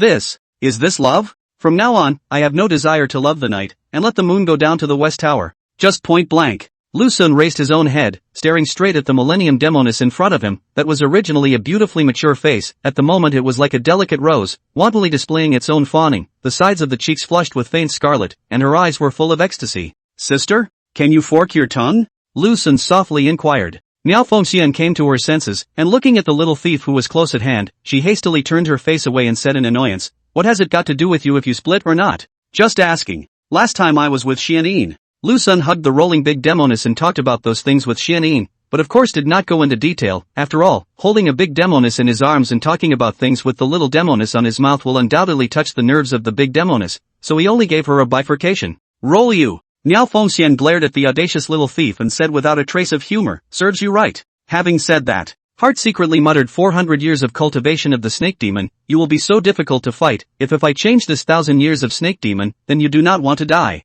It's okay. Since Xianin is my maiden, I naturally have to accept everything about her, but of course it can't be overdone. The maximum level of acceptance would be half serpentine, and it would be the upper half of the body as a human and the lower half as a snake. Lu Xun replied in a serious manner, if the upper half of the body is a snake and the lower half of the body is a human, I can't. Hearing the little thief's words, Miao Fengxian bared her teeth and snapped. It's all about the upper half of the body, the lower half of the snake, where the upper half of the body is a snake and the lower half of the body is a man. This sudden stunning smile mesmerized Lu Xun deeply and said with emotion, Sister, you're so pretty when you smile. It's not like it's for you. Myriad Phoenix Fairy's face suddenly sank, and those plump vermilion lips slightly upwardly pouted as she coldly said, kiss to you, hug to you, are you ready to roll? No. I'm going to sleep here tonight, and I'm going to cuddle with you, sister. Lu Xun boldly stated his thoughts. Miao Fengxian had long anticipated his intentions and had no emotional fluctuations about it. Frowning angrily, she said, simply delusional. Speaking. Lifting her own jade hand, she braced herself against his well-built chest and pushed him out with all her might. Asterisk asterisk asterisk asterisk off, don't stick it to me. However, with her mouth telling him to get lost, the force in her hands was minimal, and it was more like she took the opportunity to touch the little thief's firm body. But Lu Xun does not know the big Demoness heart of the small plan, while hard to hold her tight, while bitterly begging for forgiveness. Sister, don't be like this, let's discuss it. This everything is good to discuss. I don't want to discuss it with you. The great Demoness clenched her lips, her eyes containing a faint touch of shame as she angrily said, get out of here. Wonderful. Phoenix. Immortal. Lu Xun suddenly changed his previous attitude and glared sullenly at the arrogant big Demoness in his arms, shouting out her full name in a grave tone. The great Demoness froze, and at the same time stopped her own struggles, looking up at him incredulously as an unspeakable wave of emotions continued to spurt and sweep through every part of her body. Actually, the more domineering and strong a woman is, the deeper there is a soft place inside, and this soft place needs to be filled with a man's stronger attitude to fill the place at this time. The great Demoness is facing such a process. You demon girl. Little Dao, I spoke well, but you are so stubborn. Lu Xun stretched out his own finger, pointing it at Myriad Phoenix Fairy's chin, and gently lifted it up, looking at her coldly as he angrily said, in that case, then I will surrender the demon tonight. Speaking. Lu Xun barfed, sucked the lips of the great Demoness. Brigand. Naughty little thieves, shameless little thieves, nasty little thieves, ridiculous little thieves. Miao Fengxian's sturdy mask of hypocrisy had shattered to pieces under Lu Xun's dominance and forcefulness, and that snake heart, which had been dusty for 1,000 years, began to stir up while the sanity in her mind was slowly being eroded. Hands, which had nowhere to rest, could not help reaching for his waist and gently wrapping them around the. Meanwhile, Lu Xun sensed the change in the great Demoness, so he slowly moved his lips and came to her ear, whispering softly, Sister, the atmosphere has been set here, and it would be rude of you not to undress. End of chapter. Chapter 108, the great Demoness is even more ferocious. This first time in 1,000 years to be given a kiss by a man, Miao Fengxian completely fell into Lu Xun's tenderness, and even wanted to freeze time forever in this moment, especially the mutual contact between each other. There seems to be an incredible electric current,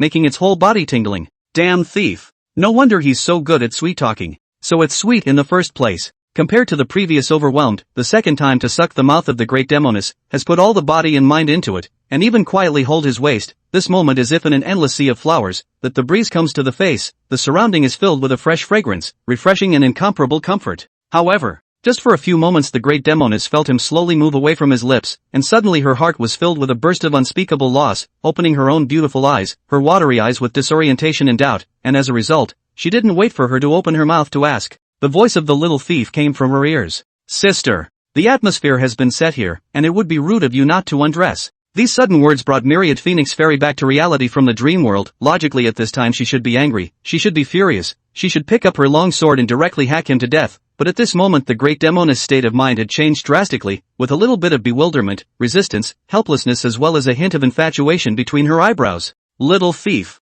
do you really want to be done? Miao Fengxian did not pay attention to his words, but looked at the man in front of her, pursed her lips, murmured, I'm 1,000 years away from you, in the middle of the Xianin and Xianshi, as well as there are many secular concepts, you. It's not too late to regret. Lu Xun couldn't help but freeze, staring blankly at the great Demoness in front of him. That mature and bewitching face was filled with emotion and at the same time mixed with some entanglements. He knew that he had finally pried open the great Demoness' inner world. The word regret has never existed in the little thief's dictionary. Lu Xun put away his mischievousness and mischief, looked at her tenderly and affectionately, and murmured, it is only because of the feeling that you look back that makes me think of you both in the morning and in the evening. Ever since the first sight of sister, the little thief has imprinted your appearance in his mind, and no matter what, he can't get it out of his mind. Miao Fengxian bared her teeth and laughed out, although it is only a simple smile, but there are 1,000 charming playful white eyes. Him, annoyed, said, do not say this kind of infatuation words. I do not eat this set, obviously is to see that I'm beautiful and moving, hooked up in your heart of greed. Hey, the first step to liking,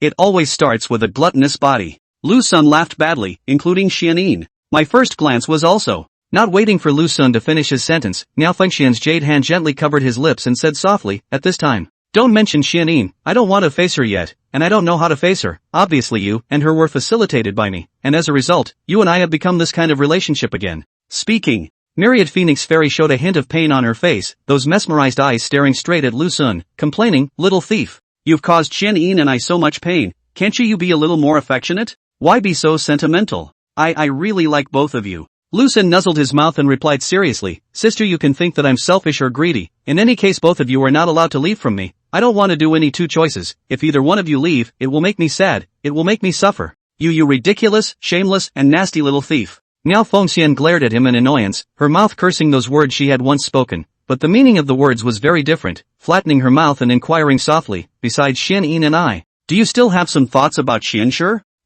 This. To tell you the truth, Genji is a little ahead of you. Lu Sun hesitated, but in the end he didn't dare to tell the truth. It was hard to pry open the inner world of the great Demoness, but he couldn't let the matter of the little fox lead to the loss of his efforts. As for when to confess to her, wait until you occupy her body. In fact, when you think about it now, this situation is quite good. The big Demoness and the little fox don't know each other's existence, and the little Demoness, she is more aggravated, she doesn't know who she is. Hey, in the future, we should go to her house more often, and comfort her body and mind. No. How could I be interested in a little fox? Lu Sun replied in a serious manner, I only like plump and full mature women like my sister. A flat type like the little fox is not my favorite type.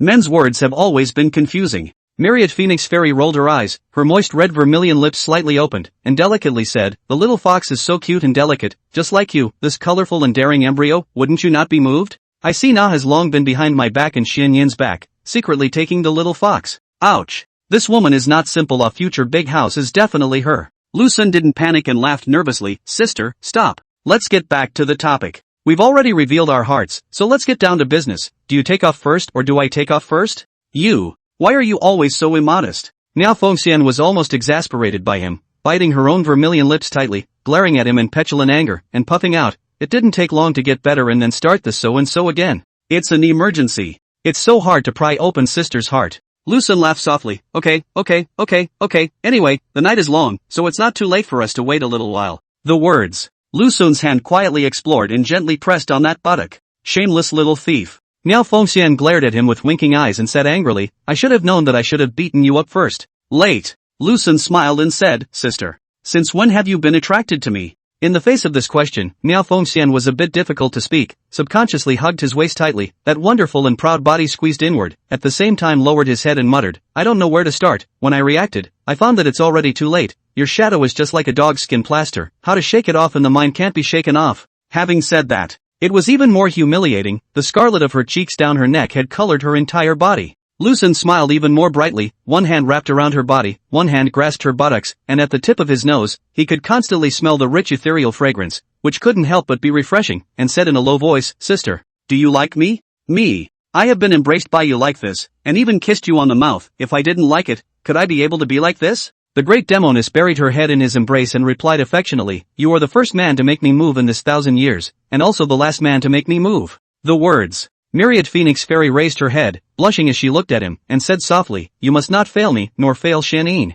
Don't worry, sister. If the little thief fails you and Xian, then the heavens will strike 5. Woo. Lu Sun was still swearing venomously when Miao Fengxian panicked and covered his mouth. She stared at him warmly and furiously, saying furiously, don't talk nonsense. Next. Miao Fengxian released his mouth and said softly and gluttonously, of course I believe that you won't fail me in Xian, it's just that your mercurial habits make me so annoyed that there are so many good-looking women in this world that if you were to meet one, you'd surely be moved. Won't. There are no better-looking women in this world than you and Xian.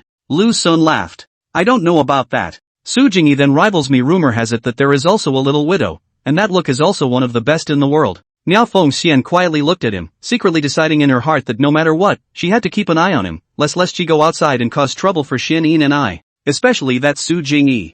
I won't be able to defeat her for a while here, and if she develops a love affair with the little thief will surely be snatched away by her. Sister, can you call me your husband? Lu Sun asked in her ear. This Sagittarius is what Xian calls you, and I don't want to be the same as Xian. Myriad Phoenix Fairy bit her lip with a hint of haughtiness and stubbornness, muttering, I like calling you little thief, and I also like it when you call me sister. Good. Listen to sister's arrangement. Lu Sun licked his lips, looked at the great Demoness snuggled in his arms, and said in a deep voice, sister, it's almost time, we should undress and sleep. Subsequently, Lu Sun fumbled for the green silk belt that was wrapped around her waist, and was about to gently pull it off when the great Demoness put a timely stop to it. Little thief. It's not that I don't want to. Rather, Myriad Phoenix Fairy's face was as red as a drunkenness, her eyes mesmerized as she squeaked and whimpered, explaining, whether or not it will startle the little fox next door is the second most important thing. All I need to do is to perform a spell formation and I will be able to isolate all the sound. What is really troublesome is that if I were to fall into a frenzy, you would die on my body.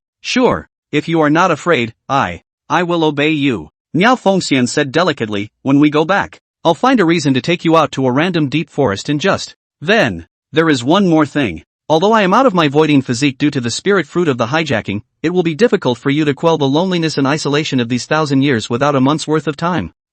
This. Lucen instantly panicked. The time when the little Demoness voiding surged, she almost took her own life, but she never expected. The big Demoness was even more ferocious. Looking at his panicked appearance, the great Demoness revealed a smile and extended her own green jade finger, gently tapping his forehead. Poof. This is what happens when you mess with me. Miao Fengxian laughed in a flavorful manner. You think I'm that gluttonous? Between the words, arms wrapped around the little thief's neck, gently covering his mouth while murmuring delicately, don't panic. You can crave something else. End of chapter. Chapter 109, The Great Demoness is too steady. It's late at night. Yanzhou City is slowly returning to its most silent moments. Inside the room of an inn, a large wooden bed, make the world scared of the devil demon girl, 1,000 years to kill countless Miao Fengxian, at this moment is lying on the body of a strong young man, hair messy, faces red, eyes drunken. The original piece of clothing fell to the ground, only the remaining bibs and blasphemous pants. Little thief. What are you thinking? Miao Fengxian's hot cheeks, tightly pasted on Lu Sun's chest, a green jade finger kept drawing circles on her chest.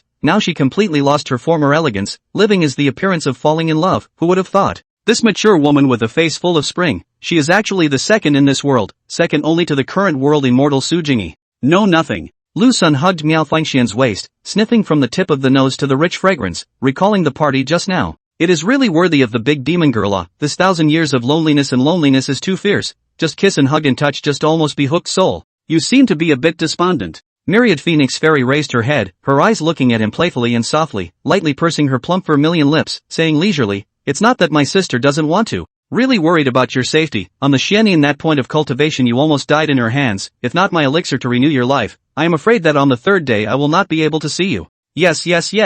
Lucen nodded awkwardly, then said in a serious tone, I'm just lamenting the fate of life. Once I killed demons and swore to give this world a peace, and now, I've become the husband of 2 demonesses. It's really an unpredictable world. Myriad Phoenix Immortal whitened her eyes in a flirtatious manner and reached out her hand to gently caress his cheek, murmuring, I am the biggest demon in this world. In the future, if you are sorry for me and Xianyin, then I will go to wreak havoc on the earth, little thief. For the sake of the people and the people's lives, you can be peaceful. The peace of this world depends on you alone. Ouch. It feels like a much heavier body burden. Lucen laughed nervously and said gently, for the sake of peace in this world, for the sake of the people and the people's lives, the little thief will definitely serve you and Xianyin well, and of course, by the way, he will also take good care of the little fox. Myriad Phoenix Fairy narrowed her eyes, her luscious and delicate figure rubbing against him as she delicately inquired, little thief, tell me the truth, do you really not like Xianshi?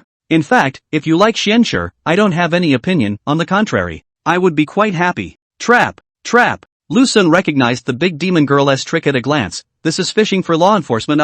Ahem. Don't talk nonsense, I only love you and Xianyin. Lucen replied in a serious manner, sister. Don't intentionally trip me up, those words just now were obviously digging a hole for me so that you would get angry at me and then use the opportunity to fix me. I'm not stupid. The great Demoness who was caught in the ruse was not flustered, and said with a faint smile, you'd better love only Xianyin and I. If I know that you still have other women in mind, I won't let it go. And I will definitely behead that demonic, so don't blame me for being cruel when the time comes. Lucen shrunk his head and said smilingly, I know, don't worry. Poof. I can't be relieved. Miao Fengxian face condensed, coldly said, you this little thief, colorful courage, even I dare to gluttony. The key is still being gluttonized by you, who knows what will happen in this future. In short, the words are put here, whether you believe or do not believe, look at it yourself. This.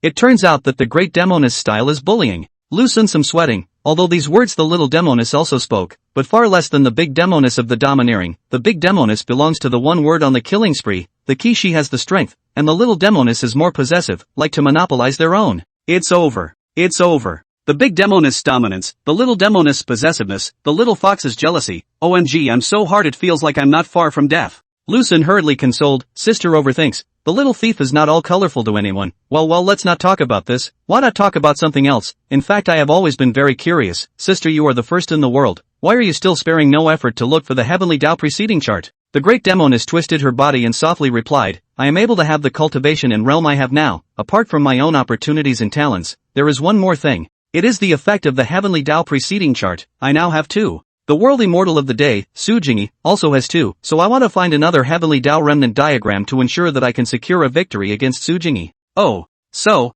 Lu Xun pursed his lips and then said, Xianyin said that there are a total of 10 remnants of the heavenly Tao preceding chants. You and Su Jingyi have 2 each. What about the remaining 6? There are 2 for the Zhao Imperial clan, 1 for the Demon Sect Master in the Western region, 1 for the Southern Barbarian Compass King, and I think there's 1 for the East Sea in the East Sea as well. Miao Fengxian touched the little thief's chest while sniffing the male scent of his body and said softly and glutinously, as for the last one, I also don't know where it is. That. Then whose are we going to rob? Lu Xun inquired curiously. The Demon Sect Master of the Western region is on good terms with me, so naturally I can't snatch her. Myriad Phoenix Fairy flattened her mouth and said leisurely, don't worry, she's a woman, but I won't let you see her, lest you cause trouble for me and make me depressed. Lu Xun is dying of speechlessness. It feels like the great Demoness is treating me like a lover. Southern Barbarian Compass King. Although my strength far exceeds his, I don't want to fight him at the moment, and as for the East Sea is too humid, I don't want to go there either. Myriad Phoenix Fairy bit her vermilion lips and muttered in a playful voice, we can only go after the Zhao clan's royal family, but Su Jingyi is a royalist, she won't just sit back and do nothing. Speaking of which, Myriad Phoenix Fairy paused for a few moments and continued, I want to replicate the ploy from 20 years ago, to overthrow the current emperor's little boy and re-establish a new monarch, then get the heavens predestined chance diagram from his hands, but it's not the same as 20 years ago. This time, it's all about outsmarting rather than taking it by force, but force can be used when necessary. Little thief. Myriad Phoenix Fairy raised her head and looked at him blankly, saying in a sticky voice, you have to do more for me, the 2 Xianxue sisters. It is not appropriate to do this matter. One of them is cold in nature and the other is naughty and mischievous, so, only you can help me. Don't worry sister. The little thief will definitely do his best. Lu Xun replied seriously. Miao Fengxian smiled down with satisfaction, plopped back down on his body again, and said softly, the current emperor's youngest son has an eldest daughter. I see that she is quite ambitious, she should be quite good, I want to make her the emperor. Right. Don't you dare hit on her. Miao Fengxian warned. Ouch. Sister, you make me look like a male dog. It's not like I like all women. Lu Xun was filled with black lines and said bitterly.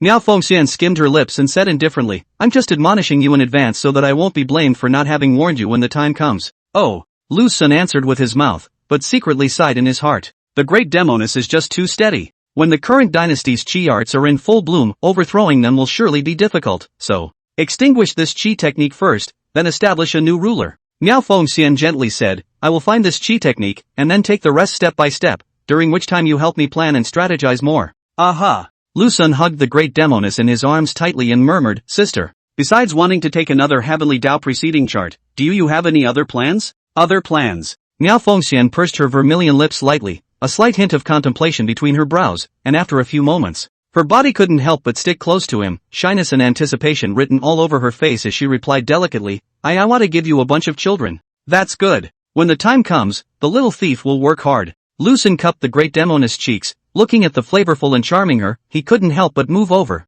Miao Fengxian seems to have waited for this moment for a long time, cannot wait to hold his head. Compared to the initiative of the little Demoness, the big Demoness is more enthusiastic. When you think about it, it can be understood, this thousands of years of loneliness is bound to devastate and destroy everything. Early the following morning, the little fox woke up from her sleep, opened her hazel eyes and looked straight at the roof. The cute and soft face was full of happy memories. Last night she had a dream, an unbelievable and daring dream. The big bad guy in the dream was bad. Super bad, but also like his bad. Big, bad man. I can't believe I snuck into my dreams. The more Xianxue thought, the more excited, the more he thought, the more his heart trembled, fiercely embraced the quilt will be red and hot head, buried deeply into it, 2 short legs kept kicking and beating the wooden bed. What's all the commotion for so early in the morning? Suddenly, a questioning voice from the master came to his ears. Xianxue instantly froze as she realized that she was sleeping with her master. Oh, crap. Forget that I'm sleeping with Master Chief. Division. Master. The little fox looked awkwardly at her master at the side, and seeing her face of annoyance with a hint of exhaustion, she squeaked out a reply that thought of me still being out there was a little tiny bit excited. The words. The little fox climbed into Myriad Phoenix Fairy's arms and affectionately pressed against her, asking in a sticky manner, Master, was I particularly rowdy last night? You ninny. The whole night has been a mess, causing me to not even sleep well. Miao Fengxian glared at the mischievous little fox, her vegan hand gently lifted and rubbed her head, and softly said, Today, you're with Lu Xun, I won't follow anymore, remember to listen to him, don't make your own decisions. Hearing that she could be alone with Lu Xun, it was getting Xianxue all excited, and she hurriedly nodded her little head. Hey, hey, hey. Finally, I get to be alone with my family's big bad. Subsequently, both the big Demoness and the little fox lapsed into silence while the same man was on each other's minds. End of chapter. Chapter 110, quietly she comes again. The little fox Xianxue grabbed Lu Sun's hand, weaving in the endless stream of streets, while the other hand also holding a string of sugar gourds. From the inn out to now past almost 2 hours, while the little fox is still happy to wander, the rich red mouth, from the beginning until now, never stopped. Big bad, I want this. The little fox pointed at a 9 linked rings and daintily rushed Lu Sun beside her.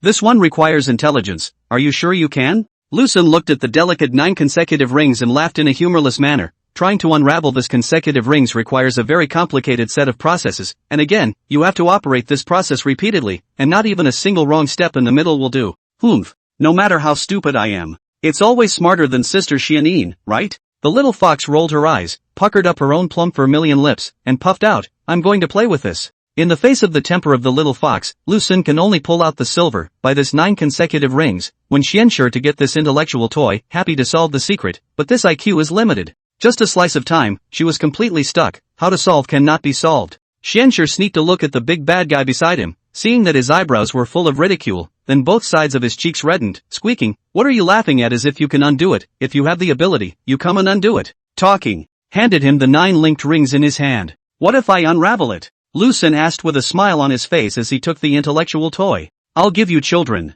The little fox pushed up her flat chest, proud with a touch of shallow shyness, and replied in a light, sticky voice. Then what about that can't be solved? Lu Sun then asked. I'll give you tons of kids. The little fox looked straight at the big bad beside her with the word serious written all over her face. You're hoping that you're going to have a baby whether you solve it or not? Lu Sun cried and laughed a little, holding her intellectual toys in one hand and holding Xianxue's delicate and tender little hand in the other. He said gently, I'll take you to eat grouted buns and carp-baked noodles. Hearing that there was good food again, the little fox instantly became interested, and staying close to him, softly inquired, what are grouted buns and carp-baked noodles? This grouted bun is a bun with soup inside, a very tasty broth sauce, and as for the carp-baked noodles, I don't know how to describe it, you'll know when you eat it. Lu Sun explained. Aha! The little fox put away her old mischievousness and followed him obediently. Since she said that she was his little fox, Xianxue took it upon herself to get along with him as his wife and acted like a little daughter-in-law in every way, but occasionally, the little daughter-in-law would also play her own little temper and capriciousness, every time let Lu Sun difficult to fight. To a very famous and luxurious restaurant, the restaurant fellow see a guest, warmly welcomed up, learned that it is to eat, it was arranged in a nook and cranny, and Lu Sun on this location is very like, he is a person who does not like to make a fuss, coupled with the fact that it is out of the house, if you act too high profile, there will be a lot of hidden dangers. Dunked buns, carp-baked noodles, braised pork. Lu Sun reported several dishes one after another, and ordered 2 servings of all of them, and when he finished ordering, looking towards the little fox sitting across from him, that ignorant and curious look had an unspeakable cuteness and innocence. If it's not enough, you can order more after eating. Lu Sun said. Oh. The little fox sat on the chair, her 2 little short legs swaying non-stop while she propped her hands up on her cheeks, staring at him with unblinking eyes, and murmured, when are you going to be ready to have me, big dummy? The words. Lu Sun, who was drinking water, choked and coughed several times in succession. Cough cough. Why are you suddenly asking such a question? Lu Sun said awkwardly. Sister Xianyin has become your maiden and I have become your little fox. You should be just and fair, since you have already craved Sister Xianyin's body, then that should also come to crave me. The little fox was full of jealousy and said, both are your demons, both are your women. Why should you only gluttonize her but not come and gluttonize me? Ouch. This sudden jealousy, it's undefendable. Ah. Lu Sun cried and laughed a little, and silently replied, let's wait for 200 years from now. 200 years of yellow flowers and vegetables are getting cold. The little fox glared at him with a disgruntled face, puffing up in resentment. You really do like Sister Xianyin a little more. It's all kinds of perfunctory to me. I don't care. You must crave me anyway. I want to be like Sister Xianyin. Headache.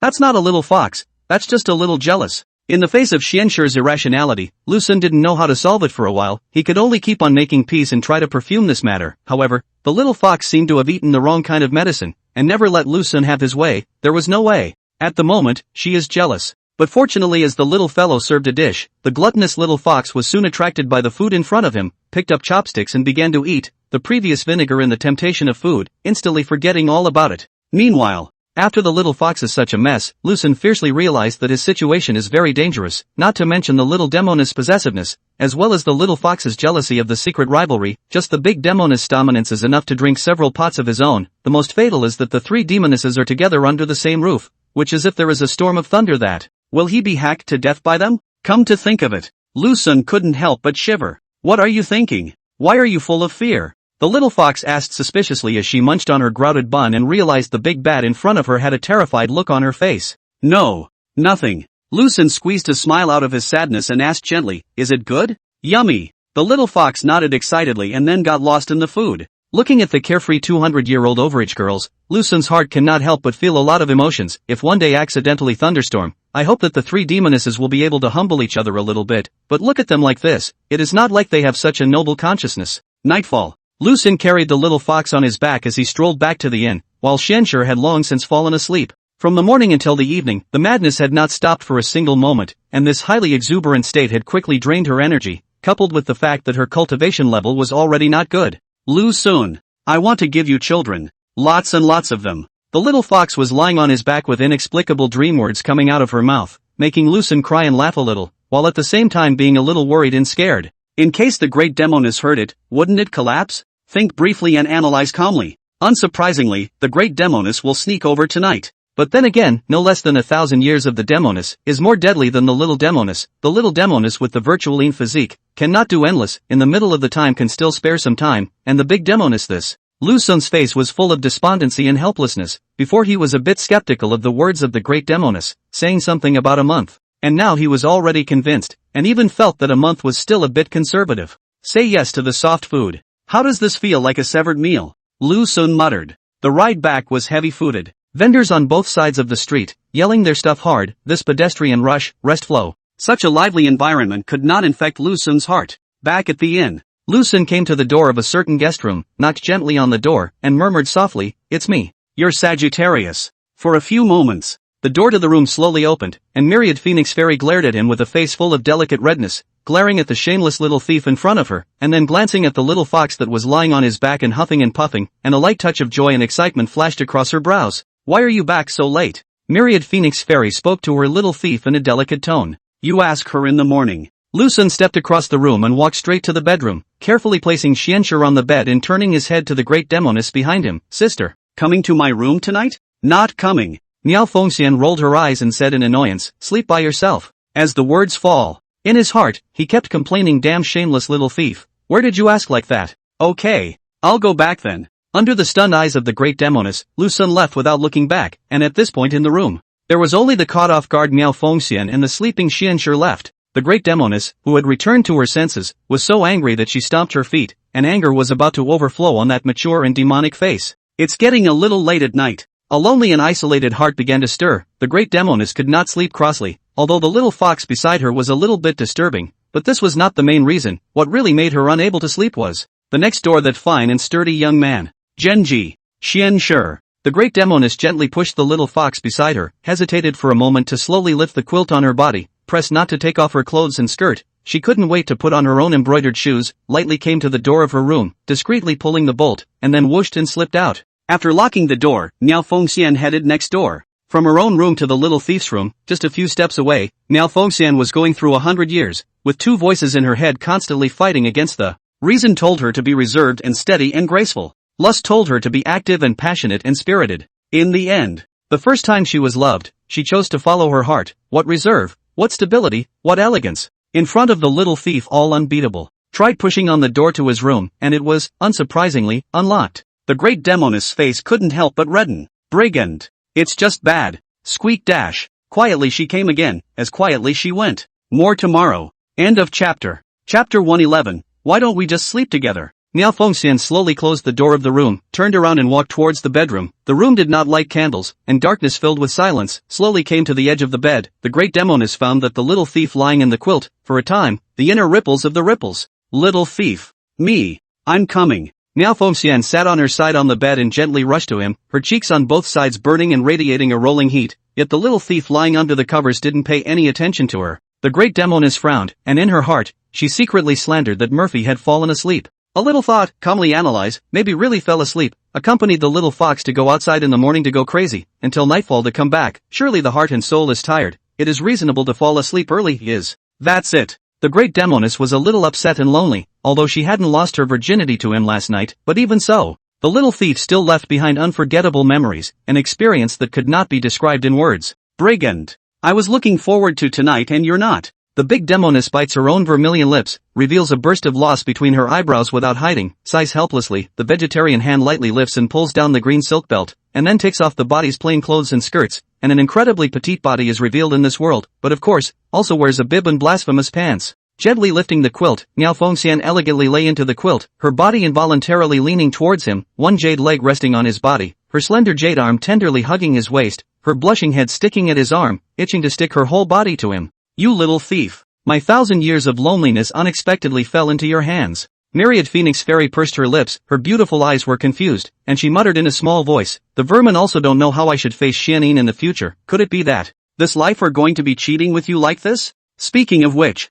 Miao Fengxian couldn't help but rub against him, and said to herself in a slightly shameful manner, it actually feels quite good to sneak up on you like this. As it turned out, just then, the little thief's bad joke suddenly rang in his ears. Isn't it both tense and exciting? Miao Fengxian could not help but freeze, followed by the bewitching face reddened beyond measure. The blood beneath the skin layer was about to gush out. Embarrassed, ashamed and annoyed, couldn't help but open his small mouth, a little bit, then bit his shoulder. At the same time the jade hand clenched his fist, gently pounding his chest. Damn little thief. I'm awake but I'm pretending to be asleep. This is also too shameful. Yippee-ki-yay. Dying. Gently. The great Demoness spilled, but there was a kind of irresistible temptation. Lu Sun begged her for mercy while quietly probing her buttocks, and Myriad Phoenix Fairy quieted down with it, only her breathing was a bit rapid. Shameless little thief. If you dare to lie to me next time I will make you pay a painful price. Miao Fengxian looked at him in exasperation, but her jade leg was still resting on him, angrily reprimanding, obviously awake but still pretending to be asleep on purpose.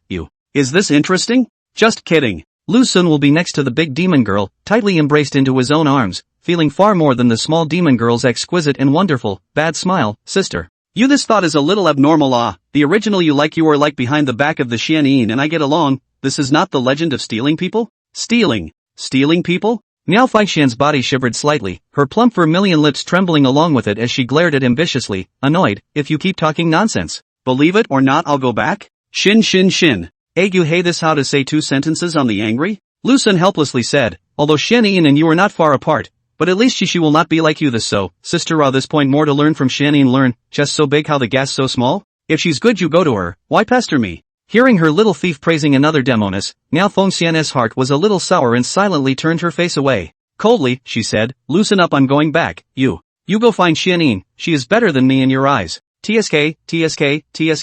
I can't believe I'm jealous. Look at you. The little thief said you're still not convinced. Lu Sun reached out and gently moved Miao Fengxian's face to his own eyes, looking at the great beauty near at hand. The delicate face full of jealousy revealed a hint of stubbornness, but compared to that sea of jealousy in the little fox, the great Demoness, this is considered a vinegar ditch at best. Humph. Myriad Phoenix Fairy made a stern face and glared at him indifferently, saying, my affairs. Why do you need to be in charge? That's true. Lu Sun touched the delicate cheeks, and then came to her ear, and spoke quietly, and then the icy expression of the great Demoness was instantly replaced by shyness, and her eyes were even more misty, and the gelatinous moist lips pursed lightly. And take a break? I'm afraid it's not that my sister has been anxious for a long time, right? Lu Sun looked at the great Demoness in front of him and said cheaply, no panic. Just need sister to call out to me. Little thief sire, at that time, little thief will give you a wide blue sky and let you fly freely there. This damned man, shameless little thief. Miao Fengxian knew that her little thief was very cheap and wavy, with a belly full of nasty bad water, but never thought that he was able to be bad to such an extent that this was clearly humiliating himself. Off. Sleep by yourself. Miao Fengxian broke away from his embrace, lifted the bedding off her body, sat up indignantly, and then directly got out of bed, but Lu Sun was quick to catch one of her arms, and without much force gently tugged and pulled the big Demoness back. For a moment, one person and one demon wrestled together. The big Demoness used her own pink fist, kept pounding his chest, seeing that it didn't have any effect. Exasperated, she threw out a slap. Pa dash. A crisp ringing sound tore through the silence of the room. In the dark bedroom, Lu Sun and the great Demoness were both lying on the bed, looking at each other's blurred figures, so tacitly that neither of them opened their mouths to speak. Lu Sun quietly looked at her, eyes like misty clear water, flooded with waves, not only seductive attitude, but also memorable, the mature and delicate face moist red unbearable, overflowing with never-before-seen fawning. Little thief. Myriad Phoenix Fairy opened her mouth slightly and murmured to herself, then closed her eyes obediently. Lu Sun smiled and slowly came up in the face of the great Demoness' invitation. Another hour is going to dawn. Millennium Demoness Miao Fengxian lying on Lu Sun's body, cheeks slightly red, eyes lack of shyness, eyebrows are even more moving. Upon returning, don't just look for me, I'm afraid of arousing the suspicion of Xianyin and Xianshi. Niao Fengxian murmured, especially little fox. This ninny of hers is very resourceful. If she knows about the two of us, I guess she. Speaking of which, Niao Fengxian sighed and said bitterly, if she makes a scene, this scene will get out of control. Oh. Lu Sun immediately responded, not feeling the slightest bit of myriad phoenix fairy's concern because, long before the great Demoness, she herself had already taken the little fox. Niao Fengxian slowly raised her head and looked at this bold Lu Sun, saying softly, little thief. Tell me the truth, do you really only want me and Xianyin? Will there be other women in the future? Won't. Lu Sun shook his head and said in a serious manner, I swear if. Without waiting for him to finish his words, Niao Fengxian gently covered his mouth and said faintly, forget it. This kind of oath will just fool Xianyin. Anyway, I still say that, if you dare to look for me, I will dare to kill. Let's see if it's you who is quick to look for me, or me who is quick to kill. It's obvious that Xianyin was first. Why do you feel that you're the first house? Lu Sun laughed nervously. I know sister, relax, the little thief is very proper. Play one's part. If you were decent, you wouldn't have come to mess with me. Myriad Phoenix Fairy rolled her eyes and gently touched his chest as she murmured, after you go back. Don't be intimate and mushy with Xianyin in front of me, I'll feel bad. Speaking. A classic clip once again came to mind in Lu Sun's mind. I'm sorry, maybe I came at a bad time. No, you're just in time. Ouch. This picture is just. Tie pants are hot. Aha. Lu Sun nodded, hugged the plump woman in his arms tightly, and said softly, sister. I suddenly have a whimsical idea, divide the days into 7 days a cycle, this 1, 3, 5 I go to Xianyin, 2, 4, 6 go to your place, the last 7 is also the last day, you let the little thief I rest. Niao Fengxian raised her own head, lightly knitted her embroidered brows, and carefully surveyed him, saying, this coming and going. Will it tire you out? Why don't Xianyin and I both move into your house and sleep under the same blanket together every night, not only saving you the trouble, while also saving your mind. Wonderful. Lu Sun smiled in satisfaction, then do as sister does. Immediately following, Niao Fengxian burst into a rage, itching to slash him to death with her sword. It's not bad.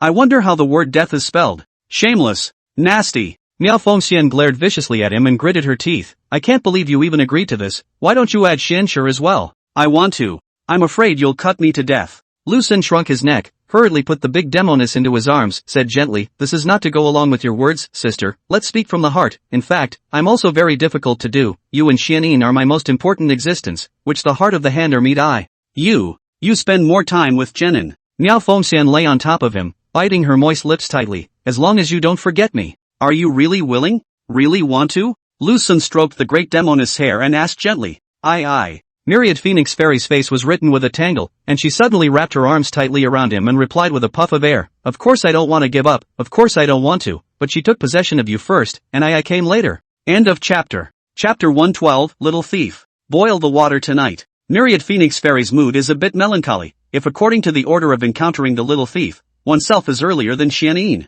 But this does not explain the situation at all. After all, Xianyin occupied the body of the little thief, but much earlier than himself. The key to her is the little thief's nominal wife, and she is. Lu Sun looked at the lost and helpless Demoness in his arms, gently grasped the firm buttocks, and said earnestly, sister, don't panic. I will try to get Xianyin to allow me to marry another one, then I will say by name that I want to marry you, of course. Xianyin definitely won't believe it, and then he. Myriad Phoenix Fairy frowned and pushed away the mischievous hand, saying in a displeased manner, although Xianyin isn't very smart when it comes to reading, she's not a little cutie. You're clearly telling her. You and I have been getting along for a long time. Just get on with it. The sky will rain, the mother will marry, some things will inevitably happen and can't be stopped. Lu Sun shrugged his shoulders and said seriously. The great Demoness rolled her eyes and chided petulantly, it's not like you're humiliated anyway, of course you don't care. I see that you can't wait to want all of Xianshi. Obviously having Xianyin is enough, but still intentionally come to tease me. If I had known back then, I should have put a sword through my throat. Lu Sun laughed nervously, remembering the first time he met the great Demoness, he had to sigh.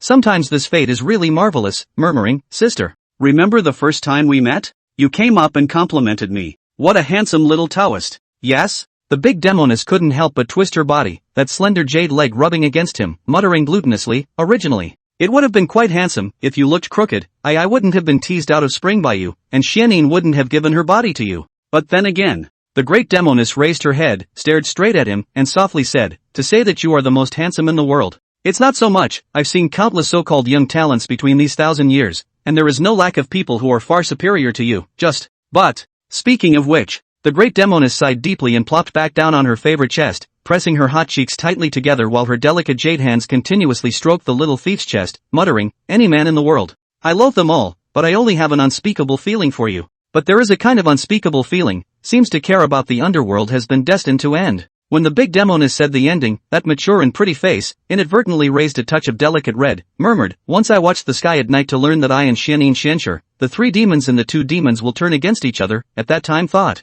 Is Xianyin Xianxue sisters? The result never thought it would be me and Xianyin. Aha! Is there a possibility? All 3 of you girls have turned against each other? Lucen pursed his lips lightly, rubbed the big Demoness' glossy jade back, and said gently, this love affair is difficult to control. Anyway, sister, don't worry. The little thief will not let any of you 3 demons leave. The great Demoness sighed and helplessly muttered to herself, the man who waited for 1,000 years with 1,000 years is actually a commodity like you. Sound as if. I'm a bit uncomfortable. What do you mean? I'm such a good for nothing. Lucen dared to be angry, embarrassed and not rude. Sister suffered waiting for the little thief waited for thousands of years. The great Demoness looked at him with charming eyes, gently pinched his cheeks, and said softly, forget it. Who let me just like you, knowing that you are an affectionate, but still throw myself into the net? AI. Fate should be like this. Subsequent times. Miao Fengxian snuggled into his arms, nibbling on his shoulder while touching his fine chest, and his sweet love words came from time to time in her ears. Her whole body was almost tingling after hearing them. I was wondering before. How did Xianyin fall to you so quickly? Myriad Phoenix Immortal gasped for breath and said softly and glutinously, now I finally understand such a mouthful. I'm afraid that it's hard for any woman in this world to be able to withstand it. Lucen licked his lips, came to the ear of the great Demoness, and quietly asked, and in an instant the great Demoness who was snuggled in her arms, those 2 sides of her cheeks were like a monkey's butt, and even a little hot, and her watery eyes were full of shame and annoyance. You damned little thief. Shameless little thief. Nasty little thief. Miao Fengxian punched his chest fiercely and said furiously, I'm just saying that you use sweet talk a lot, it's not like, oops dash. Miao Fengxian kept gasping for air, annoyed, she grabbed his arm and gently bit down, only to suddenly tremble violently, raising her head to stare at him with winking eyes, slightly biting her own lips, such a simple action but revealing endless charm. Little thief. If you're not afraid to die you'll have to do it now. Miao Fengxian said delicately. Don't I'm not in a hurry. Lucen cold sweater coming down, if other women say this, we'll let her see what is called chasing the wind teenager, but on the contrary as the big demon girl said. Then we have to think about it. I'm in a hurry. Miao Fengxian rubbed against him and said in annoyance, Xianyin has already given herself to you, if I don't give myself to you, I always feel inferior to her. Fault. Why are you like the little fox? What's the comparison? This. Each other are the closest people to each other. Why should we have to compare ourselves to each other? Lucen persuaded in a serious manner, sister. All things prosper in family harmony. Myriad Phoenix Fairy frowned, indignantly and angrily, why didn't you think of family harmony before you teased me? Xianyin and I sharing the same man will inevitably fight to the death, unless you choose one or the other. No. You're wrong. It's actually a triple choice. Lucen hurriedly hugged the big Demoness tightly and said gently, what is the 2 choices, 3 choices? I've already told you that it's just 3 words, all of them. Sister, don't be anxious. Wait for the little thief to work hard to improve his cultivation, and then I will definitely split your skin open. Skin. Skinned? Maya Fengxian is well aware of the little thief's spices, it is called a lawless and bold, especially if you have seen. Aha! The great Demoness was still thinking about her mind when Lucen cupped her cheeks and gently moved up. It's the same old trick, but it's a wonderful one. It's dawn. Lucen lifted the quilt on his body and got out of bed. Meanwhile, Miao Fengxian, on the other hand, was wrapped in the quilt, her mesmerized eyes gazing at him in fascination. When are we going back? Miao Fengxian asked. Ask the little fox. Lucen picked up the clothes on the ground and handed them to the big Demoness on the bed, silently saying, I wanted to go back today, but the little fox. She's on a high and will be lost when she learns that she has to go home today. Hey, in the end it's all because you and Xianyin don't care about her on a regular basis.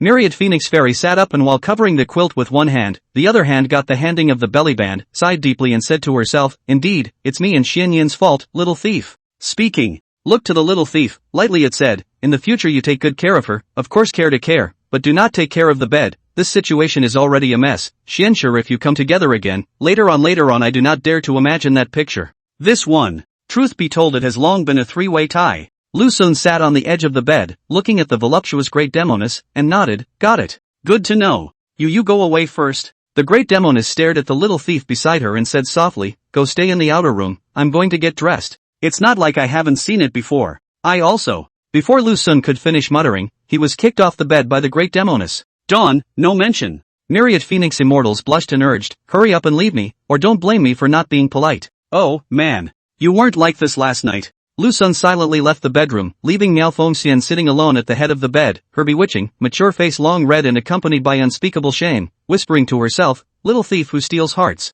A few moments later, Myriad Phoenix Fairy walked out from the bedroom and looked at the little thief sitting in front of the table, bored and frothing, and said softly and glutinously, "I'm going back." Aha! Lu Xun stood up and prepared to open the door. Pulling the bolt, just as he was about to open the door to his room, behind him, Miao Fengxian somehow, violently hugged him. That luscious figure pressed against his broad back, her head leaning on her shoulder, her eyes containing bewilderment, reluctance, entanglement and helplessness, and she said tenderly, "Little thief, am I particularly stupid?" "Ha? Silly what?" Lu Xun asked curiously. "It's obvious that being with you will be a disaster, but yet, still so righteous." The great Demoness said with a bitter face, "If your maiden was an outsider, I would have killed her and replaced her later, but your maiden is Xianyin, and I was the one who facilitated the marriage between the two of you." The words. The great Demoness hugged him even tighter, itching to become one with him. "Little thief. Never leave me, don't worry. I won't compete with Xianyin to be jealous, all I ask is that you don't forget me." Miao Fengxian said as thin as a mosquito, "And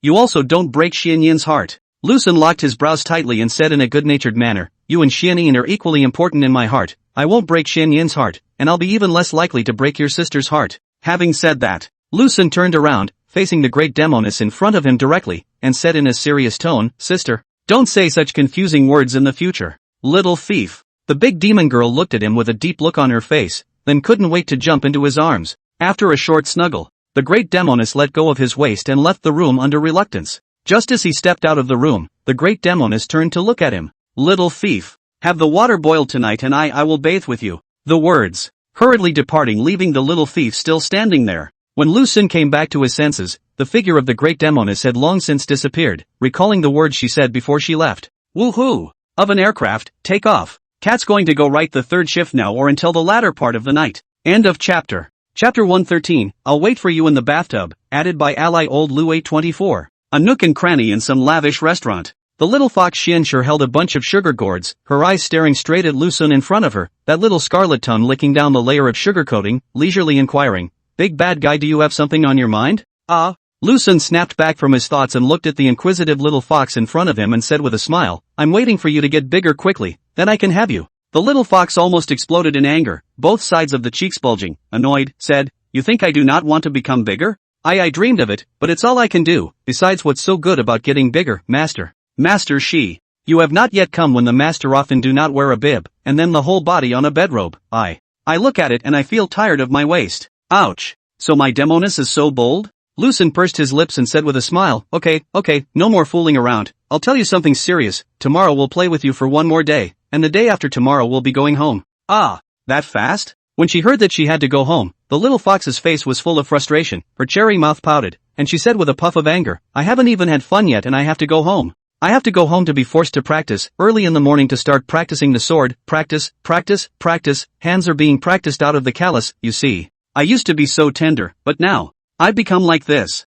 Speaking, the little fox spread out its little hand and reached out to Lu Xun. All right, don't pretend to be pitiful, I'll intercede for you and give you a reduced amount of cultivation, but it's unlikely that you'll cancel cultivation altogether. Lu Xun couldn't help but obey the little fox when he faced her, and at first for a while he suspected that he was a dog licker, but later realized that he just wanted to guard her precious innocence. In fact, when it comes to liking, the three demonesses are more or less the same, except that Xianyin and Miao Fengxian are greedy, while Xianxue is loving. From the essence there is a clear difference, which also caused when facing the three demonesses, completely two attitudes. Hey, I knew you would definitely protect me." The little fox smiled in satisfaction, and after biting down on a candy cane, she squeaked, "Big bad, in return, I'll give you a whole bunch of babies in the future, I'll tell you that. I can have several in a litter, probably around 10. Lu Xun laughed in a good-natured manner, and did not bother to pay attention to the little fox who wanted to have a child the whole day, and turned his head toward the street. Just then came a sound of a fast horsewhip, and then a group of guards dressed in the official uniform of the court, with swords on their waists, rode a fast horse through the street. Vendors and pedestrians have to dodge, and for a while there was more than just a coaxing noise. What the hell? Why are the palace guards here? In the 2.5 years that Lu Xun had been chopping off demons and eliminating devils, he had encountered a few palace guards, dressed in the same way as the group that had passed by the party, and he couldn't help but be skeptical in his heart. Could it be that something big was going to happen here? Or is it that a certain important royal relative is located in Yanzhou City at this moment? A bunch of mole crickets making noise again. The little fox munched on a sugar gourd and said with contempt, "All you know how to do is bully the weak all day long." Lu Xun froze and looked at the little fox in front of him, asking curiously, "Have you fought these people before?" About 100 years ago when I first sneaked down the mountain, then I was caught by this group. The little fox pouted and puffed. I was unlucky enough to meet the leader of this group of people, whose strength was much, much higher than mine, so I had no choice. I then crushed the jade pendant given to me by my master, and then my master flew over and killed all of that group of people, and then proceeded to. Then he was beaten up by your master. Lu Sun laughed in a humorless manner. Isn't that so? The little fox helplessly replied, there's no way if I didn't call my master over, I would have died there. Since then, my bitter days have arrived, forcing me to cultivate every day, annoying me to death. Who let you sneak down the mountain? If it were me I would have beaten you until your skin was broken. Lu Sun said. Hearing Lu Sun's words, the little fox instantly thought of certain contents in the villain's painting that made her memorable. Both sides of her cheeks reddened, her eyes became mesmerized when she looked at him, and she snapped, if you want to beat up the big bad guy, you should just beat up Sister Xianyin. Don't come to beat me up. If you dare to do that, I will bite you to death. Lu Sun? Lu Sun's head was filled with question marks, as if the conversation between himself and the little fox had somehow deviated in the wrong way. Just in time, the ordered dishes began to be served, and the little fox immediately wolfed them down, in front of the food. Everything was left behind. Nightfall. The little fox was lying on Lu Sun's back, while her two jade arms hugged his neck, and she looked at the firecrackers and fireworks not far away, as well as all kinds of strange and bizarre colorful lanterns without taking her eyes off the road. It's over. Should we go back? After the flower cannons and fireworks were over, Lu Sun carried the little fox on his back and asked softly, aha. The little fox responded reluctantly and unfulfilled, then hugged his neck forcefully and put her head over, her cute and delicate face, pressed tightly against his cheeks, and said with a smile, can the big bad guy hold me? That is to hold me up horizontally. So many people. It's better to forget about it. Lu Sun gently replied, how about I hold you after no one is around? Forget it then. The little fox flattened her mouth and said daintily, anyway, there's still a long time to come, and there's no shortage of this one time. Walking back on the road, the little fox kept chattering about various topics. Lu Sun previously did not realize that she was so capable of speaking. Since that day, it feels like she has an endless supply of things to say. Big bad? Do you think there are any immortals in this world? The little fox asked. I don't think so. Lu Sun replied. The little fox cocked her head and asked playfully, why not? It is rumored that as long as one cultivates to the extreme, they will be able to feather their wings and fly up, and then become an immortal. Because there is no oxygen in the sky. Lu Sun explained. Oxygen? What is oxygen? The little fox was poked in the blind spot of knowledge. An air that sustains breathing. Lu Sun hugged the little fox and told her about the philosophy of man and the universe. However, the little fox was so clouded that she had no idea what he was talking about. Every word was known, but when they were combined together to become sentences, it became obscure.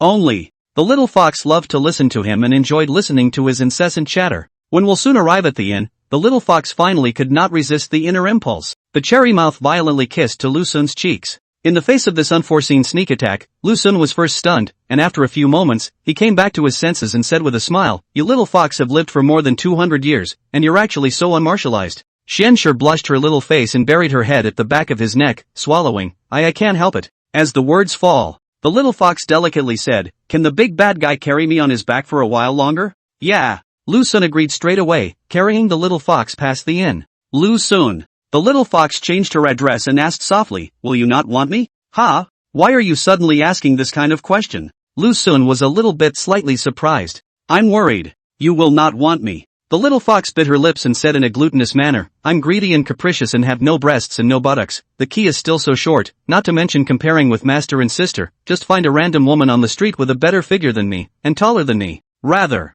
Lu Sun smiled and said in a serious tone, but what can be done about it? It's not like they're my little foxes. You're my little foxes. Really? The little fox giggled. I'm the only little fox you've got. Having said that, barked and kissed again, this time on the other side of his face. This road has an end after all. Lu Sun saw that it was almost over, so he began to return the same way, and the little fox was a little bit sleepy, and fell asleep after a few hatchets. After all, another crazy day. Returning her to her room, Lu Sun placed the little fox on the bed and turned to look at the big Demoness behind her, unable to help but reveal a bad smile. Sister, it's time for us to be alone again. Lu Sun smiled. Seeing his smile, Miao Fengxian couldn't help but redden her face and said in a petulant manner, don't play the treasure instead of talking nonsense with me here. Why don't you just go and boil the water quickly? Goo. She was getting antsy. Gone. Sister, you go wait in my room. Lu Sun hurriedly ran out, leaving the blushing great Demoness standing there with a burst of helplessness and shyness in her heart, mixed with a little bit of anticipation and excitement. Whoa dash.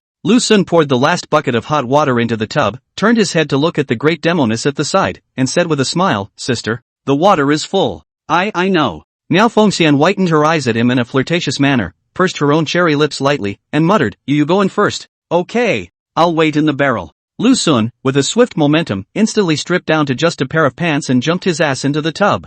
This, how come so fast? Before Miao Fengxian could react, she saw the little thief leaping into the barrel, while more of his clothes and pants appeared on the floor. Sister! Stop gawking. Lu Sun soaked in the warm, clear pool, eyeing the great Demoness and anxiously urging, hurry up. The water will get cold later. Seeing the little thief urge tightly, Miao Fengxian helplessly sighed. Green onion jade finger pinched the waist of the green silk belt, gently so a pull. Miao Fengxian wrapped her body's dress tightly with one hand, clutched the green ribbon with the other, and looked back at the little thief in the tub. Bad little thief, turn your head over. Speaking, the band of green silk in his hand, threw it straight over, hitting him squarely in the face. Aha! It's the flavor of maturity and abundance. 10 chapters still owed, First Order 6, Allies 3, Monthly Votes 1. End of chapter. Chapter 114I, the head of the family. Lu Sun, soaking in the tub, grabbed the green ribbon thrown by the big Demoness and put it on his nose to sniff. A rich fragrance came to his face. He knew that this was the flavor of maturity and voluptuousness, and it only needed a deep breath to be able to make people think of it, and they couldn't stop.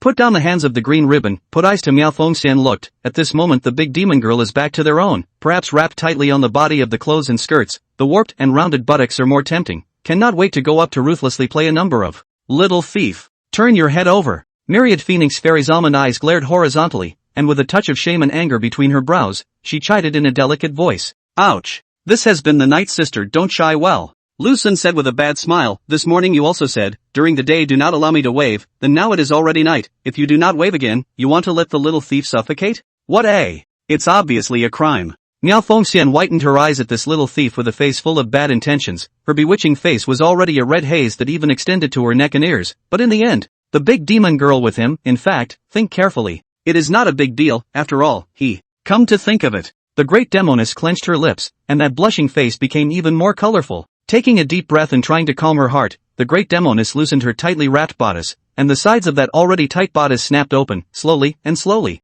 The elegant dress slid down her shoulders. Tisk, tsk. Sister is really deep. Lu Sun looked at the great Demoness in front of him and couldn't help but sigh with emotion. The great Demoness glared back at him, gently turning her body around, strolling towards the bathtub. Lu Sun watched with unblinking eyes, looking at this unrivaled and delicate body. The corner of his mouth couldn't help but raise a shallow arc. That smile was prodigal with a hint of bad intentions, just short of carving the word color on his forehead. Vegetarian hand gently lifted in the clear pool, ruffled a few times, instantly ripples. Feel the water temperature is suitable. The big Demoness coiled up her hair, made into a noble woman's appearance, for a time more charming and bewitching. Lu Sun's eyes almost fell down. Under the little thief's blazing gaze, the great Demoness leapt into the tub, and instantly the warm pool water didn't cover her body, the soothing sensation filling the pores of her body. Go off! Seeing that the little thief was going to come over, the big Demoness lifted her foot and gently kicked him back, looking at him with winking eyes and said angrily, it's just a shared bath. And not to play with you in the pool. Give me a good behavior a little bit, or else don't blame me for being merciless under the sword.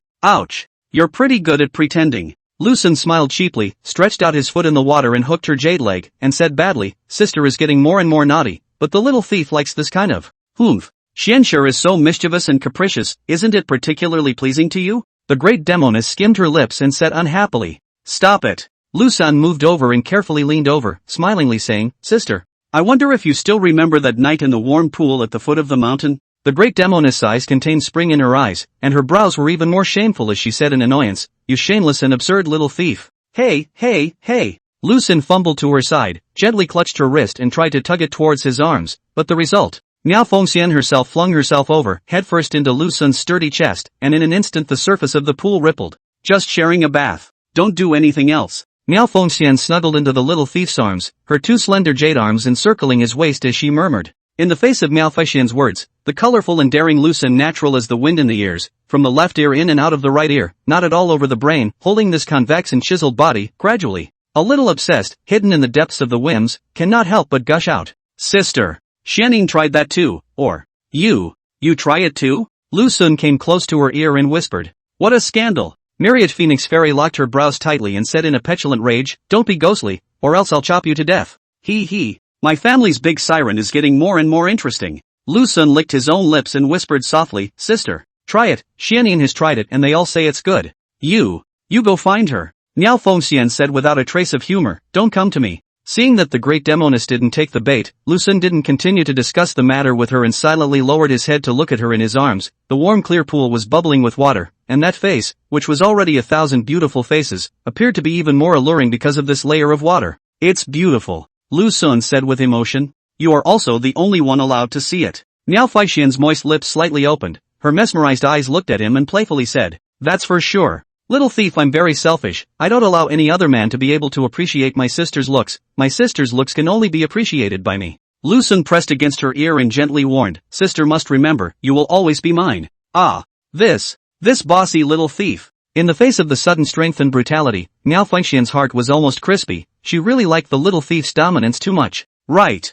During the day I was traveling with my little fox and came across a group of palace guards. Is there something big happening in Yangzhou City? Lu Xun asked curiously, does sister know about this? Miao Fengxian pressed herself tightly against his body, her moist red vermilion lips inadvertently touching his chest while her jade hand gently stroked it, and replied in an exasperated manner, yesterday, I detected an abnormality, there are quite a few more people of the lesser innate realm in this Yangzhou city, if I'm not wrong. There must be an important person within the city. Oh, so what's that come to do? Lu Xun asked next. I don't know. Miao Fengxian said softly, it's not like it has anything to do with us, so why bother worrying about it? Also, wake up only sitting in front of the flowers, drunk still come to sleep under the flowers, half drunk, half awake day after day, flowers fall and blossom year after year. Lu Xun hugged the big demon girl in his arms tightly, and leisurely said to himself, before, I always thought of accomplishing something great, now well. Miao Fengxian raised her head, her vain hand gently lifted to cover his mouth, and said in a glutinous manner, I know your heart, no need to say more. The words. The great Demoness jade arm hooked around his neck, and those mouth-watering moist lips covered it without hesitation. The night was silent, and the room even more so. Miao Fengxian lazily lying on Lu Xun's body, eyes full of water mist, between the eyebrows is a piece of tenderness, the full charm is like a delicate rose, unbridled release of their passion. Is it cold? Myriad Phoenix asked diffidently. Hugging sister, the little thief isn't cold at all. Lu Xun laughed nervously, it's even a little hot. Oily mouth. Miao Fengxian lightly raised her eyes, that small mouth slightly open, softly said, I thought about it after going back, if you see Xianyin in hard cultivation, tired to the extent that you cannot own, this means that I think of you, into the night time. When she falls asleep, you sneak into my room. Ah this. Lu Xun a burst of sweat face, heart secretly slandered the mother of this matter has nothing to do with me, all your master's idea, you. I'm sorry, but I don't think you'll be able to beat her anyway. Little thief. I'm not suspected of holding a personal vendetta, Miao Fengxian bit her lip and explained seriously, Xianyin is supposed to need to practice hard, I'm just going along for the ride, it's not because of jealousy and jealousy at work. No, you're just jealous.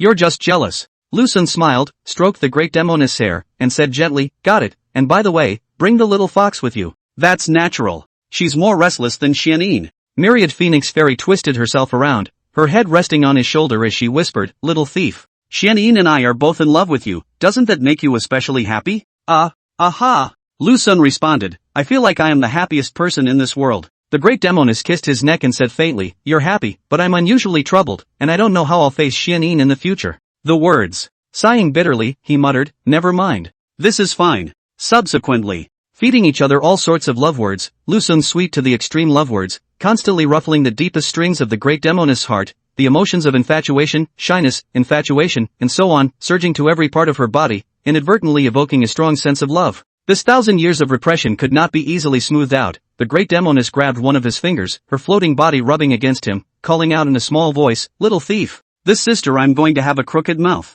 Lu Xun said bitterly. Yes? The great Demoness raised her head, staring at him in a daze, and said meaningfully, it seems a bit. Why don't I slap you, it should be cured. Saying that, raised his hand to smack him. No. I've been better. Lu Xun hurriedly clutched her wrist and smiled awkwardly and nonchalantly, sister you're being too sudden. The great Demoness narrowed her eyes, and after breaking free from his bonds, her green onion jade finger pointed at his brain, and she said angrily, Xianyin that is so spirited, but to me it is all sorts of perfunctory, is Xianyin's bigger than mine, or is Xianyin's caviar than mine? Or dislike my age is thousands of years older than you? Little thief. Explain to me, what exactly is the meaning? The great Demoness said in a charming manner, if you don't let me be satisfied, I won't be done with you in the future. Ouch. This is not my big siren, this is clearly my big siren. Seeing that Miao Fengxian's brows were full of fawning, Lu Xun suddenly grew bold and reached out his fingers to gently lift her jaw, saying with a domineering and contemptuous face, my husband's affairs. When did you come to ask? Remember these words. Shandong is your sky, Shandong is your land, and Shandong is your everything. At this point in time, the aura of the head of a family was so raging. End of chapter. Chapter 115, The Pink Pretty Duke. Miao Fengxian looked at this spirited man in front of her, that unbeatable and proud look. The corner of her mouth couldn't help but raise a shallow arc. It seemed like a long, long time ago that no one dared to speak to herself like this, even if it was Su Jingyi, who was also an enemy and a friend. As a result, I never thought that the little thief would dare to be so wanton. But then again, his guts have always been heavenly. Openly said that he craves his own body, all kinds of hands and feet. Miao Fengxian stared at him with charming eyes, and said playfully and softly, "You are tough, how dare you talk to me like this, to know that no one in this world has dared to be like this.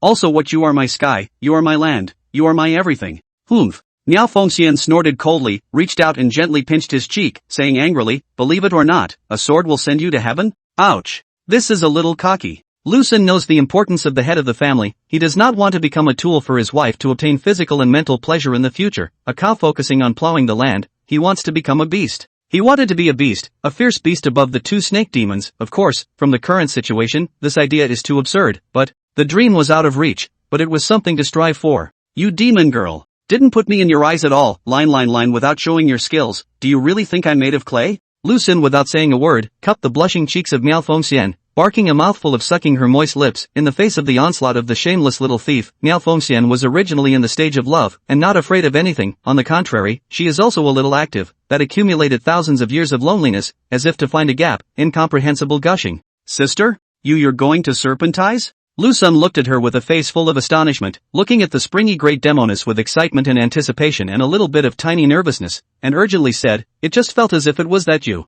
Miao Fengxian looked at him playfully and replied softly, "Xianyin and I said that you especially like the snakifighter, so I'm giving you a taste." "No. It should be a taste of me, little thief me compared to Xianyin. Who do you like better?" "I like you more when I'm with you." Lu Xun, very chicken thief around the trap, give a seemingly answer but no answer content, not to say quite effective. The great Demoness, who was in the height of her love affair, heard that the little thief liked herself more, and instantly smiled with open eyes. "Little thief. Do you want me to be serpentinized?" Miao Fengxian hugged him tightly and murmured, "After Xianyin's half-snake transformation, she used her own snake body to wrap around you. I want to be like that too." "No, you don't want to." Even though Lu Xun prided himself on being brave and invincible, he was a little bit scared since experiencing the little Demoness serpentization. It wasn't so much the fear of being half-snaked, but the fear of being swallowed in one bite and the suffocating feeling of not being able to move. Seeing that the little thief didn't nibble, Myriad Phoenix Fairy knew what he was thinking, and with a flash of shallow smugness on her face, she murmured seductively, "What? Scared?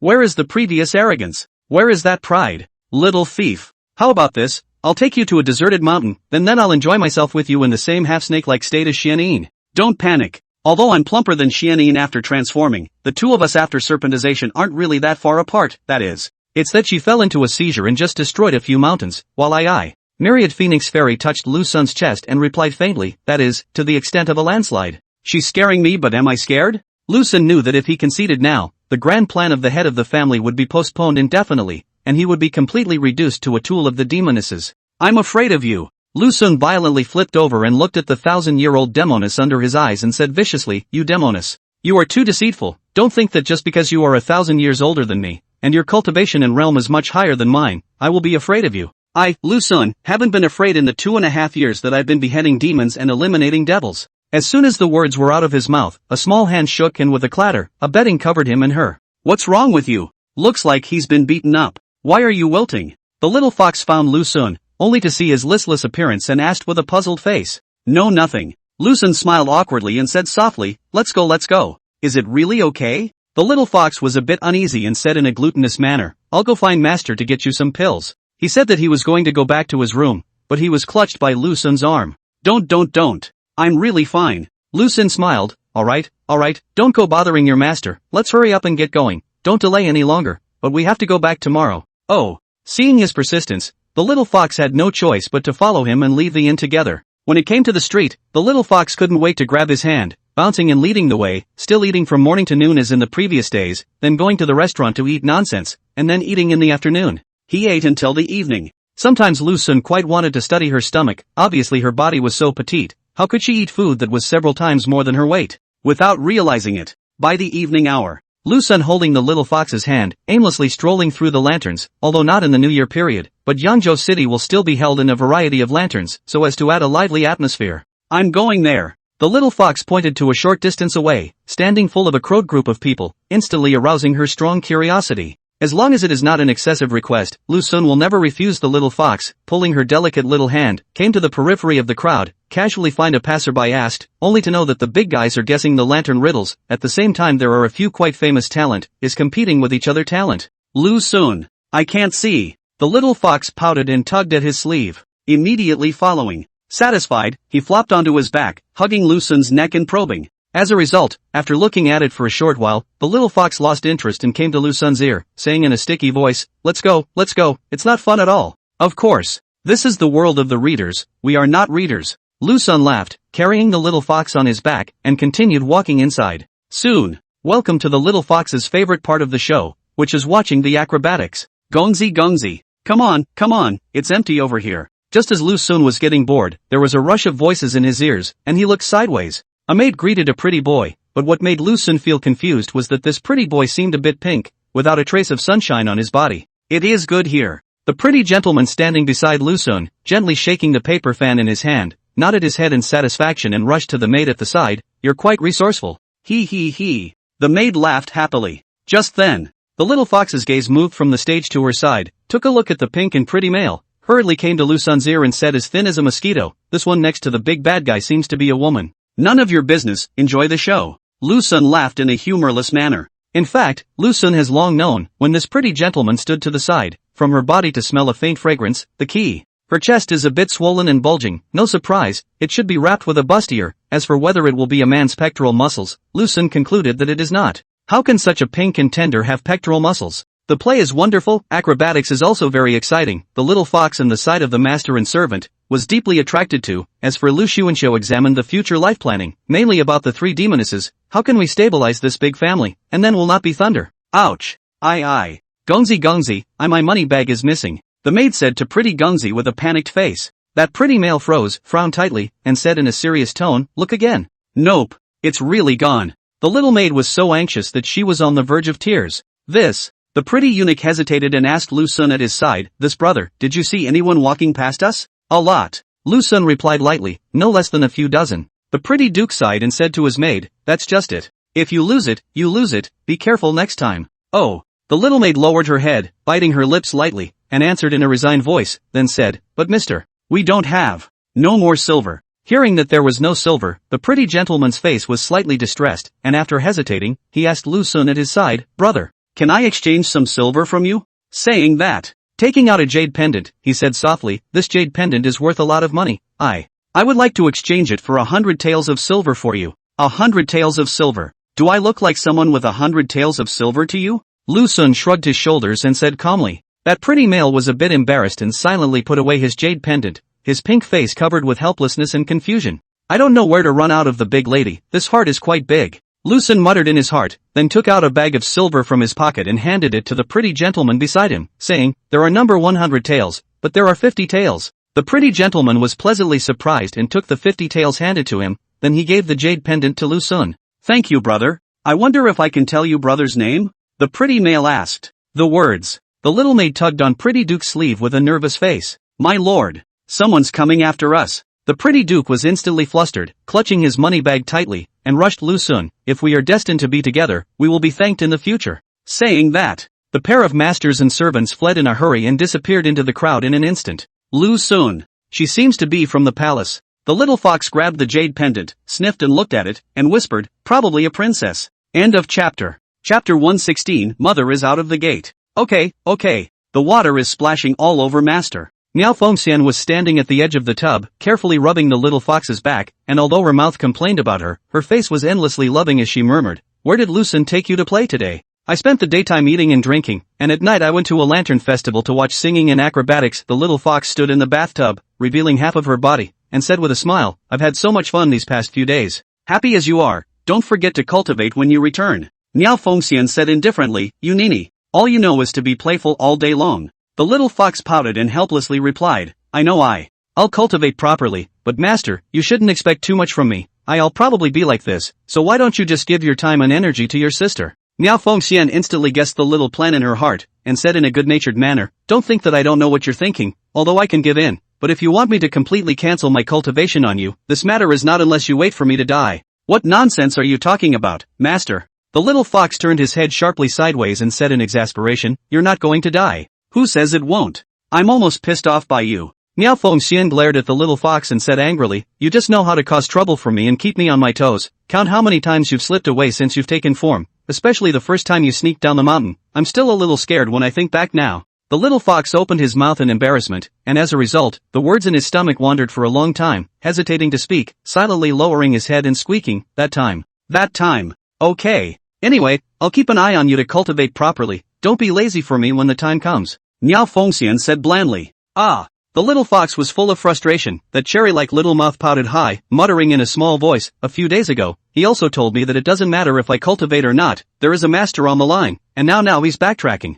Hearing these muttered words, myriad phoenix fairies' cheeks on both sides of her face flushed a blush, and she secretly slandered in her heart, it is not that master I am not true to my word, but because I don't want to be bumped into by you in the love affair between master and Lu Sun, I can only do it in the name of cultivation. Let you be so tired that you go to bed early every night. Ahem. Don't talk nonsense. Master teacher is also doing this for your own good. Myriad Phoenix Immortal coughed lightly twice and said in a serious tone, as long as you reach the innate realm, even if it's only the little innate realm, master teacher will allow you to go down the mountain alone. However, the little fox is not happy at all, at present he is only in the latter day realm, want to reach the master's mouth of the small innate realm, this do not know to monkey years and months, if bad luck may be. It will take hundreds of years cannot go down the mountain is not to be suffocated alive. After the little fox finished her bath, Miao Fengxian waved her small hand, her wet body instantly dried, put on a small delicate belly band and blasphemous pants, that dried and delicate little but twisted. Running into the bedroom, hissed and drilled into the quilt. It's getting late at night.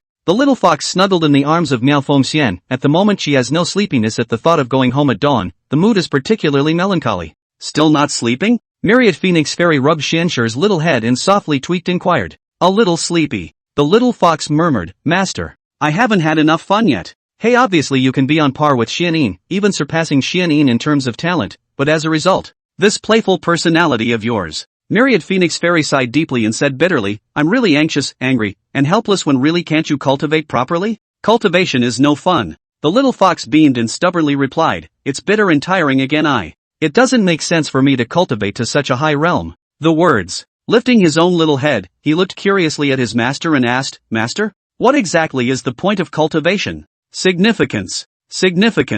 Myriad Phoenix Fairy froze, her brows filled with thought, and after a few moments the tightly locked brow slowly unfurled as she stroked the little fox's head and gently said, the point of cultivation is to protect what one wants to protect, and you and Xianyin are what master wants to protect. Protect what you want to protect. The little fox pursed her little lips slightly as a wave of tragic memories rushed through her mind and her body began to tremble slightly. Well. Myriad Phoenix Fairy sensed that the little fox was a bit off, and hurriedly hugged her tightly, comforting, let bygones be bygones, don't reminisce anymore. Although there are no more parents, there is still Master and Xianyin so every once in a while, Master will let Lu Sun take you on a trip down the mountain. What do you think? Yes. The little fox instantly broke into a smile, arching a few times into his master's arms, and said in a glutinous manner, Master, you can't go back on your word. You little bad boy, how little. Miao Fengxian hurriedly closed her mouth, a hint of trepidation and uneasiness in her eyes as she hurriedly changed her words. All right.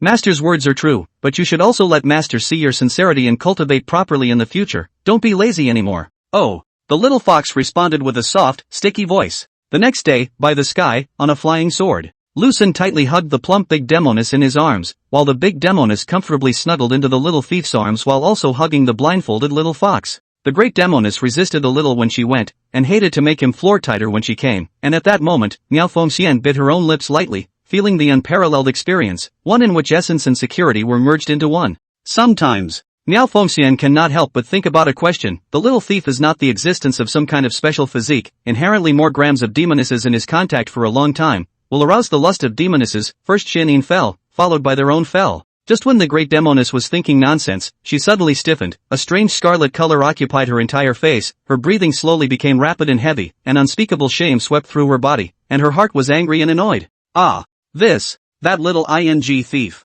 The great Demoness was going crazy, and that 1,000-year-old snake heart, poof, pounded nonstop.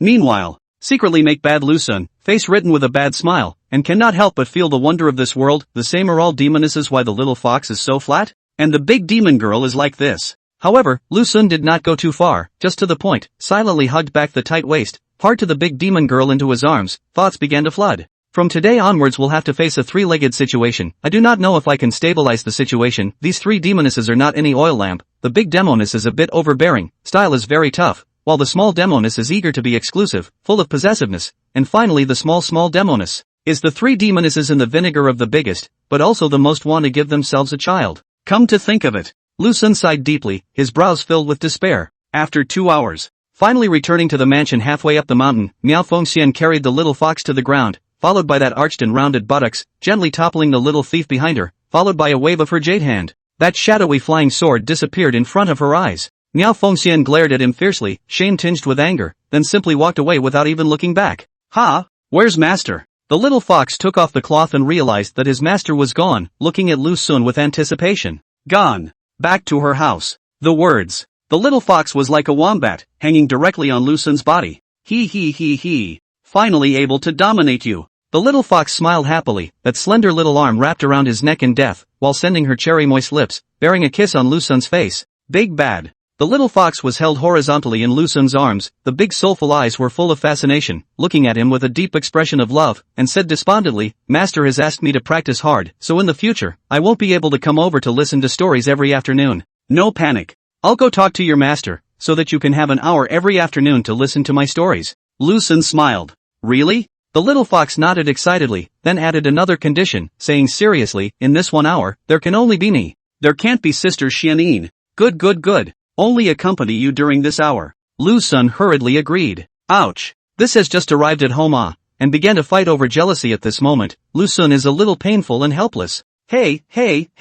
The little fox smiled with satisfaction, hugged Lu Sun's neck tightly, and couldn't help but kiss his cheek again, muttering, at night, when my sister comes to your house to read, I also want to come over. As for the reason, already thought of it, to be my sister's chaperone. Chaperone? It's supervision, right? Lu Sun seriously sized up the little fox in his arms and asked in a good-natured manner, did you really come to chaperone? Or are you using the name of chaperoning to supervise me and your sister Xianyin? Me. The little fox blushed with shame and squeaked her little face as she replied, I'm afraid you'll be broken by your sister. Thank you. So concerned about me, Lu Sun said with a tearful smile. Afterward, the little fox rubbed against Lu Sun's arms for a while, and then reluctantly went back to his house, leaving him sitting quietly in the hall, alone and dumbfounded. Meanwhile, somewhere in the secret cave in the back of the mountain, a wonderful woman walked out. Her skin was like snow, her beautiful eyes were like clear water, her floating and convex delicate body exuded a cool temperament, yet this cold and arrogant breath was mixed with a seductive and charming manner. I didn't expect to get out of the gate early.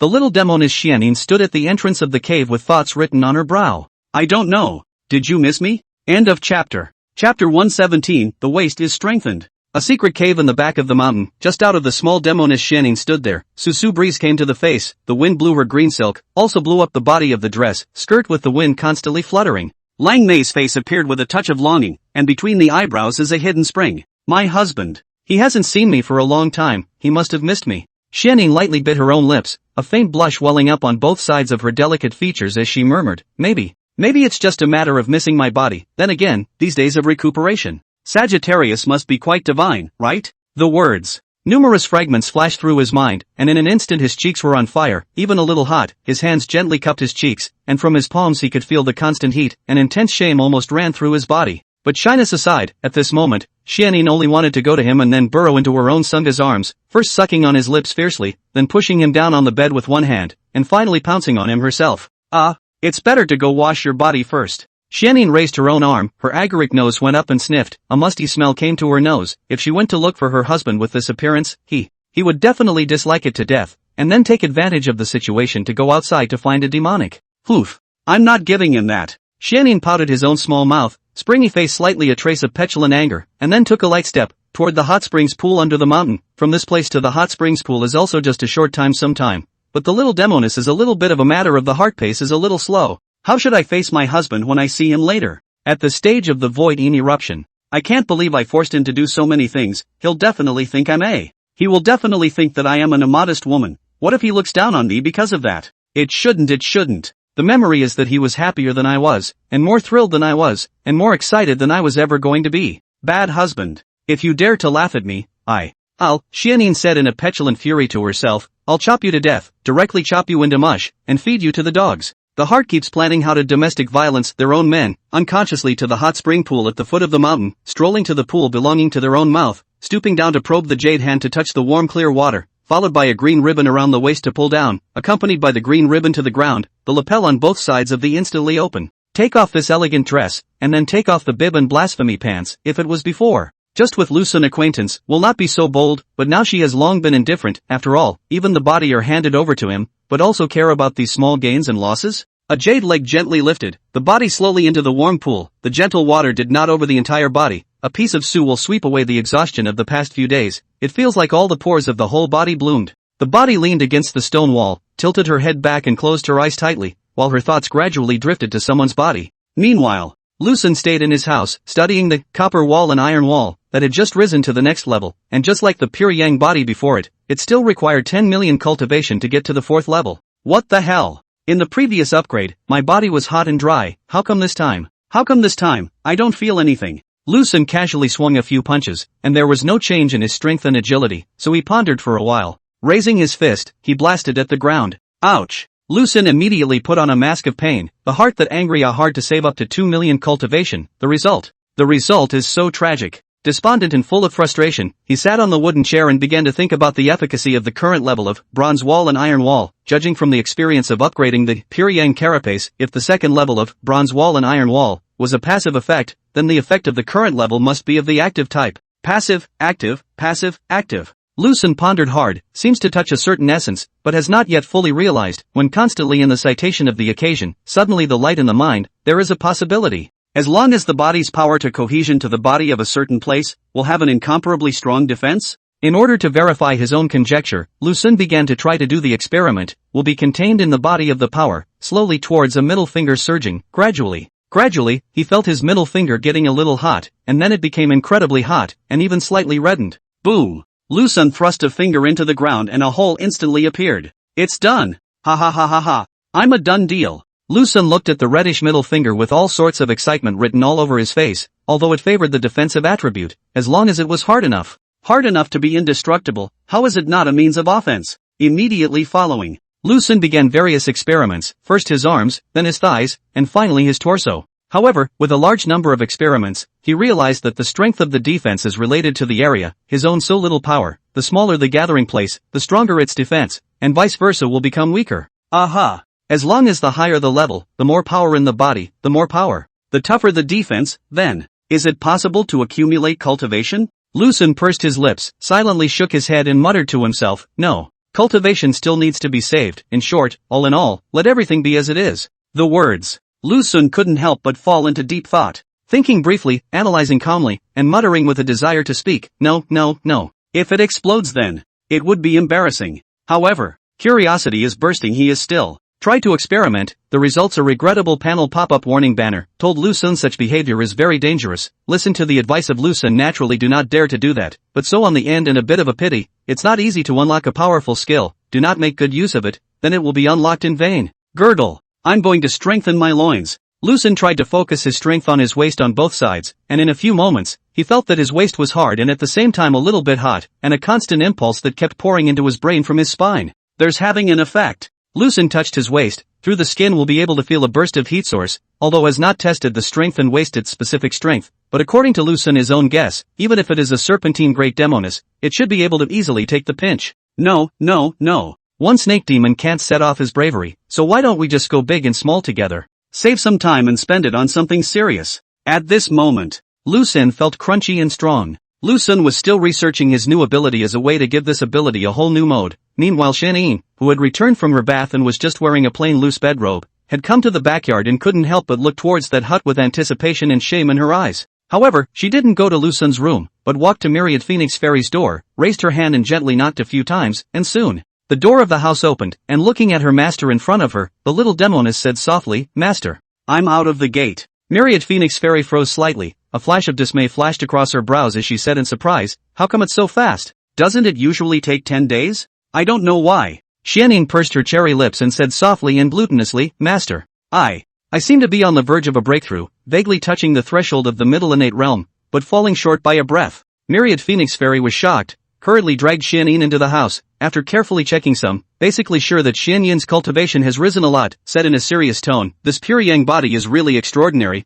actually really able to get such a huge gain. How many years you have not grown in your cultivation? The result is that 7 days of double cultivation with Lu Sun. Vaguely want to break through to the middle innate realm. Xianyin lightly bit her lips and muttered in a small voice, if Master Teacher Zun is really like this, then, wouldn't he be in danger then? I mean, he's in a dangerous situation, there will be many women who will covet his body. No harm done. Master will sweep away those foreign thieves for you. Myriad Phoenix Fairy said indifferently. We can get rid of foreign thieves, but as for domestic thieves, come to think of it, the great Demoness' heart was beyond shame, and her face could hardly hang on. Aha! With Master Teacher protecting him, I'm relieved. Xianyin stepped forward and took the arm of the great Demoness, saying softly, Master, my family's Sagittarius will be in your hands. In the face of being kept in the dark, Xianyin, Miao Fengxian momentarily do not know what to say. Originally to Xianyin is still a little sour, but at this moment there is only shame and self-reproach, but now it is too late. Yangzhou city of those nights, is considered to be completely deep, cannot be extricated. Me. I will try my best.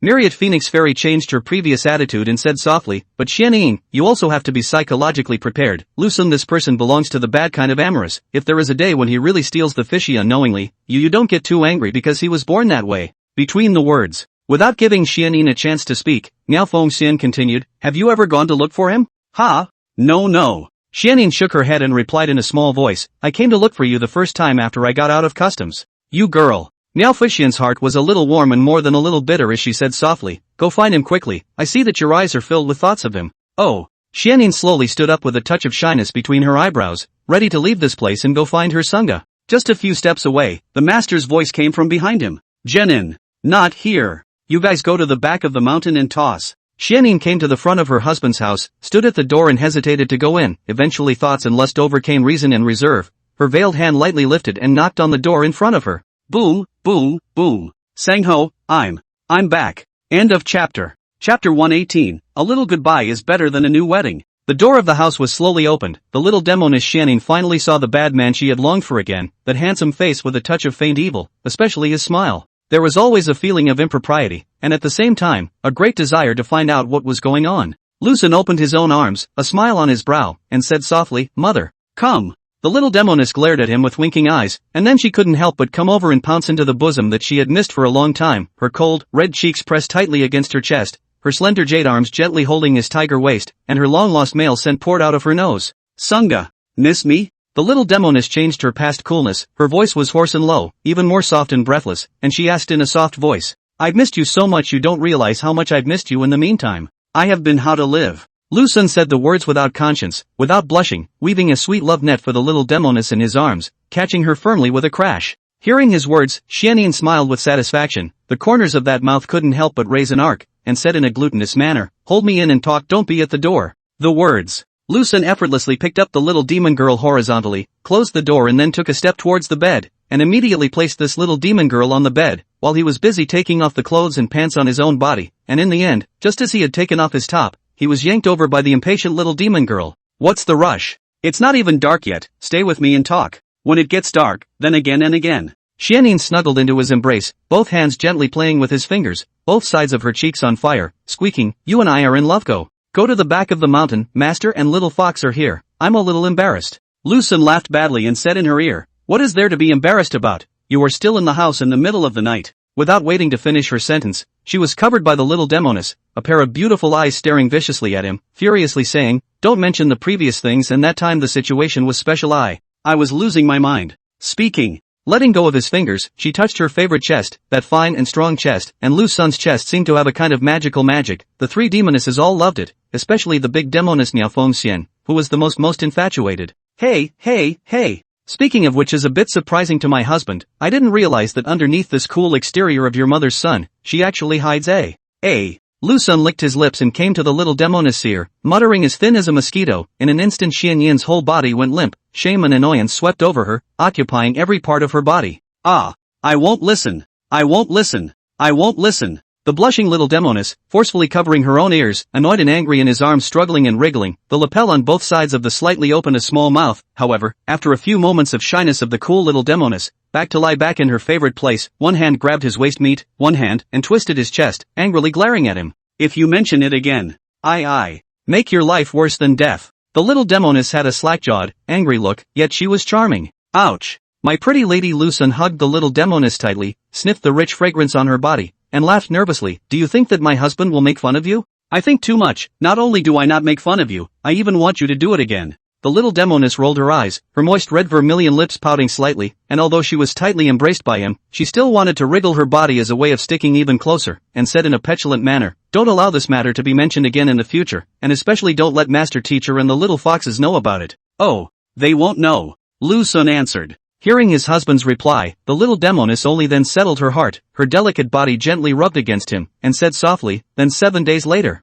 I found my own cultivation rose quite a lot, vaguely touched the threshold of the middle innate realm, before Master said you are the treasure of female cultivators, now it seems to be more than a treasure. Speaking of which, little Demoness' heart rippled, playfully said, you cannot let foreign thieves take away, Shangong you can only belong to me, your body can only let me make, I do not allow anyone to share with me together. If this foreign thief can't do it, can the family thief do it? Lucen pursed his lips and began to play with the art of speech, saying in a serious manner, don't worry, ma'am. I will block all external temptations, and I will let those women who have improper thoughts about me break the idea of dominating me. Having said that, the heart secretly slandered the maiden does not know the danger of society. This high-minded enemy usually appears in the form of teammates. In short, the love enemy is on your side. That, mother, Lucen inquired playfully, if I were to marry your master and the little fox, would you agree? The little Demoness lifted her head, staring straight at him, pouted and laughed out, pinched his cheeks, and said in a good-natured manner, if you have the ability to do this, to be able to make Master Teacher fall in love, and to make the little fox fall in love as well, I naturally have no problem with it.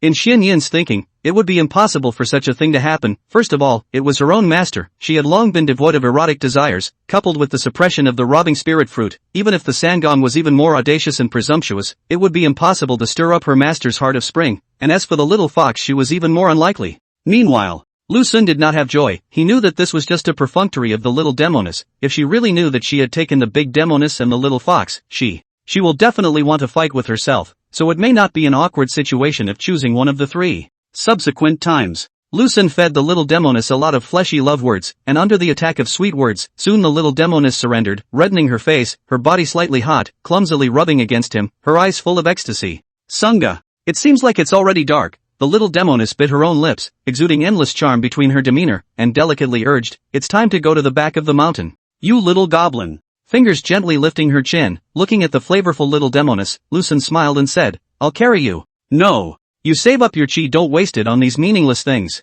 The little Demoness said in a glutinous manner, I'll take you forward with my sword. TSK, TSK, TSK. The little demon girl does know how to distribute her physical strength. It's nightfall. Inside the hut at the back of the mountain, the candlelight was dim. Little Demoness Xianin sat on the edge of the bed, looking at the body lying next to his husband, that smiling appearance is more or less a little bit of, charming eyes glaring horizontally. Softly said angrily, look at you, this appearance cannot be changed? White blind you, this handsome face. Speaking, lifting the covers, she gracefully burrowed under them, then zipped into his arms. Sunga, even though I've survived the stage of falsine, but I will still lose some of my sanity. The little Demoness snuggled in his arms, tilted her head and whispered, and my cultivation has risen greatly. You if you can't eat steadily, don't hold on, I won't blame you. Fubris. I, Lucen, am not what I used to be. Pinching the little Demoness jaw and looking at the delicate and charming Xianin, Lucen said without a trace of anger, only allowing your cultivation to rise greatly and forbidding me to advance in strength? Mistress, it's not that my husband is arrogant.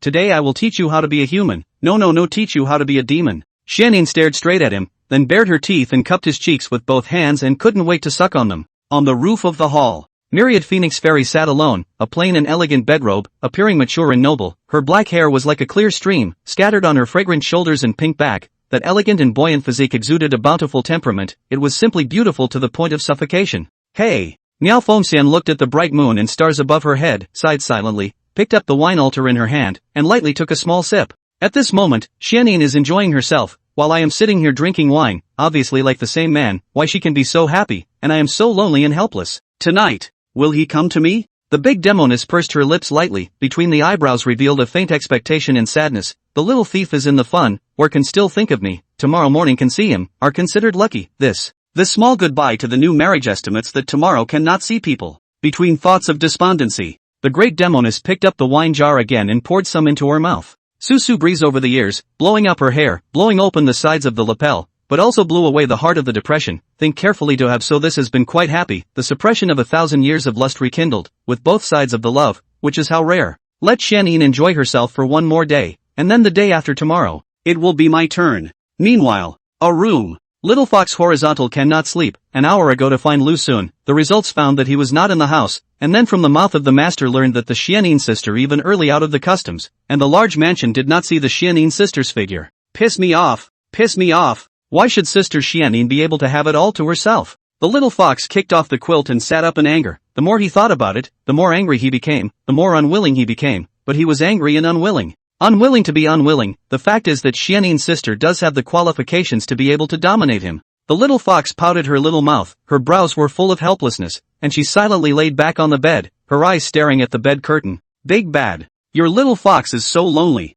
Lu Sun wrapped his arms around the floating little Demoness, and a faint sadness filled his brows. That's not true. How come it's not quite what I thought it would be? Just then, the little Demoness in her arms moved. She gently raised her head and looked at Lu Sun with infatuation. Her cherry lips slightly opened and said softly, Xiang Gong. Winking eyes, sweet smile, light and sticky words. I'm afraid it's coming from a bad place. I'm sorry. I'm late. End of chapter. Chapter 119. Is he still alive? Utilizing the brand new skills to strengthen the waist, did not achieve the effect envisioned by Lu Sun. According to his previous fantasy, little demon girl should be wailing, but never thought. But it was not yet finished. Lu Sun looked at the little Demoness in front of him, his heart suddenly panicked a bit. He shrunk his neck and asked cautiously, Mother, it's almost dawn, shouldn't we take a rest? My husband is a bit overwhelmed by the strength of his waist. Xianyin looked at him with a smile and said affectionately, Don't panic. I'm just having a feeling. It's not that I'm not asking for anything from you. I've already passed the stage of voiding. I won't be irrational again. You can rest assured, of course, if Sagittarius is unconvinced, I'm always ready to respond to a battle with you. Convinced. Very convincing. Important things need to be said 3 times. The arrogant and domineering Lu Sun at this moment only has the idea of surviving. Embracing the little Demoness in his arms tightly, gently said, Hey, Shangong is a bit young. I thought that my strength has progressed, and I can challenge the limits of my mother, but I didn't expect it to be such a tragedy. That's natural. Our snake demon's endurance is not something to brag about. If this night you are in your arms as the master, you are estimated to have already lost your life in the Yellow Springs. The little Demoness twisted her body, and after sticking to the most comfortable position, her fingers drew circles on his chest and murmured, But, it's even more divine than the previous days. Lu Sun laughed, changing his disheveled demeanor and said with vigor, This is natural. Sagittarius will also work hard. Xianyin blanched at him with 1,000 charming eyes and murmured, starting to run wild again, Can't you change your habits? Don't you feel ashamed? Obviously you don't have much strength, but you insist on pretending that you are strong and invincible. It's not because you are too strong. Lu Sun muttered in his heart, gently rubbed the little demon girl's hair, and gently said, I have this character, but there is one to say one. In fact, my strength is not bad, in the world also belongs to the category of strong, but compared with you,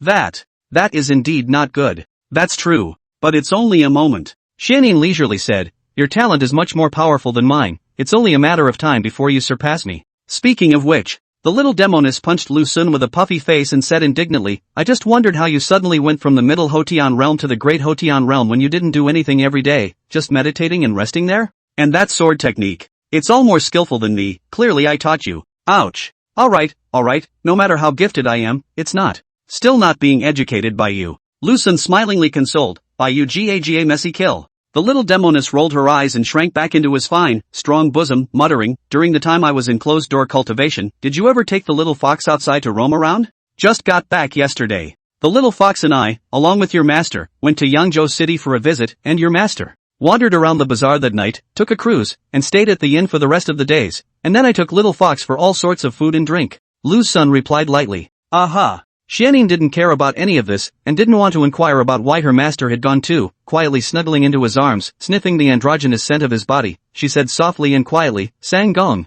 will you be bored if you stay here every day? Boring? It was clearly thrilling. Lu Sun licked his lips, said softly, No, not boring to see with whom. If it is alone is certainly boring, if with the mother together. If you are alone, you will be bored, but if you are with your wife, you will be bored. I can't wait to see you all the time, and to spend time with you. Nasty. It's obvious that you just want to crave your body, but you say it so nicely. Xianyin became shy, her body twisted slightly, and at the same time, the emotions that had been suppressed, once again erupted from the depths of her heart. The corner of her eyes quietly looked at it, hesitating for a moment but not being able to say anything. Lu Sun caught the little Demoness that hesitant demeanor, a heart suddenly melancholy incomparable, according to reason this time need to retreat a bit, must live well. Not shabby, but the man's dignity and blocked all the way back. Suddenly, Lu Xun rolled over and looked at the little Demoness under his eyes, the cold and charming delicacy with a touch of surprise and anticipation, without the slightest hesitation. Bearing a mouthful of cover over, while Xianyin seemed to be waiting for a long time, couldn't wait to wrap her arms around his neck, while at the same time thoughtfully tugging on the quilt.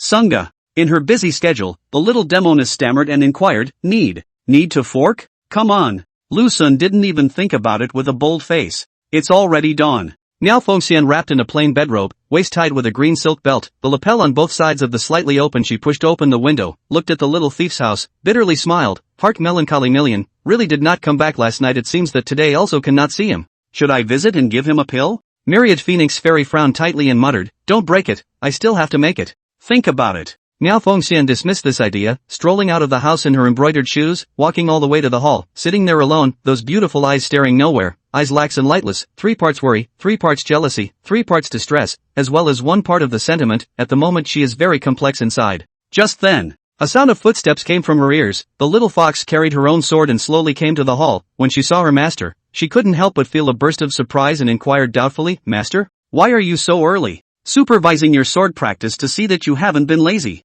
Myriad Phoenix Fairy gathered her emotions and looked at Xianxue in front of her, faintly saying, Good performance, didn't slack off on me. The little fox skimmed his mouth, but in his heart there was a pang of fear. Fortunately he woke up early today, otherwise he would have to be scolded again. Stabilized himself, walked quickly towards the courtyard, and under the gaze of Miao Fengxian, he began to practice his sword. The little fox thought that Miao Fengxian was staring at her, but in fact, the big Demoness mind was not on her. At this moment, the big Demoness mind was full of little thieves. Recalling those nights in Yangzhou City, an unspeakable happiness almost overflowed from her heart. But happiness is often very short, this turn of the eye. Back to the loneliness of the old days, it is clear that the little thief is here, but because of various circumstances, cannot get along with it. While the big Demoness was depressed, the little fox seemed to be a bit upset too. Although she waved her sword nimbly, her mind was not here. Her thoughts were all about a certain big bad guy. Thinking about those days in Yangzhou City, it was incomparably beautiful, as if even the air was sweet, and now being forced to practice the sword by her master, and not being able to be alone with the big bad guy, thinking about it was infuriating.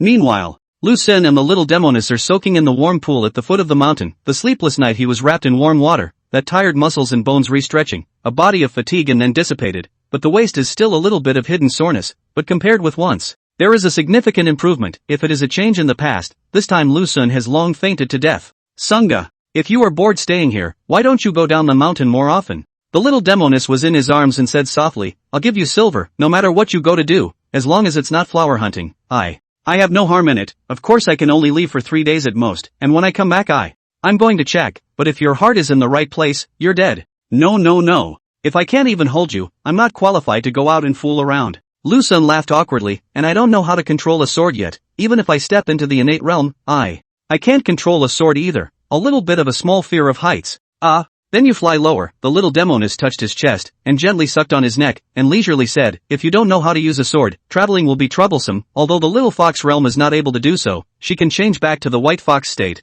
and traveling is all much more convenient than you. Oh, Lu Xun casually responded. Xianyin saw his lack of interest, also did not continue to say anything, with the warm clear pool to wash away the exhaustion, once again evoking thoughts that should not have. In fact, it is understandable. After all, the demon girl cannot be judged by the thinking of the human world. Coupled with Xianyin is a snake demon, although less than 1,000 years of great snake demon that ferocious, but 400 years is also very brave. Suddenly I remembered. I forgot to close the door. Lu Xun sensed a hint of something strange and hurriedly let go of the little Demoness in his arms, panicking as he tried to climb out of the warm pool. Don't run! Xianyin yanked him back and said in exasperation, I'm on the verge of a breakthrough. Can't you make a sacrifice? Speaking, cupping Sagami's cheeks, he sucked on them fiercely and brutally. Squeak dash. The gate to the mansion was slowly opened. Xianyin was wearing a loose bedrobe, a head of cloud-like hair draped over her shoulders, a faint touch of tenderness surfaced on her cold charming and pretty face, and she had just opened the door. Then she saw the little fox practicing the sword in the courtyard, as well as the master teacher who was sitting in the hall in a daze. Instantly both sides of her cheeks reddened.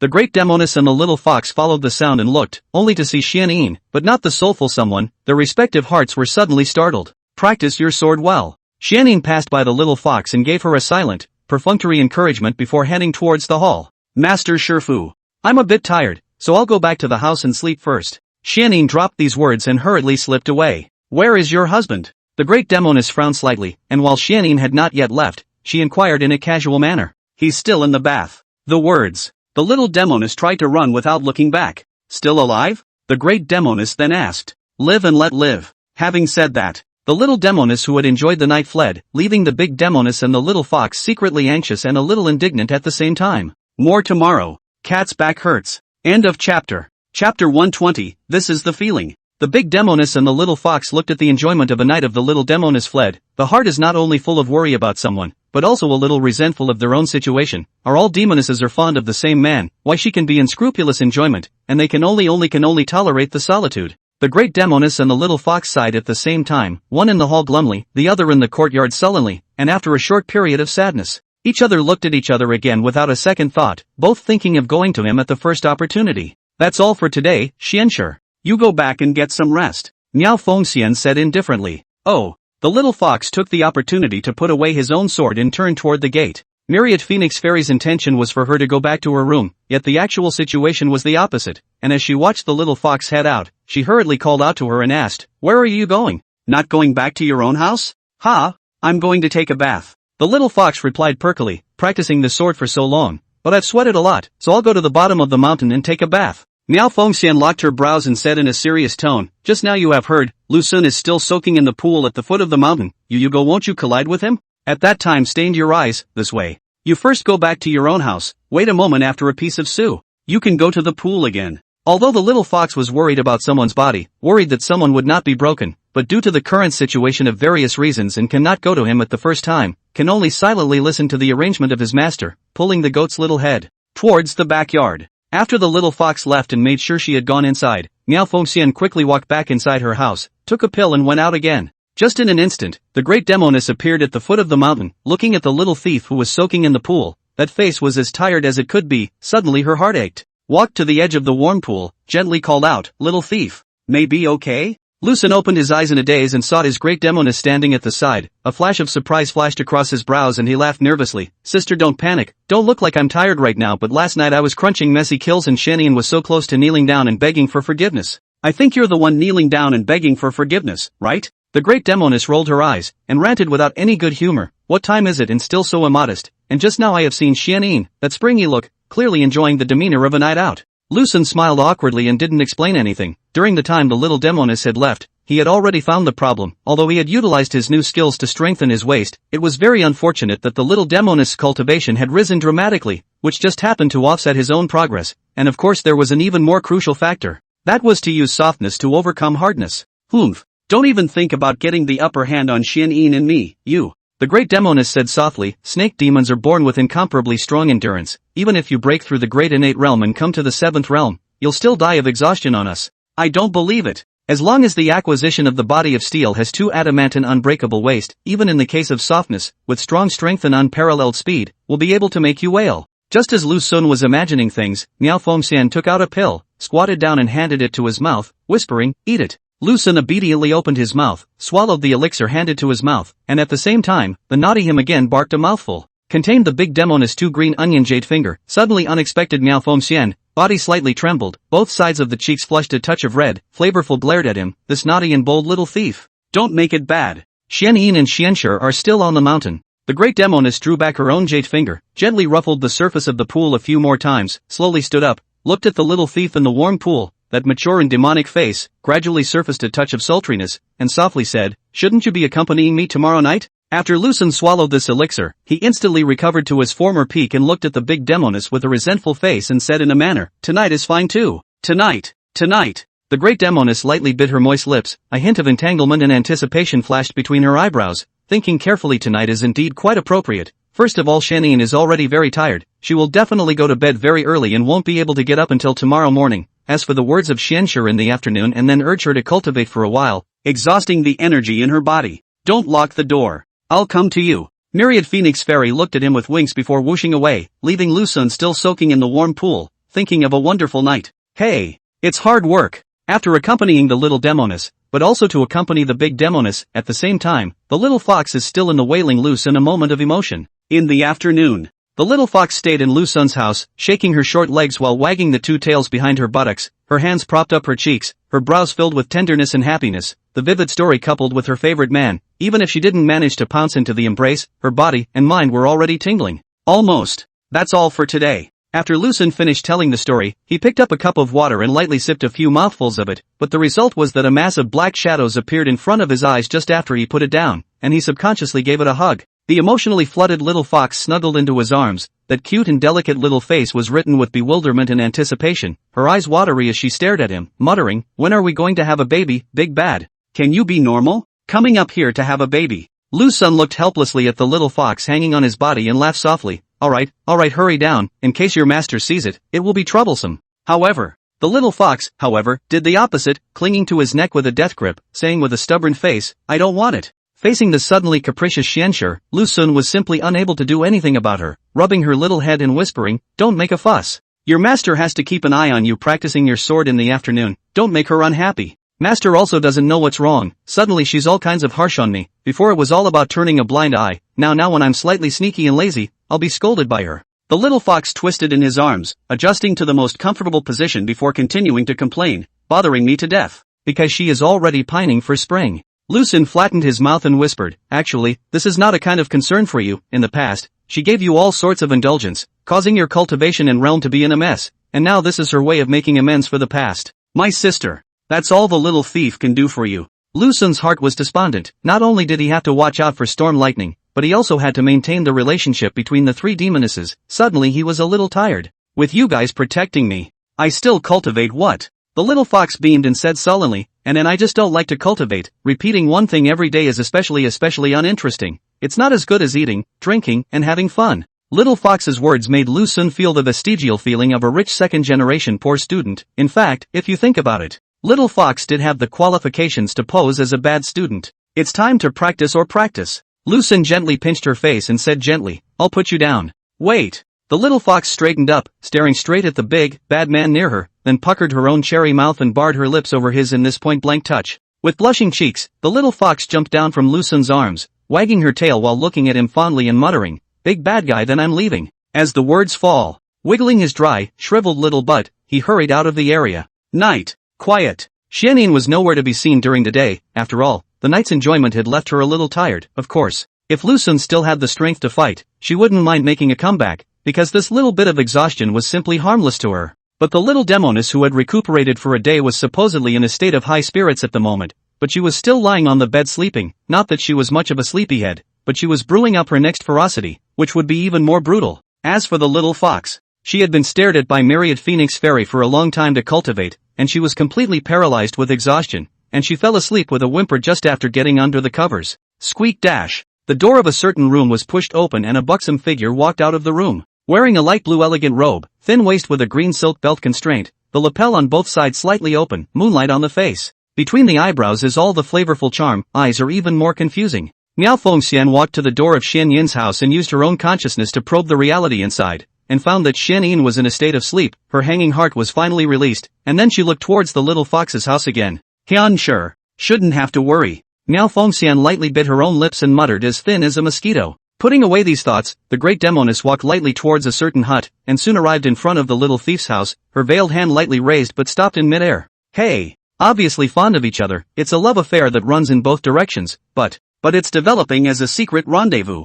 When will it end?" Shaking her head and discarding these distractions, the great Demoness pushed open the door of the house before her. The hut was dark and filled with an air of silence. Miao Fengxian gently closed the door and was about to turn around when she was suddenly embraced by a strong and sturdy body, tightly embraced into her arms. Ah, that's what it feels like. End of chapter. Chapter 121, If Xianyin can, so can I. Being tightly embraced by the little thief into the arms of Miao Fengxian, the mature and bewitching face instantly blushed, at the same time an unspeakable feeling swept through the body, fluttering eyelashes under the pair of eyes flowed with a touch of ecstasy, and slightly gasping for breath. The room is filled with a silence, and can even hear each other's breathing, although the big Demoness is silent, but the eyebrows are filled with tenderness. Slightly opened her mouth, said softly, "Little thief. This kind of scare me to do what? I've been waiting for you for half a day, how come now?" Lu Sun hugged this floating convex body, that penetrating the heart of the ethereal fragrance came to his nose, could not help but be a little flamboyant, pursed his lips, paced to her ear, gently inquired, "Good sister, you seem a little nervous." "Ah, that's for sure. Sneaking out to have a private meeting with you while Xianxue sleeps. How can you not be nervous?" Miao Fengxian tightly biting the moist lips, said angrily, "You yourself know why do you need to and then knowingly ask, nothing more than just want to see my joke, you a bold shameless and nasty little thief. I at least is the world's first, un cannot. Speaking of which, the great Demoness was a bit exasperated, and her chest rose and fell uncertainly. Tisk, tsk, tsk. Sister is getting more and more charming. When I first met you, it was not as cool as Xianyin, but it was still the kind of existence that was out of reach. Lu Sun hugged the big Demoness in his arms even tighter and said in a low hoarse voice, and now, it's really 1,000 charming and flavorful, making the little thief I simply can't stop thinking about it. In the face of these light words of his, Miao Fengxian had no resistance. That one word was like a pair of pears, reaching into the deepest recesses of his heart, finding those most fragile heartstrings, gently ruffling them, and the gusts of aftermath attacked the soul directly. Shameless little thief. I should have killed you with a sword in the first place. Now, Miao Fengxian was ashamed, angry and annoyed, blushing as she whispered, it's still early. Can you accompany me to the roof? I want to. I want you to hold me and look at the stars overhead together. Why are you like Xianyin? Lu Sun said with a puzzled look on his face, she likes this look too. When you are with me, do not mention her again. Myriad Phoenix Fairy's bewitching face showed a slight hint of faint displeasure as she said softly and quietly, it seems that in your heart, Xianyin is still more important than me. I've made a fool of myself. So be it, you go find her. Saying that, then he tried to break free from his embrace. No. I will listen to you and never mention her again. Lu Sun clung to the great Demoness who wanted to escape, and his words carried a hint of pleading. Hearing his promise to himself, Miao Fengxian then settled down, glancing at him from the corner of her eye, she faintly said, this is what you said yourself, I didn't force you. Don't forget what you said in the future, otherwise next time you will see to it yourself. Lu Sun smiled helplessly and silently answered at her, and in his heart he couldn't help but feel. The great Demoness is much more difficult to deal with than the little Demoness and the little fox, not to mention her terrifying cultivation and realm. Just because of this overbearing personality, it is enough to drink a few pots of one's own. In fact, Lu Sun knows that the great Demoness just now is deliberately laying a trap, based on her strength. If she really wants to leave, she can't stop herself at all, but she just wants to be a little capricious as a way to prove her existence. Leaving the house and coming to the roof of the hall, Miao Fengxian snuggled into his arms, the sides of her bodice greatly open, while tilting her head to quietly watch the starry sky above her head, having looked up at the stars countless times over the millennia, but tonight was more radiant than any other day in the past. Little thief, could you be under age pressure? Myriad Phoenix Fairy lightly inquired, look. I'm already over 1,000 years old, Xianyin is about to be 400 years old, even the little fox is over 200 years old, and you're only in your 20s at best, we're all in your ancestor generation. No harm done. True love can cross ages and even races. Lu Sun smiled and said, and as far as I know, demons all have very long lifespans, and as their cultivation and realm continue to rise, their lifespans will be even longer, so I'm not panicking at all. Miao Fengxian pursed her lips and muttered leisurely, even so. But I. Without waiting for the great Demoness to finish her words, Lu Sun lowered his own head and his lips came over without hesitation, gently sucking on her delicate lips. Gradually, the original somewhat depressed Miao Fengxian instantly became delicate. Sister. That is my answer, Lu Sun moved his lips and said seriously. The great Demoness looked at him with infatuation, her mature face engraved with 1,000 charming, and snapped, little thief. It's not in vain that I am so moved to you, but unfortunately, your cultivation realm is not enough, otherwise I want you to crave me now. Tsk. Once upon a time, the great Demoness, that was beyond resistance, but today's great Demoness was beyond urgency. Sister, remember those grandiose words you used to say? Lu Sun said badly, I'll learn them for you. Before Lu Sun could open his mouth, he was sanctioned. Miao Fengxian reddened her cheeks, furiously biting his arm, piece of Su. Raising her head, she glared viciously at him and puffed, I'll chop you to death if you dare to say it. It hurt a little bit, but compared to that, being able to see the big demon girl's petulant face was a small reward, especially. Miao Fengxian frowned and followed his gaze, instantly wrapping the plain bedrobe around her body tightly. She said angrily, shameless little thief. Ugh. Can you remember this area underneath your butt? Myriad Phoenix Fairy inquired with a light tweed shuffle. Under the ass? Lu Sun subconsciously looked at it, instantly remembered something, and laughed awkwardly. This. Humph. I see you really do remember it well. Miao Fengxian blankly eyed this stinking little thief, reached out and viciously pinched his cheeks, and said in petulant anger, you audacious bastard, that night, I couldn't wait to raise my sword and hack you to death. How dare you bully her like that? Actually, it was her idea, and I explained it to you. Lu Sun replied carefully. I don't give a. Miao Fengxian broke free of his embrace, then pushed the little thief down onto the roof with one hand, straddling his body, glaring condescendingly at him, and angrily rebuking him. Xianyin nines.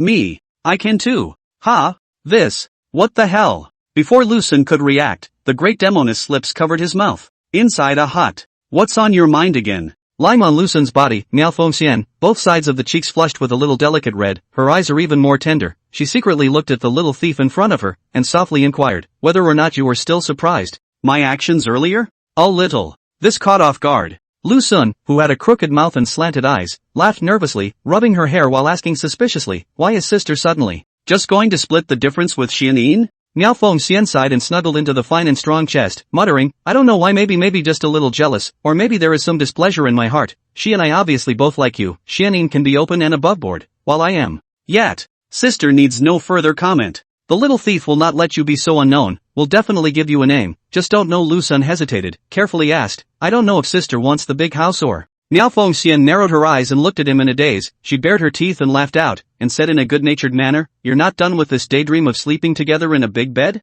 Line, if you take care of Xianyin, I don't care anymore. As for this name, I am naturally your first wife. I think Xianyin won't have any opinions. That's not necessarily true. Xianyin's possessiveness runs much deeper than you think. Later. Let's not rush to judgment yet. Lu Sun began his peacemaking, attempting to try to muddle through. Maya Fengxian knew his intentions at a glance, but did not dwell too much on this matter. This is not the name of the first mention, cannot pass the Xianyin that say, maybe he even Xianyin that cannot pass. Little thief. Accompany me to a place in a while. Miao Fengxian leisurely said, remember that plan I told you about? Subvert the court and re-establish a new lord. Lu Sun replied. Aha. Miao Fengxian raised a jade leg and gently rubbed against his body, murmuring, this trip is to determine the entire layout. You have many ghost ideas to help me combine them. Lu Sun glanced at the great Demoness in his arms and inquired in a low voice, traveling with you, just for this matter? You know it. Annoyed, the great Demoness raised her hand and gently pounded his chest, snapping, my mind. You still don't understand? Got it. Lu Sun smiled coyly, hugged this more and more charming big demon, and softly lamented, who would have thought that the fearful myriad phoenix immortal would also have such a charming time.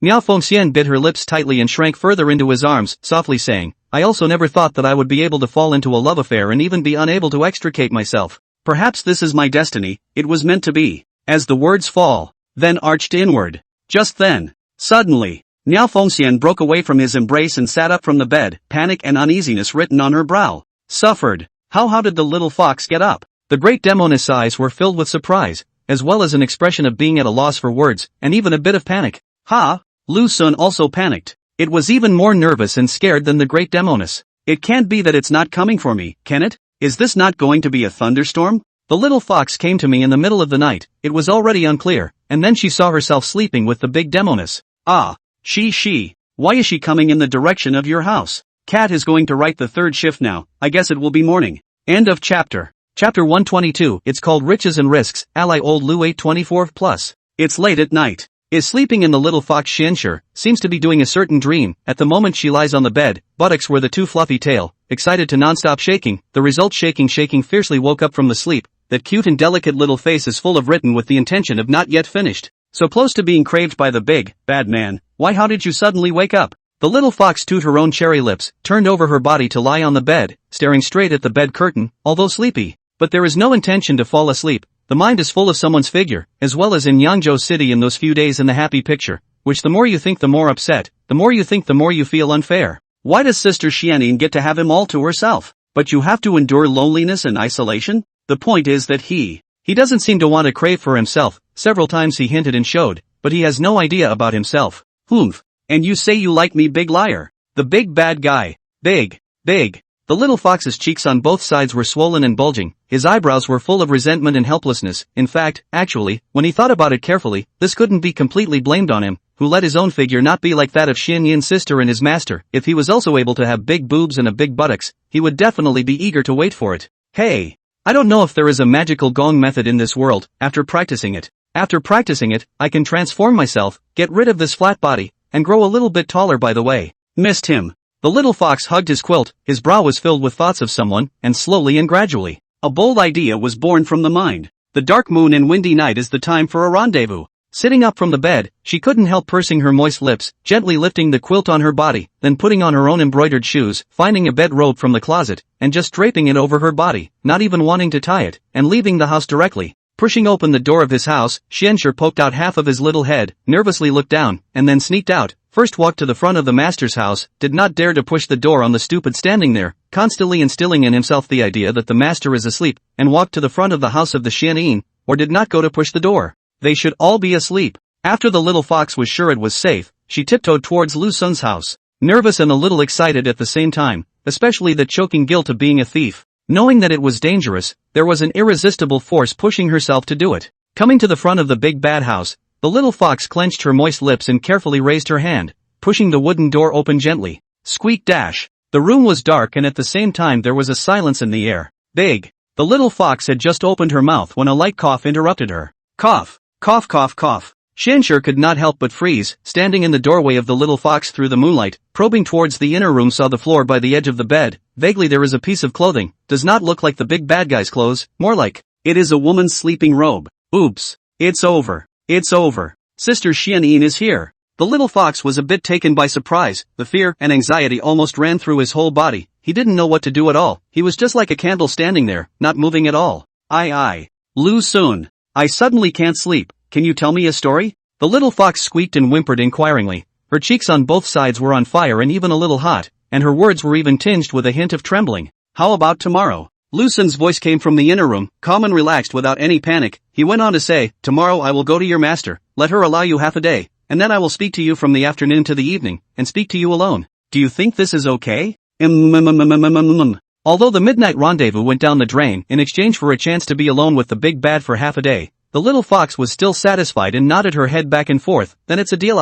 I'll go back to sleep. As the words fall, after a few moments of hesitation, she said softly, sister, I'm going back. She just fell asleep not long ago. Lu Sun reminded, then added, go back to sleep earlier. Don't mention this matter to them, especially your master teacher. Oh, the little fox answered before silently leaving, closing the door to the house in the process. Almost showed my face. The little fox stood in front of the door to the house, patting her flat chest, that cute face all shock and dismay, with a hint of stolen joy from the aftermath. Speaking of which, sister is really something. Last night she had him all night, and tonight she's... And then tonight, you've taken over my big bad guy again, not giving me any chance at all, pissing me off. One day I'll leave you alone in your room. Meanwhile, Miao Fengxian drilled her head out of the comforter and peered towards the door with a palpitating heart. Safe. Lu Sun looked at the shocked great Demoness and said with a smile, how is sister? Is it exciting? Tight or not? It's called taking in the finer details of success, and seeking in the riches and dangers. The big Demoness bites her lips, looks at him with a bitter face, and says angrily, I am at least the best in the world, but I have made such a mess, I will never come to your house again, and this is thrilling being and holding my breath, if people know, how can I live?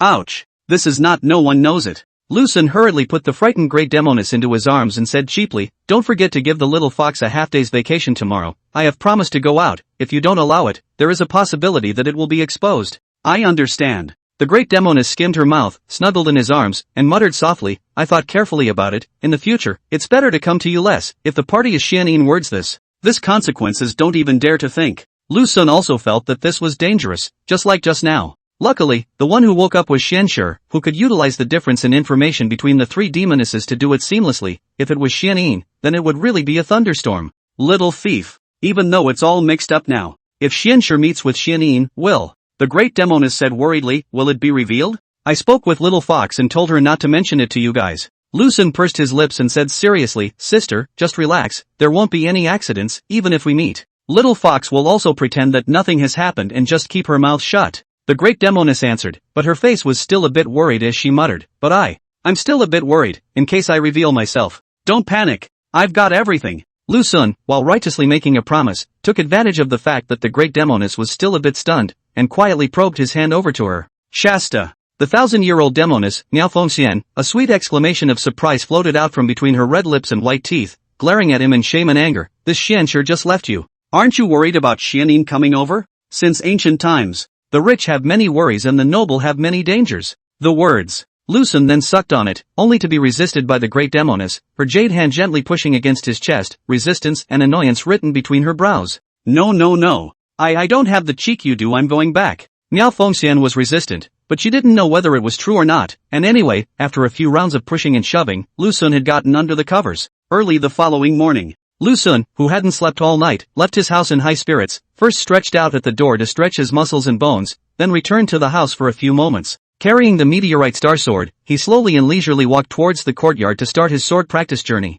Due to the development of new skills, Lu Sun had a lot of whimsical ideas, such as when swinging a sword. When he swings the sword, he will concentrate his whole body's strength into the hand that holds the sword, so as to obtain more powerful explosive power, of course. Of course, this is only his fantasy, and he doesn't know how it will turn out. Phew. Lu Xun took a deep breath and gathered the strength of his entire body into his right hand, then swung his sword with force. A sky-blanketing sword gas, straight toward a distant mountain running and go. Only this azure sword gas, although the momentum, but the existence of the time is too short, only flew to half the distance, directly dissipated, even a little trace of existence cannot be found. How does it feel to look good? Lu Xun frowned, not believing in evil. He swung out a sword again, still the same as before, can cover the sun and the moon of the green aura of the sword chi, just lasted for a few moments, then disappeared in front of the eyes. It seems. This is a melee skill now, but it's pretty good for bluffing. Lu Xun unloaded the power concentrated in his right hand and started practicing the offensive and defensive sword stance. The so-called offensive and defensive stance is to combine the sword stance taught by Xianyin with his own new skills, so as to achieve a combination of offense and defense. I don't know how long it was before Nix's voice came from behind her. Sunga. Lu Xun had just put away his sword when he was hugged from behind by the little Demoness. I had a dream last night. The little Demoness hugged Lu Xun's tiger waist, one side of her face pressed tightly against his lean and sturdy back, muttering, I dreamed that my master and I and Xianshi, wearing bridal clothes, together all married you, and then I gave birth to 5 daughters. Master Zoom gave birth to 3 sons for you. Little fox, she was the most capable of giving birth. She gave birth to a full 5 men and 5 women. This. A soccer team. Lu Xun laughed nervously, this dream is so strange. Aha. I married you even if it was originally your maiden, master and little fox to come to make a fuss. Also give you children. The most annoying thing is that I actually didn't give birth to a little fox. She is fully double my size. Xianyin skimmed her mouth, her face all agonized. Just then, little fox all the way to the hall with a hatchet, confused and lazy, and then, from a distance, I saw Xianyin's sister from behind, tightly hugging the big bad guy's waist, that reluctant to give up, you love me thick picture. The little fox are angry. Pisses me off. The day before yesterday, all night yesterday, and this morning he's still clinging to him. 10 chapters still owed, First Order 6, Allies 2, Monthly Votes 2. End of chapter. Chapter 123, he's dead. The little fox looked at the picture in front of her with a puff of air, in her heart, don't mention how unhappy, Xianyin's sister from the day before yesterday to dominate the big bad egg overnight. Yesterday was another night, I thought that today I got up early, and was able to stick with the big bad egg for a while. The result was this scene. Cough cough cough.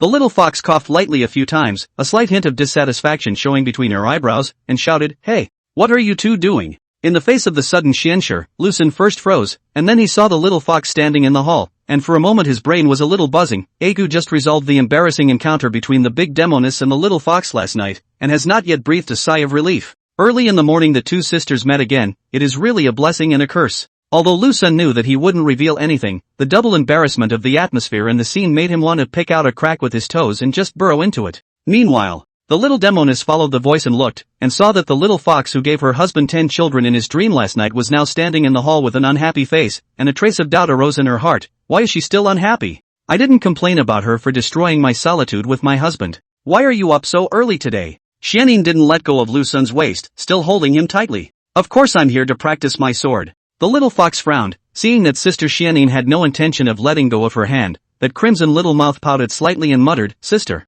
can you go back to the house? I'm going to practice my sword. I'll just take up this much space, and not in your way. Here. There is a large open space there, you go there to practice your sword. Xianyin nudged at the little fox, signaling her to go to the empty space on the side, while her body pressed even closer to Lu Xun. Oops. Pissed off. The small vinegar jar is about to explode in place. The heart that is both aggrieved and dissatisfied, but also a little at a loss, would like to snatch the big bad guy from the hands of the Xianyin sister, but do not have the courage to do so. First of all, not to mention whether it can be fought over, itself is not in possession of the reason that I'm almost done practicing. Lu Xun, who was sandwiched between the two demonesses, finally opened his mouth to speak. With a naive smile on his face, he rushed behind him and said, Ma'am, let's go back, and give this place to Xianshi. Besides, you're at least a sister, you should have the appearance of being a sister. Aha! Whatever the Sagittarius says. The little Demoness' cool face carried a touch of tenderness as she answered in a playful voice, then said to the little fox, Xianshi, Lu Xun and I will go back to the house first. You cultivate well. Don't be lazy. Oh. The little fox beamed, slightly averted her face, staring at a certain place in the hall. A faint touch of jealousy surfaced in her cute and delicate face. The day before yesterday she hugged the night. Yesterday it was another night. This morning she still clung to him, and now she's taking him away. Sister, can you accompany me to practice with the sword? The little fox suddenly called out to Xianyin, looking straight at her with a slight hint of pleading between her brows. Shasta. Lu Xun was directly frightened, looking at her with trepidation, looking at the somewhat inexplicable little fox, for a moment a little elusive as to what she wanted to do. Yeah, It seems like it's been a long time since I've practiced swordplay with you. The little Demoness nodded, despite the desire to be alone with her husband, but the little fox proposed that she wanted to let herself accompany her to practice the sword, so naturally she agreed without hesitation. After all, there are many chances to be alone with her husband, but the chances to be able to accompany the little fox to practice the sword are few and far between. In the past, she used to accompany her to practice the sword often, but she didn't know when it started. I don't go to find her, and she doesn't come to find herself. Sunga, you go back to your house first, I'll come back for you later, the little Demoness said softly. Lu Xun came back from his soulfulness, looked at his mother and then at the little fox, and silently replied, I'll go find your master first and ask her for advice about questions about cultivation. The words. Lu Xun rushed at the little fox and said in a serious tone, you practice your sword well, and I'll put in a good word for you in front of your master. Xianxue was already smart and clever, and instantly understood his words, but the little fox who was in the throes of jealousy just glanced at this big bad guy, then huffed and puffed and averted her face, displaying her own little capriciousness to the fullest extent. Lu Xun left. The hall was left with the little Demoness and the little fox. Xianxue stood there. Looking at Xianyin by her side, she opened her mouth but did not know what to say. When a certain big bad guy was here, she was full of ghostly resentment towards Sister Xianyin because she had been dominating her big bad guy, but when the big bad guy left, all the grudges were turned into a trace of unspeakable inner touch. What's wrong? Aren't you going to practice your sword? Seeing the little fox with a face as dumb as a wooden chicken, the little Demoness said without any good humor, trying to be lazy again, aren't you? I won't give you such an opportunity. The words. Then she began to urge her to go and practice her sword, while the little fox was squirming and reluctant. At this time the two sisters. It was as if they had returned to the days of the past when there were no men. Lu Xun came to the door of Miao Fengxian's house, raised his hand and gently knocked a few times, calling out in a low voice, Sister? Sister? Open the door. It's me, don't worry, there's no one. After a long time, the door of the house was slowly opened. Miao Fengxian was wearing the same plain bedrobe from last night, a green silk ribbon tied around her waist, with the sides of the bodice slightly open. As a result, without waiting for her to open her mouth to speak, the little thief hissed and drilled his way into the house. Ah! What are you doing? Miao Fengxian was embraced into Lu Xun's arms, her cheeks on both sides flushed a faint blush while gasping for slightly rapid breaths as she said in annoyance, Don't mess around in broad daylight. Don't panic. Nothing will happen. Xianyin is now accompanying Xianxue to practice her sword, and I told them both to come to you to ask for advice about cultivation. Lu Xun gently hugged the waist of the great Demoness with one hand, and one hand had already explored that perky and rounded buttocks. What? When the great Demoness heard these words from the little thief, her body stiffened and she looked at him with an incredulous face, even a bit caught off guard, and asked in fear, Xianyin? Xianyin and Xianxue are together? This, what if it's revealed? It won't. Everything is solid. Lu Xun said smilingly. At this moment, the great Demoness is almost crazy. It is already this time. The little thief actually can still laugh out, and even grabbed his own. Aha! Just when the great Demoness was at a loss for words, she couldn't help but float out a sweet nasal sound and glared at him angrily. Instead of being naughty here, why don't you go back and supervise the two of them for me, so that if there is some kind of accident, you can still remedy the situation temporarily. Ouch! It's really going to be okay. Lu Xun shrugged his shoulders, silently loosened his own hands, and exerted himself to hold this marvelous body tightly into his arms, and leisurely said, Sister, you have to trust me. You. Miao Fengxian looked at his little thief, a belly full of words hovering at the edge of the mouth, and then swallowed back. Originally stiff body, gradually returned to the delicate, snuggled in his arms. At the same time the head leaned on his shoulder, muttered, Hey, things come to this, I can only believe you.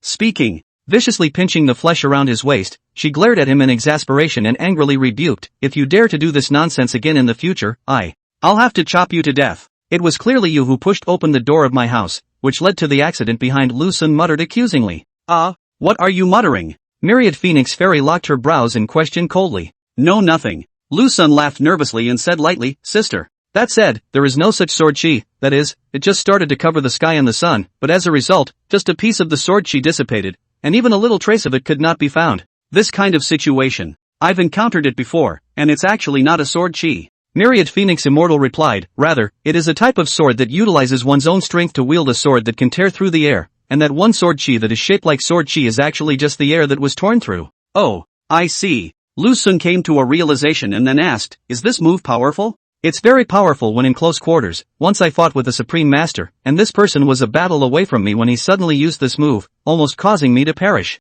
Miao Fengxian flattened her mouth and said faintly, Later. I killed it directly. This kind of person cannot be kept. Hard work. Lu Xun replied helplessly. Little thief. Why are you asking this all of a sudden? Miao Fengxian asked curiously. Subsequently, Lu Sun told the great Demoness all about his experience in the morning, and of course concealed it, and when Miao Fengxian heard that the little thief was able to make that move, a flash of surprise appeared on her mature and demonic face. I can't imagine that you're quite enlightened. Myriad Phoenix Fairy sniffed that androgynous scent on his body while feeling the lean and sturdy chest. Her plump vermilion lips were slightly open and her eyes were even more mesmerized as she murmured, "It's worthy of being the man I, Myriad Phoenix Fairy, have my eye on." Sensing that the great Demoness was a little bit slightly moved, Lu Sun licked his own lips and went to her ear to whisper a few words. Having said that, quietly, he watched her, watching for her reaction. Ridiculous. This must not be done. Myriad Phoenix Fairy's face reddened as she glared at him furiously, angrily reprimanding, "You go find Xianyin. I am not going to accompany you in your nonsense. Xianyin is busy teaching Xianshi to practice her sword. Only sister, you are free now." Lu Sun laughed wickedly, then picked up the big demon girl in his arms horizontally. Originally thought that Miao Fengxian would definitely struggle a bit, but it turned out to be unusually quiet. "Why don't you stop pretending?" Lu Sun asked idly. Miao Fengxian blushed in shame and twisted her head to the side in annoyance. Suddenly, a knock sounded behind him. Boom, boom, boom. "Master? Master?" Xian Yin's voice came in through the door. Lu Sun panicked in his heart, then his head jerked, throwing the big goblin in his arms to the ground. "Ah, he's dead. Cat just got home from 520 today. There's another chapter later, around midnight." End of chapter. Chapter 124, he's in the middle of you and me. Being thrown on the ground, Miao Fengxian only felt a little raw pain in her ass, while at the same time filled with resentment and anger towards a certain negative man. In fact, with the cultivation and realm of the great Demoness, she shouldn't be able to feel the pain. However, the situation at that time, she was being held in someone's arms, coupled with the deep longing in her heart, so much so that she let go of all of her guards, and her whole body and mind were already ready to devote themselves to the next session. But who would have ever thought that such a thing would happen? "Damn little thief. Don't you fall into my hands." Miao Fengxian glared at him angrily, with eyes that seemed to want to eat him alive, startling Lu Sun, who was standing at the side, and hurriedly bent down to awkwardly help her up. Panic. "Sister didn't break it, did she?" Lu Sun explained in a small voice, an apology written on his brow. Miao Fengxian gritted her teeth and looked at him angrily, saying viciously, "Don't you fall into my hands. When the time comes, I will definitely make you look good." The words. Straightening his bedrobe and wrapping his open sash tightly to cover himself to a tight degree, he sauntered towards the door and gently opened the door of the house to see Xianyin standing there. Instantly thinking of last night's accident, an indescribable shame surged out from the bottom of his heart. "What's wrong? Aren't you teaching little fox to practice with the sword?" Miao Fengxian forced down her messy emotions and lightly inquired. After teaching for a while and seeing that she didn't have much interest, she simply stopped teaching. Xianyin answered her master's words while looking around the room, pursed her lips and asked in a small voice, "Master, where's Lu Sun?" The words. Lu Sun then appeared beside Miao Fengxian and looked at the little Demoness with a smile on his face, saying, "Mother, Sagittarius is here. Married woman. Mahjong player disqualified by unintentionally taking in the wrong number of dominoes." The big demon girl flattened her mouth. The heart has so a trace of displeasure and a faint sourness, but quickly returned to calm. He is her husband, she is his mother, then how is he not his sister? How is he not his own little thief? Husband, mother, sister, little thief. These are just names. So it's to look for your Sangha. I thought you missed master. Myriad Phoenix Fairy looked at her without good humor, the corner of her mouth raised in a shallow arc, and said lightly, all right. It just so happens that I've finished with your Sangha as well, so I'll give him back to you now. Lu Sun, who was standing at the side, sneaked a look at the great Demoness, and seeing her breezy face, decided to find a little excitement for her, and then said, actually, there are still a few questions that need to be answered for me. Since Xianyin is also here, by the way, stay and listen. The great Demoness froze, instantly guessed what the little thief wanted to do. It was angry, anxious, annoyed, and more than anything, helpless. Damn little thief knew that I was too embarrassed to face Xianyin, but forced me to stay with her. It was obvious that she wanted to see my joke. Just then, Lu Sun gently clutched the little Demoness hand in front of the big Demoness and dragged her into the house. Where do you sit, ma'am? Sit beside me or on my lap? Lu Sun gently inquired. I'll sit here. A faint blush appeared on Xianyin's cold and charming pretty face, trying to shake off his hold on her jade hand, but as a result, no matter how hard she tried, she was still held tightly in his hand, ashamed and at the same time incomparably happy.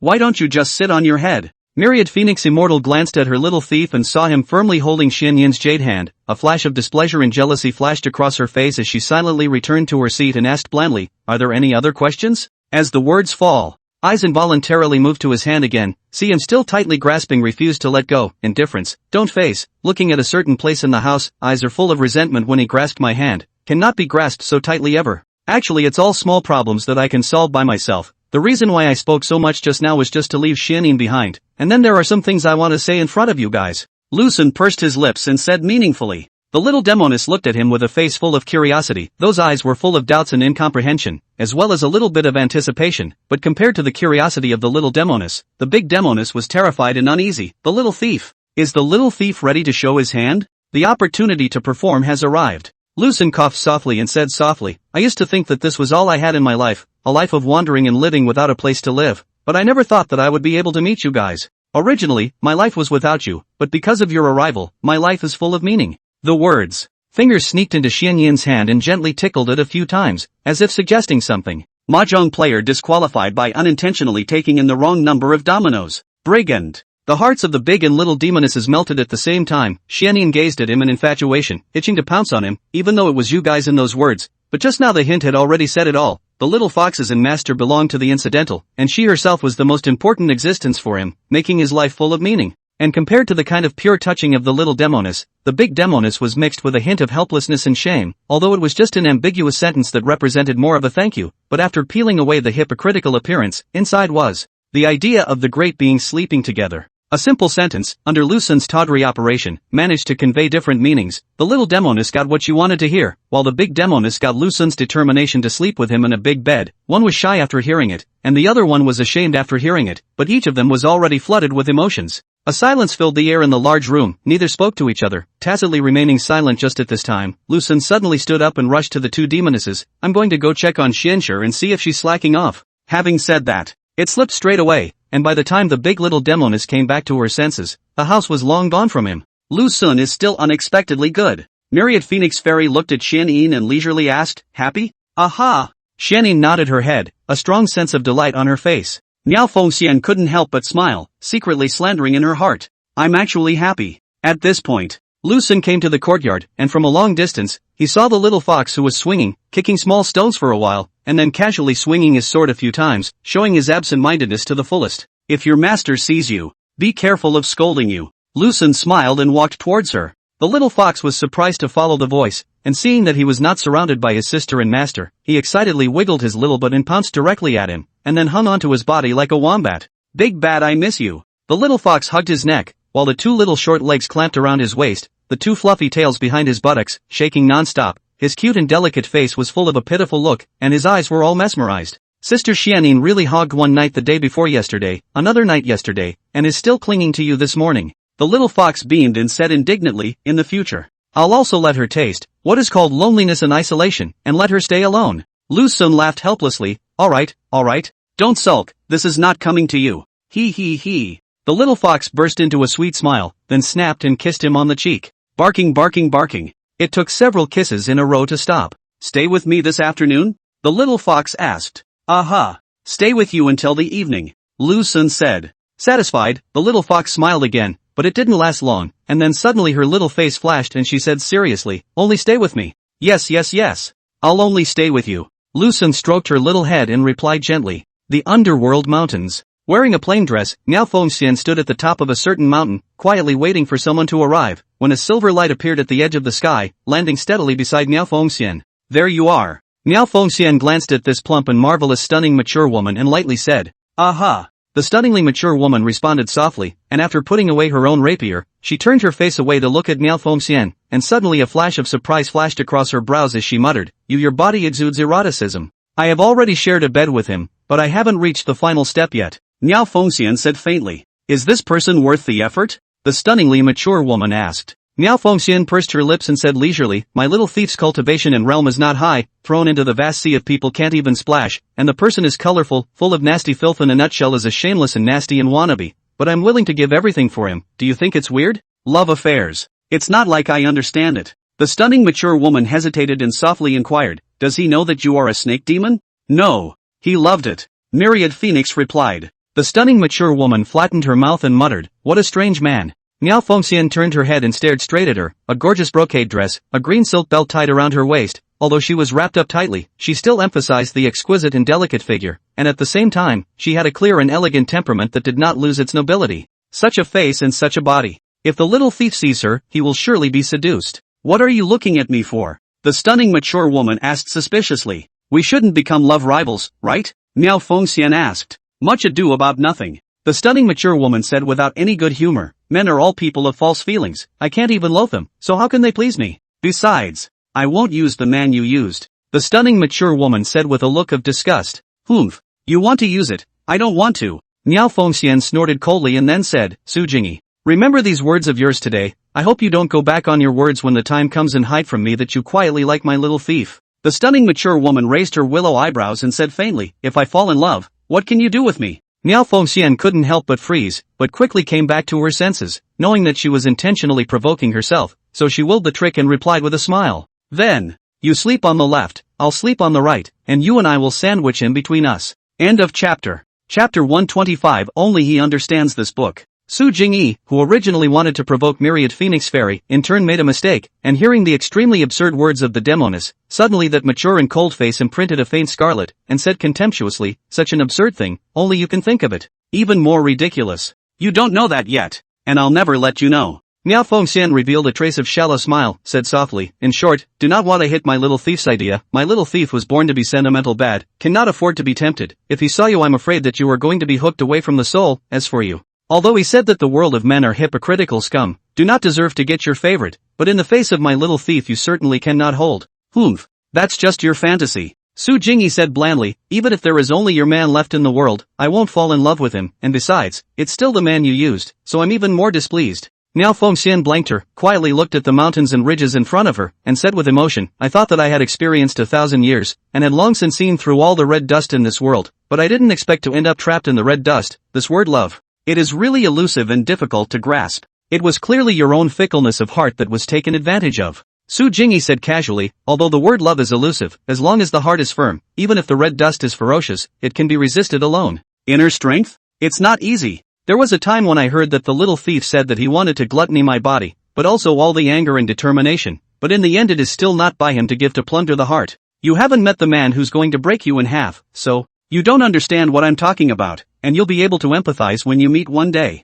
Miao Fengxian said faintly, of course, this man can't be my little thief. Can you stop hanging on to your man? Su Jingyi said coldly. What? Seeing me so happy is starting to make you anxious? Myriad Phoenix Fairy looked at her with a smile on her face and said leisurely, it's not often that I get to see you so impatient. Su Jingyi had a stern face and didn't pay any attention to her, but the slightly furrowed willow eyebrows had already told Miao Fengxian. She was a bit displeased at the moment. Forget it. To ask you something. Miao Fengxian said softly, how long do you plan to protect this Zhao dynasty? Su Jingyi replied expressionlessly, what does it matter to you if I nurse for many hours? Miao Fengxian smiled, casually conjuring up a shadowy flying sword, and murmured, I'm going to the capital in a few days, so don't bother me. What is it? Su Jingyi asked. My personal affairs are none of your business. Myriad Phoenix Fairy dropped a sentence and flew away with a whoosh, leaving the stunningly beautiful mature girl, Su Jingyi, standing there alone. Looking at the Myriad Phoenix Fairy, who was also an enemy and a friend, and had already transformed into a silver light, Su Jingyi snorted coldly and muttered, this Demoness who was overwhelmed by lust, definitely doesn't have any good intentions. Afternoon. The little fox had been staying in Lu Sun's house, listening to his vivid and interesting stories, and at the moment she was sitting on a chair, cupping her cheeks with both hands, with a faint touch of tenderness showing unobtrusively between her eyebrows, while the two fluffy tails behind her buttocks were wagging non-stop to emphasize her mood at the moment. Almost there. Let me have a drink. Lu Sun, whose mouth was dry, picked up the teacup, gurgled and drank a few mouthfuls, slowly put down the cup, looked at the little fox whose face was not yet finished, and gently asked, how is it? Do you like it? Aha! The little fox nodded his head in satisfaction, hissed and jumped down from the chair, walked slowly to the door of the house, gently opened it and then poked his little head out, closed it and then inserted the bolt, hurriedly ran towards Lu Sun, and with a splash he hung onto his body. He. The little fox smiled gleefully and snuggled into his arms muttering, I want to sleep with you at night. Stop it. Lu Sun laughed in a humorless manner, be well. Then when will you crave me? The little fox lay down at his chest, slightly pouting her moist lips, her eyes full of urgency and anticipation, and murmured, I've already pushed you so many times, but I haven't seen you pay in action. Is it because I'm short, I have no boobs and no buttocks, and I don't appeal to your liking? Nothing. In the face of the little fox's aggressiveness, Lu Sun was helpless for a while, pondering for a moment. Slowly came to her ear and said in a low and hoarse voice, don't be anxious. Anyway, you can't escape. This is the little fox of spring. Hear that very seductive voice, instant body is almost crispy, confused eyes staring straight at him, cherry-like red lips slightly open, cannot help but mouth-watering, and both sides of the cheeks have long been red, gasping slightly short of breath, cute and delicate mixed with a trace of irresistible charm, is worthy of being born hooked vixen. Big bad. But I'm so anxious I can't wait to crave me now. The little fox twisted her body, full of grievances and indignation. The key is that you only crave for your sister, you just don't crave for me. She and I are both demonesses. She is a snake demon, I am a fox spirit, she has a tail, I also have a tail, and I still have one more than her. Eccentric. The little fox glared at Lu Xun and puffed, you're too biased, ignore you. Though he grumbled with his mouth, he quietly hugged him tighter, accentuating a mouthful. Lu Xun smiled helplessly, probing his hand and gently touched her tail, and in an instant the little fox seemed to be out of her soul, and a sweet snorting sound drifted out from between those red lips and white teeth, which was even more tantalizing than that of the big little Demoness. The little fox gazed at him and silently opened her arms and hugged Lu Xun's neck. Those puckered cherry lips came over and barred his mouth. Just a few moments. Then she moved away from his mouth, looked at him with a blush, and muttered, Xianyin and I. Whose mouth is sweet? Your mouth is even sweeter when I'm with you. Lu Xun laughed. Hey, hey, hey. The springy little fox was happy, unaware that she had already been set up by Lu Xun. Lu Xun. Big bad guy. In the future, can you come to crave me more and crave sister Xianyin less? The little fox broke Lu Xun's fingers and said softly and gluttonously, only once for every 10 times you crave me can you crave her. You. Why so greedy? Lu Xun cried and laughed, and I can't do such behavior. Both you and Xianyin are very important to me. I don't want to lose either of you, and at the same time, I won't take sides with either of you. Yes? Then why don't you crave me? The little fox asked with a puzzled look on his face. Ouch. This little wit, she's got it wrapped around her again. Lu Xun smiled awkwardly and said meaningfully, ever heard that saying? The better something is, the more you save it for last. As if. Seems right. The little fox smiled and hugged Lu Xun's waist tightly, saying softly, when I eat, I like to eat the hard ones first, and save the delicious ones for last, and eat them slowly. Big bad? Does this mean that in your heart I am more important than sister Xianyin? The little fox's big, watery eyes stared at him in a daze, her face filled with anticipation. Aha! When alone with you, you are much more important than her. Lu Xun replied.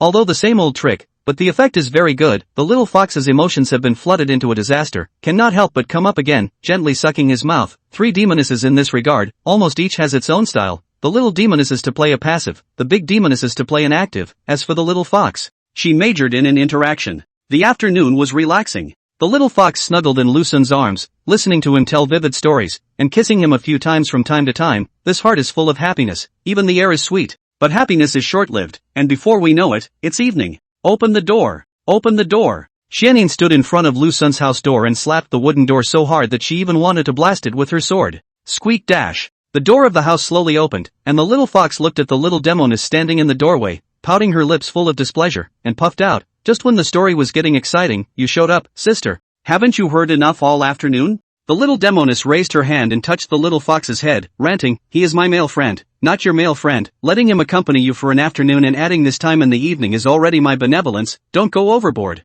Why isn't he my husband? The little fox skimmed her lips, slightly jealous on her indignant face, and suddenly, she noticed that something seemed to be hiding behind sister Xianyin. Sister? What are you hiding? The little fox probed. No, nothing. The little Demoness purposely dodged, her cold face a little scarlet, and swallowed. It's just a book, I can't understand it a little bit, and I want to find him to help me decipher it. Book? The little fox was even more confused. When did sister Xianyin become so studious? Sister, I can help you decipher it. It's not like my knowledge is inferior to his. The little fox volunteered to interpret the book in her mouth for Xianyin. This, you don't understand, only he understands. The little Demoness' face blushed even more and hurriedly urged, alright. You hurry back, I have to read. I don't understand? He does? Filled with curiosity, the little fox beamed, I'm staying. I want to see what kind of book it is. Ha? Stay. The little demon girl heart 10,000 reluctance. If it is an ordinary book also even so, the key to this book is not ordinary at all, it is full of. No. The little foxes should never be left behind. In the end, the little Demoness even coaxed and tricked and forced to drag, finally the little fox to drive away, and was driven out of the house of the little fox. The heart is almost aggrieved bad, secretly vowed that in the future must let Xianyin's sister alone in the empty room. All night the day before yesterday, all night yesterday, and all night today. The little fox muttered to himself in righteous indignation, when he gets a craving for me, I'll make sure he's in for a month, no. A year. Within a year he won't be able to get out of my house or out of my bed. Jenin inserted the bolt on the door, clutching a book tightly in her arms, then turned her head to look at the. At this time the Sagittarius was busy undressing. End of chapter. Chapter 126 Reading in a warm pool. The room was silent, the air was filled with a faint impulse. The little Demoness Xianyin clutched a book in her hand, her eyes were fixed on Lu Xun who was not far away at this time. He had already stripped down to just a pair of pants, pestle like a candle, the corner of her mouth slightly raised a touch of arc.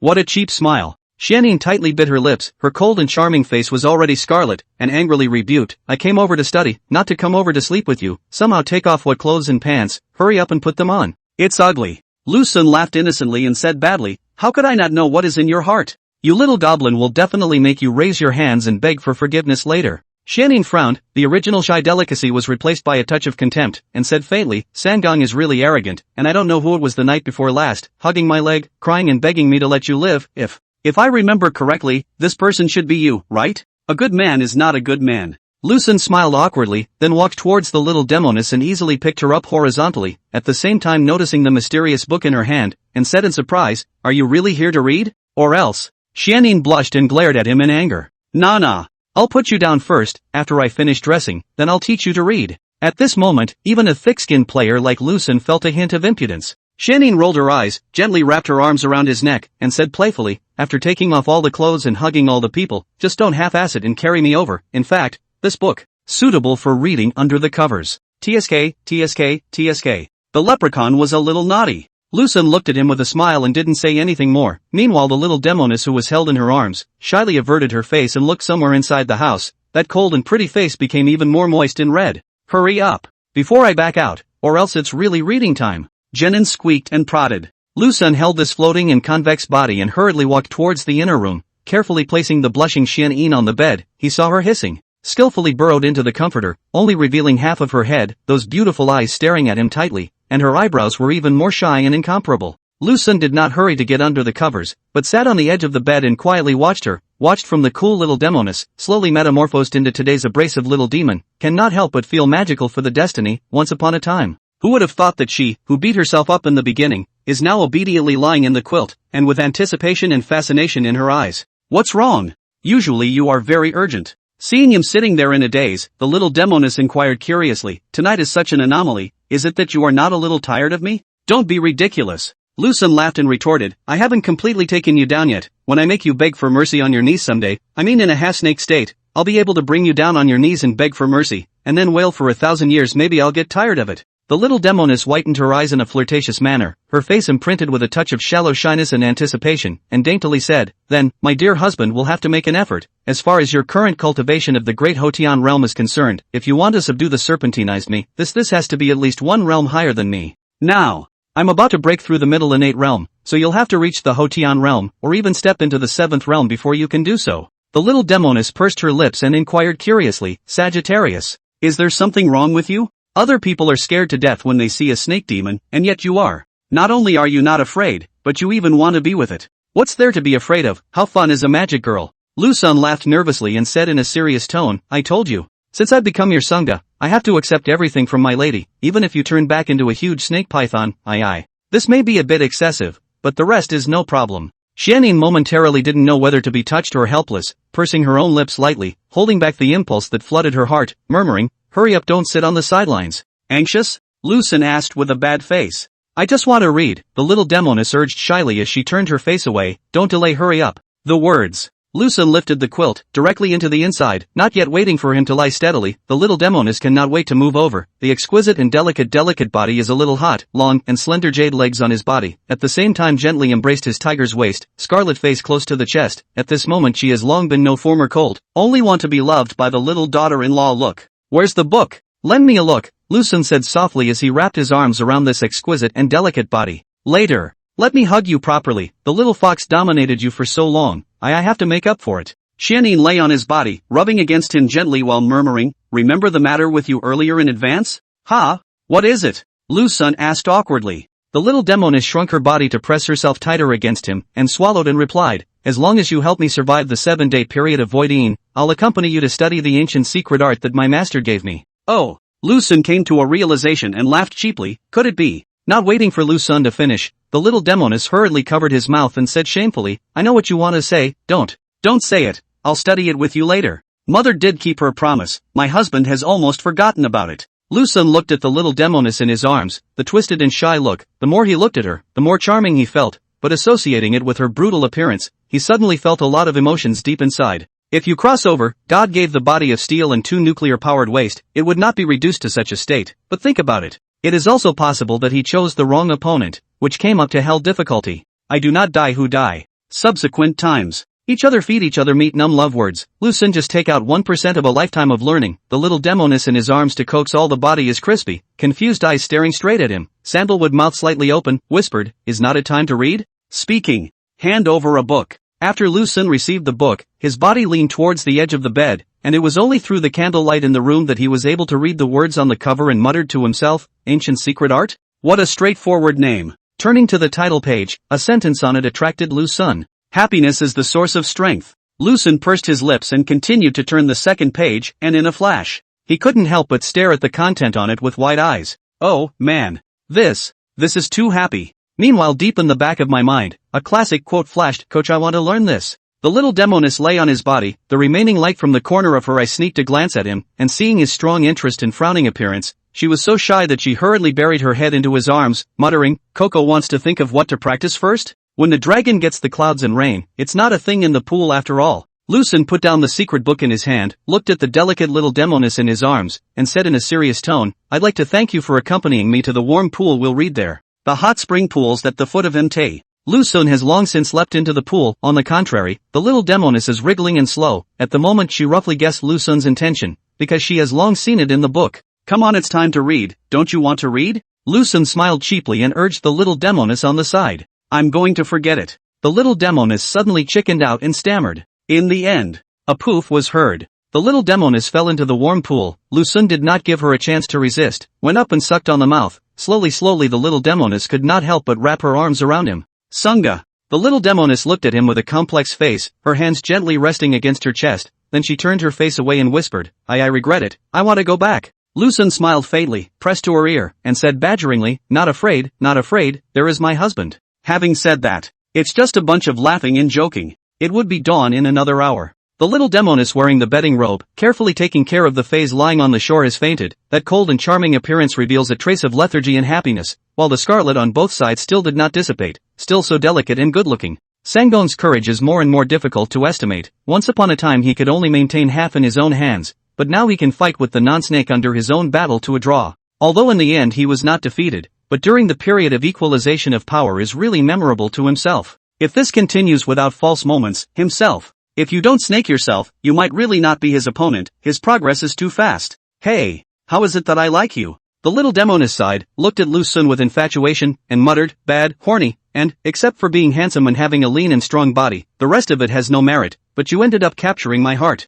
Not only that. Also, speaking of which, annoyed, the little Demoness pinched his arm in anger and gritted her teeth, let's cut you to death. Just as Xianyin was muttering to herself, there was a sound of light footsteps behind her, and the little Demoness followed the sound and surprisingly saw her master teacher, who was dressed in a bedclothes. Master Shifu? You. Shouldn't you be sleeping at this time? The little Demoness asked with a face full of surprise. Hearing this question from Xianyin, Myriad Phoenix Fairy felt a wave of displeasure and sourness in her heart. You stayed up all night with him, how can I sleep? Cat's late again. She's had some back pain lately. When Cat's back is better, she'll be on time. End of chapter. Chapter 127, Little Thief Hold Me Tight. Miao Fengxian looked at the little thief who was lying on the bank of the warm pool, and couldn't help but feel a trace of heartache and helplessness, flattened her mouth and replied softly, subtly a bit restless, want to come and take a bath to ease your emotions, you've just finished? Xianyin muttered in a low voice, well it just ended, he doesn't think he'll wake up for a few hours. Hey, why is she always like this? Miao Fengxian distressed and anxious, and also some messy, sandalwood mouth slightly open, but the words but swallowed back, murmured, do not fool around in the future, at least is also your husband, and is not some livestock. Oh, I know. Jenin hung her head and replied shyly, do you really know? I think it's mostly perfunctory. Miao Fengxian looked at the little Demoness who pulled the goose's head, and did not feel a trace of relief, on the contrary. More worried, but what he should have said has been said, cannot rigidly stipulate some rules. That's it. Whoever made him provoke us should teach him a little lesson, less think that the Demoness is easy to bully and can be at his mercy. Master? If you want to take a bath, it's actually not really a big deal, he's already passed out anyway. Xianyin saw Myriad Phoenix Fairy standing on the shore, hesitating to step into the hot springs, thinking that she was standing there hesitantly because she was in the way of her own Sunga's presence. I just had a little something on my mind that had nothing to do with him. Miao Fengxian smiled at Xianyin, and without taking off this bedrobe on her body, she took a step into the warm pool that belonged to her, the hot air rising, the warm pool water wrapping around her proud figure, instantly sweeping away all the gloom within. Can it be effective? Myriad Phoenix Fairy lethargically leaned against the shore, her beautiful eyes slightly closed and her sandalwood mouth slightly opened as she softly asked. Seems Seems to be working a bit. It feels like I'm getting closer to breaking through to the middle innate realm. Xianyin replied gluttonously, and he seems to have progressed a lot as well. A while ago he wasn't my enemy, he was often unbeatable, but now he can actually fight me to a draw. Of course in the end he still lost miserably, but in between there will be times when he is evenly matched. Is that right?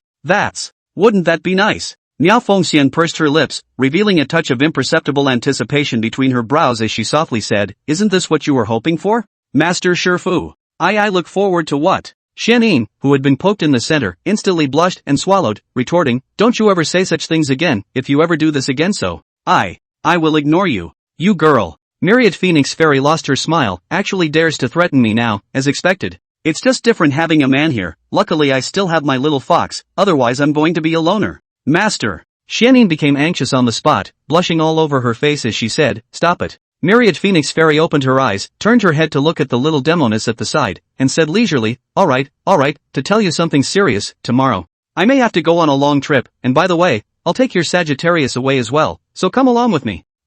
He's going too? Xianyin froze, a slight hint of surprise appearing between her eyebrows. Aha. This matter needs to have him for it to work. Myriad Phoenix Immortal gently explained, originally, I wanted to bring you and Xianxue with me, but it would be inappropriate for the two of you to go for this matter, because this matter requires a person who is tricky and cunning by nature, and your Sangong is the most suitable. Xianyin lightly bit her lips and inquired in a small voice, Master, what exactly is the matter? Subvert the dynasty and re-establish a new ruler. Myriad Phoenix Immortal said indifferently, Su Jingyi is protecting the Zhao dynasty, it's no longer possible to rely on a hard takeover, so we can only subvert it, re-establish a new ruler, and then get the two heavenly Dao precedence maps from the hands of this new ruler. Xianyin opened her mouth, a bellyful of words came to her lips, but she didn't know what to say, and silently swallowed it back, answering, I know. Master. Unhappy? Myriad Phoenix Fairy suddenly asked.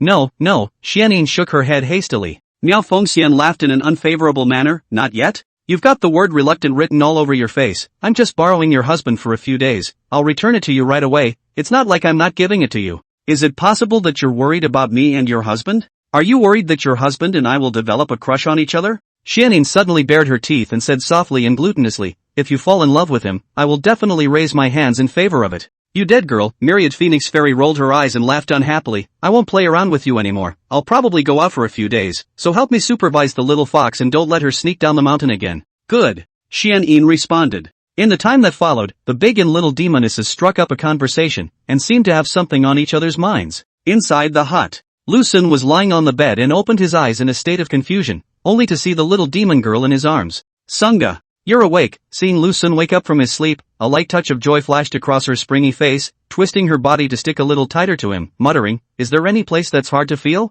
No. Lu Sun laughed nervously, hugged the little Demoness brute waist and inquired, when now? It's about noon. The little Demoness gently raised her jade leg and hung on his body, rubbing it gently and murmuring, Sagittarius, there is something that I want to ask you. Why do you suddenly sound so serious? Lu Sun smiled and said, say, what is it? Master wants you to accompany her outside tomorrow. You should have already known, right? The little Demoness spoke in a glutinous manner while her vegan hand caressed his fine chest, then said, why didn't you tell me? Oh, it's a thing. Lu Sun hugged this abrasive little goblin tightly and said gently, your master instructed me not to tell you. Really? But there's no fooling me? The little Demoness raised her head and stared straight at him, asking earnestly, is it because master didn't let you tell me, or is it because you don't want to say it yourself? Your master. Lu Sun replied in a serious manner. The little Demoness sized him up in a daze, then she flopped back onto his body and said in a graceful manner, if there's anything in the future, don't hide it from me. To speak with me. Got it. Lu Sun nodded and said gently, actually, your master is afraid that you will worry,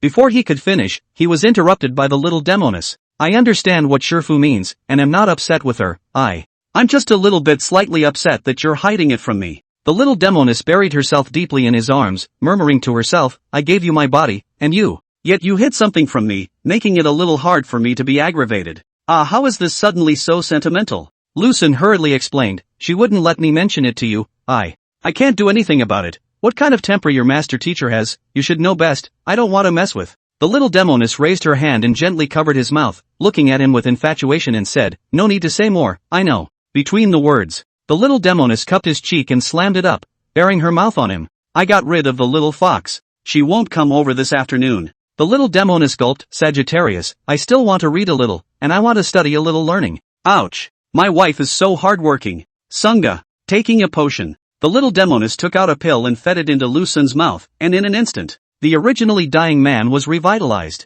It's dawn, you should set out, don't make your master wait in a hurry. The little Demoness gently nudged him and said as thin as a mosquito, pick up my bedrobe for me. Lu Xun, who had regained his peak, nimbly got out of bed and picked up the clothes and pants that had fallen on the floor, while throwing a plain bedrobe at her, and when each other had put on their clothes, Xianyin led him back to his place of residence. Back to the courtyard. The great Demoness and the little fox were both there, and when they both saw Lu Xun, who had been missing for a day and a night, their respective faces flashed with a flash of imperceptible sultriness, while the little fox was even more mixed with a surge of jealousy, her back teeth breaking. Master Shifu. With a blushing face, the little Demoness pushed down Lu Xun beside her and murmured, here here. Aha! Miao Fengxian pursed her lips and took a look at her little thief, her eyes containing a faint resentment, and softly said, it's not too late. I'll bring him over. Having said that, with a wave of her jade hand, she summoned her own flying sword. Stepping lightly onto the flying sword, he turned his head and said to the little thief, come up. Lu Xun obediently went up, gently holding her waist, keeping a distance between them.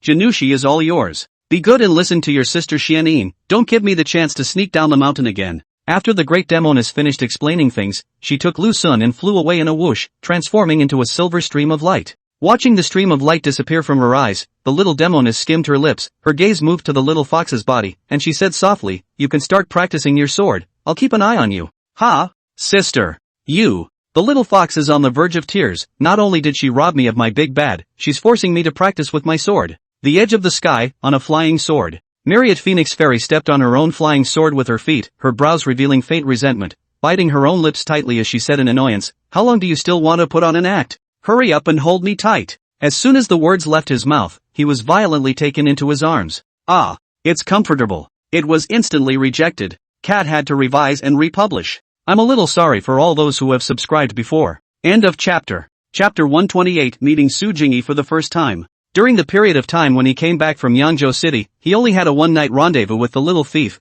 and the rest of the time was basically dominated by Xianyin, and the key to that night was still a crisis, and he was almost discovered by the little fox. Sister? You didn't seem to be very happy in the party. Lu Xun tightly embraced this already thoroughly ripe and delicate body, pressed against her ear, and tenderly asked, is it that the little thief hasn't accompanied you for too long, making you a little bit of a small resentment? Knowingly. Feeling that fine and sturdy chest, the incomparable safe feeling, Miao Fengxian pursed her lips lightly, her brows were all tender, murmured, just watching Xianyin enjoy herself to the fullest, and I just so one night, but also so thrilling, almost in front of the little fox to reveal, you think I will be happy? TSK, TSK, TSK. This full of resentment was spilling out of his body. Well. Sister, don't be angry, the next few days. Little thief to accompany you properly. Lu Xun licked his lips, cheaply whispered a few words in her ear, and saw that the great Demoness, who was in the midst of imperializing her sword, couldn't help but tremble, blushing and at a loss for words, and more than anything else, there was a wave of unspeakable shame. Ridiculous little thief.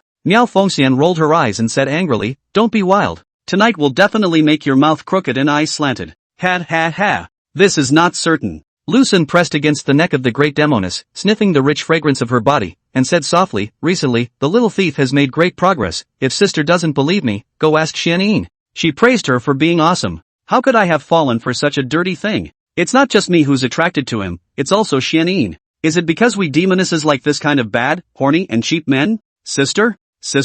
Lu Xun inquired curiously, what's on your mind? Hey. Miao Fengxian sighed and said bitterly, Xianyin and I have met countless young talents over the centuries, only to both fall into your hands. Look at yourself. Apart from being handsome and having a lean and strong body, the rest of you are almost worthless as worthless, but on the contrary, you are still such a wannabe. Why do I feel that you are scolding me in a roundabout way, sister? Lu Xun hugged the big demon girl in his arms and said with a black face, when you snuggled up in my arms at night, you praised me all sorts of times for being good at this or that, so how come you've turned into a good-for-nothing now? Miao Fengxian lightly bit her moist lips and squeaked out a reply, the environment is different, the feeling is naturally different, when I'm in your arms my body and mind will infinitely amplify my liking for you and it's at night, now I can't wait to hack you to death with a sword. In the face of this threat from the great Demoness, Lu Xun had long been immune to it and silently probed his hand. What are you doing? Miao Fengxian snapped. Grab the butt. Lu Xun replied with a straight face. Miao Fengxian froze and instantly burst into a rage, saying furiously, believe it or not, I'll throw you down?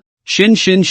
Lu Xun laughed nervously, then he let go of his own hand and re-wrapped his arms around this proud body, pressed against her ear and whispered, sister, am I really shameless? You would have been shameless. Myriad Phoenix Fairy was getting angry and replied coldly, I also feel so. Since we all have Xianin, it's logical that we should live with her for the rest of our lives, but yet I'm restless and come back to crave your body behind her back. Lu Sun murmured lowly to himself, sometimes it feels like I'm sorry for you guys, for Xianin, and even more sorry for you, sister. The great Demoness fell into silence, she did not understand why at this moment. The little thief's emotions flooded and turned sentimental up. Pursing her lips lightly, she leisurely said, you don't have to apologize to me, I am voluntarily gluttonized by you. Voluntary or forced, whatever. It's all because of my greed. Lu Sun hugged the great Demoness in his arms tightly and continued to mutter, I want to both entangle you and give you up. I want to do it without any connection to you, but I'm afraid of not having a relationship with you in this way. I want to withdraw from your world, but I don't want to lose you. In the face of these affectionate words, the 1,000-year-old demon heart of the great Demoness instantly transformed into a puddle of warm water that flowed to every part of her body. Tenderly grasping the hand that hugged her waist, she said with a face full of tenderness, little thief, why am I not hooked? Lu Sun licked his lips and said with emotion, the biggest regret in life I think should be to meet a very special person, but because of all kinds of practical problems, cannot come together with it. The most heartbreaking is nothing more than cannot get and cannot give up. Sister.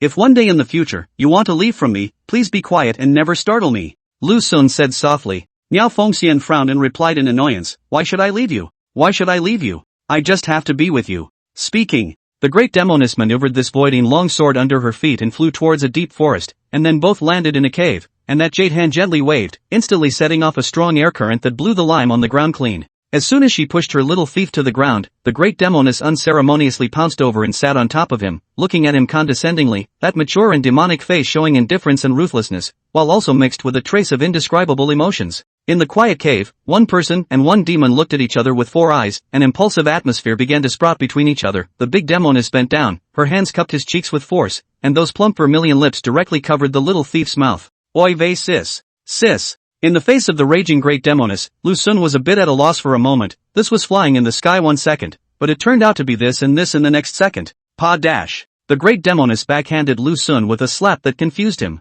I'm telling you, you belong to me. The great Demoness glared at him viciously, then covered his mouth again. There were still a dozen miles away from the capital, and one person and one demon were walking in the mountain path. Miao Fengxian was Lu Sun to tightly clutch the jade hand, side by side with him to walk together. The big demon girl, a plain white dress, looked so elegant and noble, the pair of beautiful eyes looked clear, like a pool of autumn water, thin lips flooded with seductive charm, the skin is the gelatinous jade du general delicate. Sister. Lu Sun looked at the big Demoness beside him and just opened his mouth, but she held it down. Don't mention what happened in the cave, I don't know, I lost my memory. Myriad Phoenix Fairy's mature and bewitching face flushed a bit red, slightly parted her head and murmured, if you dare to mention it again, chop you to death. Interesting. Lu Sun smiled and said softly, sister, don't misunderstand, I just want to ask you, where do we sleep at night? The inn. Myriad Phoenix replied. 1 or 2. Lu Sun then asked. Miao Fengxian glanced at him out of the corner of her eye, and seeing that look, not to mention how detestable, she furiously said, 2 rooms.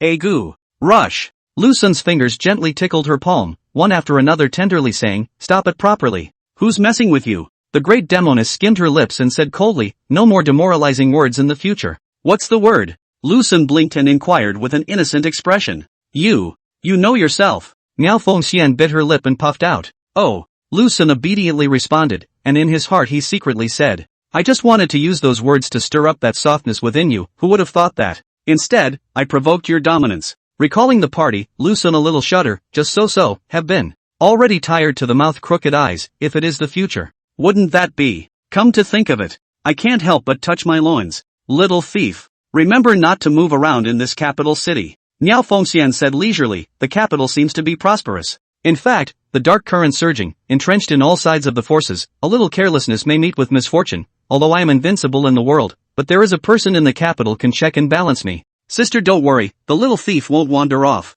Lu Sun nodded and asked curiously, say, Su Jingyi only rose to power more than 20 years ago, and fought sister you to a draw, so, then why didn't you, sister, kill the emperor before Su Jingyi rose to power and seized the heavenly Tao preceding chart? I can't even get close to the heavenly sun dragon chi on the emperor. Myriad Phoenix Immortal explained, if you want to break the heavenly sun's dragon chi, you either have to destroy the imperial dynasty's chi, raise an army to rebel, or carry out an assassination in a mortal's body. There are only these 3 ways. Oh, then, sister, you didn't even find a single trace of the imperial dynasty's chi between these 1,000 years? Lu Sun asked suspiciously. Didn't find it. Myriad Phoenix replied frankly. So, Lu Xun flattened his mouth and said in a serious manner, "Don't worry, sister, the little thief will do his best to help you get those 2 heavily Dao preceding maps." Miao Fengxian muttered in a small voice, "That's how you should be, I've entrusted myself to you." "Right. Where did Su Jingyi get those 2 heavenly Dao precedence maps from?" Lu Xun asked. "Stepped on, didn't you?" Myriad Phoenix Fairy replied coldly. Lu Xun heard jealousy in the great Demoness' words. Suddenly, a stream of light appeared at the edge of the sky, flying towards Lu Xun and Miao Fengxian at an unbelievable speed of justice, before landing steadily in front of them. A woman, a mature and voluptuous woman. Although a plain white dress, will be wrapped all over the body is very tight, but vaguely able to feel that a willowy plump, and on this wonderful body seems to be even the great Demoness or slightly inferior to her half a chip. Just as Lu Xun moved his gaze toward his face, oops dash. He was given a sneak attack by Mythical Phoenix and then directly knocked out. Watching her little thief fall to the ground and faint, Miao Fengxian glared angrily at the stunningly mature woman in front of her. "What are you doing here?" the great Demoness asked through gritted teeth. "I'm sorry." Su Jingyi awkwardly dropped a sentence and flew away again in a panic. End of chapter. Chapter 129. Sister must set an example. An attic in the imperial city, Su Jingyi, who returned from the imperial sword, is now sitting at the highest place of the attic, quietly looking at everything in the imperial palace. The gentle breeze blew her hair, while blowing open the lapel of the robe on her body, that mature and absolutely beautiful face, quite the flavor of the heavenly fairy. "I can't believe it's true. Myriad Phoenix Fairy, this demon girl really fell in love with a man." Su Jingyi slightly frowned willow eyebrows, face imprinted with a touch of faint confusion and disbelief. Just not long ago, she felt also enemy and friend Miao Fengxian. Her body that special breath and this breath can only be detected by themselves. Obviously Miao Fengxian came to the capital. As a result of the meeting with her, actually found a young man, holding the hand of the Millennium Demoness Miao Fengxian. Especially at that time, Miao Fengxian eyebrows also revealed a touch of shallow happiness, simply unimaginable. It seems. The age is not very big, how to see is also a 20 Langdang just, Miao Fengxian have lived for thousands of years. The more Su Jingyi thought about it, the more unbelievable it became. This was no longer the scope of an old cow eating young grass. This is the love that spans thousands of years. The key Myriad Demoness said that her lover doesn't care in the slightest that she is a snake demon, and is even extraordinarily excited. Su Jingyi pursed her lips. The absolute beauty of the face reveals a shallow sadness and loneliness, like Miao Fengxian, this kind of Demoness, the evil woman who makes people afraid of fear, but also has a lover belonging to her, and he himself. Oneself. In fact, Su Jingyi once wanted to try to find a cultivation partner, but her aversion to men made this idea only appear in her mind and did not pay action with it. She did not know why she hated men so much. In short, she felt uncomfortable when she saw men. "Humph." Su Jingyi snorted coldly, her face vaguely revealing a trace of disdain, faintly said, "What harm is there in having a lover? This matter of love is complicated and unpredictable. Maybe the wonderful Demoness will end up having her heart broken by a man. Maybe the Myriad Demoness will end up having her heart broken by a man, and then I will definitely say to her that she deserves it." The words. Su Jingyi then stood up, and with a light step, went down the stairs, encountering quite a few servants along the way, and these servants, when they saw her, bowed their heads and dared not look at her, with an incomparable respect in their hearts. Soon came to a warm poolside. This belongs to Su Jingyi, one's warm pool. The body of the robe slowly fall, that can be compared to the wonderful Demoness' proud body exposed in this world. Gently lift the foot into the warm pool, in the hot air. She slowly closed her eyes, enjoying by the warm pool, wrapped up the whole body of the comfortable. Meanwhile, Miao Fengxian stood under a big tree. On the side was the little thief who was already unconscious. At this moment the big Demoness was in a depressed and irritated mood, and at the same time a little bit of a small worry. The little thief's face of astonishment when he first met Su Jingyi was deeply imprinted in his mind, although he didn't know if the little thief's heart had been moved. But according to his colorful and bold character, he would more than likely want to take him down. If the little thief had moved towards Su Jingyi with greed, then this matter would be tricky, even though Su Jingyi had always threatened that she wouldn't like any man in the world, and when confronted with her own little thief, it might possibly break her vow, just like she broke her own vow. Once upon a time, he is not Su Jingyi, that hard mouth, but has fallen into the mouth of the little thief, and cannot extricate themselves from the degree. I believe Su Jingyi will also be so. Asterisk. What can I do? I can't kill her. Can't I just stand by and watch my little thief? Miao Fengxian looked at the unconscious Lu Xun, her heart despondent, muttering, "Forget it. Let's wait for him to wake up. He should wake up soon, right?" For a few moments, Lu Xun gradually awoke from his stupor, and when he opened his eyes in a daze, he realized that the great Demoness was right beside him and said in a muddled voice, "Sister, what happened?" "I don't know what happened. Anyway, you suddenly fainted." Seeing the little thief's confused look, Miao Fengxian instantly thought of an idea and softly said, "It must be that you have been overworked during this recent period of time and then the lack of qi and blood led to the fainting. Don't panic, later I will do some acupuncture for you." No.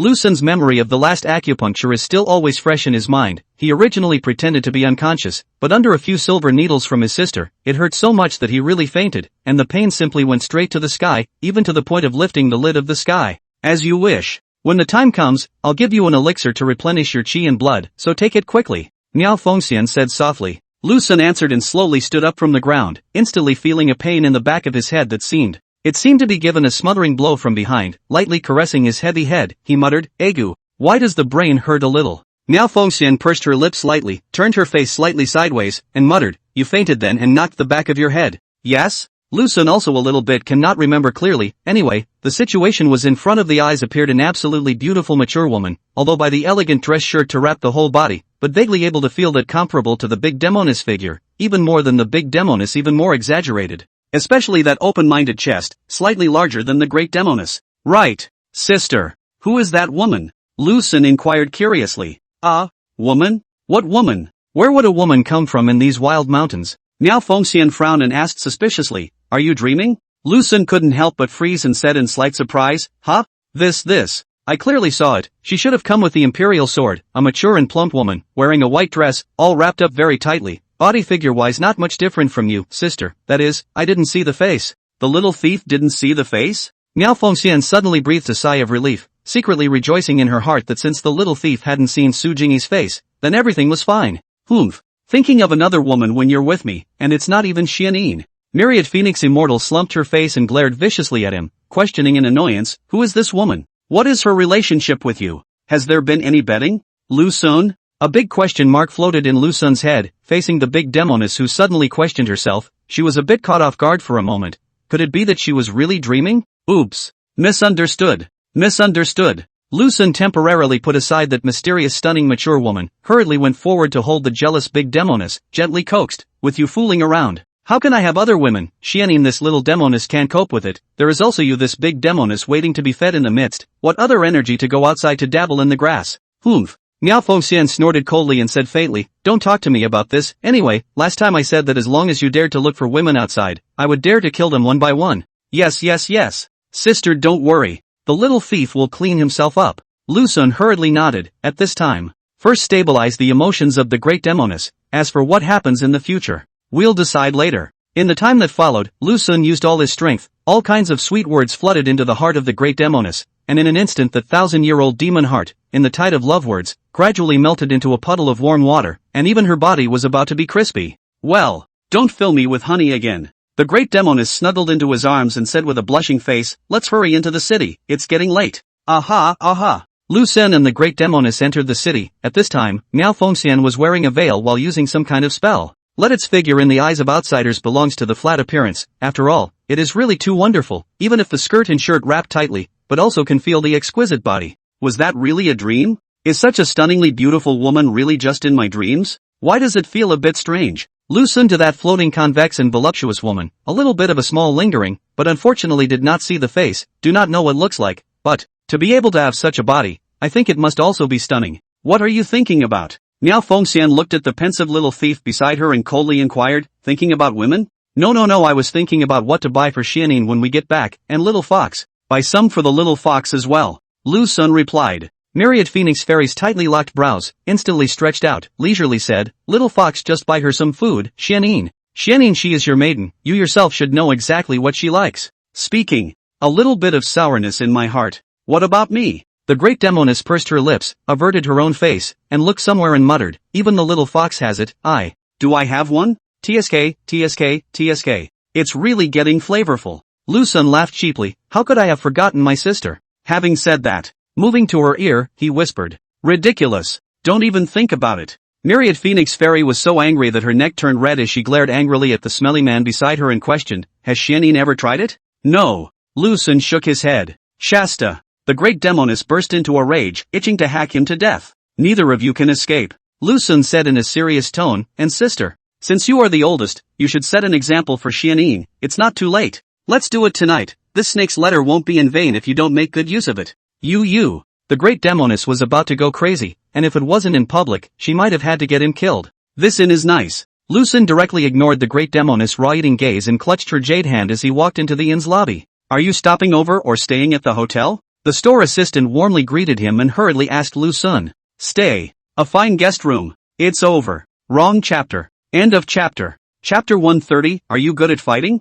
Miao Fengxian followed Lu Sun to the guest room, immediately removed the body of the camouflage spell, although the elegant dress to cover most of the body, but the exquisite and wonderful body is still revealed undoubtedly. The sight of the Lu San are all gluttonous, eyeballs almost fell to the ground. TSK, TSK, TSK. Worthy of being the great Demoness wonderful phoenix fairy, it's simply wonderful nah. The big Demoness glanced at the little thief beside her, the demented and colorful look, not to mention how, lightly pursed her lips and murmured, You and I have already shared the same bed, how can you still have such eyes? There are always some women in this world that belong to the ones who never tire of looking at them, such as Sister and Xianin. Lu Sun said with a smile, suspected to be fairies coming down to earth, a smile back is better than the stars. Miao Fengxian blankly eyed this wonderful little thief, rippling deep inside, muttering, flowery words are so disgusting. The words. Can't wait to get into his arms, greedily sniffing his body's male scent. At the same time Shanshan Jadehan kept stroking the strong chest, said softly, Little thief. This 1,000 years, you are my first man, is also my last man, do not fail me. Won't. Sister don't worry. The little thief will do his best to take care of your body and mind. Lu Sun smoothly hugged her, feeling that marvelous body, and leisurely said, Sister. The idea I mentioned just now, I don't know if I can. Can I? Miao Fengxian gently covered his mouth, looked at him with charming eyes, and tenderly said, No. Otherwise kill you. Lu Sun scrunched his neck and smiled awkwardly and nonchalantly, Alright. Wait for the future when you're with Xianin. Lu. Seek. Miao Fengxian flipped out on the spot, glaring at him angrily and huffing, Don't give an inch. Just kidding. Lu Sun laughed nervously, and then took advantage of the great Demoness' annoyance to violently pick her up horizontally, strolling towards the bedroom. At the same time, the big Demoness seemed to be prepared for this, her arms gently held his neck and leaned her head on her shoulder. Don't throw it. Put it down slowly or I'll get you killed. Recalling the experience of being thrown to the ground by her own little thief early that morning, Miao Fengxian was angry, furious, and helpless, and said in a glutinous manner, The last time I was thrown to the ground, I still haven't settled the score with you. It's all in the past. Don't mention it. Lu Sun obediently put the big Demoness on the bed, then in a swift manner, he stripped down to just a pair of pants, and then he got under the covers. Miao Fengxian also didn't hesitate to snuggle into his arms, the scarlet, rolling cheeks pressed against his chest, a slender jade leg hanging over him, whispering, Do you know what I thought when I first saw you? What does sister think? Lu Sun asked curiously. I was thinking that this young man is quite handsome, and he's still a body of pure yang, picking up a big bargain for Xianin. Myriad Phoenix Fairy said quietly, But whoever thought that in the end it was you who picked up the big bargain? Are you particularly proud of yourself, little thief? Both Xianin and I are in love with you. Both complacent and miserable, Lu Sun pursed his lips and hugged this delicate body tightly with force, and did not say anything more. Humph. Not saying anything will be taken as you acquiescing. Myriad Phoenix Fairy lightly lifted her vegetative hand and drew circles on his chest, muttering, I thought carefully again, in fact Xianin is more suitable to be your maiden, although she was cold and icy in the past, but since she met you, I found that her eyes are full of love, and also when she has a good reputation. And I. Killing for 1,000 years. It has long since become a scourge in the world, and you becoming my Sungdo will inevitably put you in danger. Myriad Phoenix Fairy skimmed her lips and continued, Even though I am the best in the world, it is easy to hide from the open spears, but it is hard to guard against the dark arrows, in case of an eventuality. Speaking. Unable to help herself, she arched into his arms, desperate to merge with a piece of it. Sister need not worry about me, in fact, the little thief is already very strong. Lu Sun patted his chest and said seriously, Anyway, my decision is finalized, I will definitely give my sister a statement, that is, I can't let my sister be aggrieved even if I am broken to pieces. Little thief. Miao Fengxian raised her head, those eyes full of spring and ecstasy, and snapped, Xiangong. This sudden a male, our fast Lu Sun's bones shouted crisp, did not expect usually domineering incomparable big demon girl, this launched wine actually than the little fox this natural charming bone and more seductive, simple a male. Almost went with her. It's night. It's time to sleep. Myriad Phoenix looked at him dully, bracing herself and leaning down to his ear, muttering something in a low voice. The words. Lu Sun seemed to be stimulated by something and sucked on the great Demoness' plump vermilion lips in one bite. The great Demoness shyly hugged his neck while her jade hand gently waved. The cloth mute spell formation set off another breeze, extinguishing the candles in the room. Princess, what on earth is the matter that calls for our family? In a certain room, an old man with white hair on a hill mountain peak respectfully asked at a woman in fancy dress in front of him. That fancy dress woman wearing a light pink dress up very delicate and luxurious, especially the delicate appearance reveals an imperial temperament, cannot help but respect. At this time she is living in the middle, picked up a cup of tea and sipped lightly, said faintly, I received a letter in the palace, I do not know where this letter came from, as if out of thin air, and the contents of the letter. Speaking of which, the woman in fancy dress hesitated and said blandly, wanting to discuss a great matter with me. The matter is precisely the fight for imperial power. Could it be a test from His Highness the Crown Prince or His Highness the Second Prince? A middle-aged strong man frowned and said in a serious tone, Princess, this matter is a bit fishy. I suggest not to take it up. In case it is a trick of His Highness the Crown Prince or His Highness the Second Prince, then that would put you in a passive position. The woman in fancy dress pursed her lips, a trace of determination flashed across her delicate and majestic face, and said seriously, whether it's true or not I would like to go and take a look, perhaps the other party is genuinely interested in defecting to me. As the words fall, looking at the family in front of him, he said, I still ask the three of you to protect me. Since the princess is determined, the three of us will naturally protect your safety, princess, after all, the three of us owe our lives to you. The white-haired old woman said with a respectful face. Subsequently, the old man and the strong man on the hill mountain peak also expressed their loyalty and swore to follow the woman in Chinese clothing in front of them. Yes, go meet that mysterious person. The woman in fancy dress nodded in satisfaction and got up to walk towards the outside of the house. Along the way, the woman in fancy dress was sitting in the carriage, surrounded by her personal servants, who were also outstanding in appearance, but were a bit flat compared to her. I don't know how long it took, but the carriage suddenly stopped, and the white-haired old woman lifted the curtain and said to the gorgeous woman sitting inside, Princess, we have arrived. Aha! The woman in fancy dress answered, and with the help of her personal servant, she jumped out of this carriage and strolled towards the gazebo. This place was located halfway up the mountain, surrounded by deserted people, while the woman in fancy dress stood in the gazebo, quietly looking at the mountains and peaks in front of her, seemingly hiding something in her heart, while those three people stood outside the gazebo, on guard against everything around them. Princess! Someone's coming! The white-haired old woman shouted hurriedly. The woman in Chinese clothes heard that someone had come, followed the old woman's gaze, and saw that a figure appeared vaguely at the end of a mountain forest path, and only when approached did she see this person clearly, a young man in green clothes, carrying a black sword, with a relatively well-built body, and a very handsome appearance. But such a young man has a hangdog feeling, as if this person is not so serious. Great Hotian realm? The burly man raised his thick eyebrows and said coldly, Princess, you should have been deceived. Son, don't be anxious, since he dares to come alone, he must have something to offer. The old man on the hill mountain peak said. In the meantime, Lu Sun was carrying his own sword, slowly and leisurely walking towards the gazebo, and when he was about to approach the gazebo, he was stopped by the strong man. Did you give the letter? The burly man asked indifferently. Aha! Lu Sun nodded, glanced at the woman in fancy dress in the gazebo, and said with a smile, I would like to ask the princess to discuss a major event. Discussing great things? Milky brat, although I don't know how you managed to deliver the letter to Her Highness, but with just this great Hotian realm of yours, you don't have this qualification yet. The burly man paused and continued, but you can be given a chance. If you are able to beat me, you will be allowed to speak to Her Highness. Speaking. The burly man hurriedly knelt down towards the woman in fancy dress and respectfully said, Your Highness, please allow me to have a fight with this person. Good. The woman in fancy dress looked at Lu Sun and faintly answered. After getting the permission of the woman in Chinese clothes, the strong man, instantly his whole body burst out a red gas, the powerful pressure blew up the stone dust around him. Originally was a sturdy strong man, at this moment the body type is even more huge, that huge fist seems to hide the power of destroying the sky and the earth. Come up here and yell fight. Are you good at fighting? Lu Sun rolled his eyes, and said in a good-natured manner, What's the point of you being good at fighting? You need to have power and background to come out. Do you think you can do whatever you want by relying on the shelter of this broken princess?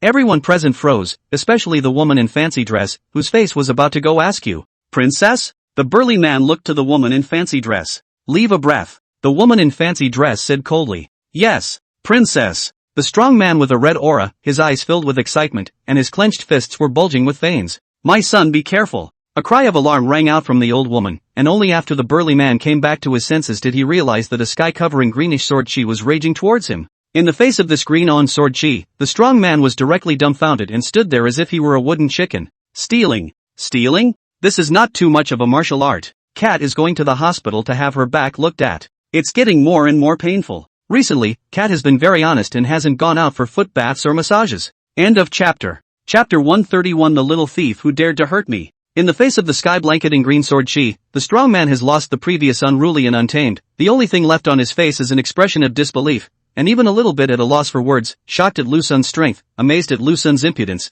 and fearful of Lu Sun's sword chi. This person is obviously only at the great Hotian realm, yet he possesses a sword chi as terrifying as this. Can it be that I have misjudged him? Do not allow the middle-aged man to think more. In front of this sword gas has been close at hand, a cry of anger under the arms together to resist in front of their own chests, at the same time the heart of the endless war, not to mention that this person does not speak of martial arts virtue to engage in a sneak attack, based solely on this move of the green mango sword gas, has already been recognized by the strong man. Rumble. That one greenish sword chi instantly engulfed the strong man, and the gust of aftermath raised a cloud of dust. Princess, be careful! The old woman hurriedly blocked in front of the woman in fancy dress to avoid being affected. Ha ha ha. Interesting, really too interesting. A loud voice came from that dust, words with a hint of madness and excitement, and as a result of the words, a black shadow scurried towards Lu Xun, while swinging his deadliest and most forceful punch at him. The fist was as fast as lightning, accompanied by a hissing sound, as if it was a red meteorite, blasting straight towards Lu Xun's face. He dares to take it? He wouldn't dare. If he's right, he'll dodge, and then he'll throw another punch.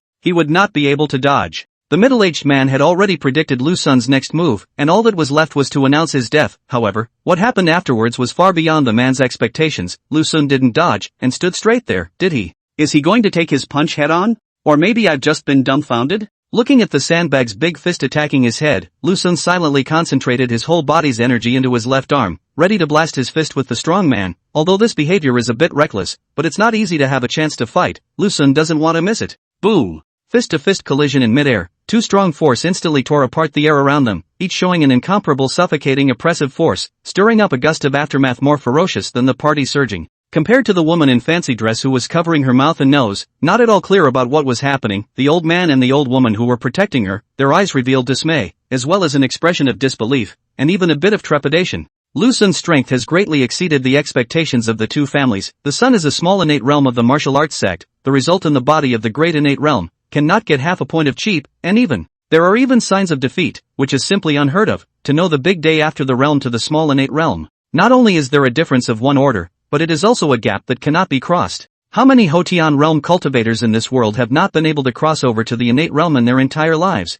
which shows the difficulty of it, as well as the huge gap between the two. After all, only to the innate realm is considered to truly touch the threshold of cultivation, while the previous are in the foundation. The strong man looked at Lu Xun dumbfounded, looking at the mysterious and unpredictable young man in front of him, and the arm that was countering the force of the punch had already begun to ache violently, as if the bones had been shattered, but he didn't dare to take it lightly, and his other punch was ready to hit Lu Xun at his chest. Ah! Suddenly a white powder appeared in front of the strong man's eyes, and immediately afterward his eyes went blind, accompanied by a fiery pain. It was lime powder. He actually used lime powder. Meanwhile, not far away from the two families are stunned, the old man and the old woman just watched Lu Xun will hand a handful of lime powder directly to the son's face. This simply is the scum.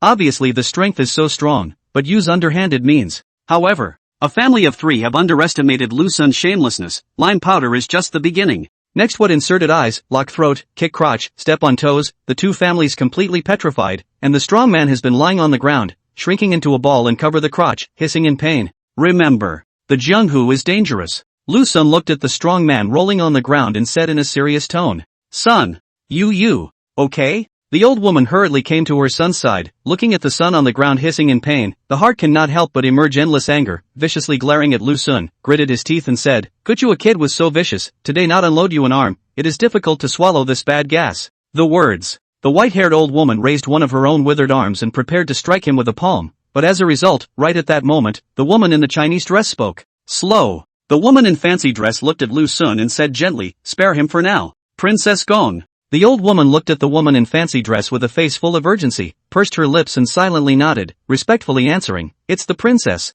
The upset old woman picked up her son, coldly glared at Lu Xun, and the mother and son returned to the old man's side. "What's your name?" The woman in fancy dress looked at Lu Xun and faintly inquired. "Lu Xun, land of land, search of search." Lu Xun put away his own sword and looked at the woman in the gazebo in fancy dress. It was only then that he had a gap to be able to scrutinize her appearance. With the light maturity of the little Demoness, the maturity of the great Demoness, and the loveliness of the small Demoness are all slightly different. This woman exudes a sinister atmosphere, while at the same time does not lose that emperor-like noble temperament. As for looks and body, her appearance is comparable to the little Demoness, in the coolness is so absolutely beautiful and moving, but the chest is not very big, of course, than the little fox to be mostly, and her legs should be very slender although the dress covers very tightly, but from the location of the green silk belt can be known, this woman must have a pair of superbly beautiful legs. Lu Xun. The woman in fancy dress muttered and said softly, "In the letter you wrote, to help me sit on the royal chair, how do you intend to help? You raised an army to rebel while I went to destroy the imperial dynasty's qi."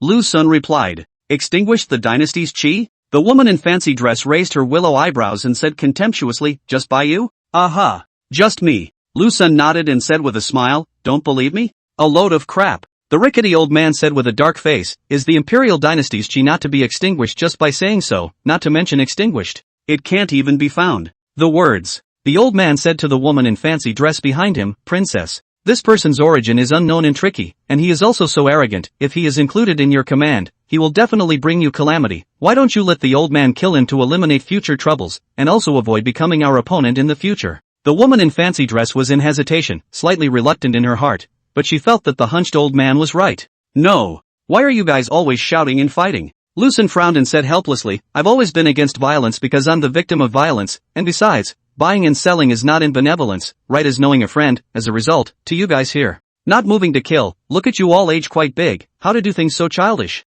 This is how it is in the world, the weak are the strong. The old man looked at Lucen expressionlessly and spoke coldly. The weak are the strong. The problem lies in the fact that you guys are already weak, but you put up a strong stance and then bully in every way. Lucen skimmed his mouth and said without any sense of humor, being reasonable I am so low-key, and what makes you guys so overbearing? Did sister choose the wrong person? Lucen secretly spat in his heart. That's just it. It seems that the princess does not have the heart of an emperor, indecisive and hesitant. Lucen shrugged his shoulders and casually said, I'd better find someone else, it's hard for you to achieve great things after all. Having said that, then he turned and left. Looking at Lucen's back, the woman in Chinese clothes said coldly, kill him. Even if it can't be used for me, it can't be cheap for others. The woman in fancy dress muttered in her heart. Yes. The rickety old man sniffed and rushed the old woman beside him, wifey. Let's go together. Between the words, the old man dodged and attacked him, and the old woman was not willing to lag behind, striding to follow. The two were already full of hatred towards Lucen, and now that they could finally avenge their son's death, they naturally did their best to kill him with a single blow,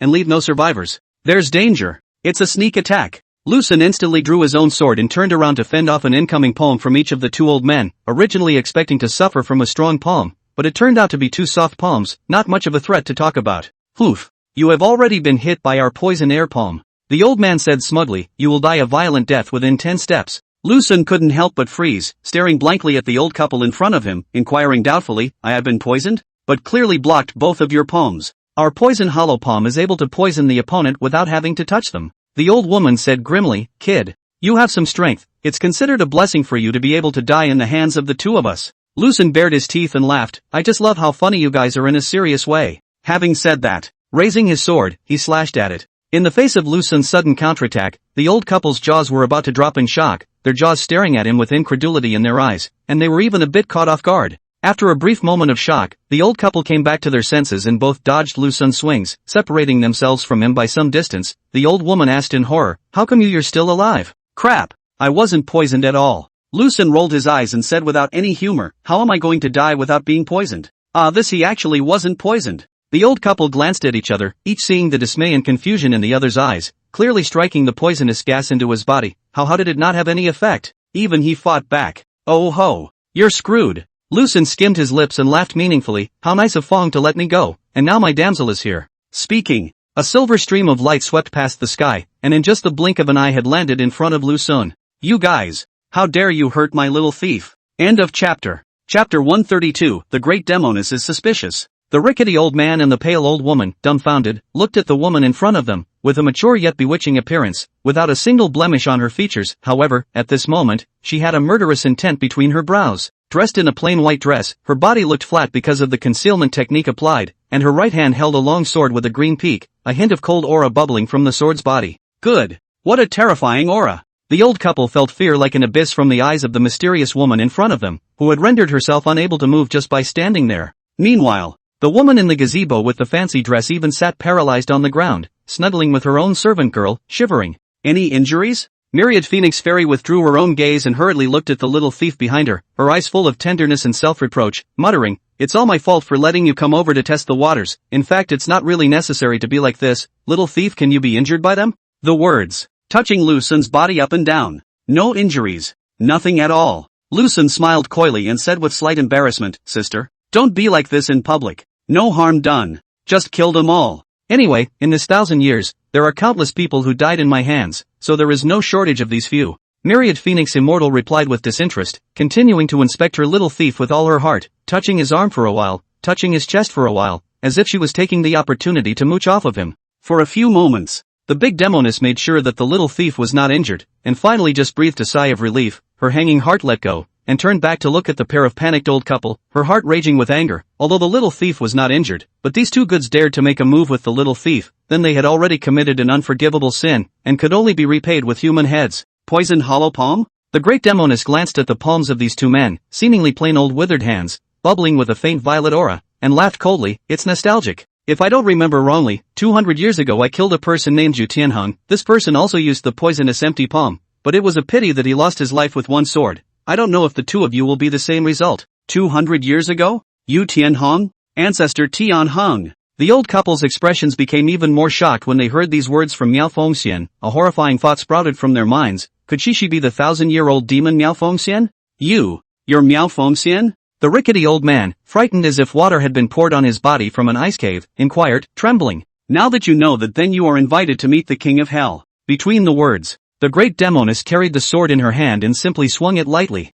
Instantly the ickle old man's head left his body and rolled several times on the ground. Plop! The headless corpse fell to the ground in response. Not only was the old woman beside her terrified, but the master and servant in the gazebo were so scared that they almost fainted. Lu Sun was not surprised by this. He never had any hope for the great Demoness, hoping that she would be a good and kind Demoness. It would be nice to kill a few less, but the more ferocious the great Demoness is, the heavier the burden on herself is. After all, the safety of this world depends on herself and her two waists. The decisive Miao Fengxian didn't give the old woman a chance to speak, and stabbed out a sword in the void. It was seen that a hole appeared in the old woman's chest out of thin air, and then she fell to the ground in response to the sound, and the old couple both died in a pool of blood. Looking at the bleak scene in front of him, Lu Sun sighed deeply in his heart. Pay attention in the next life. Don't yell and scream again. Let me leave at that time. How good it is. Just want to stop me. This time the life of the small hit it. I'll collect the body. You talk to that princess. She's in the gazebo. The one wearing the luxurious dress is the one. Lu Sun began his aftermath, preparing to scavenge the money on his body and then bury the old couple.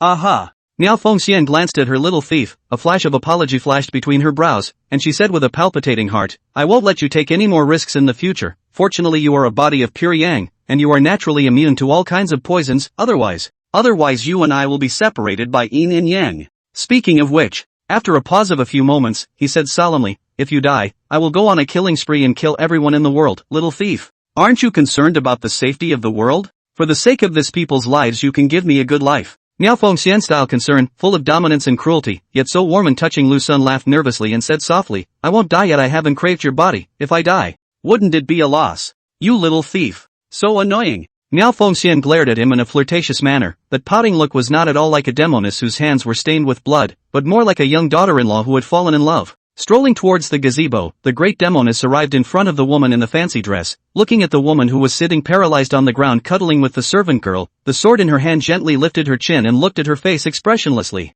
Want to be an emperor? Miao Fengxian said faintly, a female emperor that is admired by all. The heart-stricken woman in fancy dress, hearing these words from Miao Fengxian, gradually came back to her senses. Although the woman in front of her, the way she killed people at the drop of a hat, had left an indelible shadow deep inside her heart. But when she heard the words that she could be an empress, the strong desire overpowered the fear. Think. The woman in the fancy dress nodded, a flash of determination in her frightened face. Great. I'll help you sit in that dragon chair. Miao Fengxian smiled blandly and said casually, you raise an army to rebel, and I'll extinguish the court's qi. These words seemed to be déjà vu. Earlier the woman in fancy dress felt that this statement is ridiculous, but now it is convinced. She decided that the woman in front of her, who is as terrifying as a woman, will definitely be able to help herself to sit in that dragon chair. Me. What do I have to pay? The woman in the fancy dress asked in a small voice. The Zhao clan's royal family has two heavenly Tao precedence diagrams that have only been passed down to successive emperors. When you sit on the throne, just give me those two remnant diagrams. Miao Fengxian pursed her lips and said lightly, don't think that if you become an empress, you'll be able to brush me aside. I can drag you down however I send you up. The woman in fancy dress hurriedly lowered her head and showed her loyalty at Miao Fengxian, saying, I know. Just then, Miao Fengxian threw her a dagger and said coldly, execute the woman beside you. This sudden situation made both the woman in fancy dress and the servant girl beside her confused. The servant girl hurriedly let go of her master and kept crying and begging for mercy. Princess, I don't want to die. Please spare me. Looking at the servant who had accompanied her for more than 10 years, the woman in Chinese clothes was filled with complexity in her heart, biting her own lips tightly as she rushed at Miao Fengxian and asked, why? Don't let anyone know about this matter. Miao Fengxian said indifferently. She's been with me for 10 years and won't tell. The woman in fancy dress replied carefully. Miao Fengxian didn't say anything, looking down on her, looking at what should have been a princess of unparalleled honor, softly saying, "The path of the emperor is inherently ruthless and cruel, and only by giving up everything can you succeed, and now the decision is in your hands." Having said that, turned away, went to find his little thief. Looking at myriad phoenix fairies back, that woman in Chinese clothing fell into deep hesitation, while the servant's pleas for mercy, that fearful and miserable voice, continued to echo in her ears. Her eyes inadvertently moved to that dagger, and the woman in fancy dress gritted her teeth. Immediately, she snatched this dagger and then stabbed her servant's stomach. "Yenner, I'm sorry." With tears in her eyes, the woman in fancy dress looked at the servant in front of her, who had accompanied her for 10 years, and said with an apologetic face, "I have no choice." The servant girl fell into a pool of blood with a plop, and the woman in the fancy dress looked at her own blood-stained hands, and a tightly taut heartstring deep within her heart finally snapped. Meanwhile, Miao Fengxian passed by the strong man who fainted on the ground and realized that he still had a trace of breath. Without saying a word, she sent him to his parents with a sword. Then she came to the little thief's side and saw him stepping on a piece of new ground, jumping and jumping. Helplessly, he said, "This soil is too new, it is easy to be seen. You need to put a layer of old soil on top of it to make it work. Here. This one is called professional." Lu Sun laughed awkwardly and said silently, "How can I have a sister? You experienced the old ways, words that you took care of her." "Aha. She has no choice." Miao Fengxian said softly and quietly, "Little thief. There are 2 more there, don't forget to give them a burial." "No. This." Lu Sun opened his mouth, swallowed back the words that were hovering at the edge of his mouth, and smiled bitterly. "Oh. Hey. We have a long way to go for world peace. Going back." Lu Sun and Miao Fengxian chose to walk, the 2 of them walking side by side, followed by a noble yet downtrodden princess, who at the moment had come out of the haze of grief and fear and was looking at Lu Sun's back with unblinking eyes.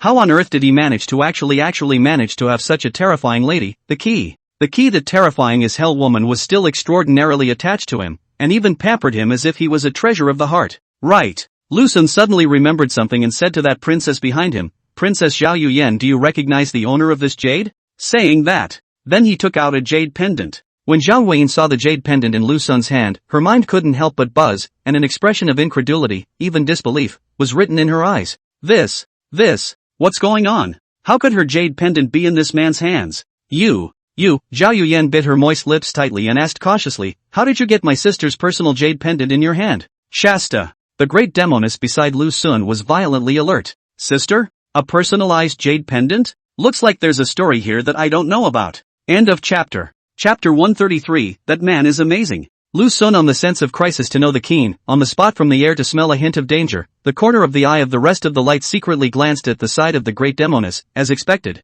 That pair of eyes has vaguely revealed a touch of faint jealousy, with a little gnashing of teeth, meaning, "Oh yes. A while ago I took my sister-in-law who was not a sister-in-law to Yangzhou City for a trip." Lu Sun pursed his lips and hurriedly said to the great Demoness beside him, "It was the night before I went home. I asked you to go with me, but it turned out that you didn't die not to go." Miao Fengxian didn't pay any attention to him, and simply threw a scowl and silently looked away. This Lu Sun awkwardly laughed. The original big demon girl eat up vinegar, not weaker than the small fox, then rushed to Zhao Yuyan said, "In the lantern fair when encountered a pair of master and servant. One of the pink sun, a glance can be seen as a woman disguised as a man, then it. Her maid was stolen the money bag, no way she used her own jade pendant, from me to exchange for 50 taels of silver." Speaking of which, Lu Sun casually inquired, "Unsurprisingly, your sister should have been taken back, right? At that time, quite a few palace guards and officials appeared in Yangzhou City, so they should have been looking for your sister. Just got arrested a while back." Zhao Yuyan touched this piece of jade in her hand, pursed her own lips slightly, and muttered, "Thank you. 50 taels of silver, I will return it to you later. There's no rush." Lu Sun waved his hand, out of the corner of his eye again glanced at the side of the big Demoness, see her still slate face, and know that things are bad. This automatically bring me into the flower picker above. I am afraid that it is not the night to be beaten, in fact, actually beating can be accepted. I am afraid of her sudden springiness. That is simply to die. Hey, my sister and I are half-sisters, and both of our mothers died early. Zhao Yuan said faintly, "She and I have been together since we were young, and are considered my closest people in this world. As for my father and my 2 royal brothers, on the contrary, they are dispensable to me." Oh, Lu Sun didn't care about Zhao Yuan, but he still answered out of politeness. At the moment he was pondering how to coax the big Demoness to be happy tonight. Obviously she was already on top of her head. If he didn't comfort her well, the next day he was sure that he would have a crooked mouth and eyes again. "Tall man, how can I contact you?" Zhao Yuan carefully said at Miao Fengxian, "For example, I need your help in certain matters." "Me? How can I contact you?" Zhao Yuan already knew the true identity of Miao Fengxian. She didn't expect her to be the rumored 1,000-year-old demon, the real murderer who had plagued the capital 20 years ago, but compared to the shock of knowing what was behind her, what really amazed Zhao Yuan was Lu Sun, the man who had conquered the rumored 1,000-year-old Demoness. Myriad Phoenix Immortal said indifferently, later I will give you a psychic divine mirror, just write down the contents on the mirror and I will be able to know. He will come over to help you then. As for me, I have an agreement with Su Jingyi, I can't set foot in the capital too much. Zhao Yuan respectfully responded, but did not say anything more, although she was a high and mighty princess, enjoying all the glory and wealth of the world, but in front of Miao Fengxian, there was no difference with an ordinary person. Stepping into the capital city, Zhao Yuan left in a very sensible manner, and Myriad Phoenix Fairy could no longer suppress her inner emotions, questioning in annoyance, what's going on with her sister? I'm coming. She finally couldn't hold it in. Lu Sun explained bitterly, just now is not said well, with the little fox in the lantern fair, and then met her sister, and then that's how it is, her personal maid's money bag was stolen, from me with the jade pendant for 50 taels. If sister you do not believe it, go back and ask the little fox, to see if it is the same as what I said. Humph. Miao Fengxian snorted coldly and said in a rude manner, her personal maid's money bag was stolen, why did she only look for you to exchange for silver? Is it possible that you are the only one at this lantern fair? I see. You must be harboring evil intentions and looking at the other side of the family. A woman dressed as a man, Lu Sun replied helplessly. The big Demoness raised her willow eyebrow and lightly said, on you this colorful little thief, even if it is a woman dressed as a man. I don't think it can escape your eyes, it seems that you want to be the emperor's son-in-law, since that's the case just that Zhao Yuan is not bad, why don't you just reluctantly take this pair of sisters? Be over. The vinegar bowl completely flipped, but a jealous big demon girl is cute. Lu Sun smiled and asked, if you and Xianyin agree, I have no problem with 2 princesses. Double the enjoyment of being an extra horse harnessed by the side of a team, and the key is that one of the princesses is also the future empress. Hearing these words from the little thief, the great Demoness was so angry that her body was about to explode, and as a result, just at this moment, her own jade hand was quietly clutched by him, in the street in front of so many people face. Teasing you two can't cope, how can you still have the energy to dabble? Lu Sun said gently. The great Demoness averted her face, and the mature and delicate face under the veil revealed a hint of coldness and delicate redness as she murmured, against the Demoness. You naturally can't, but if an earthly woman, I'm afraid that she won't be a sheep in a tiger's mouth, letting you do whatever you want. Ouch. Okay. The more you talk, the more excessive you are. Lu Sun held the great Demoness' delicate jade hand, his fingers gently ruffled her palm, and tenderly asked, Sister, when are we going back? Go back. It's lonely again when you get back. Miao Fengxian lightly bit her own lips and leisurely said, there are still some details in this matter that need to be agreed upon with, so there is no rush to go back for now. Lu Sun laughed evilly, sticking to the side of the great Demoness and inquiring as finely as a mosquito, is that really so? The little thief who knows what he's doing. Miao Fengxian rolled her eyes, turned her head sideways again, and said angrily, just about, don't mess around, or else I'll chop you up. Cut me again. Lu Sun flattened his mouth and asked in a soft voice, Sister, do you think Zhao Yuan is reliable? Not bad. More in line with the candidate in me. Miao Fengxian paused for a moment, turned her head and earnestly instructed, don't you dare to steal and take advantage of the occasion of coming to the capital to sneak around with her, as well as her sister to have some relationship that I don't want to see. If I find out that you slept with them, then don't blame me for being polite. I don't want to see the relationship. If I found out that you slept with them, then blame me for not being polite. Ouch. Even if my brain wants to, but the waist it doesn't agree. Lu Sun said helplessly, Xianyin makes me unable to straighten my waist, and you make my mouth crooked and my eyes slanted, and in the future, that's even more bones falling apart. I have nothing to do with eating to provoke that pair of sisters. Miao Fengxian blanched at him and said softly, I don't care what happens to you, in any case, you've been warned, if you dare to disobey, you know what the consequences are. Lu Sun shrunk his head and asked carefully and respectfully, what consequences? Miao Fengxian suddenly stopped and glared at him coldly. Got it. Lu Sun laughed nervously. Looking at his wavy appearance, the big Demoness wanted to beat him up, and secretly muttered in her heart, I see that you don't understand at all, so I will let you understand it properly at night. Shasta. Ripples rose in the heart of the great Demoness, an intense longing and anticipation that almost ran through her entire body. When does it get dark? What a rush! So eager to get under the covers with the little thief. Inside the palace, Zhao Yuan changed into her palace clothes and hurriedly left her place, heading towards a certain part of the palace, with a group of maids behind her. For a few moments, Zhao Yuan arrived at a certain palace, and when she learned that her sister was inside, she couldn't wait to walk in. Spacious and luxurious bedroom, a young girl is sitting in front of the table, carefully embroidered handbag, the girl a white dress, revealing a trace of quiet and elegant flavor, clear and bright eyes, 2 curved willow eyebrows, long eyelashes slightly fluttering, white skin through a little pink. What a showy woman. Sister! Zhao Yuan hurriedly came to the bedroom and saw that the quiet girl was embroidering a purse, quickly walked to her and sat down on her butt. Sister Smoke you. What do you want to find me in a hurry? The quiet young girl put down the purse in her hand and lifted her head to look at her curiously, her large soulful eyes flickering. I remember you sneaking out of the palace a while ago. It seems like you went to Yangzhou and Jiangnan, right? Zhao Yuyan asked. Aha. The quiet girl replied coyly, what is it? Sister Smoke. Zhao Yuyan pursed her lips and handed her a piece of exquisite jade pendant, saying leisurely, see if this jade pendant is yours. Ah. My jade pendant. The quiet young girl looked at the jade pendant in Zhao Yuyan's hand with a face of surprise, urgently took it from her hand, carefully examined it, and then suddenly froze in place again, with a touch of consternation and confusion between her eyebrows, and asked in a small voice, Sister Smoke, this jade pendant, where did you get it from? Zhao Yuyan looked at her and whispered, a man gave it to me, and he asked me to pass it on to you. The quiet young girl could not help but freeze, her eyes filled with shock, as well as an expression of disbelief, even a bit caught off guard. What the hell is going on here? I didn't tell him. My specific identity, how he knew me, the key. Then I was still dressed as a man, and he was able to find Sister Smoke, entrusted Sister Smoke's hand to return the jade pendant to himself. Many doubts and incomprehension, so that the quiet girl in front of the eyes, completely confused, opened his mouth. But a stomach of words just to the edge of the mouth, and do not know how to speak out. Zhao Yuyan looked at her sister's shocked and bewildered appearance and said leisurely, I know you must have a lot of questions. In fact, I only met him today, and he is a very amazing man. For a moment, the quiet woman was even more confused, and at the same time even more curious about the man. End of chapter. Chapter 134, The Little Thief Who Got Out of Bed and Fled. The quiet woman called Zhao Qiuyu is Zhao Yuyan half-sister. The two people's life and experience is almost the same, both lost their mothers at a young age, but also similar age. Soon became each other's spiritual support, almost inseparable, although after adulthood the communication becomes less, but will still think of each other. Zhao Qiuyu looked at Sister Smoke in front of her, her soulful eyes filled with curiosity as she softly inquired, how did you and him meet, Sister Smoke?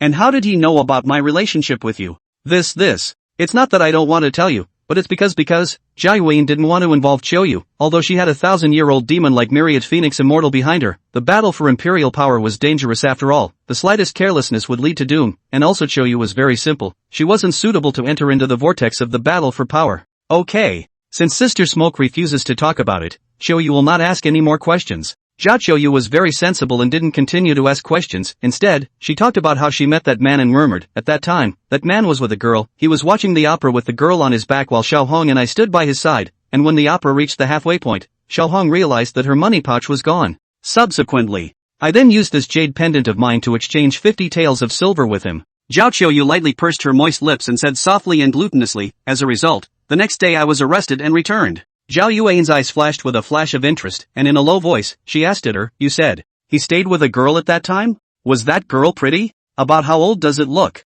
I look like Jasper Nianhua. Zhao Qiuyu cocked her head and murmured, it's very pretty and cute, and for some reason, I think that girl seems to have a natural charm. It was only natural that the woman who could stay with him must also be a Demoness of 1,000 beauties. Zhao Yuan flattened her mouth, lifted the teapot in front of her, poured herself a cup of tea, and after lifting the teacup and taking a small sip, she softly inquired, have big brother and second brother come to look for you? Never. Zhao Qiuyu shook her head, a slight hint of melancholy and helplessness between her brows, and said bitterly, on the contrary, yesterday father found me, he wanted me to marry General's was youngest son, Sister Smoke. Can I not marry? I've heard of General's was youngest son. I've heard about it. Not only is this person ugly, he also likes to do things that bully men and women. I don't like it. General Zhuo is on good terms with the northern clans. If he mutinies in his heart it will cause the north to fall into war, thus affecting the safety of the capital. Zhao Yuyan pursed her lips, sighed bitterly, and said, being born in an imperial family, and you and I being women would have had no choice. Zhao Qiuyu bit her lip and muttered, if Father Emperor pushes me any further, I will hang myself.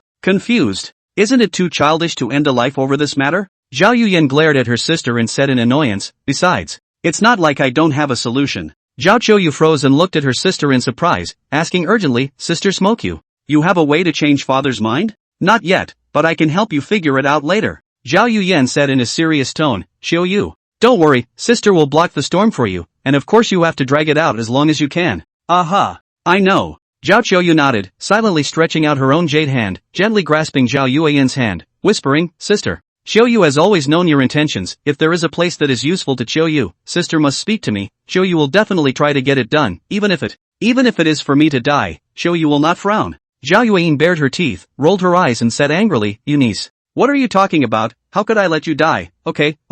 You just peacefully stab your embroidery, other things don't need you to worry about. In the time that followed, the sisters chatted about parental matters and ended up talking about the man. Sister Smoke, can you take me to him? I want to thank him in person. Zhao Qiuyu said. No. Zhao Yuan shook her head and sagely admonished, you and him are originally from two worlds, don't have any association with it. Oh. Zhao Qiuyu nuzzled her mouth, a slight hint of displeasure on her face, but she didn't dare to disobey her own sister's words, so she could only respond with a resigned voice. Looking at Qiuyu's sullen expression, Zhao Yuyan helplessly explained, it's not that I'm reluctant, but it's, you might lose your life if you meet with him. Huh? Still lose your life? Zhao Qiuyu locked her brows, recalling the night in Yangzhou City. She felt that he didn't look like the kind of evil person who kills innocents indiscriminately, although he was a little bit cold and icy, but he was handsome and graceful, so he must have been a decent person. Sister, are you scaring me? Zhao Qiuyu pouted her little mouth, a faint trace of displeasure surfaced on that quiet and sweet face, muttering, it's not like I haven't seen him before, how could he be such an evil person as you said? I think he's a decent person. A decent man? Eye thrusts, chokeholds, crotch kicks, toe stomping, lime powder just to name a few of the underhanded tricks that even I, as a woman, feel ashamed of. His mother's heart of hearts is very small, her jealousy isn't normally big, and has a very terrifying cultivation. If you meet with him, it's bound to make his mother suspicious, and at that time, Zhao Yueqiu looked at her and said in a serious manner, anyway, don't see him. Just pretend that nothing has happened. So it is. Hearing this explanation from Zhao Yuan, Xiaoyu put down her thoughts of gratitude and said, Sister smoked that 50 taels of silver, did you give it to him? Here. Zhao Yuyan lied and replied lightly. That'll do. Zhao Qiuyu touched this jade pendant in her hand, and her mind once again recalled that night looking at the age similar to me. Surprisingly, her daughter is so big. It's late at night. The bustling capital fell into silence. Inside a certain superior guest room, a mature and bewitching woman was lying on the body of a young guy, the quilt only half covered her jade back, her cheeks on both sides were on fire, and a touch of tenderness and springiness flowed out between her eyebrows. Little thief. Have you been tongue-tied since before? Miao Faixian's hot cheeks were pressed tightly against his chest, a green jade finger drawing circles on his fine chest, her sandalwood mouth slightly open as she murmured and asked, don't lie to me. I only want to hear your truth. Sister's words. Makes me feel so bad. What do you mean by once upon a time? Lu Xun tightened his brows and said in a bad mood, although I'm a bit horny, not any woman can make me so and so, except you and Xianin. Yes? The great Demoness raised her head, looked straight at him, and snapped, but you're giving me the feeling of being as skillful as a veteran of a love affair. Oops. It's all self-taught, Lu Xun laughed nervously, I'm a bit talented in this area. Just a little? It's just big. Miao Fengxian playfully blanked him, twisted her luscious body, her jade leg lightly lifted to hang on his waist, while gently hugging his waist, how to seek the most comfortable feeling in his arms, the great Demoness sense has completely surpassed the Xianin Xianshi sisters. Little thief. Take my advice, don't mess with the pair of sisters in the palace. Myriad Phoenix Fairy spoke softly. Won't. You and Xianin. That's already my limit, 2 more. I can't afford it. Lu Xun replied with a smile. Miao Fengxian rubbed his body and whispered, you don't want to bully me not to understand the so-called limit in your mouth. I'm afraid it's only the limit of your body, not the limit of your mind. If the body bones can be, I see that you can't wait to collect all the beautiful women in the world. This Lu Xun awkwardly smiled, hurriedly said in a serious manner, Sister, do not think nonsense. The little thief is not this kind of scum. Humph. Myriad Phoenix Fairy snorted coldly and said in a petulant rage, you are. Row. I'm a scumbag. But there are categories of scummy men, and I belong to the good kind of scummy men. Lu Xun laughed nervously and started to put gold on his face. The great Demoness blankly eyed him, snuggled into her arms and arched her body, faintly saying, tomorrow I'm going to go find an old friend to catch up on old times. You stay well in the inn, don't go anywhere. The water in the capital is very deep, I'm afraid you'll drown in it. Old friend? Is it a man or a woman? Lu Xun asked curiously. Of course it's a female, how can I go see a man? The great Demoness had a face of shame and anger, but her heart was flooded with a hint of sweetness as she said in a glutinous manner, I'm going to look for Sujingi. Oh, when the world is immortal. Lu Xun nodded his head, and after a few moments of silence carefully asked, can you take me there? No. The great Demoness' heart trembled violently as she glared viciously at him and said in annoyance, you will never want to see her in your life. Is this stepping on a tail? Lu Xun did not expect the reaction of the big demon girl will be so strong, this when the world fairy Sujingi really so beautiful and moving? Even let the big Demoness are so scrupulous even see do not let themselves see on one side, make it seem as if they see one side will fall in love with her like. If you don't go, you don't go. Lu Xun embraced this delicate body tightly, mouth close to her ear, gently said, but let me stay alone in the inn is also quite boring I think I want to go outside to walk around. Sister rest assured just walk around. Speaking. Sneak under the covers. Sister? Do you hear anything? Lu Xun drilled his head out from under the covers with a hint of bewilderment on his brow. Miao Fengxian looked fondly at him with a crooked mouth and slanted eyes, gently wiped away the beads of sweat on the little thief's forehead, and said quietly, a group of mole crickets is just a bunch of ants, so don't be influenced by the outside world, little thief. I'll check it out. Lu Sun lifted the covers and got out of bed, picking up his own clothes and pants and frantically running away. Come back! You come back here! Behind her came the urgent voice of the great Demoness, with a hint of pleading and anger. Come back? Jesus couldn't even keep me. End of chapter. Chapter 135, Learning Iron Crotch Kung Fu from Zero Foundation. Tap tap tap. Lu Sun panicked and ran out of the room, wearing his own clothes and pants while walking on the stair steps, almost slipping on his feet and rolling down from the top, and the commotion also disturbed the shopkeeper who was beating the store downstairs. Sir, what are you? The young store assistant looked at Lu Sun and cautiously inquired. Go out for a walk to get some air. Lu Sun replied. The store assistant froze, thinking he had heard wrongly, and shrunk his head to confirm again. You said to go for a walk outside? Right. What's wrong? Lu Sun looked at him suspiciously. Goo. Sir, you can't go out at night. The store assistant panicked and said, the entire capital is under curfew. If you roam the streets after midnight, you'll be arrested and sent to jail, or you'll be executed on the spot. Lu Sun frowned and said leisurely, could that commotion just now be the arresting soldiers? Yeah. The shopkeeper nodded, came to Lu Sun's face, whispered softly, recently there was an incident in the palace when the crown prince was assassinated by an assassin, although the crown prince was not injured, but this incident made the emperor angry, and then ordered a strict investigation and curfew. In fact, we all know that it must be the second prince for. Speaking of which, the store assistant lowered his voice and said at Lu Sun, it's to sit on that dragon chair. Sure enough. This kind of thing everyone likes. As a former group leader of several groups, Lu Sun empathized with this. Only one was banned from the group while the other was beheaded. No harm. I'm just taking a casual walk around the neighborhood to get some air, nothing will happen. Lu Sun did not put the so-called curfew in his eyes, and walked towards the door on his own, while the store assistant saw that this customer was so stubborn, and did not say anything more. After all, good words are hard to persuade the damn ghost, silently opened the door for him. Sir, don't go far away. If you hear any commotion and can't run back, hide in the alley. The deeper you go in, the better. The store assistant admonished. Lu Sun nodded and took out some broken silver to reward him. Walking down the street alone, a cool gust of wind hit his face, blowing up his hair and dispersing the pent-up frustration he'd gotten from the great Demoness. What to do? Not yet driven into it is so unbearable, this time her crooked mouth and eyes slanting. That situation is simply miserable. This later words. Lu Sun pursed his lips, his eyebrows are full of melancholy and grief. My dream of sleeping together was so far away. Oops. I shouldn't even be able to handle a little fox, right? Lu Xuancher's figure appeared in his mind, that petite and flat body, and cute and pretty face, the feeling of a girl next door. However, under the innocent appearance, it vaguely reveals a flavorful charm, which is the unique talent from the nine-tailed fox clan. Possibly might not really be able to handle it. Don't look at the little fox body, delicate and petite, seems to be able to fall to the ground with a gentle push. In fact, the small body is full of great strength. Lifting his head to look at the bright moon overhead, the moonlight shone on Lu Sun's face, the sadness, and this beam of moonlight. It was actually so fitting. Snap! Just as Lu Sun was lamenting the injustice of the heavens, on the far side of the street, there came a rush of footsteps, and it was the footsteps of a person. Without a moment's hesitation, he dodged and hid in an alley. For a few moments, a young monk came in a hurry, at the same time on the shoulders of a person, although with a cloth rolled up, but Lu Sun, with the experience of running the jungle at a glance to see that there is a person hidden inside, not surprisingly, should be a woman. Monk? A woman? In the middle of the night? Lu Sun pursed his lips and followed silently. A dilapidated mansion, the monk carrying the woman, sneaked in. Uncle Shifu? Uncle Shifu? The young monk stood in the courtyard, calling out softly. Suddenly, a dark shadow scurried out, a middle-aged monk. Uncle Shifu, I got it for you. The young monk looked at the middle-aged monk in front of him and respectfully said, it's a virgin. As the words fall, taking the woman on his shoulder, he gently set her down. Well. The middle-aged monk looked at the woman on the ground, with an average body and mediocre looks, but without a trace of dislike. He said with satisfaction, as long as I refine her, my divine power will be accomplished, and then the counterattack on the Buddhist sect will be just around the corner. Master Uncle is mighty. The little monk stood on the sidelines, patting his ass one by one.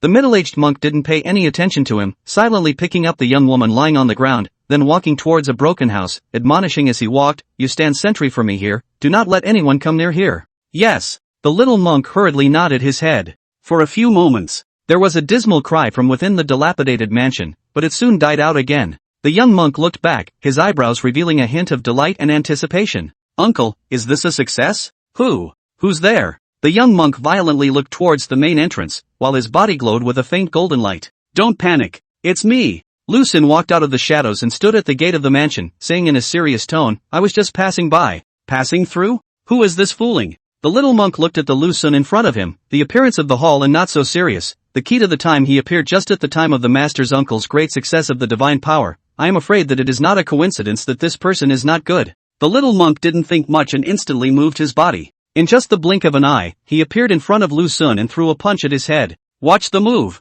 Powerful Luo Han Vajra fist. This fist wind is domineering and strong, and seems to have a one-strike aura. And Lu Xun stood there motionless, quietly looking at the little monk in front of him. Put! The young monk's fist had not yet reached Lu Xun's face, when suddenly, he froze in place, that mighty punch still stuck in midair, just missing Lu Xun by less than half a palm's distance. The little monk touched his stomach, only to have his hands filled with blood. It was then that he realized that his stomach had been plunged by a dagger at some point. In your next life make a move without shouting. Lu Xun drew back his own dagger from the little monk's stomach, then stabbed him in the neck.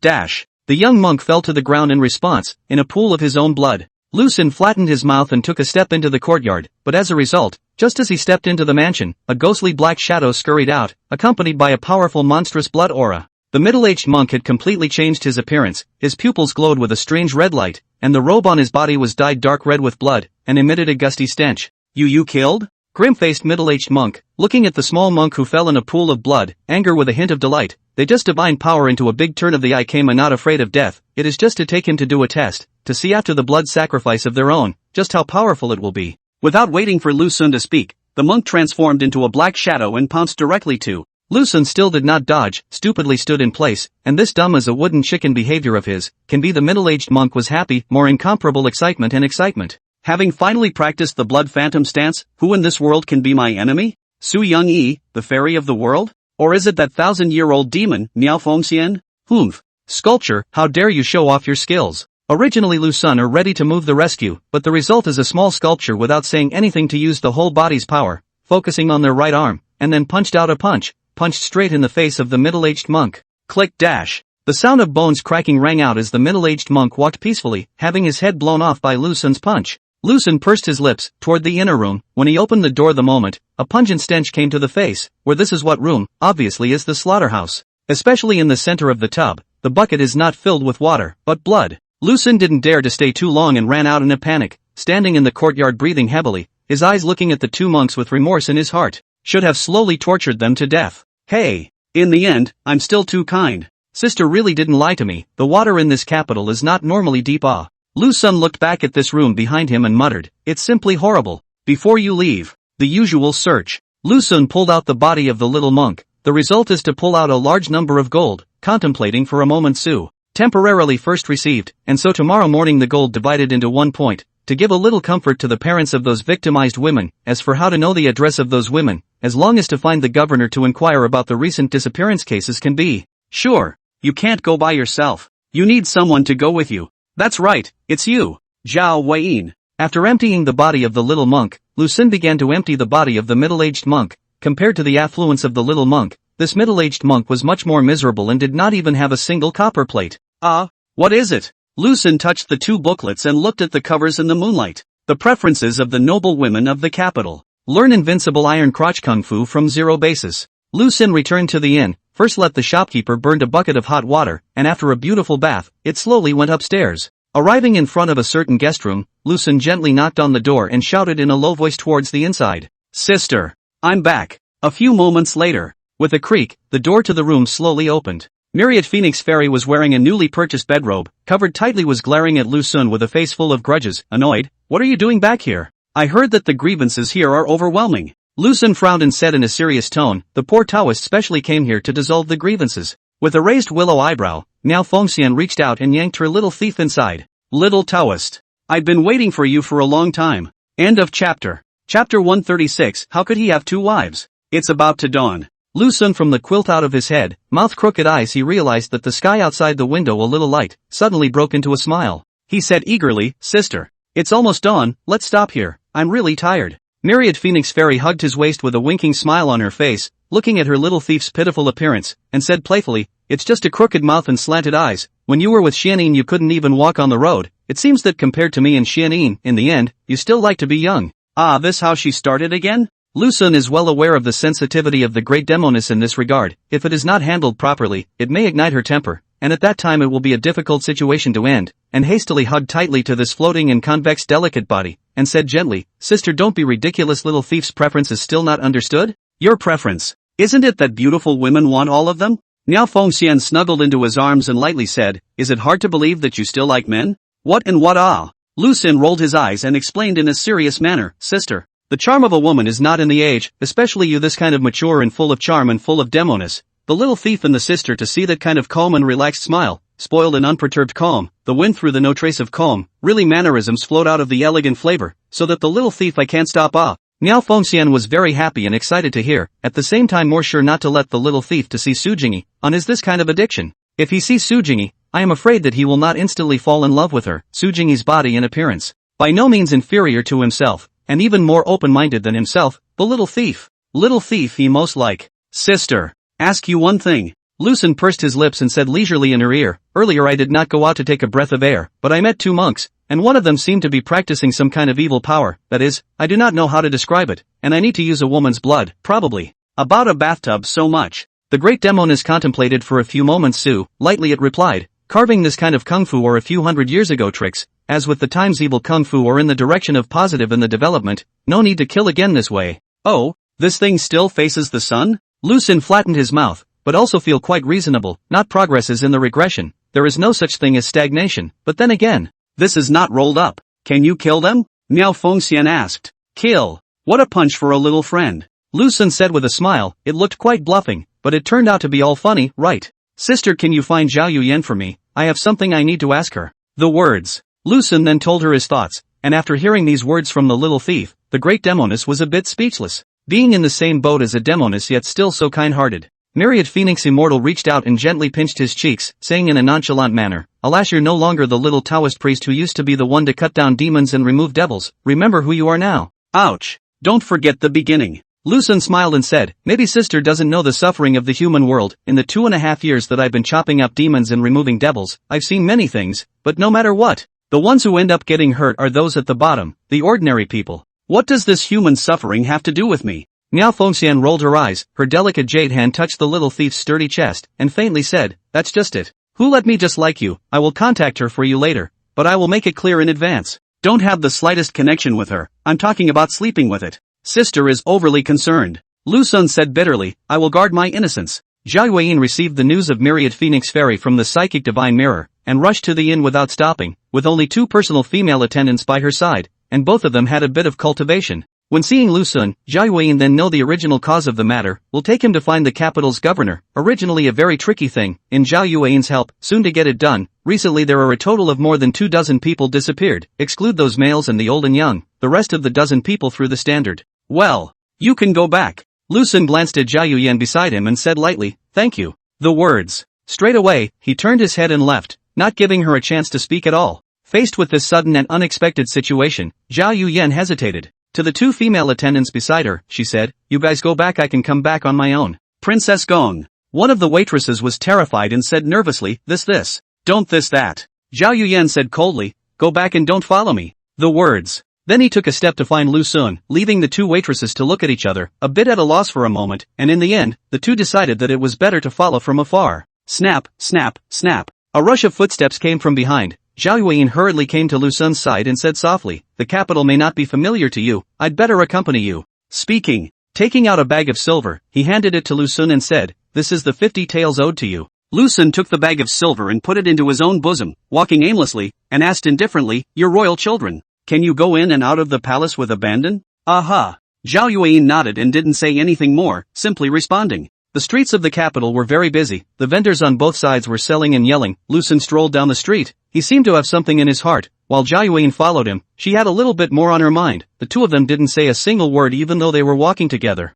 The crown prince was stabbed, do you know what happened? Lu Xun suddenly opened his mouth and asked Zhao Yuan at his side. No. Right now, father's body has reached a state where he has run out of gas, and will probably live for another 2 years or so before he has to leave his body. Zhao Yuan pursed her lips and continued, this also led to big brother and second brother starting to began to fight to the death for that dragon chair. You should understand if I say that. Currently, big brother has the support of the 100 officials, while second brother has the army behind him. Zhao Yuan said, what about you? Lu Xun curiously inquired, what about your forces? No. Zhao Yuan bit her lips tightly, revealing a hint of helplessness and embarrassment between her brows. Oh, actually, there's no harm in it, with my eldest daughter helping you, this dragon chair is yours. Lu Xun smiled and said casually. Zhao Yuyan softly responded, the corner of her eye stole a glance at him, her sandalwood mouth slightly opened. The inner doubts hovered at the edge of her mouth, but she hesitated to speak out, and finally summoned up the courage to ask cautiously, why do you always address her as the great lady? Could it be that do you still have a little lady?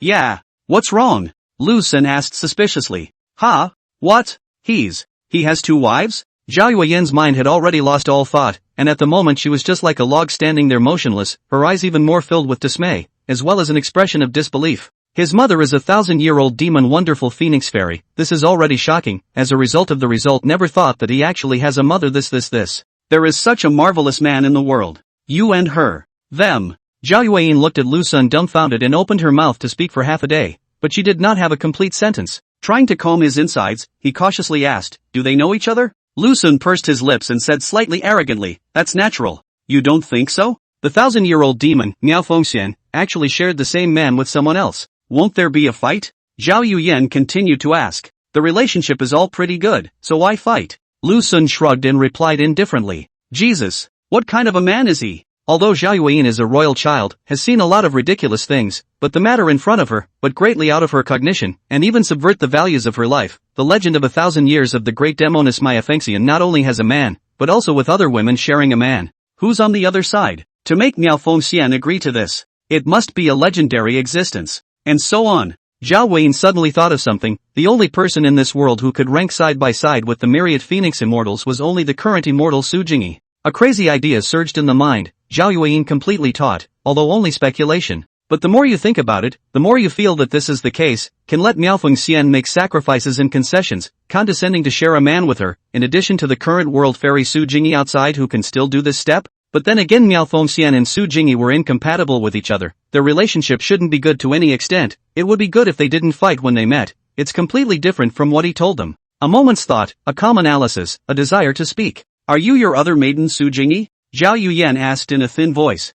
This I don't even recognize her. Lu Sen shook his head and said lightly, don't be ridiculous, I don't even know Su Jingyi. Yes? Zhao Yuan held a skeptical attitude. You even dared to the 1,000-year-old demon Miao Fengxian, when the world's fairy Su Jingyi. Shouldn't that be a problem? A certain sumptuous palace within the imperial palace. Su Jingyi is reclining on the couch, a head of black hair hanging down, elegant and lazy at the moment. She is only wearing a white dress robe, the sides of the lapel slightly open, long slender legs folded and placed sideways, a pair of jade feet from the hem of the skirt, revealing the exquisite jade toes. It is very loving. Just then, soundly asleep, she frowned her willow brows, her mouth opened slightly, and she whispered, what are you doing here with me if you're not having a private meeting with your lover boy? End of chapter. Chapter 137. This pamphlet is too penal. Su Jingyi opened her own eyes and looked towards myriad phoenix fairy who was not far away, not feeling a hint of surprise that she was able to bypass the palace's guards and then appear here unnoticed by God, as this was not the first time, and likewise not the last. The relationship between Su Jingyi and Miao Fengxian was complicated, although each other were enemies to the death, but at the same time, they were also each other's confidants, in terms of certain things.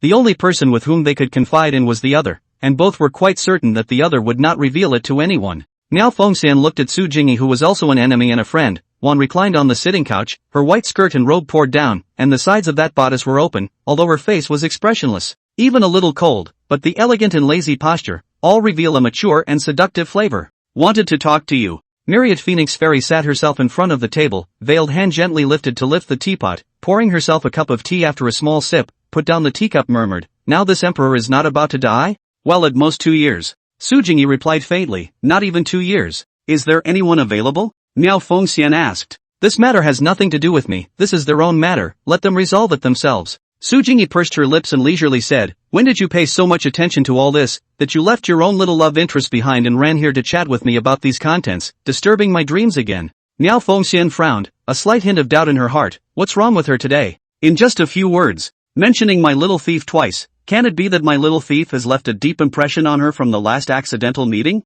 Started thinking about it day and night? What are your intentions in thinking about my little thief so much? Miao Fengxian asked coldly. What is the purpose of the residence? Su Jingyi sat up and looked at him with annoyance, saying contemptuously, don't think of me as being the same as you. I won't fall into a love affair, much less be moved by your man. The last time I saw your little lover, I knew at a glance that he wasn't a decent person, much less a good match for me. That's natural. I wouldn't like it if it was a decent man. Myriad Phoenix Fairy showed a smile on her face, staring straight at Su Jingyi, and said in a thin voice, my little lover is most fond of a woman like you, a mature woman with a convex front and curved back, and now I'm worried. If the two of you meet alone, I'm afraid that you won't be able to withstand his flowery words, and as for him, he'll have a hard time to withstand it as well. Su Jingyi froze, suddenly laughed in a rare moment and said blandly, I didn't expect you to be so unsure of yourself, which in turn makes me a little curious about your little lover boy. What kind of man is it that can make you this way? Curiosity? The ultimate end of curiosity is to be moved. Miao Fengxian rolled her eyes and said coldly, I won't let you meet alone. You're rather protective. Su Jingyi didn't get angry, instead, she was slightly amused at Miao Fengxian's caution. The words. Su Jingyi stood up and strolled towards Miao Fengxian, although there was a green silk belt tied at her waist, but it was not completely fastened, plus she was only wearing a skirt and gown. Along with her steps she exchanged incomparable charm. This charm was comparable to that of Miao Fengxian, and between her demeanor and her feet, she was able to make the men of the world go crazy for her. Slowly sitting opposite her, Su Jingyi poured herself a cup of tea, picked up the tea and lightly sipped it, putting down the cup, quietly looking at the cup of tea. At this moment, Su Jingyi's body exudes an amazing seductive power. Hey! Su Jingyi sighed, raised her head to look at her in a daze, and murmured, You and I have known each other for 20 years, during which time we have fought countless times, big and small, and now. But I found that the one who understands me the most, the one who knows me the most is actually you. I'm different from you, I have little thieves. Miao Fengxian said faintly. Is that man really that good? Su Jingyi inquired with a puzzled face, how can I not see that although he looks good, he exudes an unorthodox air, especially his eyes, which are very evil. Livingly, he is the most colorful embryo in the world. I'm good at this, do you care? Miao Fengxian rolled her eyes, despite Su Jingyi's words straight small thief's true appearance, but listening to the heart is very unpleasant, their own little thief when it is her turn to say something. Between the words. Couldn't help but start sputtering again. He is indeed not good, and colorful, and bad and naughty. I have met quite a few young talents between these 1,000 years, among which there is even no lack of civil and military, but, Myriad Phoenix Fairy can't help but lose her smile. It just happened to be that he was only moved by love and heart, or this is fate. As the words fall, raising her head to look at Su Jingyi across the room, she said faintly, don't you say I. If you had been the one to meet him first, you would definitely be in the same boat as me. Poof. Not necessarily. Su Jingyi's face was full of resistance. In the time that followed, these two mature and voluptuous women, each sipping tea and thinking about their thoughts, during which they occasionally chatted for a few moments, but not a lot, and the conversation would end in a few words. How are Xianyin and Xianshi? I haven't seen the two of them for a long time. Su Jingyi asked softly as she remembered the two little demonesses in Myriad Phoenix Fairy's house. Peace out. Maya Fengxian replied, despite the fact that Xianyin and Xianshi were hostile to Su Jingyi due to her own influence, Su Jingyi was fine with it. Instead she cared for the two sisters, and especially liked Xianshi. This is for Genji. Su Jingyi took out an elixir and handed it to Myriad Phoenix Fairy in front of her, speaking softly, this elixir will allow her to break through her current realm dilemma. Aha! Miao Fengxian did not refuse, directly accepted the pill, looking at Su Jingyi in front of her. I want to say words to the edge of my mouth, and then swallowed back into the stomach. No. For the time being, we can't let her go to see the little fox. If we meet and mention my little thief to each other, it will all be exposed. All will be exposed. Zhao Weiyin stayed by Lu Sun's side and quietly watched him interact with an old woman, with a small ripple deep inside her heart, while at the same time becoming more curious about him. What kind of man was this, obviously powerful enough to conquer the 1,000-year-old demon Miao Fengxian, yet he could not see a little bit of hegemonic aura on him at all, as if he was just an ordinary person. When Lu Sun finished giving all the gold, a heavy burden was lifted from his heart. Although this matter had nothing to do with him, but somehow he wanted to manage this matter to the end, he turned his head to look at Zhao Weiyin on the side, and saw that she had a pensive look on her face, and asked curiously, what are you thinking about? You're clearly standing at the pinnacle of this world, yet again and again. Zhao Weiyin frowned and murmured, it's so ordinary again. That's what you think is the pinnacle. In fact, I'm just an ordinary person from the beginning to the end. Lu Sun shrugged and replied lightly, there are no ordinary people in this world if you are an ordinary person. Zhao Yuyan skimmed her mouth and leisurely said. Lu Sun did not take care of her, and returned towards the original road. See his indifferent appearance. Zhao Weiyin, although the heart is a little resentment, but do not dare to attack him, can only stomp on the spot. Shikian followed up. The seizure of the throne is finalized. What should I do next? Zhao Weiyin asked. Just wait and see what happens. Lu Sun replied, right now, your father and your elder brother and second brother, the three of them are occupying almost all the words. You want to squeeze in from it. It's definitely a pie in the sky, but it's not without a way. Have you ever heard of the 9 turns of the Great Intestine Plan? 9 turns of the colon? Zhao Weiyin froze, her eyebrows confused. This ploy is the world's most desperate young plot, the 9 turns large intestine ploy, a ploy that harms 3 sages. Lu Sun paused and continued, the best way is to use a similar 9 turns of the large intestine scheme, so that the 3 fathers and sons kill each other, while you reap the benefits. Between the words. Lu Sun laughed, it's still early for everything, there's no need to be in such a hurry. Hearing him say this, Zhao Weiyin did not mention this matter again. Following his side, walking aimlessly, but the road eventually has an end. A long time came to the inn where Lucen stayed. After saying goodbye, alone, he left. But without taking a few steps, she couldn't help but turn back and look at the place where he disappeared, secretly slandering in her heart. What kind of man is he? Lucen back to the room, find last night's scavenging to the 2 books, open one of the capital city noble women preferences book, read it without turning a blind eye, which does not look okay. A look actually enjoyable, the capital of the noblewoman a bit more Wang's, the wife of the minister of the household, now at 42, because of the maintenance of the body, looks like more than 30, the foot has 2 sons and a daughter. Zhang, wife of the right minister of the Ministry of Revenue, now in her 30s. Tian, wife of the right minister of the Ministry of Justice, now in her 50th year. Lucen turned over a long time, the heart cannot help but feel a lot of emotion. This booklet is also too penalized, which is what the capital noblewoman preferences record, respectively, is the capital beheading death record. The key inside there are 70 and a few of these, this. Not to. This one. Lucen flipped to the last page, which instantly aroused his intense curiosity. Lady Lunar, special the late King Lunar virgin widow, now at 41, foot childless. Rumor has it that Lady Lunar and the current world fairy Su Jingyi have personal relationships. Never, don't move colorful, or the consequences are unimaginable. Mrs. Luna. I remember she doesn't live in the capital. Lucen actually quite want to meet this Lady Lunar. The key, he has the conditions to meet. After all, the little fox and her friendship. See his side quite simple, but in his mind, he remembered the big little Demoness teeth and claws, and he couldn't help but shrink his head. It's better to talk about it later. Putting away this book, Lucen then took out the book Zero Basis Learning Invincible Iron Crotch Kung Fu and touched the cover of this book. An unspeakable excitement and thrill ran through his entire body. Iron Crotch Kung Fu. If you practiced it on your own and combined it with a strengthened waist, wouldn't you go to heaven in place? Come to think of it. Can't wait to flip through the booklet and study it intently. End of chapter. Chapter 138. Tonight, the little thief is so conscious.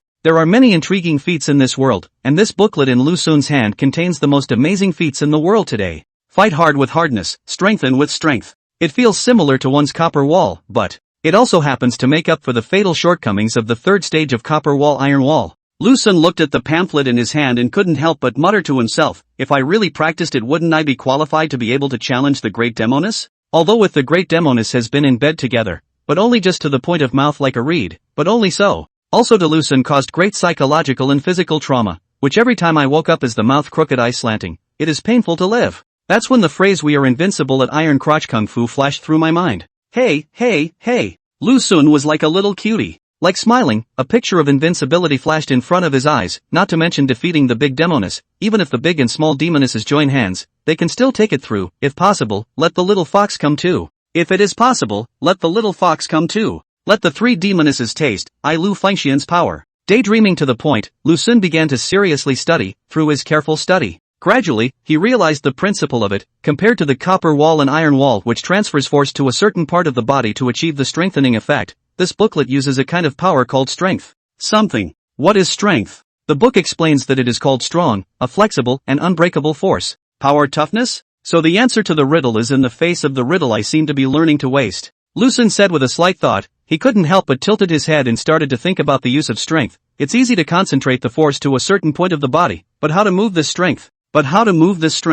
Think about it. Lucen tried to first concentrate his whole body's chi to his 2 fingers, then he realized that within his body, there was also a force that was hard to explain, tried to concentrate this force and move it to the other 2 fingers, and as a result, surprised to find that it actually succeeded. The fingers of the right hand are hard and unyielding, with a sharp momentum, while the fingers of the left hand are not as hard as the right hand, but are strong and pliable. No wonder. Cue my inability to focus my force somewhere. Turns out it's the relationship between being too rigid and easy to break. Lucen lamented. Unloading the left and right hands of chi and chi energy, Lucen alone to focus the chi energy, began his great experiment. However, the first time to operate, the heart is still a little bit of panic. In case you break yourself, there is no place to go to the whole new one. The whole car is the original parts. In case of breakdown, there is no place to repair. Cannot look for sub-factory parts, right? Whether it works or not is a problem. Lucen was a little depressed and a little panicked, but finally plucked up the courage. First move a little bit. Did it work? I don't seem to feel anything. Lucen moved his chi little by little until he felt a change in his body and then stopped.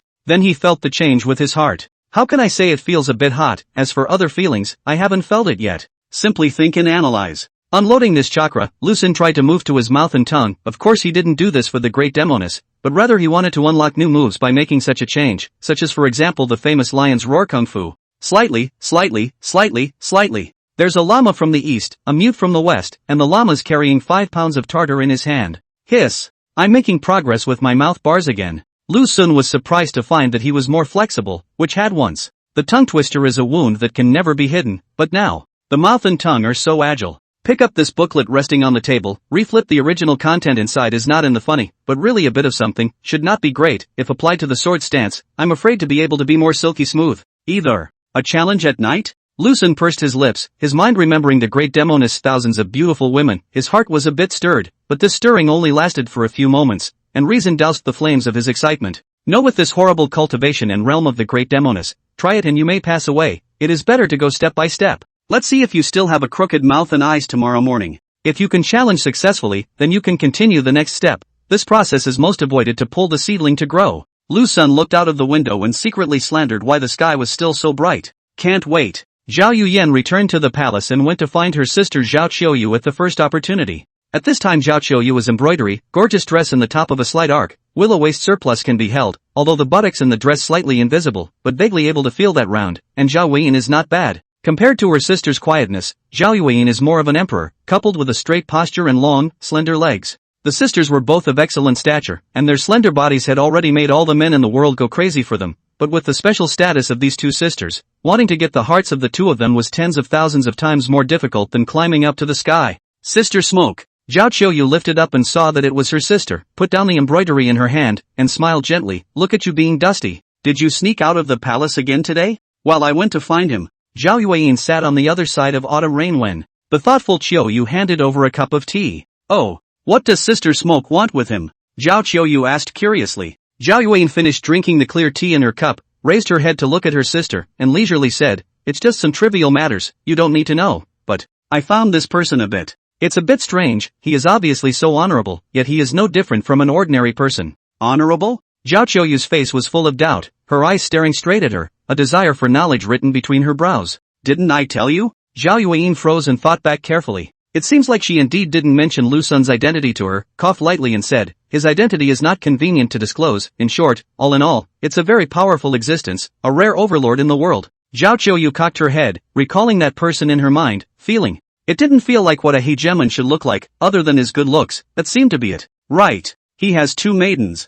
Zhao Yuan said coldly. Ah, 2 maidens? Zhao Qiuyu looked at her in surprise, but quickly returned to normal and leisurely said, it's actually normal, big brother and second brother. Just have several daughters-in-law. This can compare? Big brother and second brother that a few women are somewhat crooked date, and that man's mother one of them is 1,000 years of great demon wonderful phoenix fairy, another suspected when the world immortal Su Jingyi. Zhao Yu Smoke pursed her lips, want to say words hovering in the mouth, and do not know how to speak, and ultimately silently swallowed back, muttered softly, Autumn Rain. This person's mother is not a good person, specific I'm not good with you in detail, if there is an opportunity in the future, you see will understand my scruples. Not a good person. Could it be that it's a demon? Zhao Qiuyu said half-jokingly. The words. Zhao Qiuyu was surprised to find that Sister Smoke's face was full of overwhelm, her heart thumped, and she asked in surprise, is it really a demon? This. Zhao Yuyan squeaked, I didn't say. You're the one who thought of it. This answer already explains everything. Zhao Qiuyu is incomparably shocked inwardly. The love of a demon and a human is a taboo, and but he was acting against the heavens. Isn't he afraid of being known by the righteous people and then being hunted down by those people? Zhao Qiuyu asked. Hunt? I'm afraid that not all those righteous people have been killed off by the 1,000-year-old demon, myriad phoenix fairy. Besides, Su Jingyi, the most powerful of the righteous people, might still be his other maiden. No one can kill him. Zhao Yuan replied. That good? Zhao Qiuyu was a bit skeptical, and at the same time became even more curious about that man. A man who dared to go against the sky seemed to be quite charming. It's almost dark. It's almost time for me to go back. Miao Fengxian stood up and rushed Su Jingyi in front of her. 2 of today's supreme masters, each occupying the first and second throne, have been chatting from the early morning to the evening, although the topic of each other is few and far between, often just a few words on the end, but let Miao Fengxian and Su Jingyi feel a trace of warmth, but although the personal relationship is very good, does not prevent the hands to fight. Going to look for your little lover boy? Su Jingyi asked faintly. Aha. Miao Fengxian didn't shy away from it and admitted it in a big way. You have no shame. Actually dare to admit it. Su Jingyi blankly eyed this Demoness who was also an enemy and a friend, pursed her lips and softly said, on the 8th day of next month. Underworld mountain boundary, you and I will have a good fight, it's been a long time since I fought you. Good. Miao Fengxian agreed and then left this place without looking back. Looking at her departing back, Su Jingyi locked her brows and thought slightly. Is this day of having a man really that pleasurable?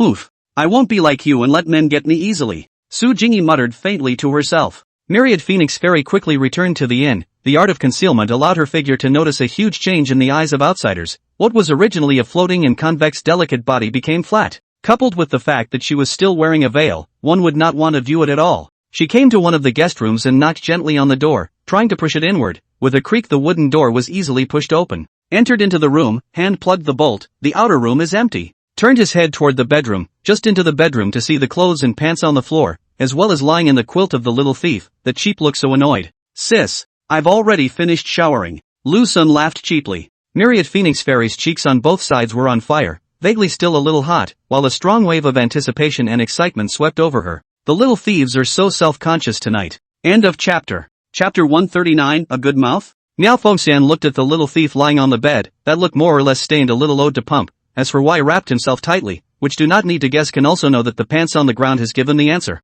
You're rather self-conscious about always being abrasive on weekdays. Why are you so proactive today? Miao Fengxian didn't busy herself with taking off the clothes and skirts on her body, slowly and leisurely walking towards the bedside while casually dropping the mute spell formation so as not to startle the neighboring residents with her overexcited giggling and playfulness. Missed my sister. You disappeared from the morning and didn't come back until now. It's making me miss you. Lu Sun looked at her with a face full of affection and said leisurely. Miao Fengxian playfully and softly wide-eyes him, slowly bent down to sit on the edge of the bed. That arched buttocks because of the sitting position, appeared to be more moist and round. That pair of beautiful eyes stared blankly at Lu Sun, eyes full of love for him, murmured, Can you go to bed with that woman surnamed Zhao? And not just her, even her sister. Lu Sun rolled his eyes and said helplessly, Sister, can we be nice? Miao Fengxian smiled angrily and stretched out his hand, gently pinched his face, snapped, Good what good you a damn pest, let me so distressed. I knew that in the beginning it should be a sword to cut you, save now distracted. Speaking. Lu Sun clutched her delicate jade hand, barely exerting much force before yanking the great Demoness down onto the bed, then tugging on the quilt, her small hands gently shaking so much, covering each other's bodies in the quilt. Tightly hugging this already ripe body, the amazingly beautiful face, imprinted in his eyes, a penetrating fragrance comes to his nose, cannot help but a bit of imagination. Lu Sun said with emotion, Sister is really beautiful, and you can only be the one to see it. Miao Fengxian snuggled into his arms, wrapping her arms around his strong tiger waist, one jade leg resting on his body, looking infatuatingly at him near at hand, and said softly, Can we go back the day after tomorrow?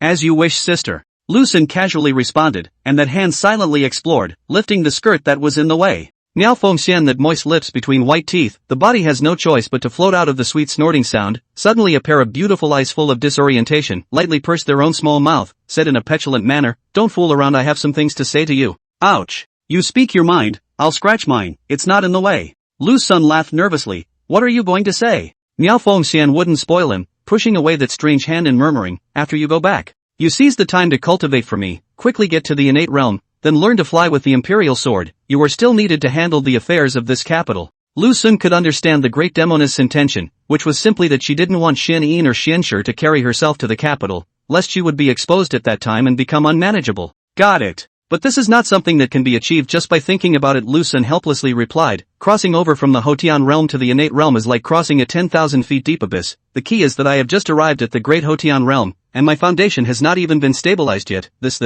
I'm afraid it's impossible in a short period of time. Miao Fengxian flattened her mouth, a faint touch of helplessness and bitterness flashed across her springy face, and said softly, That's just it. Desire for speed is not enough. Let everything be as it is. Either. Or. Let's go back to Su Jingyi tomorrow? Ask her if she has any way to allow the little thief to fly with a sword without having to enter the innate realm. Miao Fengxian pursed her lips and silently dismissed the idea again. It's not her turn to advise on my little thief. Shasta. An unwarranted resentment surged from the heart. The more I think the more annoyed I feel, the more I think the more annoyed I am. This shameless and nasty absurd little thief so many young and pretty girls do not go to like, but prefer mature women. But then again, if he only likes young and beautiful, then he is not no chance. What is sister thinking about? Lu Sun inquired curiously when he saw the great Demoness in his arms, a picture of a sad face. I was thinking about how I could guard your body. Miao Fengxian murmured as she did not hide her intentions and arched into his arms. This you don't even pretend now? Lu Sun smiled awkwardly and hurriedly said righteously, Don't worry, sister. I only belong to you and Xianin. Don't say such nice things. Miao Fengxian narrowed her eyes and looked at the philandering carrot in front of her, and said faintly, Anyway, I've thought that if you dare to have second thoughts after you've gotten your hands on my body one day, I'll. Then. Hands up and then give it a hiding, and if Xianin and I need it when we need it, repress it on you. What the hell? It's. It's still connected? Lu Sun shrunk his neck and said playfully, sister, stop it. Humph. Who's messing with you? I learned a medical skill 800 years ago, and now I've long since excelled. Even if you're missing an arm or a leg, I'll still be able to fix it. Myriad Phoenix Fairy had a slight hint of arrogance between her eyebrows and spoke softly to Lu Sun. What's the difference between an arm and a leg? Even if you are a good doctor. Even if you are a good doctor and can turn decay into magic, in case you intentionally make a bad connection, will it not be even more of a sin? Looking at the small thief with a face like death, the big Demoness smiled sweetly, gently hooked his neck, the plump vermilion lips, couldn't help but cover up. Be good. Don't make me angry, as long as you behave yourself and don't womanize outside, Shin-in and I. At your disposal. The great Demoness sucked on his lips while squeaking, that said, tonight you were so self-conscious, is it? Is there some bad thoughts hidden in your heart? Oh, the idea of killing you, gaga mess. Lu Sun tightly hugged the big Demoness in his arms, taking some time out of his busy schedule, he replied, I simply want to miss my sister, a day without seeing her is like 3 autumns apart. Can put the little thief me hard to die, losing sister is like not being able to breathe general pain. Greasy mouth. The great Demoness raised her head and looked at him dully, at this bad man with flowery words, and softly said, widen my clothes for me. Yeah. Lu Sun showed a hint of a bad smile on his face and reached out to grab a green ribbon, which was then thrown out by him. For a few moments, the great Demoness can no longer resist the inner impulse, the repressed loneliness of 1,000 years at this moment. It is like a flood gushing out, all the reserve and reason no longer exists, only the deep love for the little thief remains. The night is very late. Lu Sun wrapped his arms around the great Demoness in his arms and looked at the bed curtain above his head with his face as if he had no light in his eyes anymore. During the daytime, he was still full of confidence, but at this moment, he was almost overflowing with self-discouragement. Self-discouragement are almost overflowing out of the body. This is terrible, this is simply too terrible. Earlier still only crooked mouth and eyes, now the mouth actually cramps, almost fell facial paralysis disability. Where exactly are her limits? Or, does she have no limits at all? Or is her limit my death? Little thief. Miao Fengxian, who was snuggled in her arms, touched that fine and sturdy chest, with shyness written all over her brows, and muttered, are you afraid of death? Fear. Lu Sun knew what she wanted to say and hurriedly spoke. The great Demoness frowned her willow eyebrows and pinched him at his chest with a displeased face, exasperatedly saying, earlier when you craved for my body, how come you weren't afraid of death, and now that you've been allowed to crave for it? This fear or that fear? Lu Sun smiled awkwardly, a newborn calf is not afraid of tigers. Those who don't know have no fear. That's what happens when you dabble. The great Demoness raised her head, her charming eyes looked at him, and said softly and gluttonously, whenever you can satisfy me, when will I let you go outside? That said, the Jiayuan is quite good, although I don't know how her sister is, I guess it's a beauty embryo as well. What do you think, little thief? It's so arrogant. Do you still see me as your husband? Sister, don't be ridiculous. Although Lu Sun was furious in his heart, he couldn't beat her. Not only could he not beat her on the ground, he couldn't even beat her now, and he was even more helpless. Don't say she is a big Demoness, even Xianyin, that little Demoness is still not her opponent. I almost forgot about the fox. The little fox that can swallow 10 cows in one breath, ouch, really painful. Humph. The great Demoness grunted coldly, and then fell silent, lying quietly on top of him. A person and a demon and then no communication. This time the room is filled with a silent atmosphere, however. Although each other did not speak, but at this moment is more silent than sound, listening to each other's breathing, feel each other's temperature, gradually and slowly ambiguous atmosphere sprouted again. Little thief. Mouth bars still good? The great Demoness asked, swallowing hard. Aye. Before Lu Sun could finish his sentence, he was covered by the great Demoness. My little thief. Never say no. The great Demoness looked at him fondly, her eyes full of ecstasy, shyness, anticipation with a hint of dominance. I'm. Lu Sun was in a bit of a dilemma. At the same time, a line flashed through my mind. It's only a few $100s a month. What are you playing at? The great Demoness had embraced him, her plump vermilion lips tenderly nudging his mouth. Sister? You say it this time. What is the master doing? The little fox lay beside Shin-in and asked softly. In bed. Shin-in pursed her lips lightly, her brows filled with thoughts as she replied faintly. Sister, do you miss him? The little fox said leisurely, I mean Lu Sun. Aha. The little Demoness was unapologetic and admitted it outright. Indeed, I actually miss him too. The little fox didn't dare to speak his mind outright and muttered darkly in his stomach. A large room with a spacious wooden bed. The little Demoness and the little fox slept together without any sleep for each other. Every time they closed their own eyes, the same man appeared in their minds. I wonder what he's doing. Missed him. End of chapter. Chapter 140, For My Little Lover. It's finally dawn. Lu Sun looked at the window bright, his heart could not help but follow the excitement. This daybreak means that he can climb out of the snake nest, do not have to suffer inhuman abuse. Once he remembered last night's painful experience, Lu Sun did not know what to say for a while. This big goblin in his arms was really fierce and strong, obviously the mouth bars were upgraded and strengthened, but the result froze and could not satisfy mythical phoenix fairy's requirements. This 1,000-year-old big snake demon seemed to be as if it was an abyssal giant monster, capable of devouring everything. Little thief. Snuggled in his arms, Miao Fengxian, both sides of the cheeks slightly flushed, between the eyebrows as revealed happiness, gasping not too rapid breathing, playfully and softly said, yesterday was quite decent, but only so is not able to fit my body, you still need to work hard to do this. Can't you even do that? Lu Sun instantly sweated a bit and replied bitterly, that, Without waiting for him to finish his words, Miao Fengxian raised her hand and gently covered his mouth, looking at him with charming eyes, saying leisurely, don't back down. My myriad phoenix fairies man will always only get braver and braver, he won't give up halfway, little thief. Don't let me down. Ouch. This is all starting to be a moral abduction. Lu Sun are about to cry, but think about it, can't blame anyone, it is his own dead skin gluttony. Her body bitterly smiled, yes, sister, rest assured, in the future we'll give sister a statement, but sister cannot reveal, you. What is this limit of yours? You can do the math yourself. Xianyan's 400 years of cultivation is already at the level of a landslide, and I've probably been around 1300 years, right? I've forgotten exactly how much. Miao Fengxian smiled sweetly and said softly, when you get older. Some things are easy to forget, anyway, this number is not far off, you can project it? Aha! A triple landslide, that's how much it opens up the sky, hard, pain. Miao Fengxian looked at his sad face, heart slightly a hint of joy, reached out and pinched his cheeks, snapped, who let you provoke the Demoness, at first thought you have what heavenly skills, did not think that just so. On your such strength, not to mention coping with me and Xianin, even Xianxue that little fox, I think it is also difficult. Speaking of which, the body could not help but twist a few times, after adjusting to the best posture, she softly said, the little fox is from the nine-tailed fox clan, not only is she born with a charming bone, but she is also born with a natural spirit body. It's just a pity that she was born to be playful, and in vain her talent. I don't even know how to face the nine-tailed fox clan anymore.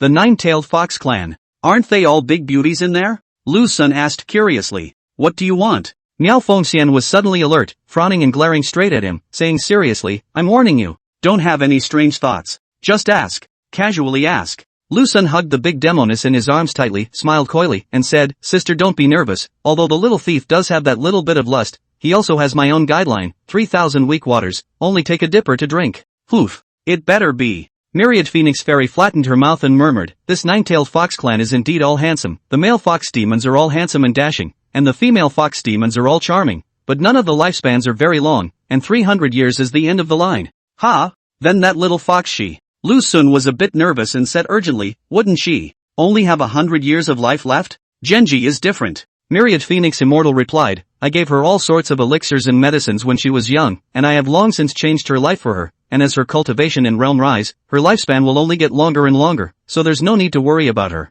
The words. Looking to him with a puzzled face, he inquired curiously, why do you care so much about her? The little ninny is quite cute and funny, the key is that she is an indispensable part of this family, so naturally I don't want her to leave. Lu Sun smiled, pressed to her ear and said softly, you, Xianyin and Xianxue, are not allowed to leave my side. Little thief. Miao Fengxian looked at him in ecstasy and couldn't help but hug his waist tightly, murmuring, why don't you take the little fox as well? Oh, yeah.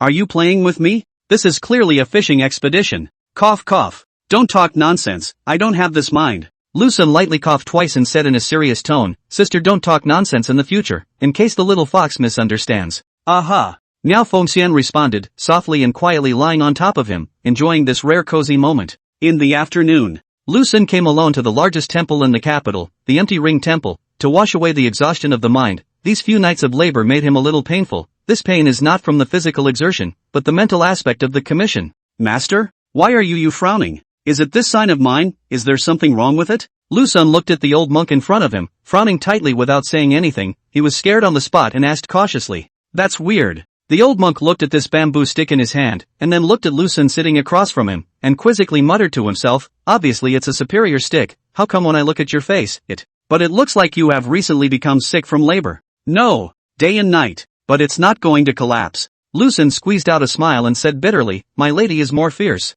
Oh, the old monk suddenly realized, and admonished in a serious tone, the red and pink beauty is a skeleton, and the pouring city and country turns into white bones. The monk should not be greedy for the so-called beauty in this world, which is all false, and is all harmful to you. Fart. This old monk is very bad. Lu Sun skimmed his mouth, silently took out the silver, and then went to listen to the sutra. Looking at Lu Sun's departing back, the old monk's eyebrows revealed a trace of gravity. Fong just smelled a faint demonic aura from him. It is obvious that this Shure's wife is not a human being. it should be a demonic woman who is cultivated into human form. Lu Sun sat in the nooks and crannies, staying with a group of people who practiced Buddhism, listening to an old monk preaching there, although he could not understand what was being said at all. But under the atmosphere, the exhaustion and emptiness of the mind was gradually swept away, leaving only the sublimation of the soul. Soon, the sermon was over, and Lu Sun was ready to get up and leave, only to have a young monk stop him in his tracks. Guru, the abbot would like to gather with the scholar. The young monk spoke softly. Ha, abbot? Lu Sun could not help but froze, but still followed the young monk, soon came to a room outside, opened the door and saw two old monks sitting in the room. One of them was the one who interpreted the sign for himself. As for the other old monk, should be the presiding officer of the empty Ning temple. Hello, two masters. I don't know what I've been asked to do. What is your business? Lu Sun clasped his hands together and bowed politely first, then asked bashfully, Amit Ba. That old host, with a benevolent face, stared unblinkingly at Lu Sun and said softly, does the monk know that your mother is a demon? How? Lu Sun retorted with a face full of incredulity, how can my mother be a demon? I didn't believe it earlier, but now. Lao Dian somewhat believes it. There is a trace of demonic aura on the mage. Ordinary people can't be exposed to demonic aura, unless they share pleasures with a demon, only then will they be exposed to demonic aura. The old host replied. I don't believe it. Lu Sun stubbornly said, you must be lying to me. The old lineage never lies. The old presiding officer said in a serious tone, scholar, don't cling too deeply. If you are bent on having your own way again, you will harm yourself and others. You know, I'm trying to protect you. Lu Sun skimmed his lips, silently stood up and casually said, my lady is definitely not a demon. The words. Without looking back, he left this place, leaving the two old monks looking at each other, their respective faces revealing a touch of helplessness. Senior, this person is terminally ill, probably hopeless. The old monk who interpreted the sign, said in a serious tone, but that Demoness can't be allowed to go on her rampage. I'll sneakily follow her up here and find the Demoness to put her to death. The old host tightened his brows and said faintly, didn't you realize that the sure master just now, he has the cultivation of the Great Hotian realm? What? Great Hotian realm? The old monk who interpreted the sign was filled with astonishment and couldn't help but mutter, how could I? I actually didn't notice it. It should be using some kind of method to conceal the cultivation on his body, but it is still 100 times too close for comfort, and I was able to detect the traces of it. The old host's face was grave as he muttered, to be able to fool such a strong person and put him in a state of bewilderment. It seems that the cultivation of that demonic woman is even more terrifying as it is. Senior, how about informing the Protectorate Grandmaster of this matter? With such a strange occurrence at the foot of this Son of Heaven, Heavenly Master Su will definitely not ignore it. The old monk who interpreted the sign said, don't trouble Heavenly Master Su, such trivial matters. We'll solve it ourselves. The old host stood up and leisurely said, go along with me to go forward to catch the demon. Why are you here again? Su Jingyi lazily reclined on the sitting couch, looking at the once again arrived myriad phoenix fairy, eyebrows a little confused, cannot help but flip a body. The aroused buttocks were covered by the robe, and did not intentionally show, but still so attention-grabbing. Miao Fengxian looked at Su Jingyi, who was also an enemy and a friend, and the fawning manner that flowed out inadvertently, secretly slandered in her heart, saying that she was obviously so cold in nature, but she had a body that was comparable to mine, so could it be that she was used to seduce the little thief in my house? I'm looking for you to ask something, Miao Fengxian said indifferently as she sat herself on a chair. Is there a flying magic treasure that can be used without the need for the innate realm? For who? Xian Sure? Su Jingyi asked casually. Aha! Miao Fengxian pursed her small lips and gently answered. Su Jingyi raised her eyes and looked straight at her, saying without any good humor, tell the truth. Otherwise it won't be given to you. Miao Fengxian clenched her lips and said with a slight hint of shame. For my little mistress. End of chapter. Chapter 141. My little thief is in danger. Came to Su Jingyi's residence. Miao Fengxian can be said to be very determined. After all, last night in the heart is still spitting. Their own little thief is not her turn to advise, but there is no way really cannot think of a way to let the little thief imperial sword flight, so this reluctance to come over. Su Jingyi looked at the demon girl who was also an enemy and a friend. For a moment it was a little difficult to accept the facts in front of her, the decisive and resolute myriad phoenix fairy even. Surprisingly, she would take the initiative to run to seek her help for the sake of a man, which she wouldn't dare to think of if she were to do it before. The changes you've made makes me a bit incredulous. Su Jingyi straightened up from the sitting couch, this plain robe on her body, there was no green silk belt tied at the waist, the sides of the bodice were greatly open, and she was even able to see that flat belly. It was just a pity that she was still wearing a pair of blasphemous pants inside. After all, I have a man. Miao Fengxian flattened and said faintly, you don't know the joy of having a man. What joy can there be in this? Su Jingyi rolled her eyes and said leisurely, the matter of love. It's not like I don't understand it, such a shameful and absurd thing. I really can't think of any happy ingredients. Miao Fengxian did not have a good temper, said, some things do not rely on imagination, but need to personally experience to do. Forget what you said, also do not understand. Just now I asked you things can have an understanding? A flying magic weapon? Su Jingyi said softly, I do have a divine weapon. One can fly with a sword without needing the innate realm, only why would I give it to your little lover boy? Miao Fengxian frowned and said coldly, I only came to ask, not necessarily to give it to me, my man. I am able to satisfy him on my own, there is no need for you to come and solve my problems, in that case. I'm leaving. The words. The haughty great Demoness stood up and walked towards the door without looking back. Looking at her departing back, Su Jingyi's heart didn't have a single ripple, she really knew her opponent's character too well, this was merely a show for herself, as long as she counted down to 3, the myriad Demoness would definitely return. 1, 2, 3. Miao Fengxian turned her head and came back, sitting down again in the same position as before with a dark face. For a moment, a silence filled the large palace as the two most powerful women in the world each remained silent. Forget it. Wait for me to find that sword and give it to your little lover boy. Su Jingyi said helplessly. I didn't beg you, you gave it to yourself. Miao Fengxian said coldly. Su Jingyi is a little speechless, but it is not good to say anything. Indeed she did not beg, it is her own little lover given to her. Cannot help but nuzzle casually said, you do not want to get an inch, and I do not ask for anything in return. Miao Fengxian didn't say anything, and certainly didn't look at her squarely, sitting there by herself, lifting up the teapot in front of her, and after pouring a cup for herself, she began to drink the tea.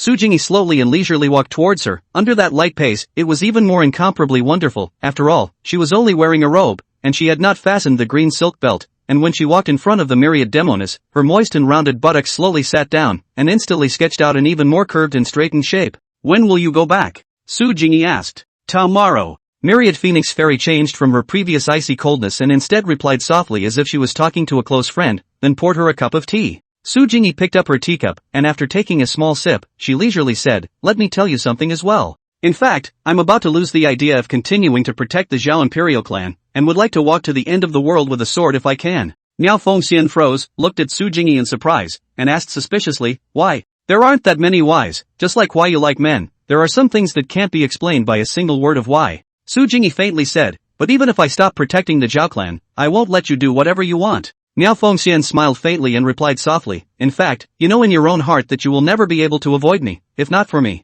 If not for me, you would be nothing, if not for me. The source of the world's woes will fall on your head. Su Jingyi didn't refute her words because she said every word, gently lifting the teacup in her hand, quietly looking at the clear tea in the cup, softly muttering, demon slayers eventually become demons. Miao Fengxian looked at her in front of her and said softly, I think you might just be too lonely. Why don't you find a man to have a good gracious time? But of course you're not allowed to look at my family's little thief. There isn't a single man in this world who can get me. Su Jingyi didn't have the good sense to say, not to mention your little lover boy, the key is that I'm old enough to be his mother. Age doesn't matter. I'm even his old ancestor yet. Miao Fengxian pursed her lips and suddenly reacted, saying bitterly, what am I doing talking to you about this? Su Jingyi blankly eyed her, how do I know what you think? On one hand, you are desperately trying to block me from having a relationship with your little love interest, but on the other hand, you seem to be setting the two of us up. In short, no matter what you think, I still have the same words, no man can get me. This ordinary man naturally cannot, but my little thief is not an ordinary man, he is a colorful heart and have the courage of the man, at first on that little cultivation and realm, will dare to gluttony my body, the key is also gluttony by him, now gluttony your body is not a breeze.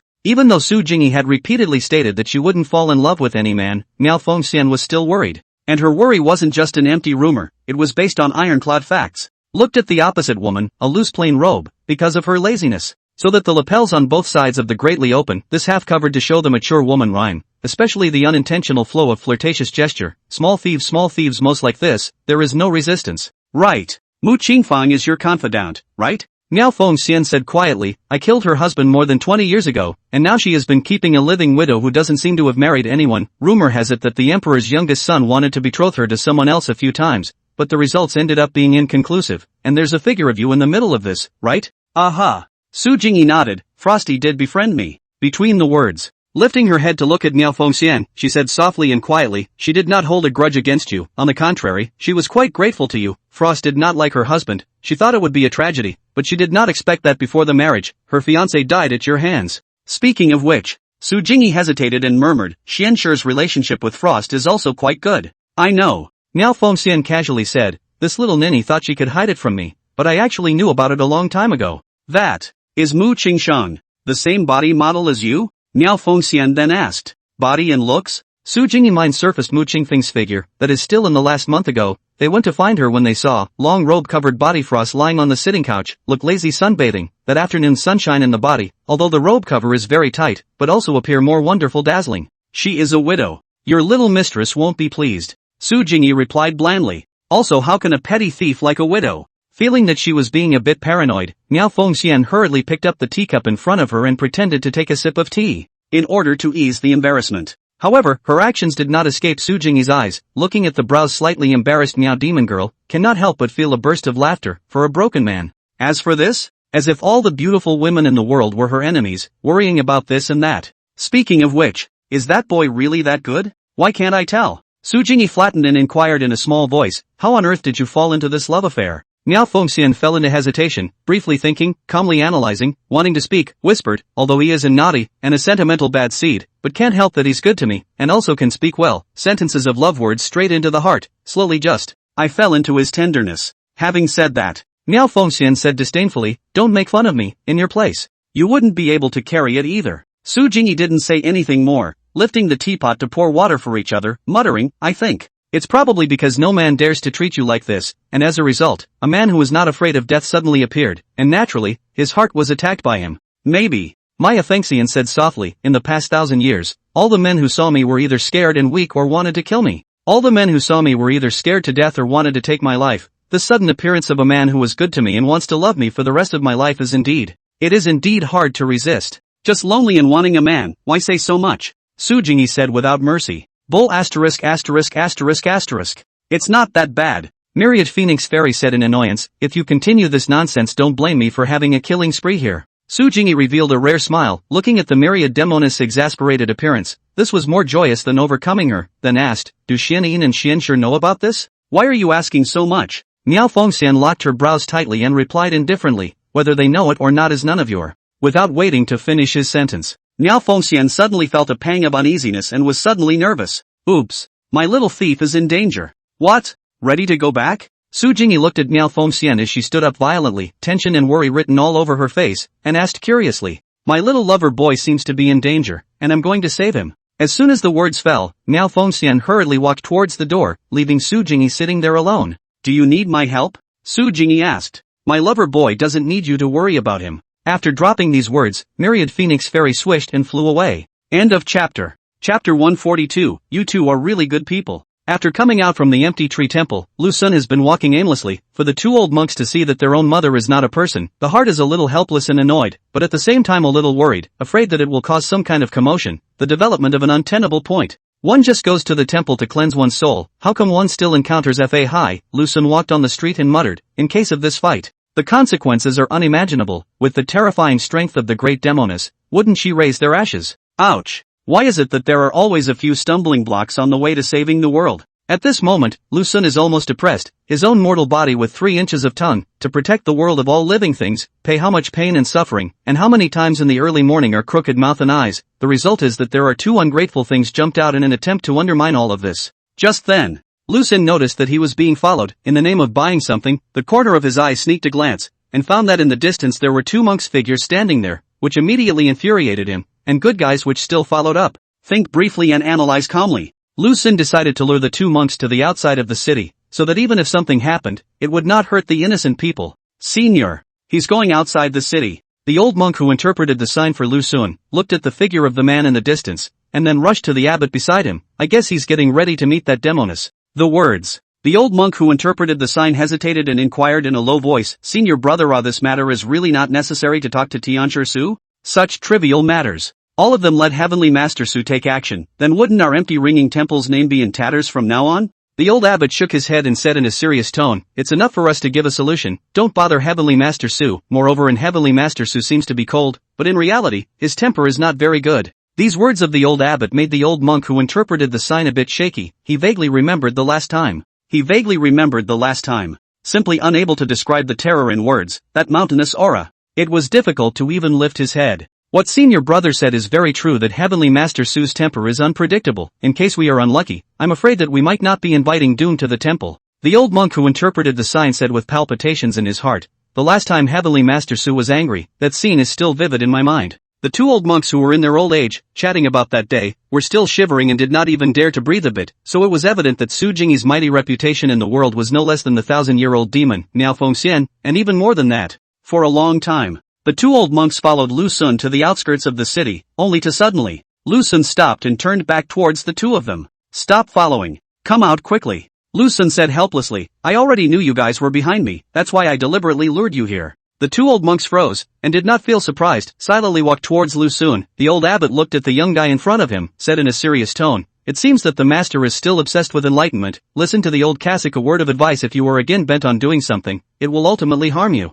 I say, you old bald ass, come up and preach to me, put on the compassionate appearance of saving suffering. Is this interesting?" Lu Sun said in a bad mood, "My mother is not a Demoness, this is next to what you guys? As long as I'm willing to do it, it has nothing to do with you." Stubbornness. It seems that the scholar is already terminally ill. That old abbot sighed and muttered, in addition, "It would be fine if I didn't see it, but if I encountered it, this matter will have to be managed. Saving a life is better than building a 7-level pagoda. The old line can't stand by and watch the lose his life to the hands of the Demoness." Between the words, the old abbot paused for a few moments, continued, "Sure, master is a cultivation in the people, the realm is to the big heavenly realm. This is able to put you to deceive. I think that the realm of the demon girl is even better. But there is no harm in the old cassock, and master brother this time came prepared. Guru.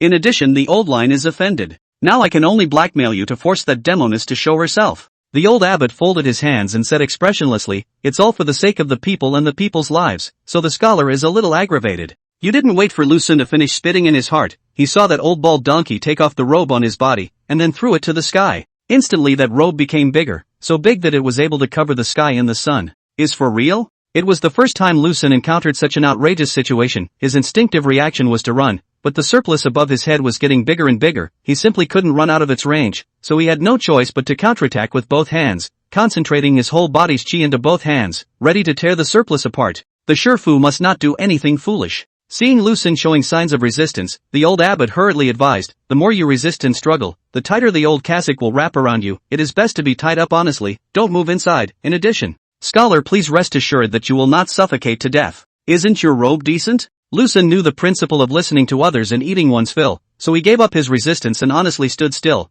bound tightly by the old bald donkey's robe, but the mischievous one was a little bit curious and twisted his body. Ouch! Tighter, tighter. That said, if it could be replaced with a rope, it might be even better. After all, with the automatic binding function, since the rope is there, another whip. It would make sense, wouldn't it? Ugh, bald ass. Lu Sun, who was bundled into a dumpling, inquired in a serious tone, "How did you get this robe?" "This is the exclusive magic weapon of the Empyrean Tree Temple. As long as one becomes the presiding officer of the Empyrean Tree Temple, one will be able to use this robe, in addition to the Zen staff and bowl." When the old abbot said this, he paused for a short while and asked softly, "Scholar, will your mother come?" "That's for sure. My mother loves me very much," Lu Sun said faintly. That old abbot sighed, leisurely said, "Sure, master. People and demons have different paths. From the moment you met your family's mother, it was destined to end up like this. The old line did not want to be like this, but after all, it is against the laws of heaven and morality. The old line had to manage." The end. "This is not the end of you." Lu Sun skimmed his mouth and helplessly said, "Two masters.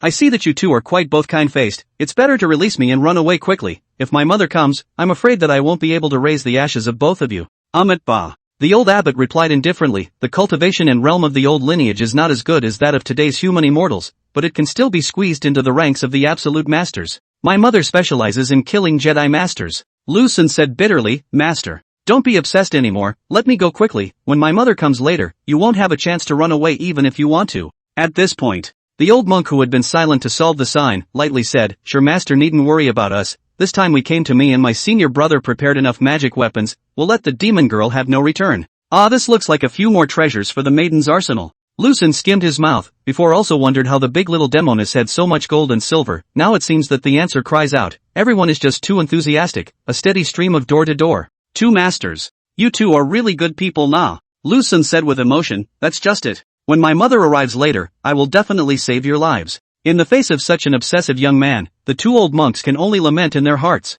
That Demoness is really harmful. Such a young and promising young man should have a great future, but they are bent on being married to a Demoness. Guru, your karmic obstacles are too deep. If you don't get rid of them, it will affect your future cultivation.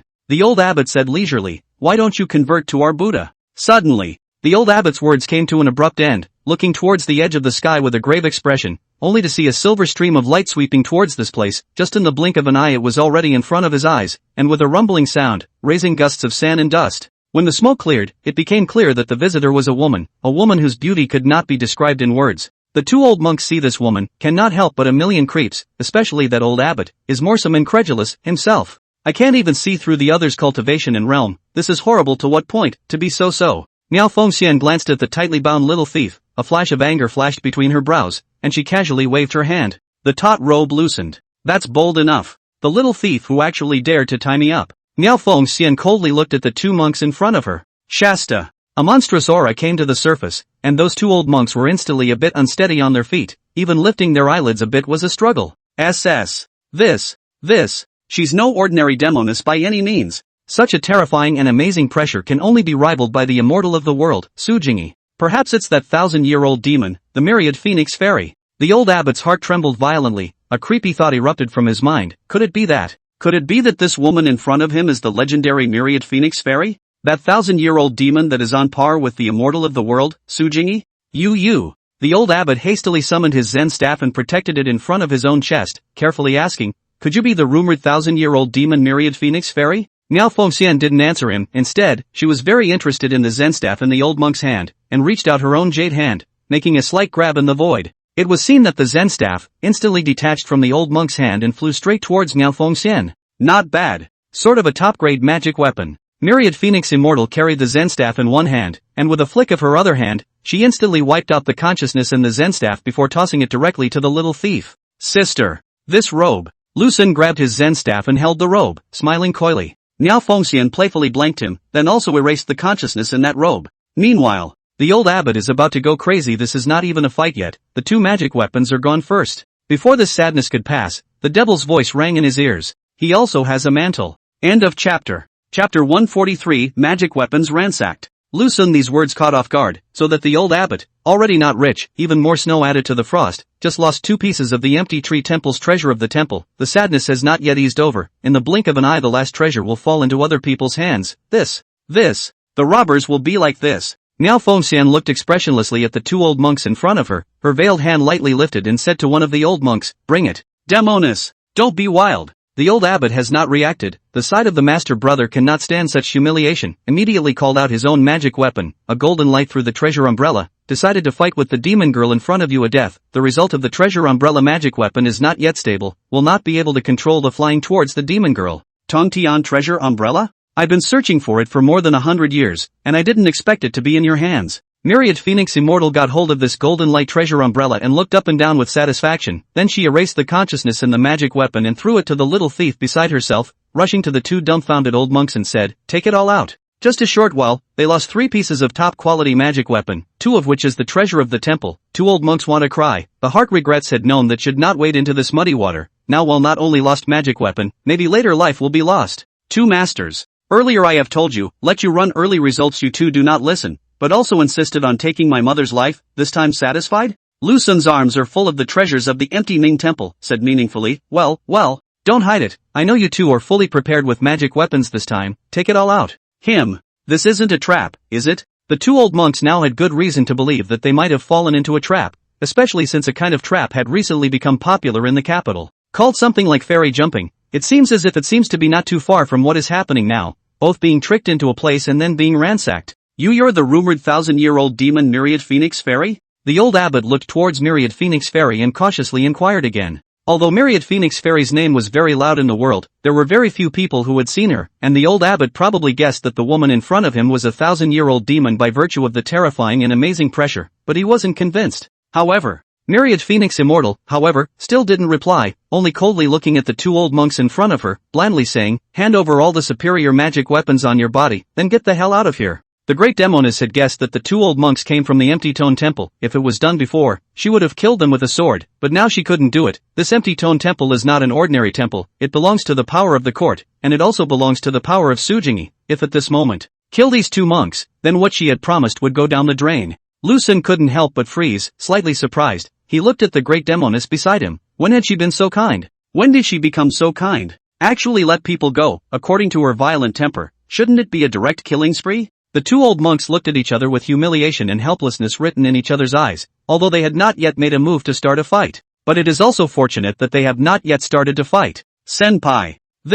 The old abbot of the empty ring temple still wanted to continue to meander a bit, but the result was that before he could finish his words, an even more vast and majestic aura came crashing down on his face, and the two old monks instantly knelt down on the ground, their foreheads began to sweat continuously, and their brows were filled with a look of panic and unease. In the face of this irresistible force, the two old monks over the age of old feel how small they are, and this horrible experience can only be given by the world immortal Su Jingyi and the 1,000-year-old demon Miao Fengxian. She's Miao Fengxian. She must be Miao Fengxian. The eyes of the two old monks were full of despair and regret. Originally thought it was just an ordinary demon hunting. At most it would be a little tricky, but who would have thought that catching a demon to catch the head of the Miao Fengxian, even more unthinkable is. The 1,000-year-old demon Miao Fengxian actually has a husband, and her husband is actually, yes. Two pairs of eyes brush toward Lu Sun, although the appearance of a good and elegant, but between the eyebrows will always show a touch of shallow evil, so that people feel not so serious. No wonder it looks like a dying deficit deserves it. The two old monks were filled with resentment towards Lu Sun. If it wasn't for him they wouldn't have ended up in this situation.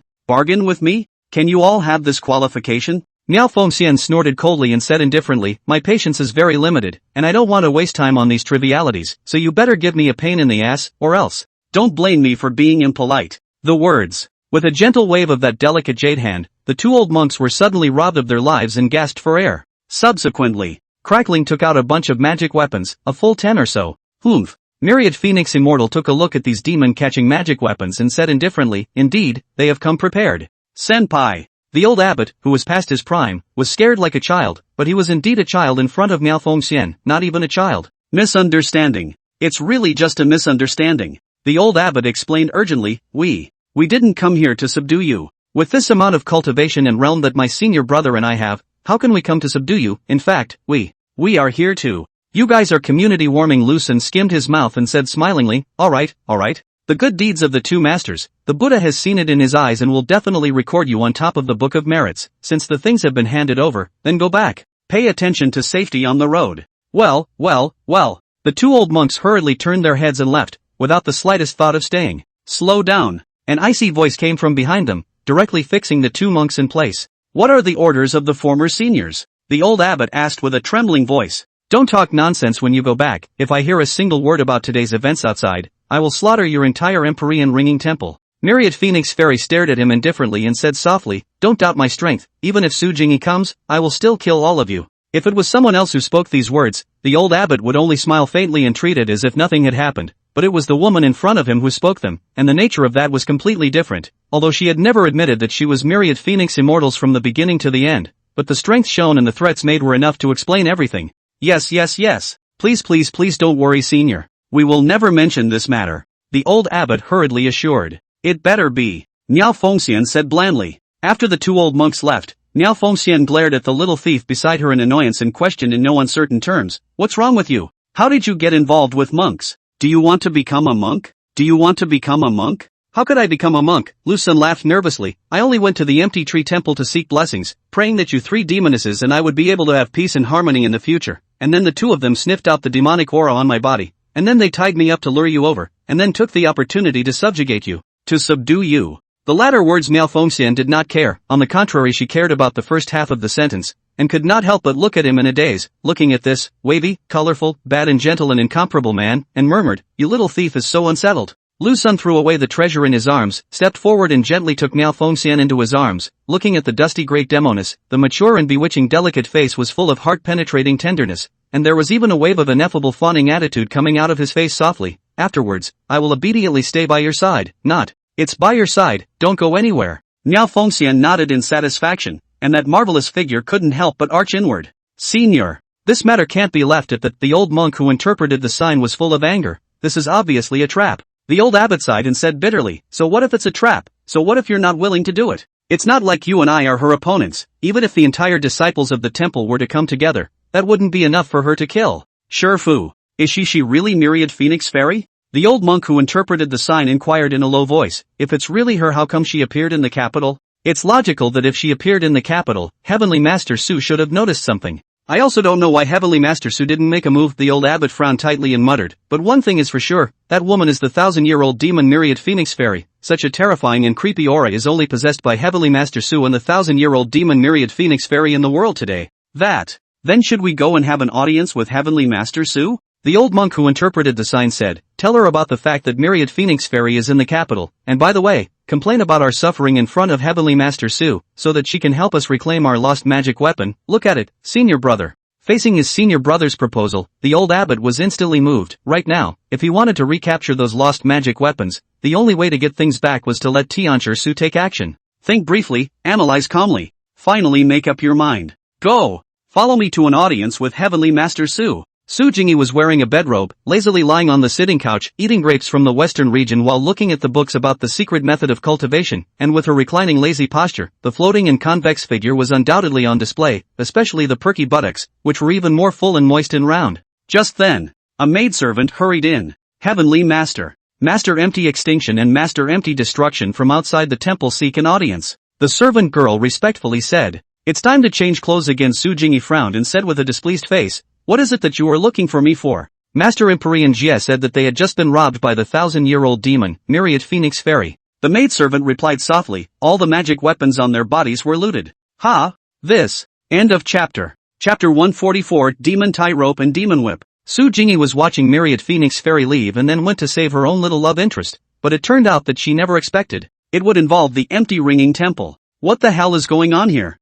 How did it get involved in the empty trouble temple? Su Jingyi pursed her lips, her eyebrows were all confused. Empty absolute and empty destruction of these two old bald donkeys, usually honest, does not seem to be bullying the appearance of people. How the two suffered a disaster? Thinking about it without an accurate answer, Su Jingyi sighed, slowly sat up and said blandly, "Let the two of them wait outside the temple first, I'll go change my clothes." Yes. That maidservant answered and hurried back. Su Jingyi took a light step, slowly and leisurely toward the bedroom, although at the moment wearing a loose bedrobe, covering her stunningly beautiful and proud body, but the lapels on both sides of the slightly open, along with her footsteps rippled with all the beauty of the world. For a few moments, Su Jingyi returned to the front hall. She changed a piece of elegant dress, although still quite loose, but vaguely still can see a hint of the end, but her this end, no man in the world dares to spy. At that moment, Master Empty Jia and Master Empty Destruction came sprinting into the main hall. "What's your situation?" Su Jingyi inquired indifferently. Tenshi, Empty Ming Temple's old abbot, Master Empty Jia, tremblingly replied, "I and my younger brother, Empty Destruction, two people, outside the capital city encountered 1,000 years of great demon Myriad Phoenix Fairy, and then she was given to take away all of the body's magical weapons, which includes 3 pieces of Empty Ming Temple's town of the temple's treasures, and my younger brother was taken away from the Tongtian treasure umbrella. Why is she so greedy? Can't she keep a few? She's got to grab them all. Now I've got this hot potato. What am I supposed to do?" Su Jingyi on the wonderful Fengxian. This practice is very unhappy. A little left, a few samples can still cope with the past, this all to snatch all. There is no room for maneuvering, pursed her lips. Said leisurely, "I have fought with Miao Fengxian countless times, and I know that her character is not such a robber. You two were robbed by her to rob all the magic weapons, presumably. There is a reason for this, right? This we." Empty Gem Master was a bit caught off guard for a moment. That warning of Myriad Phoenix Fairies went on, and after a few moments of contemplation he finally decided it was better to say it. "Today, I and Empty Destroyer met a man, a young lad to be exact, good-looking and graceful, but he seemed to have a serious deficit." Master Empty Destroyer paused and continued, "Then Empty Destroyer and I smelled a faint demonic aura on his body, but he is not a demon, and through inquiries, we realized that he has a maiden, so this demonic aura must have gotten from his maiden. That youngster was in the Great Hotian realm, and his mother was estimated to be even more terrifying in strength, so in the spirit of cutting down the demons and removing the devils for the benefit of the people and the people's lives, Empty Destroyer and I decided to put him to death." Master Empty Destruction pursed his lips and spoke softly, and then Empty Destroyer and I tied up the little guy and forced his mother to show herself. In the end, I didn't realize. The visitor is actually a 1,000-year-old demon, Myriad Phoenix Fairy. Master Empty Destruction said bitterly, "The magic weapons of Empty Destruction and I in the back were all snatched up by her. I don't even dare to disturb her and her little lover's private meeting, and the two of you even dare to tie him up." Su Jingyi flattened her mouth. If it was in the past, the Empty Absolute and Empty Destruction would have been killed. The reason why they are still alive to come back should be that they promised to give her little lover a flying magic treasure. Damn it! Favors returned here. Su Jingyi was annoyed, so important and priceless treasures, as a result of which the results were exchanged for the lives of these two old bald asses. Aha! I know. You two go back. Su Jingyi didn't even bother to raise her eyelids and faintly rushed the two old bald asses. Ah, has this Heavenly Master Su forgotten something? Empty Gem Master and Empty Destruction Master were caught off guard. They came to let Su Jingyi go and snatch back the magic treasure. As a result, after Su Jingyi heard it, it seemed she didn't have any reaction. Could it be that she just let it go? The daily division? Master Empty Destruction, who was standing at the side, carefully said, actually, those magic weapons are not important, but if the Empty Ming Temple does not have those 3 pieces of the temple's treasure, I'm afraid that in the future, I'm afraid that this status is going to be in tatters. Are you guys trying to get me to retake those magic weapons? Su Jingyi narrowed her eyes, staring indifferently at the 2 old vultures in front of her, and said softly, what she snatched away. When there is talk of taking it back, you can only consider yourselves unlucky. As for the status of the empty ringing temple, there is no need to worry about this matter. Finished. Su Tianzhi obviously didn't want to care about this matter. The 2 old monks, Empty Extinction and Empty Destruction, have lost the light in each other's eyes, but there's not much they can do about it. First of all, they couldn't beat the 1,000-year-old demon, Myriad Phoenix Fairy, and secondly, they couldn't beat the current world immortal, Su Jingyi. This matter of Myriad Phoenix Fairy having a male relative, don't mention it to anyone, rot this matter in your stomach, and secondly, don't go looking for revenge on Myriad Phoenix Fairy's male relative. If you guys are looking for revenge and thus angering Myriad Phoenix Fairy, I won't care about you.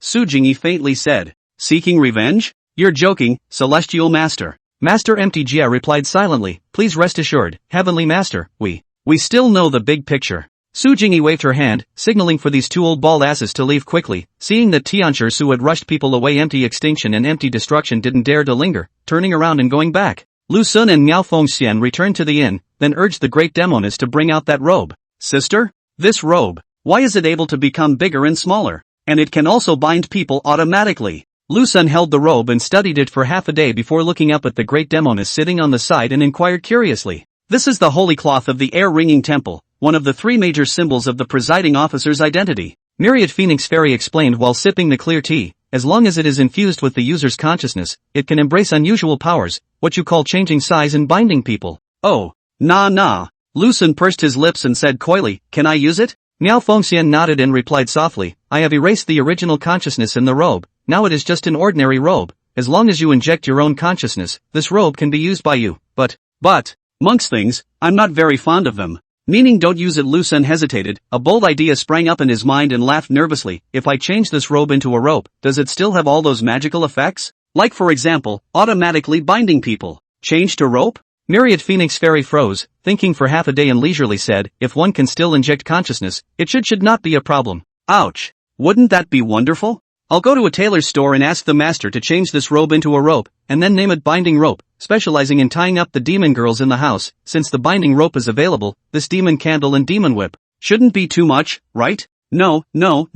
In case it breaks free of my demon binding rope, won't I become a victim? What are you thinking? Why is he in bad smiling one moment, and then sad the next? Miao Fengxian looked at her little thief, watching his expression slowly become frustrated and scared from the excitement at the beginning, momentarily a little confused and curious. No, nothing. Lu Sun retrieved those messy thoughts in his mind, forcing the conviction of a bundled demon to be firm, and said gently, Sister, I'll go to the tailor store for a bit, I'll be right back. Tailor store? Are you going clothes shopping? Miao Fengxian asked suspiciously. I'm going to style this surplus. Lu Sun didn't delay and left the room with the robe in his arms, leaving Miao Fengxian sitting there with a perplexed brow. For a few moments, Lu Sun then found a tailor store. At first the master of this tailor store, sees the empty Ming Temple robe, scared to be about to report to the police, but Lu Sun explained that this is an imitation, and then took out a silver ingot. The master of the tailor store reluctantly agreed. Can these edges make a whip? Lu Sun asked. Could be, but it won't be a very long whip, about this much. The tailor store master gestured.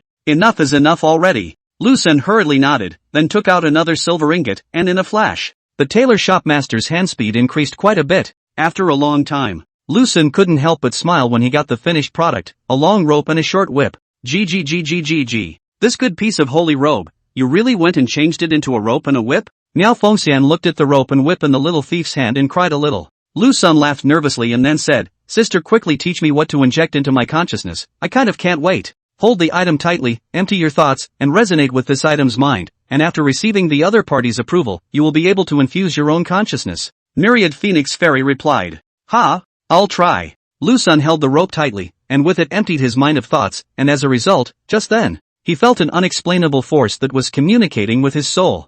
Is this the power hidden in the robe? Oops, it actually got in. Comfort. In just a few moments, that power returned to the rope, and Lu Sun then injected his own consciousness into this rope. Well, Lu Sun opened his own eyes and looked at the great Demoness beside him, asking, what should we do next? Since you have injected your own consciousness, you can manipulate it through your consciousness. Myriad Phoenix Fairy said, but this requires a long process. You have to adapt to this rope, and by the same token this rope has to come to adapt to you, and only after a tacit understanding has been established between each other will you be able to realize all the ideas in your mind. Right. Can you name this rope? Miao Fengxian asked casually. That's for sure. Lu Xun looked at the big demon girl in front of him and said with a bad smile on his face, this rope is called the demon binding rope, and this whip is called the demon whipping whip. Sister. I suddenly have a bold idea. End of chapter. Chapter 145, Lu Xun, rope come. Demon rope? Demon whip? A bold idea? Miao Fengxian looked at the shameless little thief with a bad grin on his face, then the mature and charming face was flushed with red, a strong sense of shame ran through the whole body, and the slightly rapid breathing forced the open chest to rise and fall non-stop.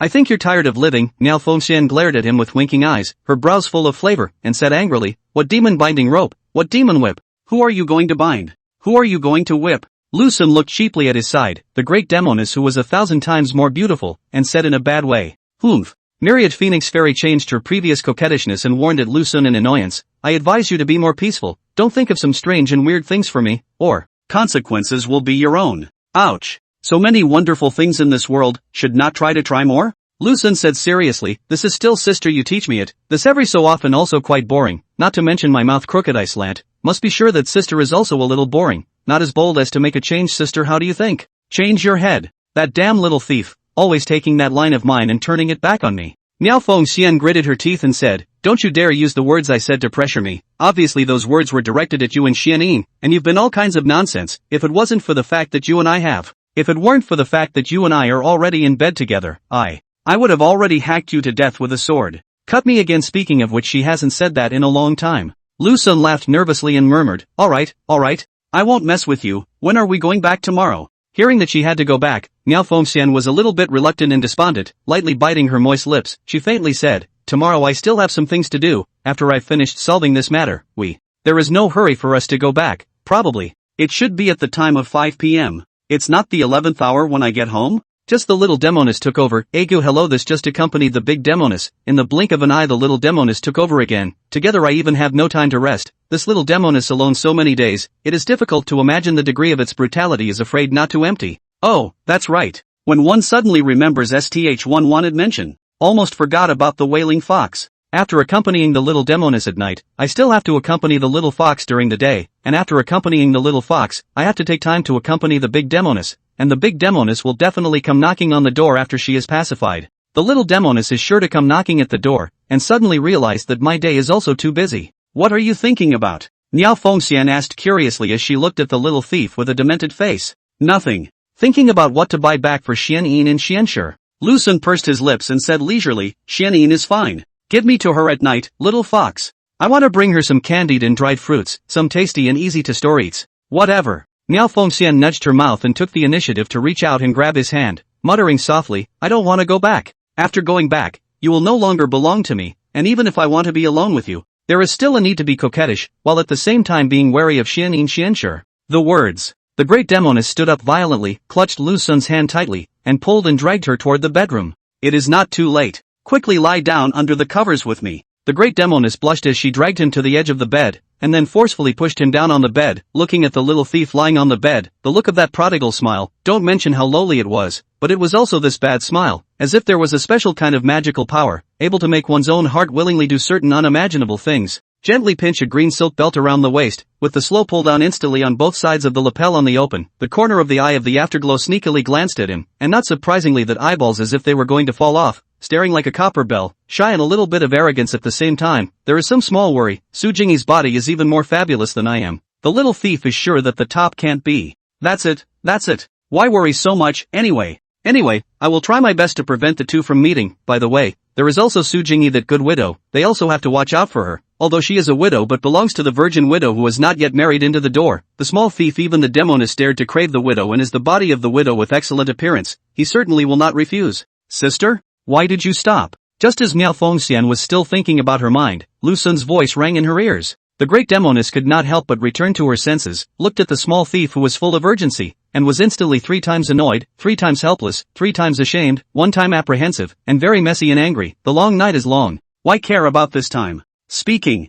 This plain dress on the body, along that fragrant shoulder, slowly sliding down, that black hair sticking to the white jade back, and that tender green bib is very naughty. Lifting up the corner of the quilt, the floating and convex figure hissed into the quilt, without a trace of hesitation, couldn't wait to arch into his arms, gently encircling his tiger's waist, a long and slender jade leg resting on his body, sniffing the fascinating androgynous scent, gradually lost in his tenderness. Looking at the bosom of 1,000 charming Miao Fengxian, it is impossible to imagine that she is the world's fearful 1,000 years of great demon. Countless world-strong people died under her sword, not tens of thousands of people also have 8,000 people. And such a female demon, at this moment is like a docile kitten, waiting to be favored. Little thief. It's the last night, don't be lazy for me. The great Demoness raised her head, her mesmerized eyes staring straight at him, and said softly, last night's performance was good, but tonight you're going to be even better, and I won't allow you to regress. Only allow you to keep getting better. Are you the devil? Oh, no. It makes sense that you're a Demoness so vicious. Yes.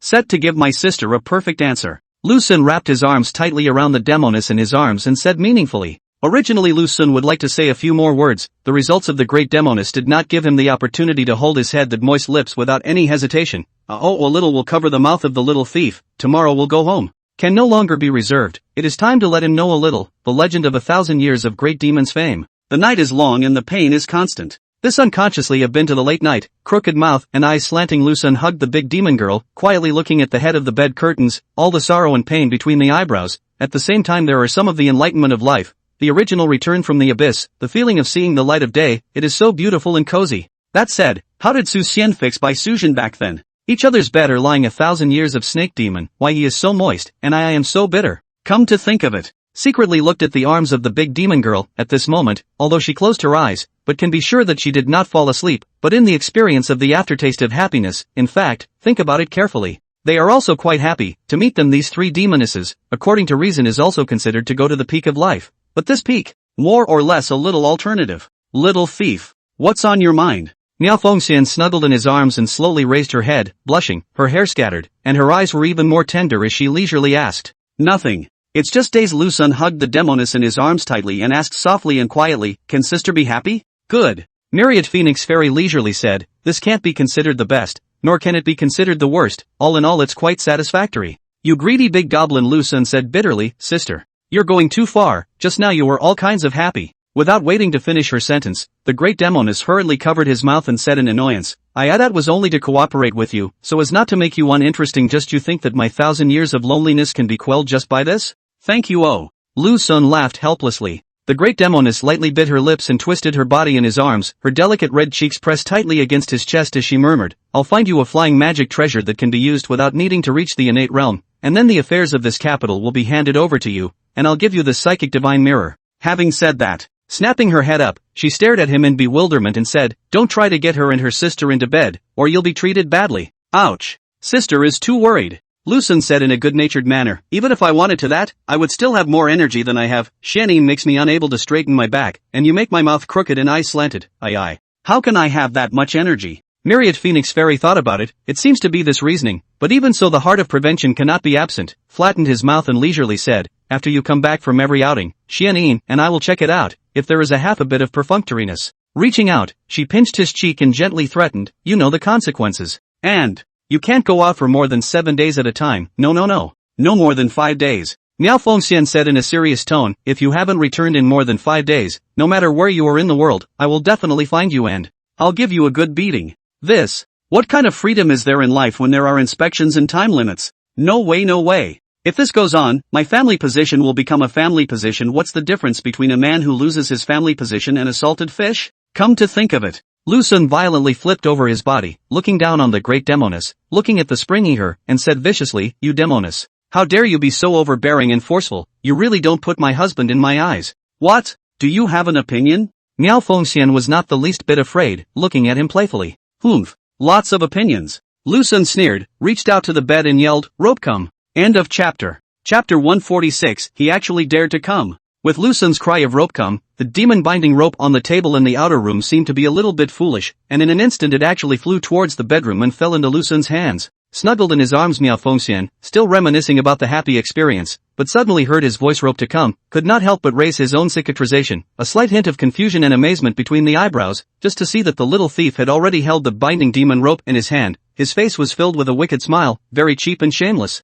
What do you want? Miao Fengxian locked willow eyebrows, that pair of eyes full of charm, sandalwood mouth slightly open, leisurely said, living tired is not it? Dare to use the rope to tie me up, that want to not call the whip also, have taken the name of the whip of the demon, this shall not be more than a few times to whip me, after all, usually to you this overbearing. Lu Xun pursed his lips, the domineering aura from earlier dissipated, leaving only coyness and naivety. Laughing, he said, sister can have such an idea, Sangong I am very pleased only a pity that my sister is my favorite demon girl, no should be one of them, so I will not take the whip to whip the demon to whip you, this pumping in your body, pain in my heart yes? Do I still have to be grateful to you? Miao Fengxian stretched out her own jade hand and gently pinched his cheek as she said in a petulant fury, don't mess around with me, hurry up and throw away that broken rope of yours for me, and then say a few words of love to me properly, and if you play with that rope again, I'll burn it. Lu Xun had a bright idea and didn't drop the demon binding rope in his hand, but instead came to the ear of the big Demoness and said softly, sister don't panic. Maybe sister you don't know the mysteries inside, little thief I will give you a lesson first, but I also only know half of it, some of the contents need to be explored together before you can do so. The words. Lu Xun threw away the demon bundling rope and tightly hugged this charming big demon girl in his arms, feeling the incomparable petite body, a penetrating ethereal fragrance came to his nose, very rich and intoxicating. At the same time, snuggled in his arms of the great Demoness, there is no longer the old domineering, only 1,000 years of loneliness continues to erupt. Disoriented and with infinite deep feelings. While recounting what she half understands, she quietly probes over compared to Lu Xun's busy schedule. Miao Fengxian is more like a favored kitten, obediently snuggling in her arms, all thoughts in her mind are gone, leaving only a deep attachment to someone. 1,000-year-old demon Miao Fengxian, her name alone was enough to scare off any expert other than Su Jingyi, yet at this moment, she was like a little daughter-in-law, both sides of her cheeks were on fire, not the slightest bit of majesty, full of intoxicating tenderness. I don't know how long, Lu Xun finally finished speaking, and the big demon girl in his arms was a little hot, she shrunk in her own little thief's bosom, her head buried deeply inside, gasping for slightly rapid breath, and she seemed to have so many inexplicable impulses. Xianyin and I know all of what you're talking about. The great Demoness twisted her body and muttered, she and I were born to bind people, I remember. Didn't she tie you up last time? Wrapped you tightly. Ouch. Not the same. Lu Xun laughed nervously, yours is called instinct, while mine is. It's called art, which has a high artistic component. How high? Myriad Phoenix Fairy asked in a softly glutinous manner. It's as high as 3 or 4 stories. Lu Xun replied idly. The big Demoness raised her head, staring straight at him, looking at his bad and evil smile, an unspeakable emotion swept over, really didn't think that she would fall in love with him, obviously a complete colorful embryo, and also so sentimental, but also so shameless and ridiculous, but some things are so magical, even incredible. What's wrong? Are there words on my face? Lu Xun asked curiously as he watched the great Demoness keep staring at him and touched his cheek. Miao Fengxian shook her head and said softly, I was wondering why I liked you so much, even knowing that you already had Xianyin, and I still jumped at you without any hesitation, the key you are mercurial in nature and so shameless and absurd, according to reason. I shouldn't have looked at you, Coco. Destiny. Lu Xun gently nudged her plump, vermilion mouth and said gently, it's like once I was a demon killer, but now I'm actually sleeping in the same bed with a Demoness and chatting about the wind and the snow. Miao Fengxian pursed her moist lips lightly and asked leisurely, is it still a bit smug? This Lu Xun was a bit confused for a while, a bit overwhelmed and bewildered in the face of the great Demoness's divine unfolding. The people of the world are all afraid of me, and even hearing my name, they are able to be scared out of their wits, but as a result, yet, they share the same bed with you, letting you know everything about my body, and even urging you to crave me quickly. Miao Fengxian lightly bit her lips and muttered, and Xianyin, she's so beautiful and talented, but she's also loves you. Between the words. Looking up at him with a sultry look on her face, she snapped, isn't that smug? Lu Xun said with a smile, just missing the little fox. Otherwise the family is neat and tidy and reunited. Myriad Phoenix Fairy froze and glared at him in exasperation, chiding, you really don't have good intentions, you've been having thoughts about little fox from the very beginning. Tonight I'll put my words here, if you dare to make a move on little fox, I'll. Did not wait for the big Demoness threatening to finish, Lu Xun went up and sucked the mouth with a mouthful, originally still a little bit of anger, gradually slowly endless anger in the little thief's tenderness, transformed into a puddle of warm water gushing to every part of the body. As a result, just at this moment, Miao Fengxian violently pushed him away, leaving Lu Xun in a daze.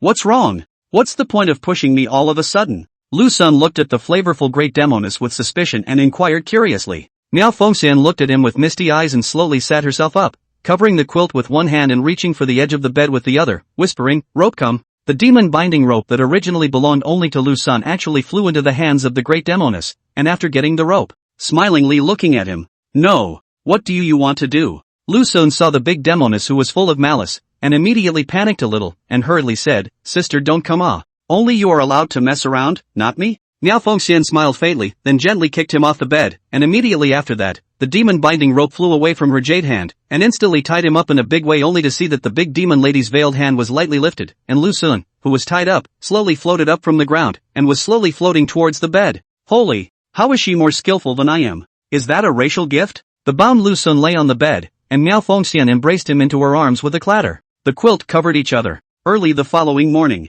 Lu Sun woke up from his sleep. When he opened his eyes, he only felt a little pain all over his body, lifting his arm. There are still traces of demonic rope on it, and for a while, his heart was cool, saying good demonic rope how to tie me up ah? The key to her bundle up is also too skillful. Maya Fengxian had long since disappeared. Lu Sun didn't think anything of it, and now he was still in the midst of a grudge over last night's incident. Not only was his mouth crooked and eyes slanted, but he had also been tied up by her. It's a soft bowl of rice, but is it too hot for your mouth? Lu Sun looked at the roof with a despondent face. His mind was full of confusion about the road of life, and even wondered if he had taken the wrong script, according to the theory that as a traveler should be to fight monsters and upgrades. All the way powerful plus lightning, but he fell into the demon nest, fell into it. By virtue of the identity of the traveler, that waste gaga powerful, they are wailing, the result is the opposite. They are gaga ferocious, their own cry. Hey! The strengthened waist is unbearable, and the iron crotch kung fu was also destructive. Lu Sun pursed his lips and muttered, the hardship of life is just like that unending long river, although there is a will to go east to the sea, but the process is slow, and the journey is arduous.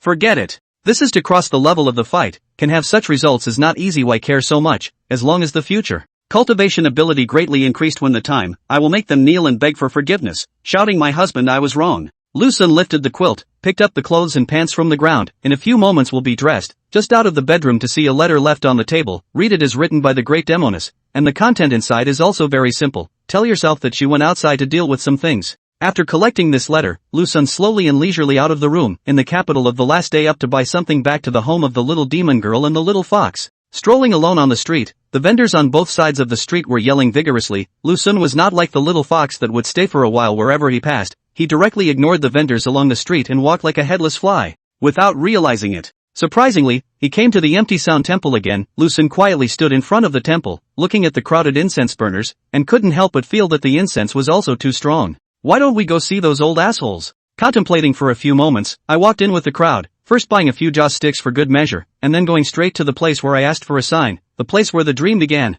As expected, Lu Sun saw that the old monk who interpreted the sign was sitting there with a sad face, and his brows were full of worries. My Tontian treasure umbrella just like this is gone. Being robbed of the heavenly umbrella of the empty annihilation of the master, at this moment is a person secretly hurt in the spirit, although for a few masters will answer a little confusion, but most of the time are sitting there sad, chagrin and remorse. Master? Read this sign for me. Suddenly a familiar voice resounded in his ears. Master Empty Destruction snapped back to his senses and raised his head to look at the person sitting across from him, and for a split second his heart trembled violently. Eyes filled with shock, as well as an expression of disbelief, even a little caught off guard. How dare he come? End of chapter. Chapter 147, I want your man. Empty Destruction Master looked at the Lu Sun in front of him, that is full of dumbfounded, never thought that he will come here, if it is to do other people. Empty Destruction Master has long been furious, bound to let the other party to pay the price, but in the face of the young man in front of him, he did not say furious, even this idea do not dare to have. Master aha you also emaciated? Lu Sun smilingly looked at the Empty Destruction in front of him, said in a serious manner, it's alright to bite the bullet will pass, not just the loss of a few pieces of magic treasure. Well, how big a so big temple, a few pieces of magic treasure cannot afford to lose?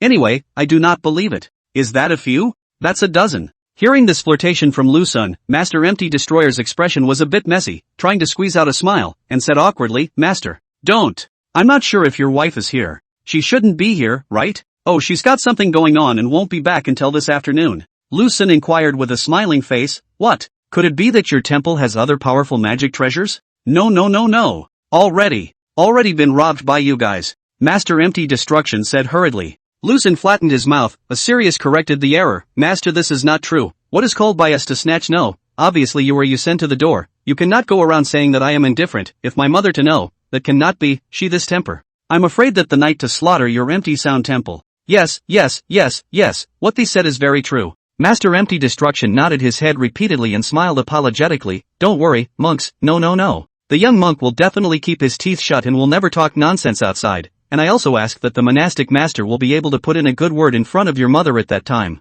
Well. Lu Sun waved his hand and said seriously, don't worry, as long as I'm here, I'll keep you safe. As the words fall, softly, he inquired, Master, Why is your incense so strong here? A royal imperial temple, so naturally the incense is strong. Master Empty Destruction explained. And what about the incense money? Does it go into your pockets, or into the imperial treasury? Lu Xun continued to ask. This. Master Empty Destruction hesitated. If it was someone else who asked this, he would definitely drive people away with a black face, but the young man in front of him, he didn't dare not to reply, couldn't help but purse his lips, looked around, and said cautiously, 37%. 37%? Why do you only get 70%? Lu Xun frowned, his body moved forward, and said with righteous indignation, you guys have contributed both labor and people, I think you should get 90%. The monk does not know. Master Empty Destruction skimmed his lips and carefully replied, we'll just take 30%, and that 30% will have to go to the palace to make all sorts of arrangements, and in the end, we'll just get, just 10%, just enough to maintain the daily expenses of the temple. Ah, you and the old abbot are so powerful, belonging to the first class of worldly power, why how do you still have to go to the palace to make a point? Isn't this looking at people's faces? Lu Xun frowned and said doubtfully, isn't this like kneeling down and asking for food? Empty Destroy Master hesitation for a few su, said profoundly, the monk on now this peaceful world does not look at the cultivation and realm, only look at the hands of the power and the pocket of silver. As for the so-called strong in your mouth, what is strong? How strong is strong? Stronger than the world immortal Su Jingyi and your mother? The master is a man of understanding. Lu Xun instantly had a layer of other views on the master in front of him, and nodded his head repeatedly, worthy of being a master really has a great deal of knowledge. Where? Once old line me. No, once the little monk also frivolous, but with the cultivation and realm of the enhancement, and at the same time in the middle of this capital these decades down, has long been smoothed on the body's edges. Empty Destruction Master said with a face of emotion, also see through the nature of the world. In fact, this world does not have good and evil, only eternal interests. In the time that followed, Master Empty Destroyer spoke to Lu Xun about things in his heart, such as coincidence or fish in troubled waters, immediately opened the eyes of Lu Xun, so it can be operated in this way. More and more, he could not understand this human world. I don't know what is it that you want to do with this arrival, monks? Master Empty Destruction returned to his words and asked Lu Xun. It's okay. I was just passing by and stopped by to see you and the old abbot. Lu Xun paused and continued, but today's talk has given me another layer of view on the master. I didn't realize that the master is not a pedantic person, but on the contrary is actually so penetrating. It's all about living in the moment. Master Empty Destruction leisurely said, after all, there are hundreds of people up and down this entire temple, an elder brother, and I have to be responsible for it before we can do anything about it. Hey, every family has a difficult scripture. Lu Xun sighed, thinking of his own miserable experience, instantly a little waist pain, eyes slanting, mouth cramps, melancholy for a while, rushed in front of the Empty Destruction Master, said, Master can take me to meet the old host? Good. Scholar, come with me. Empty Destruction hurriedly stood up and led Lu Xun to the temple's presiding officer.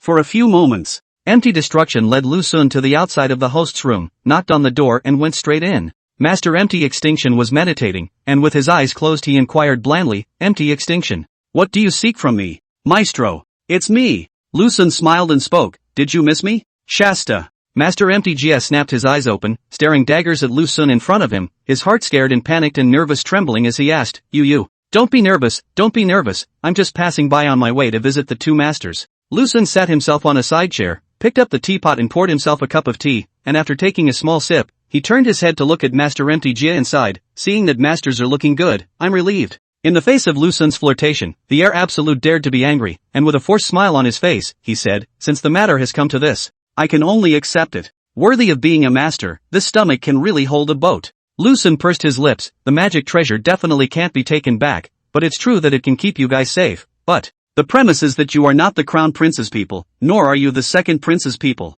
Master Empty Jeff rose, hesitating for a long time and leisurely said, we belong to Heavenly Master Su's people. Su Jingyi? Lu Xun asked if nothing else, which side does Su Jingyi belong to? The court. Master Empty Jade replied. It seems the master is a bit dishonest, or, I'll have my mother come over and ask you? Lu Xun didn't have the heart to say. The monk is mistaken. Empty Gem Master was abashed on the spot, hurriedly smiled and said, Tianshi Su possesses a supreme status and does not take orders from anyone, even the emperor is not qualified to order her, and Tianshi Su's duty is to protect the imperial court, although our empty tree temple is under the orders of Tianshi Su, but are inseparable from the imperial court. The original reason for this is complicated and cannot be explained in a few words. So it is. Lu Xun nodded and took another small sip from his teacup. Master Emperor Jia looked at him in a daze and asked in a small, whispered voice, Scholar, may I bring the 3 holy weapons of the empty Ming temple? Lao Dian would like to see them one last time. The Zen staff and mantle are with my mother, the robe is with me however, Lu Xun pursed his lips and said carefully, I've modified it slightly. It may be difficult for the master to accept. No harm done. Laodian has been through the wind and the rain, even the greatest calamity has not been able to break Laodian me. Master Empty Jia waved his hand and leisurely said, the monk can just take it out despite the fact that it's not necessary, old cassock can hold up. Oh. Lu Xun waved his hand and a rope and a whip instantly appeared on the ground. Empty Jia and Empty Destruction froze, looking at the rope and whip on the ground, a moment of some bewilderment if confused, said that the robe. How to appear is the rope and whip? She? Where is the robe? Master Empty Jia asked suspiciously. Lu Xun shrunk his neck and pointed to the rope and whip on the ground, awkwardly and unobtrusively replying, This is your surplus. I changed the surplus into a rope with a whip. The words. The red-faced air Jiamaster covered his chest and fainted with a plop. Ah this. Inside the huge palace, Su Jingyi, as usual, was wearing a plain and elegant bedrobe, although there was a green silk belt tied around her waist, the sides of the open lapel were very naughty. It is hard to imagine that under this loose plain and elegant robe, what kind of exquisite and delicate body is it? You're here. The sword is placed there for you. Su Jingyi was lying on her side on the sitting couch, flipping through the books in her hands while saying lightly, not even willing to raise her head. Myriad Phoenix Immortal got that sword. It looked like an ordinary sword, but she could feel a majestic power contained in it, nodded her head in satisfaction and said faintly, Where is the sword control recipe for this sword? I only promised to give you the flying magic treasure, but I didn't say that I would even give you the accompanying royal sword recipe. Su Jingyi closed the book, raised her own cuirass, looked at the Demoness not far away, and said gently, You. Angry, furious and helpless, Miao Fengxian warned with a dark face, Surname Su advises you not to play tricks on me. It's clearly you yourself who didn't make it clear. How can this be blamed on me again? Su Jingyi gently raised her willow eyebrows and softly said, If you want the royal sword catchphrase, it's actually not that difficult. Miao Fengxian snorted coldly and said blandly, No need, I can fix it. Having said that, carrying his sword, he turned to leave. Again. When are you going to change that stink? Su Jingyi looked at myriad phoenix fairies departing back and couldn't help but spit in a low voice. Just walked out of the doorway, and in the twinkling of an eye, the great Demoness came back with her sword. Say it. What conditions? Miao Fengxian asked coldly. Su Jingyi narrowed her own eyes and rushed at Miao Fengxian, who was not far away, and said softly, I want your man. 800 monthly votes last month, so. Cat Stillo's 12 chapters, First Order 6, Allies 2, monthly votes 4. End of chapter. Chapter 148, The Lady in the Moonlight. Su Jingyi this inexplicable words, so that sitting there Miao Fengxian directly to the frozen eyes are incredible, as well as unexpected expression, a piece of Su after this only from the consternation to wake up, coldly looked at the side lying in the sitting couch of the woman, finally revealing the fox's tail. Miao Fengxian looked at Su Jingyi with unblinking eyes and said through gritted teeth, I'm telling you, don't even think about it. Facing the suddenly furious Demoness, Su Jingyi just smiled faintly and said lightly, I haven't finished my words yet. What I mean is that I want your man to do two things for me, not that I want your man. Can the myriad Demoness listen to all her words in the future? Su Jingyi sneered disdainfully, besides, even if I want a man now, I can't possibly use a man that you have used, not to mention, I don't like men either.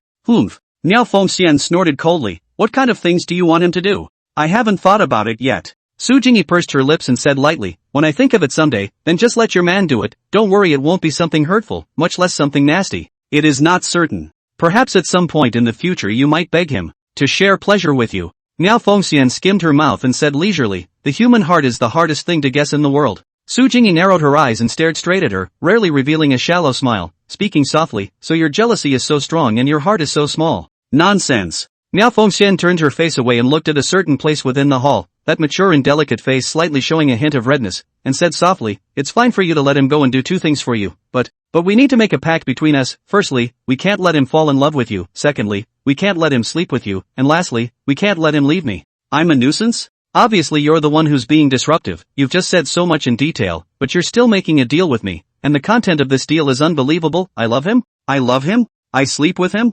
Ridiculous. How can such a ridiculous thing? Well, according to you. Su Jingyi didn't bother to argue with her and casually agreed. In the time since then, Su Jingyi taught Miao Fengxian the sword control mantra just once. Miao Fengxian was able to understand it. Going back today? Su Jingyi stood up and strolled towards myriad Demoness. That delicate body seemed to have so much heaviness under the light pace, slowly bending down. Sitting on the opposite side of the myriad Demoness, the silk fabric wrapped around the perky buttocks, further revealing a speechless moist roundness. Aha! Myriad Phoenix Fairy changed her previous aggressive attitude and responded softly, lifting the teapot to pour a cup of tea for her best friend and enemy, and then said softly and quietly, as your confidant, I still want to advise you to find a man to be in love with sometime. This day with a man can be much more interesting than being alone. Funny? That's what you think is funny. Sujingi picked up her teacup and took a small sip, then blandly said, one person is quite good. Unattached. One person is good, but sometimes, it is also quite troublesome. Myriad Phoenix Fairy pursed her lips. There are some pleasures that not one person can have, and as for what kind of pleasure this is, you don't have a man, so I guess you won't understand what I'm talking about, and you won't be able to experience my pleasure. Sujingi blankly looked at the demon girl beside her and said without any good humor, you've changed once when you were alone with me. Your mouth was full of sword strokes and killing intent, but now, your mouth is full of men and pleasure, including your eyes I see only love and affection. Because really happy Miao Fengxian lightly biting her lips, eyebrows revealed some love, murmured, this 1,000 years of killing a little lack of, now can meet my little thief, naturally do not want to go back to the past, just like you are not also lack of? Sujingi opened her mouth, but the words that came to her mouth hovered for a long time, and then silently swallowed it back, and faintly said, my lack is different from your lack is lonely, and needs a man's love, while my lack is the beast in the cage, longing for freedom. It's all pretty much the same. Miao Fengxian raised her willow eyebrows and whispered, you will eventually step into love and will love to the point where you can't help yourself, just like with me. Falling in love? Can't get out of it? Sujingi looked at the cup of tea, silent and a little bit unconvinced. No.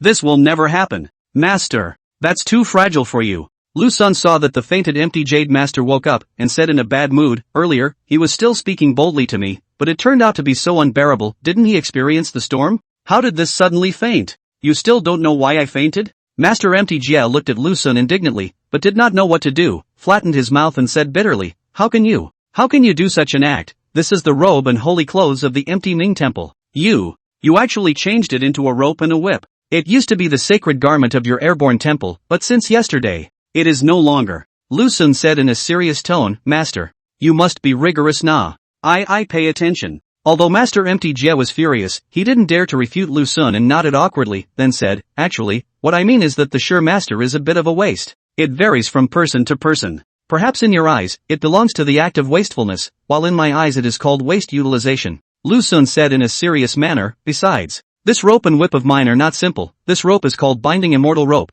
and this whip is called drawing immortal whip. Binding fairies? Smoking? There's only one immortal in this world. Master, so, you have impure motives. The two old monks, Empty Jia and Empty Destruction, pursed their lips, looking at this good-looking and elegant, seems to be like a gentleman, but doing things that harm the heavens and the earth. Su Tianxia is no longer good. Should not be able to see this person, right? Besides, he was the man of a 1,000-year-old demon, and Heavenly Master Su must have disliked him in every way. Right. What kind of magical power does that Zen staff and bowl have? Lu Sun asked curiously. The golden Zen staff is made of metaphysical iron, with supreme Buddhist teachings engraved on it, capable of killing any demon or devil in the world. As Master Empty Extremity said this, he hastily added, your mother except her. She no longer belongs to the category of demons and devils. Oh, where is the mantle? Lu Sun asked next. That mantle is made of purple gold, capable of changing its size recklessly, and also capable of collecting all the evil spirits in the world. When Master Empty Jia introduced the three holy weapons of the Empty Ming Temple, a faint touch of complacency was revealed between his eyebrows,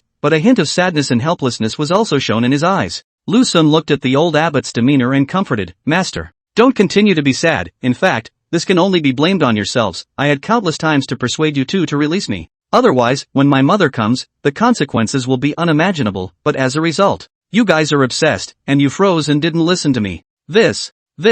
Who would have known that your wife is a 1,000-year-old demon named Mythical Phoenix? Master Empty Extremity said with a bitter face, there's nothing more to say about it. This is all a calamity for me and my senior brother. There is no escaping or hiding from it. Amit Ba. At the side, Master Empty Destruction folded his hands, his face written with despondency. TSK.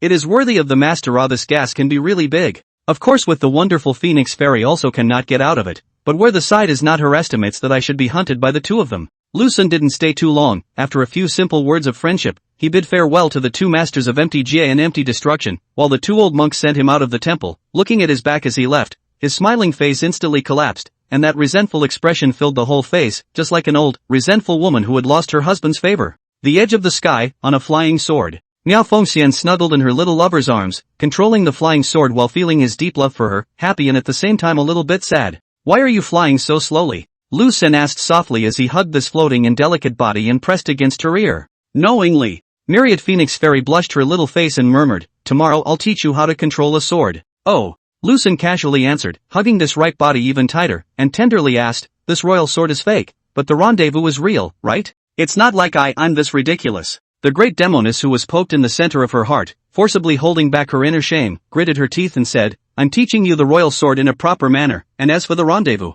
it's your own understanding, I have nothing to do with it. Lucen laughed nervously and didn't say anything more. In the face of this abrasive big demon, sometimes it is quite helpless, especially the sudden little emotions are really defensible, but the stubborn look is extraordinarily charming. The sky and the earth are blue and white. On a flying sword, Lucen tightly hugged the great Demoness in his arms, not saying much to each other, but it seemed like they said everything again. The flight is slow, but it will eventually reach its destination. When he returned to his home halfway up the mountain, Miao Fengxian left him behind and went straight back to the house, leaving Lucen standing alone in the courtyard with a big bag. Oh, man. That's a quick change of personality, isn't it? The capital city is called a soft and gentle, but when you return home, you become a saint. Lucen carried a big bag to his house, but just after he put down the package, a squeaky sound came from behind him, and the closed door was opened again. Lucen looked back and saw under the moonlight. Nyangzi was wearing a loose bedrobe, standing straight there, her face half illuminated by the moonlight was so holy, and half hidden in the shadows was so mysterious. A green silk sash was tied at the waist, and the sides of the sash were slightly open, with an expansive bosom of all beauty.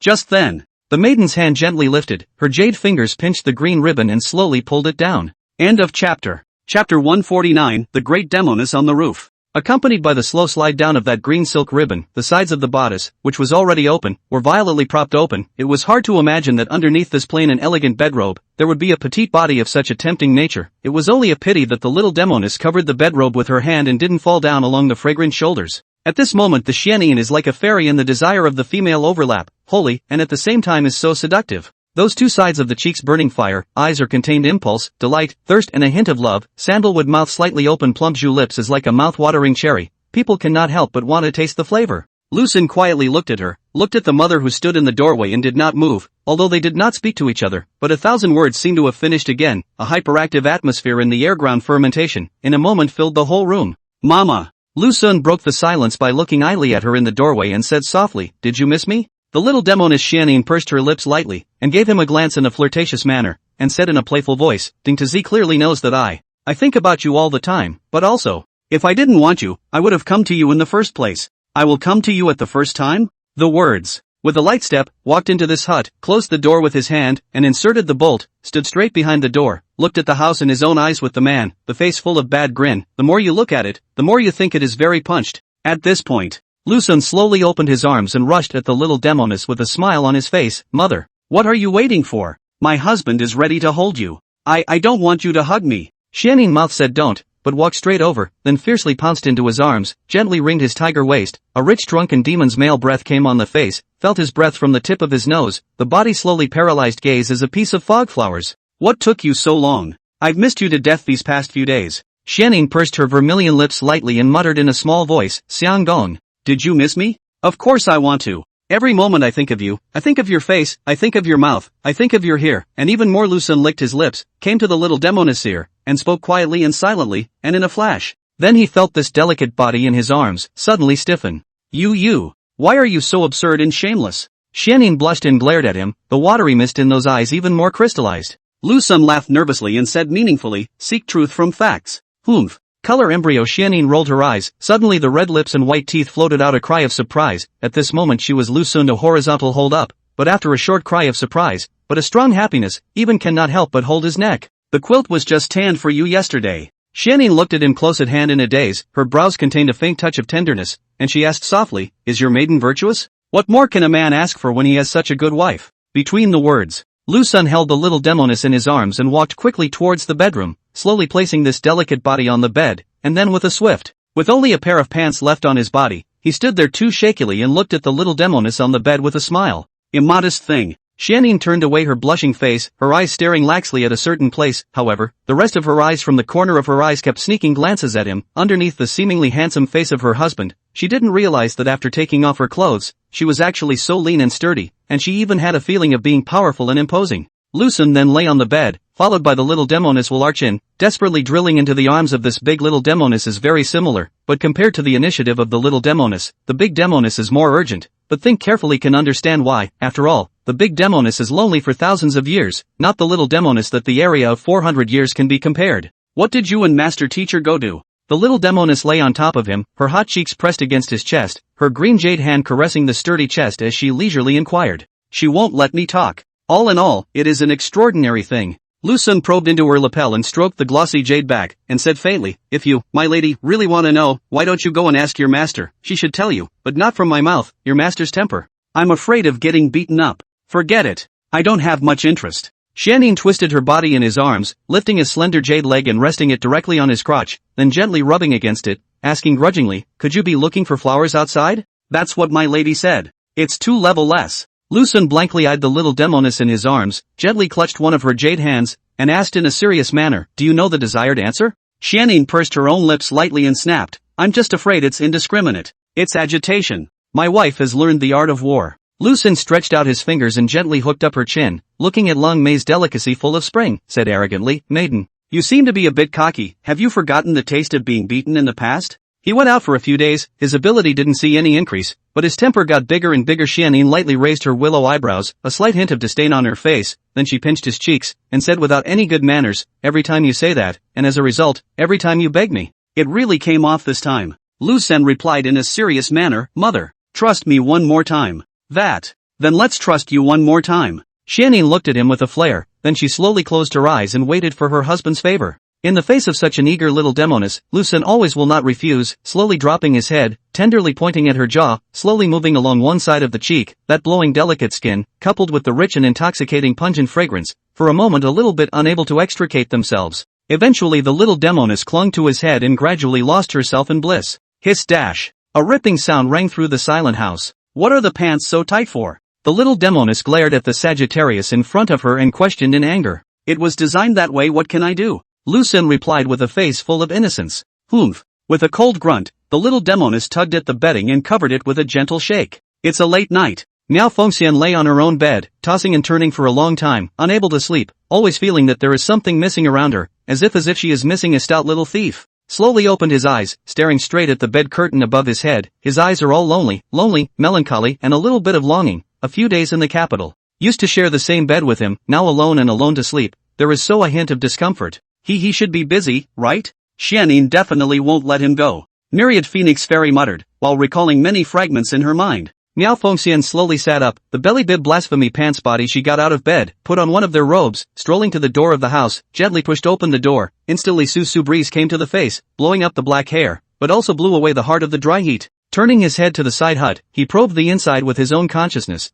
and instantly his cheeks on either side burned and rolled with fire. There's no sound at all. I wonder if she's tired. If she's exhausted. Miao Fengxian hastily shook her head, intense shame erupting from within and reaching her own heavenly soul, trying to calm the surging emotions within her, trying to regain her composure. How did I get so ridiculous? Miao Fengxian bit her lip with an overwhelmed look on her face. A gentle leap. Only coming to the roof, he sat alone on the ridge, his elbows resting at his knees, his palms resting on his jaws, and gazed up at the radiant night sky as his thoughts gradually began to flood in. From the first encounter with him, to the shocking news that he craved his body, then falling into his tenderness step by step, and finally sharing his bed, it seemed as if all these experiences happened yesterday. When? To be on par with Xianyin, so that he can crave himself? Miao Fengxian was a little bit of a tiny bit anxious. She was no longer satisfied with the status quo, despite her little thief's hard work and seemingly unlimited imagination between her mouth and tongue, but, ultimately, this was just so and so. Hey, that's just it. Take your time and wait it out.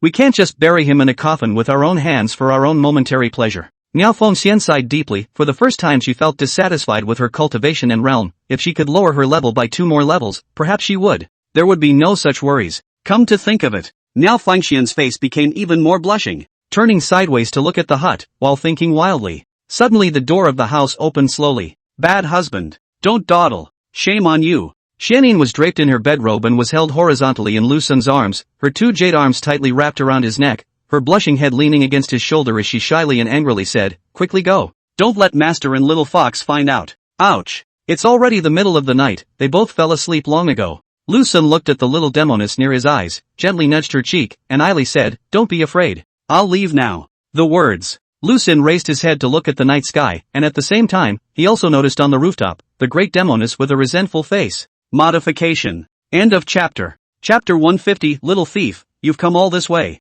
Miao Fengxian sat on the ridge of the roof, witnessed his little thief holding Xianyin horizontally. Suddenly his face was full of jealousy and envy. There is a strong resentment, is eager to be able to replace Xianyin, especially when the little thief raised his head, and his own face to face instantly a wave of resentment and aggression of the eyes, shot straight in his face. Ah, this four eyes relative to each other, Lu Xun heart immediately thumped, in the eyes of a deep love of their own demon girl, but in the arms of another deep love of their own demon girl, this is afraid not to be her to the living dead. Finished mocking Brother Chang, understand Brother Chang, become Brother Chang, beyond Brother Chang. Sagittarius? Why don't you go? The little Demoness in her arms saw that Lu Xun was slow to move her feet, and impatiently she began to urge her on, muttering, hurry up, don't froze, if Master and Xian sure see us in this state, it would be bad. Your master has already seen it. Lu Xun's heart is in agony. On one side is the big Demoness who has the eyes like a torch, on the other side is the little Demoness who keeps urging. No matter how to make a choice, it will offend the other side. Faced with this situation, a little thought and calm analysis, Lu Xun finally chose the little Demoness.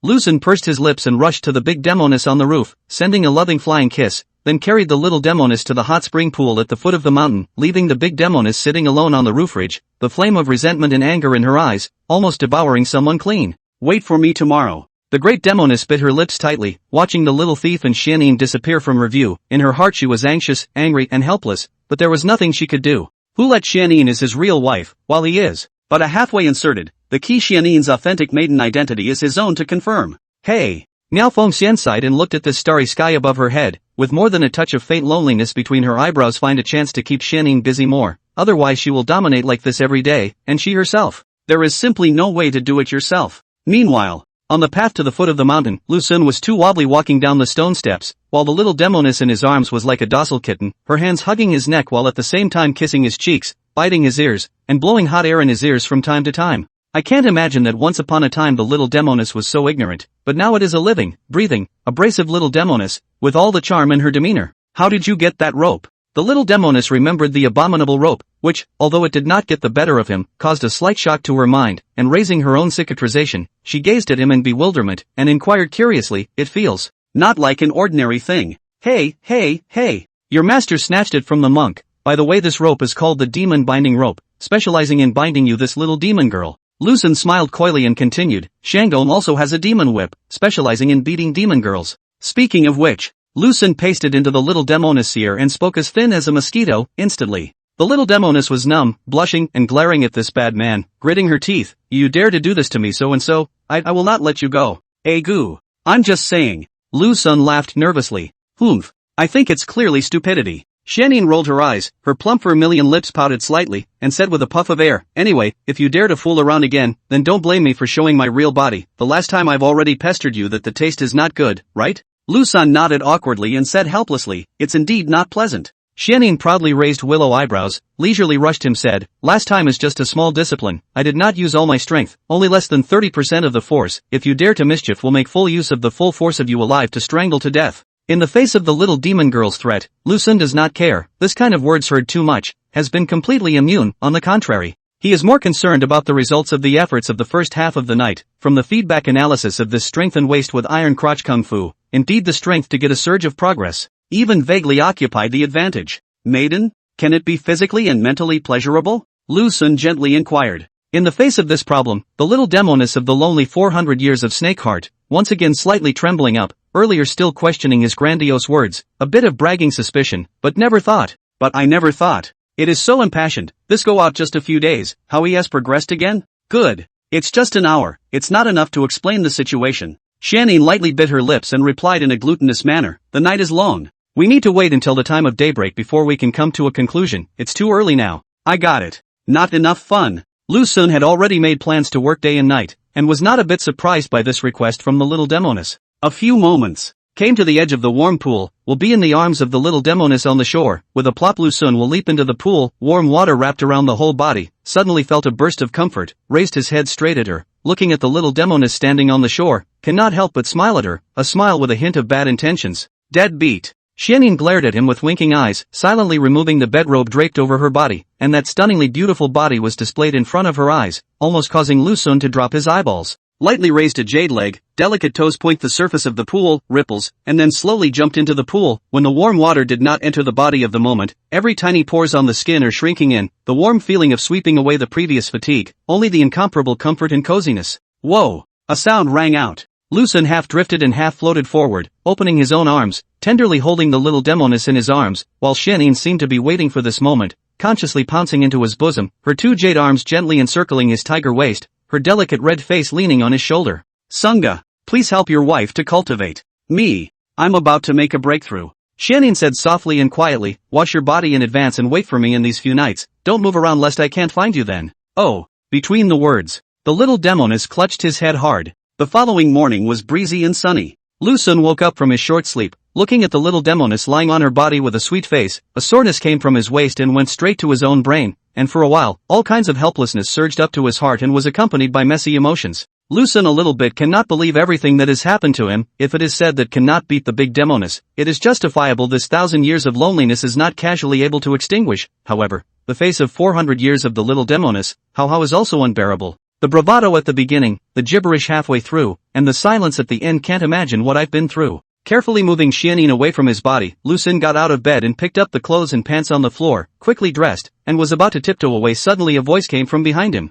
Sunga, where are you going with this? Lu Xun stopped and looked back, and saw the sleepy little Demoness, lying on the bed with a lazy face, indescribably charming and charming. I'm going to go out on the patio and practice my sword. You sleep again, Lu Xun said gently. Aha. Xianyin was already very sleepy, she answered, and then silently went back to sleep. If it was in the past, she would have rushed back to her house, but now she didn't care much anymore. But of course not completely. Lu Xun out of their own house, a big mouth breathing fresh air, simply move the muscles and bones of the whole body. In addition to the waist is sore, the rest is safe and sound, this time. Pure yang of the body, of the strong strength of the embodiment of the change of ordinary people like him, has long been dead, and Lu Xun just wastes discomfort. Lu Xun looked at the several rooms in front of him and pondered for a while. Towards the house where the great Demoness was, he came to the door and tried to gently push it, and found that it was easily pushed open. Without hesitation, he slipped right in. Carefully closing the door, a faint fragrance filled the room. Lu Xun sniffed. It was the body fragrance of the great Demoness. Walking gently toward the bedroom, lifting a curtain and seeing the rumbling comforter from afar, Lu Xun took a deep breath and walked slowly with light steps. I don't know. The great Demoness has awakened. From the moment he stepped out of the house, he had awakened from his sleep. At this moment she is quietly lying in the quilt, sour and accompanied by the expectation, but also a trace of happiness. The little thief counted. You have a conscience. No, early in the morning to find me. Lu Xun sat on the edge of the bed, looking at the side of the back of his own big demon girl, although the bedding to cover most of her body, but reveals that the white shoulders, as well as the slender neck, looks very tempting. Cannot help but want to kiss a few mouths. Pursing his lips, he reached out and clutched the quilt, gently tugging it upwards, and after recovering her bedding, he silently stood up, ready to turn and leave. He's leaving? The great Demoness sensed that he seemed to be leaving, and her heart suddenly became a bit anxious, hastily turning herself around and tugging on his wrist. Come what may. Lie down for a while. End of chapter. Chapter 151, Anxious Sujingi. Being a big Demoness to clutch the wrist of Lu Xun, turned his head to look behind her, that half-up body, although there is a bedding cover, but the slender neck and both sides of the shoulders, coupled with the half-exposure of the open chest, full of lazy spring,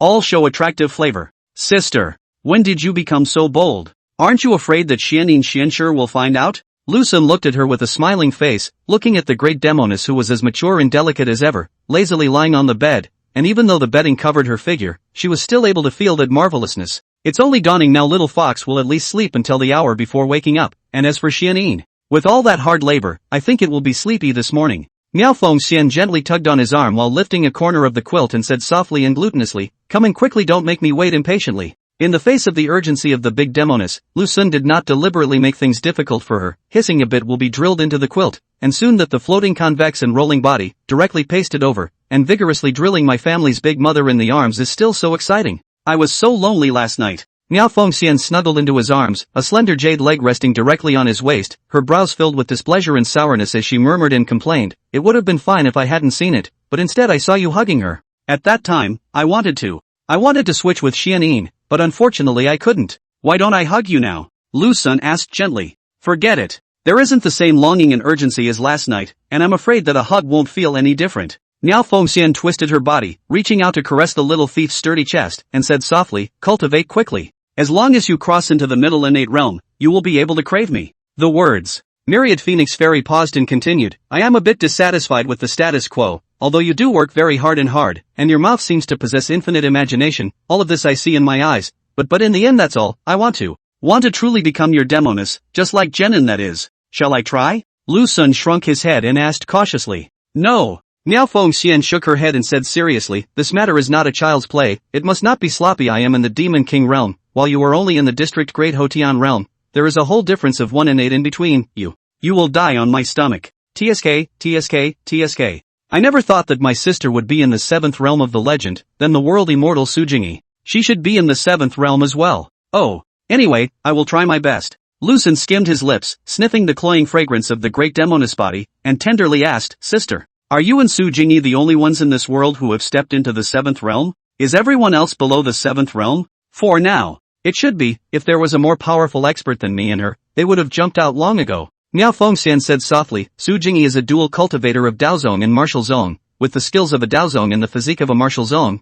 If you want to sleep with her, you need to reach the middle innate realm as well. Another trap. What's the deal with the big and little demons lately? Why are they all reading The Art of War? Ahem. And what does she have to do with me? My heart only has my sister in Xianin, and there's also the little fox. Lu Sun replied in a serious manner. Why mention the little fox? Myriad Phoenix Fairy frowned her willow brows, a slight hint of doubt on her face as she leisurely geologically asked, You've mentioned the little fox several times, are you really interested in her? Could it be that you really want to come to a great circle? Of course. I'm not supposed to speculate in the stock market. Lucen pursed her lips and said with a smiling face, Sister, don't be paranoid, the little fox is just along for the ride. We can't let the little fox leave the house, right? Besides, little thief, my preference, sister, still want to doubt? It is because of this strange preference of yours that I am worried. Miao Fengxian flattened her mouth, and in her mind, Sujingi's marvelous body that was no less than her own, and even a bit more open-minded than she was completely prepared for the little thief, and the key age was just right. Do you like widows? Myriad Phoenix Fairy inexplicably popped up with this sentence. Ha? Widow? Lucen froze and laughed in a humorless manner. I'm crazy to like widows. That's good. Miao Fengxian shrunk her body and said softly and quietly, after teaching you to use the sword, don't wander off. Don't take advantage of Xianin and I not paying attention and sneak out to meet the demonic ES outside privately. If I find out, I will definitely make you suffer a bit. Lucen just answered, and did not say more words. For a time the large room fell into silence, the air filled with a faint ambiguity. Well, it's time for you to do something serious. Miao Fengxian lifted her head, her eyes looking at him with a mesmerized look that spoke for itself. My back hurts. Lucen replied with a sad face. It's not like my waist hurts and I'm not next to my mouth. Miao Fengxian glared at him with winking eyes, reached out her hand and gently pinched his cheek, and said in a good-natured manner, don't give me any nonsense. Lucen skimmed his lips and replied cautiously, Sister, I seem to have a sore mouth again. Mouth hurt? Didn't you just say that your waist hurts? Miao Fengxian was about to lose her patience, and her originally flavorful face vaguely wanted to eat someone at the moment.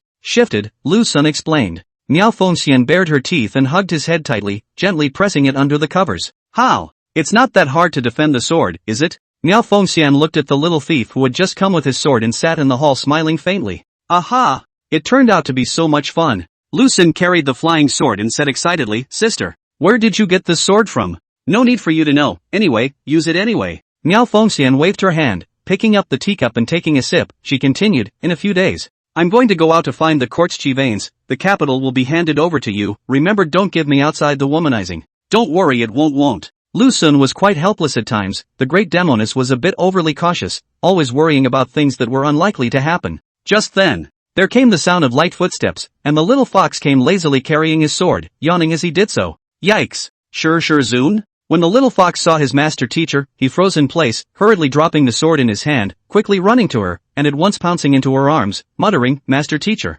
I miss you so much. Speaking, the remaining light from the corner of his eyes sneaked over to Lucen, his eyes full of deep love and fascination. You little ninny. Myriad Phoenix Fairy stroked the little fox's head. Compared to Xianin, she actually doted on Xianxue even more, murmuring, during the time I wasn't here, did you cultivate properly? Sister keeps staring at me all the time, it's impossible to be lazy. The little fox pouted and said with a face full of grievances, Master, seeing as these days, I've worked so hard, should we not take a day off today? I am a bit unable to practice anymore. It's only been these few days and you can't do it anymore. You are no wonder you stopped at the middle Hotian realm. Myriad Phoenix Fairy blankly eyed the little fox in her arms, silently took out a pill and softly said, this pill will allow you to break through to the great Hotian realm, take it quickly. The little fox raised his head full of surprise, hastily took the elixir handed to him, and thought nothing of swallowing it into his stomach. How come you don't feel anything? Just when the little fox was confused by this, the tail behind her but suddenly, it came out, and she who originally only had 2 tails had 3 at this moment. Ouch! 3 tails up! The little fox wagged her 3 tails excitedly, her cute, delicate face full of joy. Well, Don't get carried away. Myriad Phoenix Fairy laughed without good humor, relying on pills to break through to the Great Hotian realm. This foundation isn't very stable. It needs to be stabilized properly before you can do so. Tomorrow you'll be in seclusion for me. Don't come out for less than 7 days. Ha! When the little fox heard these words from Myriad Phoenix Fairy, that excited little tail instantly pulled shrugged down, looking incredulously at his master, squeaking and whimpering, Master, this, not negotiable. If you are allowed to be lazy on weekdays, forget it. Now that you have just broken through to the Great Hotian realm with the elixir, this foundation must be made up for me, otherwise it will be difficult to achieve great things in the future. Myriad Phoenix Fairy said seriously, alright, this matter has been decided. I will supervise you when you go into seclusion tomorrow. In the face of her master's dominance, the little fox had no choice at all, much less room to be capricious, and could only agree with an aggrieved face, that crimson little mouth pouting so high that it could hang a bottle of oil on it, showing her dissatisfaction with Miao Fengxian. Subsequently, Miao Fengxian then left, leaving Lucien and the aggrieved little fox in the large hall. Woo woo! The little fox pounced into Lucien's arms, hanging onto him like a wombat, and cried in a fake manner, I'm so pitiful, big bad. Ouch! Okay. Lucien picked up her legs and comforted her helplessly. I think your master is right, you should indeed consolidate your foundation. Relying on pills to forcefully break through to the Great Hotian realm, your foundation is definitely not very stable. Be obedient and don't make your master angry. Humph. Even you don't favor me. The little fox became even more aggravated and muttered with a little beak. Just be practical. Lucien flattened his mouth and said softly, you come down first. My back hurts a little. Did your sister destroy you again last night? The little fox tightly locked her brows, that cute face full of displeasure, and puffed out. How can sister be like this not knowing that I still have to use it? That's a dangerous idea you've got there, but then again, her ideas have always been dangerous. Inside a luxurious palace in the imperial palace of the capital, Su Jingyi was lying on her side on the sitting couch, wearing only a plain loose robe, but it was still difficult to hide that floating figure. However, at this moment, her face was filled with worry. This matter could only be approached by the myriad Demoness as well. End of chapter. Chapter 152, Protection? I think it's supervising. Lying sideways on the couch, Su Jingyi show all the beauty of the state, but is full of melancholy. Between the eyebrows show a trace of worry. Although she only protect the stability of the court, the world of peace, do not want to interfere too much in some trivial matters, but the matter in front of her, let her heart a trace of anger. After a few moments of contemplation, he softly called out, Green. A maidservant soon came outside the main hall, with hurried footsteps and a panicked face, kneeling in front of Su Jingyi, respectfully inquiring, Heavenly Master, go get the Grand Princess and Second Princess for me. Su Jingyi said indifferently. Yes. This maidservant called Little Green answered and hurriedly left. Although Shelu was a servant girl in the palace, but as Su Jingyi's personal servant girl, she enjoys the power that others can't have, such as being able to go to any place in the palace recklessly, of course. In the face of such privileges, the servant girl called Shelu does not dare to use them indiscriminately. There are countless untold secrets in the palace, and any one of them may take her life, even if she is Su Jingyi's personal servant girl. Soon, Little Green came to the residence of the Grand Princess, and did not rush in, first at the door to let the subordinate go in to report, after receiving permission. Only then did she step into the hall. Princess, Heavenly Master Su has an invitation. Little Green knelt on the ground and said respectfully, Su Celestial Master? Zhao Yuan froze, a faint trace of doubt and fear flashed across her face. Once upon a time Zhao Yuan and Zhao Qiuyu were both her students. As a teacher she left an indelible scar on Zhao Yuan, so much so that almost more than a decade in the past, every time she saw her, I would tremble in my heart. Only just let me go? Zhao Yuyan asked in a small voice. And the second princess? Green replied. Oh. Hearing that his sister was going too was a great relief, and having company made it less scary. Zhao Yuan pursed her lips, slowly straightened up from the sitting couch, and said softly, Let's go. I'll go with you. Yes, Green answered, immediately following. Again, they came to Zhao Qiuyu's residence before the sisters set off on their way to Su Jingyi's palace. Sister, what does Heavenly Master Su want with us? Zhao Qiuyu asked in a small voice. I don't know either. Zhao Yuan shook her head, then looked at Little Green who was walking in front of her and asked softly, Little Green, what exactly is Heavenly Master Su looking for us for? Two princesses, Little Green doesn't know either. The Heavenly Master just asked me to call you two forward. Little Green replied. Not being able to get the desired answer, Zhao Yuan and Zhao Qiuyu, the two sisters, could only call it quits and obediently followed behind Xiao Green. Although being a princess had countless privileges, when facing Su Jingyi, the two of them were just special ordinary people. To the outside of Su Jingyi's palace, Zhao Yuan and Zhao Qiuyu were slow to enter. Zhao Yuan pushed her sister beside her and pleaded, Heavenly Master Su is more rare. You go in first, I'll follow behind you. I also want to go in. Zhao Qiuyu's quiet and delicate face showed a touch of faint fear and coyly said, Sister, you're a few years older than me. You set an example, you go in first. No. When I was a child I contradicted Master Su Tianshi. Me. Zhao Yuyan hurriedly shook her head, biting her own lips tightly, her eyes full of resistance, worry, and a hint of fear, carefully saying, "It's better for you to go. You've been quiet since you were a child. She likes you the most." Me.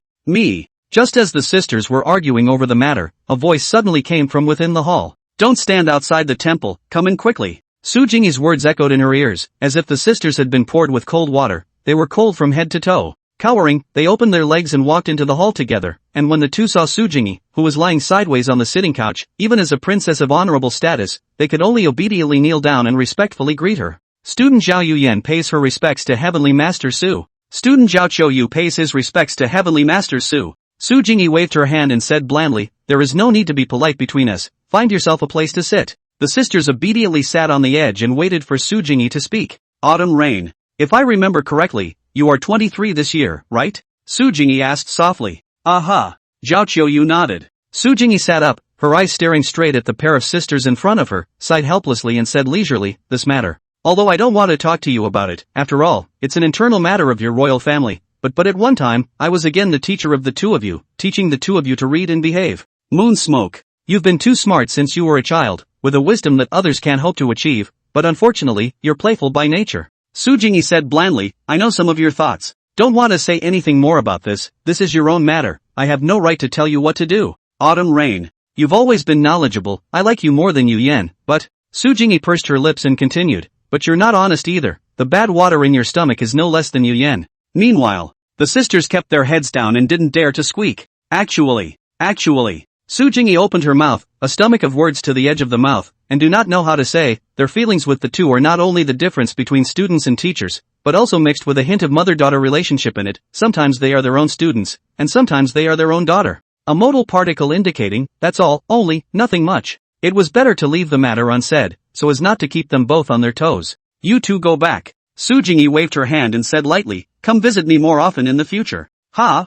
That's enough to go back?" Sisters brow slightly a hint of surprise, although I do not know why called themselves to come, but to be able to go back early. The heart is still quite happy, finally do not have to stay in this depressing place, although this place is exceptionally luxurious, but the aura released by Su Jingyi's body. It was a bit difficult to breathe. Saying goodbye to Su Jingyi, the sisters hurriedly left, and the moment they stepped out of the palace, their hanging hearts were released, but compared to the sisters' relief, Su Jingyi was worried at the moment.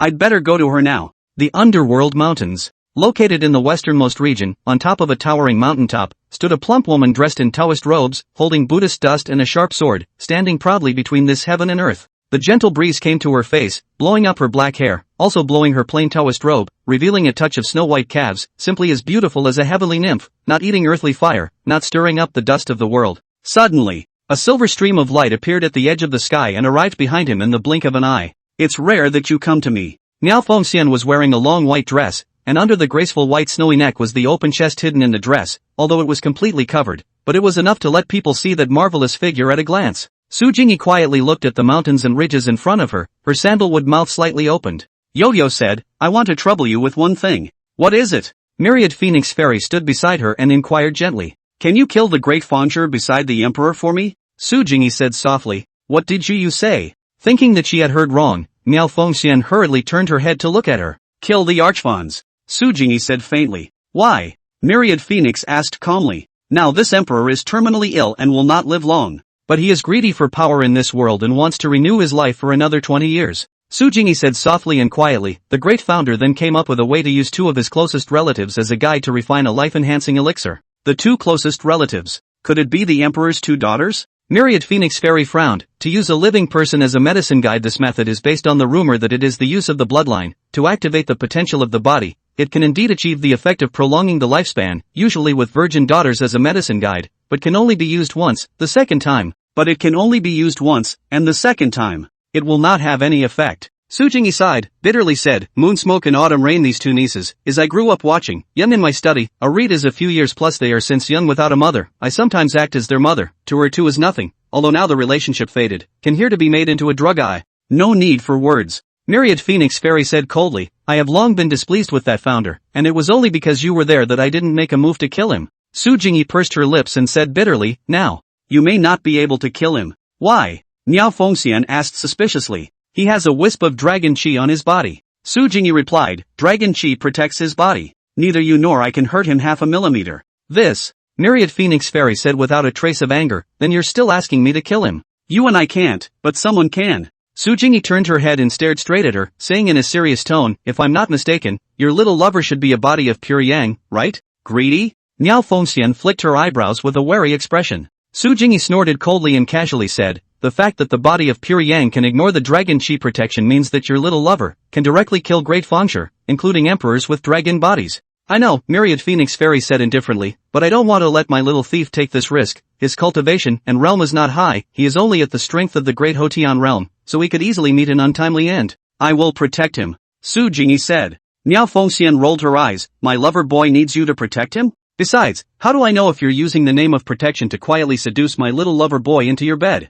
The words. Looking at Su Jingyi beside her. A plain and elegant Taoist robe, the vaguely visible rounded buttocks, showing the charming and enchanting nature of a stunningly beautiful mature woman. Protect him? I think it's trying to supervise the theft. End of chapter. Chapter 153, don't try to understand him. You'll fall in love with him. In the face of Miao Fengxian's remark, Su Jingyi narrowed her eyes and said indifferently, I've noticed that you're very protective of food, always guessing at things that are impossible for no reason. Your mind has changed. It has become a bit wishy-washy, not like the decisive you were in the past. He is sentimental by nature. There is no resistance to voluptuous and charming women. If I don't protect him a bit, in case he is seduced by you, what can I do? Myriad Phoenix Fairy said without a trace of anger, don't you say these have-nots, in short, this matter is impossible. The words. Miao Fengxian said coldly, it is not just a dragon chi protection, and it is not invincible, hard killing is still possible, at most, I will lose some cultivation, even if I lose some of my cultivation, I won't be much weaker than you, at great fengshi.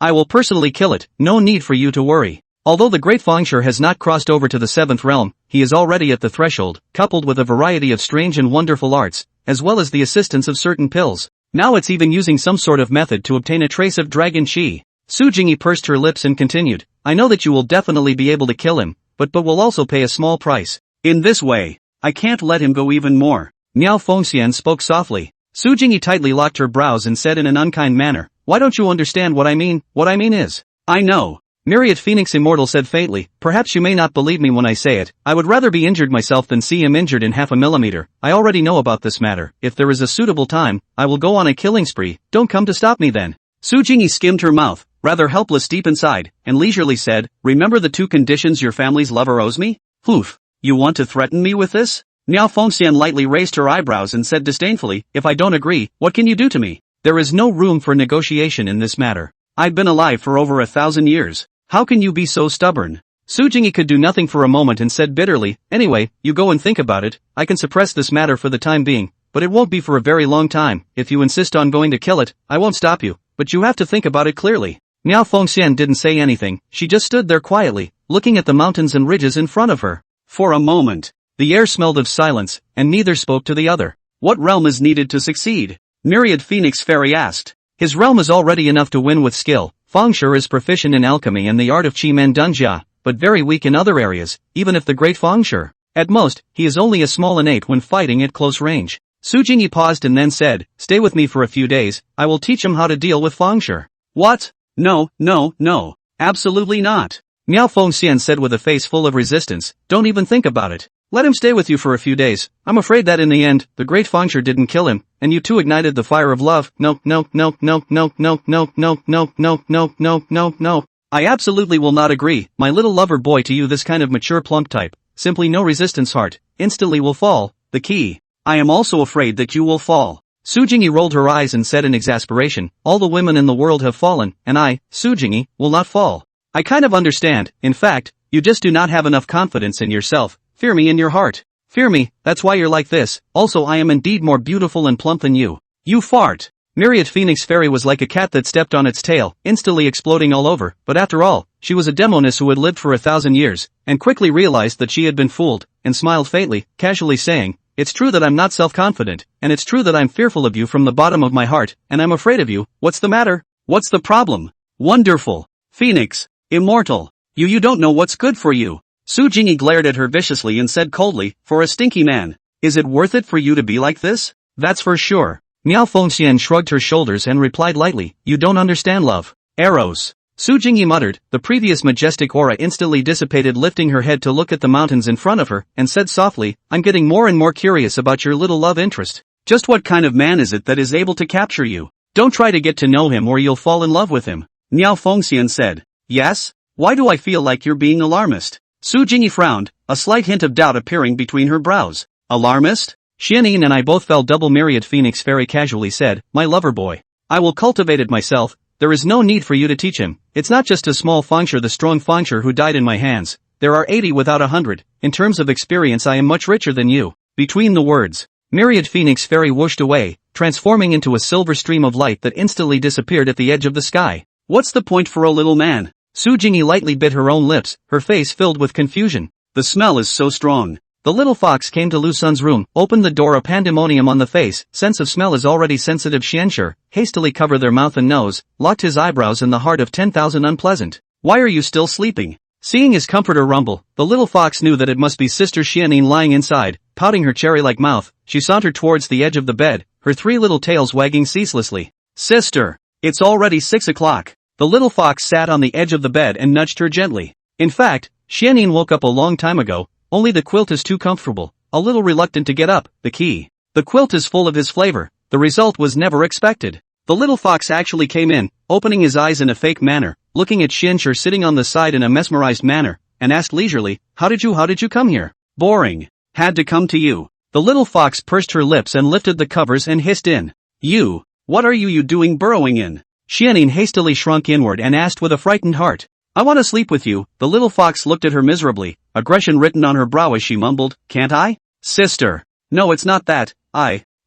Holding half of the bedding, Xianyin explained with a blushing face, I'm not wearing it. Oh, I saw it. On the ground there are Sister's belly band and blasphemous pants. The little fox's soulful eyes rolled, instantly stripping off her clothes and skirts under the covers, then arching into her own Xianyin sister's arms and smiling, hey, we're the same. That little girl. Xianyin instantly cried and laughed, looking at the little fox snuggled in her arms. She reached out her hand and stroked her head, and said in a good-natured manner, naughty. The little fox didn't say anything, secretly poking and prodding and comparing their bodies to each other, realizing that she was finished, and for a moment she was a little despondent inside. No wonder the big bad guy doesn't want to crave me. Even I like it, let alone him. Where's Lu Sun? Xianyin asked. Shifu got him in a conversation, a very serious and scary kind of conversation. I saw the situation and directly slipped away. The little fox skimmed its mouth and asked with a sad face, Sister, do I still have a chance to grow in size? By the way, the butt and boobs become a bit bigger, the same size as you and Master. I don't know, maybe there's more. Speaking, Xianyin suddenly noticed the little fox's abnormality and asked with a startled expression, you have 3 tails now? Aha! Master gave me an elixir and then I broke through to the great Hotian realm, but tomorrow I'm going to go into seclusion to stabilize my foundation. The little fox pouted its little mouth and squeezed in Xianyin's expansive chest, complaining, Master Teacher must be targeting me. Can't see me resting. This girl. It's obvious that Master Teacher loves you so much, but it turns out that he's targeting you. Well. Xianyin touched her head and said softly, the degree to which Master Teacher cares about you far exceeds me, and you still don't know enough. The little fox beamed but didn't say anything, snuggling in Xianyin's arms, sniffing the scent full of the big bad guy. Her mind couldn't help but think of something inside some villain's painting. The cheeks on both sides of the Shakti were on fire, a wave of shame swept through her body. There's no rush. One day I'll experience it. The little fox lifted her head, her eyes looking straight at her, looking at the incapable Xianyin sister, and asked curiously, Sister, can I ask a question? What's the problem? Zhenin asked. Is it really that interesting? The little fox inquired curiously. Well, how can I answer that? Xianyin tightly bit her lips and said shyly, when you have a man you like, you'll be able to experience it naturally. Oh. The little fox was a little disappointed that she didn't get to hear the answer she wanted, but didn't let it get her down, figuring that the answer was interesting, very, very interesting, just a shame. Only Sister Zhenin could enjoy it at the moment. Come to think of it. Little fox angry, obviously like the same man, the experience is very different from the same. Sister every day is beautiful, but they are gooing self-pity, body and mind full of loneliness. Sister? Why are you all scratched up here? Without waiting for the little fox to finish her sentence, the little Demoness hurriedly interrupted her. Don't ask. To ask is not to know. Meanwhile, after Lu Sun heard these words from Miao Fengxian, he violently stood himself up. His eyes were full of dismay, as well as an expression of being caught off guard, and even a bit of trepidation. Let me kill a half-step 7th realm great Fengsher? Lu Sun was sweating profusely and said awkwardly, what's the difference between this and seeking death? Even though it is a half-step to the 7th realm, when in close proximity, it is no different from the lesser innate realm, as long as you master the skill of strain. That half-step 7th realm great founder is not a match for you. Miao Fengxian waved her hand and said in a serious tone, this matter, There is no rush for now, I will slowly teach you until you are 10% sure. Lu Xun nuzzled his mouth and a classic line came to mind, this job, it's very challenging for us. Oh, my god. It's a tough life. End of chapter. Chapter 154, The Great Demoness Who Took Great Efforts. Xianning and Xianxue sisters on the bed to chat on a piece of stew. They both got out of bed. The little fox looked at the stunningly beautiful and flashy body, cute and delicate little face filled with jealousy and envy-hate, but where they can have half of the body of the sister of the Xianning, but also not so lonely now. Sister, am I an alien within the fox demons? Xianxue sat on the edge of the bed, wearing a small tender green belly band and small blasphemous pants, that plump vermilion red little mouth pouting high as she puffed out her breath and inquired, those female fox demons out there, each and every one of them, are all shapely and graceful, just me being flat and key and so short. Xianning tied on her belly band, turned her head to look at the despondent little fox, bared her teeth and laughed out, saying leisurely, you don't have a man. Why should you care so much about your body? Even if you have a man, he is not necessarily coveting your body, so I no need to worry much. Who says I don't have a man? My man is your Sunga, we are in love with the same. Xianxue tooted her little mouth, indignant and despondent, originally thought that with the cultivation and realm enhancement, that flat and uninteresting body would appear to change, not to mention the size can still grow taller, at least let the chest slightly bigger, the result. Just one more tale. Hey, it's a world where only I get hurt. After the sisters left Lu Xun's house, the little fox went straight back to her own place, while Xianning headed to the hall, looking at the depressed Sunga sitting on a chair, a little confused for a moment, and inquired curiously, what's wrong with you? Ha? Nothing. Just suddenly think of some sad past, cannot help but melancholy. Lu Xun looked at Nyangzi or a plain and elegant bedrobe, only at the waist where a green silk belt was tightly tied, could not help but reveal a touch of bad smile, said, Nyangzi, how much short of a breakthrough is it? In the next couple days. Xianning walked to the side of her phase, poured herself a cup of tea, and after lightly sipping a small mouthful, Yojo asked, what is it that master wants to find you? It's just a few words of caution, telling me to cultivate well and become a great weapon, so that I can soar to the heavens in the future. Lu Xun had always been very honest, and said everything that needed to be said as is. Well, master still holds you in high regard. Xianning nodded and looked at her lover, and said in a serious tone, Sagittarius, you must work hard, don't let master teach her down, she has given you so much, don't drop the ball then. Don't worry, ma'am. Sagittarius has been working hard and will not let your master disappoint you. Lu Xun puffed up his chest, his face full of seriousness, and continued, at the same time, I will also take care of the little fox, there's no way who let your Sunga is just warm-hearted. Xianning rolled her eyes and said without a good mood, don't put gold on your face. In the little Demoness' cognitive outlook, she wasn't worried that Lu Xun would crave for her master and the little fox, first of all, her master. With her violent temper, her husband would be like a mouse seeing a cat when he saw her, and as for the little fox, she is not worth mentioning. Time faded slowly and unnoticed into the afternoon. The little fox was eating the candied dried fruits that Lu Xun had brought from the capital while listening to him tell the story of the feudal god list, which should have been snuggled in his arms, but Xianning could only sit obediently in the chair with more Xianning by his side and honestly listen to the story. However, happy time is always short, another inadvertent, already to the evening occasion, the little fox in the reluctance to part with the mood, pull the goat head left, the house again left Lu Xun and Xianning, when the little fox closed the door at the moment.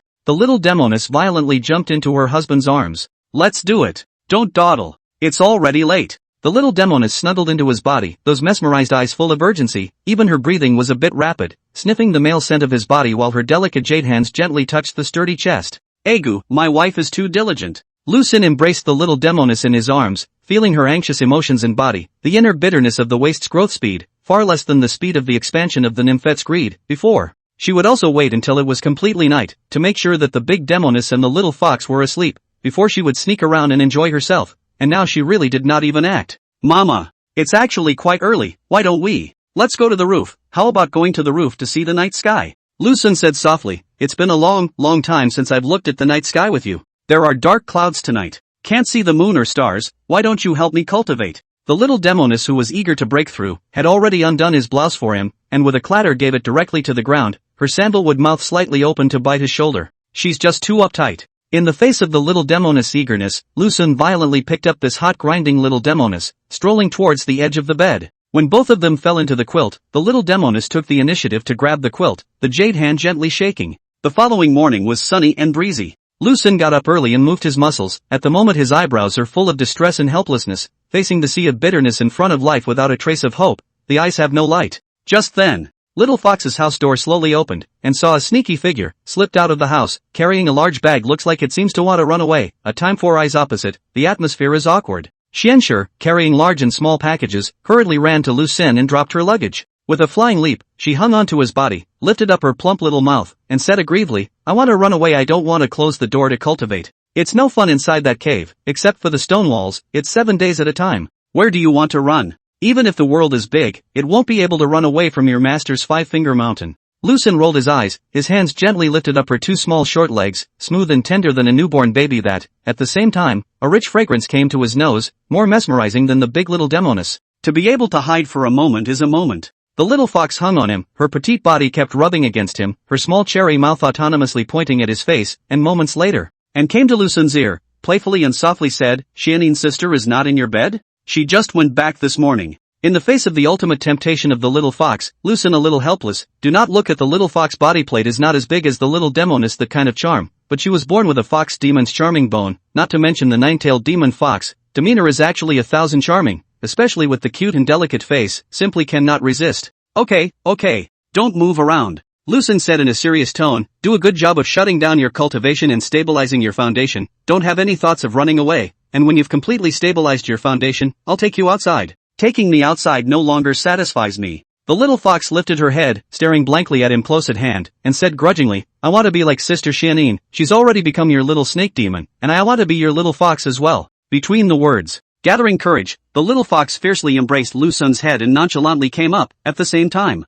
The 3 fluffy tails behind his buttocks, wagging excitedly shows how agitated the little fox is. Oops dash. Between the sandalwood mouth floated out a faint exclamation of surprise, the body of the little fox was instantly paralyzed, staring blankly at the big bad guy in front of her, her 200-year-old fox heart puffed and puffed, lightly pursing her own lips, and said angrily, that's the new tail that's growing out. Lucen looked at the little fox's cute and delicate face and said with a smile, firm up your foundation properly, and when you come out, let's talk about gluttony or not, okay? Aha. The little fox lay on top of him, her blushing, rolling cheeks pressed against her chest as she muttered, I'm already your little fox, anytime, anywhere. Afterwards, Lucen simply fed a few words of love, and the little fox couldn't help himself, if it wasn't for the fact that the big and little demonesses here couldn't wait to make him full of children and grandchildren. Well, quickly put the package back. Lucen patted her little buttocks and said gently, I'm a little tired of hugging. Last night you hugged Sister Xianin, why didn't I see you cry out of exhaustion? The little fox pouted her little mouth. Although she was dissatisfied in her heart, she also knew.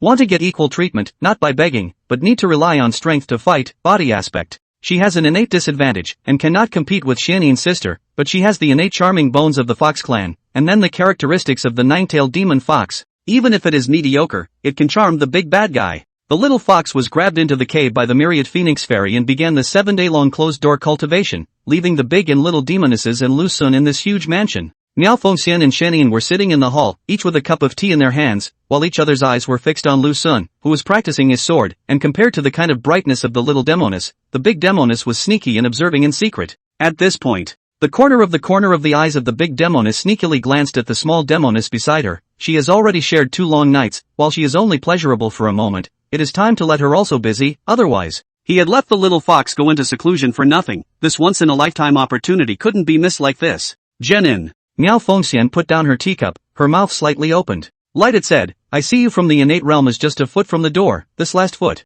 I'll help you, and after you break through, you'll also immediately close the door to cultivate and stabilize your foundation. Ha! This I. The little Demoness bit her own lip and squeaked, Master, I want Lucen to help me. I see that he is already weak and wasted and empty, his life is not long to go, you'd better scourge him less. Myriad Phoenix Fairy stood up and rushed to Xianin, let's go. It's not too late, make a breakthrough and close the door earlier. End of chapter. Chapter 155, Fairy. The little Demoness, who was already on the verge of a breakthrough, managed to break through to the middle innate realm with the help of Myriad Phoenix Fairy. At this time, Xian Yin's forehead was covered in beads of sweat, and her body was parched with heat, but she was filled with strength, and an ineffable power gushed out from deep within her heart. So much so that she wanted to get into a quilt with Xiangong. The Xianin who had just broken through the small innate realm's prison was suddenly very urgent and eager. Probably related to this power that had come out of the blue, she wanted to give this out very much, and the best way to do that was to find Xiangong. How does it feel? Myriad Phoenix Immortal stood by her side, looking at Xianin, who was sitting cross-legged on the ground, and softly inquired, is there a brand new force surging?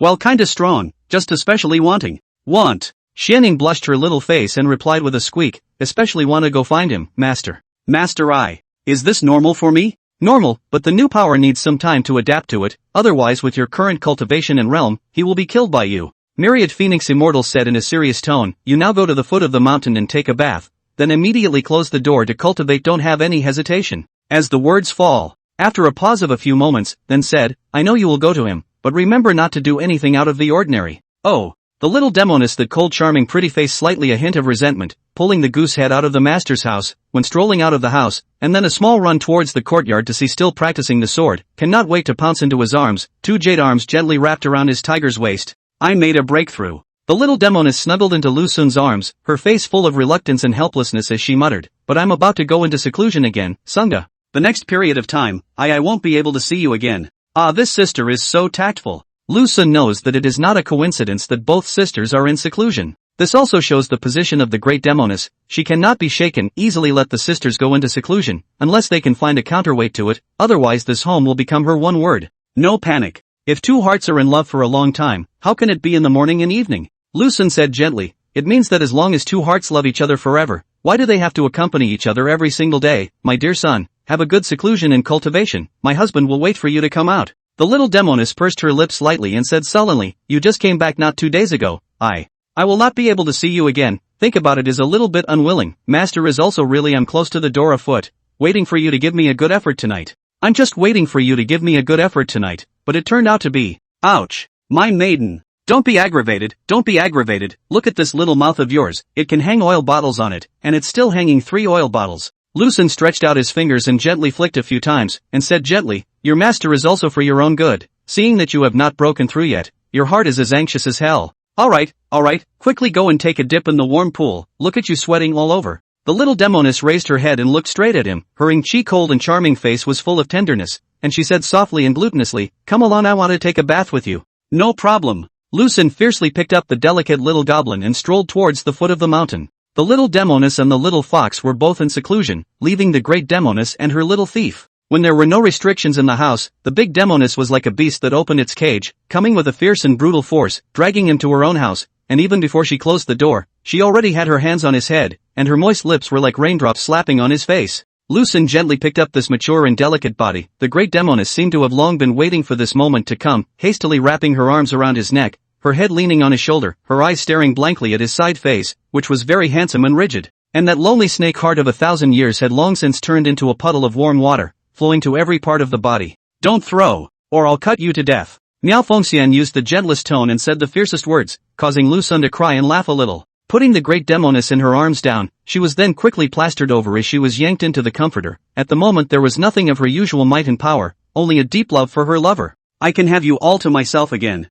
Myriad Phoenix Fairy snuggled into his arms, her face overflowing with a touch of shallow happiness as she said softly and quietly, it's lucky that Xian and Xianxue both broke through, otherwise I wouldn't have had this opportunity. It's quite difficult. Is there anything that's not easy for you? Lu Sun pursed his lips and said softly, sister, why are you suddenly going to kill the Imperial Grand Founder of the court? The key even lets me go and kill. He has a trace of dragon chi on him. I can't make a move on someone with dragon chi protecting his body, otherwise it will hurt my foundation. As for why I have to go and kill him, it's because this person came up with a way to use the Emperor's 2 daughters as a site, and use this to refine a life-enhancing pill to prolong the life of this current emperor. Miao Fengxian twisted her body, her jade leg gently rubbing against him as she continued, Zhao Weiyin is the key to me obtaining the heavenly Dao preceding chance diagram. There must not be any slip-ups. Oh, so it is. Lu Sun hesitated and continued to ask, the other party is half a step into the 7th realm. Sure I can? That's natural, would I harm you? Miao Fengxian raised her head, a slight hint of displeasure appeared between her eyebrows, exasperatedly saying, Fengshi is only proficient in the art of Qimen Dunjia and alchemy. Close combat is comparable to a weak chicken. As long as you don't make a mistake you will be able to kill it. This kind of person. There must be a large number of personal experts around to protect them. I'm afraid it's difficult for me to get close. Lu Sun said bitterly, sister, will you help me get rid of those people? Miao Fengxian sniffed the scent of his body, her eyes gradually began to drift, and she replied in a glutinous manner, you lead the way for me, I'll kill all of them, and the rest of that great Fengshi. Rely on you to take care of it. The words. The big Demoness has been lying on his body, condescending to look at the little thief in front of him, bad, colorful and shameless. The key is also sentimental in nature, even like the women are. Also different, so many young on the street do not prefer to like the plump older mature woman. That's Su Jingyi. You will never take him from me. Lu Sun looked at the great Demoness, from the beginning of her eyes being mesmerized and full of spring, suddenly that eyes were full of hatred, so scared that she didn't even dare to squeak. Sister? Are you preparing to transform? Lu Sun shrunk his head and asked cautiously. The resentful great Demoness turned back to her senses and looked at the cowering little thief with a scared look on her brow. Suddenly wanting to be a little naughty to him, she violently cupped his cheeks and sucked him in with a single barfy bite. Ah! Roll it! Reel it in! Roll 'em up! Night! Quiet! The process of spitting out the lotus flower was very sour. Lucen sat alone on the roof, looking at this starry sky above his head. The mood is like a tidal wave of surging flood. 2.5 years to eliminate demons. I thought my mission was to be chivalrous and righteous, but never expected I have become the son-in-law of the Demonesses. The big Demoness is mature and charming, but overbearing. The little Demoness is light and mature and cold, but possessive. The little Demoness is cute and delicate, but jealous. How to say it is happy and at the same time it is such a hard work. Lucen pursed his lips, picked up a puddle of old wine beside him, gulped and slammed 2 mouthfuls, looking at the bright moon. Silently raised the wine altar, said to himself, life is like a dream, a respect also libation river moon. Between the words, looking back at the house of the great Demoness, the brow grew even more sad. If the little witch is the river that flows endlessly, the big witch is the sky mare that doesn't know how deep it is. I don't know the depth. Just as Lucen lamented the hard work of life, suddenly his own flying sword, inexplicably called out. In the face of this sudden situation, Lucen momentarily a little caught off guard. This, how did my flying sword come out by itself? Back! Lucen tried to call the flying sword back, but it turned out that the flying sword, which had already recognized its owner, didn't listen to his call at all. What's the situation? How did you get out on your own for a good reason? Lucen tried to hold the flying sword, but no matter how hard he tried, he could not shake this flying sword floating in mid-air, hesitating for a few moments. Preparing to call out to the sleeping great Demoness to come over and take a look at this bizarre situation, suddenly another accident occurred. Ouch! Me! That flying sword from the crotch threw, whoosh hang Lucen directly into the sky, scared him hastily hold the sword. This was stained red cheeks by the wine. At this moment there is no blood color. What's going on here? I've been kidnapped by a flying sword? Where is it taking me? I don't know how long. Lucen sensed that the speed of the flying sword had slowed down, and it seemed that he was about to reach his destination, and he became even more nervous and scared. Ouch! Lucen was thrown on a cliff, stood up from the ground and looked through the moonlight, this group of mountains and mountains of no human atmosphere. What do you mean? What did the flying sword bring me here for? Just as Lucen was at a loss for words, a voice echoed in his ears. I'm the one who found you. A woman's voice, accurately speaking, is a mature woman's voice, such as gurgling water, warm and pure, such as the wind brushing the willow, delicate and soft, but at the same time do not lose the majesty that the superior should have. Along the voice looked at this only to notice not far away, actually stood a woman, through the bright moon to see her appearance. A plain Taoist robe, simple and elegant, black hair pulled up in a cloud bun, that is called dignified and graceful, and her appearance is even more magnificent, no less than Miao Faixian's mature and bewitching, but more than her a trace of immortality, as if it was a heavenly fairy who had mistakenly entered the mortal world. As for her figure, although the loose robe covered all of it, but with their own experience, underneath the robe, there must be a body that is comparable to that of a great Demoness. Wait a minute, why do I feel déjà vu? End of chapter. Chapter 156, huh? Where's my little thief? Lucen with the help of the moonlight looked not far from the stunningly mature nun. There seems to be a sense of déjà vu will be wrapped all over the body is very tight, but vaguely able to feel that a share of the shapely plumpness, if he did not guess wrong, this is not the dream appeared in the mature and plentiful woman? Despite not being able to see the woman's looks, the body seen in the dream was practically identical to the stunningly beautiful and mature Taoist nun in front of her, except that, in the dream, it was a plain white dress, and before her eyes was a plain Taoist robe. What the hell? How did you meet the woman in your dream? Is it possible that the big Demoness is lying to me? In fact, I wasn't dreaming that day, but really appeared a plump stunning mature woman. As for why I suddenly fainted later, I guess I was expected to be knocked out by the big Demoness. Who are you? Why are you able to control my flying sword and why did you bring me here? Lucen shrunk his head, staring unblinkingly at the stunning Taoist nun in front of him. Although the soul-stirring cheeks were filled with indifference, it was difficult to hide her own flavorfulness, both the elegant knowledge of a mature woman and a slight hint of Englishness. Simply rare in the world. If the Miao Fengxian is the kind of maturity with a hint of charm, like a big demon, then the immediate this stunning nun, she is another extreme of the same maturity, the same full flavor, can be immortal as if the fairy, full of holy light. I'm Su Jingyi. That stunning Taoist nun replied indifferently, that flying sword of yours. It was your maiden, myriad phoenix fairy, who asked for it from me, and as for why I brought you here, I just wanted to tell you a few things. Su Jingyi. When the world immortal Su Jingyi. Lucen suddenly froze, his eyes filled with astonishment, as well as an expression of disbelief, and even a bit at a loss for words. He had long heard of the great name of the current world immortal Su Jingyi, but had never seen her body, and did not expect to unexpectedly appear in front of his eyes tonight. Is she the fairy of the world? No wonder the Demoness was so wary of her, and why she knocked me out. She's such a beautiful woman, and her body. I don't think I need to say more. Oh, Human immortal Sujingi. If other people had seen Sujingi, they would have been paralyzed with fear, but Lu Sun was different. When he faced Sujingi, he didn't have a trace of panic. After all, the myriad Phoenix Immortal, who was on par with Sujingi, had already been taken by him. Of course it was not to the point of a know-it-all relationship, but they knew each other like the back of their hand. Looking at the calm and relaxed Lu Sun in front of her, Sujingi's eyes flashed a flash of surprise, and soon recovered. So, if you think about it, it's not a problem. His wife is a 1,000-year-old demon, and when she faces herself, she won't be under too much pressure. Indeed, there will not be too much pressure. Did the myriad Demoness talk to you about killing the founder? Sujingi lightly inquired.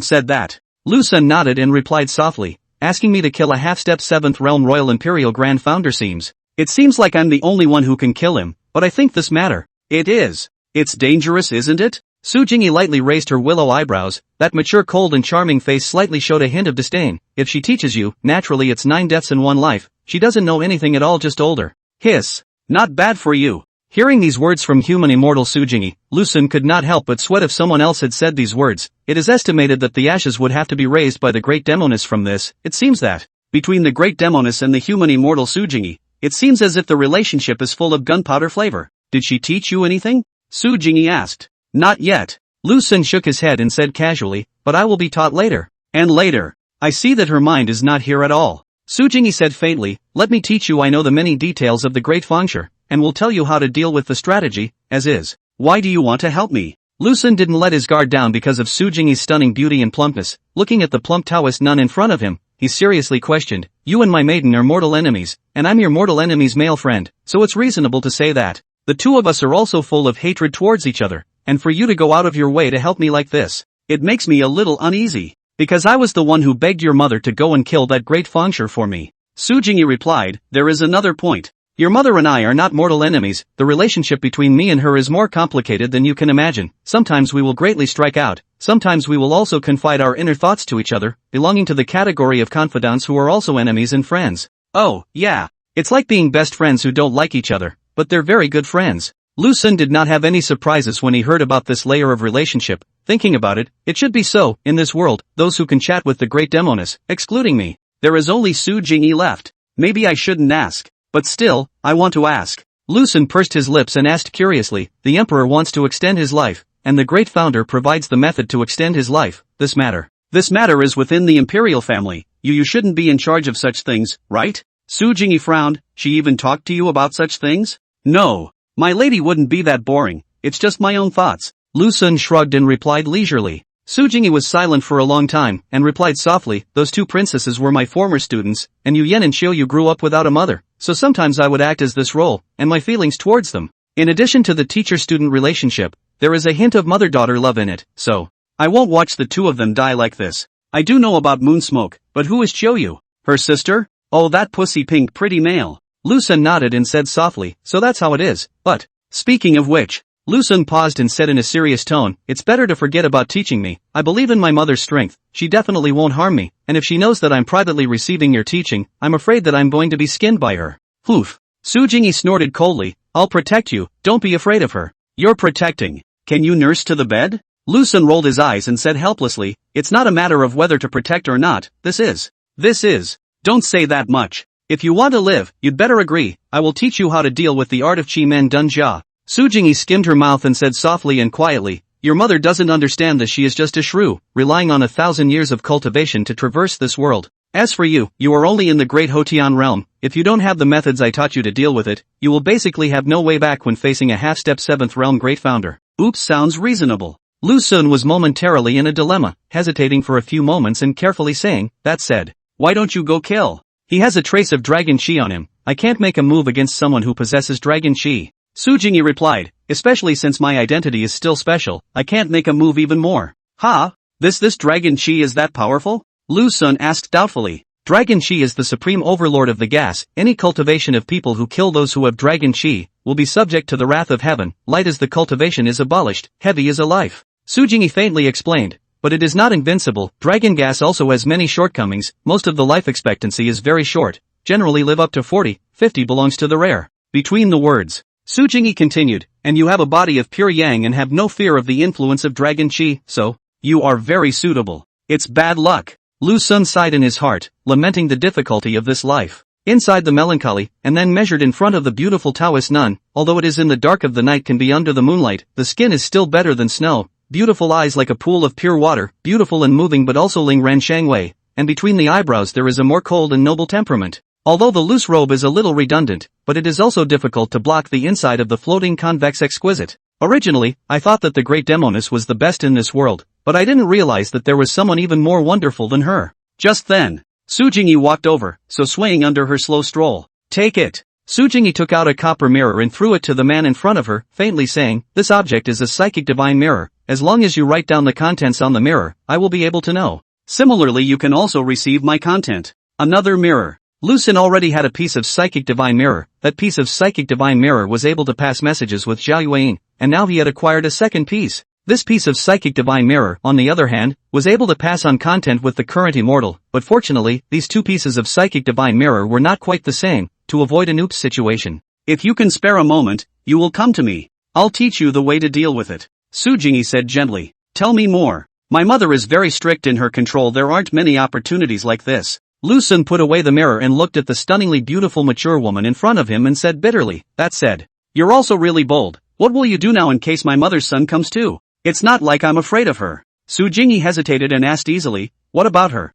Fell asleep. Lu Xun said. You served her to sleep? Su Jingyi then asked. Lu Xun's head was filled with question marks. She. What does she mean? It feels like there's something in her words. Meanwhile, Miao Fengxian awoke from her dream. When she opened her own eyes, she suddenly felt an intense emptiness. Little thief? Little thief? Miao Fengxian called out a few times and did not get a response, so she could not help but lock her brows and muttered, where is everyone? Ran off somewhere? Closing his eyes and searching with his consciousness for miles around, he turned out to be nowhere to be found. Subsequently, using the special marks left underneath him, I realized the thief was so far away. No, he seems to have a woman with him. End of chapter. Chapter 157. It's over. It's going to tear up. Through the special imprint that had once been planted on Lu Xun, Miao Fengxian realized that he had unexpectedly appeared in a very distant and unfamiliar place, and the key was that there was a woman by his side, so the lonely man and woman in the middle of the night were definitely not doing anything good. Well, how dare you sneak away under my nose,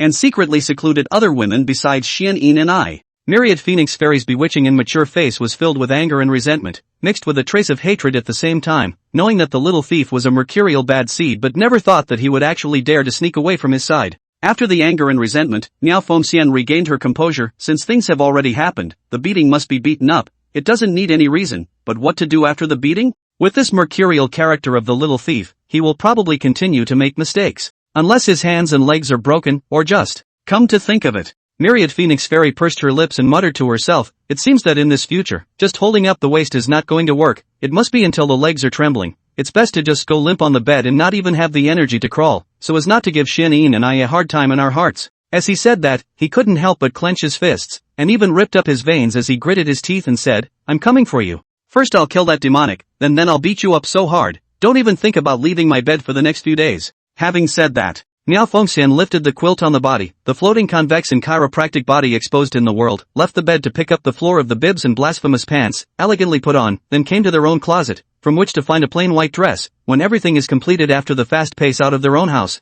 call out their flying sword. With a whoosh, he flew in the direction of the little thief. Little thief, you wait for me. Meanwhile, Lu Xun was being taught by Su Jingyi. In fact, at first he refused, but the other party's attitude was very strong. Coupled with the fact that he was overwhelmed by beauty for a while, he agreed to it in a confused manner, looking at the stunningly mature Taoist nun in front of him, with her dashing and agile sword strokes. I only hate that her Taoist robe is too redundant. But even so, Lu Xun could vaguely feel the weight from the maturity of the richness of the thickness, and this thickness vaguely beyond the big and small demon girl. May I remember? Su Jingyi put away her own sword and looked coldly at Lu Xun, who was not far away, and there didn't seem to be a trace of emotion in her eyes. Just once. How can I remember? Lu Xun shrugged his shoulders and replied bitterly, but from what I just saw, it feels like an average move, it's more like a rather basic swordsmanship that's plain and ordinary, and I can't see anything special about it. The myriad Demoness has no heart for you at all, she only knows how to pleasure and enjoy herself, so I naturally have to teach from the beginning. Su Jingyi said indifferently, in addition, when you go to kill the great Fangshi, you cannot look into his eyes, the best way is to use a black cloth to cover your eyes. Blindfolded? Isn't this becoming blind? How am I supposed to kill him then?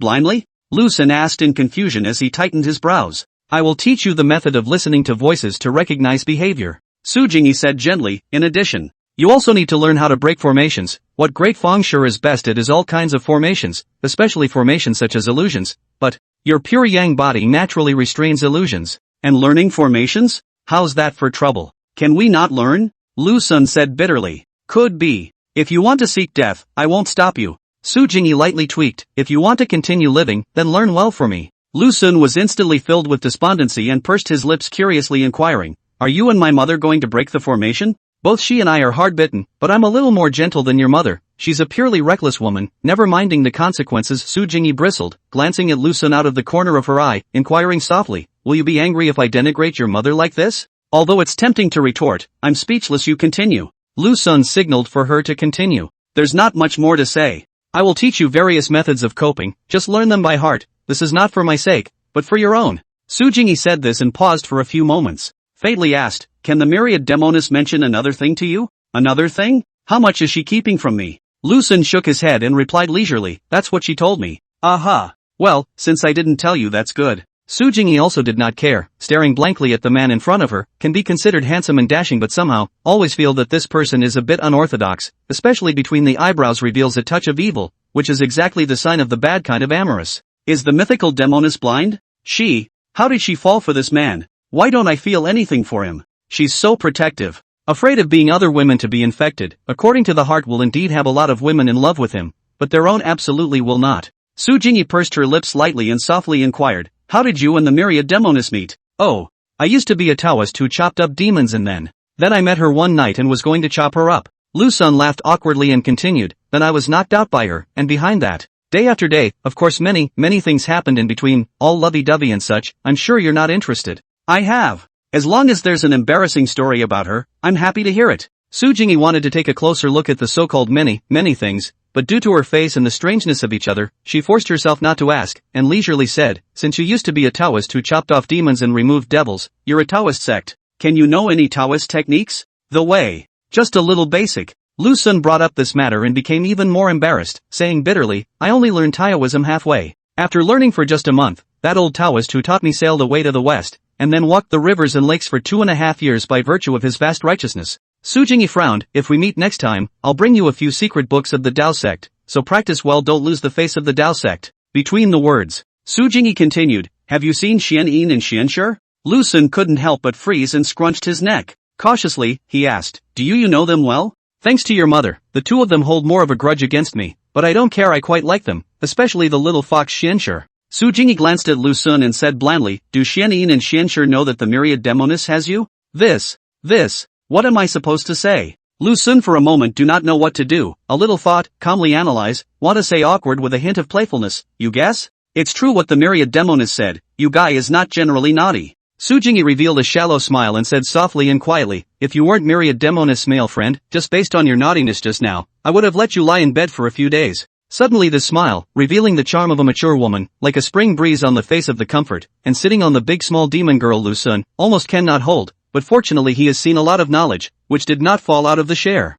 Oh, man. This temptation is no less than the little fox. To know that the little fox was born charming bone, coupled with the nine-tailed demon fox clan, she can only do this point. But it's hard to say, perhaps as the realm rises, the little fox will become even more enticing. However, there is one thing Su Jingyi is able to check and balance the big Demoness, avoiding the big Demoness in the family one word, but then again, such an antagonistic situation. One is a little bit unable to grasp. Think of that horrible picture as simply like being in hell. Just as Lu Sun was rambling on, Su Jingyi continued to survey him, attempting to seek a glimmer of light from him, but it was a pity that apart from his pure yang body, there didn't seem to be anything worth bringing to one's attention either. What does this wonderful witch see in him? Su Jingyi was filled with curiosity about Lu Sun, while her mind recalled a passage from the myriad Demoness. Don't try to understand him or you'll fall in love with him. In love with him? The wonderful Demoness is so funny. Even if all the men in this world died out and only his Sagittarius was left, I wouldn't fall in love with him. I'll go back first. That said, that flying sword, can I still use it?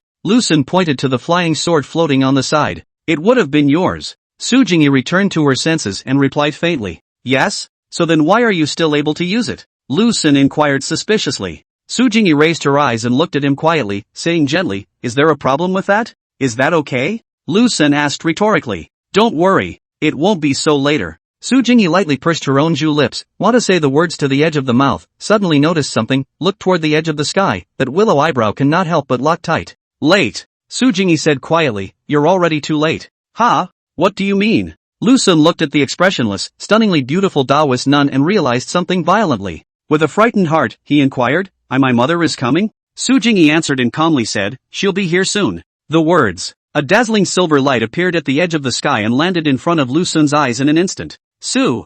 Jing. Yi. Dust and smoke rose up in all directions, and before you could see it, you could hear it. When the dust cleared, Lu Sun saw that he was standing in front of the great Demoness, a plain white dress, holding a long sword with a green peak. Even though he couldn't see her face at the moment, he thought that she must be flaring her teeth and claws, horrifyingly oozing. This is to tear up the rhythm. End of chapter. Chapter 158. Stop. Stop fighting. Miao Fengxian coldly looked at Su Jingyi in front of her, although she was wearing a loose Taoist robe that completely covered her marvelous and exquisite figure, but her absolutely beautiful appearance was unreservedly displayed, despite seemingly cold and indifferent. But between the flow can always reveal a touch of flavorful charm, simply seductive full. Su Jingyi, what did I say to you then? And what did you promise me? I didn't expect. As the current world immortal, you are so ungrateful to keep your promise. Myriad Phoenix Immortal gritted her teeth and asked, what's wrong? Are you lonely too? Want a man? Okay, you're lonely, you want a man, I can understand all of these, but why did you find my little thief? Myriad Phoenix Fairy said angrily, at first you gave me all kinds of assurances, all kinds of oaths. The feelings were all to fool me. If I remember correctly, you are already over 40, aren't you? Miao Fengxian glared at her viciously, that age could almost be his mother, you shameless thing old cow-eating young grass. Hiss. Is my big demon girl's firepower that ferocious? Lu Sun, who was standing behind him, after hearing the words that Miao Fengxian had just said, he was so scared that he dared not speak even more and obediently stood in place. Pretending to be an emotionless log, he was afraid that one of his extra movements would touch the anger of the great Demoness. Humph. Su Jingyi snorted coldly and said faintly, such a reckless woman. Indiscriminately then nonsense, I find your lover to come just to teach him how to deal with the great Fengxian. It is not what you think. I don't like men, I even more don't like the man you used. In addition, you said that I am more than 40 years old. It is an old cow-eating young grass. Then what about you? You are 1,000 years old and what are you? Goo. This fairy Su's firepower isn't weak either. Lu Sun is even more afraid. Originally they have a hatred for each other, and now they encountered this thing. I'm afraid that they will have to fight later. I'm a demon. It's natural and reasonable that I'm thousands of years older than him, but you're a human being, you're 20 years older than him, and this is just not allowed. Myriad Phoenix Fairy said angrily, and, didn't I say this to you? I will teach him myself, no need for you to interfere. You did say that this is not denied, but, Su Jingyi raised her eyebrows, those eyes narrowing slightly as she indifferently said, earlier, I still had hopes for you, thinking that, he is your little lover boy, so I thought that you must have gone all out to teach him, but it turns out that I didn't realize that you were teaching nothing, and doing all you could to covet pleasure. That's not true. They're all crooked. Lu Sun didn't dare to say anything and stood straight there, but in his heart, he began to vomit in all kinds of ways. It's not like it's urgent. Miao Fengxian did not have a weak heart, and said with a straight face, it's you. Without my permission, privately see my little thief, but also playing the name of teaching my little thief. Whether or not to teach you I know in my heart. Why do you need to cover up like this? Cover up? Why would I admit to something that defiles my innocence? Su Jingyi looked at the myriad Demoness who was filled with anger and said without any good humor. No? Miao Fengxian skimmed her lips, then turned her own head sideways, looking at him behind her out of the corner of her eye, questioning in annoyance, did she scratch her head at you? Is she seducing you into her bed? This Lu Sun suddenly cried and laughed, hastily and carefully replied, no. Really just teaching, very pure and straightforward kind of teaching, not mixed with a trace of lust teaching. You see, she and I are still wearing clothes. You still want to teach without clothes? Miao Fengxian was already filled with anger and resentment in her mind, and hearing the words her little thief had just said, especially the last part, she didn't know why. Even more irritated, she asked with a dark face, is it you who is looking for her, or is it her who is looking for you? The words. Fairy Su took the initiative to bear Lu Sun's anger for him, and said gently, this matter has nothing to do with your little love interest. I was the one who sought him out alone, and I took control of that flying sword and brought him here. Ah, good man. Lu Sun was so grateful for a moment that he couldn't wait to kneel down for Immortal Su. Hearing Su Jingyi's words, Myriad Phoenix Immortal noticed the floating flying sword on the side and was so angry that her face was about to be crooked. She turned her head and glared at her in front of her, laughing coldly. I said, how could you be so generous? It turns out that it was all planned. Su Jingyi, you are an immortal of the current world, yet you rob a married man. Don't you know what is called shame? Lu Sun pursed his lips and secretly slandered in his heart. The words that just came out should not have come out of your sister's mouth. Su Jingyi smiled faintly and said blandly, your eyebrows are gentle and close to the bone, the roots of your eyebrows are aligned and not messed up, it's clear that you are a virgin, and besides, you and him have not yet married, neither the reality of husband and wife, nor the fruit of husband and wife. Why is there a husband of a woman? You. Miao Fengxian was poked to the pain, although with the little thief in the same bed, day and night enjoyment, but in the end did not break through the final step. Not that she is not willing, on the contrary, she is more than Lucen, more urgent and impatient, but the cultivation and realm of each other is too big a difference. With his mortal body is difficult to resist the madness of the seventh realm of the serpent demon. Tell her, who is your maiden? Miao Fengxian turned around and rushed Lucen behind her, coldly saying, of course it's Xianyin. Lucen pursed his lips lightly and replied in a serious manner, of course it's you. Myriad Phoenix Fairy looked at Su Jingyi with satisfaction, her brows filled with provocation as she spoke softly, did you hear that? It's not that you have to marry and get rid of your virginity before you can become a married woman with a heart of gold. Running in both directions is also a married woman. You do know how to make a hard bargain. Su Jingyi was too lazy to argue with her in this matter, and then brought up the matter at hand, saying, since you're here then let's get it out of the way, hand your little lover over to me, and I'll teach him some good coping techniques. Hand it over? I'm afraid I'm not teaching to teach to bed. Miao Fengxian snorted coldly, my man, I will teach myself, no need for you to interfere. Yeah. If you are indifferent to his life and death, I certainly have no problem with it. Su Jingyi replied calmly, half a step to the seventh realm plus the dragon chi protection, although as a fengsher. But the art of Qi Men Dun Jia is quite powerful. Your lover boy doesn't have your cultivation and realm. Relying on hard breaking into the formation is equivalent to a fool's dream. You have no fear of his life and death, then let it be. Miao Fengxian fell into silence, thinking carefully about this matter. Can really only ask Su Jingyi, but also very reluctant. Not to mention whether or not something will happen between the two of them. The mere fact that her own lover accepts the teachings of other women is enough to make it difficult for her for a long time, which makes it seem as if she seem inferior to her. Cough cough. Let me say a fair word. Lucen coughed lightly and spoke up boldly, only to. Miao Fengxian disliked him mercilessly. Shut up. I'll deal with you when I get back. Miao Fengxian glared viciously at him, then turned her head to look at Su Jingyi and said coldly, I won't let you teach my little thief, and I won't let my little thief fall into danger. It's not just a district formation, I'll break it for him. Even if I lose some cultivation. Su Jingyi didn't pay any attention to her, and couldn't help but look at Lucen, who was standing behind the myriad Demoness, and asked indifferently, are you willing? Of course I don't want to. Lucen pursed his lips and said in a serious tone to Miao Fengxian, mother, my lord thinks that. What? You're looking towards her aren't you? Miao Fengxian didn't wait for him to finish his sentence, that anger instantly poured onto his body. Gritting her teeth, she said, okay, I'll give you two choices, come home with me now, or you stay by her side and never have to come back. Goo. Why don't you guys fight? Lucen pursed his lips lightly and said bitterly, of course I went with you. But then again, it's undeniable that she's right. The matter of you breaking into the formation for me the hard way, Sagittarius doesn't want to see you lose some of your cultivation, my lady. Wonderful Phoenix Fairy. Your little mistress is much more sensible than you, and I don't know how you have lived these last 1,000 years.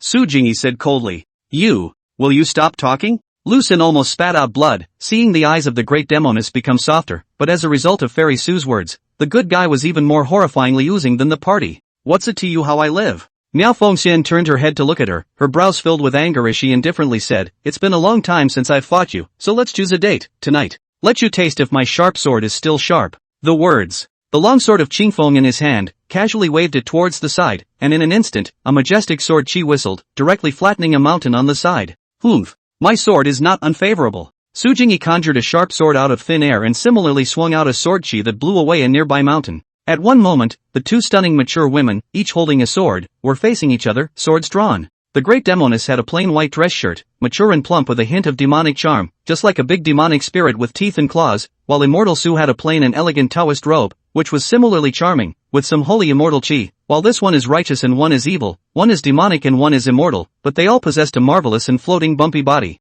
The myriad Demoness took the lead, only to see that plump body like a ghost. In the blink of an eye, she appeared in front of Immortal Su and stabbed a sword at her chest. Seeing this, Immortal Su did not panic and raised her sword to gently block the strike with her sword. District so? Fairy Su laughed disdainfully, the sword isn't even fast after this as a man. We'll see if it's fast or not later. The myriad Demoness snorted coldly and struck out at her again. The world's highest cultivation and realm of the two women, in a cliff-edge fight, the two sides you to and from each other, and the area of the big heavenly realm of Lucen, can only be at the edge of the shivering, and then shouted. Stop it! Stop it! You guys, stop it! End of chapter. Chapter 159, this is not simple. Lucen stood on the side watching the world's two strongest women, each carrying the hands of the sword, crackling a fight. In fact, over the move on the move it, the sword is quite normal, but it is puzzling that the two of them to fight that called a hot, the surrounding mountains but suffered, a moment of this mountain bombed, a moment of the mountain was wiped flat. But then again, although each are covered very tightly, but that kind of heavy feeling is still coming. Once thought that the big demon girl belongs to the world's top,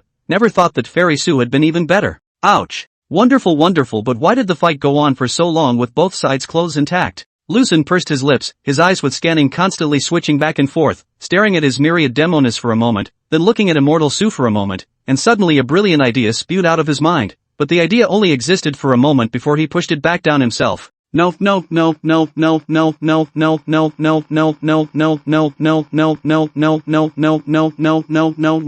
I'm afraid this is not suicide. Even if both sides put down their hearts, I'm afraid it's not easy. This wonderful Demoness is already bottomless, and Fairy Sue is probably even more like falling into an abyss. Come to think of it, Lucen's waist began to ache faintly, and he finally understood the saying that the more beautiful a woman was, the more terrifying and deadly she was. The three demonesses in this family will not be mentioned. The little Demoness like mature cold charming, with unimaginable possessiveness, the big Demoness mature charming, is the most domineering existence of the three demonesses, like to engage in a talk. As for the little fox, cute and small and very tempting, but unfortunately the small body is loaded with all the vinegar. The key small vinegar jar is also very easy to knock over. There's more. Looking towards Fairy Sue who was fighting with the myriad Demoness, this is also a big problem. Looking at her seems to be very calm appearance, as if untainted by mortal matters. In fact, there are a lot of small thoughts in her stomach. Originally he had coaxed the myriad Demoness, but as a result, her words directly fought. Just as Lucen was imagining things, the myriad Demoness and Fairy Sue had already fought to a white-hot level, and the battlefield between the two sides had gone from the edge of the cliff to the top of the mountain not far away.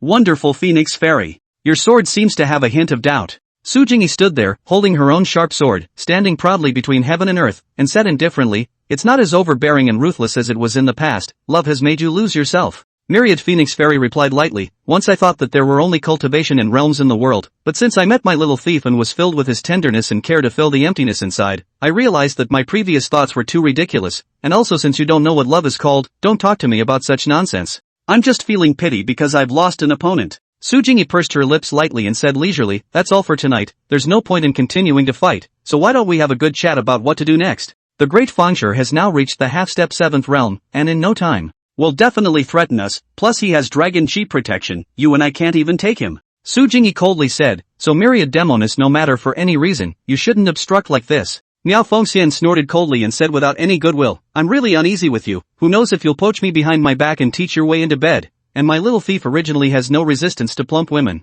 "Cut him," Su Jingyi said expressionlessly, "cut him up from now on to eliminate future problems. I think you're the Demoness." Miao Fengxian bared her teeth and said without a trace of humor, "If you cut it, then what am I going to do? How am I supposed to enjoy myself? This has nothing to do with me. Do what you need to do." Su Jingyi flattened her mouth and said softly and quietly, "Myriad Demoness, don't be sloppy about this matter. You shouldn't want your lover to die at the hands of the great Fangshur either, right? So the best way is to let me teach him. I know some of the details of the great Fangshur better than you do." Miao Fengxian bit her lips tightly. Her heart was very unhappy while worrying that the little thief would have some unspeakable things with Su Jingyi, and at the same time, she was very unwilling. Feeling that she was inferior to Su Jingyi, she couldn't even teach her own man, and even had to find an outsider to teach her. The key outsider was still her. The Fangshur is good at all kinds of formations, especially about the illusion type, and face formations. You like to break in hard, but your lover boy doesn't have this realm of yours. If he breaks in hard, he will only die. I will teach him how to break the formation, and you will do the rest.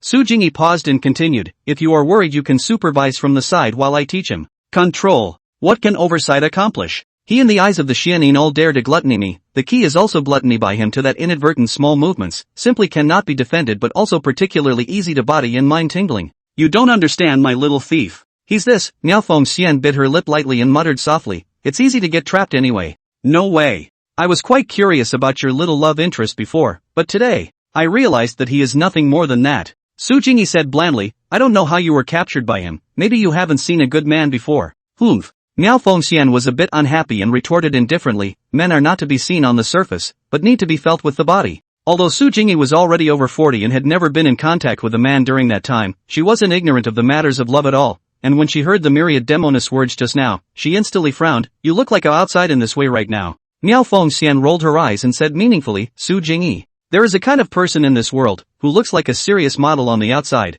but as long as they are opened up by a man, they are simply more and wavy than a." Su Jingyi didn't bother with her, and said lightly, "Anyway, that's it, you pick the location." "Okay." Miao Fengxian nodded and said softly, "I will inform you, but before that, Let's renegotiate our agreement. Firstly, you can't touch my little thief's body. Secondly, you can't talk to him about anything other than teaching. And lastly, you dress tightly, don't show me anything, especially boobs and ass. Wrap it up for me. No need for you to say it. Su Jingyi skimmed her lips and murmured, are you really happy now? What do you think? Miao Fengxian raised her willow eyebrows and asked in return. Meanwhile, Lu Sun stood alone on the cliff, a little empty and a little lonely, wondering how the myriad Demoness and Fairy Su fought. Hey! One wave hasn't subsided yet, and another wave is coming to invade. Lu Sun sighed deeply, carrying the flying sword in his hand. He walked to the edge of the cliff and stood there looking at the mountains in front of him, the high mountains that had been destroyed, with 10,000 feelings of despair and bitterness in his heart. Why is it like this? Are there no ordinary women in this world? The character is gentle and elegant, looks mature and charming. The body is floating convex, such women do not have? How do I meet her all or all suddenly heartache, feel will not love again? At this point, 2 streaks of light appeared at the edge of the sky, and in the blink of an eye, they arrived at the cliff. When the smoke and dust cleared, Lu Sun noticed that the clothes on the myriad Demoness and Fairy Su were still intact as before. His heart was even more despondent. From now on, you'll learn to break formations at her place, and I'll teach you the rest. Myriad Phoenix Fairy stood by the little thief's side, looking at his expression, and said in annoyance, I'll keep an eye on you from the sidelines. Lu Sun shrunk his head. He saw a flash of ferocity and hatred in the eyes of the great Demoness. He was afraid that she was not going to publish a personal vendetta. Miao Fengxian lightly bit her lips. That luxuriant jade hand groped to his waist, ruthlessly pinched. The instant pain almost sent Lu Sun away. After a small punishment, rushed to Su Jingyi in front of her and said, you also give me this point. Do not seduce my little thief. He cannot afford to be tempted. That's not necessarily. Lu Sun skimmed his lips and retorted with slight dissatisfaction. The words. Another hard pinch and instantly much better behaved. Su Jingyi naturally wouldn't pay any attention to the myriad Demoness, who was overwhelmed by love. Staring blankly at Lu Sun standing beside myriad Phoenix Fairy, she said softly and quietly, don't forget what I told you. There's no need to tell anyone about this matter, including your maiden.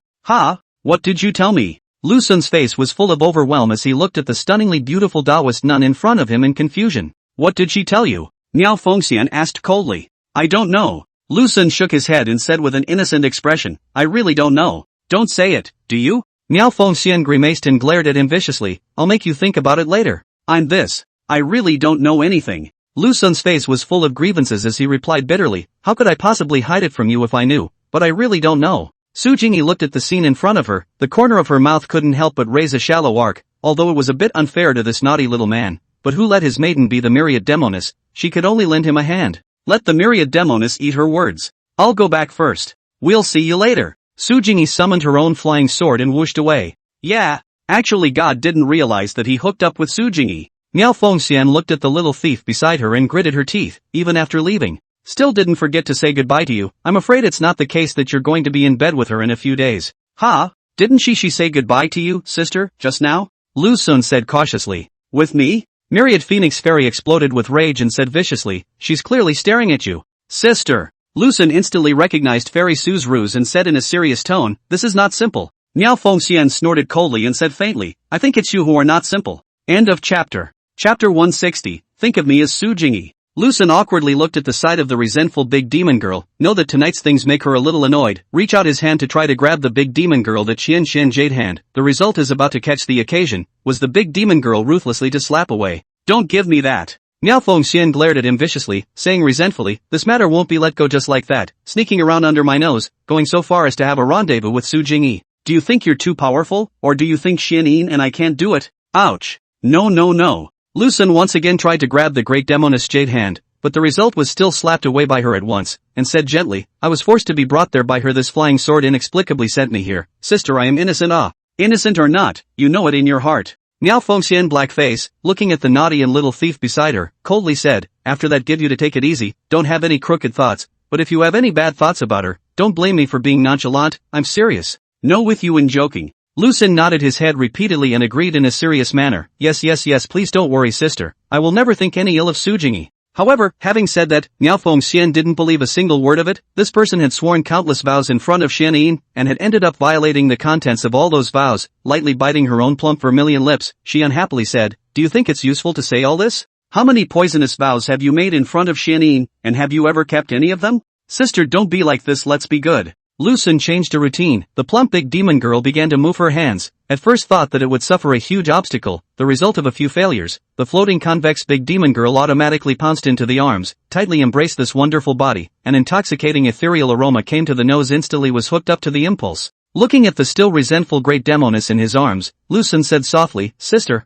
how did you agree to let me study at her place? I remember you. Didn't you strongly oppose it? How come after a fight with her you agreed? It's not because of you." Miao Fengxian pursed her lips and puffed. "My understanding of formations is not as good as hers, while that great founder is good at formations, so I can only make this compromise. If I would have been able to do formations, I wouldn't have been willing to give you to her." But that is really not simple. I feel that there is bad water in her stomach, and before she left she even deliberately provoked our relationship, letting me get beaten up and adding to your heart, sister. Lu Sun nodded and said in a serious tone, "Sister, relax, I will guard myself well and won't let her get my body." "Reverse, right? I think it's you who wants to gluttonize her body." Miao Fengxian raised her eyes, staring blankly at the shameless little thief close at hand, and exasperatedly said, "Just like when you were craving for my body, the key is that you're simply defenseless against this kind of plump mature woman." Lu Sun smiled awkwardly and hurriedly explained, "As far as my current situation is concerned, I'm afraid that the heart is more than enough. Xianin let me cannot straighten my waist, sister you let me crooked mouth and eyes, where there is still extra energy, can go outside and naughty can live is very good. It's not enough. My carelessness tonight. It almost led to a big disaster." Miao Fengxian pursed her lips, her willow brows slightly furrowed, and muttered softly, "It seems the best solution is to let you lie in bed every day." Lu Sun's head was filled with question marks as he hurriedly wrapped his arms tightly around the great Demoness in his arms and smiled, "Sister, don't be like this." "Humph. Scared?" Miao Fengxian twisted her head and said with a cold smile, "Don't be afraid first. After you go back, there's going to be pain for you." Lu Sun shrunk his neck and just wanted to open his mouth. Suddenly, a stream of light landed not far away, and Fairy Su, who had left earlier, was standing there looking at Lu Sun and the myriad Demoness who were hugging each other, revealing a faint touch of disdain between her eyebrows. "What are you doing back here?" The myriad Demoness snuggled into her own little thief's arms, facing Su Jingyi, who had been staring at her, and deliberately arching into her arms, and said faintly, "Can't you see that I'm in love with my own mistress?" Something suddenly came to mind. Su Jingyi replied lightly, "Can you bring the little fox along? I'll teach her some useful feats." "Can I teach myself?" Miao Fengxian furrowed her brows and said in exasperation, "Su Jingyi, don't stretch yourself too far, she has nothing to do with you. With all this free time, why don't you go find a man to fill the loneliness and isolation in your heart?" Su Jingyi narrowed her eyes and looked at Miao Fengxian, who was embraced by the man in her arms, although her face was full of annoyance, but it could be seen that her eyebrows were full of happiness, as well as an ineffable flavor, compared to her past. At this moment, the myriad Demoness had even more of a small woman's flavor. This cuddling, lying on a bed, really so interesting? She has clearly achieved the point of being proud of the world, but she willingly snuggled in the man's arms, put away her arrogance and dominance, and only exuded happiness and tenderness. Why in the world is this? The beautiful mature nun, a little can't figure out the original reason, especially also enemy and friend of the confidant. The object of her infatuation is this kind of man is more a little bit unimaginable, want to break the head, can't figure out why. You guys go ahead. Fairy Su flattened her mouth and flew away again with a whoosh. "Did she ask you about Xianin Xianshi?" Myriad Phoenix Fairy hurriedly inquired. "Asked. But I didn't answer, I just let her guess for herself," Lu Sun said honestly. Miao Fengxian skimmed her lips and didn't say anything more, quietly lying on his bosom, sniffing the male scent of his body. Her thoughts began to become chaotic, an irresistible impulse and desire continued to erupt from deep within, directly sweeping through her entire body. "What's with the twisting?" Lu Sun took a look at the great Demoness in his arms, looking at her face full of spring, his heart couldn't help but thump. "Little thief. Let's go back." The mythical Demoness squeaked, "Take a bath first. Then get under the covers and don't get out of bed until the day after tomorrow." "Ha! This. Before Lu Sun could finish his sentence, he was swept away by the impatient myriad Demoness. The following morning, the sun was shining outside and the air was fresh. Crooked mouth and eyes, Lu Sun probed out of the quilt, looked at the window that was already bright, and burst into tears of joy. Finally dawn. "What's wrong?" Myriad Demoness hugged him from behind, her delicate cheeks pressed against his back, and leisurely said, "Don't be too happy, this is just the beginning. In short, until tomorrow morning, I won't let you get out of bed, obediently lie by my side." "Egu, you're a Demoness." Lu Sun turned over with a face full of pain, looking at the great Demoness near his eyes, the salivating and charming look, unimaginable. How horribly creepy she was last night, pursed his lips full of sourness and said, "Sister, I was wrong." "No, you're not wrong, how could my little thief be wrong? What's wrong is this world, what's wrong is me, what's wrong is Xianin, what's wrong is Su Jingyi." The great Demoness looked at him playfully, reached out her hand and gently pinched his cheek, and said softly, "I won't let you go, obediently accept my punishment for you." Between the words, Unable to help but pause, she squeezed her wonderful body into his arms and continued, I'm happy that you're working so hard to make me happy, but I'm not a big fan of the way you deflated just now, and the men that I fall in love with never do anything more than move forward. Having said that, propping himself up, directly lying on his body, looking at the shameless little thief under his eyes, that terrified and despondent look, puffed out a smile, this sudden smile, full of seductive charm. Make you amorous. The great Demoness crouched down, a pair of snow-white jade arms hooked around his neck, her plump vermilion lips gently pointing at his mouth, slowly kissing all over his entire face, and then biting his shoulder with a single bite along his neck. SS. Lucen sucked in a mouthful of cool air as a gust of pain swept through him, yet despite the pain, it was mixed with an unspeakable happiness. Little thief. Tell me, do you like Su Jingi? Miao Fengxian raised her head and pressed it against his ear, blowing hot air while hoarsely rushing at him and asking, a little bit of sultriness in her delicacy, a little bit of warmth in her sultriness, causing Lucen's body to instantly crisp up. Dislikes. I only like you and Xianin. Even though Lucen was seduced, he did not lose his own sanity and replied with a straight face. Yes? Miao Fengxian said lazily and low softly, she is so mature and charming, although looking at a serious look, but the more this serious woman, when tearing off her mask, the more it is difficult to resist the tenderness, and she is all alone for more than 40 years. Her figure. It's even more marvelous than mine. Do you really not like it? Miao Fengxian said enchantingly, if you take her down, I'll be lying on the left and she'll be lying on the right, the two of us together. Subsequently, Miao Fengxian whispered something in his ear, quietly. Just then, Lucen hugged her and violently rolled over, glaring condescendingly at the naughty myriad Demoness, and viciously said, you abrasive Demoness, today the poor Taoist first subdued you, and in a few days I'll go back to take her down. You did. Before Maya Fengxian could finish her sentence, Lucen took a bite. The great Demoness faked using her hands, dead against his chest, and as a result just for a moment she couldn't help but hug him. Little thief. I am now Su Jingi. Su Jingi, the fairy of the world. No. Not some myriad phoenix fairy, the great Demoness mumbled with her eyes closed. Shasta. Lucen is more sold out. What elite? The old man is drying the elite. End of chapter. Chapter 161, Fairy Su, are you there? The process of the sort of the lips is extremely sour, and the effort finally boiled over to the noon, taking advantage of the big demon girl's trance, crooked-eyed Lucen sneak ready to sneak out the door. As a result, he just had this idea, beside the big Demoness directly hold his body, so that he can't move a movement.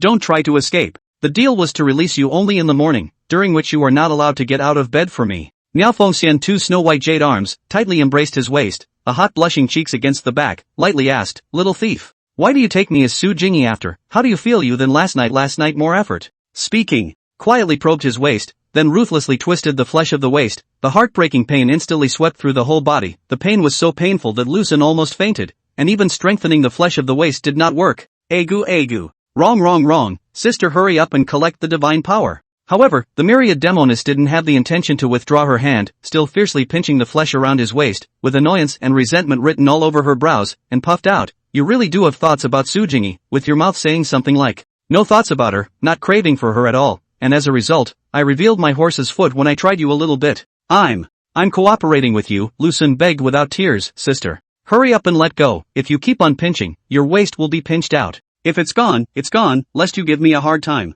Myriad Demoness loosened her jade hand and directly pulled his body over, and then drilled headfirst into his arms, and then arched. After arching to a comfortable position, only then did she quieten down and raise one of her slender jade legs, gently rubbing against his body while caressing that fine and sturdy chest. Her eyes had already begun to gradually become mesmerized. Little thief. You have this idea. I won't blame you, after all, I also deeply know your nature, but absolutely can't pay action. If you dare to have an emotional sublimation with her with Su Jingi in the dark, I will directly rip your head off. The myriad Demoness said in a glutinous manner, do you understand? Got it. Lucen laughed nervously, hugged the big Demoness in his arms hard and said tenderly, you and Xianin both, I'm almost too busy. If there is another Su Jingi, I'm afraid that I won't die of exhaustion. Her cultivation is the same as your sister's. You're already so deep, I think that she should also be as deep as the abyss. The myriad Demoness pursed her lips lightly and muttered softly, little thief. You, me and Xianin, this is already messy enough, don't drag Su Jingi in again, when the time comes. The scene of chicken and dogs, thinking about it is a bit of a headache. Yes. Sister, relax, besides, she taught me how to break formations, and it's not like you're not around me. Lucen smiled and said, I'm sure I'm honest under this eye. Did it work? In the beginning, you did not also in the eyes of Xianin. God did not know the ghost to give me. Miao Fengxian bit her lips tightly, her face flashed with a faint touch of shame and anger, and she said furiously, don't say so many things. In the beginning, how did you adulterate me under Xianin's eyes in the beginning, and now how will you gluttonize her under my eyes? The myriad Demoness let out a cold snort and gritted her teeth. The more I think about it, the more irritated I am at how I chose you. Bad, colorful, and cheap little thief. Ah! With a sudden emotional breakdown, the myriad Demoness violently sat on his body, furiously glaring at him, glaring at the innocent-faced little thief, and went up to hug his head, those plump vermilion lips sucking directly on his mouth. Meanwhile, Lu Xun's heart was about to break. This chatting suddenly she broke her defense, but it also shows how much Fairy Sue and the myriad Demoness are at odds with each other. It doesn't even need Fairy Sue to be present to break the myriad Demoness down. Hey, it's over, she's starting to push me under the covers. Can't imagine how I got through it, always managed to survive until the next morning. Lu Xun get out of bed to pick up their own clothes and pants, head without looking back rushed out of the snake's nest, when once again stood in the sunshine suddenly have a new sense of life, the original world's happiest thing. There is nothing happier than being able to breathe fresh air. It's good to be alive. Lu Xun put on his pants, and then naked in the backyard to stretch his muscles, and then returned to his own house. He looked at his own attribute panel. The increase in cultivation did not have a trace of surprise, is still as steady as the old dog's rate of increase, if in accordance with the current situation. 2 months will be able to save enough $10 million. Should we go for a monster upgrade? Just relying on such an increase. It will take a monkey's time to ascend to full level. The key itself is not looking for how powerful, as long as it can get on the great Demoness on the line, probably the level of the middle innate realm. Lu Xun flattened his mouth, took out a pill that he didn't eat last night, and swallowed it into his stomach, and in an instant, the symptoms of a crooked mouth and slanted eyes plus a sour taste in the mouth all disappeared, and his self-confidence instantly surged all over his body, not to mention a wonderful Demoness, even if it's immortal Sue who came. That is also not under the mouth. Carrying his sword to the courtyard, Lu Xun began his research. The iron crotch technique made up for the shortcomings of the third stage of bronze wall iron wall. So did that mean that the sword chi that he had previously wielded using the third stage of bronze wall iron wall could be given a huge boost? With this doubt, Lu Xun gripped the meteorite star sword tightly, concentrated his strength and power into his right hand, and swung the sword violently in a calm and relaxed manner. A green-on sword chi erupted out, with the momentum of devouring everything, instantly obliterating a small hill not far away. This unexpected scene. Lu Xun was dumbfounded. He himself even had a powerful sword. However, with the sword just now, Lu Xun realized that he had no control over it, and could only wield a mountain of sword chi, but could not control it freely. If he used this move in a crowded situation, he thought that he would hurt the innocent. Forget it. Later, Lu Xun lifted the meteor star sword in his hand and was about to practice the sword stance that Xianyin had taught him when a burst of applause came from behind him. It was wonderful. Lu Xun looked back. I don't know when. The great Demoness stood behind her, and at the moment she was only wearing a white plain robe, with a green silk belt tied around her waist, and the sides of her lapel were open, revealing that proud white snowy skin. The kind of calm smile, honor and disgrace of calm, the wind threw no trace of calm. Mature and charming flavor comes to the surface. When did you practice this move? Myriad Phoenix Fairy walked over to the little thief's side and gently inquired. Practicing casually on weekdays, I've gotten the hang of it over time, and I can't master the strength. Lu Xun looked at the myriad Demoness whose mouth contained winks, and had a little difficulty controlling it. Your cultivation in realm is not high, and this sword path is not very deep. It is already not easy to have this kind of result, if you want to control the sword chi perfectly, at least to the innate realm. Myriad Demoness spoke, took the meteorite star sword from her own little lover's hand, looked at him with a flare, and said gently, little thief. Watch this. The words. Miao Fengxian casually threw out the meteor star sword, and saw that the sword, after being thrown into the air by her, countless identical swords appeared out of thin air, literally covering the sky, while Lu Xun, who was standing on the side, almost had his jaw dropped in shock. My God, what kind of witch is lying next to me? This is too horrible. Go! As the great Demoness gave the order, the swords that covered the sky, toward a large mountain in the distance, like a rain of swords, constantly attacked, densely packed in such a large number that they were too numerous to count. Shasta! After a landslide, that big mountain actually disappeared. How? Myriad Phoenix Fairy recalled the meteor star sword. With a flirtatious smile on her lips, she looked at her young lover by her side and said softly, this move was created by me and named 10,000 swords. Sister is truly unfathomable. Lu Xun frowned and muttered emotionally to himself, I wonder when I will be able to reach a point like my sisters. Miao Fengxian pursed her lips, couldn't help but stick to the past, snuggled in his arms, delicately said, even though I am invincible is not captured by you, you are my first man, but also the last man. I Miao Fengxian in this life is only in love with you. Speaking of which, Myriad Phoenix Fairy, who had a terrifying cultivation, suddenly squirmed, biting her own lips tightly and squeaking, in the future, I want to give you a few little babies. Egu, you're going to have a litter, Xianyin is going to have a litter, the little fox is going to have a litter, and I.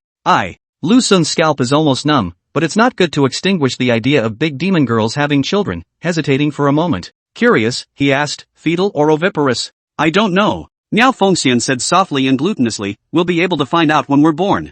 Forget it. It's your own kids. Lu Sun, also lazy to dwell on the issue of fetal or oviparous, they are with the snake demon in the same bed, still care so much what to do, but if he did not remember correctly, the white lady gave birth to Su Shilin. Su Shilin should be fetal. Subsequent times. Miao Fengxian snuggled in Lu Sun's arms, chatting with each other about some lively and interesting topics, while the green silk belt at the waist fell to the ground as they chatted. I'll go wash my body. You keep practicing your sword. The myriad Demoness hugged Lu Sun's waist, biting his neck while saying in a slightly hurried tone, I'll come back to you again after I take a bath. As the words fall, with a push away from the troublemaking little thief, he picked up the green ribbon on the ground and took a light step toward the foot of the mountain. Looking at the back of the myriad Demoness, Lu Sun licked his own lips and was about to follow her when suddenly his chest became hot. A psychic divine mirror was actually called out. Taking out this piece of psychic divine mirror from his bosom, he realized that it was the one given by Immortal Su. Lu Sun looked at the mirror, which only showed 2 words. Fairy Su, is it in? End of chapter.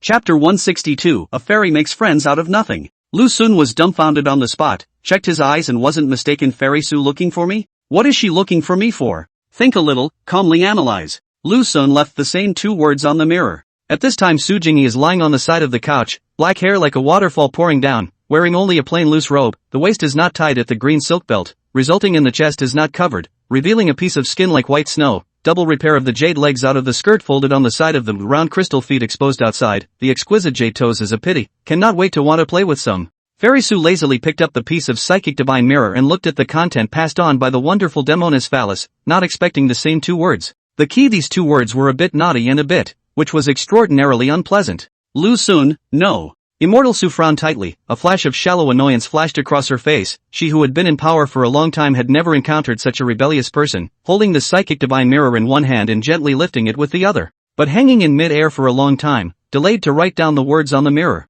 What should I say to him? Fairy Su pursed her lips lightly, her brows filled with confusion and disbelief. In fact, she didn't have anything to look for Lu Sun, she just suddenly thought of this person and asked him in passing. In short, she was too idle and wanted to find someone to relieve her boredom. Lu Sun called back the psychic god mirror and hurriedly ran towards the foot of the mountain, but the result was that halfway to the chest was hot again, and he had no choice but to take out the psychic god mirror, and this time the words displayed on it were a bit too many. Fairy Su, did your mother say anything about when she would learn to break formations? Lu Sun looked at the words transmitted by Fairy Su and was slightly stunned. Fairy Su is not generally in a hurry, and Miao Demoness seems to be deliberately delaying the time. If he is not wrong, she wants to take the time to learn to break the formation, to drag the time until the little Demoness and the little fox out of the gate. Lu Sun pondered for a few moments and silently wrote 5 words on the mirror. I don't know. Moments. Some words once again appeared on the mirror surface of the psychic god mirror. Immortal Su, can you urge your maiden not to just enjoy herself every day? Do I dare? You are not on her side, just chatting about you alone has broken her defense. If I propose that I want to come to your place to study quickly, I'm afraid that I will not be domestically abused again. Lu Sun skimmed his mouth, raised his hand and wrote on the mirror, you go and rush her, I'm not suitable. This time, Fairy Su didn't move. Lu Sun thought that the communication between each other ended here, called back this piece of psychic divine mirror in his hand, and bumbled towards the foot of the mountain, muttering, Sister is not in a hurry, the little thief is coming here. As a result, I didn't get 2 steps before my chest started to get hot again. Ouch. Are we done yet? After Lu Sun summoned the divine mirror, he took a look at the words on the surface of the mirror. Fairy Su, Yu Xianghuang, Hafasei, Fengxian Flower, Chonglu, King Muxiang, carry plate return and other grasses to force her to show her real body, and then take a thick and hard wooden stick and beat it directly on her body, so that she can faint for about 3 days, and then, you then come to me. Lu Sun's brain slowly hit a few question marks in front of this big problem. She is not when the world immortal? How can she teach me to commit a crime? Not to mention take a thick hard wooden stick. Can you knock out the wonderful Demoness? Alone this behavior is enough to get yourself screwed off the head by the wonderful Demoness. I didn't expect that the seemingly saintly Fairy Su would actually have such a dark side. Lu Sun locked his brows and muttered. Su Fairy lazily lying on the sitting couch, that green onion jade finger gently peeled the lychee, will be transparent gelatinous flesh, slowly sent to his own mouth, instantly feel a soft and smooth, slightly sweet and tender juicy, when spiritual mirror flashed a ray of light. Su Jingyi looked at the surface of the mirror. Liu Xin, don't dare, no time, bye. Why do you suddenly want to hack him to death so badly? Su Jingyi blackened her face and muttered in a low voice, he's really like what the wonderful Demoness said. He's naughty, and I don't know how the wonderful Demoness puts up with him. If it were up to me, I would have let him go to the Yellow Springs. I would have already let him go to the Yellow Springs, but he was so disrespectful to me. Can love really be all-encompassing? Even if the other person is a total asshole, can the word love, can it cover up all their faults? Even even changed their original habits. Once the myriad Demoness was so violent and tough, but in the face of her little lover, even reveal a small woman should have the tenderness, unimaginable, incomprehensible. Slowly straightening up from the sitting couch, Sujingi took a light step, that plump and heavy petite body, with the thickness of absolute beauty and maturity, came to her own bedroom. Gently removing this loose robe from her body, that white and tender skin like congealed fat, like a flawless piece of fine jade, it was actually so bright and dazzling. Changing into a Taoist robe, picking up the Buddha's dust that she carries with her, she steps out of the palace where she lives, and at the same time, she is followed by her personal maidservant Little Green, who is also very beautiful, but when she stands beside Fairy Su, she is inconspicuous. Green, do you have a favorite man? Sujingi asked faintly. The slave girl never had a favorite man, the slave girl only wants to serve the heavenly master for her entire life. Little Green hurriedly replied, her tone carrying a hint of trepidation and uneasiness. Her words kind of upset Sujingi, but it was more of a helplessness and loneliness. It seems that in this world, only the myriad Demoness is able to not have to be concerned about my identity and say whatever she wants to say, and I am able to talk to her with anything that is in my heart. Come to think of it. Suddenly a figure popped into my mind. He didn't seem to be too afraid of me either, relying on the fact that his mother was a mythical Demoness to treat me with all sorts of great disrespect. In a few moments, coming outside a palace, Sujingi directly walked in, and when she saw Zhao Qiuyu embroidering, that quiet and sweet appearance, a faint touch of warmth flowed between immortal Su's brows. She loved the sisters Zhao Yueyin and Zhao Qiuyu from the bottom of her heart, of course. More than anything else, she still liked Zhao Qiuyu, this intelligent and eloquent quiet little girl. Aren't you lonely embroidering all day? Zhao Qiuyu, who was embroidering, suddenly heard a familiar voice in her ears, turned her head to see Sujingi standing not far away, hurriedly put down the embroidery in her hand, kneeled on the ground obediently, and rushed to greet her respectfully, Heavenly Master Su. No one in private, no need to be like this. Sujingi waved her hand and walked to Zhao Qiuyu's side, sitting in a graceful manner, those clear eyes staring at her in a daze, saying softly, Moon Smoke can often come to you? Aha! Sister comes to chat with me every other day. Zhao Qiuyu nodded her head and replied in a glutinous manner. Is there anyone else besides her? Sujingi asked faintly. Zhao Qiuyu pursed her lips, and the words that came to her mouth hovered for a long time, then she swallowed them back, and said silently, no one has ever looked for me. Sujingi furrowed her brows and said in an unkind manner, you want to hide it from me too? I wouldn't dare. Zhao Qiuyu bit her own lip and squeaked, father has approached me, he wants to marry me too. Marry? I have heard of this matter as well. Sujingi said gently, it's been nullified. No need to worry. Ha? Really? Zhao Qiuyu excitedly looked at Fairy Su in front of him. I would still lie to you? Sujingi looked at her, at Qiuyu who had yet to realize that she was caught up in a greater conspiracy. Her heart couldn't help but be flooded with a wave of pity, reaching out to gently grab her jade hand and gently said, don't worry. As long as I'm around, I won't let you and Yu Yin suffer. Zhao Qiuyu pursed her lips lightly and answered as thin as a mosquito, thank you teacher. The long-lost sound of a teacher made Sujingi's mood so much better that she revealed a light smile and said with a slight grumble, you and Yu Yin haven't called me teacher for a long time.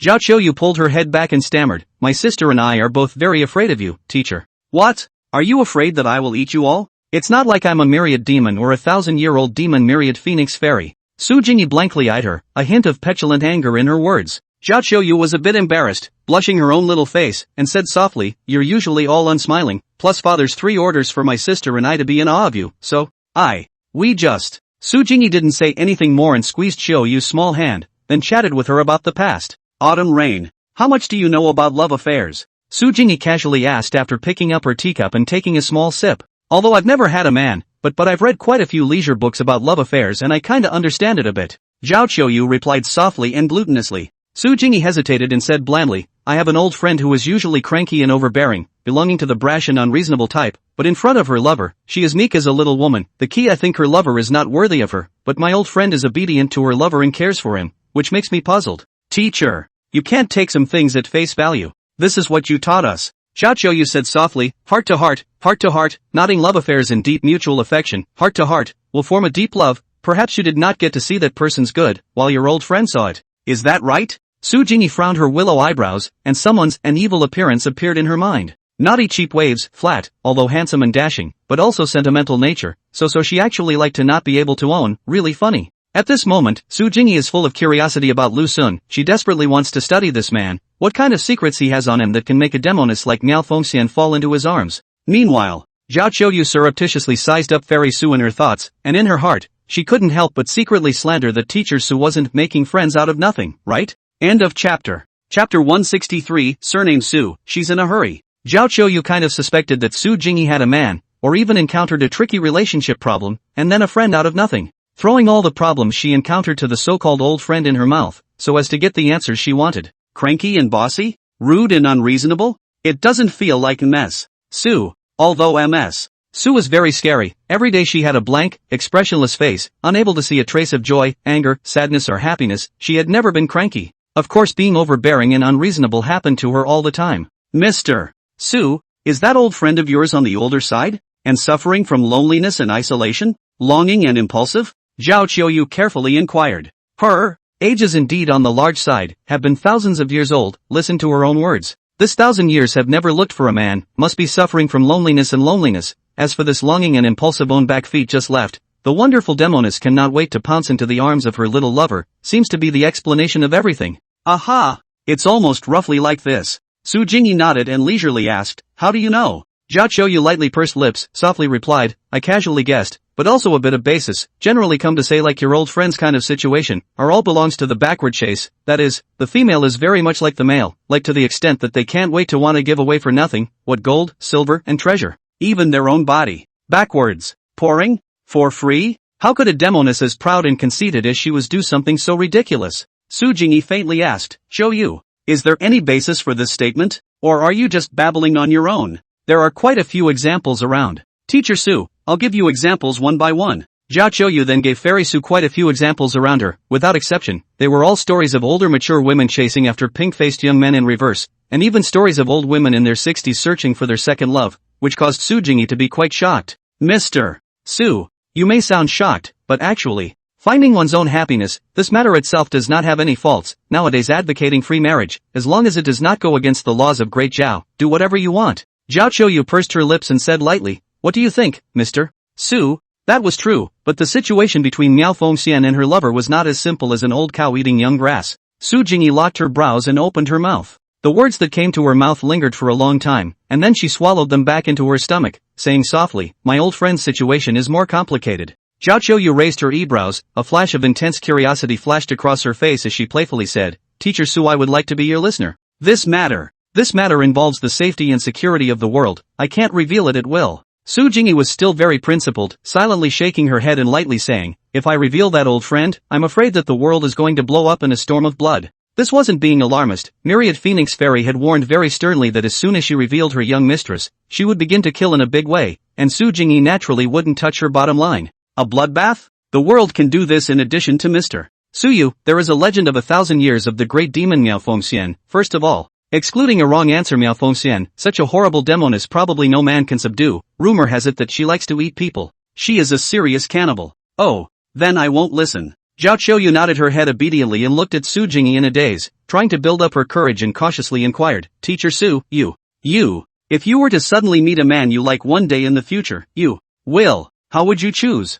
Like men? What kind of man would I like? I don't even know myself. Su Jingyi flattened her mouth and said faintly, that won't happen. Zhao Qiuyu shrunk her neck and said playfully, if I meet a man I like, I will definitely take the initiative to look for him, and can't wait to stick with him every day, even if I don't want this princess status, I am willing to do it. Between the words, Zhao Qiuyu cupped her cheeks with both hands and looked somewhere mesmerized, muttering, the man of my heart, he must be handsome and suave, able to amuse me as well as treat me in every way, handing me water when I'm thirsty, draping me in clothes when I'm cold, and bringing his shoulder over for me to lean on when he's tired. There will always be encounters. Su Jingyi picked up her teacup and took a small sip after. Indifferently, she said, if you are bored staying in the palace, go out for a walk. Hearing Fairy Su's words, Zhao Qiuyu's eyes widened violently, but they quickly dimmed again and said helplessly, forget it. Born in this place, after all, I'm a captive bird with broken wings. Even if I'm let out of the cage, I still can't fly. This world will not let you all pleased. You feel that your life is bitter, but have you ever thought that the way you are now, but others dream of? Su Jingyi said coldly, don't complain so much.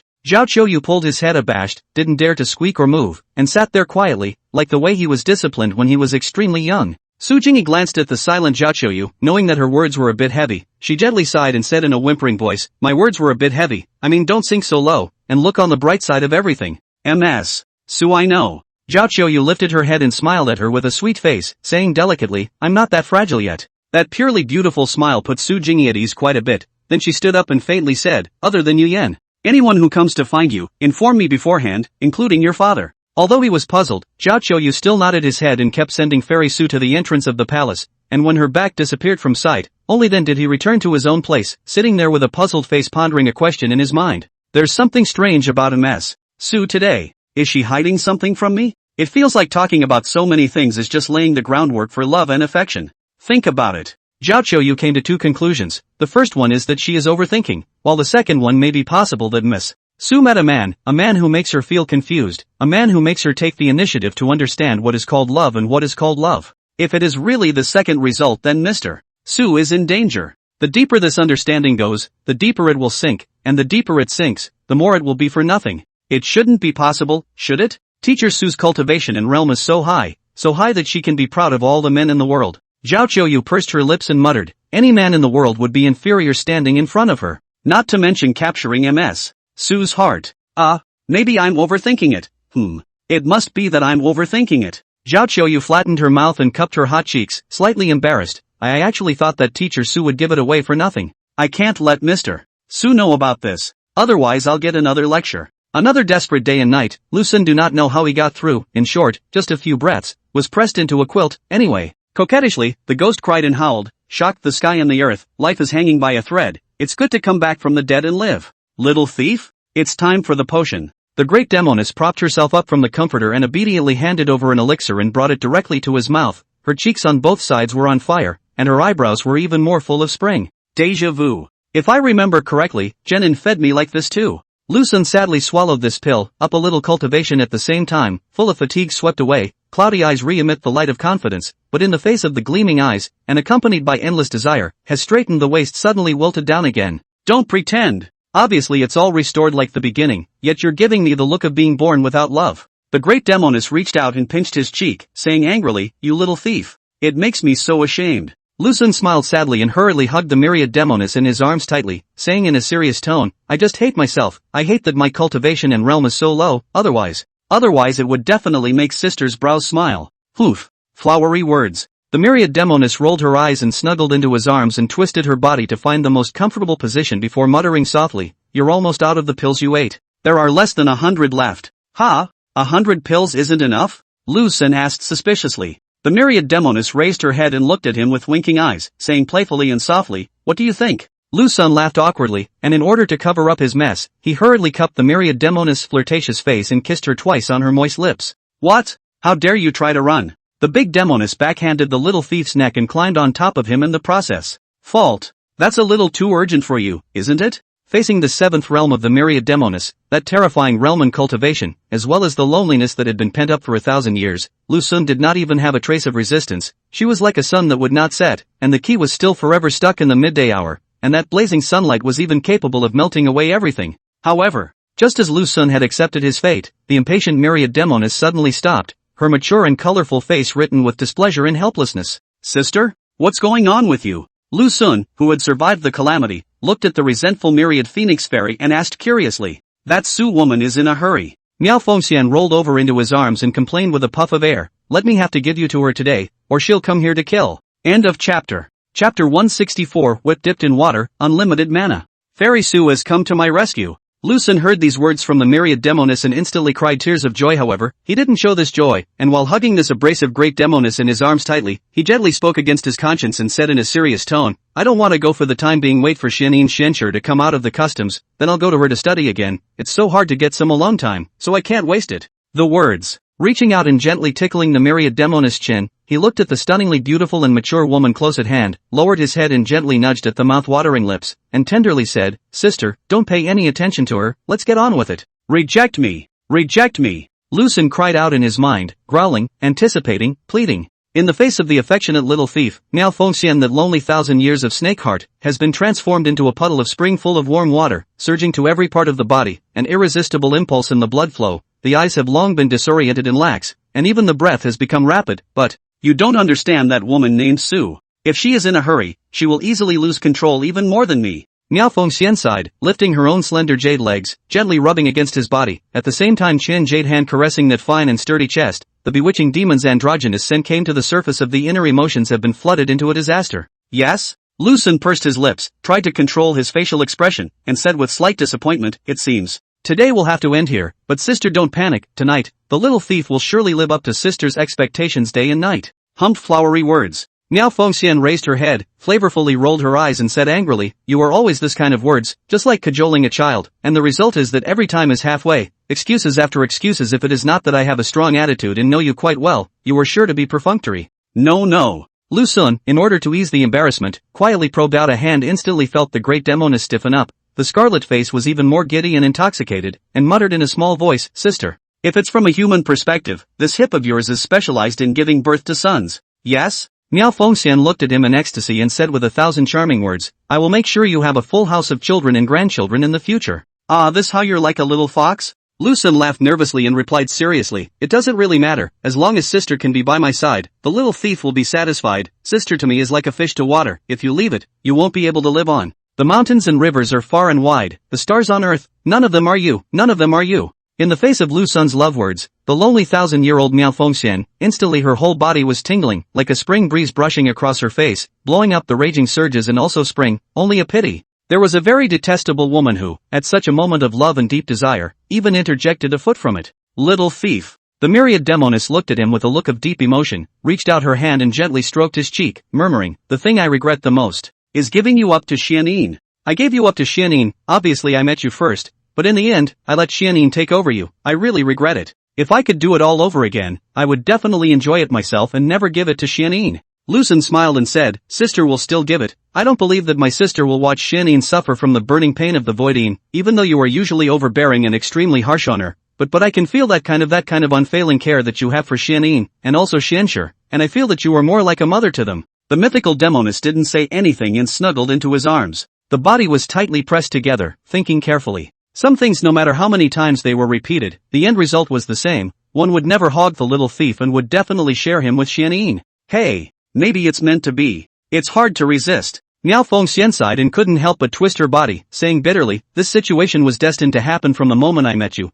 only that I can't see clearly what the ending will be now. Between the words, looking towards the little thief who was near his eyes, he leisurely said, "The end I'm talking about is that you'll have a few women, but no matter what, as long as you don't drag Su Jingyi under the covers and let me share your body with her, the rest, it's all negotiable." "Discussion?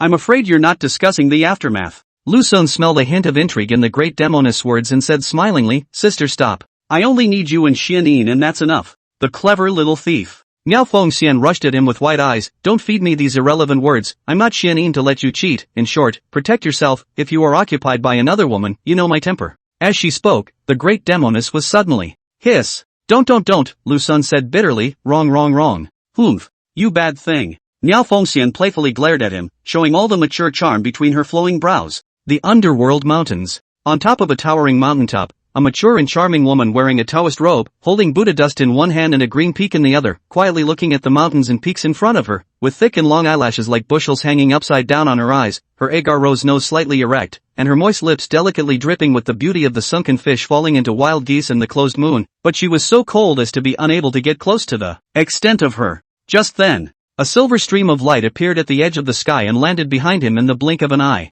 "Why so late?" Su Jingyi looked back at the myriad Demoness and her little lover, especially looking up and down at the myriad Demoness. It had only been a few days since I had seen her. Why did it feel like she was much more refreshed again? It's a long way to travel, and with a slice of love on the way, it's naturally slow. Miao Fengxian did not shy away from revealing some of her personal matters in front of Su Jingyi. Of course it was limited to a very few portions, the main purpose of which was to show her love, in an attempt to infuriate this lonely woman to death. Su Jingyi frowned, those beautiful eyes looking towards the little man beside the myriad Demoness, leisurely inquiring, "Do you still have any energy left? My little thief is very lean." The myriad Demoness was a little bit slightly disgruntled, and said without a trace of anger, "Tough? Where's the lean and mean?"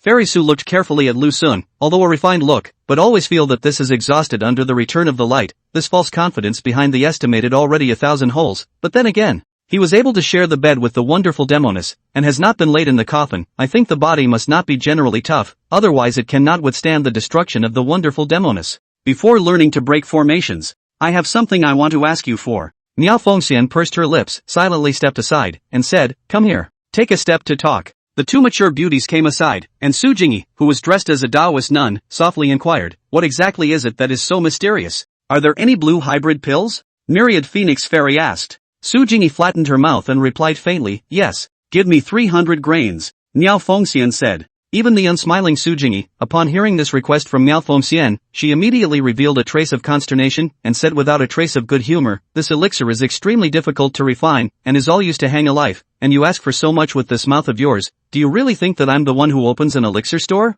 And what do you need so much for?" Su Jingyi looked at her suspiciously, looking at the lionized myriad Demoness beside her. "Of course it's for my happiness with Hai Yunin. What else could it be for?" The myriad Demoness bit her lips lightly and replied blandly, "This matter has nothing to do with you. I have my own uses for it. I only have 30 or so grains, and it's a bit insufficient for myself, but the great Fengsher should have quite a few. After all, they are good at refining elixirs." Su Jingyi said softly, "Apart from the blue mixed elemental Dan, there are even other superb elixirs, so let's split them 50-50 when the time comes." 50-50? The myriad Demoness raised her willow eyebrows and said with a displeased expression, "I've offered up my own mistress, and you're actually proposing a 50-50 split with me? Su Jingyi, why didn't I know before that you were so shameless? It can't be a 50-50 split. It has to be 8 for me and 2 for you." When the wonderful Demoness and Fairy Su, because of the issue of pills, chatter among each other at the time, not far away from the Lu Sun has been the two of them buttocks to study through. The chest is indeed more open-minded than the big Demoness, but the buttocks seem to be missing a trace of spirituality. The light is moist and less rounded, a little bit of the warped.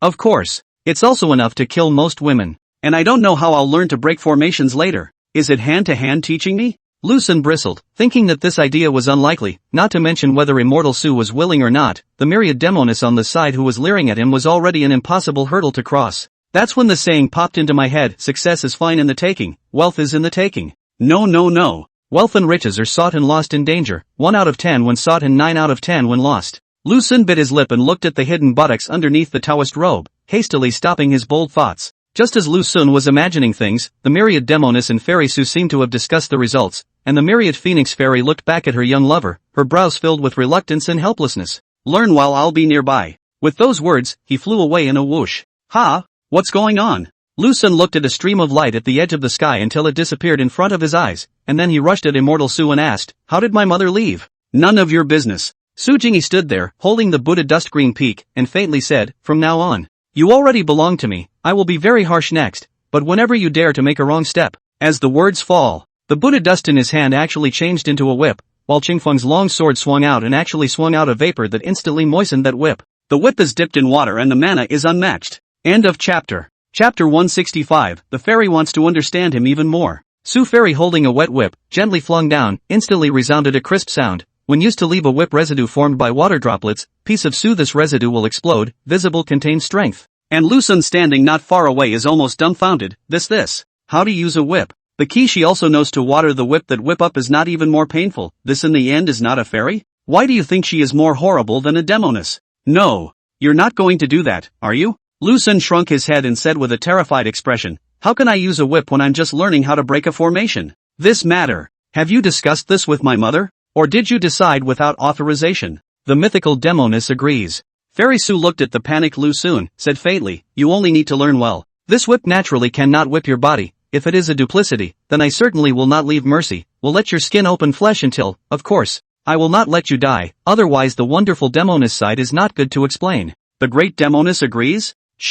How could she agree to that? No way. Absolutely impossible. Lu Sun's face was ashen as death. "There's no way my mother would agree to this, it must be your unauthorized decision. No. I'm going to find my mother and ask her face to face." The words. Lu Sun summoned his own flying sword, and as a result, the flying sword that he had just summoned, actually flew directly in front of Su Jingyi, and then it was stuck on the ground. "Don't struggle anymore." Fairy Su said coldly, "Your mother won't come until sundown. Be good and resign yourself to your fate. Next I will start teaching you from the very basics, first letting you familiarize yourself with what each formation does." Between the words, with a flick of the whip, several long swords suddenly fell. "I'll use the sword to set up the formation, you write it down for me. Later on, I will test you. If you answer wrongly 1, I will whip you once. If you answer wrongly 2, I will whip you 3 times. If you answer wrongly all of them." Fairy Su's indifferent face flashed with a superficial ferocious light, said, "I will make your life worse than death. It is useless for your mother to come here, I said so." Hiss. The fairy is so fierce. Lu Sun looked at a Taoist robed Su Jingyi. That appearance with the first few days to see not much change, is still mature and plump breath came out. This how to look at it is not like ferocious type,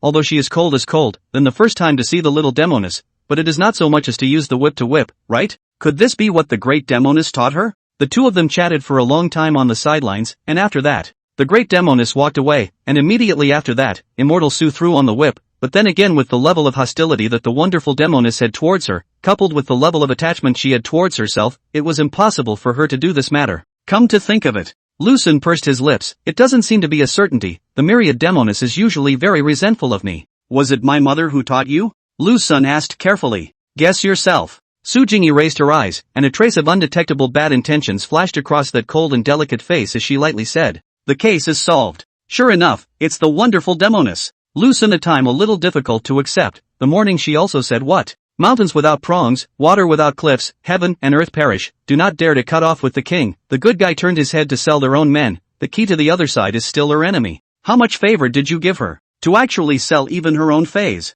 Lu Xun asked with a sad face. All of the great Fengsher's pills. Su Jingyi said softly, after killing the great Fengsher, all those pills will go to your mother, and I won't take a single one. The price for this is for you to be completely obedient to me, and to allow me to punish you. Lu Xun opened his mouth, a stomach of words to the edge of the mouth hovering for a long time, and then silently swallowed back into the stomach. This go back to the big demon girl's ass to break. I'm the dignity of the head of the family where to rest? Hey. Alright. Lu Xun sighed and said with a face like death, you start, I'll listen. Su Jingyi also did not continue to nonsense, began to explain to Lu Xun a variety of formations, as she Qian Jade hand gently raised, the several swords as if being manipulated in general, orderly arrangement into a pattern, lighted said, this formation is called the Soul Enchantment Array. For corners of the sky and earth for the wind and clouds, at the same time, this array can be divided into two arrays, when the sky and earth for the foot of the array, it is a mesmerizing array, to the wind and clouds for the foot of the array, it is a soul-taking array, what is a mesmerizing and what is a soul-taking, and so on, and then you will say in detail. Su Xianzi taught very seriously, Lu Xun also listened very seriously, but listening to the thoughts a little bit of a small hollow, sneak a look at the side of Su Xianzi, that stereotypical cold look,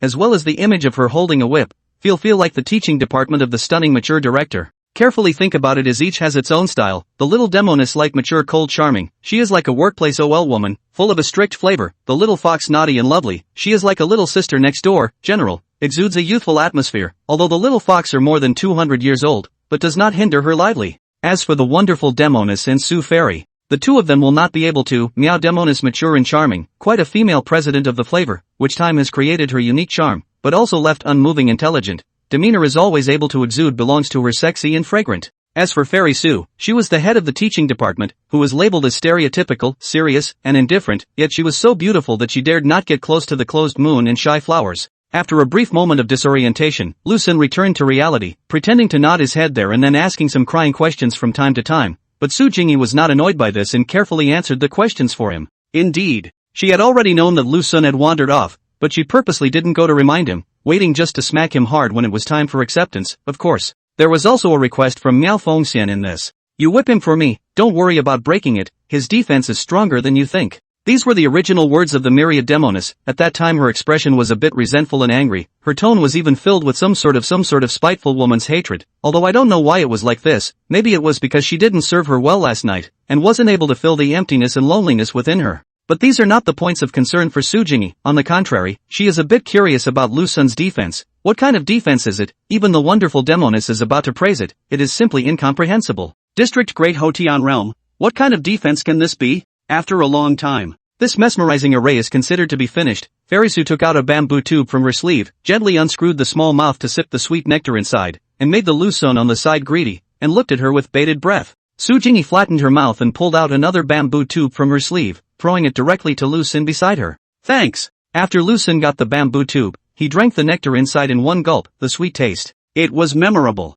So sweet. Where did this come from? Lu Xun asked curiously. The bamboo from the East Sea Immortal Island has the ability to eliminate fatigue and increase longevity year after year. Su Jingyi glanced at him out of the corner of her eye and inquired blandly, Feng, have you memorized all of what I said about the vertigo formation? Aha! Almost there. Lu Xun was studying the bamboo tube and replied absent-mindedly. Su Jingyi frowned, quite dissatisfied with his dishonesty and perfunctoriness, and at the same time even more confused as to how in the world the myriad Demoness had fallen. By heart this send I do not want, and she myriad Demoness actually gave it for nothing. Then I ask you, what is the soul regeneration formation? Su Jingyi asked indifferently. When the soul vertigo formation uses the wind and clouds as its legs, it is one of the soul regeneration formations, and this formation will amplify the fear within, thus losing the power to fight. Lu Xun said softly. Su Jingyi froze, biting her lip lightly, then asked, when the wind and clouds change, what should be done? Find the ground in the formation and it will be resolved. Lu Sun lifted his own head and looked at Immortal Su beside him, smiling slightly. Although I was in a bit of a trance during the period, I didn't miss a word, so just don't bother. Su Jingyi did not say anything more, but in her heart, she was a little surprised. She did not expect him to be able to remember all of them. She had underestimated him before, but that smug expression, she wanted to cut him to death. Do you really like Myriad Phoenix Fairy? Su Jingyi said softly. She is a Demoness. What makes you say that? Lu Sun asked. Just casually asking is just a bit curious. If you don't want to answer, I won't force you. Su Jingyi said. Lu Sun skimmed his mouth and leisurely said, at first, I was tempted by her beauty, but after I learned that she was a Demoness, I did have some small trepidation, but as I interacted with her in depth, I realized that Demonesses are not bad, just like this world is not either black or white. Su Jingyi pursed her lips lightly, but this is how the world is, and if you defy the world, you will be the enemy of this world. So what? Lu Sun lifted his chest and said proudly, I will fight against this world for her, and even if I am spurned by the world, I am not willing to leave her. Su Jingyi couldn't help but freeze. The calm lake deep inside seemed to have been thrown a huge stone, suddenly causing layers of waves. Don't turn your face. Looking at the little man beside her.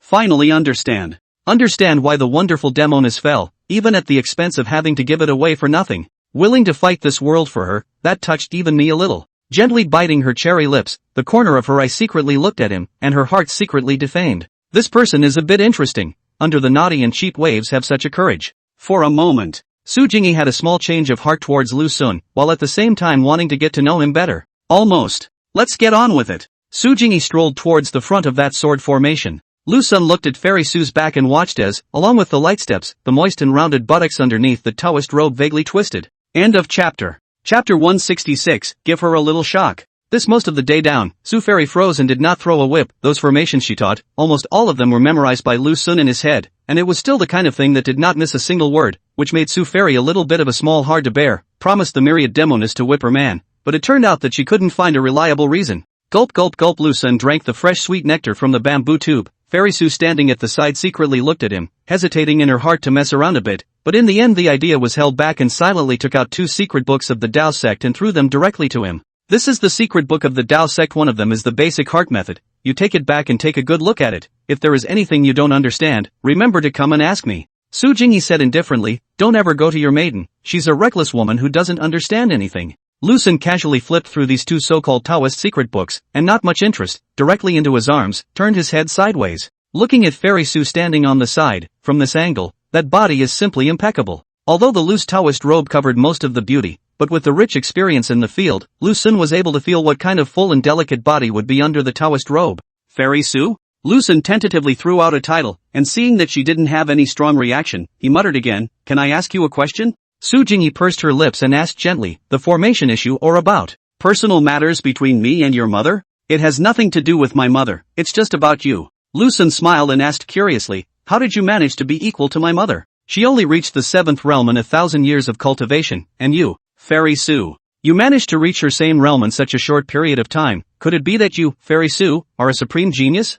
I'm not a supreme genius. By chance I obtained 2 heavenly Tao precedence maps, from which I explored a trace of the power of the heavenly Tao. That's all, Su Jingyi said here, and couldn't help but pause, and continued, in terms of talent in fact, you and Little Fox's talent is the highest, and even Xianing can only be subordinate to the 2 of you below. How to mention the 2 of them again? Lu Sun keenly perceived a hint of crisis, and did not go to pick up the stakes, deliberately stood there without saying anything, and Su Jingyi also smelled a hint of clues, very sensible and did not mention it again, quietly stood there. A wisp of breeze came. Lu Sun from this wisp of breeze smelled a light elegant sandalwood fragrance, at the same time mixed with a touch of maturity and charm of the breath. It is refreshing and imaginative. If she and the wonderful Demoness sleep in the same bed, what kind of picture would that be? Thinking about it, I'm afraid it's not hard to defeat. The key to both of them are so open-minded. In addition to the Myriad Demoness, do you have any other women outside? Su Jingyi suddenly asked. Outside? Not outside, but inside. Lu Sun skimmed his mouth and casually replied, you must have listened to my mother's nonsense. In fact, I'm a person who is still very in love. It's not that I can't move my eyes when I see a good-looking woman. Besides, I'm afraid there's no one in this world who can look better than my mother. These words made Su Jingyi very dissatisfied. A wave of competitiveness suddenly surged to her heart. What do you mean there are no more women in this world who are better looking than your mother? Am I not better looking than your mom? Is he blind? Or doesn't he know what good looking means? Su Jingyi lightly biting her own lips, retort words hovering in the mouth, but delayed to say, contemplating a piece of Su. Murmured, I have an old friend. She is much better looking than your mother. Zither, chess, calligraphy and painting are all proficient. Than your reckless woman mother. I do not know how much stronger. Good classic no China-born friend opening line. Hearing Su Jingyi words, Lucen heartily smiled, did not think that between the wonderful demon girl and Su Fairy, there is such an incomprehensible climbing heart, who are not willing to weaken each other half a millimeter, but think carefully is not a problem. From the current situation, the two of them are each taking each other no way, can't fight and can't lose, that can only humiliate each other through other aspects, and now, Su Demoness was going through sweetness and happiness as a way to humiliate Su Fairy. Hey! Obviously each other are each other's confidant, as girlfriends' general existence, each other can say the heart, but they have to go to this extent. Lucen peeked at Fairy Su beside him and asked cautiously, Fairy Su, are you not looking for a man for life? The men of the world are all wolf-hearted men, not worthy of my devotion. Su Jingyi said faintly. Hey, this map gun is meaningless. What do you mean all men in the world are heartless? I'm a man who gives his heart and soul to the woman he loves. Cough cough. That's not true, Fairy. Lucen coughed lightly and said in a serious manner, I'm not a wolf-hearted person. I'm calling out my heart and lungs to my own maiden, the key. I'm not just because of her beauty, but also for the sake of peace in the world. Su Jingyi frowned and casually inquired, tell me about it. Actually, I've never forgotten my original heart, I've only changed my approach, from the beginning of cutting down the demons and eliminating the devils, to now marrying the Demoness, it's all for the sake of the people of this world. Lucen explained in a serious manner, using this true heart of mine to exchange for her not killing. As expected, it was just like what the wonderful Demoness said, this little man had a mouthful of words. Su Jingyi did not believe his words, obviously he is being lust to the mind, but the grand to press himself on a universal crown, this person really shameless, but then again, his payment does bring some peace to this life. I will order people to build you a temple so that the world will remember your achievements. Su Jingyi said indifferently. Not so much. Hearing that he wanted to build a temple for himself, Lucen refused awkwardly and unobtrusively, a small merit, what's the point, it's better not to waste money. Still a bit of self-awareness, Su Jingyi blankly eyed the little man beside her, and then with a gentle wave of her luxuriant jade hand, the several swords inserted on the ground instantly flew to the sky, leaving Lucen's flying sword. I'll go back first, I'll come back to teach you next time. Su Jingyi summoned her flying sword. Watching Fairy Su gently lifting one of her jade legs, slowly stepping onto that flying sword, the back of that sunset was actually so beautiful, especially the moist round buttocks under that robe. I can't wait to slap it hard. If I use the divine mirror to look for you next time, you are not allowed to be perfunctory to me, much less treat me with great disrespect. Su Jingyi turned her head sideways, looking at him behind her out of the corner of her eye, and said coldly, and, replying to my statements, the word count must be more than 10 words, no ah is allowed. As the words fall, with a whoosh, he flew away, leaving Lucen standing there alone. This is quite demanding, Lucen muttered in a low voice. Just after Su Jingyi left, Maya Fengxian came with her front foot, a silver stream of light landed beside her, and then her plump body swooped over, diving headfirst into Lucen's embrace, her two jade arms hugging his head with force, and those dainty vermilion lips directly covered it. I'm suffocating. Having been lonely at home for most of the day, Miao Fengxian was about to go crazy, and now that she finally snatched back her little lover, the flood of loneliness instantly washed away all reason, leaving only desire and impulse. Sister, aren't you afraid she'll kill a back? Lucen reminded helplessly in the midst of his busy schedule. No harm done. And don't take your clothes off. Miao Fengxian twisted her full body and said with 1,000 charming words, little thief. I miss you. Ouch. This witch is too seductive. Lucen moved away from the tempting moist lips, looked straight at the demon girl in front of her, face like a drunken red, eyes confused, eyebrows are full of tenderness, which is what is frightening. 1,000 years of demon, obviously is caught in love, and cannot extricate themselves from the ripe beauty of the complaining woman. Sister. I was a bit good today, Lucen said gently. Aha. Miao Fengxian responded softly, her head couldn't help but lean over and rest on his shoulder, saying leisurely, you don't have her scent on you. Speaking, biting his neck again, down the neck back to those lips. Very sweet. Why is the little thief's mouth like honey today? The edge of the sky, on a flying sword. Su Jingyi was on her way back, while her thoughts were stuck on a certain man, and her mind could always recall his words. Willing to fight against this world for her. How can a clearly amorous wannabe be so affectionate? Su Jingyi flattened her mouth and muttered as thin as a mosquito, no wonder the myriad Demoness would give white. If a man were to say these words to me, I'm afraid I wouldn't no. I wouldn't have fallen, and it's even more unlikely that I would give it for nothing, the key has all been used by her. But those words were really quite touching, and I'm afraid no woman could resist them. While thinking about it, Su Jingyi suddenly thought of something and touched her sleeve. Sure enough, she found a pamphlet. Crap.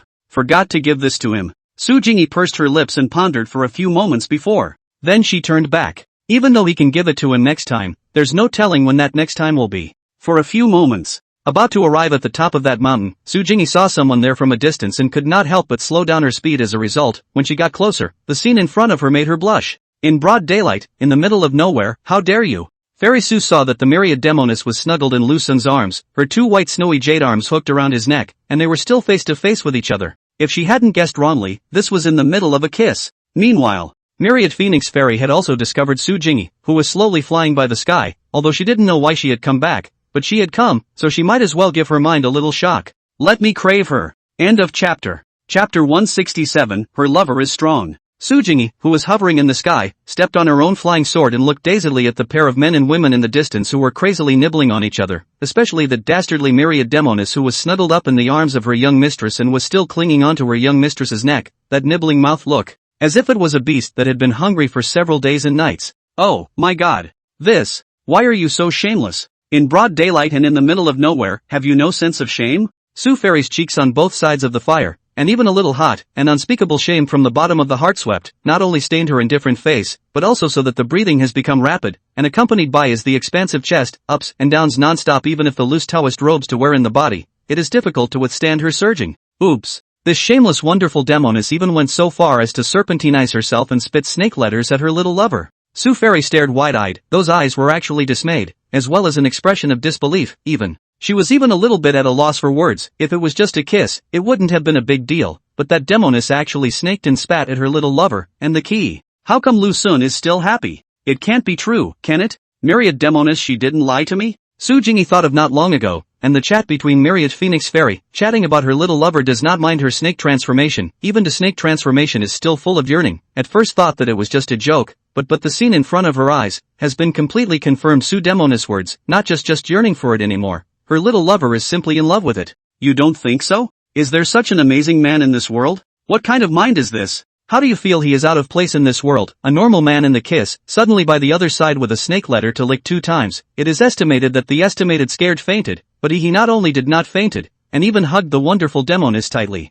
Meanwhile, snuggled in Lu Sun's embrace, Miao Fengxian, part not to mention how surging. Originally this kind of is very easy to be aroused, now. The sky is still hiding a Su Jingi, in front of her face and their own little lover to make out. This kind of feeling is simply unspeakable. Interesting? The myriad Demoness raised her eyes and stared straight at the little thief in front of her as she said softly, "Do you need me to half snake and then strangle you? I remember Xianyin strangling you like this, while wrapping her own body tightly around you, while holding your head. She said that you like this very much. That's just curiosity killing the cat. Who knew it was so painful? If he hadn't bronzed himself to the 3rd order, he was afraid that even his kidneys would explode. I was young and ignorant then, and now I understand things." Lu Sun laughed awkwardly, looking at the blushing great Demoness. He curiously inquired, why his sister suddenly so excited? Was she stimulated by something? I also want to strip off your clothes and show the peeping Su Jingi in the sky how lean and sturdy my man is. Miao Fengxian whitened her eyes playfully and said softly, "Don't you like it when sister is like this? If you don't like it, I will stop doing this. Love it." Lu Sun nodded his head repeatedly and said meaningfully, "Sister, don't be anxious. When I enter the 7th realm someday, even if you look like a half snake, I won't wimp out. Not only will I not wimp out, I also want to make my sister happy. No. To make you happy for the rest of your life." Myriad Phoenix Fairy reached out her hand and gently pinched his cheeks, saying in 1,000 piquant ways, "Your breath is not small. You still want to challenge my half-serpentization? You can't even hold Xianyin who gave you this courage? Alright, you passed the first hurdle first. Let me quickly become your Demoness. Working on it. Lu Sun laughed nervously and softly inquired, "Sister, when are we going back? There's no rush. Let you rest a little longer." The corner of Miao Fengxian's eye peeked out and realized that Su Jingi was still peeping from afar, and she secretly slandered in her heart why she hadn't rolled back yet. Could it be that this is an addiction? I didn't expect the high and mighty Su Jingi to have such a strange fetish. Since this is the case, don't blame me for being ruthless. Although Miao Fengxian a little small reluctance, but in order to be able to show off in front of Su Jingi ruthlessly, in fact, it is also quite earned. Of course, Miao Fengxian is not worried. Su Jingi therefore will be greedy for their own little thief. On the contrary, it is no good to Su Jingi greedy for him, so that it can be alive angry with her, as long as their own watch a little more tightly, as soon as a breeze directly catch him home, there should not be any accidents. Come to think of it, wonderful Demoness, the Qian jade hand reached to the small thief's waist, directly pulled down the black belt, his robe to take off, casually thrown on the ground, as the method to unravel his upper shirt, also thrown to the side. It's unimaginable. The little thief even has such a sturdy body. Mythical Demoness touched his chest, especially at the heart where there was a deep scar, and leisurely asked, "I never asked you how did this hurt you?" "When I saw the righteousness, I was attacked by someone." Lu Sun wrapped one hand around the great Demoness' waist and tightly grasped the later. "I won't let anyone hurt you again, and whoever does, I will kill whoever does." The myriad Demoness snuggled into his arms, touching the very deep scar, while a slight hint of urgency appeared between her brows under the little thief's pounding. Speaking. Stealing a glance at the sky. Ha! When did she slip away? I guess I've got a craving. The myriad Demoness bit her lips lightly and muttered in a small voice. What gluttony! Lu Xun looked at the great Demoness in confusion, feeling a twinge of bewilderment at her inexplicable words just now. Nothing. The myriad Demoness slapped his hand away, then broke away from his embrace and leisurely said, Put on your clothes, we're going back. Ha!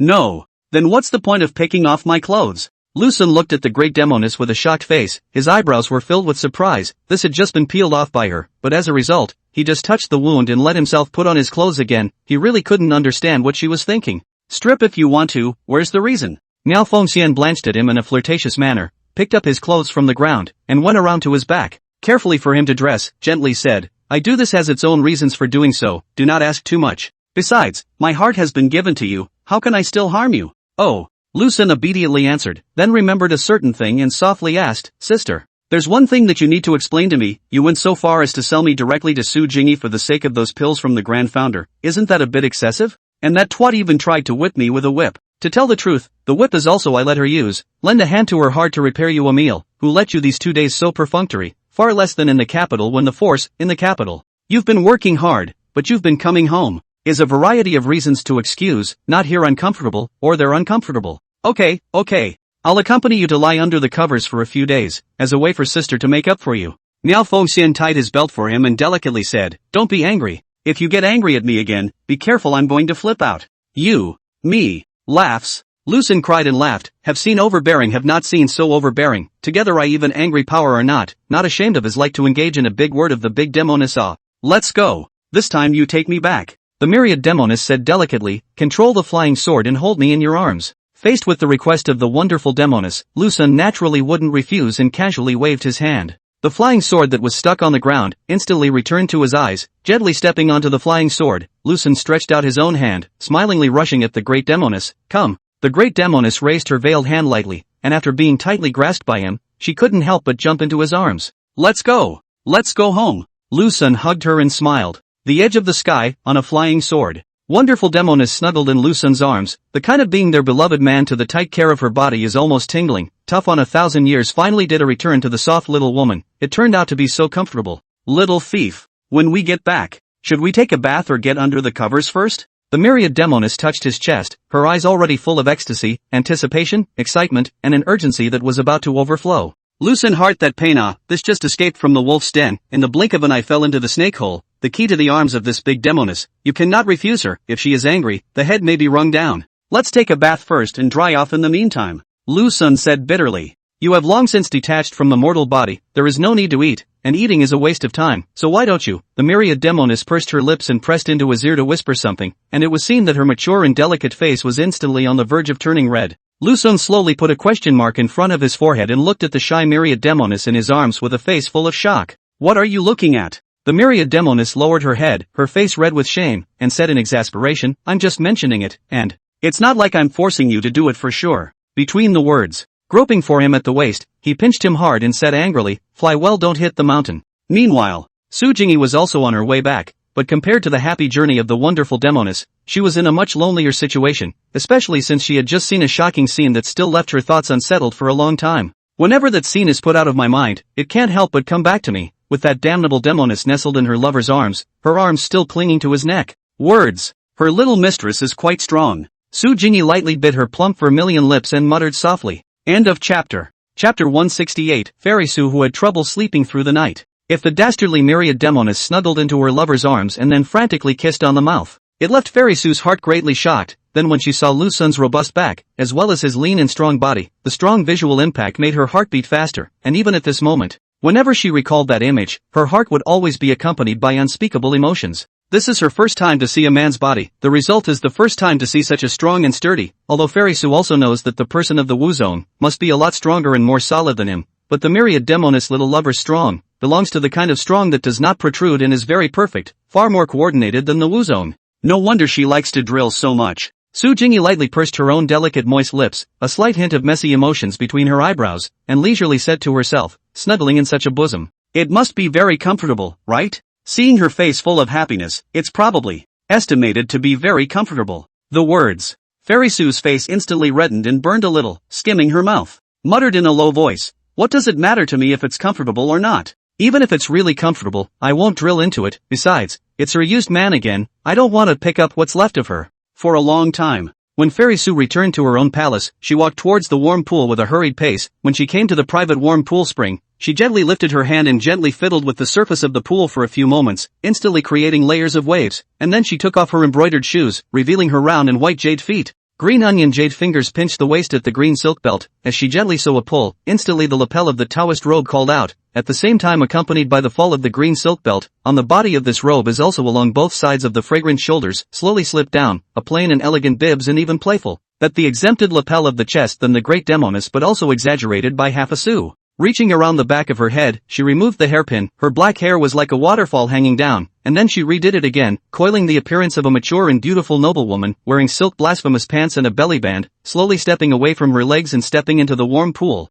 That clear and gentle pool water did not pass the Sioux fairy that floating convex body. A warmth let her sweep away all the exhaustion on her body, only to feel incomparable relief. A long breath of air cannot help but shrink the body downward, just to reveal her head. The body is leaning against the edge of the pool, closed eyes to enjoy the hot spring. The result. In his mind's eye, the back of that strong, and just the right line outline, every piece of flesh on the body is exceptionally clear, but not so abrupt with each other. How do I always think of this? Fairy Sue locked her brows tightly, those plump vermilion lips pursed up slightly, an overwhelmed, even incredulous expression written all over her face, a little bit of a small surprise at the changes she was experiencing at this moment. It's just a guy. That's not enough for me, is it? Su Shinzi shrank down again, burying half of her own head into the water, spitting bubbles in the water. Now her mind is a bit confused. That fine and strong body is like branded in her mind. How to shake it off cannot be shaken off. The most embarrassing thing is that the owner of that fine and strong body is the little lover of the myriad Demoness. No panic. It's just a mood swing. When we get through this period of time, I don't think we'll have any encounters with him.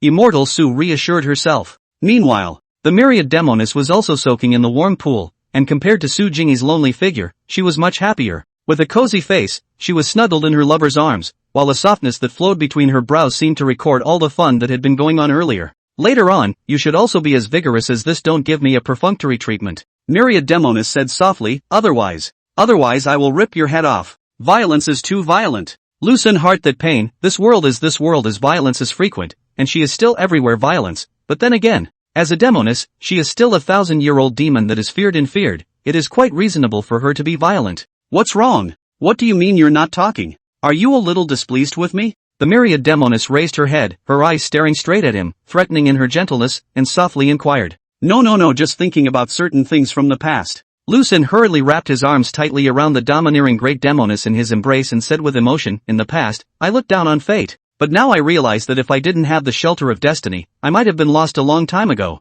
Myriad Demoness twisted a few times in his arms and said leisurely, I am also like you. I have always felt that I could not get love in my life, but I never thought that I could get love in my life. Destiny and I played a joke. Not only let me meet you, but also let me fall into an helpless and headache, but no complaints and no regrets. I'm sorry, Xianyin, but I had to make this choice again. The myriad Demoness looked at him dully. Little thief. Do you know that at that time, I was resisting almost every night, fighting against fate to the death? A simple word, a gesture from you. It will make my heart touch incomparably. When Miao Fengxian said this, she couldn't help but reach out and pinch the flesh around his waist, fiercely pinching down, puffing and saying, I'm so angry. I should have known that I would have chopped you to death at that time. I'm not going to be able to do it again. Lucen flattened his mouth and laughed cheaply. Okay, don't worry about the past, focus on the future. Sister, don't worry, I will work hard to cultivate, by then. When the time comes. Speaking quietly and silently in the ear of the myriad Demoness, all of a sudden, myriad Phoenix Fairy went limp, glaring viciously at him. Glaring fiercely, opening her arms, wrapping her arms around his neck in death, her mouth-watering delicate lips, and unceremoniously covering them.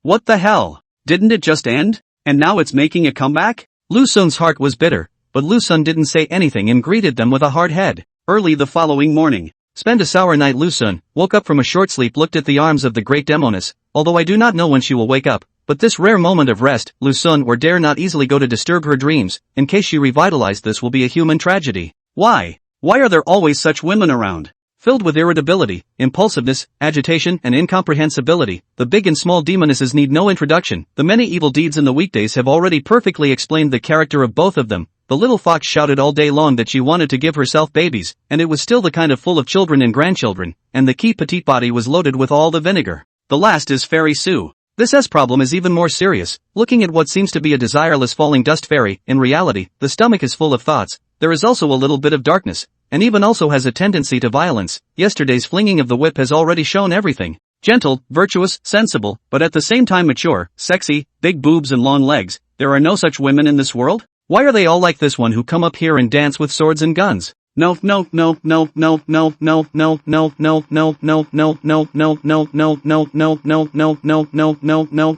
No. My current behavior is no better than that of a chow thief, a mature and charming virgin who is still alive. At the same time also hangs the title of wife, good guy. The element of exuberance pulls right up to the fullest. It's just that it's better not to go and cause trouble. Just the 3 demonesses at home can't cope with it. What qualification is there to go outside to make trouble? Lu Sun is very self-aware, although the undead is good, but some things cannot be a good word can be concluded, and then that the undead is still a close friend of the little fox, but also the left and right difficult situation. This is a chaotic situation, it will be even more tricky. Just as Lu Sun was imagining things, there was a fierce heat in his chest. Silently looking at the great Demoness in his arms, he was a bit hesitant for a moment, in case he chatted with Fairy Sue through the divine mirror and was captured on the spot by the myriad Demoness. I'm afraid that she will directly blow up. A moment's hesitation. Lu Sun carefully lifted the quilt, tiptoed out of bed, picked up his pants and slipped out directly when he came to the backyard. He took out the piece of psychic mirror, and it was really the piece given by Fairy Sue, and looked at the words displayed on it. Fairy Sue, is it in? Doesn't she have a good opening line? Lu Sun bristled, leaving his reply on the mirror. At this moment Su Jingyi lying on her own show bed, a loosened plain bedclothes with body, lapel both sides open to reveal a touch of white skin as well as unspeakable open-mindedness, languid with a little charm, but so cold. Su Jingyi yawned. She was a little bit sleepy after not sleeping all night, although she had crossed into the 7th realm and didn't need to eat or sleep, but she just liked to eat and even more liked to sleep, which was almost exactly the same as the little fox. Slowly, Fairy Sue waited for a few moments without waiting for his reply, and was a little bit dissatisfied in her heart. Casually throw the divine mirror to one side, Su Jingyi looked at the bed curtain, thoughts gradually flooded, eyes also became disoriented, blushing face as a kind of confusion and doubt. I can't believe I thought about his fine body all night. What the hell is going on? It was the first time I'd seen a man's body and it was still so lean and strong, but it wasn't like this, was it? Possibly. It's probably because she was infuriated by the myriad Demoness. Fairy Sue bit her lips lightly and muttered in a low voice, it's all because of her, this detestable Demoness. Just then, the psychic divine mirror that was thrown to the side, suddenly lit up a ray of light. Fairy Sue lazily stretched out her luxuriant jade hand and got the divine mirror and looked at his content. I'm sleeping with my wife, don't bother me. Fairy Sue exploded on the spot. End of chapter. Chapter 169, Have you ever been lonely? Lying in their own show bed, Su Jingyi, looking at the hands of the psychic god mirror, shows the content, gas to the body or shaking, especially that open chest, but also trembling like, Su Fairy has never had such anger, but do not know how to vent. What a wave! How dare he treat me with such disrespect? He has clearly reminded him to be polite to me, yet he is still like this. Su Jingyi took a deep breath and tried to suppress the irritation in her heart, but the words displayed on the mirror were like a sharp, pointed knife, constantly stabbing into her heart, slipping into an unhealable wound. An inexplicable idea of comparison from the mind gradually sprouted between her and the wonderful Demoness as to look down on each other, and each other as the type of competition, suddenly let Su Xianzi a little bit of a small disobedience, in terms of beauty. I'm not worse than your mother, in terms of body more than your mother half a millimeter, but you are indifferent to this. Is it that I am worse than your mother? However, this crazy and impulsive idea only existed for a few moments. Fairy Sue hid herself deep inside. At the same time both sides of her cheeks were burning, and unspeakable shame swept over her, and her vegan hand gently lifted, touching her face. How could it be so hot? Humph, just what I wanted. I'm tired today anyway, so I don't want to teach you. Su Fairy muttered, as thin as a mosquito, casually threw the psychic divine mirror aside, propped up that mature and plump body, sat at the head of the bed and sulked alone for no apparent reason, obviously an insignificant matter, but for some reason it would be so unpleasant. The more I think of the more unwilling, the more I think of the more angry, hate to raise the sword to cut him to death, but think carefully about this matter and he is not at fault. To that stinking man to say wonderful demon girl is indeed more important than their own. Next time I see you, I will definitely find some reason to give a hard time. Immortal Su pursed her lips slightly and muttered indifferently to herself. The words. That piece of psychic divine mirror lit up a light. Su Jingyi looked at the divine mirror that was thrown to the side, and after reluctantly reaching out to get it, she looked at the content that someone had passed on, and even though her face was full of resistance, there was a faint sense of urgency within her heart, as well as a faint and imperceptible hint of anticipation. Yesterday, I have to thank Fairy Su teaching, I benefited greatly, and was awarded 2 books of the Taoist secret books, for which I am grateful. Today and tomorrow want to look at the books first, to be the next time we meet. I hope that Fairy Su will be able to answer the doubts in the book for me. Looking at the content above, Su Jingyi, that cold charming expression, gradually eased down, pursed lips own plump Ju lips, the heart is quite satisfied, raised his hand to write down a good word on the mirror, and then the floating body drilled into the quilt. Putting aside some specific factors and personal views, in fact, this person in the world belongs to the rare genius, especially this pure yang body will be enough to let those so-called delicate children are to avoid 3 feet, but unfortunately should he have a bright future, the result is the wonderful Demoness to the intercepted halfway. That said, his guts are too big. The myriad Demoness was spitting out snake letters, and as a result, Fairy Su recalled that image from yesterday, where the myriad Demoness was snuggled in his arms, her arms wrapped around his neck, licking her face with her snake's letter, and as a result, he held the myriad Demoness even tighter. Unimaginable. Simply unimaginable, even incomprehensible. Is he really not afraid? Fairy Su murmured, what an amazing man. Or maybe he's a strange man. Meanwhile, Lu Sun has already drilled back into the quilt, embracing this proud body, began to think wildly. Although it is not very want to admit, but have to admit a fact, Fairy Su's appearance and body, is really too tempting their own resistance to her. Come to think of it. Lu Sun's mind began to stir, glanced at the sleeping great Demoness, hesitated for a few moments. Still, he dismissed the idea. I vaguely remember her saying it was a month. I'm afraid this isn't going straight into the coffin. Lu Sun muttered bitterly to himself. What month? A sweet voice came from his ears. Lu Sun realized that the big Demoness in his arms had already woken up. That mature and demonic face was filled with seductive tenderness. It was unimaginable that once she had killed countless people, and was so terrifying that she was able to stop the cries of children.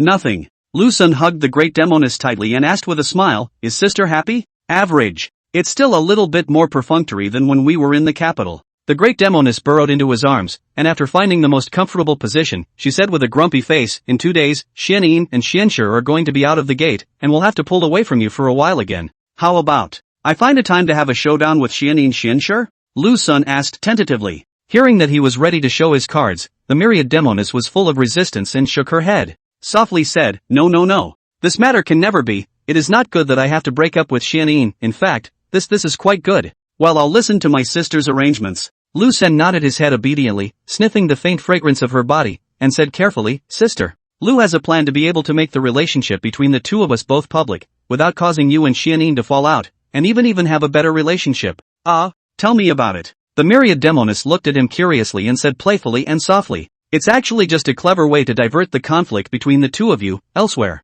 Lu Sun said in a serious manner, the method is simple. I'll pretend to go and gluttonize Su Jingyi. In this way the two of you will have a common enemy and will join hands to fight in unison. What do you think, sister? Myriad Demoness looked at him with charming eyes. That luxuriant jade hand probed into the quilt, gently pinched his waist meat, said leisurely, I originally thought, you are so witty and smart, and so full of confidence, I think there must be some high theory. I did not expect to say such vulgar words. Between the words, Lu Sun's body jolted and looked at her awkwardly, pleading, I'm messing with you. Haunting?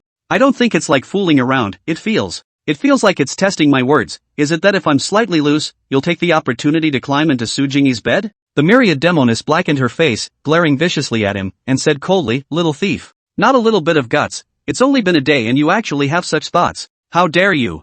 I'll just tease sister. Lu Sun hurriedly cupped her cheeks and tenderly sucked on her lips, comforting, sister. I found out that is a little bit of a belly knocker, and the bad water in this belly is no less than mine. I already knew that. The myriad Demoness squeezed her body and pressed closely with him, while a slender jade leg rested on his crotch, murmuring, don't look at her as cold and refusing to let people in, but she's actually a prude, and once she unshackles the shackles in her heart, I'm afraid it's a 10,000 times more ferocious existence. Having said that, lifting her own head, she stared straight at him, then hugged his head and said gently, don't bother with her, okay? It's not like my looks and body are any worse than hers, and the key is that she can't be serpentized. The wonderful Demoness pursed her lips lightly and whispered something in his ear. A few moments later, head will be buried into his arms, and at the same time after listening to her description, Lu Sun cannot help but begin to think about it. Lu Sun shrunk his head and looked at the petite great Demoness in his arms, slowly pressed to her ear and asked in a small voice, I was just talking casually before, but I didn't think it was really possible? Sure, but, replied the mythical Demoness,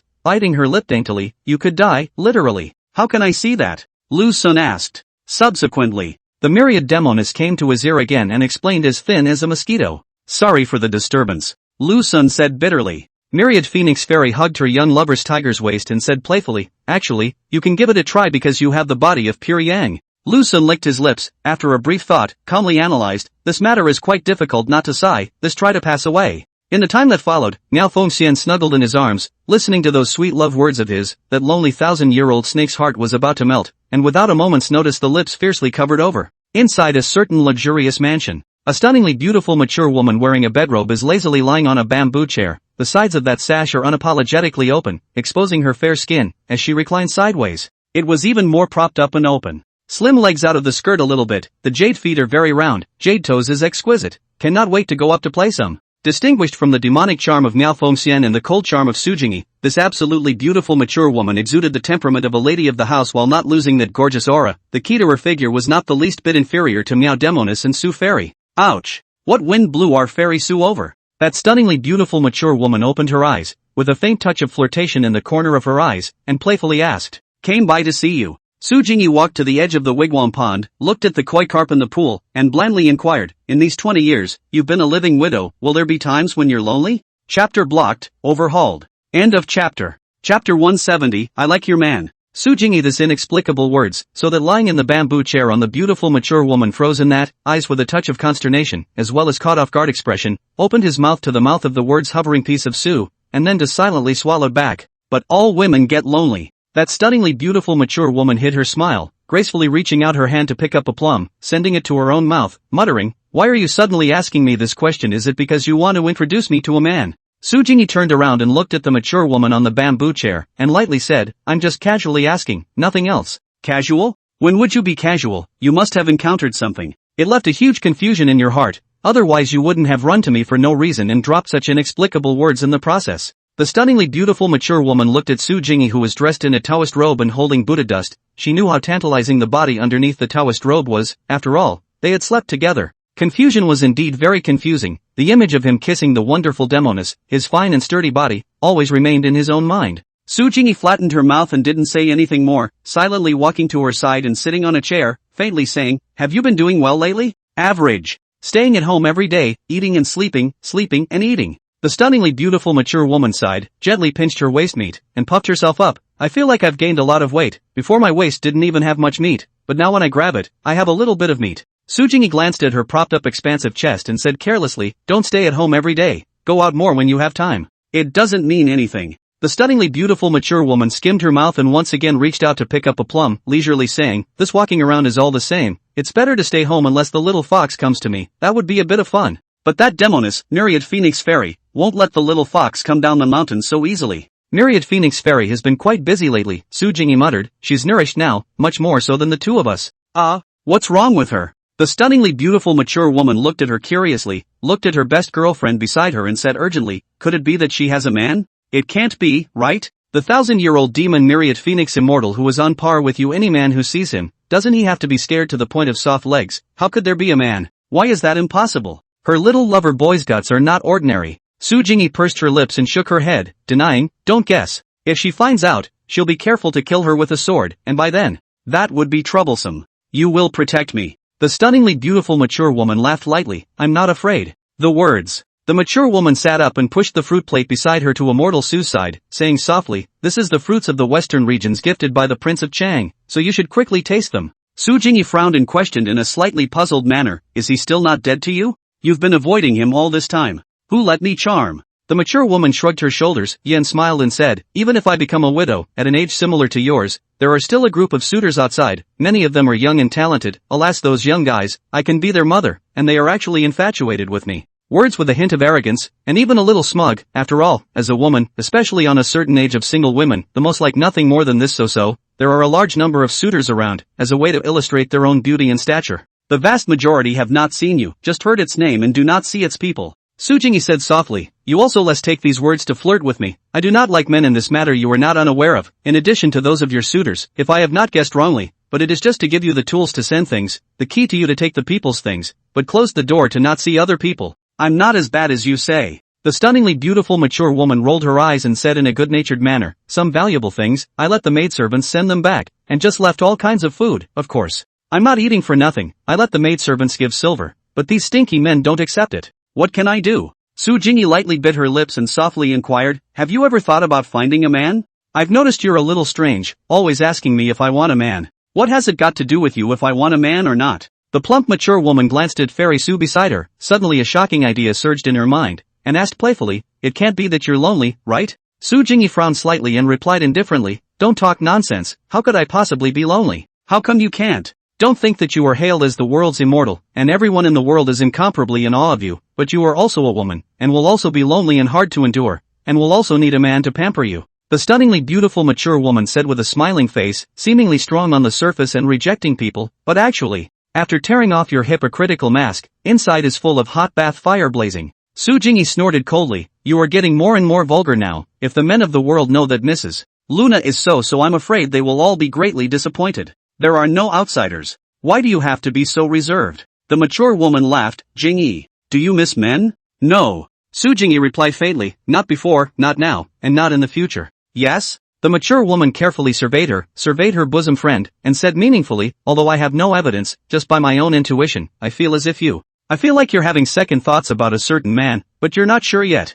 I don't know what this thought in my head is, so you ran here from the capital and specifically asked me if I was lonely, actually looking for an answer for yourself. Ugh, who is he? Handsome? Dashing? Sturdy? Young? Is he a cultivator like you?" The stunningly beautiful mature woman's heart of gossip suddenly surged, throwing out a series of questions at Su Jingyi, her brows filled with longing and curiosity. Su Jingyi's face was slightly displeased as she coldly said, "I repeat, I don't have a man." "Anxious? You're always like this. Without saying a few words you start to get anxious." The mature woman rolled her eyes and said without any goodwill, "Can you change the foul temper on you? In case you scare away your lover boy." Su Jingyi lightly pursed her moist lips, and did not take care of the stunningly beautiful mature woman beside her, but looked at the side of that wigwam, after a long time, said leisurely, "You haven't answered my question. Will I be lonely? What do you think then?" The mature woman skimmed her mouth, lying back on her own bamboo chair, looking sideways at immortal Su beside her, the plain bedclothes on her body holding up her expansive chest, and said softly and quietly, "Occasionally. But again, I don't know who to look for. Besides the maidservants who serve me by my side,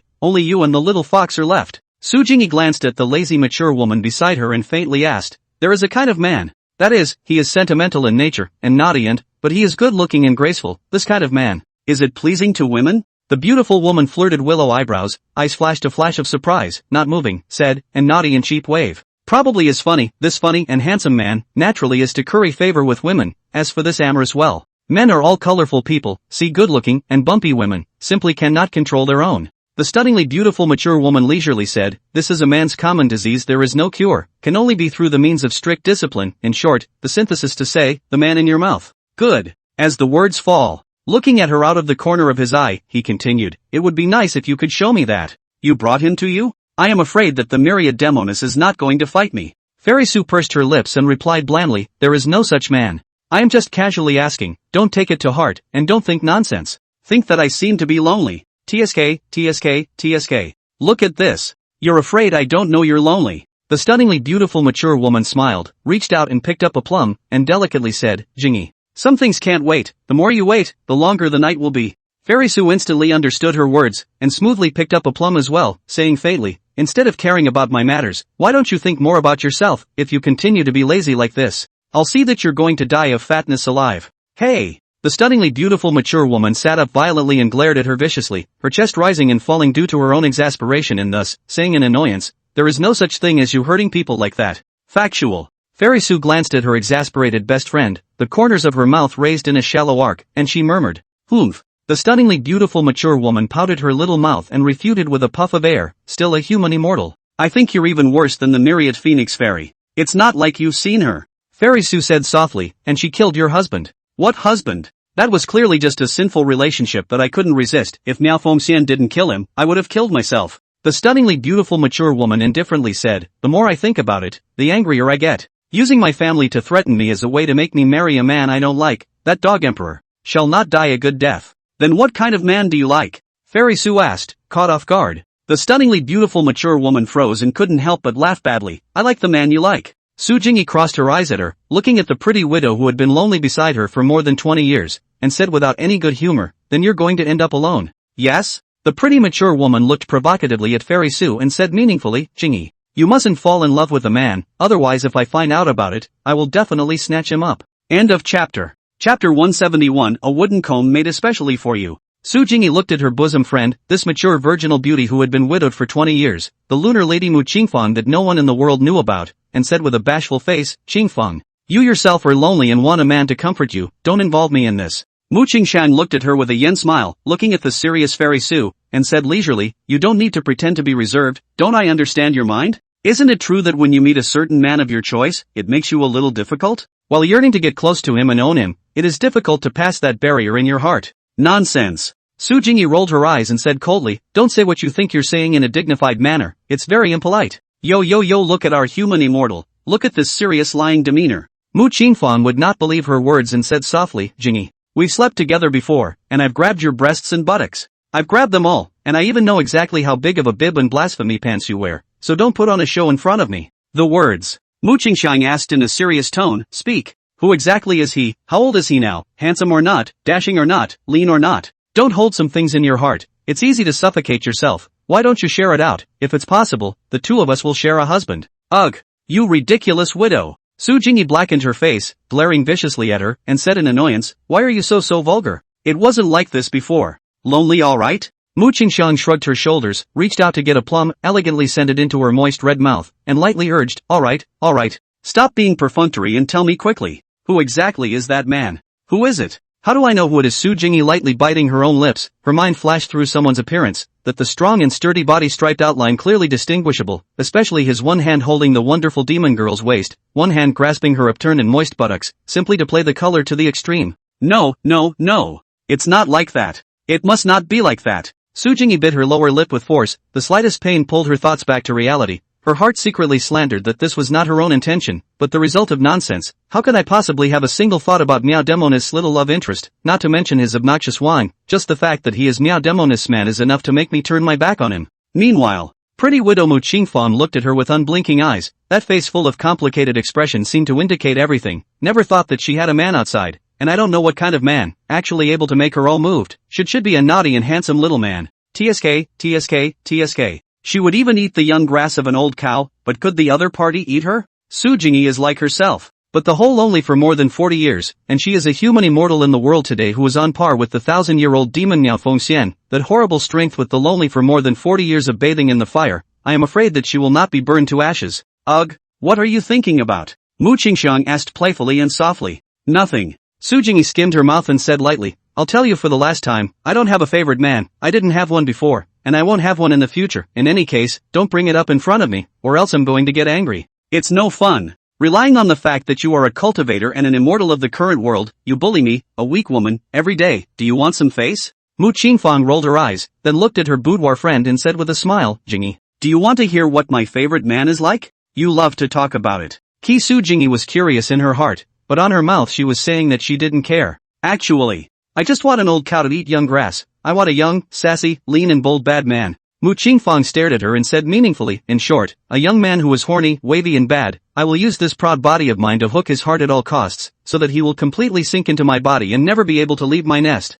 Young, funny, strong, bold? A horny, wannabe, badass little man? The man she liked in her mouth, how was he so similar to the myriad Demoness young lover? Could it be that Clear Frost has already met him? Impossible. With the myriad Demoness nature, how could she allow such a thing to happen? At this point, Mu Qingfang carefully measured the expression of her girlfriend, saw her face full of dismay, and even a little bit of disbelief, and then the heart of the happy flowers, as expected. Being their own guess, it turns out that she likes bad men, or bad little men. No wonder she will be lonely until now. This side is full of flattery to her, she can like it as strange. But this young man is really brave. Come to think of it. Virgin pretty widow Mu Qingfang, that full of intellectual flamboyance face, flashed a touch of fate, loneliness and helplessness. Even Su Jingyi have begun to look for a man, their own self is not also should find it? But I don't know what kind of man I like. I should go back. Su Jingyi stood up and looked at the pretty widow who was full of sorrow and leisurely said, Qingfang, if you encounter any tricky matters, remember to come and find me. Aha!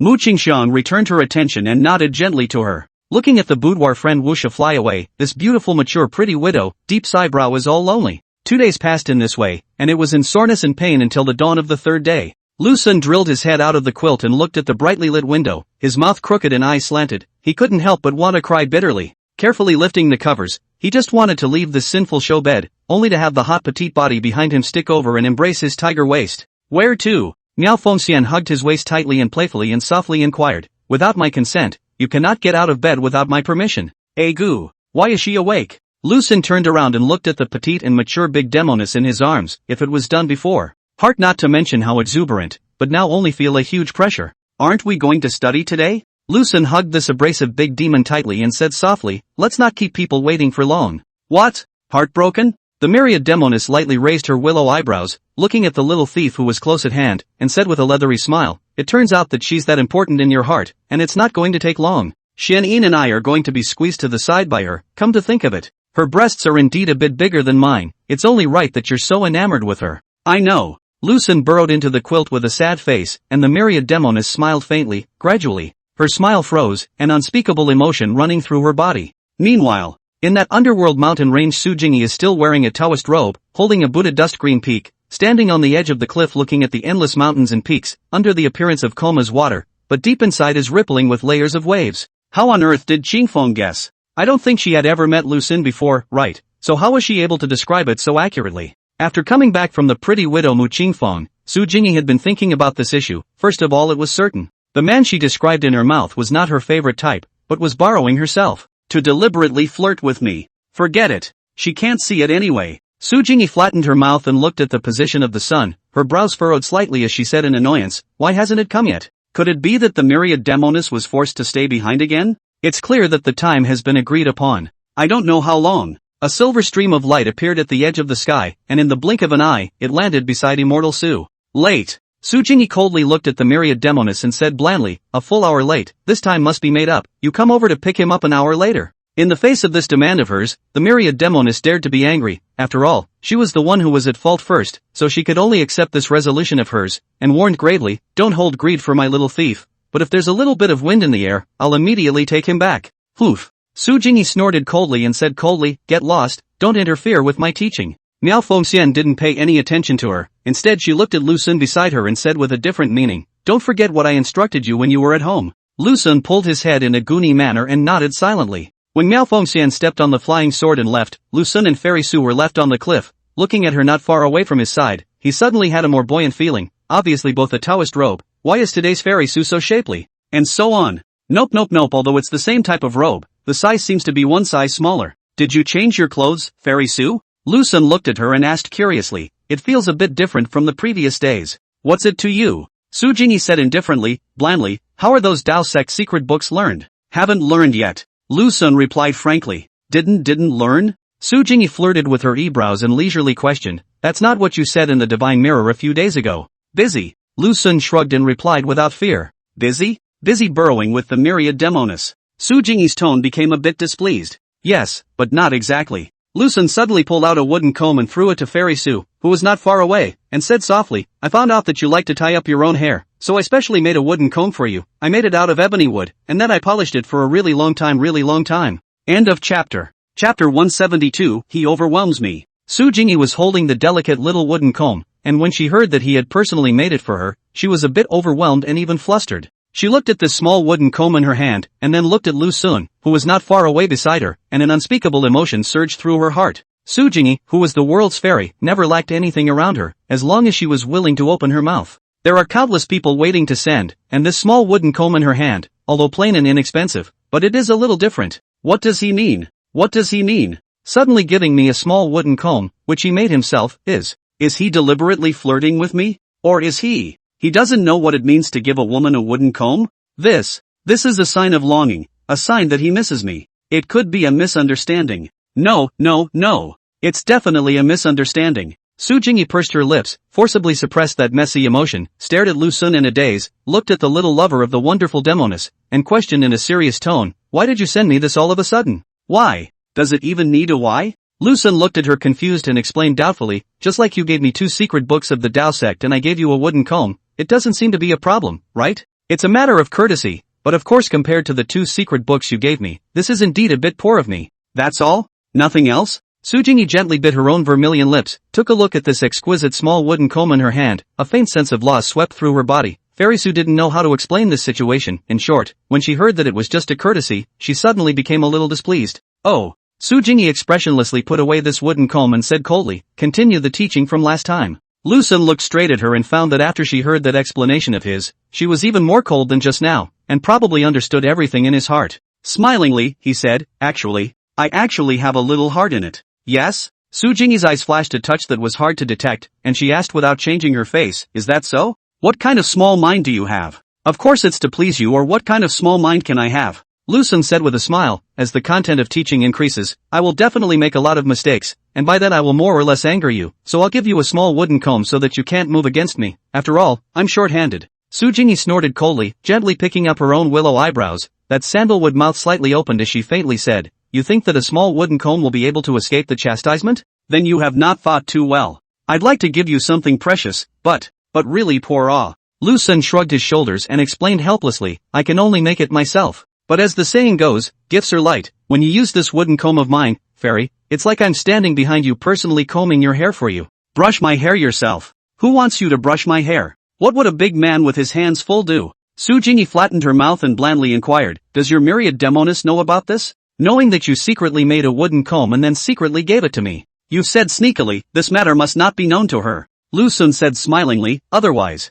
you two are going to fight again. The key you two fight, not like the city women that like tearing and pulling clothes, but the sky and the earth in general. Not only is it violent but it also affects the surrounding ecosystem. Humph. Ask your myriad Demoness. Su Jingyi coldly refuted, it was she who made the first move each time, while I belong to the category of being forced to fight back. A slap in the face, in my eyes. Both of you have problems. Lu Sun said in a bad mood, I just wonder if you two can't get along peacefully? It has to be a deadly situation, but sometimes you two can sit down and have a long talk. There are things you don't understand. Su Jingyi said gently. Cut. What can this not understand? Lu Sun shrugged his shoulders and laughed in a humorless manner. The two of you are just mutually reinforcing. My mother is more well known for her infamy because of you, and you are also more able to highlight the value of your existence because of my mother's existence. Speaking of which, Lu Sun paused and continued, in fact, my mother is even more important to you. My mother is even more important to you. If there is no my mother's existence, you are the next Miao Fengxian. This world can be no heroes, but absolutely no bad guy, especially for the court. If there is no bad guy, a full big bad guy, many problems will not be able to be covered up.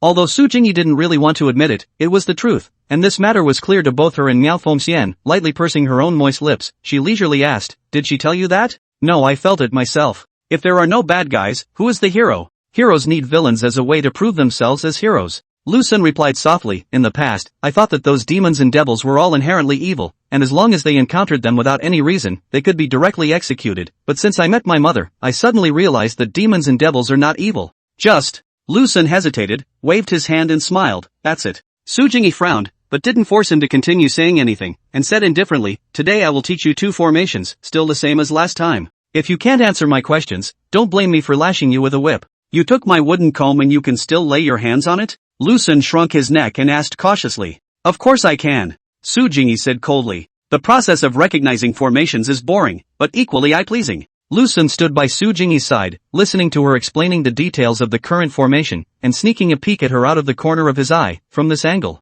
that kind of floating and delicate lines seemed to be even more obvious, and it was impossible to imagine what kind of body was hidden underneath this plain and elegant Taoist robe. Almost. When Su Jingyi's words fell, she took out two bamboo tubes from her sleeve, threw one of them to Lu Sun, unscrewed the lid herself, and sipped the nectar inside with a small mouthful. TSK.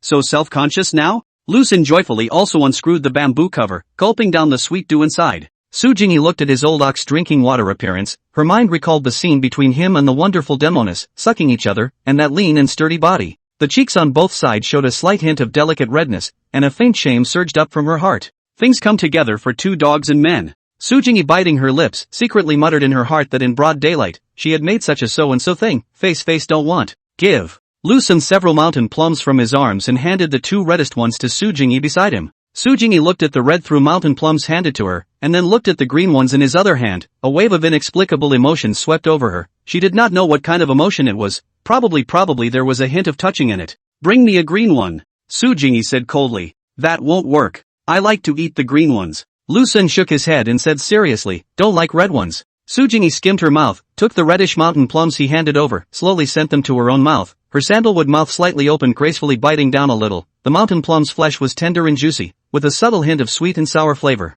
The rest of the corner of his eye peeked at him, watching him taste the green-colored plums, sour to the point of grimacing, while at the same time having to hold back the discomfort, pretending to like it very much. That ridiculous appearance. Cannot help but let the corner of the mouth raised a shallow arc. It is exactly the same as the wonderful Demoness, both belong to the category of dead face. Su Jingyi again tasted the mouth, looking at the mountains and ridges, the mind gradually began to flood up. Is having a man really such a pleasure? Especially having a naughty and little man. Gradually, Su Jingyi seems to have an answer. If there are two men in front of her at the same time, one is a refined and elegant talent, the other is a naughty and colorful person, no accident. I should choose Fairy Su? A voice rang in her ears, pulling Su Jingyi's thoughts back to reality, indifferently looking at him cross-eyed and flatly asking, what is it? That. Is it okay if I take 2 green ones and exchange them for one of your red ones? Lu Sun said awkwardly and nonchalantly. Hearing his words, Su Jingyi couldn't hold back for a moment, and bared her teeth and laughed out. That smile with endless charm and playful softness all hooked Lu Sun's soul away. Realizing that she had lost her temper, Fairy Su hastily stabilized her inner emotions and coldly threw the reddish mountain plums in her hand to him, while silently averting her face and looking towards the distant mountains and peaks, with a faint blush slightly appearing on her cold and pretty face. Fairy Su. Lu Sun bit into the sweet and sour mountain plums, looked at Su Jingyi beside him, and laughed. Actually, you look good when you smile, so why do you have to keep a stern face all the time? Su Jingyi's heart was flooded with layers of ripples. Gently biting her own lower lip, she lightly said, whether or not I look good when I smile, what does that have to do with you? Also, if those words just now were known by your mother, I would see you being eaten alive by her. Lu Sun laughed nervously and didn't say much, eating mountain plums while following her gaze to the endless mountain range. A gentle breeze brushed past her ears, blowing up Fairy Su's hair and her robes, as if she were a fairy in a dream world showing off her slender, elegant, and delicate physique. At this point in time, Su Jingyi's state of mind produced a subtle change, and although she didn't want to admit that it was true, it was true. He's got me a little overwhelmed. End of chapter. Chapter 173, the two of them are tearing each other apart again. The day passed quickly, and there was only 1 hour left before he was handed over. Su Jingyi looked at the little man not far away, watching him fiddling with the formation there. For a moment there was a kind of indescribable feeling would like to go up and talk to him, but she didn't know what to say with him, except for some questions about the formation. It seemed that she didn't have any common topic with him anymore. Maybe it's just an illusion, Fairy Su murmured, biting her lip lightly. Maybe it's simply being dissatisfaction with the myriad Demoness happiness. Why should she be able to have the happiness she doesn't have? That should be the case. The words. Su Jingyi took out a wooden comb made by his own hands, looked at this wooden comb in her hand, then looked up at Lu Sun, silently turned her body, her back to that naughty man, and sniffed the smell of the wooden comb, and a faint sandalwood scent came to her nose. Really, he did it himself? Su Jingyi, a little skeptical about this, gently touched the smooth and incomparable. Always feel where it is not right, but also do not know where it is not right, pursed Plumju lips, secretly this wooden comb stuffed back into the sleeve. Meanwhile, Lu Sun pretended that he was working hard, fiddling with those long swords, then stood there with a contemplative look on his face. In fact, the thoughts in his mind had long ago flown to the sky. If only there were stockings. The big and little demonesses in the house all had slender jade legs, and the two of them were best suited for black stockings. As for the little fox, her little short legs must be arranged with white ones. After a few moments of contemplation, the corner of the eye quietly looked at the side of the Su fairy, looking at the Taoist robe-wrapped rounded buttocks, as well as that unparalleled open-mindedness, suddenly a little stupid, but taking into account the reality of some of the issues. Lu Sun pressed this impulse back. Indeed attractive enough and indeed tempting, but if facing Fairy Su, you can't take the tricks used on the myriad Demoness and then use them on her. They are both different types. And the situation is also slightly different. Su fairy is suitable for day-to-day love, proper day-to-day love. But then again, this woman is not what is estimated to be good. That more than 40 years of loneliness is also very terrible. The key to her in the wonderful Demoness with the 7 realms, this endurance is not weaker than the wonderful Demoness and in this home from now on to not have any peace and quiet. But there is a saying that if there is a Fairy Su in the words of the big little Demoness and the little fox is able to live in peace, after all, there is a common enemy. According to the tradition of defeating the external enemy first and then dividing it up internally, the 3 demonesses will definitely join forces to fight the enemy together. In that case, Fairy Su was a bit pitiful. She was alone and only one person and needed to fight against the 3 demonesses, which was a bit unfair to her. It would be perfect if it could be 3-on-3 at a neutral if you can. Lu Sun licked his lips. His dream had woken up at the moment, and coughed lightly twice. Clearing his throat, he said in a serious tone, "Can Fairy Su ask you a more personal question?" "Of course. I won't ask you a particularly private yet particularly shameful question." "Say," Su Jingyi replied coldly. "Have you thought about the future? If my mother will stay at home to teach her children and no longer participate in the strife of this world, then you will have no value of existence, and you will even become the second Miao Fengxian." Lu Sun softly inquired, "What are you going to do? Where to go from here?" Su Jingyi frowned slightly as she looked at the endless mountain range in front of her and faintly said, "Walking with a sword to the end of the world." Autumn frost-cut jade sword, sunset bright pearl robe. Lu Sun similarly looked toward the mountain range, said with emotion, "Once I was also like this. One man and one sword walking the rivers and lakes, cut down the demons and removed the devil without leaving a name, until I met my mother, looking for him 1,000 degrees, suddenly looking back, that person is in, the light's out of sight. It's quite good to have attachments in your heart. Lu Xun turned his head and looked at the plump and mature Fairy Su and said with a smile, having attachments? Only then do you have the motivation to live, and it's an even happier feeling to have someone to think about. Su Jingyi didn't say anything and stood there quietly, a trace of movement flashed between her brows, she lightly bit her own lips and murmured, but some people have wind in their blood, they are born to be adrift, and the greatness of the jungle and lake is everywhere for home. Although you and I have only been together for a short while, and I don't know if we will see each other again in the future, if it really comes to that day. Lu Xun paused, looking towards the endless mountain range in front of him, and said softly and quietly, thinking of June is like the full moon, diminishing night after night. Su Jingyi quietly listened to his words, especially the latter half of the sentence, an unspeakable emotion, in the depths of the heart constantly surging just when the inexplicable emotion through the whole body, suddenly face changed. Immediately interrupted his words. Your mother is here, Su Jingyi said coldly, with a hint of displeasure between her brows, more of a helplessness and bitterness come early, come late, come at this time, can't you let your little man finish his sentence? I think of you like the full moon, night and day, less. What exactly is the reduction? In the blink of an eye. A silver stream of light landed on Lu Xun's side, followed by the full-bodied petite body, which came out from the smoke and dust, glanced at Su Jingyi who was not far away, and then directly zipped into Lu Xun's embrace, gently hugging his tiger's waist, with her bewitching face leaning on his shoulder, and her brows written with longing and tenderness. Miss me? The myriad Demoness raised her head and stared at her little thief with winking eyes, showing off her charming demeanor. Lu Xun, who had been waving to the sky at home, was a bit dumbfounded at this moment. After all, there was a Fairy Su on the side who was watching, so he couldn't help but awkwardly reply, think about it. It's good to think of me. I thought she'd taken your soul. The words. The mythical Demoness slowly came up to his mouth and barred it. Then she covered it directly, but only to the point. When she moved away from the little thief's lips and realized that the woman was still standing in the same place, she immediately tightened her brows and complained unhappily, why are you still here? There's nothing for you here anymore, hurry back to the capital. Wonderful Phoenix Fairy. Don't go too far.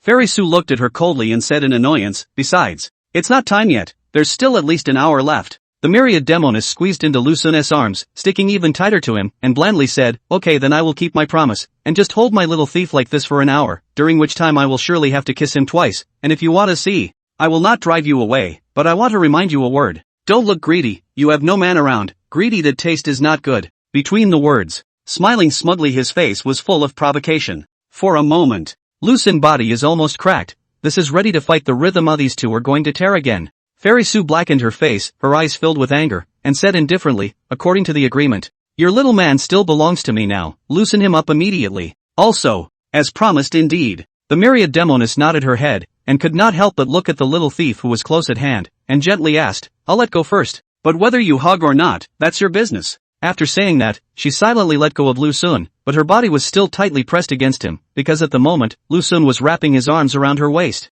Oops. My little thief won't leave me, Su Jingyi. What can we do about this? Miao Fengxian looked provocatively at Su Jingyi, constantly stimulating her nerves with her words as she continued, as you can see I've already let go of him, but he's clinging to me, hugging my waist. Su Jingyi was about to be infuriated, but there was nowhere to vent the anger in her heart. After all, the myriad Demoness had already kept her promise while that damned little man was hugging her, so it was reasonable to say that. Shouldn't be annoyed over this kind of thing, but looking at myriad Phoenix Fairy's smug expression, her heart was extremely displeased. Get loose. Su Jingyi said indifferently, next I'll teach you something she can't. Oh, I'm caught in the middle, left and right. Facing the step-by-step pressing of the myriad Demoness and Fairy Su, Lu Xun was a bit at a loss for words for a while. If he continued to hold on, then the subtle connection established with Fairy Su was going to be gone, but if he let go of the myriad Demoness, then wouldn't it be a beating when he returned home? It was estimated that he would have to lie in bed from now on. Just as Lu Xun was at a loss for words, Miao Fengxian was touched by those words to a certain competitive heartstring, and said without any good humor, what can I teach?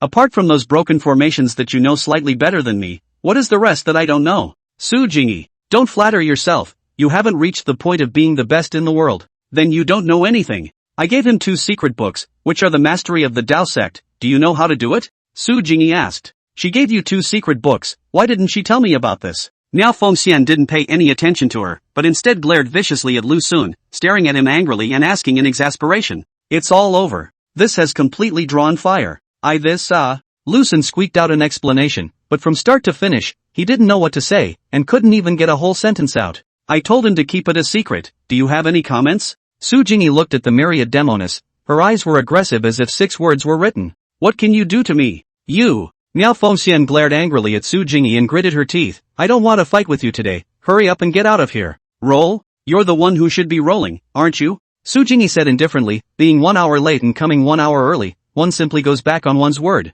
On the field, 2 of the fiercest and most powerful women in the world are now at war, not giving way to each other, and even the air is beginning to fill with the smell of gunpowder. You say, who do you want to keep? Miao Fengxian suddenly pointed her spear at Lu Sun and looked at him coldly. Meanwhile, Su Jingyi's eyes moved to his as well. All this pressure came to Lu Sun's side. Ah this. Why don't you let me have the left and the right? Is there a mature, plump, and valiant Taoist nun above the line on the Su Jingyi character card? End of chapter. Chapter 174, Let You Love But Not Be Loved. Facing Lu Sun who had pursuers behind him and a blockade in front of him, he didn't know what he should do for a while. This was the first time he had encountered such a tricky cultivation. He had absolutely no experience, just like a headless fly banging against the wall everywhere. If the myriad Demoness is left behind, then the subtle connection with Fairy Su will probably be broken. If I leave Fairy Su behind, I'm afraid that when I return home, I won't be beaten to death by the myriad Demoness, and even if I'm not beaten to death, I'm sure that I'll have to sleep in my bed for the rest of my life. What to do? What should I do?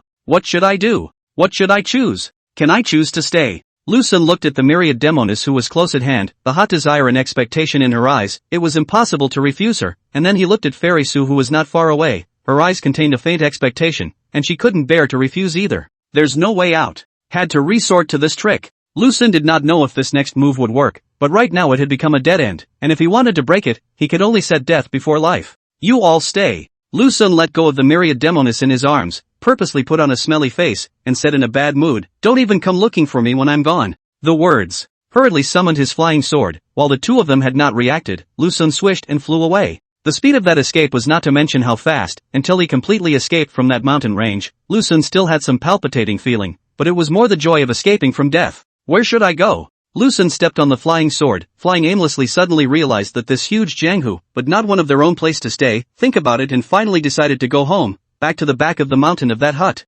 Meanwhile, when the wonderful Demoness and Fairy Su came back to their senses and realized that there was no longer a figure of him, deep down in each other's hearts, they both regretted it a little. But when they saw the one opposite her again, they were left with annoyance and dissatisfaction in their hearts, especially Miao Fengxian. While angry, she was even more worried about the safety of her little thief, and at the same time, she was a little bit worried, fearing that their relationship with each other had become estranged. It's all your fault. Pissed off my little thief. Miao Fengxian glared viciously at her, glaring at the stunningly beautiful and mature Taoist nun not far away as she asked in annoyance, Su Jingyi, what exactly do you want? Is it because you're disgruntled seeing me so happy or because you're craving my little thief? In the face of Miao Fengxian's questioning, Su Jingyi couldn't give an answer for a moment, and with a mixture of bitterness and accompanied by helplessness, she leisurely said, I'm just keeping my promise to teach him thoroughly, that's all. That's all? Miao Fengxian lightly raised her willow eyebrows and said coldly, then do you dare to swear that you don't have an ounce of greed for my little thief? There is no trace of greed for him. Su Jingyi pursed her lips lightly, her heart was slightly messy and irritated, she did not know if this is considered greed. In short, Lu Sun is a little.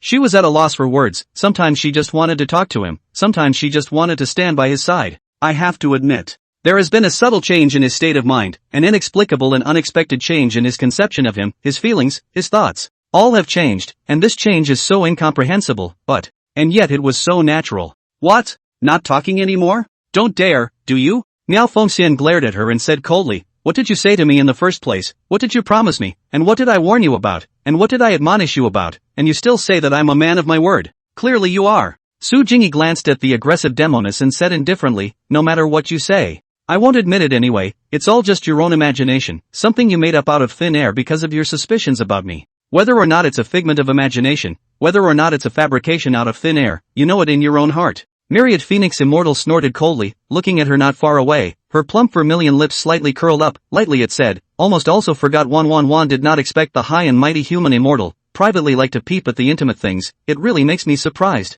Being mentioned this matter. Su Jingyi both sides of the cheeks slightly a touch of red, shame and anger with panic, hastily turned away from their own faces, said softly, that is I forgot to give your little lover boy something, halfway back. Only then did I see it, and then I immediately left. The words. Su Jingyi glared at her and said in annoyance, I haven't said anything about you yet. How dare you do such a shameless thing in broad daylight? What kind of behavior is this? What's it to you? Miao Fengxian raised her jaw slightly, looking at the right female Taoist nun in front of her, and said coldly, I am a Demoness. I can do whatever I want, I don't need to abide by your rules and regulations, besides, You hypocritical woman, less pretending in front of me, I still don't know what you are thinking? Actually, your state of mind has changed, you're becoming less and less resistant to my lover boy, you think about him from time to time and want to talk to him, even if there's no topic of conversation between you two and you merely stay on the sidelines, you'll still be satisfied. Myriad Phoenix Fairy skimmed her mouth and said lightly, am I right? It can't be said to be very different, it can only be said to be exactly the same. When Immortal Sue heard about her own symptoms at the moment from the mouth of the wonderful Demoness, her heart showed a slight hint of embarrassment,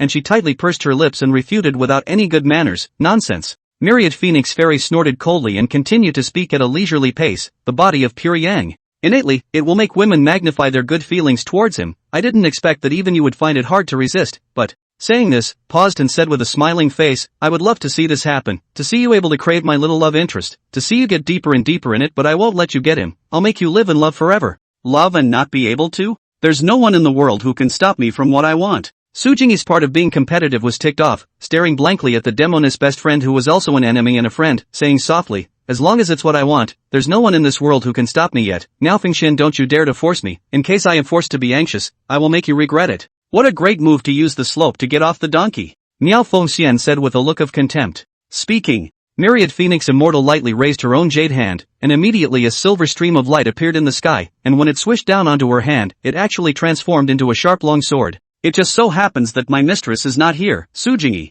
I won't show any more mercy, Miao Fengxian said coldly. That's something I'd like to say to you, too. Sujingi casually waved her hand, and a green peak inserted on the ground, whooshed and flew into her delicate hand. The Myriad Demoness carried her sword and stabbed at Fairy Sue's chest, but it was easily blocked by her, followed by Fairy Sue who was also nonchalant and swung her sword to slash at the Myriad Demoness. For a moment, two of the world's greatest powerhouses greatly fought over a man, with both sides at odds with each other, fighting from the ground all the way to the sky. I don't know how long. The Myriad Demoness and Fairy Sue finally stopped fighting, and those mountains and hills in the dozen or so mile radius where the two of them were located were destroyed as much as they could be. Your little lover boy seems to have a great deal of learning. Fairy Sue stood at the edge of the cliff, holding the Buddha dust green peak, quietly looking at the destroyed mountain range in front of her, and lightly said, if he hadn't been plundered by you, I'm afraid that he would have become a generation of literary heroes. What do you mean, plundered by me? The Myriad Demoness frowned and said in an unkind manner, it was clearly two lovers, and it was even him. He seduced me. Having said that, a slight hint of arrogance appeared between his eyebrows as he proudly said, my little mistress is much more powerful than you can imagine, of course. Exactly how powerful, I will never let you know, much less let you experience it. Are you talking about his wisdom? Immortal Sue leisurely said, indeed, he is a supreme genius. As I was teaching him formations, I always felt that he was dangling, but when I asked questions, he was able to answer them correctly. No, I'm talking about under the covers, the Myriad Demoness said in a playful voice. Fairy Sue froze and a flash of shame flashed across her face, shameless and absurd. This kind of thing, you experience it yourself? Sure, it was supposed to be what I experienced. The mythical Demoness looked at her out of the corner of her eye, noticing the slight shyness in her brow, and asked softly, is my little lover boy lean and strong? Although Sujingi didn't say anything, Lu Sun's well-defined body emerged in her mind, lightly pursing her own moist lips. She forced down the slight embarrassment deep inside her heart and softly said, it's just dirt in my eyes. Oof. Obviously as the heart moved. Wonderful Demoness slightly laughed, unfortunately a heart also useless, he has been belongs to my wonderful Phoenix Fairies man, you can only watch from afar and cannot be desecrated to play in, pity. It is too bad, of course, also for the little lover feel pity, so floating convex delicate mature woman none, he is not enjoy. Sujingi's expression was cold and calm, but her slightly frequent breathing exposed her cluttered mind at the moment. Is the ultimate goal of loving each other to get under the covers together? Can't we simply stay together and be each other's faith? Do we have to make things happen? But looking at the Myriad Demoness' blissful appearance, it seemed that getting under the covers together was a million times more fun than simply staying together. Almost. It's time to go find my little mistress and clean up the mess you left behind. Myriad Phoenix Fairy summoned her own flying sword, turned her head to look at Sujingi standing beside her, and said blandly, I'll allow you to covet my little thief, but I'm definitely not going to let you get away with this. That must be hard to love and not be able to love. Miao Fengxian smiled, stepped on her flying sword and left the place, leaving Sujingi standing there alone, watching her best friend, who was also her enemy, disappear into the sky.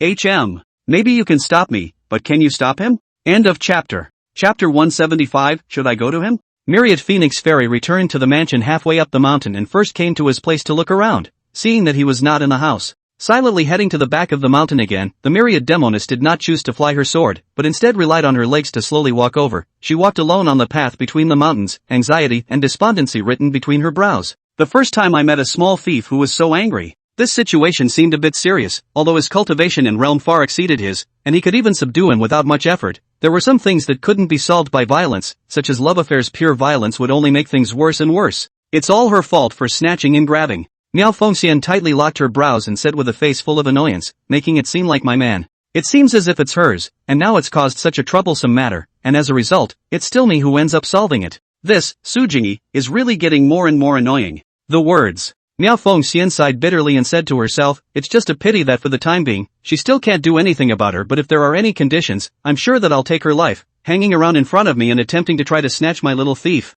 Really damned. The more you talk, the more angry you get. Miao Demoness hated to go back and fight with Fairy Su again, but without realizing it, she quickly walked to the back of the mountain, and saw the cabin from afar. Her anger gradually subsided, and a wave of worry surged to her heart. The cabin at night, the window was slightly lit, but so dim. Miao Fengxian came to the door, stood there for a long time, did not push the door to enter, each time to raise the hand, but then silently shrink back, hesitate for a long time, and finally plucked up the courage to gently push open the door of the house. When pushed open the door of the moment, the candlelight in the room dimmed. Wonderful Demoness put eyes, saw his little thief sitting in front of the table, carefully looking at a book in his hand, although I do not know what he is looking at, but his serious look, really kind of fascinating, demonic. Especially when viewed from this angle, because the candlelight brought an orange halo, coloring half of his handsome face orange, while the other side was hidden in that shadow, and that face, which was already well defined, was even more visually striking. This was in the eyes of Miao Fengxian, who was simply about to go crazy, and an ineffable beginning impulse started to sweep through his entire body. Miao Fengxian pursed her lips, a bellyful of words came to her mouth,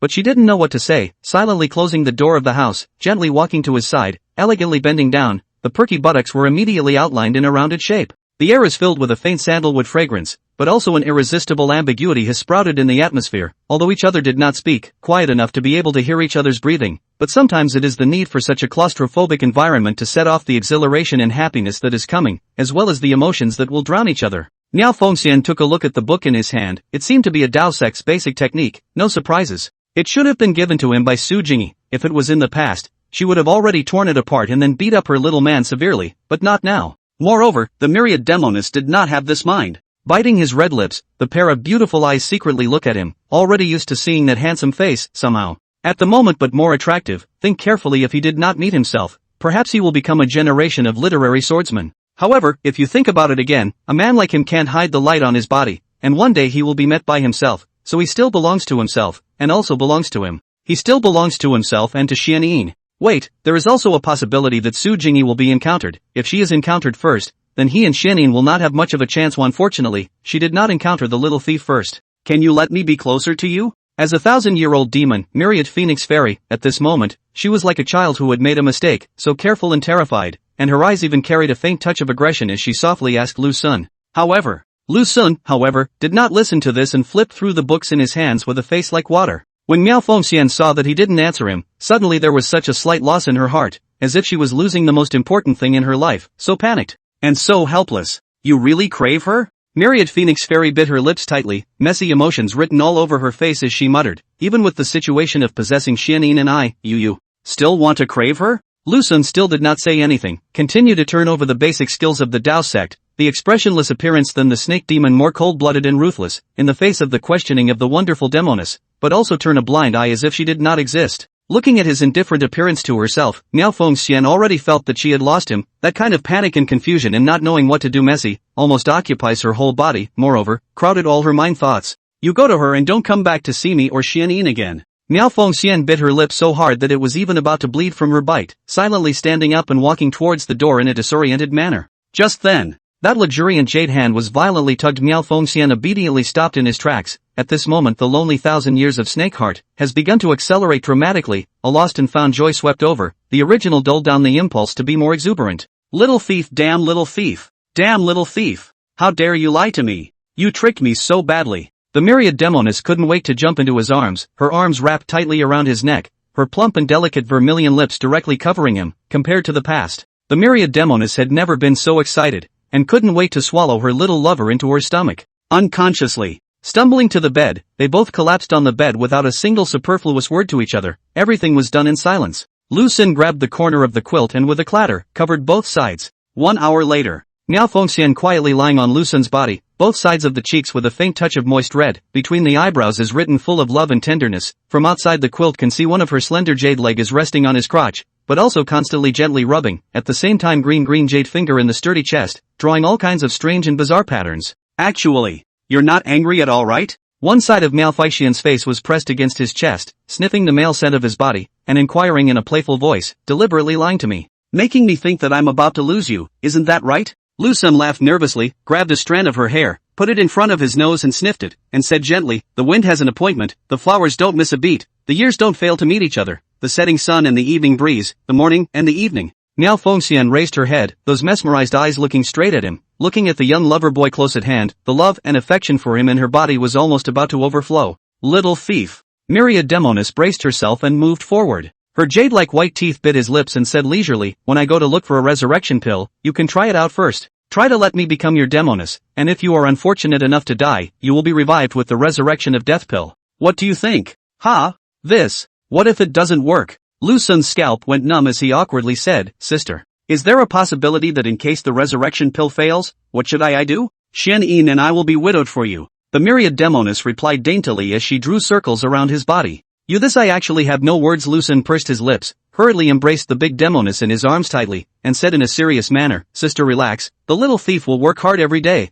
and let you become my big Demoness as soon as possible. The Demoness shrank her body and squeezed in his arms, softly saying, but I just can't wait. The key Su Jingi is eyeing you a bit, in case you don't hold back and are tricked into bed by her. Why don't you come along? Lu Sun licked his lips, his mind already conjuring up that yearning image. Cough cough. Sister don't have such misgivings, even if a fairy descends to the earth, it won't be able to shake Sister's position in my heart. Lu Sun replied in a serious manner. This kind of empty ringing words, it's more or less the same for you to coax Shen Yin, to my words. Do you think it's useful? Myriad Phoenix Fairy winks at him and whitens her eyes, saying softly, I'll keep a close eye on you in the future, as long as I smell a hint of it, I'll make sure you'll be able to eat it all. Subsequent times. Malphición begged Lu Sun to speak some fleshy love words, especially those meaningful love poems, soon catalyzed by words. Demoness renewed her expectations, still the same as before, chose to take the initiative and hugged the head of the little thief with force. Do you want to snake me? Malphición lent a slice of permission and gulped down an inquiry.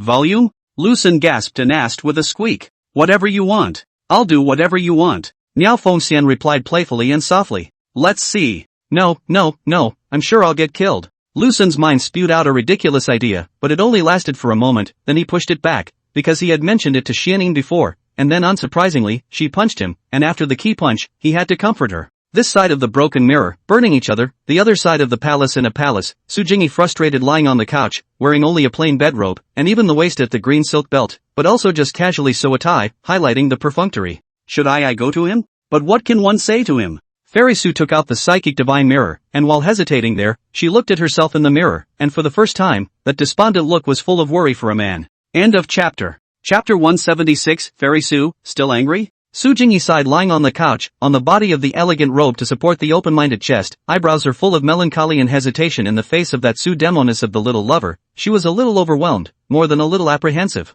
It's all because of that myriad Demoness who was not true to her word. Su Jingi sighed deeply, complaints about Malphición written all over her face, exasperatedly muttering to herself, being an hour late and an hour early, causing me to. I didn't get to hear the second half of his sentence, thinking of the king is like the full moon, night after night, Minus what? Annoying.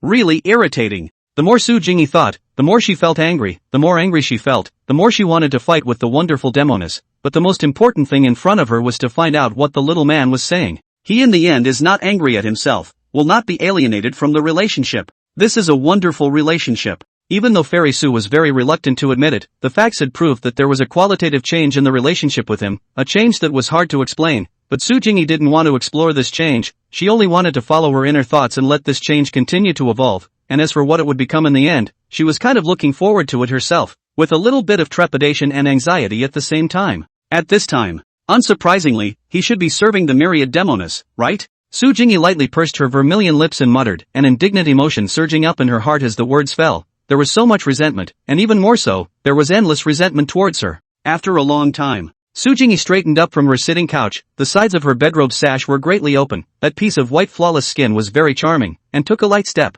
dragging that heavy petite body, as well as layers of never-ending waves. She came to her own closet and took out a dress shirt from it. with green onion jade finger pinch green silk belt, slowly pull open after. Instantly fell to the ground, at the same time the elegant robe along both sides of the shoulders, also followed the fall on the ground. A good one can be said to be unparalleled, exquisite, convex, less than a trace appears to be thin, more than a trace appears to be bloated. After putting on her belly band and that dress shirt, Su Jingyi strolled out of her place, with her personal maidservant Little Green behind her, and came straight to the palace where Zhao Yuan was located, and without any notification, went straight to the palace. Princess Zhao Yuan has not yet fallen asleep, wearing a loose robe, sitting at the head of the bed flipping through the book. Although the body is not as wonderful as the wonderful Demoness and Fairy Su, that kind of wonderful, but the victory is in the taller, the exposed outside half of the long slender jade legs, simply impeccable beauty, foot type round and delicate, jade toes like cardamom. Delicate and translucent, let a person have the urge to play some. Just then, she heard a burst of light footsteps, raised her head and followed the sound to see Su Jingyi come to her inner room, and was so frightened that her face turned white, hurriedly lifting the covers on her body, and panicked as she prepared to kneel down to greet. There's no need to be polite between you and me. Su Jingyi waved her hand, and with that mature face cold, she walked straight to the edge of the bed, bending down at the same time. The wrapped arched buttocks instantly revealed its original rounded shape. Mr. Su. Zhao Yuan scowled and asked, what do you want to see me about? Do I need anything else to find you? Can't it be because I miss you? Want to come to meet you and talk to you? Su Jingyi looked at Moonsmoke, who was pulling her goony head and was terrified, and felt a burst of tears and laughter in her heart, while at the same time being a bit helpless and heartbroken. You little girl. In the past, you used to carry on with me in all sorts of ways, why are you being coy with me now? Su Jingyi raised her hand and gently tapped her forehead, that cold face overflowing with a touch of greasy love smile, lightly said, this is not like the Yuyan I know. Hearing teacher Su bring up the past, the key to her tone is so gentle. Zhao Yuyan gradually put down her awe of her, only to hide in the depths of reliance, tooting her own cherry lips, carefully muttered, when I was a child I didn't know how to do things, now I know how to do things. Understand now? If you knew better you wouldn't be thinking of plotting to usurp power. Su Jingyi said without any good humor. Zhao Yuan body a jolt, eyes full of panic and fear, sneak a look at the side of Su Jingyi, see her cold and indifferent face but overflowing with a trace of love for their own, cannot help but pursed her lips can be to the side of the mouth of the words hovering for a long time, still not able to say it. I already knew that. Su Jingyi said softly, previously I asked you what you wanted to do in the future, and as a result you told me that you wanted to be an empress, to become the first female emperor of Great Zhao, so I knew that this girl's ambition was not small, and later I was also secretly observing, and found that you do have this idea, and even secretly cultivate your own forces, such as the Heavenly Remnant family. The words. Grabbing Yuyan's small hand, he said in a serious tone, the road to power is difficult, just by your current strength. Far less than your two older brothers, and I can only keep you safe. After all, it is the internal strife of your royal family, if I intervene. This matter is not trivial. Mr. Su, I know your difficulties and won't beg you for anything. Moonsmoke, who was sitting at the head of the bed, slowly leaned over and relied on her side, muttering in a small voice, Teacher Su, in fact, I still have an undercard that even you don't know about. With this undercard in, I will definitely be able to succeed. Su Jingyi asked curiously, what bottom card? I'm afraid you'd be devastated if I told you. I'm afraid you'd be devastated that your own student had hooked up with his archenemy and was working against him. Zhao Yuyan lightly bit her lips and murmured, I can't tell you now, when the time is ripe, I will tell you, Mr. Su, don't worry. You and Xiaoyu are the most important people to me. I know. Su Jingyi patted her small hand and said leisurely, I know all about it, don't have such concerns. As for whether or not you can seize the throne, you should also be a little more calm and peaceful, and don't be too obsessed about it. Aha. Zhao Yuan nodded her head, a ripple in her heart, originally thought she would be scolded and given a hard lecture, but she didn't expect to receive tacit approval. Only what about the future? If Mr. Su knew that his card was a 1,000-year-old demon, Miao Fengxian, I'm afraid that he might be able to get away with it. Is actually a 1,000-year-old demon myriad phoenix fairy, I am afraid that she will be disappointed in me. A moment's hesitation. Zhao Yuan pursed her vermilion lips and said as thin as a mosquito, Mr. Su, no matter what happens in the future, can you not leave me behind? Silly girl. Su Jingyi touched Moonsmoke's head and gently complained, don't say such things, even if you reach the abyss, I will drag you up. I'm afraid this abyss is a little too deep. Zhao Yuan didn't say anything and leaned against immortal Su's side, ruminating. Mr. Su, you said that 1,000-year-old demon myriad phoenix fairy, does she have a favorite man? Zhao Yuan suddenly opened her mouth and asked. Su Jingyi froze, pursed her lips lightly and said, again, I don't know, maybe there is, maybe there isn't, but whether there is or isn't, what does it have to do with me? Between the words, there was a trace of inexplicable indignation in my heart. She enjoyed the ministrations of her little mistress while I but was so bored that I went to find Moonsmoke to gossip. Zhao Yuan bit her lip and held back the secret in her heart, while at the same time being a little bit smug that she actually knew something that even Mr. Su was not allowed to know. Didn't expect that, did you? Your archenemy of fate, she actually has a Sagittarius. Ton like Reed is very boring, the process with sour and helpless, in the mouth crooked eyes slanting under finally survived another hour, but there are at least 3 hours from dawn. At this moment, Lu Sun was closing his eyes and soaking in the warm pool, enjoying a rare moment of peace and quiet. As a result, not a moment later, a wonderful delicate body squeezed in, snuggled in his arms, gently biting his chin, and that flavorful charm swept in. Tired? Miao Fengxian looked at him with a slightly resentful look, both sides of her cheeks showing a faint scarlet color, and said in a petulant manner, just this is all kinds of exhaustion, if in the future. You do not want to lie in the coffin? Have you already disliked me? I remember before. You are not like this, I gently hook a finger, you will run to. Now. It's all because I'm the one urging you, and you're still making all sorts of perfunctory delays. The more Myriad Phoenix Immortal spoke, the angrier she became, and when she thought of the strong contrast between her and Xianyin, she lost her mind, and there was even a gnashing of teeth and a wave of resentment. Lu Sun opened his eyes and looked at the demon girl close at hand, mature and charming under the contained a faint resentment like the extreme boudoir depths of the delay cannot wait until the love of the ripe beauty of the grieving woman, that a number of ineffable temptation came to the face, are fast to him to see the dumbfounded. It is true that as long as the embryo is good, even the complaints are so tempting. Lu Sun hugged the big Demoness in his arms tightly and said gently, this is not called perfunctory, this is called preserving strength, the long night. It is not possible that sister next, want to despondent until dawn? Humph. Just you have more reasons. Miao Fengxian blanked him and silently slumped back into his arms, complaining, every time I say one sentence, you'll retort me with 3, if it weren't for loving you would have been cut by me a long time ago. Lu Sun smiled and didn't talk back. Subsequent times. Chatting with each other about interesting topics, especially the wonderful Demoness. To her young lover, she revealed her future thoughts of giving birth to a large group of little babies and then teaching them at home, of course. Teaching Xianyin's children in the meantime. I don't know how long it took, but Myriad Phoenix Fairy left the warm pool, and as she walked halfway up the hill in her bedrobe, she purposely looked back at him, and said softly, don't make me wait in a hurry. She's gone. With lotus steps, she walked away, twisting her perky buttocks and slowly walking towards the mansion halfway up the hill. Tisk, tsk, tsk. Why is this demon girl getting more and more attractive? Lu Sun pursed his lips and continued to lean against the stone wall, enjoying the comfort of the warm clear water that didn't pass over his body, but it turned out that just at that moment his chest got hot and he silently summoned a piece of psychic divine mirror, and as expected, it was the piece of mirror given by Fairy Su. She's coming for me again. Fairy Su, still angry? End of chapter. Chapter 177, Su Jingyi Under the Moon. In the face of the content delivered by Fairy Su, Lu Sun does not seem to be very surprised, but also a little bit of a small surprise, did not expect that her opening piece is not in or out, cannot help but think about lifting his hand to leave a paragraph on the surface of the mirror of the divine mirror. Fairy Su had already returned to her own place from Zhaoyuan, and at the same time changed back to the original loose plain robe, lying on her side on her favorite sitting couch, her lazy appearance with a touch of faint anxiety, just at this time, placed on the side of the psychic mirror bright, reached out and took a look, suddenly relieved. Lu Sun, I've long since lost my anger, and I even regret a little bit that I left you and my mother aside. This sparse paragraph seemed to be filled with concern for herself. Su Jingyi looked at the above paragraph he had passed on, her heart was touched by an inexplicable feeling, and she muttered, is he caring about me? Concerned if I will be bullied by his mother? Su Fairy biting her moist lips, the eyes with a touch of light confusion, and even a little overwhelmed, this alone has been accustomed to. Suddenly more than one thought of their own and care about their own men, a time of confusion. But tear open the veil of confusion, inside all touch to the inner emotions. Meditate for a few moments. Fairy Su asked him that question. Fairy Su, before your mother's arrival, you said something to me, in which thinking of the king is like the full moon, night and day minus.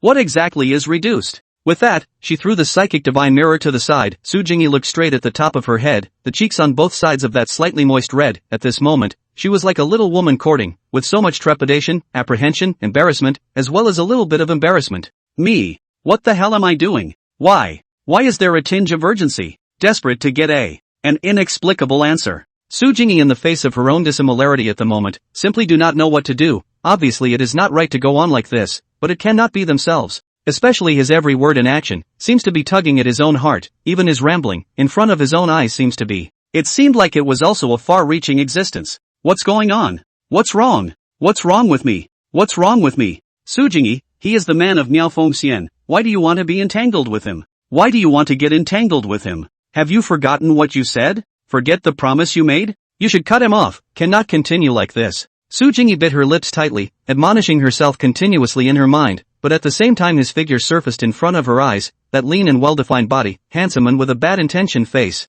The already resolute heart gradually began to loosen. That's just it. Now that it's done, let it be. Su Jingyi broke down and simply stopped dwelling on these annoying things. In the blink of an eye, the psychic divine mirror lit up with a ray of light, yanking the soulful Su Jingyi back to reality, and after reaching out to get the divine mirror, she eagerly looked at the words that appeared on it. Lu Sun, thinking of you is like the full moon, diminishing its splendor night after night. If there really is such a day, Fairy Su, you have to carry a sword to the end of the world. Don't forget that there is a person in this world who will always hold you, just like the full moon in the sky, which diminishes its light night after night. Shasta. Su Jingyi's heart accelerated its beating, accompanied by rapid breathing. Forcing her chest to rise and fall at her chest, her cheeks on both sides were on fire, and even more so, she was emitting a rolling wave of heat, especially her eyes were full of misty flowers of ecstasy. What is he saying to me? What is he saying to me? Fairy Su was very sure of Lu Sun's meaning, but at the same time a bit at a loss for words, looking at the mirror that paragraph, although the words do not carry love, but also words full of love, gently lifting up the vegetal hand in mid-air hesitation for a long time, and do not know what to say with him.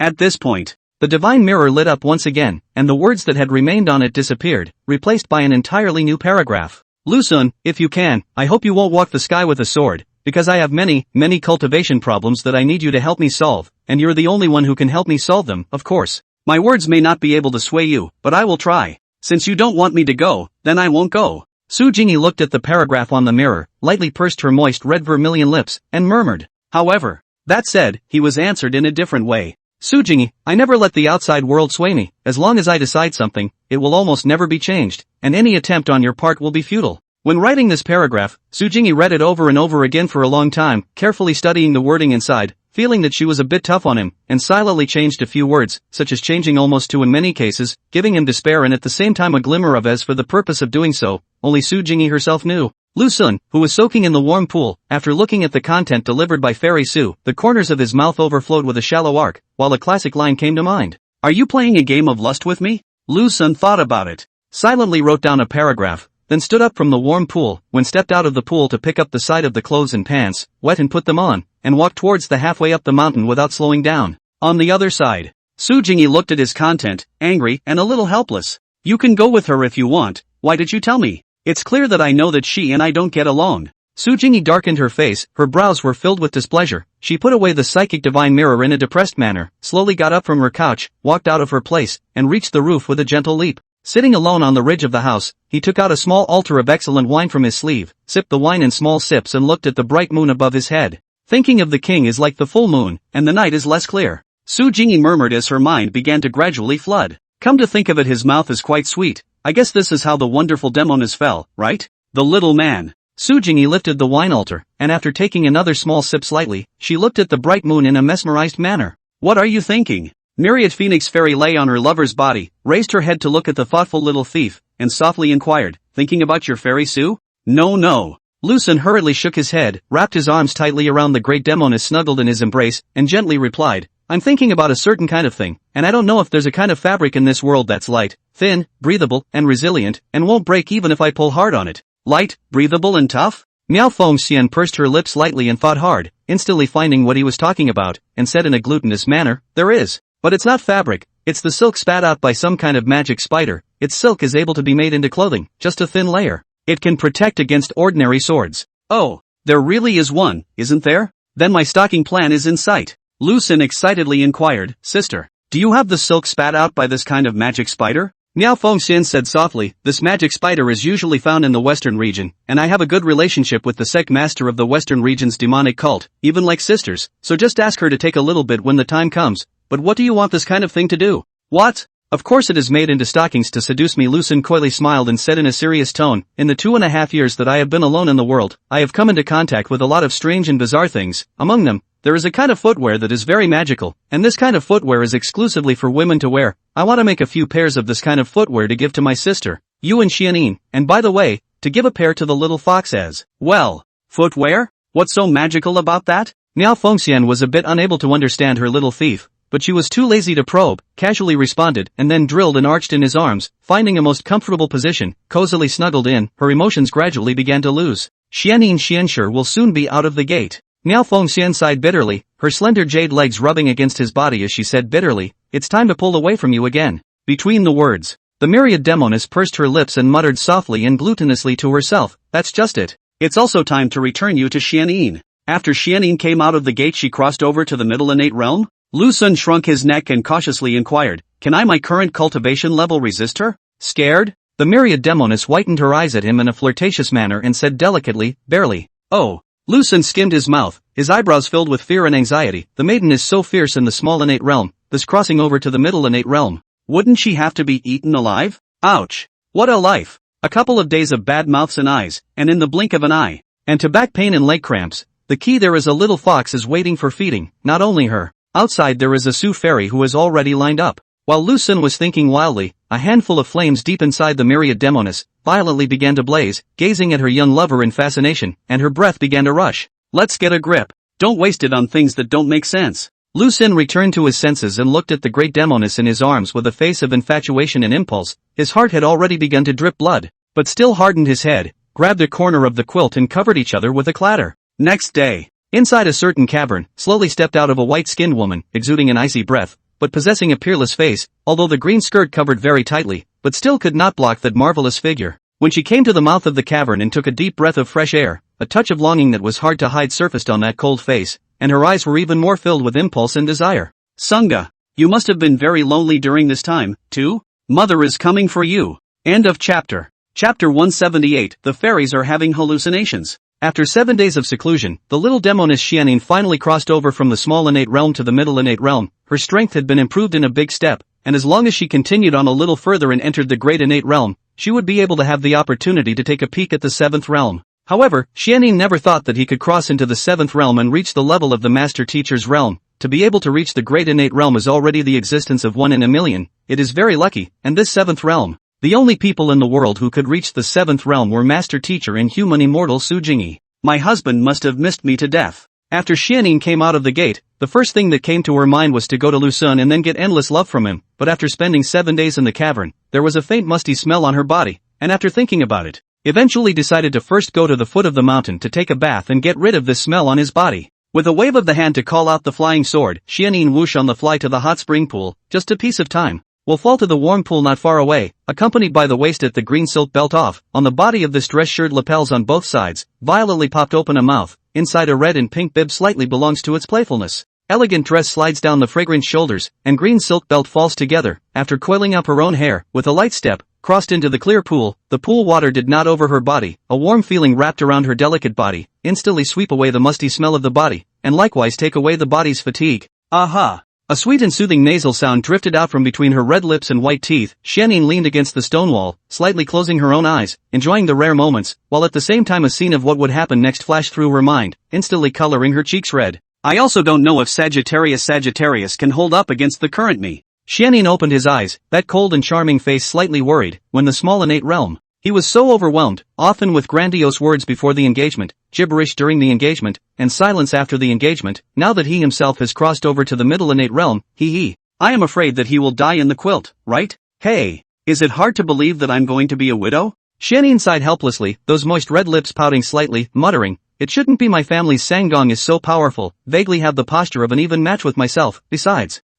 I still have my master. She saw that I was so lonely, she will definitely think of a way for me. The words. There was a sound of light footsteps coming from her ears. Xianning followed the sound and looked to see her husband standing there, busy taking off his clothes and pants, his mouth chanting, Ma'am, don't be anxious, my husband is coming. Seeing his figure appear in front of her, Xianyin's heart violently accelerated its beating. Irresistible excitement swept through her whole body, and even more so, it was displayed on her face, while her eyes were filled with ecstasy, urgency, delight, and a look of endless longing. Dash. Lu Xun jumped into the warm pool, splashing a huge wave. The result is very quickly. A full and exquisite body, violently into his arms, 2 arms tightly wrapped around his waist, head resting on his shoulders, and gently biting his neck. Sunga, I miss you, I'm about to miss you to death. Xianning changed her previous indifferent appearance, leaving only the tenderness of a small woman missing her husband. Her voice was urgent and delicate, showing all of the 1,000 beautiful colors belonging to her. Compared to the great Demoness' attachment to Lu Xun, Xianning was more like a wife's longing for her husband. Lu Xun wrapped his arms around this floating and convex body, and his heart rippled with waves. Although Xianyin's figure was not as good as her master and human immortal Su Jingyi, but these did not matter. Because she was her own maiden, naturally her status had to be higher than anything else, and the key was that her figure wasn't bad either. It was just that the myriad Demoness and the human immortal Su Jingyi were just too much of an exaggeration. I miss you too. Mother. Lu Xun hugged Xianyin in his arms, said gently, you do not know how these days. How do I spend my husband? That is called a day like a year. Nah, people say that the seawater is deep, not worth half of the lovesickness. the seawater is still the end of the line, the lovesickness is not the shore. Ha! Xianyin raised her own head and looked at her Sungga in confusion, angry, anxious and annoyed, and snapped, you clearly know that I'm stupid. And, still saying such literal words. What I mean is that people say that the seawater is very deep, while I think that the depth of the seawater is not half as deep as I miss you, the vastness of the seawater still has a border, while my thoughts about you are boundless, the kind that can't be seen to the end. Lu Sun looked at her affectionately, looked at the illiterate shrew in front of him, and said softly, Shasta. Xianyin's heart melted, gazing at her man in infatuation, fiercely embracing his head, bearing a mouthful of it and then sucking on it for just a few moments. Moving her lips away, she softly inquired, is my master sleeping? I don't know, maybe, it's not like I can go in. Lu Sun replied with a clear conscience. Aha. I don't care about her. Xianyin hugged his neck tightly and asked urgently, Sungga, do you want to go to the back of the mountain or do you want to be here? I don't want anything. Lu Sun shouted and growled in his mind. There's no rush. Nyangzi just came out of the gate, I think her breath is not very stable, let's slow down for a while. Lu Sun said in a serious tone, my husband is not jealous of your cultivation and realm, my husband is wholeheartedly considering for my wife. Hearing his words, Xianyin bared her teeth and laughed out, reaching out to gently pinch his cheeks, saying in a good-natured manner, fancy excuses are just that, I'll let you, but do your best later, don't be perfunctory with me. Aha mother don't worry. Lu Sun assured in a serious manner, will definitely do my best. After getting her own Sungga's promise, Xianyin satisfactorily snuggled into his embrace, feeling his fine and strong chest, the original blazing flames that were originally blazing, at the moment somewhat weakened, pursed her own lips, and softly said, the first time I saw you, I obviously hated you so much, but now I can't wait to be together with you, never to separate. Between the words, unable to help but pause for a few moments, she inquired in a small voice, Sungga, you were also very resistant at that time, why did you suddenly change? Overwhelmed by lust. Lu Sun honestly replied, you're so good looking, with such a buoyant body, naturally I craved for you, and then Master's beauty is no less than mine, and her body is even above mine, why don't you go and crave her? Xianyin asked. You don't know, but I've had a craving for her for a long time. Lu Sun laughed nervously, I dare not. Your master's temperament, you are not unaware of, but whenever I have this idea, I am afraid that she will not be a fat beat. Rather. Xianyin nodded and twisted in his arms, then asked, where's the little fox? Instead of focusing on the ones around you, why don't you keep more of an eye on the outside, and besides, a good horse doesn't eat back grass, How crazy am I to gluttonize your master and the little fox under your nose? Lu Sun said seriously, while deep inside he secretly slandered that I am not a good horse. Xianyin rolled her eyes and huffed, what are you in such a hurry for? I'm just casually asking, in fact, I don't mind if you take down master and little fox as well, and I even kinda hope that you take them both down, so that we'll be able to be together forever. Is it? It's not true. You're digging a hole for me again. Lu Sun's eyes twinkled and he said, you don't say. Your master, Phoenix Fairy, is simply fabulous. I've always wanted to get her under my bed, and the little fox, so small and delicate, must be very good to push down, the key she is much cuter than you. Xianyin playfully crossed her eyes at Lu Sun, she knew that this was said on purpose, in order to just render the atmosphere, she couldn't help but lightly bite her lips and murmured, are you trying to get all of them? No. It should be called the Great Sleeping Together. Lu Sun said cheaply, when the time comes. You lie on the left, Miao Fengxian lies on the right, and Xianshi, she's the lightest, so she'll lie on top of me. Humph. Xianyin snorted coldly and hooked a hand around his neck, her mesmerized eyes staring at him in bewilderment as she said disdainfully, then you'll have to pass me first. The scarlet moist lips came up and covered her own lover's mouth in one go. Far inside the palace in the capital, Su Jingyi sitting in front of a huge bronze mirror, looking at the mirror themselves. A simple and elegant robe with body, the waist at the perfunctory tie a green silk belt, the lapel on both sides of the open, but the ripe fairy, between the eyebrows is slightly faint sadness. Another sleepless night. What's wrong with you lately? Why is it that every time I close my eyes, his figure appears in my mind? Could it be? Have I been affected by the pure yang body? Su Jingyi flattened her mouth, reached out and picked up a comb, suddenly thought of something else, silently returned to the original place and picked up a wooden comb again. Looking at this wooden comb in her hand, the worried face gradually eased quite a bit, and in its place was a wave of tenderness. Brushing her hair in the mirror, she slowly saw a figure behind her, a fantasy figure. He has a strong and well-defined body, handsome and evil, and exudes an unorthodox aura. He took that wooden comb and tenderly combed Su Jingyi's hair for her. His serious, rigorous and careful appearance deeply touched Fairy Su's heart that had been lonely for more than 40 years, and instantly it all transformed into a puddle of warm water that surged to every part of her body, so much so that her pores opened slightly. However, when the body and mind touched the occasion, Su suddenly back to God, once again looked at the bronze mirror in front of her, the mirror where there is what a strong man, only her own. For a moment, both cheeks were on fire and even hotter, an intense shame swept over them, and the rapid breathing forced even the chest to rise and fall at the same time. It's over. It's over. I'm hallucinating. End of chapter. Chapter 179, Su Jingyi's heart is in love. Xianyin was full of happiness as she walked back, a happy smile still on her face. As for Lu Sun, he was still lying in the warm pool, already too tired to move. I didn't expect the sharp sword to still be so sharp. Even though I'm in the innate realm, I'm still able to cope with it, that is. While walking alone on the mountain path, he muttered, a faint touch of sadness added to his happy face. It seems like I have to look for my master teacher and ask her to help me think of a solution. Xianyin pursed her lips, helplessness hidden between her brows, and muttered, but how should I ask? Such a shameful and unbearable thing, it always feels. It's a bit hard to talk about. It's just a matter of just in front of the master and the face of the little fox, greatly into the house, but also talk about what shame is not shame, widowhood is called a shame it. Unconsciously arriving at the mansion halfway up the mountain, Xianyin slowly and methodically walked through the halls and arrived in front of his master's house, raised his hand and gently knocked on the door, softly butting it and shouting, Master, I've come out of the gate. Just a few moments.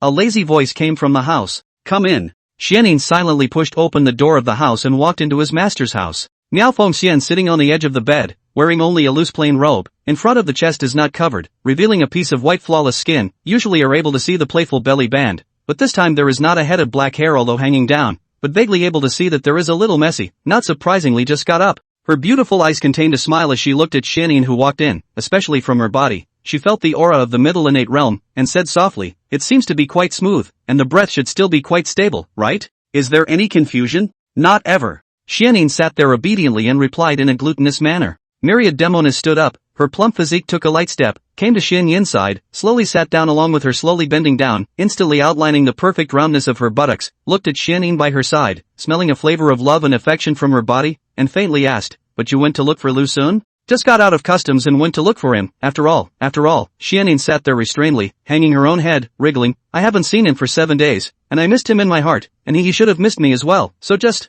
hey, when will I be able to do the same? If I want to find him, I'll find him. Myriad Phoenix Fairy picked up her own teapot and poured a cup of tea for herself and Xianyin respectively, speaking softly, can you withstand the pressure from the middle innate realm? Can. Xianyin pursed her lips, grabbed one of her fingers, and muttered in a small voice, but I'm already satisfied. Miao Feixian's expression was calm and cold, as if she was just a listener to Xianyin, but raising the teacup in her hand from time to time seemed to reveal her emotions at the moment, with so much irritation and displeasure. Everyone is a snake demon. Why is the contrast so huge? Master? Do you have any way to make my Sunga just make him? Xianyin lightly bit her own lips and asked in a squeaky voice, Master? You should know what I mean, I don't want to be a widow, it's only just had him, the key I've tasted again. The words came to an abrupt end. Miao Fengxian flattened his mouth, once again picked up the cup of tea, lightly sip a small mouth I can be more than you have to be urgent, but there are some things light anxious is useless, especially about this matter. Pulling the seedling to help the growth will only harm him, so good seedling. In case to pull bad words, this regret are too late.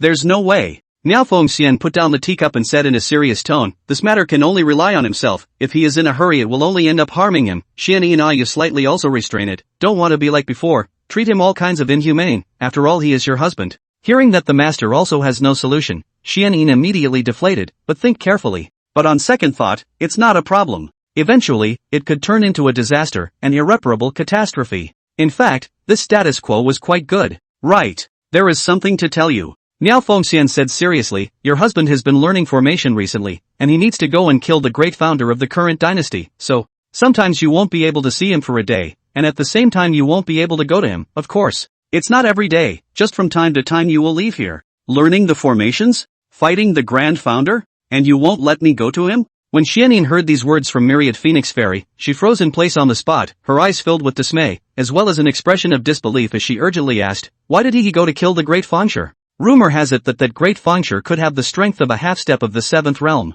This matter is complicated to say the least. Miao Fengxian sighed and silently explained, I owe Su Jingyi a favor, now is the time to pay her back. In addition, this grand founder can only be killed by your Sungda. If I were to kill it, I would lose a portion of my cultivation. That grand founder didn't know what method he used, but he even gained a trace of dragon chi. You owe her a favor, and you're asking my husband to pay it back. Xianyin was a bit unhappy, but she couldn't say anything more, pouting and helplessly saying, Master, is my husband learning formations at Su Jingyi's place? Aha! I've been learning for about 2 days, and I've progressed very quickly, Miao Fengxian leisurely said. Xianyin lightly bit her lips and muttered softly, Master, Su Jingyi is so gorgeous in case my husband looks at her, what should I do? No harm done. I have my own countermeasures. Miao Fengxian sipped the clear tea and said lightly, also after a while you'll go to the western region on my behalf. Oh. Xianyin didn't dare to refute Miao Fengxian's idea, reluctantly nodding her head. She said softly and quietly, "It just so happens that I haven't seen Sister Wei Xue for a long time, and this time I'm going to the western regions.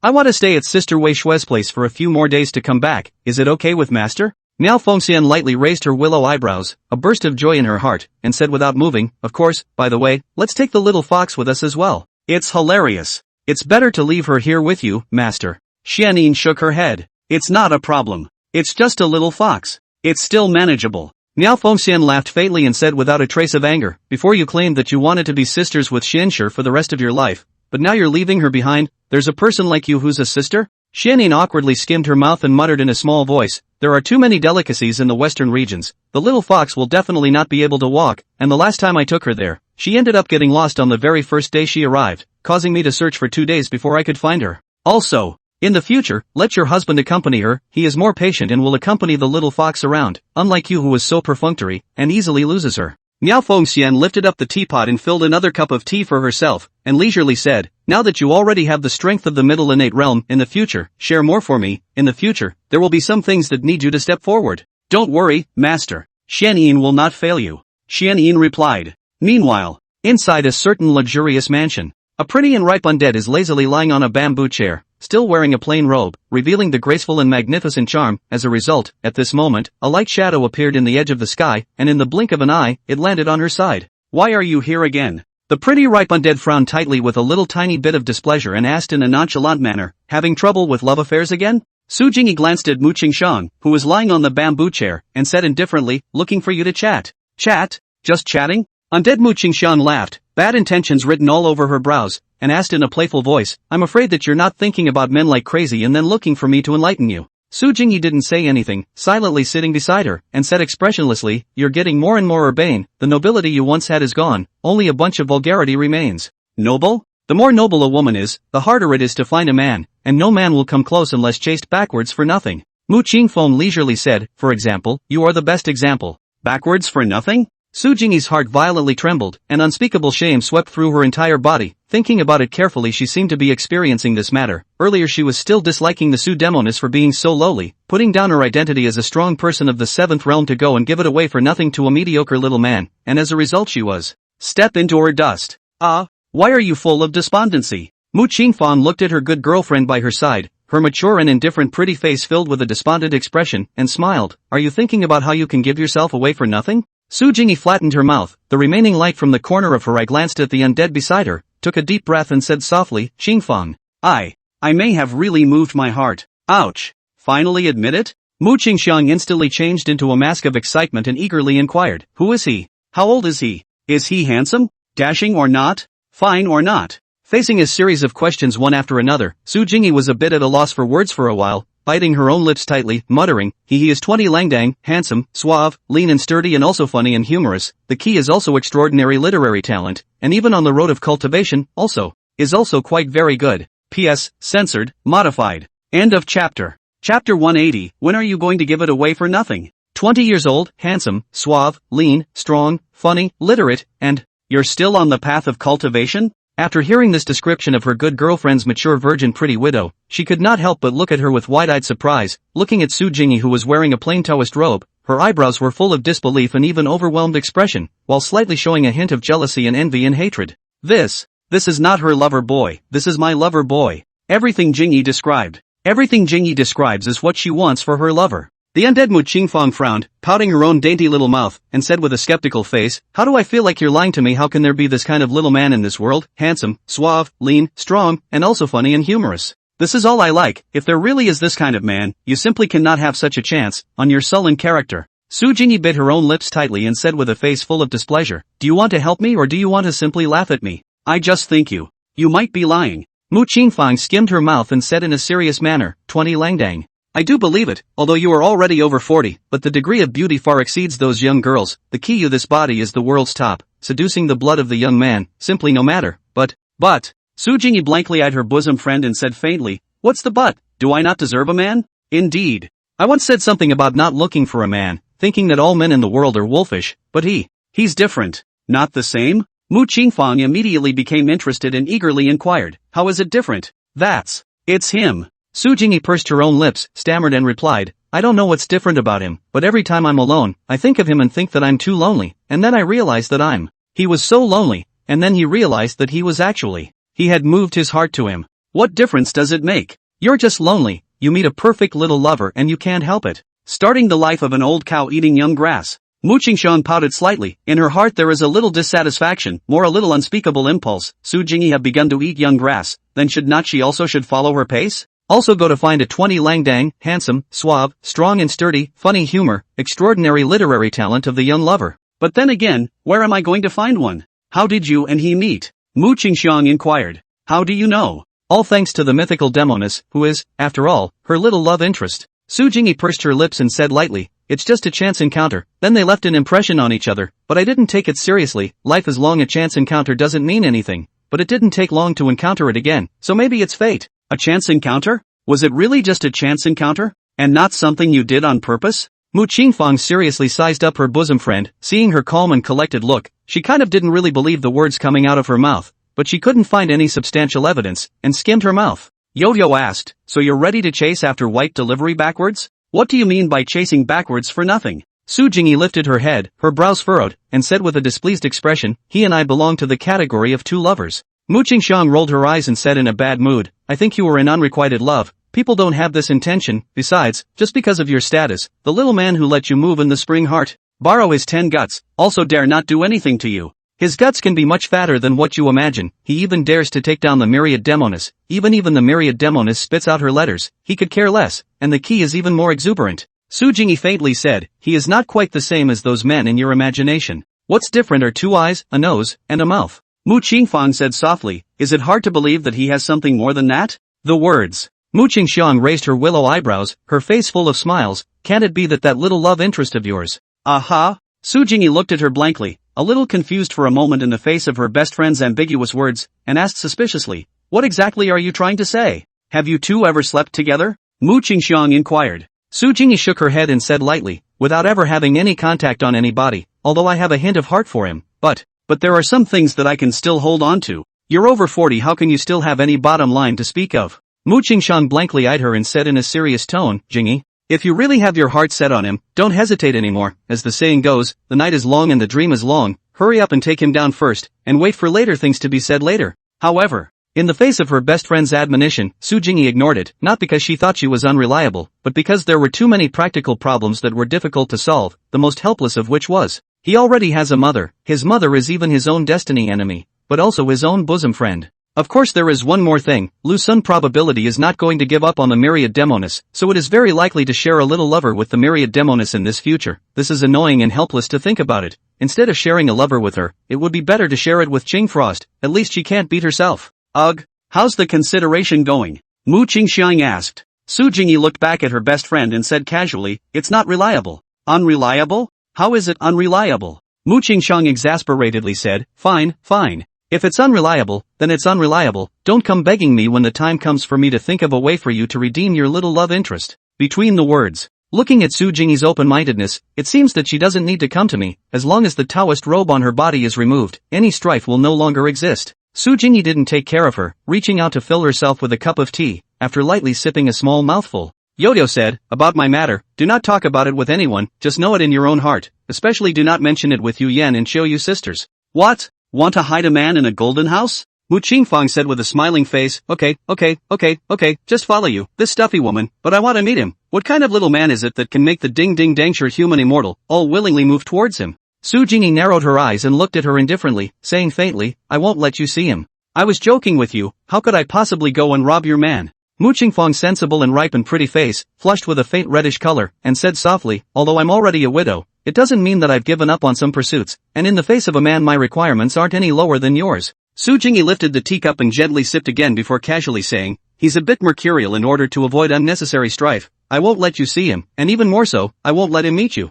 You're a sultry little hoth that protects quite tightly. Mu Qingfang Yen laughed, casually picking up a plum, and said with a light humor, how far have you gotten with him? Su Jingyi pursed her lips lightly and replied in a thin voice, not yet having made her intentions known, and having met very little. Mu Qingfang froze and inquired doubtfully, it's understandable that you haven't made your feelings known yet, but why is it that you get together so little? With your reputation and strength, can't you even meet him? Could it be that you're not looking for him because you're shy? I can't wait to be able to see him every day. But who let him have the wonderful Demoness by his side? Su Jingyi replied expressionlessly. It's not a mere love affair between him and I, but rather a mutual admiration. Mu Qingfang was full of dislike and said in a bad mood, starting to pretend again. The love in this world is nothing more than seeing the color, or being obsessed with a man and a woman. How can there be any appreciation to speak of? He's definitely in love with you because of your looks and body, while your deep love for him must be because of the unbearable loneliness. Well, you and I have known each other for more than 20 years, so stop being perfunctory. Mu Qingfang said in a serious manner, tell me seriously what's going on.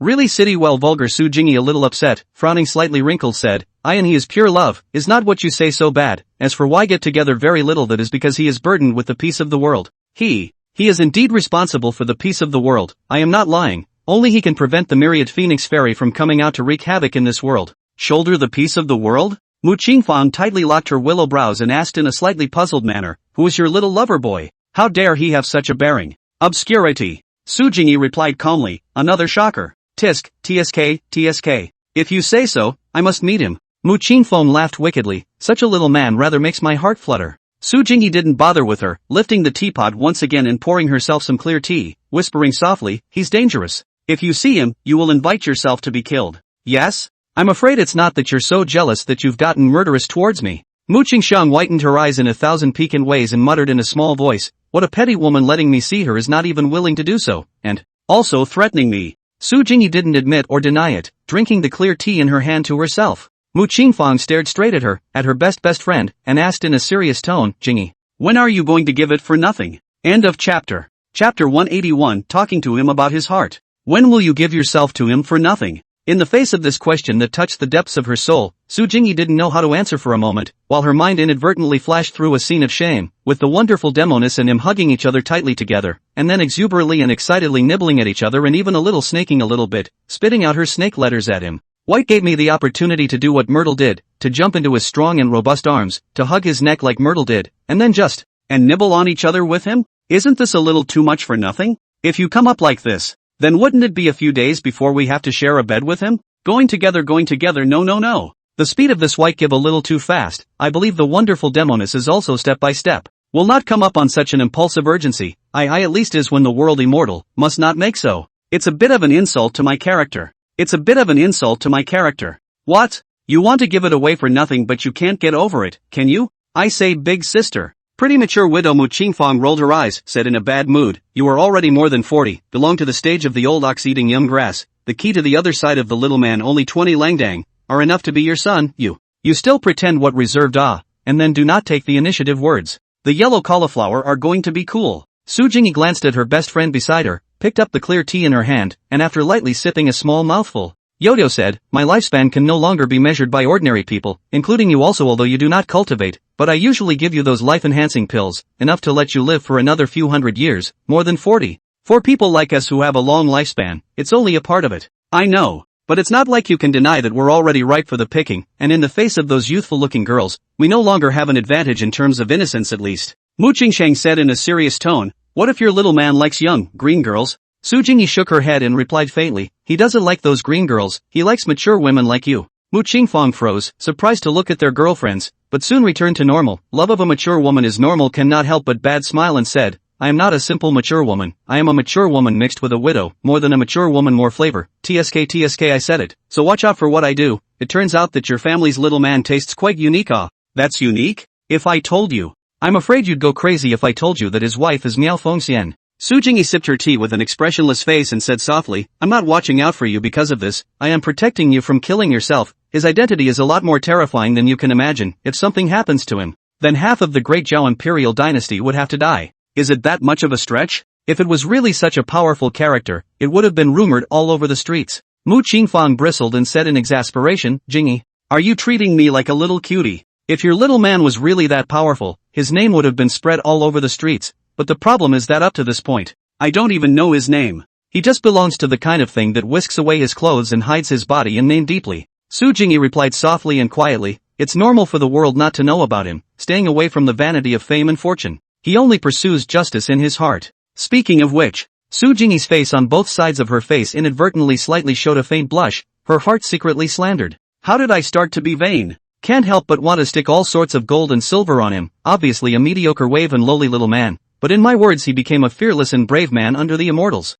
When it's done, go away and hide your body and name. Another 20 Lang Dang, handsome, suave, lean and sturdy, witty and literary. Mu Qingxiang recited everything she had heard, an indescribable emotion running through her entire body, undeniable. The little man in Su Jingyi's mouth fulfills all her fantasies and demands of the opposite sex, but is there really such a man in this world? The pretty ripe widow was a little bit stupid. That heart which had been silent for more than 40 years like Su Jingyi, became a little bit full of desire and impulse. At this moment Mu Qingfeng had never come like today, so eager for a man, perhaps stimulated by Su Jingyi's. But after a short period of thirst, slowly regained her senses again. The matter of Jingyi having a man needed to be followed by a question mark. Of course it was not questioning her beauty and body, nor was she wondering if she was lying. A man. It was assumed that there must have been one already, but whether or not it was as perfect as she said it was, that was not certain. Guess it's all true in the front and those in the back are made up. Jingyi, say, you came to me, just to tell me this? Mu Qingfeng softly inquired. Su Jingyi lightly biting her cherry lips, lightly it replied, just want to talk to you about what's in my heart. Recently I have not been able to find anyone to confide in, resulting in me not being able to sleep well at night, and now my heart is a little put down. From the day you found me and inexplicably said something, I knew you probably had a man. Mu Qingxiang smiled and said, but I didn't expect you to admit it so quickly, admitting that you're an old cow-eating young grass, tsk. So it turns out that fairies also need love affairs. Su Jingyi said faintly, I'm a woman too. Indeed a woman, but you're different from us, you're Su Jingyi. When the world's immortal Su Jingyi, an existence that is on par with the 1,000-year-old great demon Miao Fengxian. Mu Qingxiang leisurely said, you don't need a man in the eyes of the world, and you do. Su Jingyi opened her mouth, but she didn't know what to say, and silently swallowed it back into her stomach, murmuring, that's just what you guys think, actually okay, I understand what you mean. After reaching out and grabbing Su Jingyi's hand, Mu Qingxiang gently pinched it twice and said in a playful voice, you should indeed look for a man to comfort your lonely body and mind, but are you sure you don't want to show me?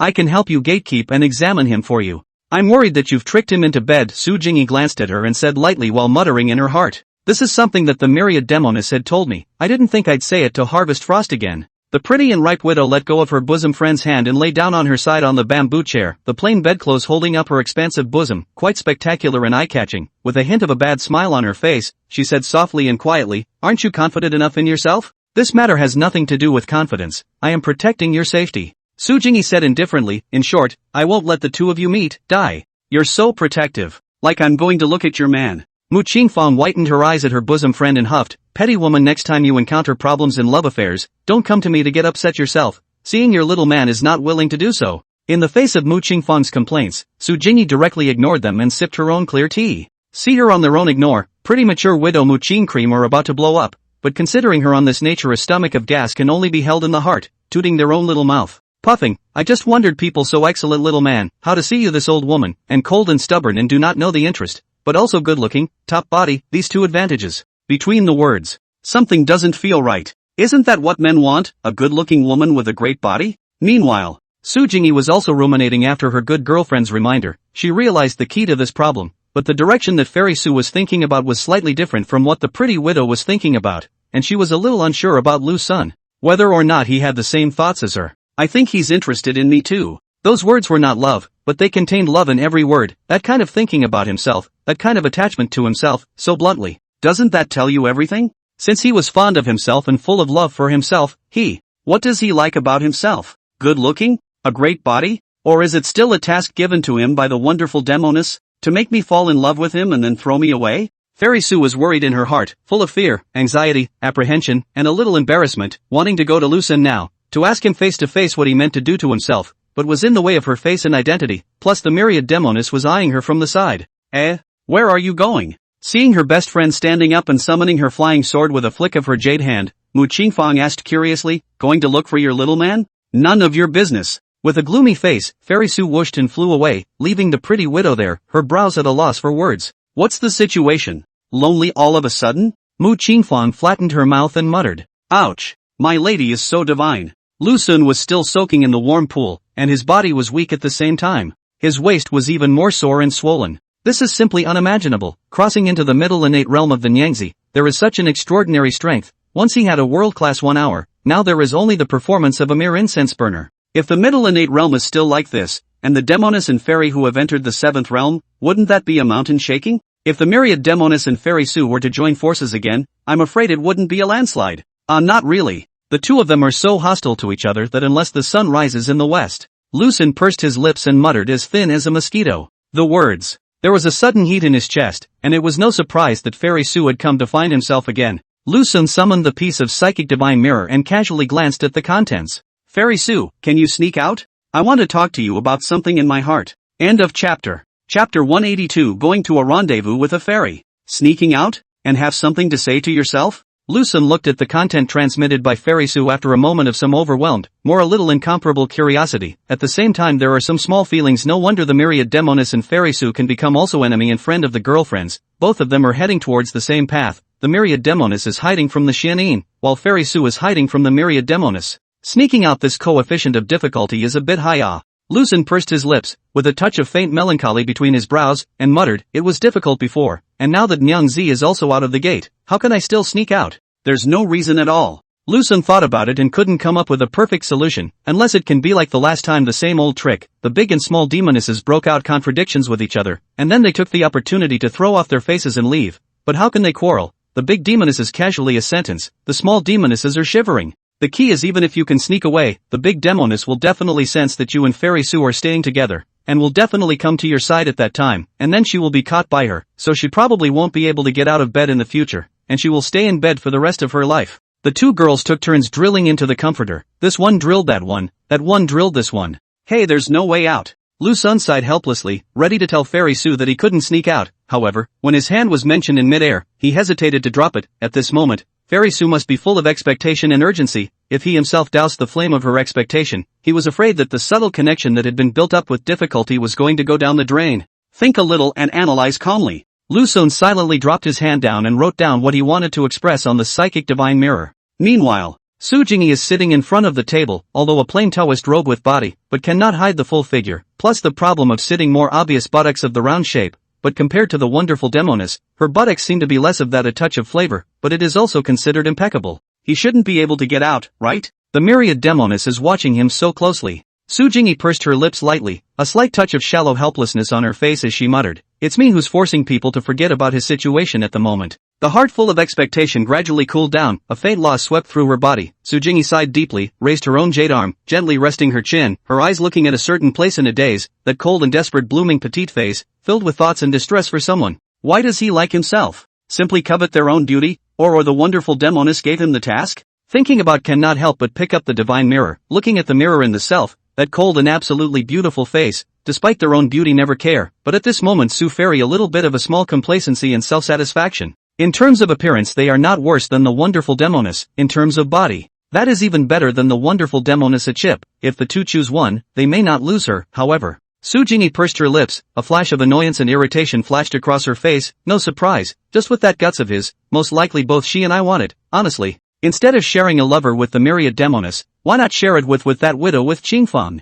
Thinking about it, a faint scarlet blush surfaced on both cheeks. Su Jingyi snapped back from her thoughts and couldn't help but start to feel ashamed in her heart. Why are you always imagining things lately? Being a little bit fond of him already belongs to a very excessive thing, but she even, surprisingly, she was still thinking about sharing him with Qingfang. Just as Fairy Su was snickering at her own rambling thoughts, the piece of divine mirror in her hand lit up, pulling her back from her thoughts once again and looking at the content on it. The corners of her mouth slowly raised in an arc, and her brows became even more written with delight. Lucen, usually, I can't sneak out at all, but if it's Fairy Su's request, I'll still try to do it by all means. I'm going to find my mother now, and I'll inform you of the exact location later. Fairy Su, you put on your veil, and we'll go to a place where there are a lot of people, and if you and I are alone and there are no bystanders, then it's bound to be discovered by my mother. That's very thoughtful. Why do you think he's a repeat offender? Su Jingyi lightly pursed her small lips, murmured, but did not care about these details of the problem, but instead, there is still a little bit of nervousness and overwhelmed. Clearly know that this is not right. He is the man of the myriad demonesses, but on the contrary, he did so again, or hidden from the myriad demonesses. Just then, suddenly thought of that day, she said to himself the words, I allow you to crave my little thief, but I will never let you get away with it. That kind of love, but not the taste, must not feel good, right? Poof. Miao Fengxian, I'll show you how I snatched him from your hands. Su Jingyi clenched her lips, annoyance and defiance written all over her face as she indifferently muttered to herself, you made me love and not be able to, I'll make you gain and then lose. Holding the idea of dying with the myriad Demoness, Fairy Su slowly got up from her chair and slowly and leisurely came to the closet. Even though she usually wore a Taoist robe, the closet had many gorgeous dresses and shirts, of course all of them were very conservative, and they almost covered her body very tightly. handily picked out a simple and elegant dress in front of the body, and then silently put back, turn his hand and pick up a simple and elegant and the noble dress, satisfied with the closet closed, followed by taking off the body of the Taoist robes. Lu Sun slowly and leisurely back to the halfway up the mountainside residence. When he came to the backyard in front of the eyes as a two choices of a difficult problem, in the end first to find a small Demoness or first to find the big Demoness? Thinking about it, he finally walked into the house of the little Demoness, but soon came out again and turned toward the big Demoness house. It's really here. Seeing the big and small Demonesses sitting together and chatting, Lu Sun smiled and joined in, sitting in the middle of the two Demonesses, picking up the teapot for himself, pouring himself a cup of fresh tea and gulping down the water, not treating himself as an outsider at all. Compared to the big Demoness' indifference, the little Demoness is almost terrified. Her husband's guts are too big, actually. He actually trespassed into the master's house without authorization, and even sat down by himself. What if he made the master unhappy? When the time comes, there will be another severe beating. Why did you just come in without authorization? Xianyin glared at him in annoyance, then rushed to her master to explain, Master, He probably missed me so much that he came in like that. Don't take it personally, he didn't do it on purpose. Originally did not care about Miao Fengxian, suddenly realized the seriousness of the problem. The way the little thief entered his house, it was just too natural. At a glance, it was clear that it was a recidivist. Fortunately, Xianyin did not have much heart in this regard. If it was a little fox, it is estimated that she will be able to see the clues. No harm. He knows you're here with me, that's why this is so. Myriad Phoenix Fairy replied lightly, and as she spoke, she lifted her own jade foot again and stomped on his toes fiercely. Xianyin nodded her head obediently and silently looked at her own Sunga, inquiring without good humor, What do you want to find me for? I'm here to find you too. Lu Sun put down the teacup in his hand, looked at his pretty maiden and then at his mature sister, and said with emotion, I've been here for 2 months now, right, and although I'm completely integrated into your lives, but, Miao Fengxian froze. She understood the subtext of the little thief. This was the meaning of wanting to leave. At the same time Xianyin also heard it, more direct than the great Demoness who held her heart and dried up. She urgently asked, You are leaving here? No. I just want to be the one to go out for a walk to meet those close friends of mine. Lu Sun shook his head and muttered, The old man's river and sea parting, a few times separated from the mountains and rivers at first sight turned doubtful dream, each sadly asked for years. Hearing the second half of Lu Sun's sentence, Miao Fengxian was touched deep inside, lightly pursed her moist lips and leisurely said, You go early and come back early. Xianyin was all of a sudden stunned, incredulously looking at her master. How the Sunga said some literal words and instantly got the master's consent. Tightly biting her own vermilion lips, she silently said, Since the master has agreed to it, then you go. Remember to buy some food for the little fox to come back. Aha! Mistress. Then I'll go. Lu Sun said goodbye to Xianyin in reluctance, while taking advantage of her inattention to look fondly at the big Demoness, and then slipped out of the house immediately afterward, leaving the two Demonesses, big and small, sitting face to face with each other in this huge house. Master? How did you agree? Xianyin couldn't wait to ask after the Sagittarius left. Miao Fengxian looked at her and said softly, That statement of your husband reminds me of my old friends who used to be away from me without exception, and during that time it was even more of a long time to leave and a short time to gather together, so I can understand your husband's mind and agree to his request. As the words fall, Miao Fengxian said in a serious tone, Read more books. Have you not read for a long time? Drill his quilt all day. Xianyin hung her head in embarrassment and replied with a squeak, I can read. Master, don't say anything. Gangnam, Yangzhou City. Su Jingyi was dressed in a plain and elegant and gorgeous dress, wearing a white veil, standing alone at the side of a floating boat. The floating and exquisite figure had been covered with spells. Outsiders could not observe her marvelous beauty at all. Why isn't he coming? I've been waiting for half an incense stick. If you don't come, I'm going back. Fairy Su was a bit unhappy in her heart. The first time she formally went to look for that little man, and as a result, she made herself wait for him for half an incense stick of time. I'd like to cut him up. Su Jingyi tightened her brows and coldly muttered to herself. Between the words, a familiar figure appeared not far away, wearing a satin robe with a jade belt around his waist, holding a folding fan, handsome and suave. And this person was Lu Sun, who came to the rendezvous. End of chapter. Chapter 183, grabbing her hand directly. Su Jingyi looked not far away from the fluttering gentleman, handsome and suave appearance, eyes flashed a flash of superficial surprise. The heart as a touch, used to seeing his rough green clothes, suddenly changed into a talented scholar's costume. It's so hard to take your eyes off. Su Fairy pursed her lips lightly, silently moved her eyes away from him. The result is to see a lot of women on the street, are intentionally or unintentionally looking at him. Even between the eyebrows there is still a little faint infatuation. Suddenly there is a little bit of displeasure. Forcefully endure this emotion did not explode. Originally also a little joyotime began to be distracted up. It seems that the myriad Demoness was not wrong. Her strict watch over Lu Sun was necessary. Such a handsome young man, not only is his body fit, but he is also full of wisdom, and he is also quite good in cultivation. Why would a woman in this world not be moved by this? What a sentimental bad seed, no wonder the myriad Demoness is watching you so closely. Fairy Sue pursed her lips and muttered as thin as a mosquito. Although I knew that he was very affectionate, from the eyebrows can be seen, but this is only their own guess and the wonderful demon girl's reminder. But after that scene just now, undoubtedly sit in his amorous bad seed, this person if not strictly guarded, afraid of the world and how many women fall into. We mustn't let Ching Fong meet him. Clear Frost seems to be breezy, but in reality, he is as hungry for this lonely for more than 40 years. If he sees Lu Sun, just by virtue of her looks and body, Lu Sun will not be able to hold his own at all. Fairy Sue bit her lips and muttered. Just then, the fluttering gentleman Lu Sun walked to Fairy Sue's side, opened the folding fan in his hand with a clatter and gently shook it, gently asking, "Girl, alone?" Fairy Sue returned to her senses, frowning slightly under her veil. She coldly glanced at this little man and said indifferently, pretending, "In addition, you are sufficiently late for half an incense burner. I will keep this matter in my heart and settle this account with you when the time comes. You this is to not know how to be funny. I spent 3 taels of silver to buy the clothes belt and fan, good guy.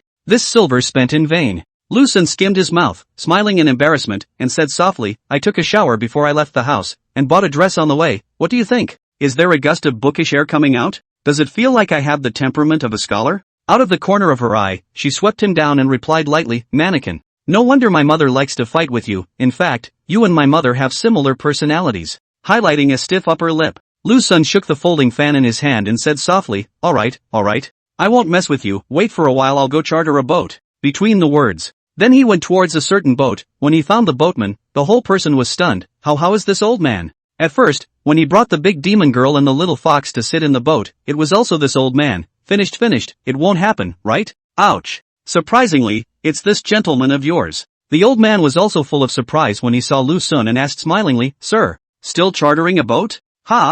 Chartering a boat. Lu Sun flattened his mouth and walked to the side of this boatman, took out some broken silver and directly stuffed it into this old man's hand, saying in a serious tone, "Old man, you just row the boat, don't squeak." The old man took a look at the girl wearing a veil on the shore, and immediately understood the meaning of the words. "The rule of our business is to be blind and deaf. Please relax. I haven't seen you today, and even less have I seen the girl, and as for that night I have never met you. Here. This one is called professional." Lu Sun hurriedly took out some more broken silver and sent it to the boatman's hand, then ran back to the shore with his ass in the air. "Let's go. Watch your step. Do you want me to hold you?" Lu Sun asked. Su Jingyi didn't pay any attention to him, slowly and methodically stepping on the steps, then lightly ascending this gallery, after lifting the curtain. Sitting to one side by himself, at the same time Lu Sun followed, looking at the seat beside Fairy Sue. After hesitating for a few moments he still didn't dare to go over and silently chose to sit opposite her. The boat moved. Swimming forward, Su Jingyi side of the head, looking at the shore of the hurried walkers, an unspeakable emotion surged to the heart, himself. She was actually cruising with a little man. The key to this little man is not only the lover of the myriad Demoness, his age is even more than 20 years different from her own. She is able to be his mother. But when you think about it, it's nothing. That mythical Demoness is even more excessive. He is only 20 years older than him, and mythical Demoness is thousands of years older than him. But then again he does make himself a little bit unintelligible. Come to think of it. Fairy Sue quietly glanced at him and looked at the little man sitting across from her. Indeed he is handsome and dashing. His body is also very lean and strong. But this is not enough to make herself move her spring heart, right? The key even the wonderful Demoness has moved her heart. I and the wonderful Demoness can be called the double best in the world, but as a result, both fall in love with him. What exactly is so good about him? Su Jingyi pondered over this question, but simply could not find an answer that could convince herself, and then sparingly produced a trace of inexplicable feelings for him. The key to produce this feeling of time and very short, just a few times of meeting. The key to this feeling is a very short period of time, just a few times of meeting, and 2 days of getting along. When you think about it, since the day I saw his fine body, I have been experiencing random thoughts. Could it be that I am too lonely and isolated? Shasta. A faint blush surfaced on both cheeks, and Su Jingyi hastily turned her head, leaving her side view to him. No. It's not like that. It's because of his pure yang body, which has a natural ability to make women attracted to him. I'm sure I'm not immune. I've got a crush on him somehow. That must be it. Yes, that. Lu Sun spoke up as he looked at Fairy Sue, who was sitting sideways across from him, and inquired in a low voice, "Didn't you say that you wanted to speak your heart out with me? Why were you silent as soon as you got on the boat?" His voice will Su Jingyi's thoughts pulled back to the mind, lightly pursed their own plump lips, a stomach of words to the mouth, but do not know how to open this mouth, pondering a piece of Sue. Faintly asked, thinking of the king as the full moon, night after night to reduce the clear light. But you from the heart words? Oh, my god. So you're here to ask me if I really mean it. Ouch. Paranoid little. No. Are you suspecting me that I am under her instructions? Lu Sen replied with a smiling face, she has never instructed me only to stay away from you and forbid any contact with you. Su Jingyi raised her willow eyebrows and softly inquired, then why didn't you listen to her? I heard and went to do so. Lu Sen shrugged his shoulders and said with a bitter face, but some things are just so unexpected and outrageous, sudden encounters, unanticipated heartbeats, overwhelming situations, mirror results. Hearing this description from him, Su Jingyi's eyes gradually softened, seeming to have that hint of certainty, but not quite sure. Just then, Lu Sen lifted the pot of tea, pouring himself a cup of tea, picking up the cup of tea after a small sip. Full of loneliness to look toward the shore, emotionally muttered to himself, if I had known so tripped the heart, why not know each other in the beginning? Between the words, Lu Sen raised his head and stared straight at Fairy Su across the room, asking softly, what do you think? Facing his gaze, Su Jingyi silently turned her face away, that cold and emotionless pretty face similarly carrying a touch of shallow despondency as she leisurely said, don't come to ask me. I don't know. TSK, TSK, TSK. What a tough-talking fairy. Looks like I'll just have to zoom in. Hey. Lu Sen let out a long sigh and shouted at the boatman at the stern, boatman, is there any wine? There is. The old man hurriedly took out a few jars of wine from the hiding compartment at the stern of the ship, delivered them to Lu Sen's hands, and left again in a hurry. Picked up a small altar of wine, gulped and drank 2 mouthfuls, looked sadly at the shore, and sadly said to himself, the gentleman was born before I was born, and the gentleman is already old when I was born. Slowly standing up, carrying that altar of fine wine, strolling to the bow, and pouring 2 more mouthfuls into his mouth, he continued, June hates me for being born late, and I hate June for being born early. The words helplessly let out a long breath. The sigh is full of the bitterness of life, as well as full of resignation. Su Jingyi looked at him with hazy eyes, looking at his lonely and lost back, as well as the words that fell into her heart. Her emotions were like huge waves, continuously beat the deep heart of the embankment, stupid desire at the same time but also a little at a loss. You. Between Su Fairy's red lips and white teeth, a few words drifted out with difficulty, and she swallowed and asked, since when did you have such thoughts? First sight while in the capital. Lu Sen turned back to her, staring straight at her, and replied softly, I saw your body, but unfortunately I didn't get to see your face, and from that time on, it left a memory. I always thought it was a fairy in my dreams, but I never thought it would be you. Su Jingyi knew very well which time was the first sight of the capital in Lu Sen's mouth, and looked at the little man standing not far away, the gleaming eyes that were so blazing. It was simply impossible to meet his eyes. Flustered, he lifted the teapot and poured himself a cup of refreshing tea before taking frequent sips in an attempt to come to terms with his inner embarrassment. As it turned out, just then, the slightly intoxicated Lu Sen carried the wine and slowly and leisurely walked over to her side and directly sat down, staring at her with unblinking eyes, staring at the veiled-headed Fairy Su. Even though the veil covered most of her appearance, it was vaguely possible to see that amazing beauty, and even this hidden feeling. Even more so, it makes people's hearts itch. If life is like the first time you see it, why is it so sad to see a fan in autumn? Lu Sen slowly stretched out his hand and directly grabbed Fairy Su's delicate jade hand, muttering softly, Jingyi. End of chapter. Chapter 184, Facing the Fairy, Rising to the Challenge. Lu Sen gently holds Su Jingyi that luxuriant jade hand, feel the incomparable delicate skin, as well as unspeakable tenderness. Cannot imagine on such a tender hand, how she is holding the handle of the green peak of the sword, the key to the palm of the hand without a trace of a callous signs, simply tender as a baby. Both sides of the cheeks with a touch of slightly drunken rosy, the eyes looked at the side of the Su Fairy confused, through the thin layer of veil. That a hidden mystery came to the face, pursed lips gently said, Jingyi, do you understand how much courage it takes to know that you can't do it? At this moment, Su Jingyi froze in place. The moment she was grabbed by Lu Sen's hand, her body couldn't help but jolt, irresistible shame running through her body, shyness, resistance, embarrassment, apprehension, and a hint of urgency.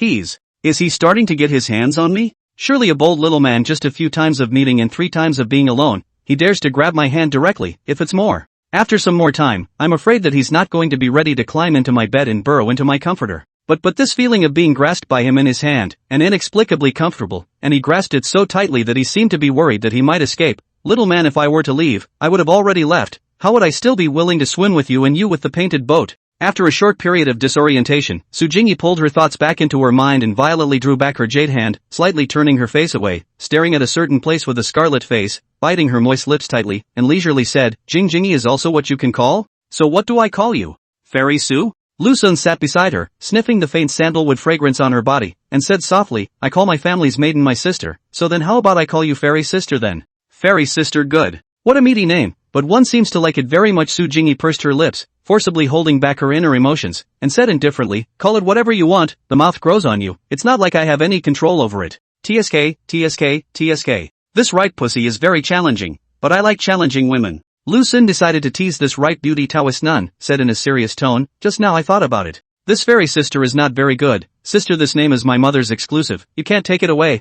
I'll call you Jingy. In fact, Jing Jing can also be because I often want to be alone to be quiet. Su Jingy didn't say anything, still turned sideways to him, looking at a certain place in the compartment, and this silent look of hers made Lu Sun hard to figure out for a while. Compared to the kind of false innuendo that the big and small demonesses had, Fairy Su's innuendo was a little bit more direct. The big and small demonesses tended to use violence to cover up their inner shame, whereas Fairy Su responded with silence. I still like to call you Fairy Su. Lu Sun softly replied, the impression of seeing you for the first time was just too profound, that feeling of floating in the air, I reckon I can't forget it for the rest of my life. Su Jingy flattened her mouth, a faint touch of tenderness flashed across her face, only to fail to let Lu Sun see it, and said softly, you sit on the opposite side.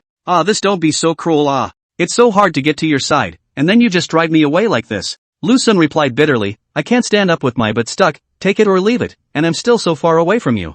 Su Jingy silently stood up and walked directly towards the opposite side of the little man, sat down in style and turned her face away from him pretending to look at the shore, while the remaining light from the corner of her eye surreptitiously surveyed him. Looking at his helpless and embarrassed look, the corner of her mouth couldn't help but raise a shallow arc. Although it has been clarified that his inner thoughts are not from the instructions of the wonderful Demoness, but his colorful courage is simply annoying. But there is nothing that can be done about it, there is nothing that can be done about him. When you think about it, the wonderful Demoness is not wrong. It is easy to get trapped with him after staying with him for a long time. Drinking? Lu Sun asked softly. Su Jingy glanced at the small altar of wine on the table and said indifferently, the Tao sect avoids wine. Avoiding alcohol? How come I haven't heard of it? Lu Sun froze, but didn't care much, sitting there drinking wine by himself, while calculating the next step in his heart. How can he open the shackles of Su Fairy's heart? It feels like the locks in her heart are more than the big and small demonesses put together, obviously sort of showing her feelings, but she puts on a look of indifference, and even rejects people outside of 1,000 miles. Tell me about what happened between you and her. Su Jingy said indifferently, what do you and her usually do? What's the point? She hates to let me live under the covers. Lu Sun hesitated for a moment and replied blandly, when I'm with you, I don't want to mention outsiders. The old technique is repeated, the classic review, but it is still so good. Su Jingy heard Lu Sun's words, and quietly opened a shackle deep inside her heart. A feeling of being valued by him swept over, and the key to compare the myriad Demoness. Oily mouth. Su Jingy slightly wrinkled her willow eyebrows and said coldly, saying this in front of me, when you go back, facing her is another way of saying it, just by virtue of these tricks of yours. It's useless to me. Believe it or not, I'm being realistic anyway. Lu Sun lifted the wine jar in his hand, gurgled and poured a few mouthfuls into his mouth, and put down the wine jar. Staring blankly at Su Jingy across the table, he said softly, I want to sit next to you. No. Su Jingy said coldly. However, in the face of Fairy Su's refusal, Lu Sun did what he wanted, and in his slightly drunken state, he stood up and walked straight to her side before sitting down, only to have his but just sit down. Fairy Su silently got up and sat back down across from him.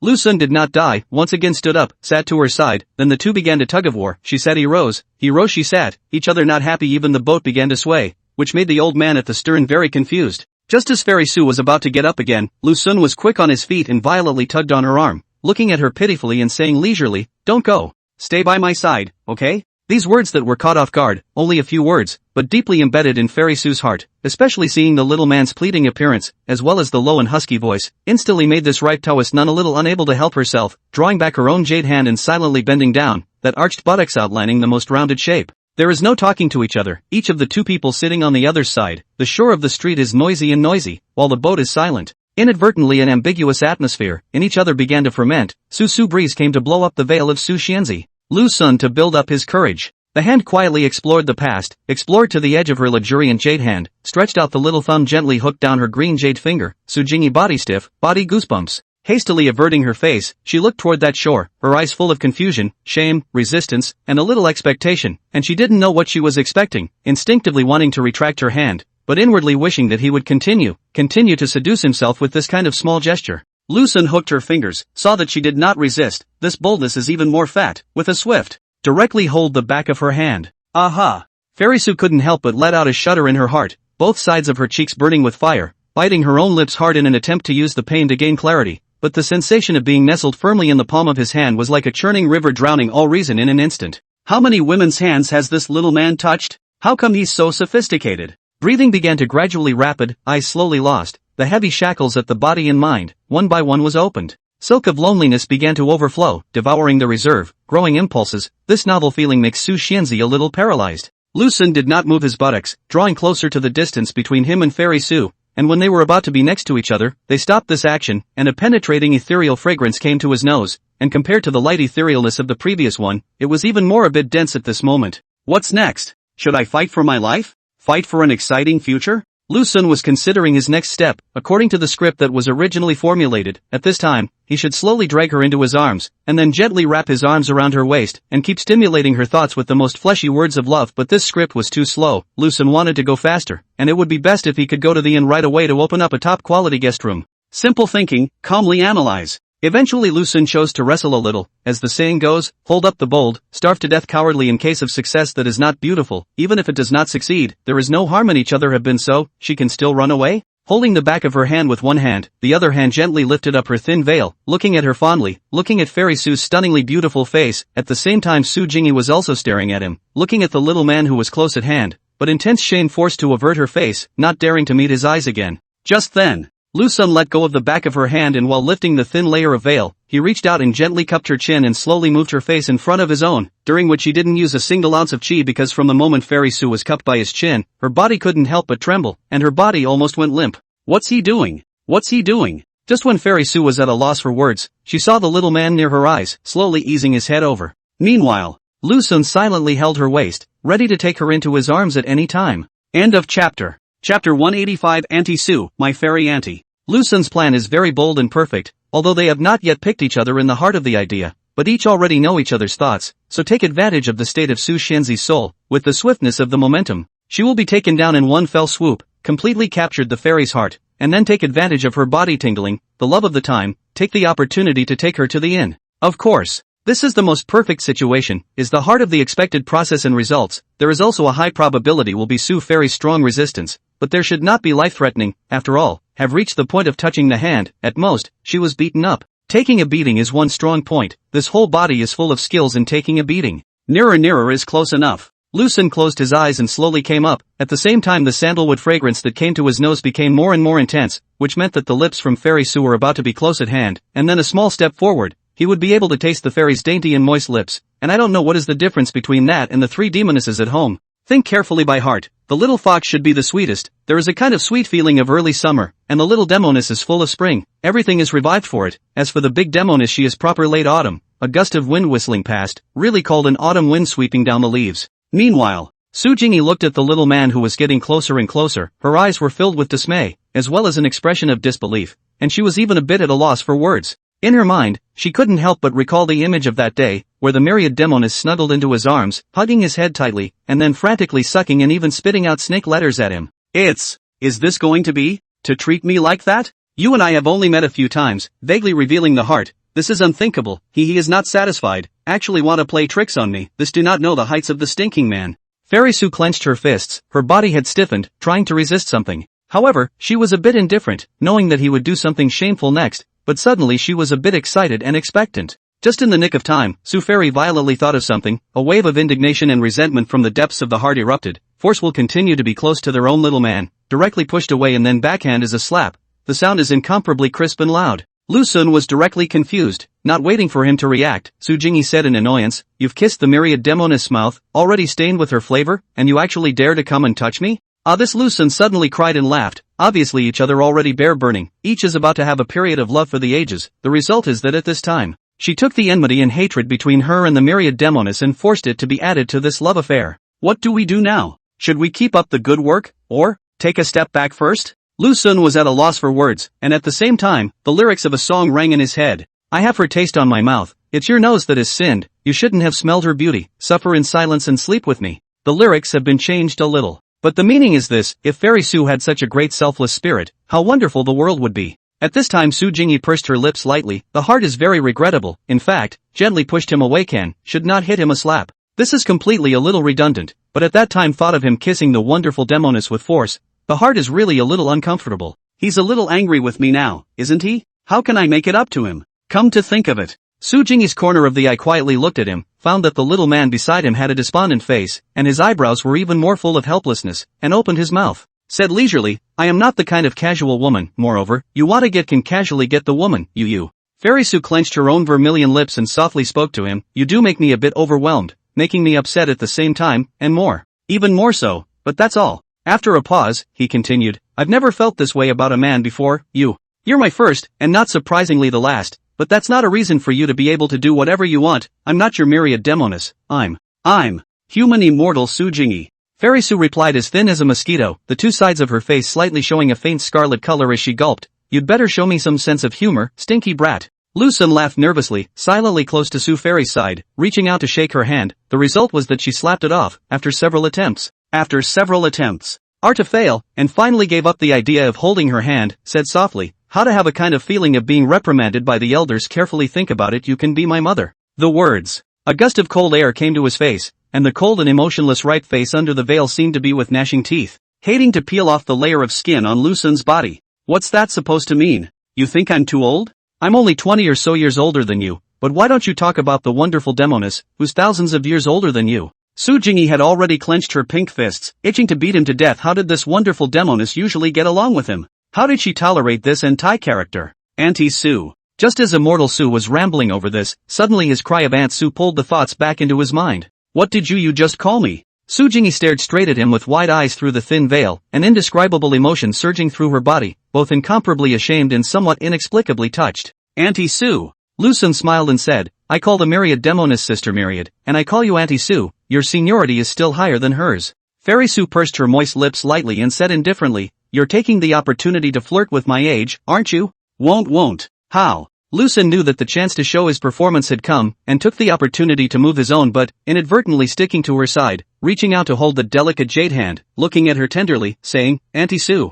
Auntie Fairy, love in my eyes has nothing to do with age, nothing to do with strength, nothing to do with cultivation, and even more so nothing to do with realm. There is only mutual attraction and tolerance. The words. Deliberately, he squeezed her jade hand and felt her tenderness. Auntie Su. Although you are over 40, in my eyes, you're more attractive than those young girls, indeed. The first encounter belonged to seeing color, although I didn't get to see your looks, but that body. Let me feel the perfection of you, Auntie Su. Before Lu Sun could finish, Su Jingyi, who was grabbed by her hand, forced herself to hold back the shame within her heart, and said with gritted teeth and trembling, I'm wrapped very tightly. You can't see it at all, so how can you feel the perfection of my body? Here Lu Sun poked his heart and replied fondly, I feel it already with my heart, don't doubt my words, your brat has this function. Even though at that time, Aunt Su, you were dressed very seriously, you still couldn't block the wonderful body under the skirt and shirt. Hooligans.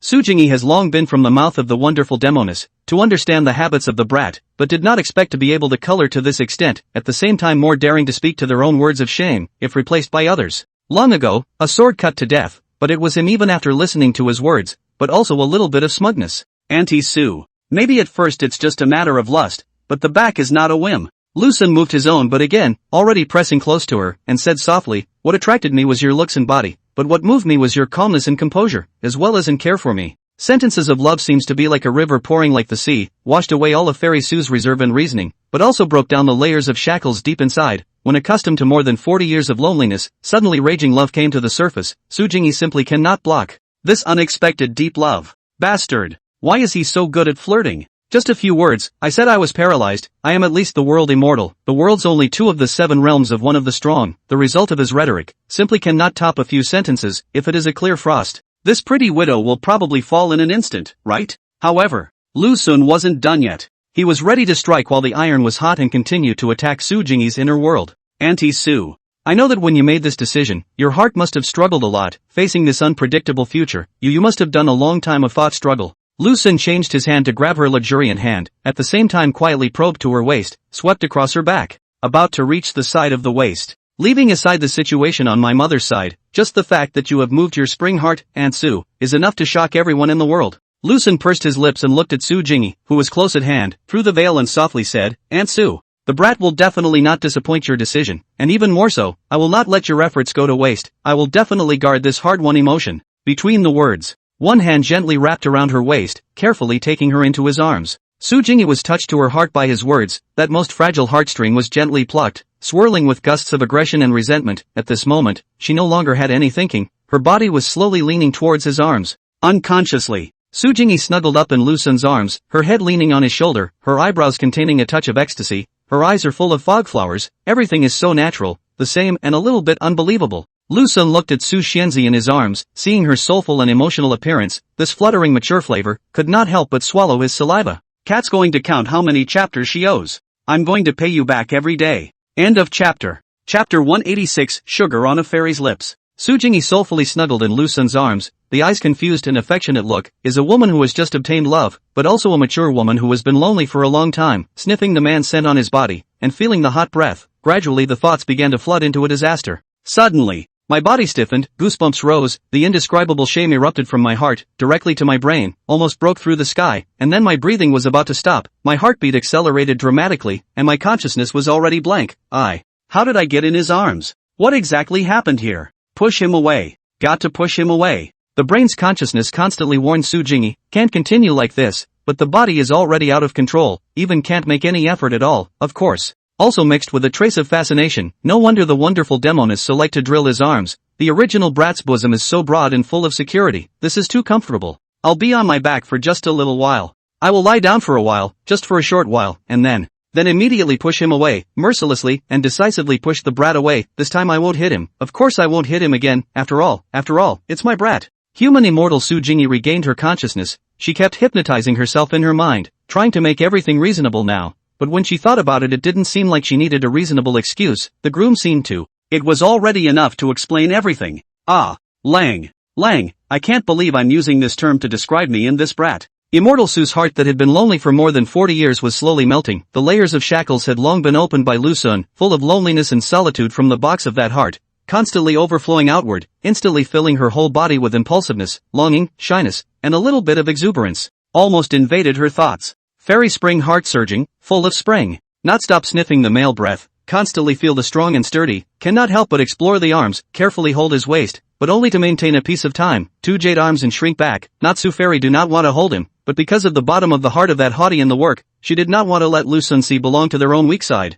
I want to freeze time in this moment forever, then I can always have the brat, but unfortunately this thing is impossible to realize. He will still go back to the side of the wonderful Demoness, climbed into the bed of the wonderful Demoness, into the quilt of the wonderful Demoness, wrapped around the body of the wonderful Demoness, sucking the lips of the wonderful Demoness. Oops, really pissed me off. Su Jingyi biting her lips, eyebrows written with jealousy and envy and hatred. With the wonderful Demoness share a man also, even if the key to their own possession of his time is still so little, most of the time was snatched away by her. Obviously they do not lose her, no matter from the cultivation and realm, as well as the appearance and body, through and through are not inferior to him. The results in the possession of men of this piece actually eat so big loss. Su Fairy is indignant, but there is nothing she can do at this stage. She can only suffer a little loss, but the future is not certain. She is not unable to beat her. Why is she able to occupy most of the time, while she has to be submissive? Su Jingyi is very unconvinced. But then again, Phoenix, your promises are all for naught. I'd love you to see me now, how I'm snuggled up in his arms. I can't love you, I'll make you lose your love.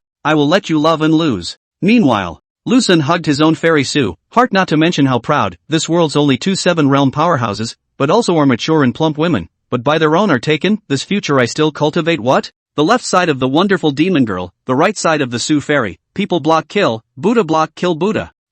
This does not practice cannot. Now I cannot even handle the little demon girl, how to manage their own fish pond, and the situation is very tricky and embarrassing. The 3 demon girl belongs to a small group, but Fairy Su is a lone army. She is really too disadvantaged in terms of numbers. If possible, get her 2 sisters to equalize the numbers between each other. Then find a neutral one to act as their referee. Just 7 if you count the number. It might be more tiring on the waist and kidneys, but considering that Cinnamon has 7 wives, he can cope with it. Why can't he? Come to think of it. Lu Sun licked his lips and secretly glanced at Fairy Su in his arms. Through the veil he could only see a blurred face, but it was still so beautiful and touching, and for a while he began to think wildly. To the ripe beauty of Auntie Su to find 2 sisters, this difficulty is no less than letting the wonderful Demoness and her reconciliation, first of all, on her this arrogant and cold character, and secondly, in terms of looks and body, to be able to reach her level. This seems to have been unlikely. Forget about the dream as out of reach and difficult to touch, or hold tightly to the happiness of the moment, and later things to be said later, not to mention their own fish pond is so big, alone inside the 2 big sharks infighting, enough to make their headache immense. On this also want to put the fish fry in the pond, more or less do not know the sky and the earth. Inside the spacious boat, each other embraced together, and each other silent. Silence permeates the 2 people, although each did not say a word, but at this moment the silent is better than 1,000 words. The 2 hearts gradually resonate, while letting the slightly drunk Lu Sun have a drumming idea. Next, shouldn't we lift her veil, gently lift her chin, suck on her mouth, probe her ass, and then take advantage of the situation to take Fairy Su to the inn? No.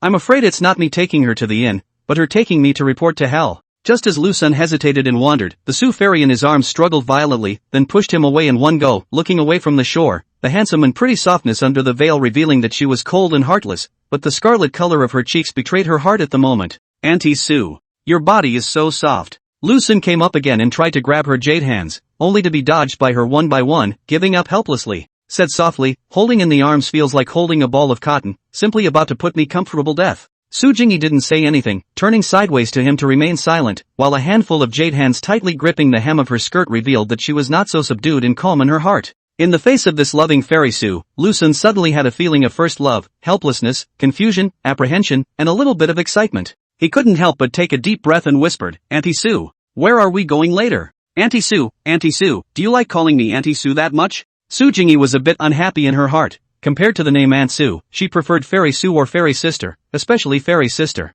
It seemed more intimate, and this Auntie Sue. It always felt like she was eating young grass in an old cow, although it was also true that she was eating young grass in an old cow. I'm going back. You can stroll around by yourself. Su Jingyi replied indifferently, returning to her previous status as the world's immortal. However, Lucen didn't give her this opportunity. Despite Su Jingyi's various pushbacks, he firmly tugged one of her jade hands in his own hand, while not forgetting to gently tease in her hand the layers of itchy sensation, ragingly pouncing on Su Jingyi's body and mind. Aha! Unable to resist a sweet sound drifting out from the bottom of her heart, immortal Su forced herself to hold back this strange feeling and said in a slightly urgent manner, let go. Not loose. Never in this life will I let you, Auntie Sue, escape from my hands. I want to hold you tightly like this forever. Lucen stubbornly said, no matter if you beat or scold me. I just won't let go anyway. This sudden straightforward words, although not as moving as those earlier, but word for word expresses the incomparable deep love for herself, left Su Jingyi untouched and helpless and annoyed that resisting jade hand gradually lost its breath, letting him grab himself like this.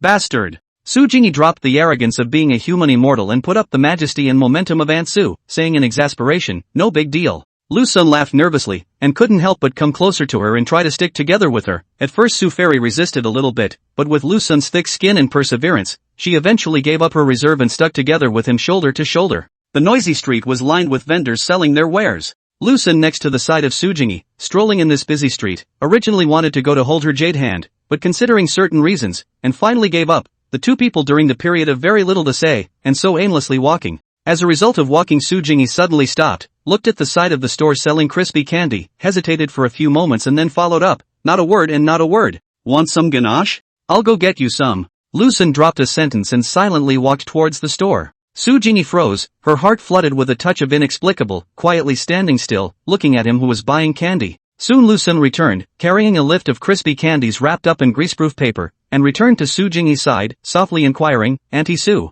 do you want to eat it now? Fairy Sue hesitated for a few moments and faintly answered, there are many people here. Go to a place with fewer people. The two came to the mouth of an alley. Lucen opened the oil paper, from which she took out a piece of crispy candy, and did not hand over to her hands, but gently lifted up her veil, and sent this piece of medium-sized crispy candy to the Su Fairy's moist lips. I have my own hands. Su Jingyi slightly sidestepped her face and spoke softly. I want to feed you. Lucen's answer was also very simple, saying gently, Auntie Sue, quickly open your mouth. Bastard. You're the one who's got a lot on your mind. Su Jingyi couldn't argue with him, and silently opened her sandalwood mouth, and the piece of crispy candy slowly went into her mouth. Chewing with my mouth closed, the ganache was sweet and crunchy, but what more than sweet and crunchy? Just then, Lucen suddenly probed his own hand, his index finger wiped across her lips, wiping away the crumbs of shortening left on them, and then brought it to his own mouth, gently sipping. Really sweet. Currently 13 chapters, First Order 6, Allies 2, Monthly Votes 5. After the Dragon Boat Festival will start the Daily Million. End of chapter.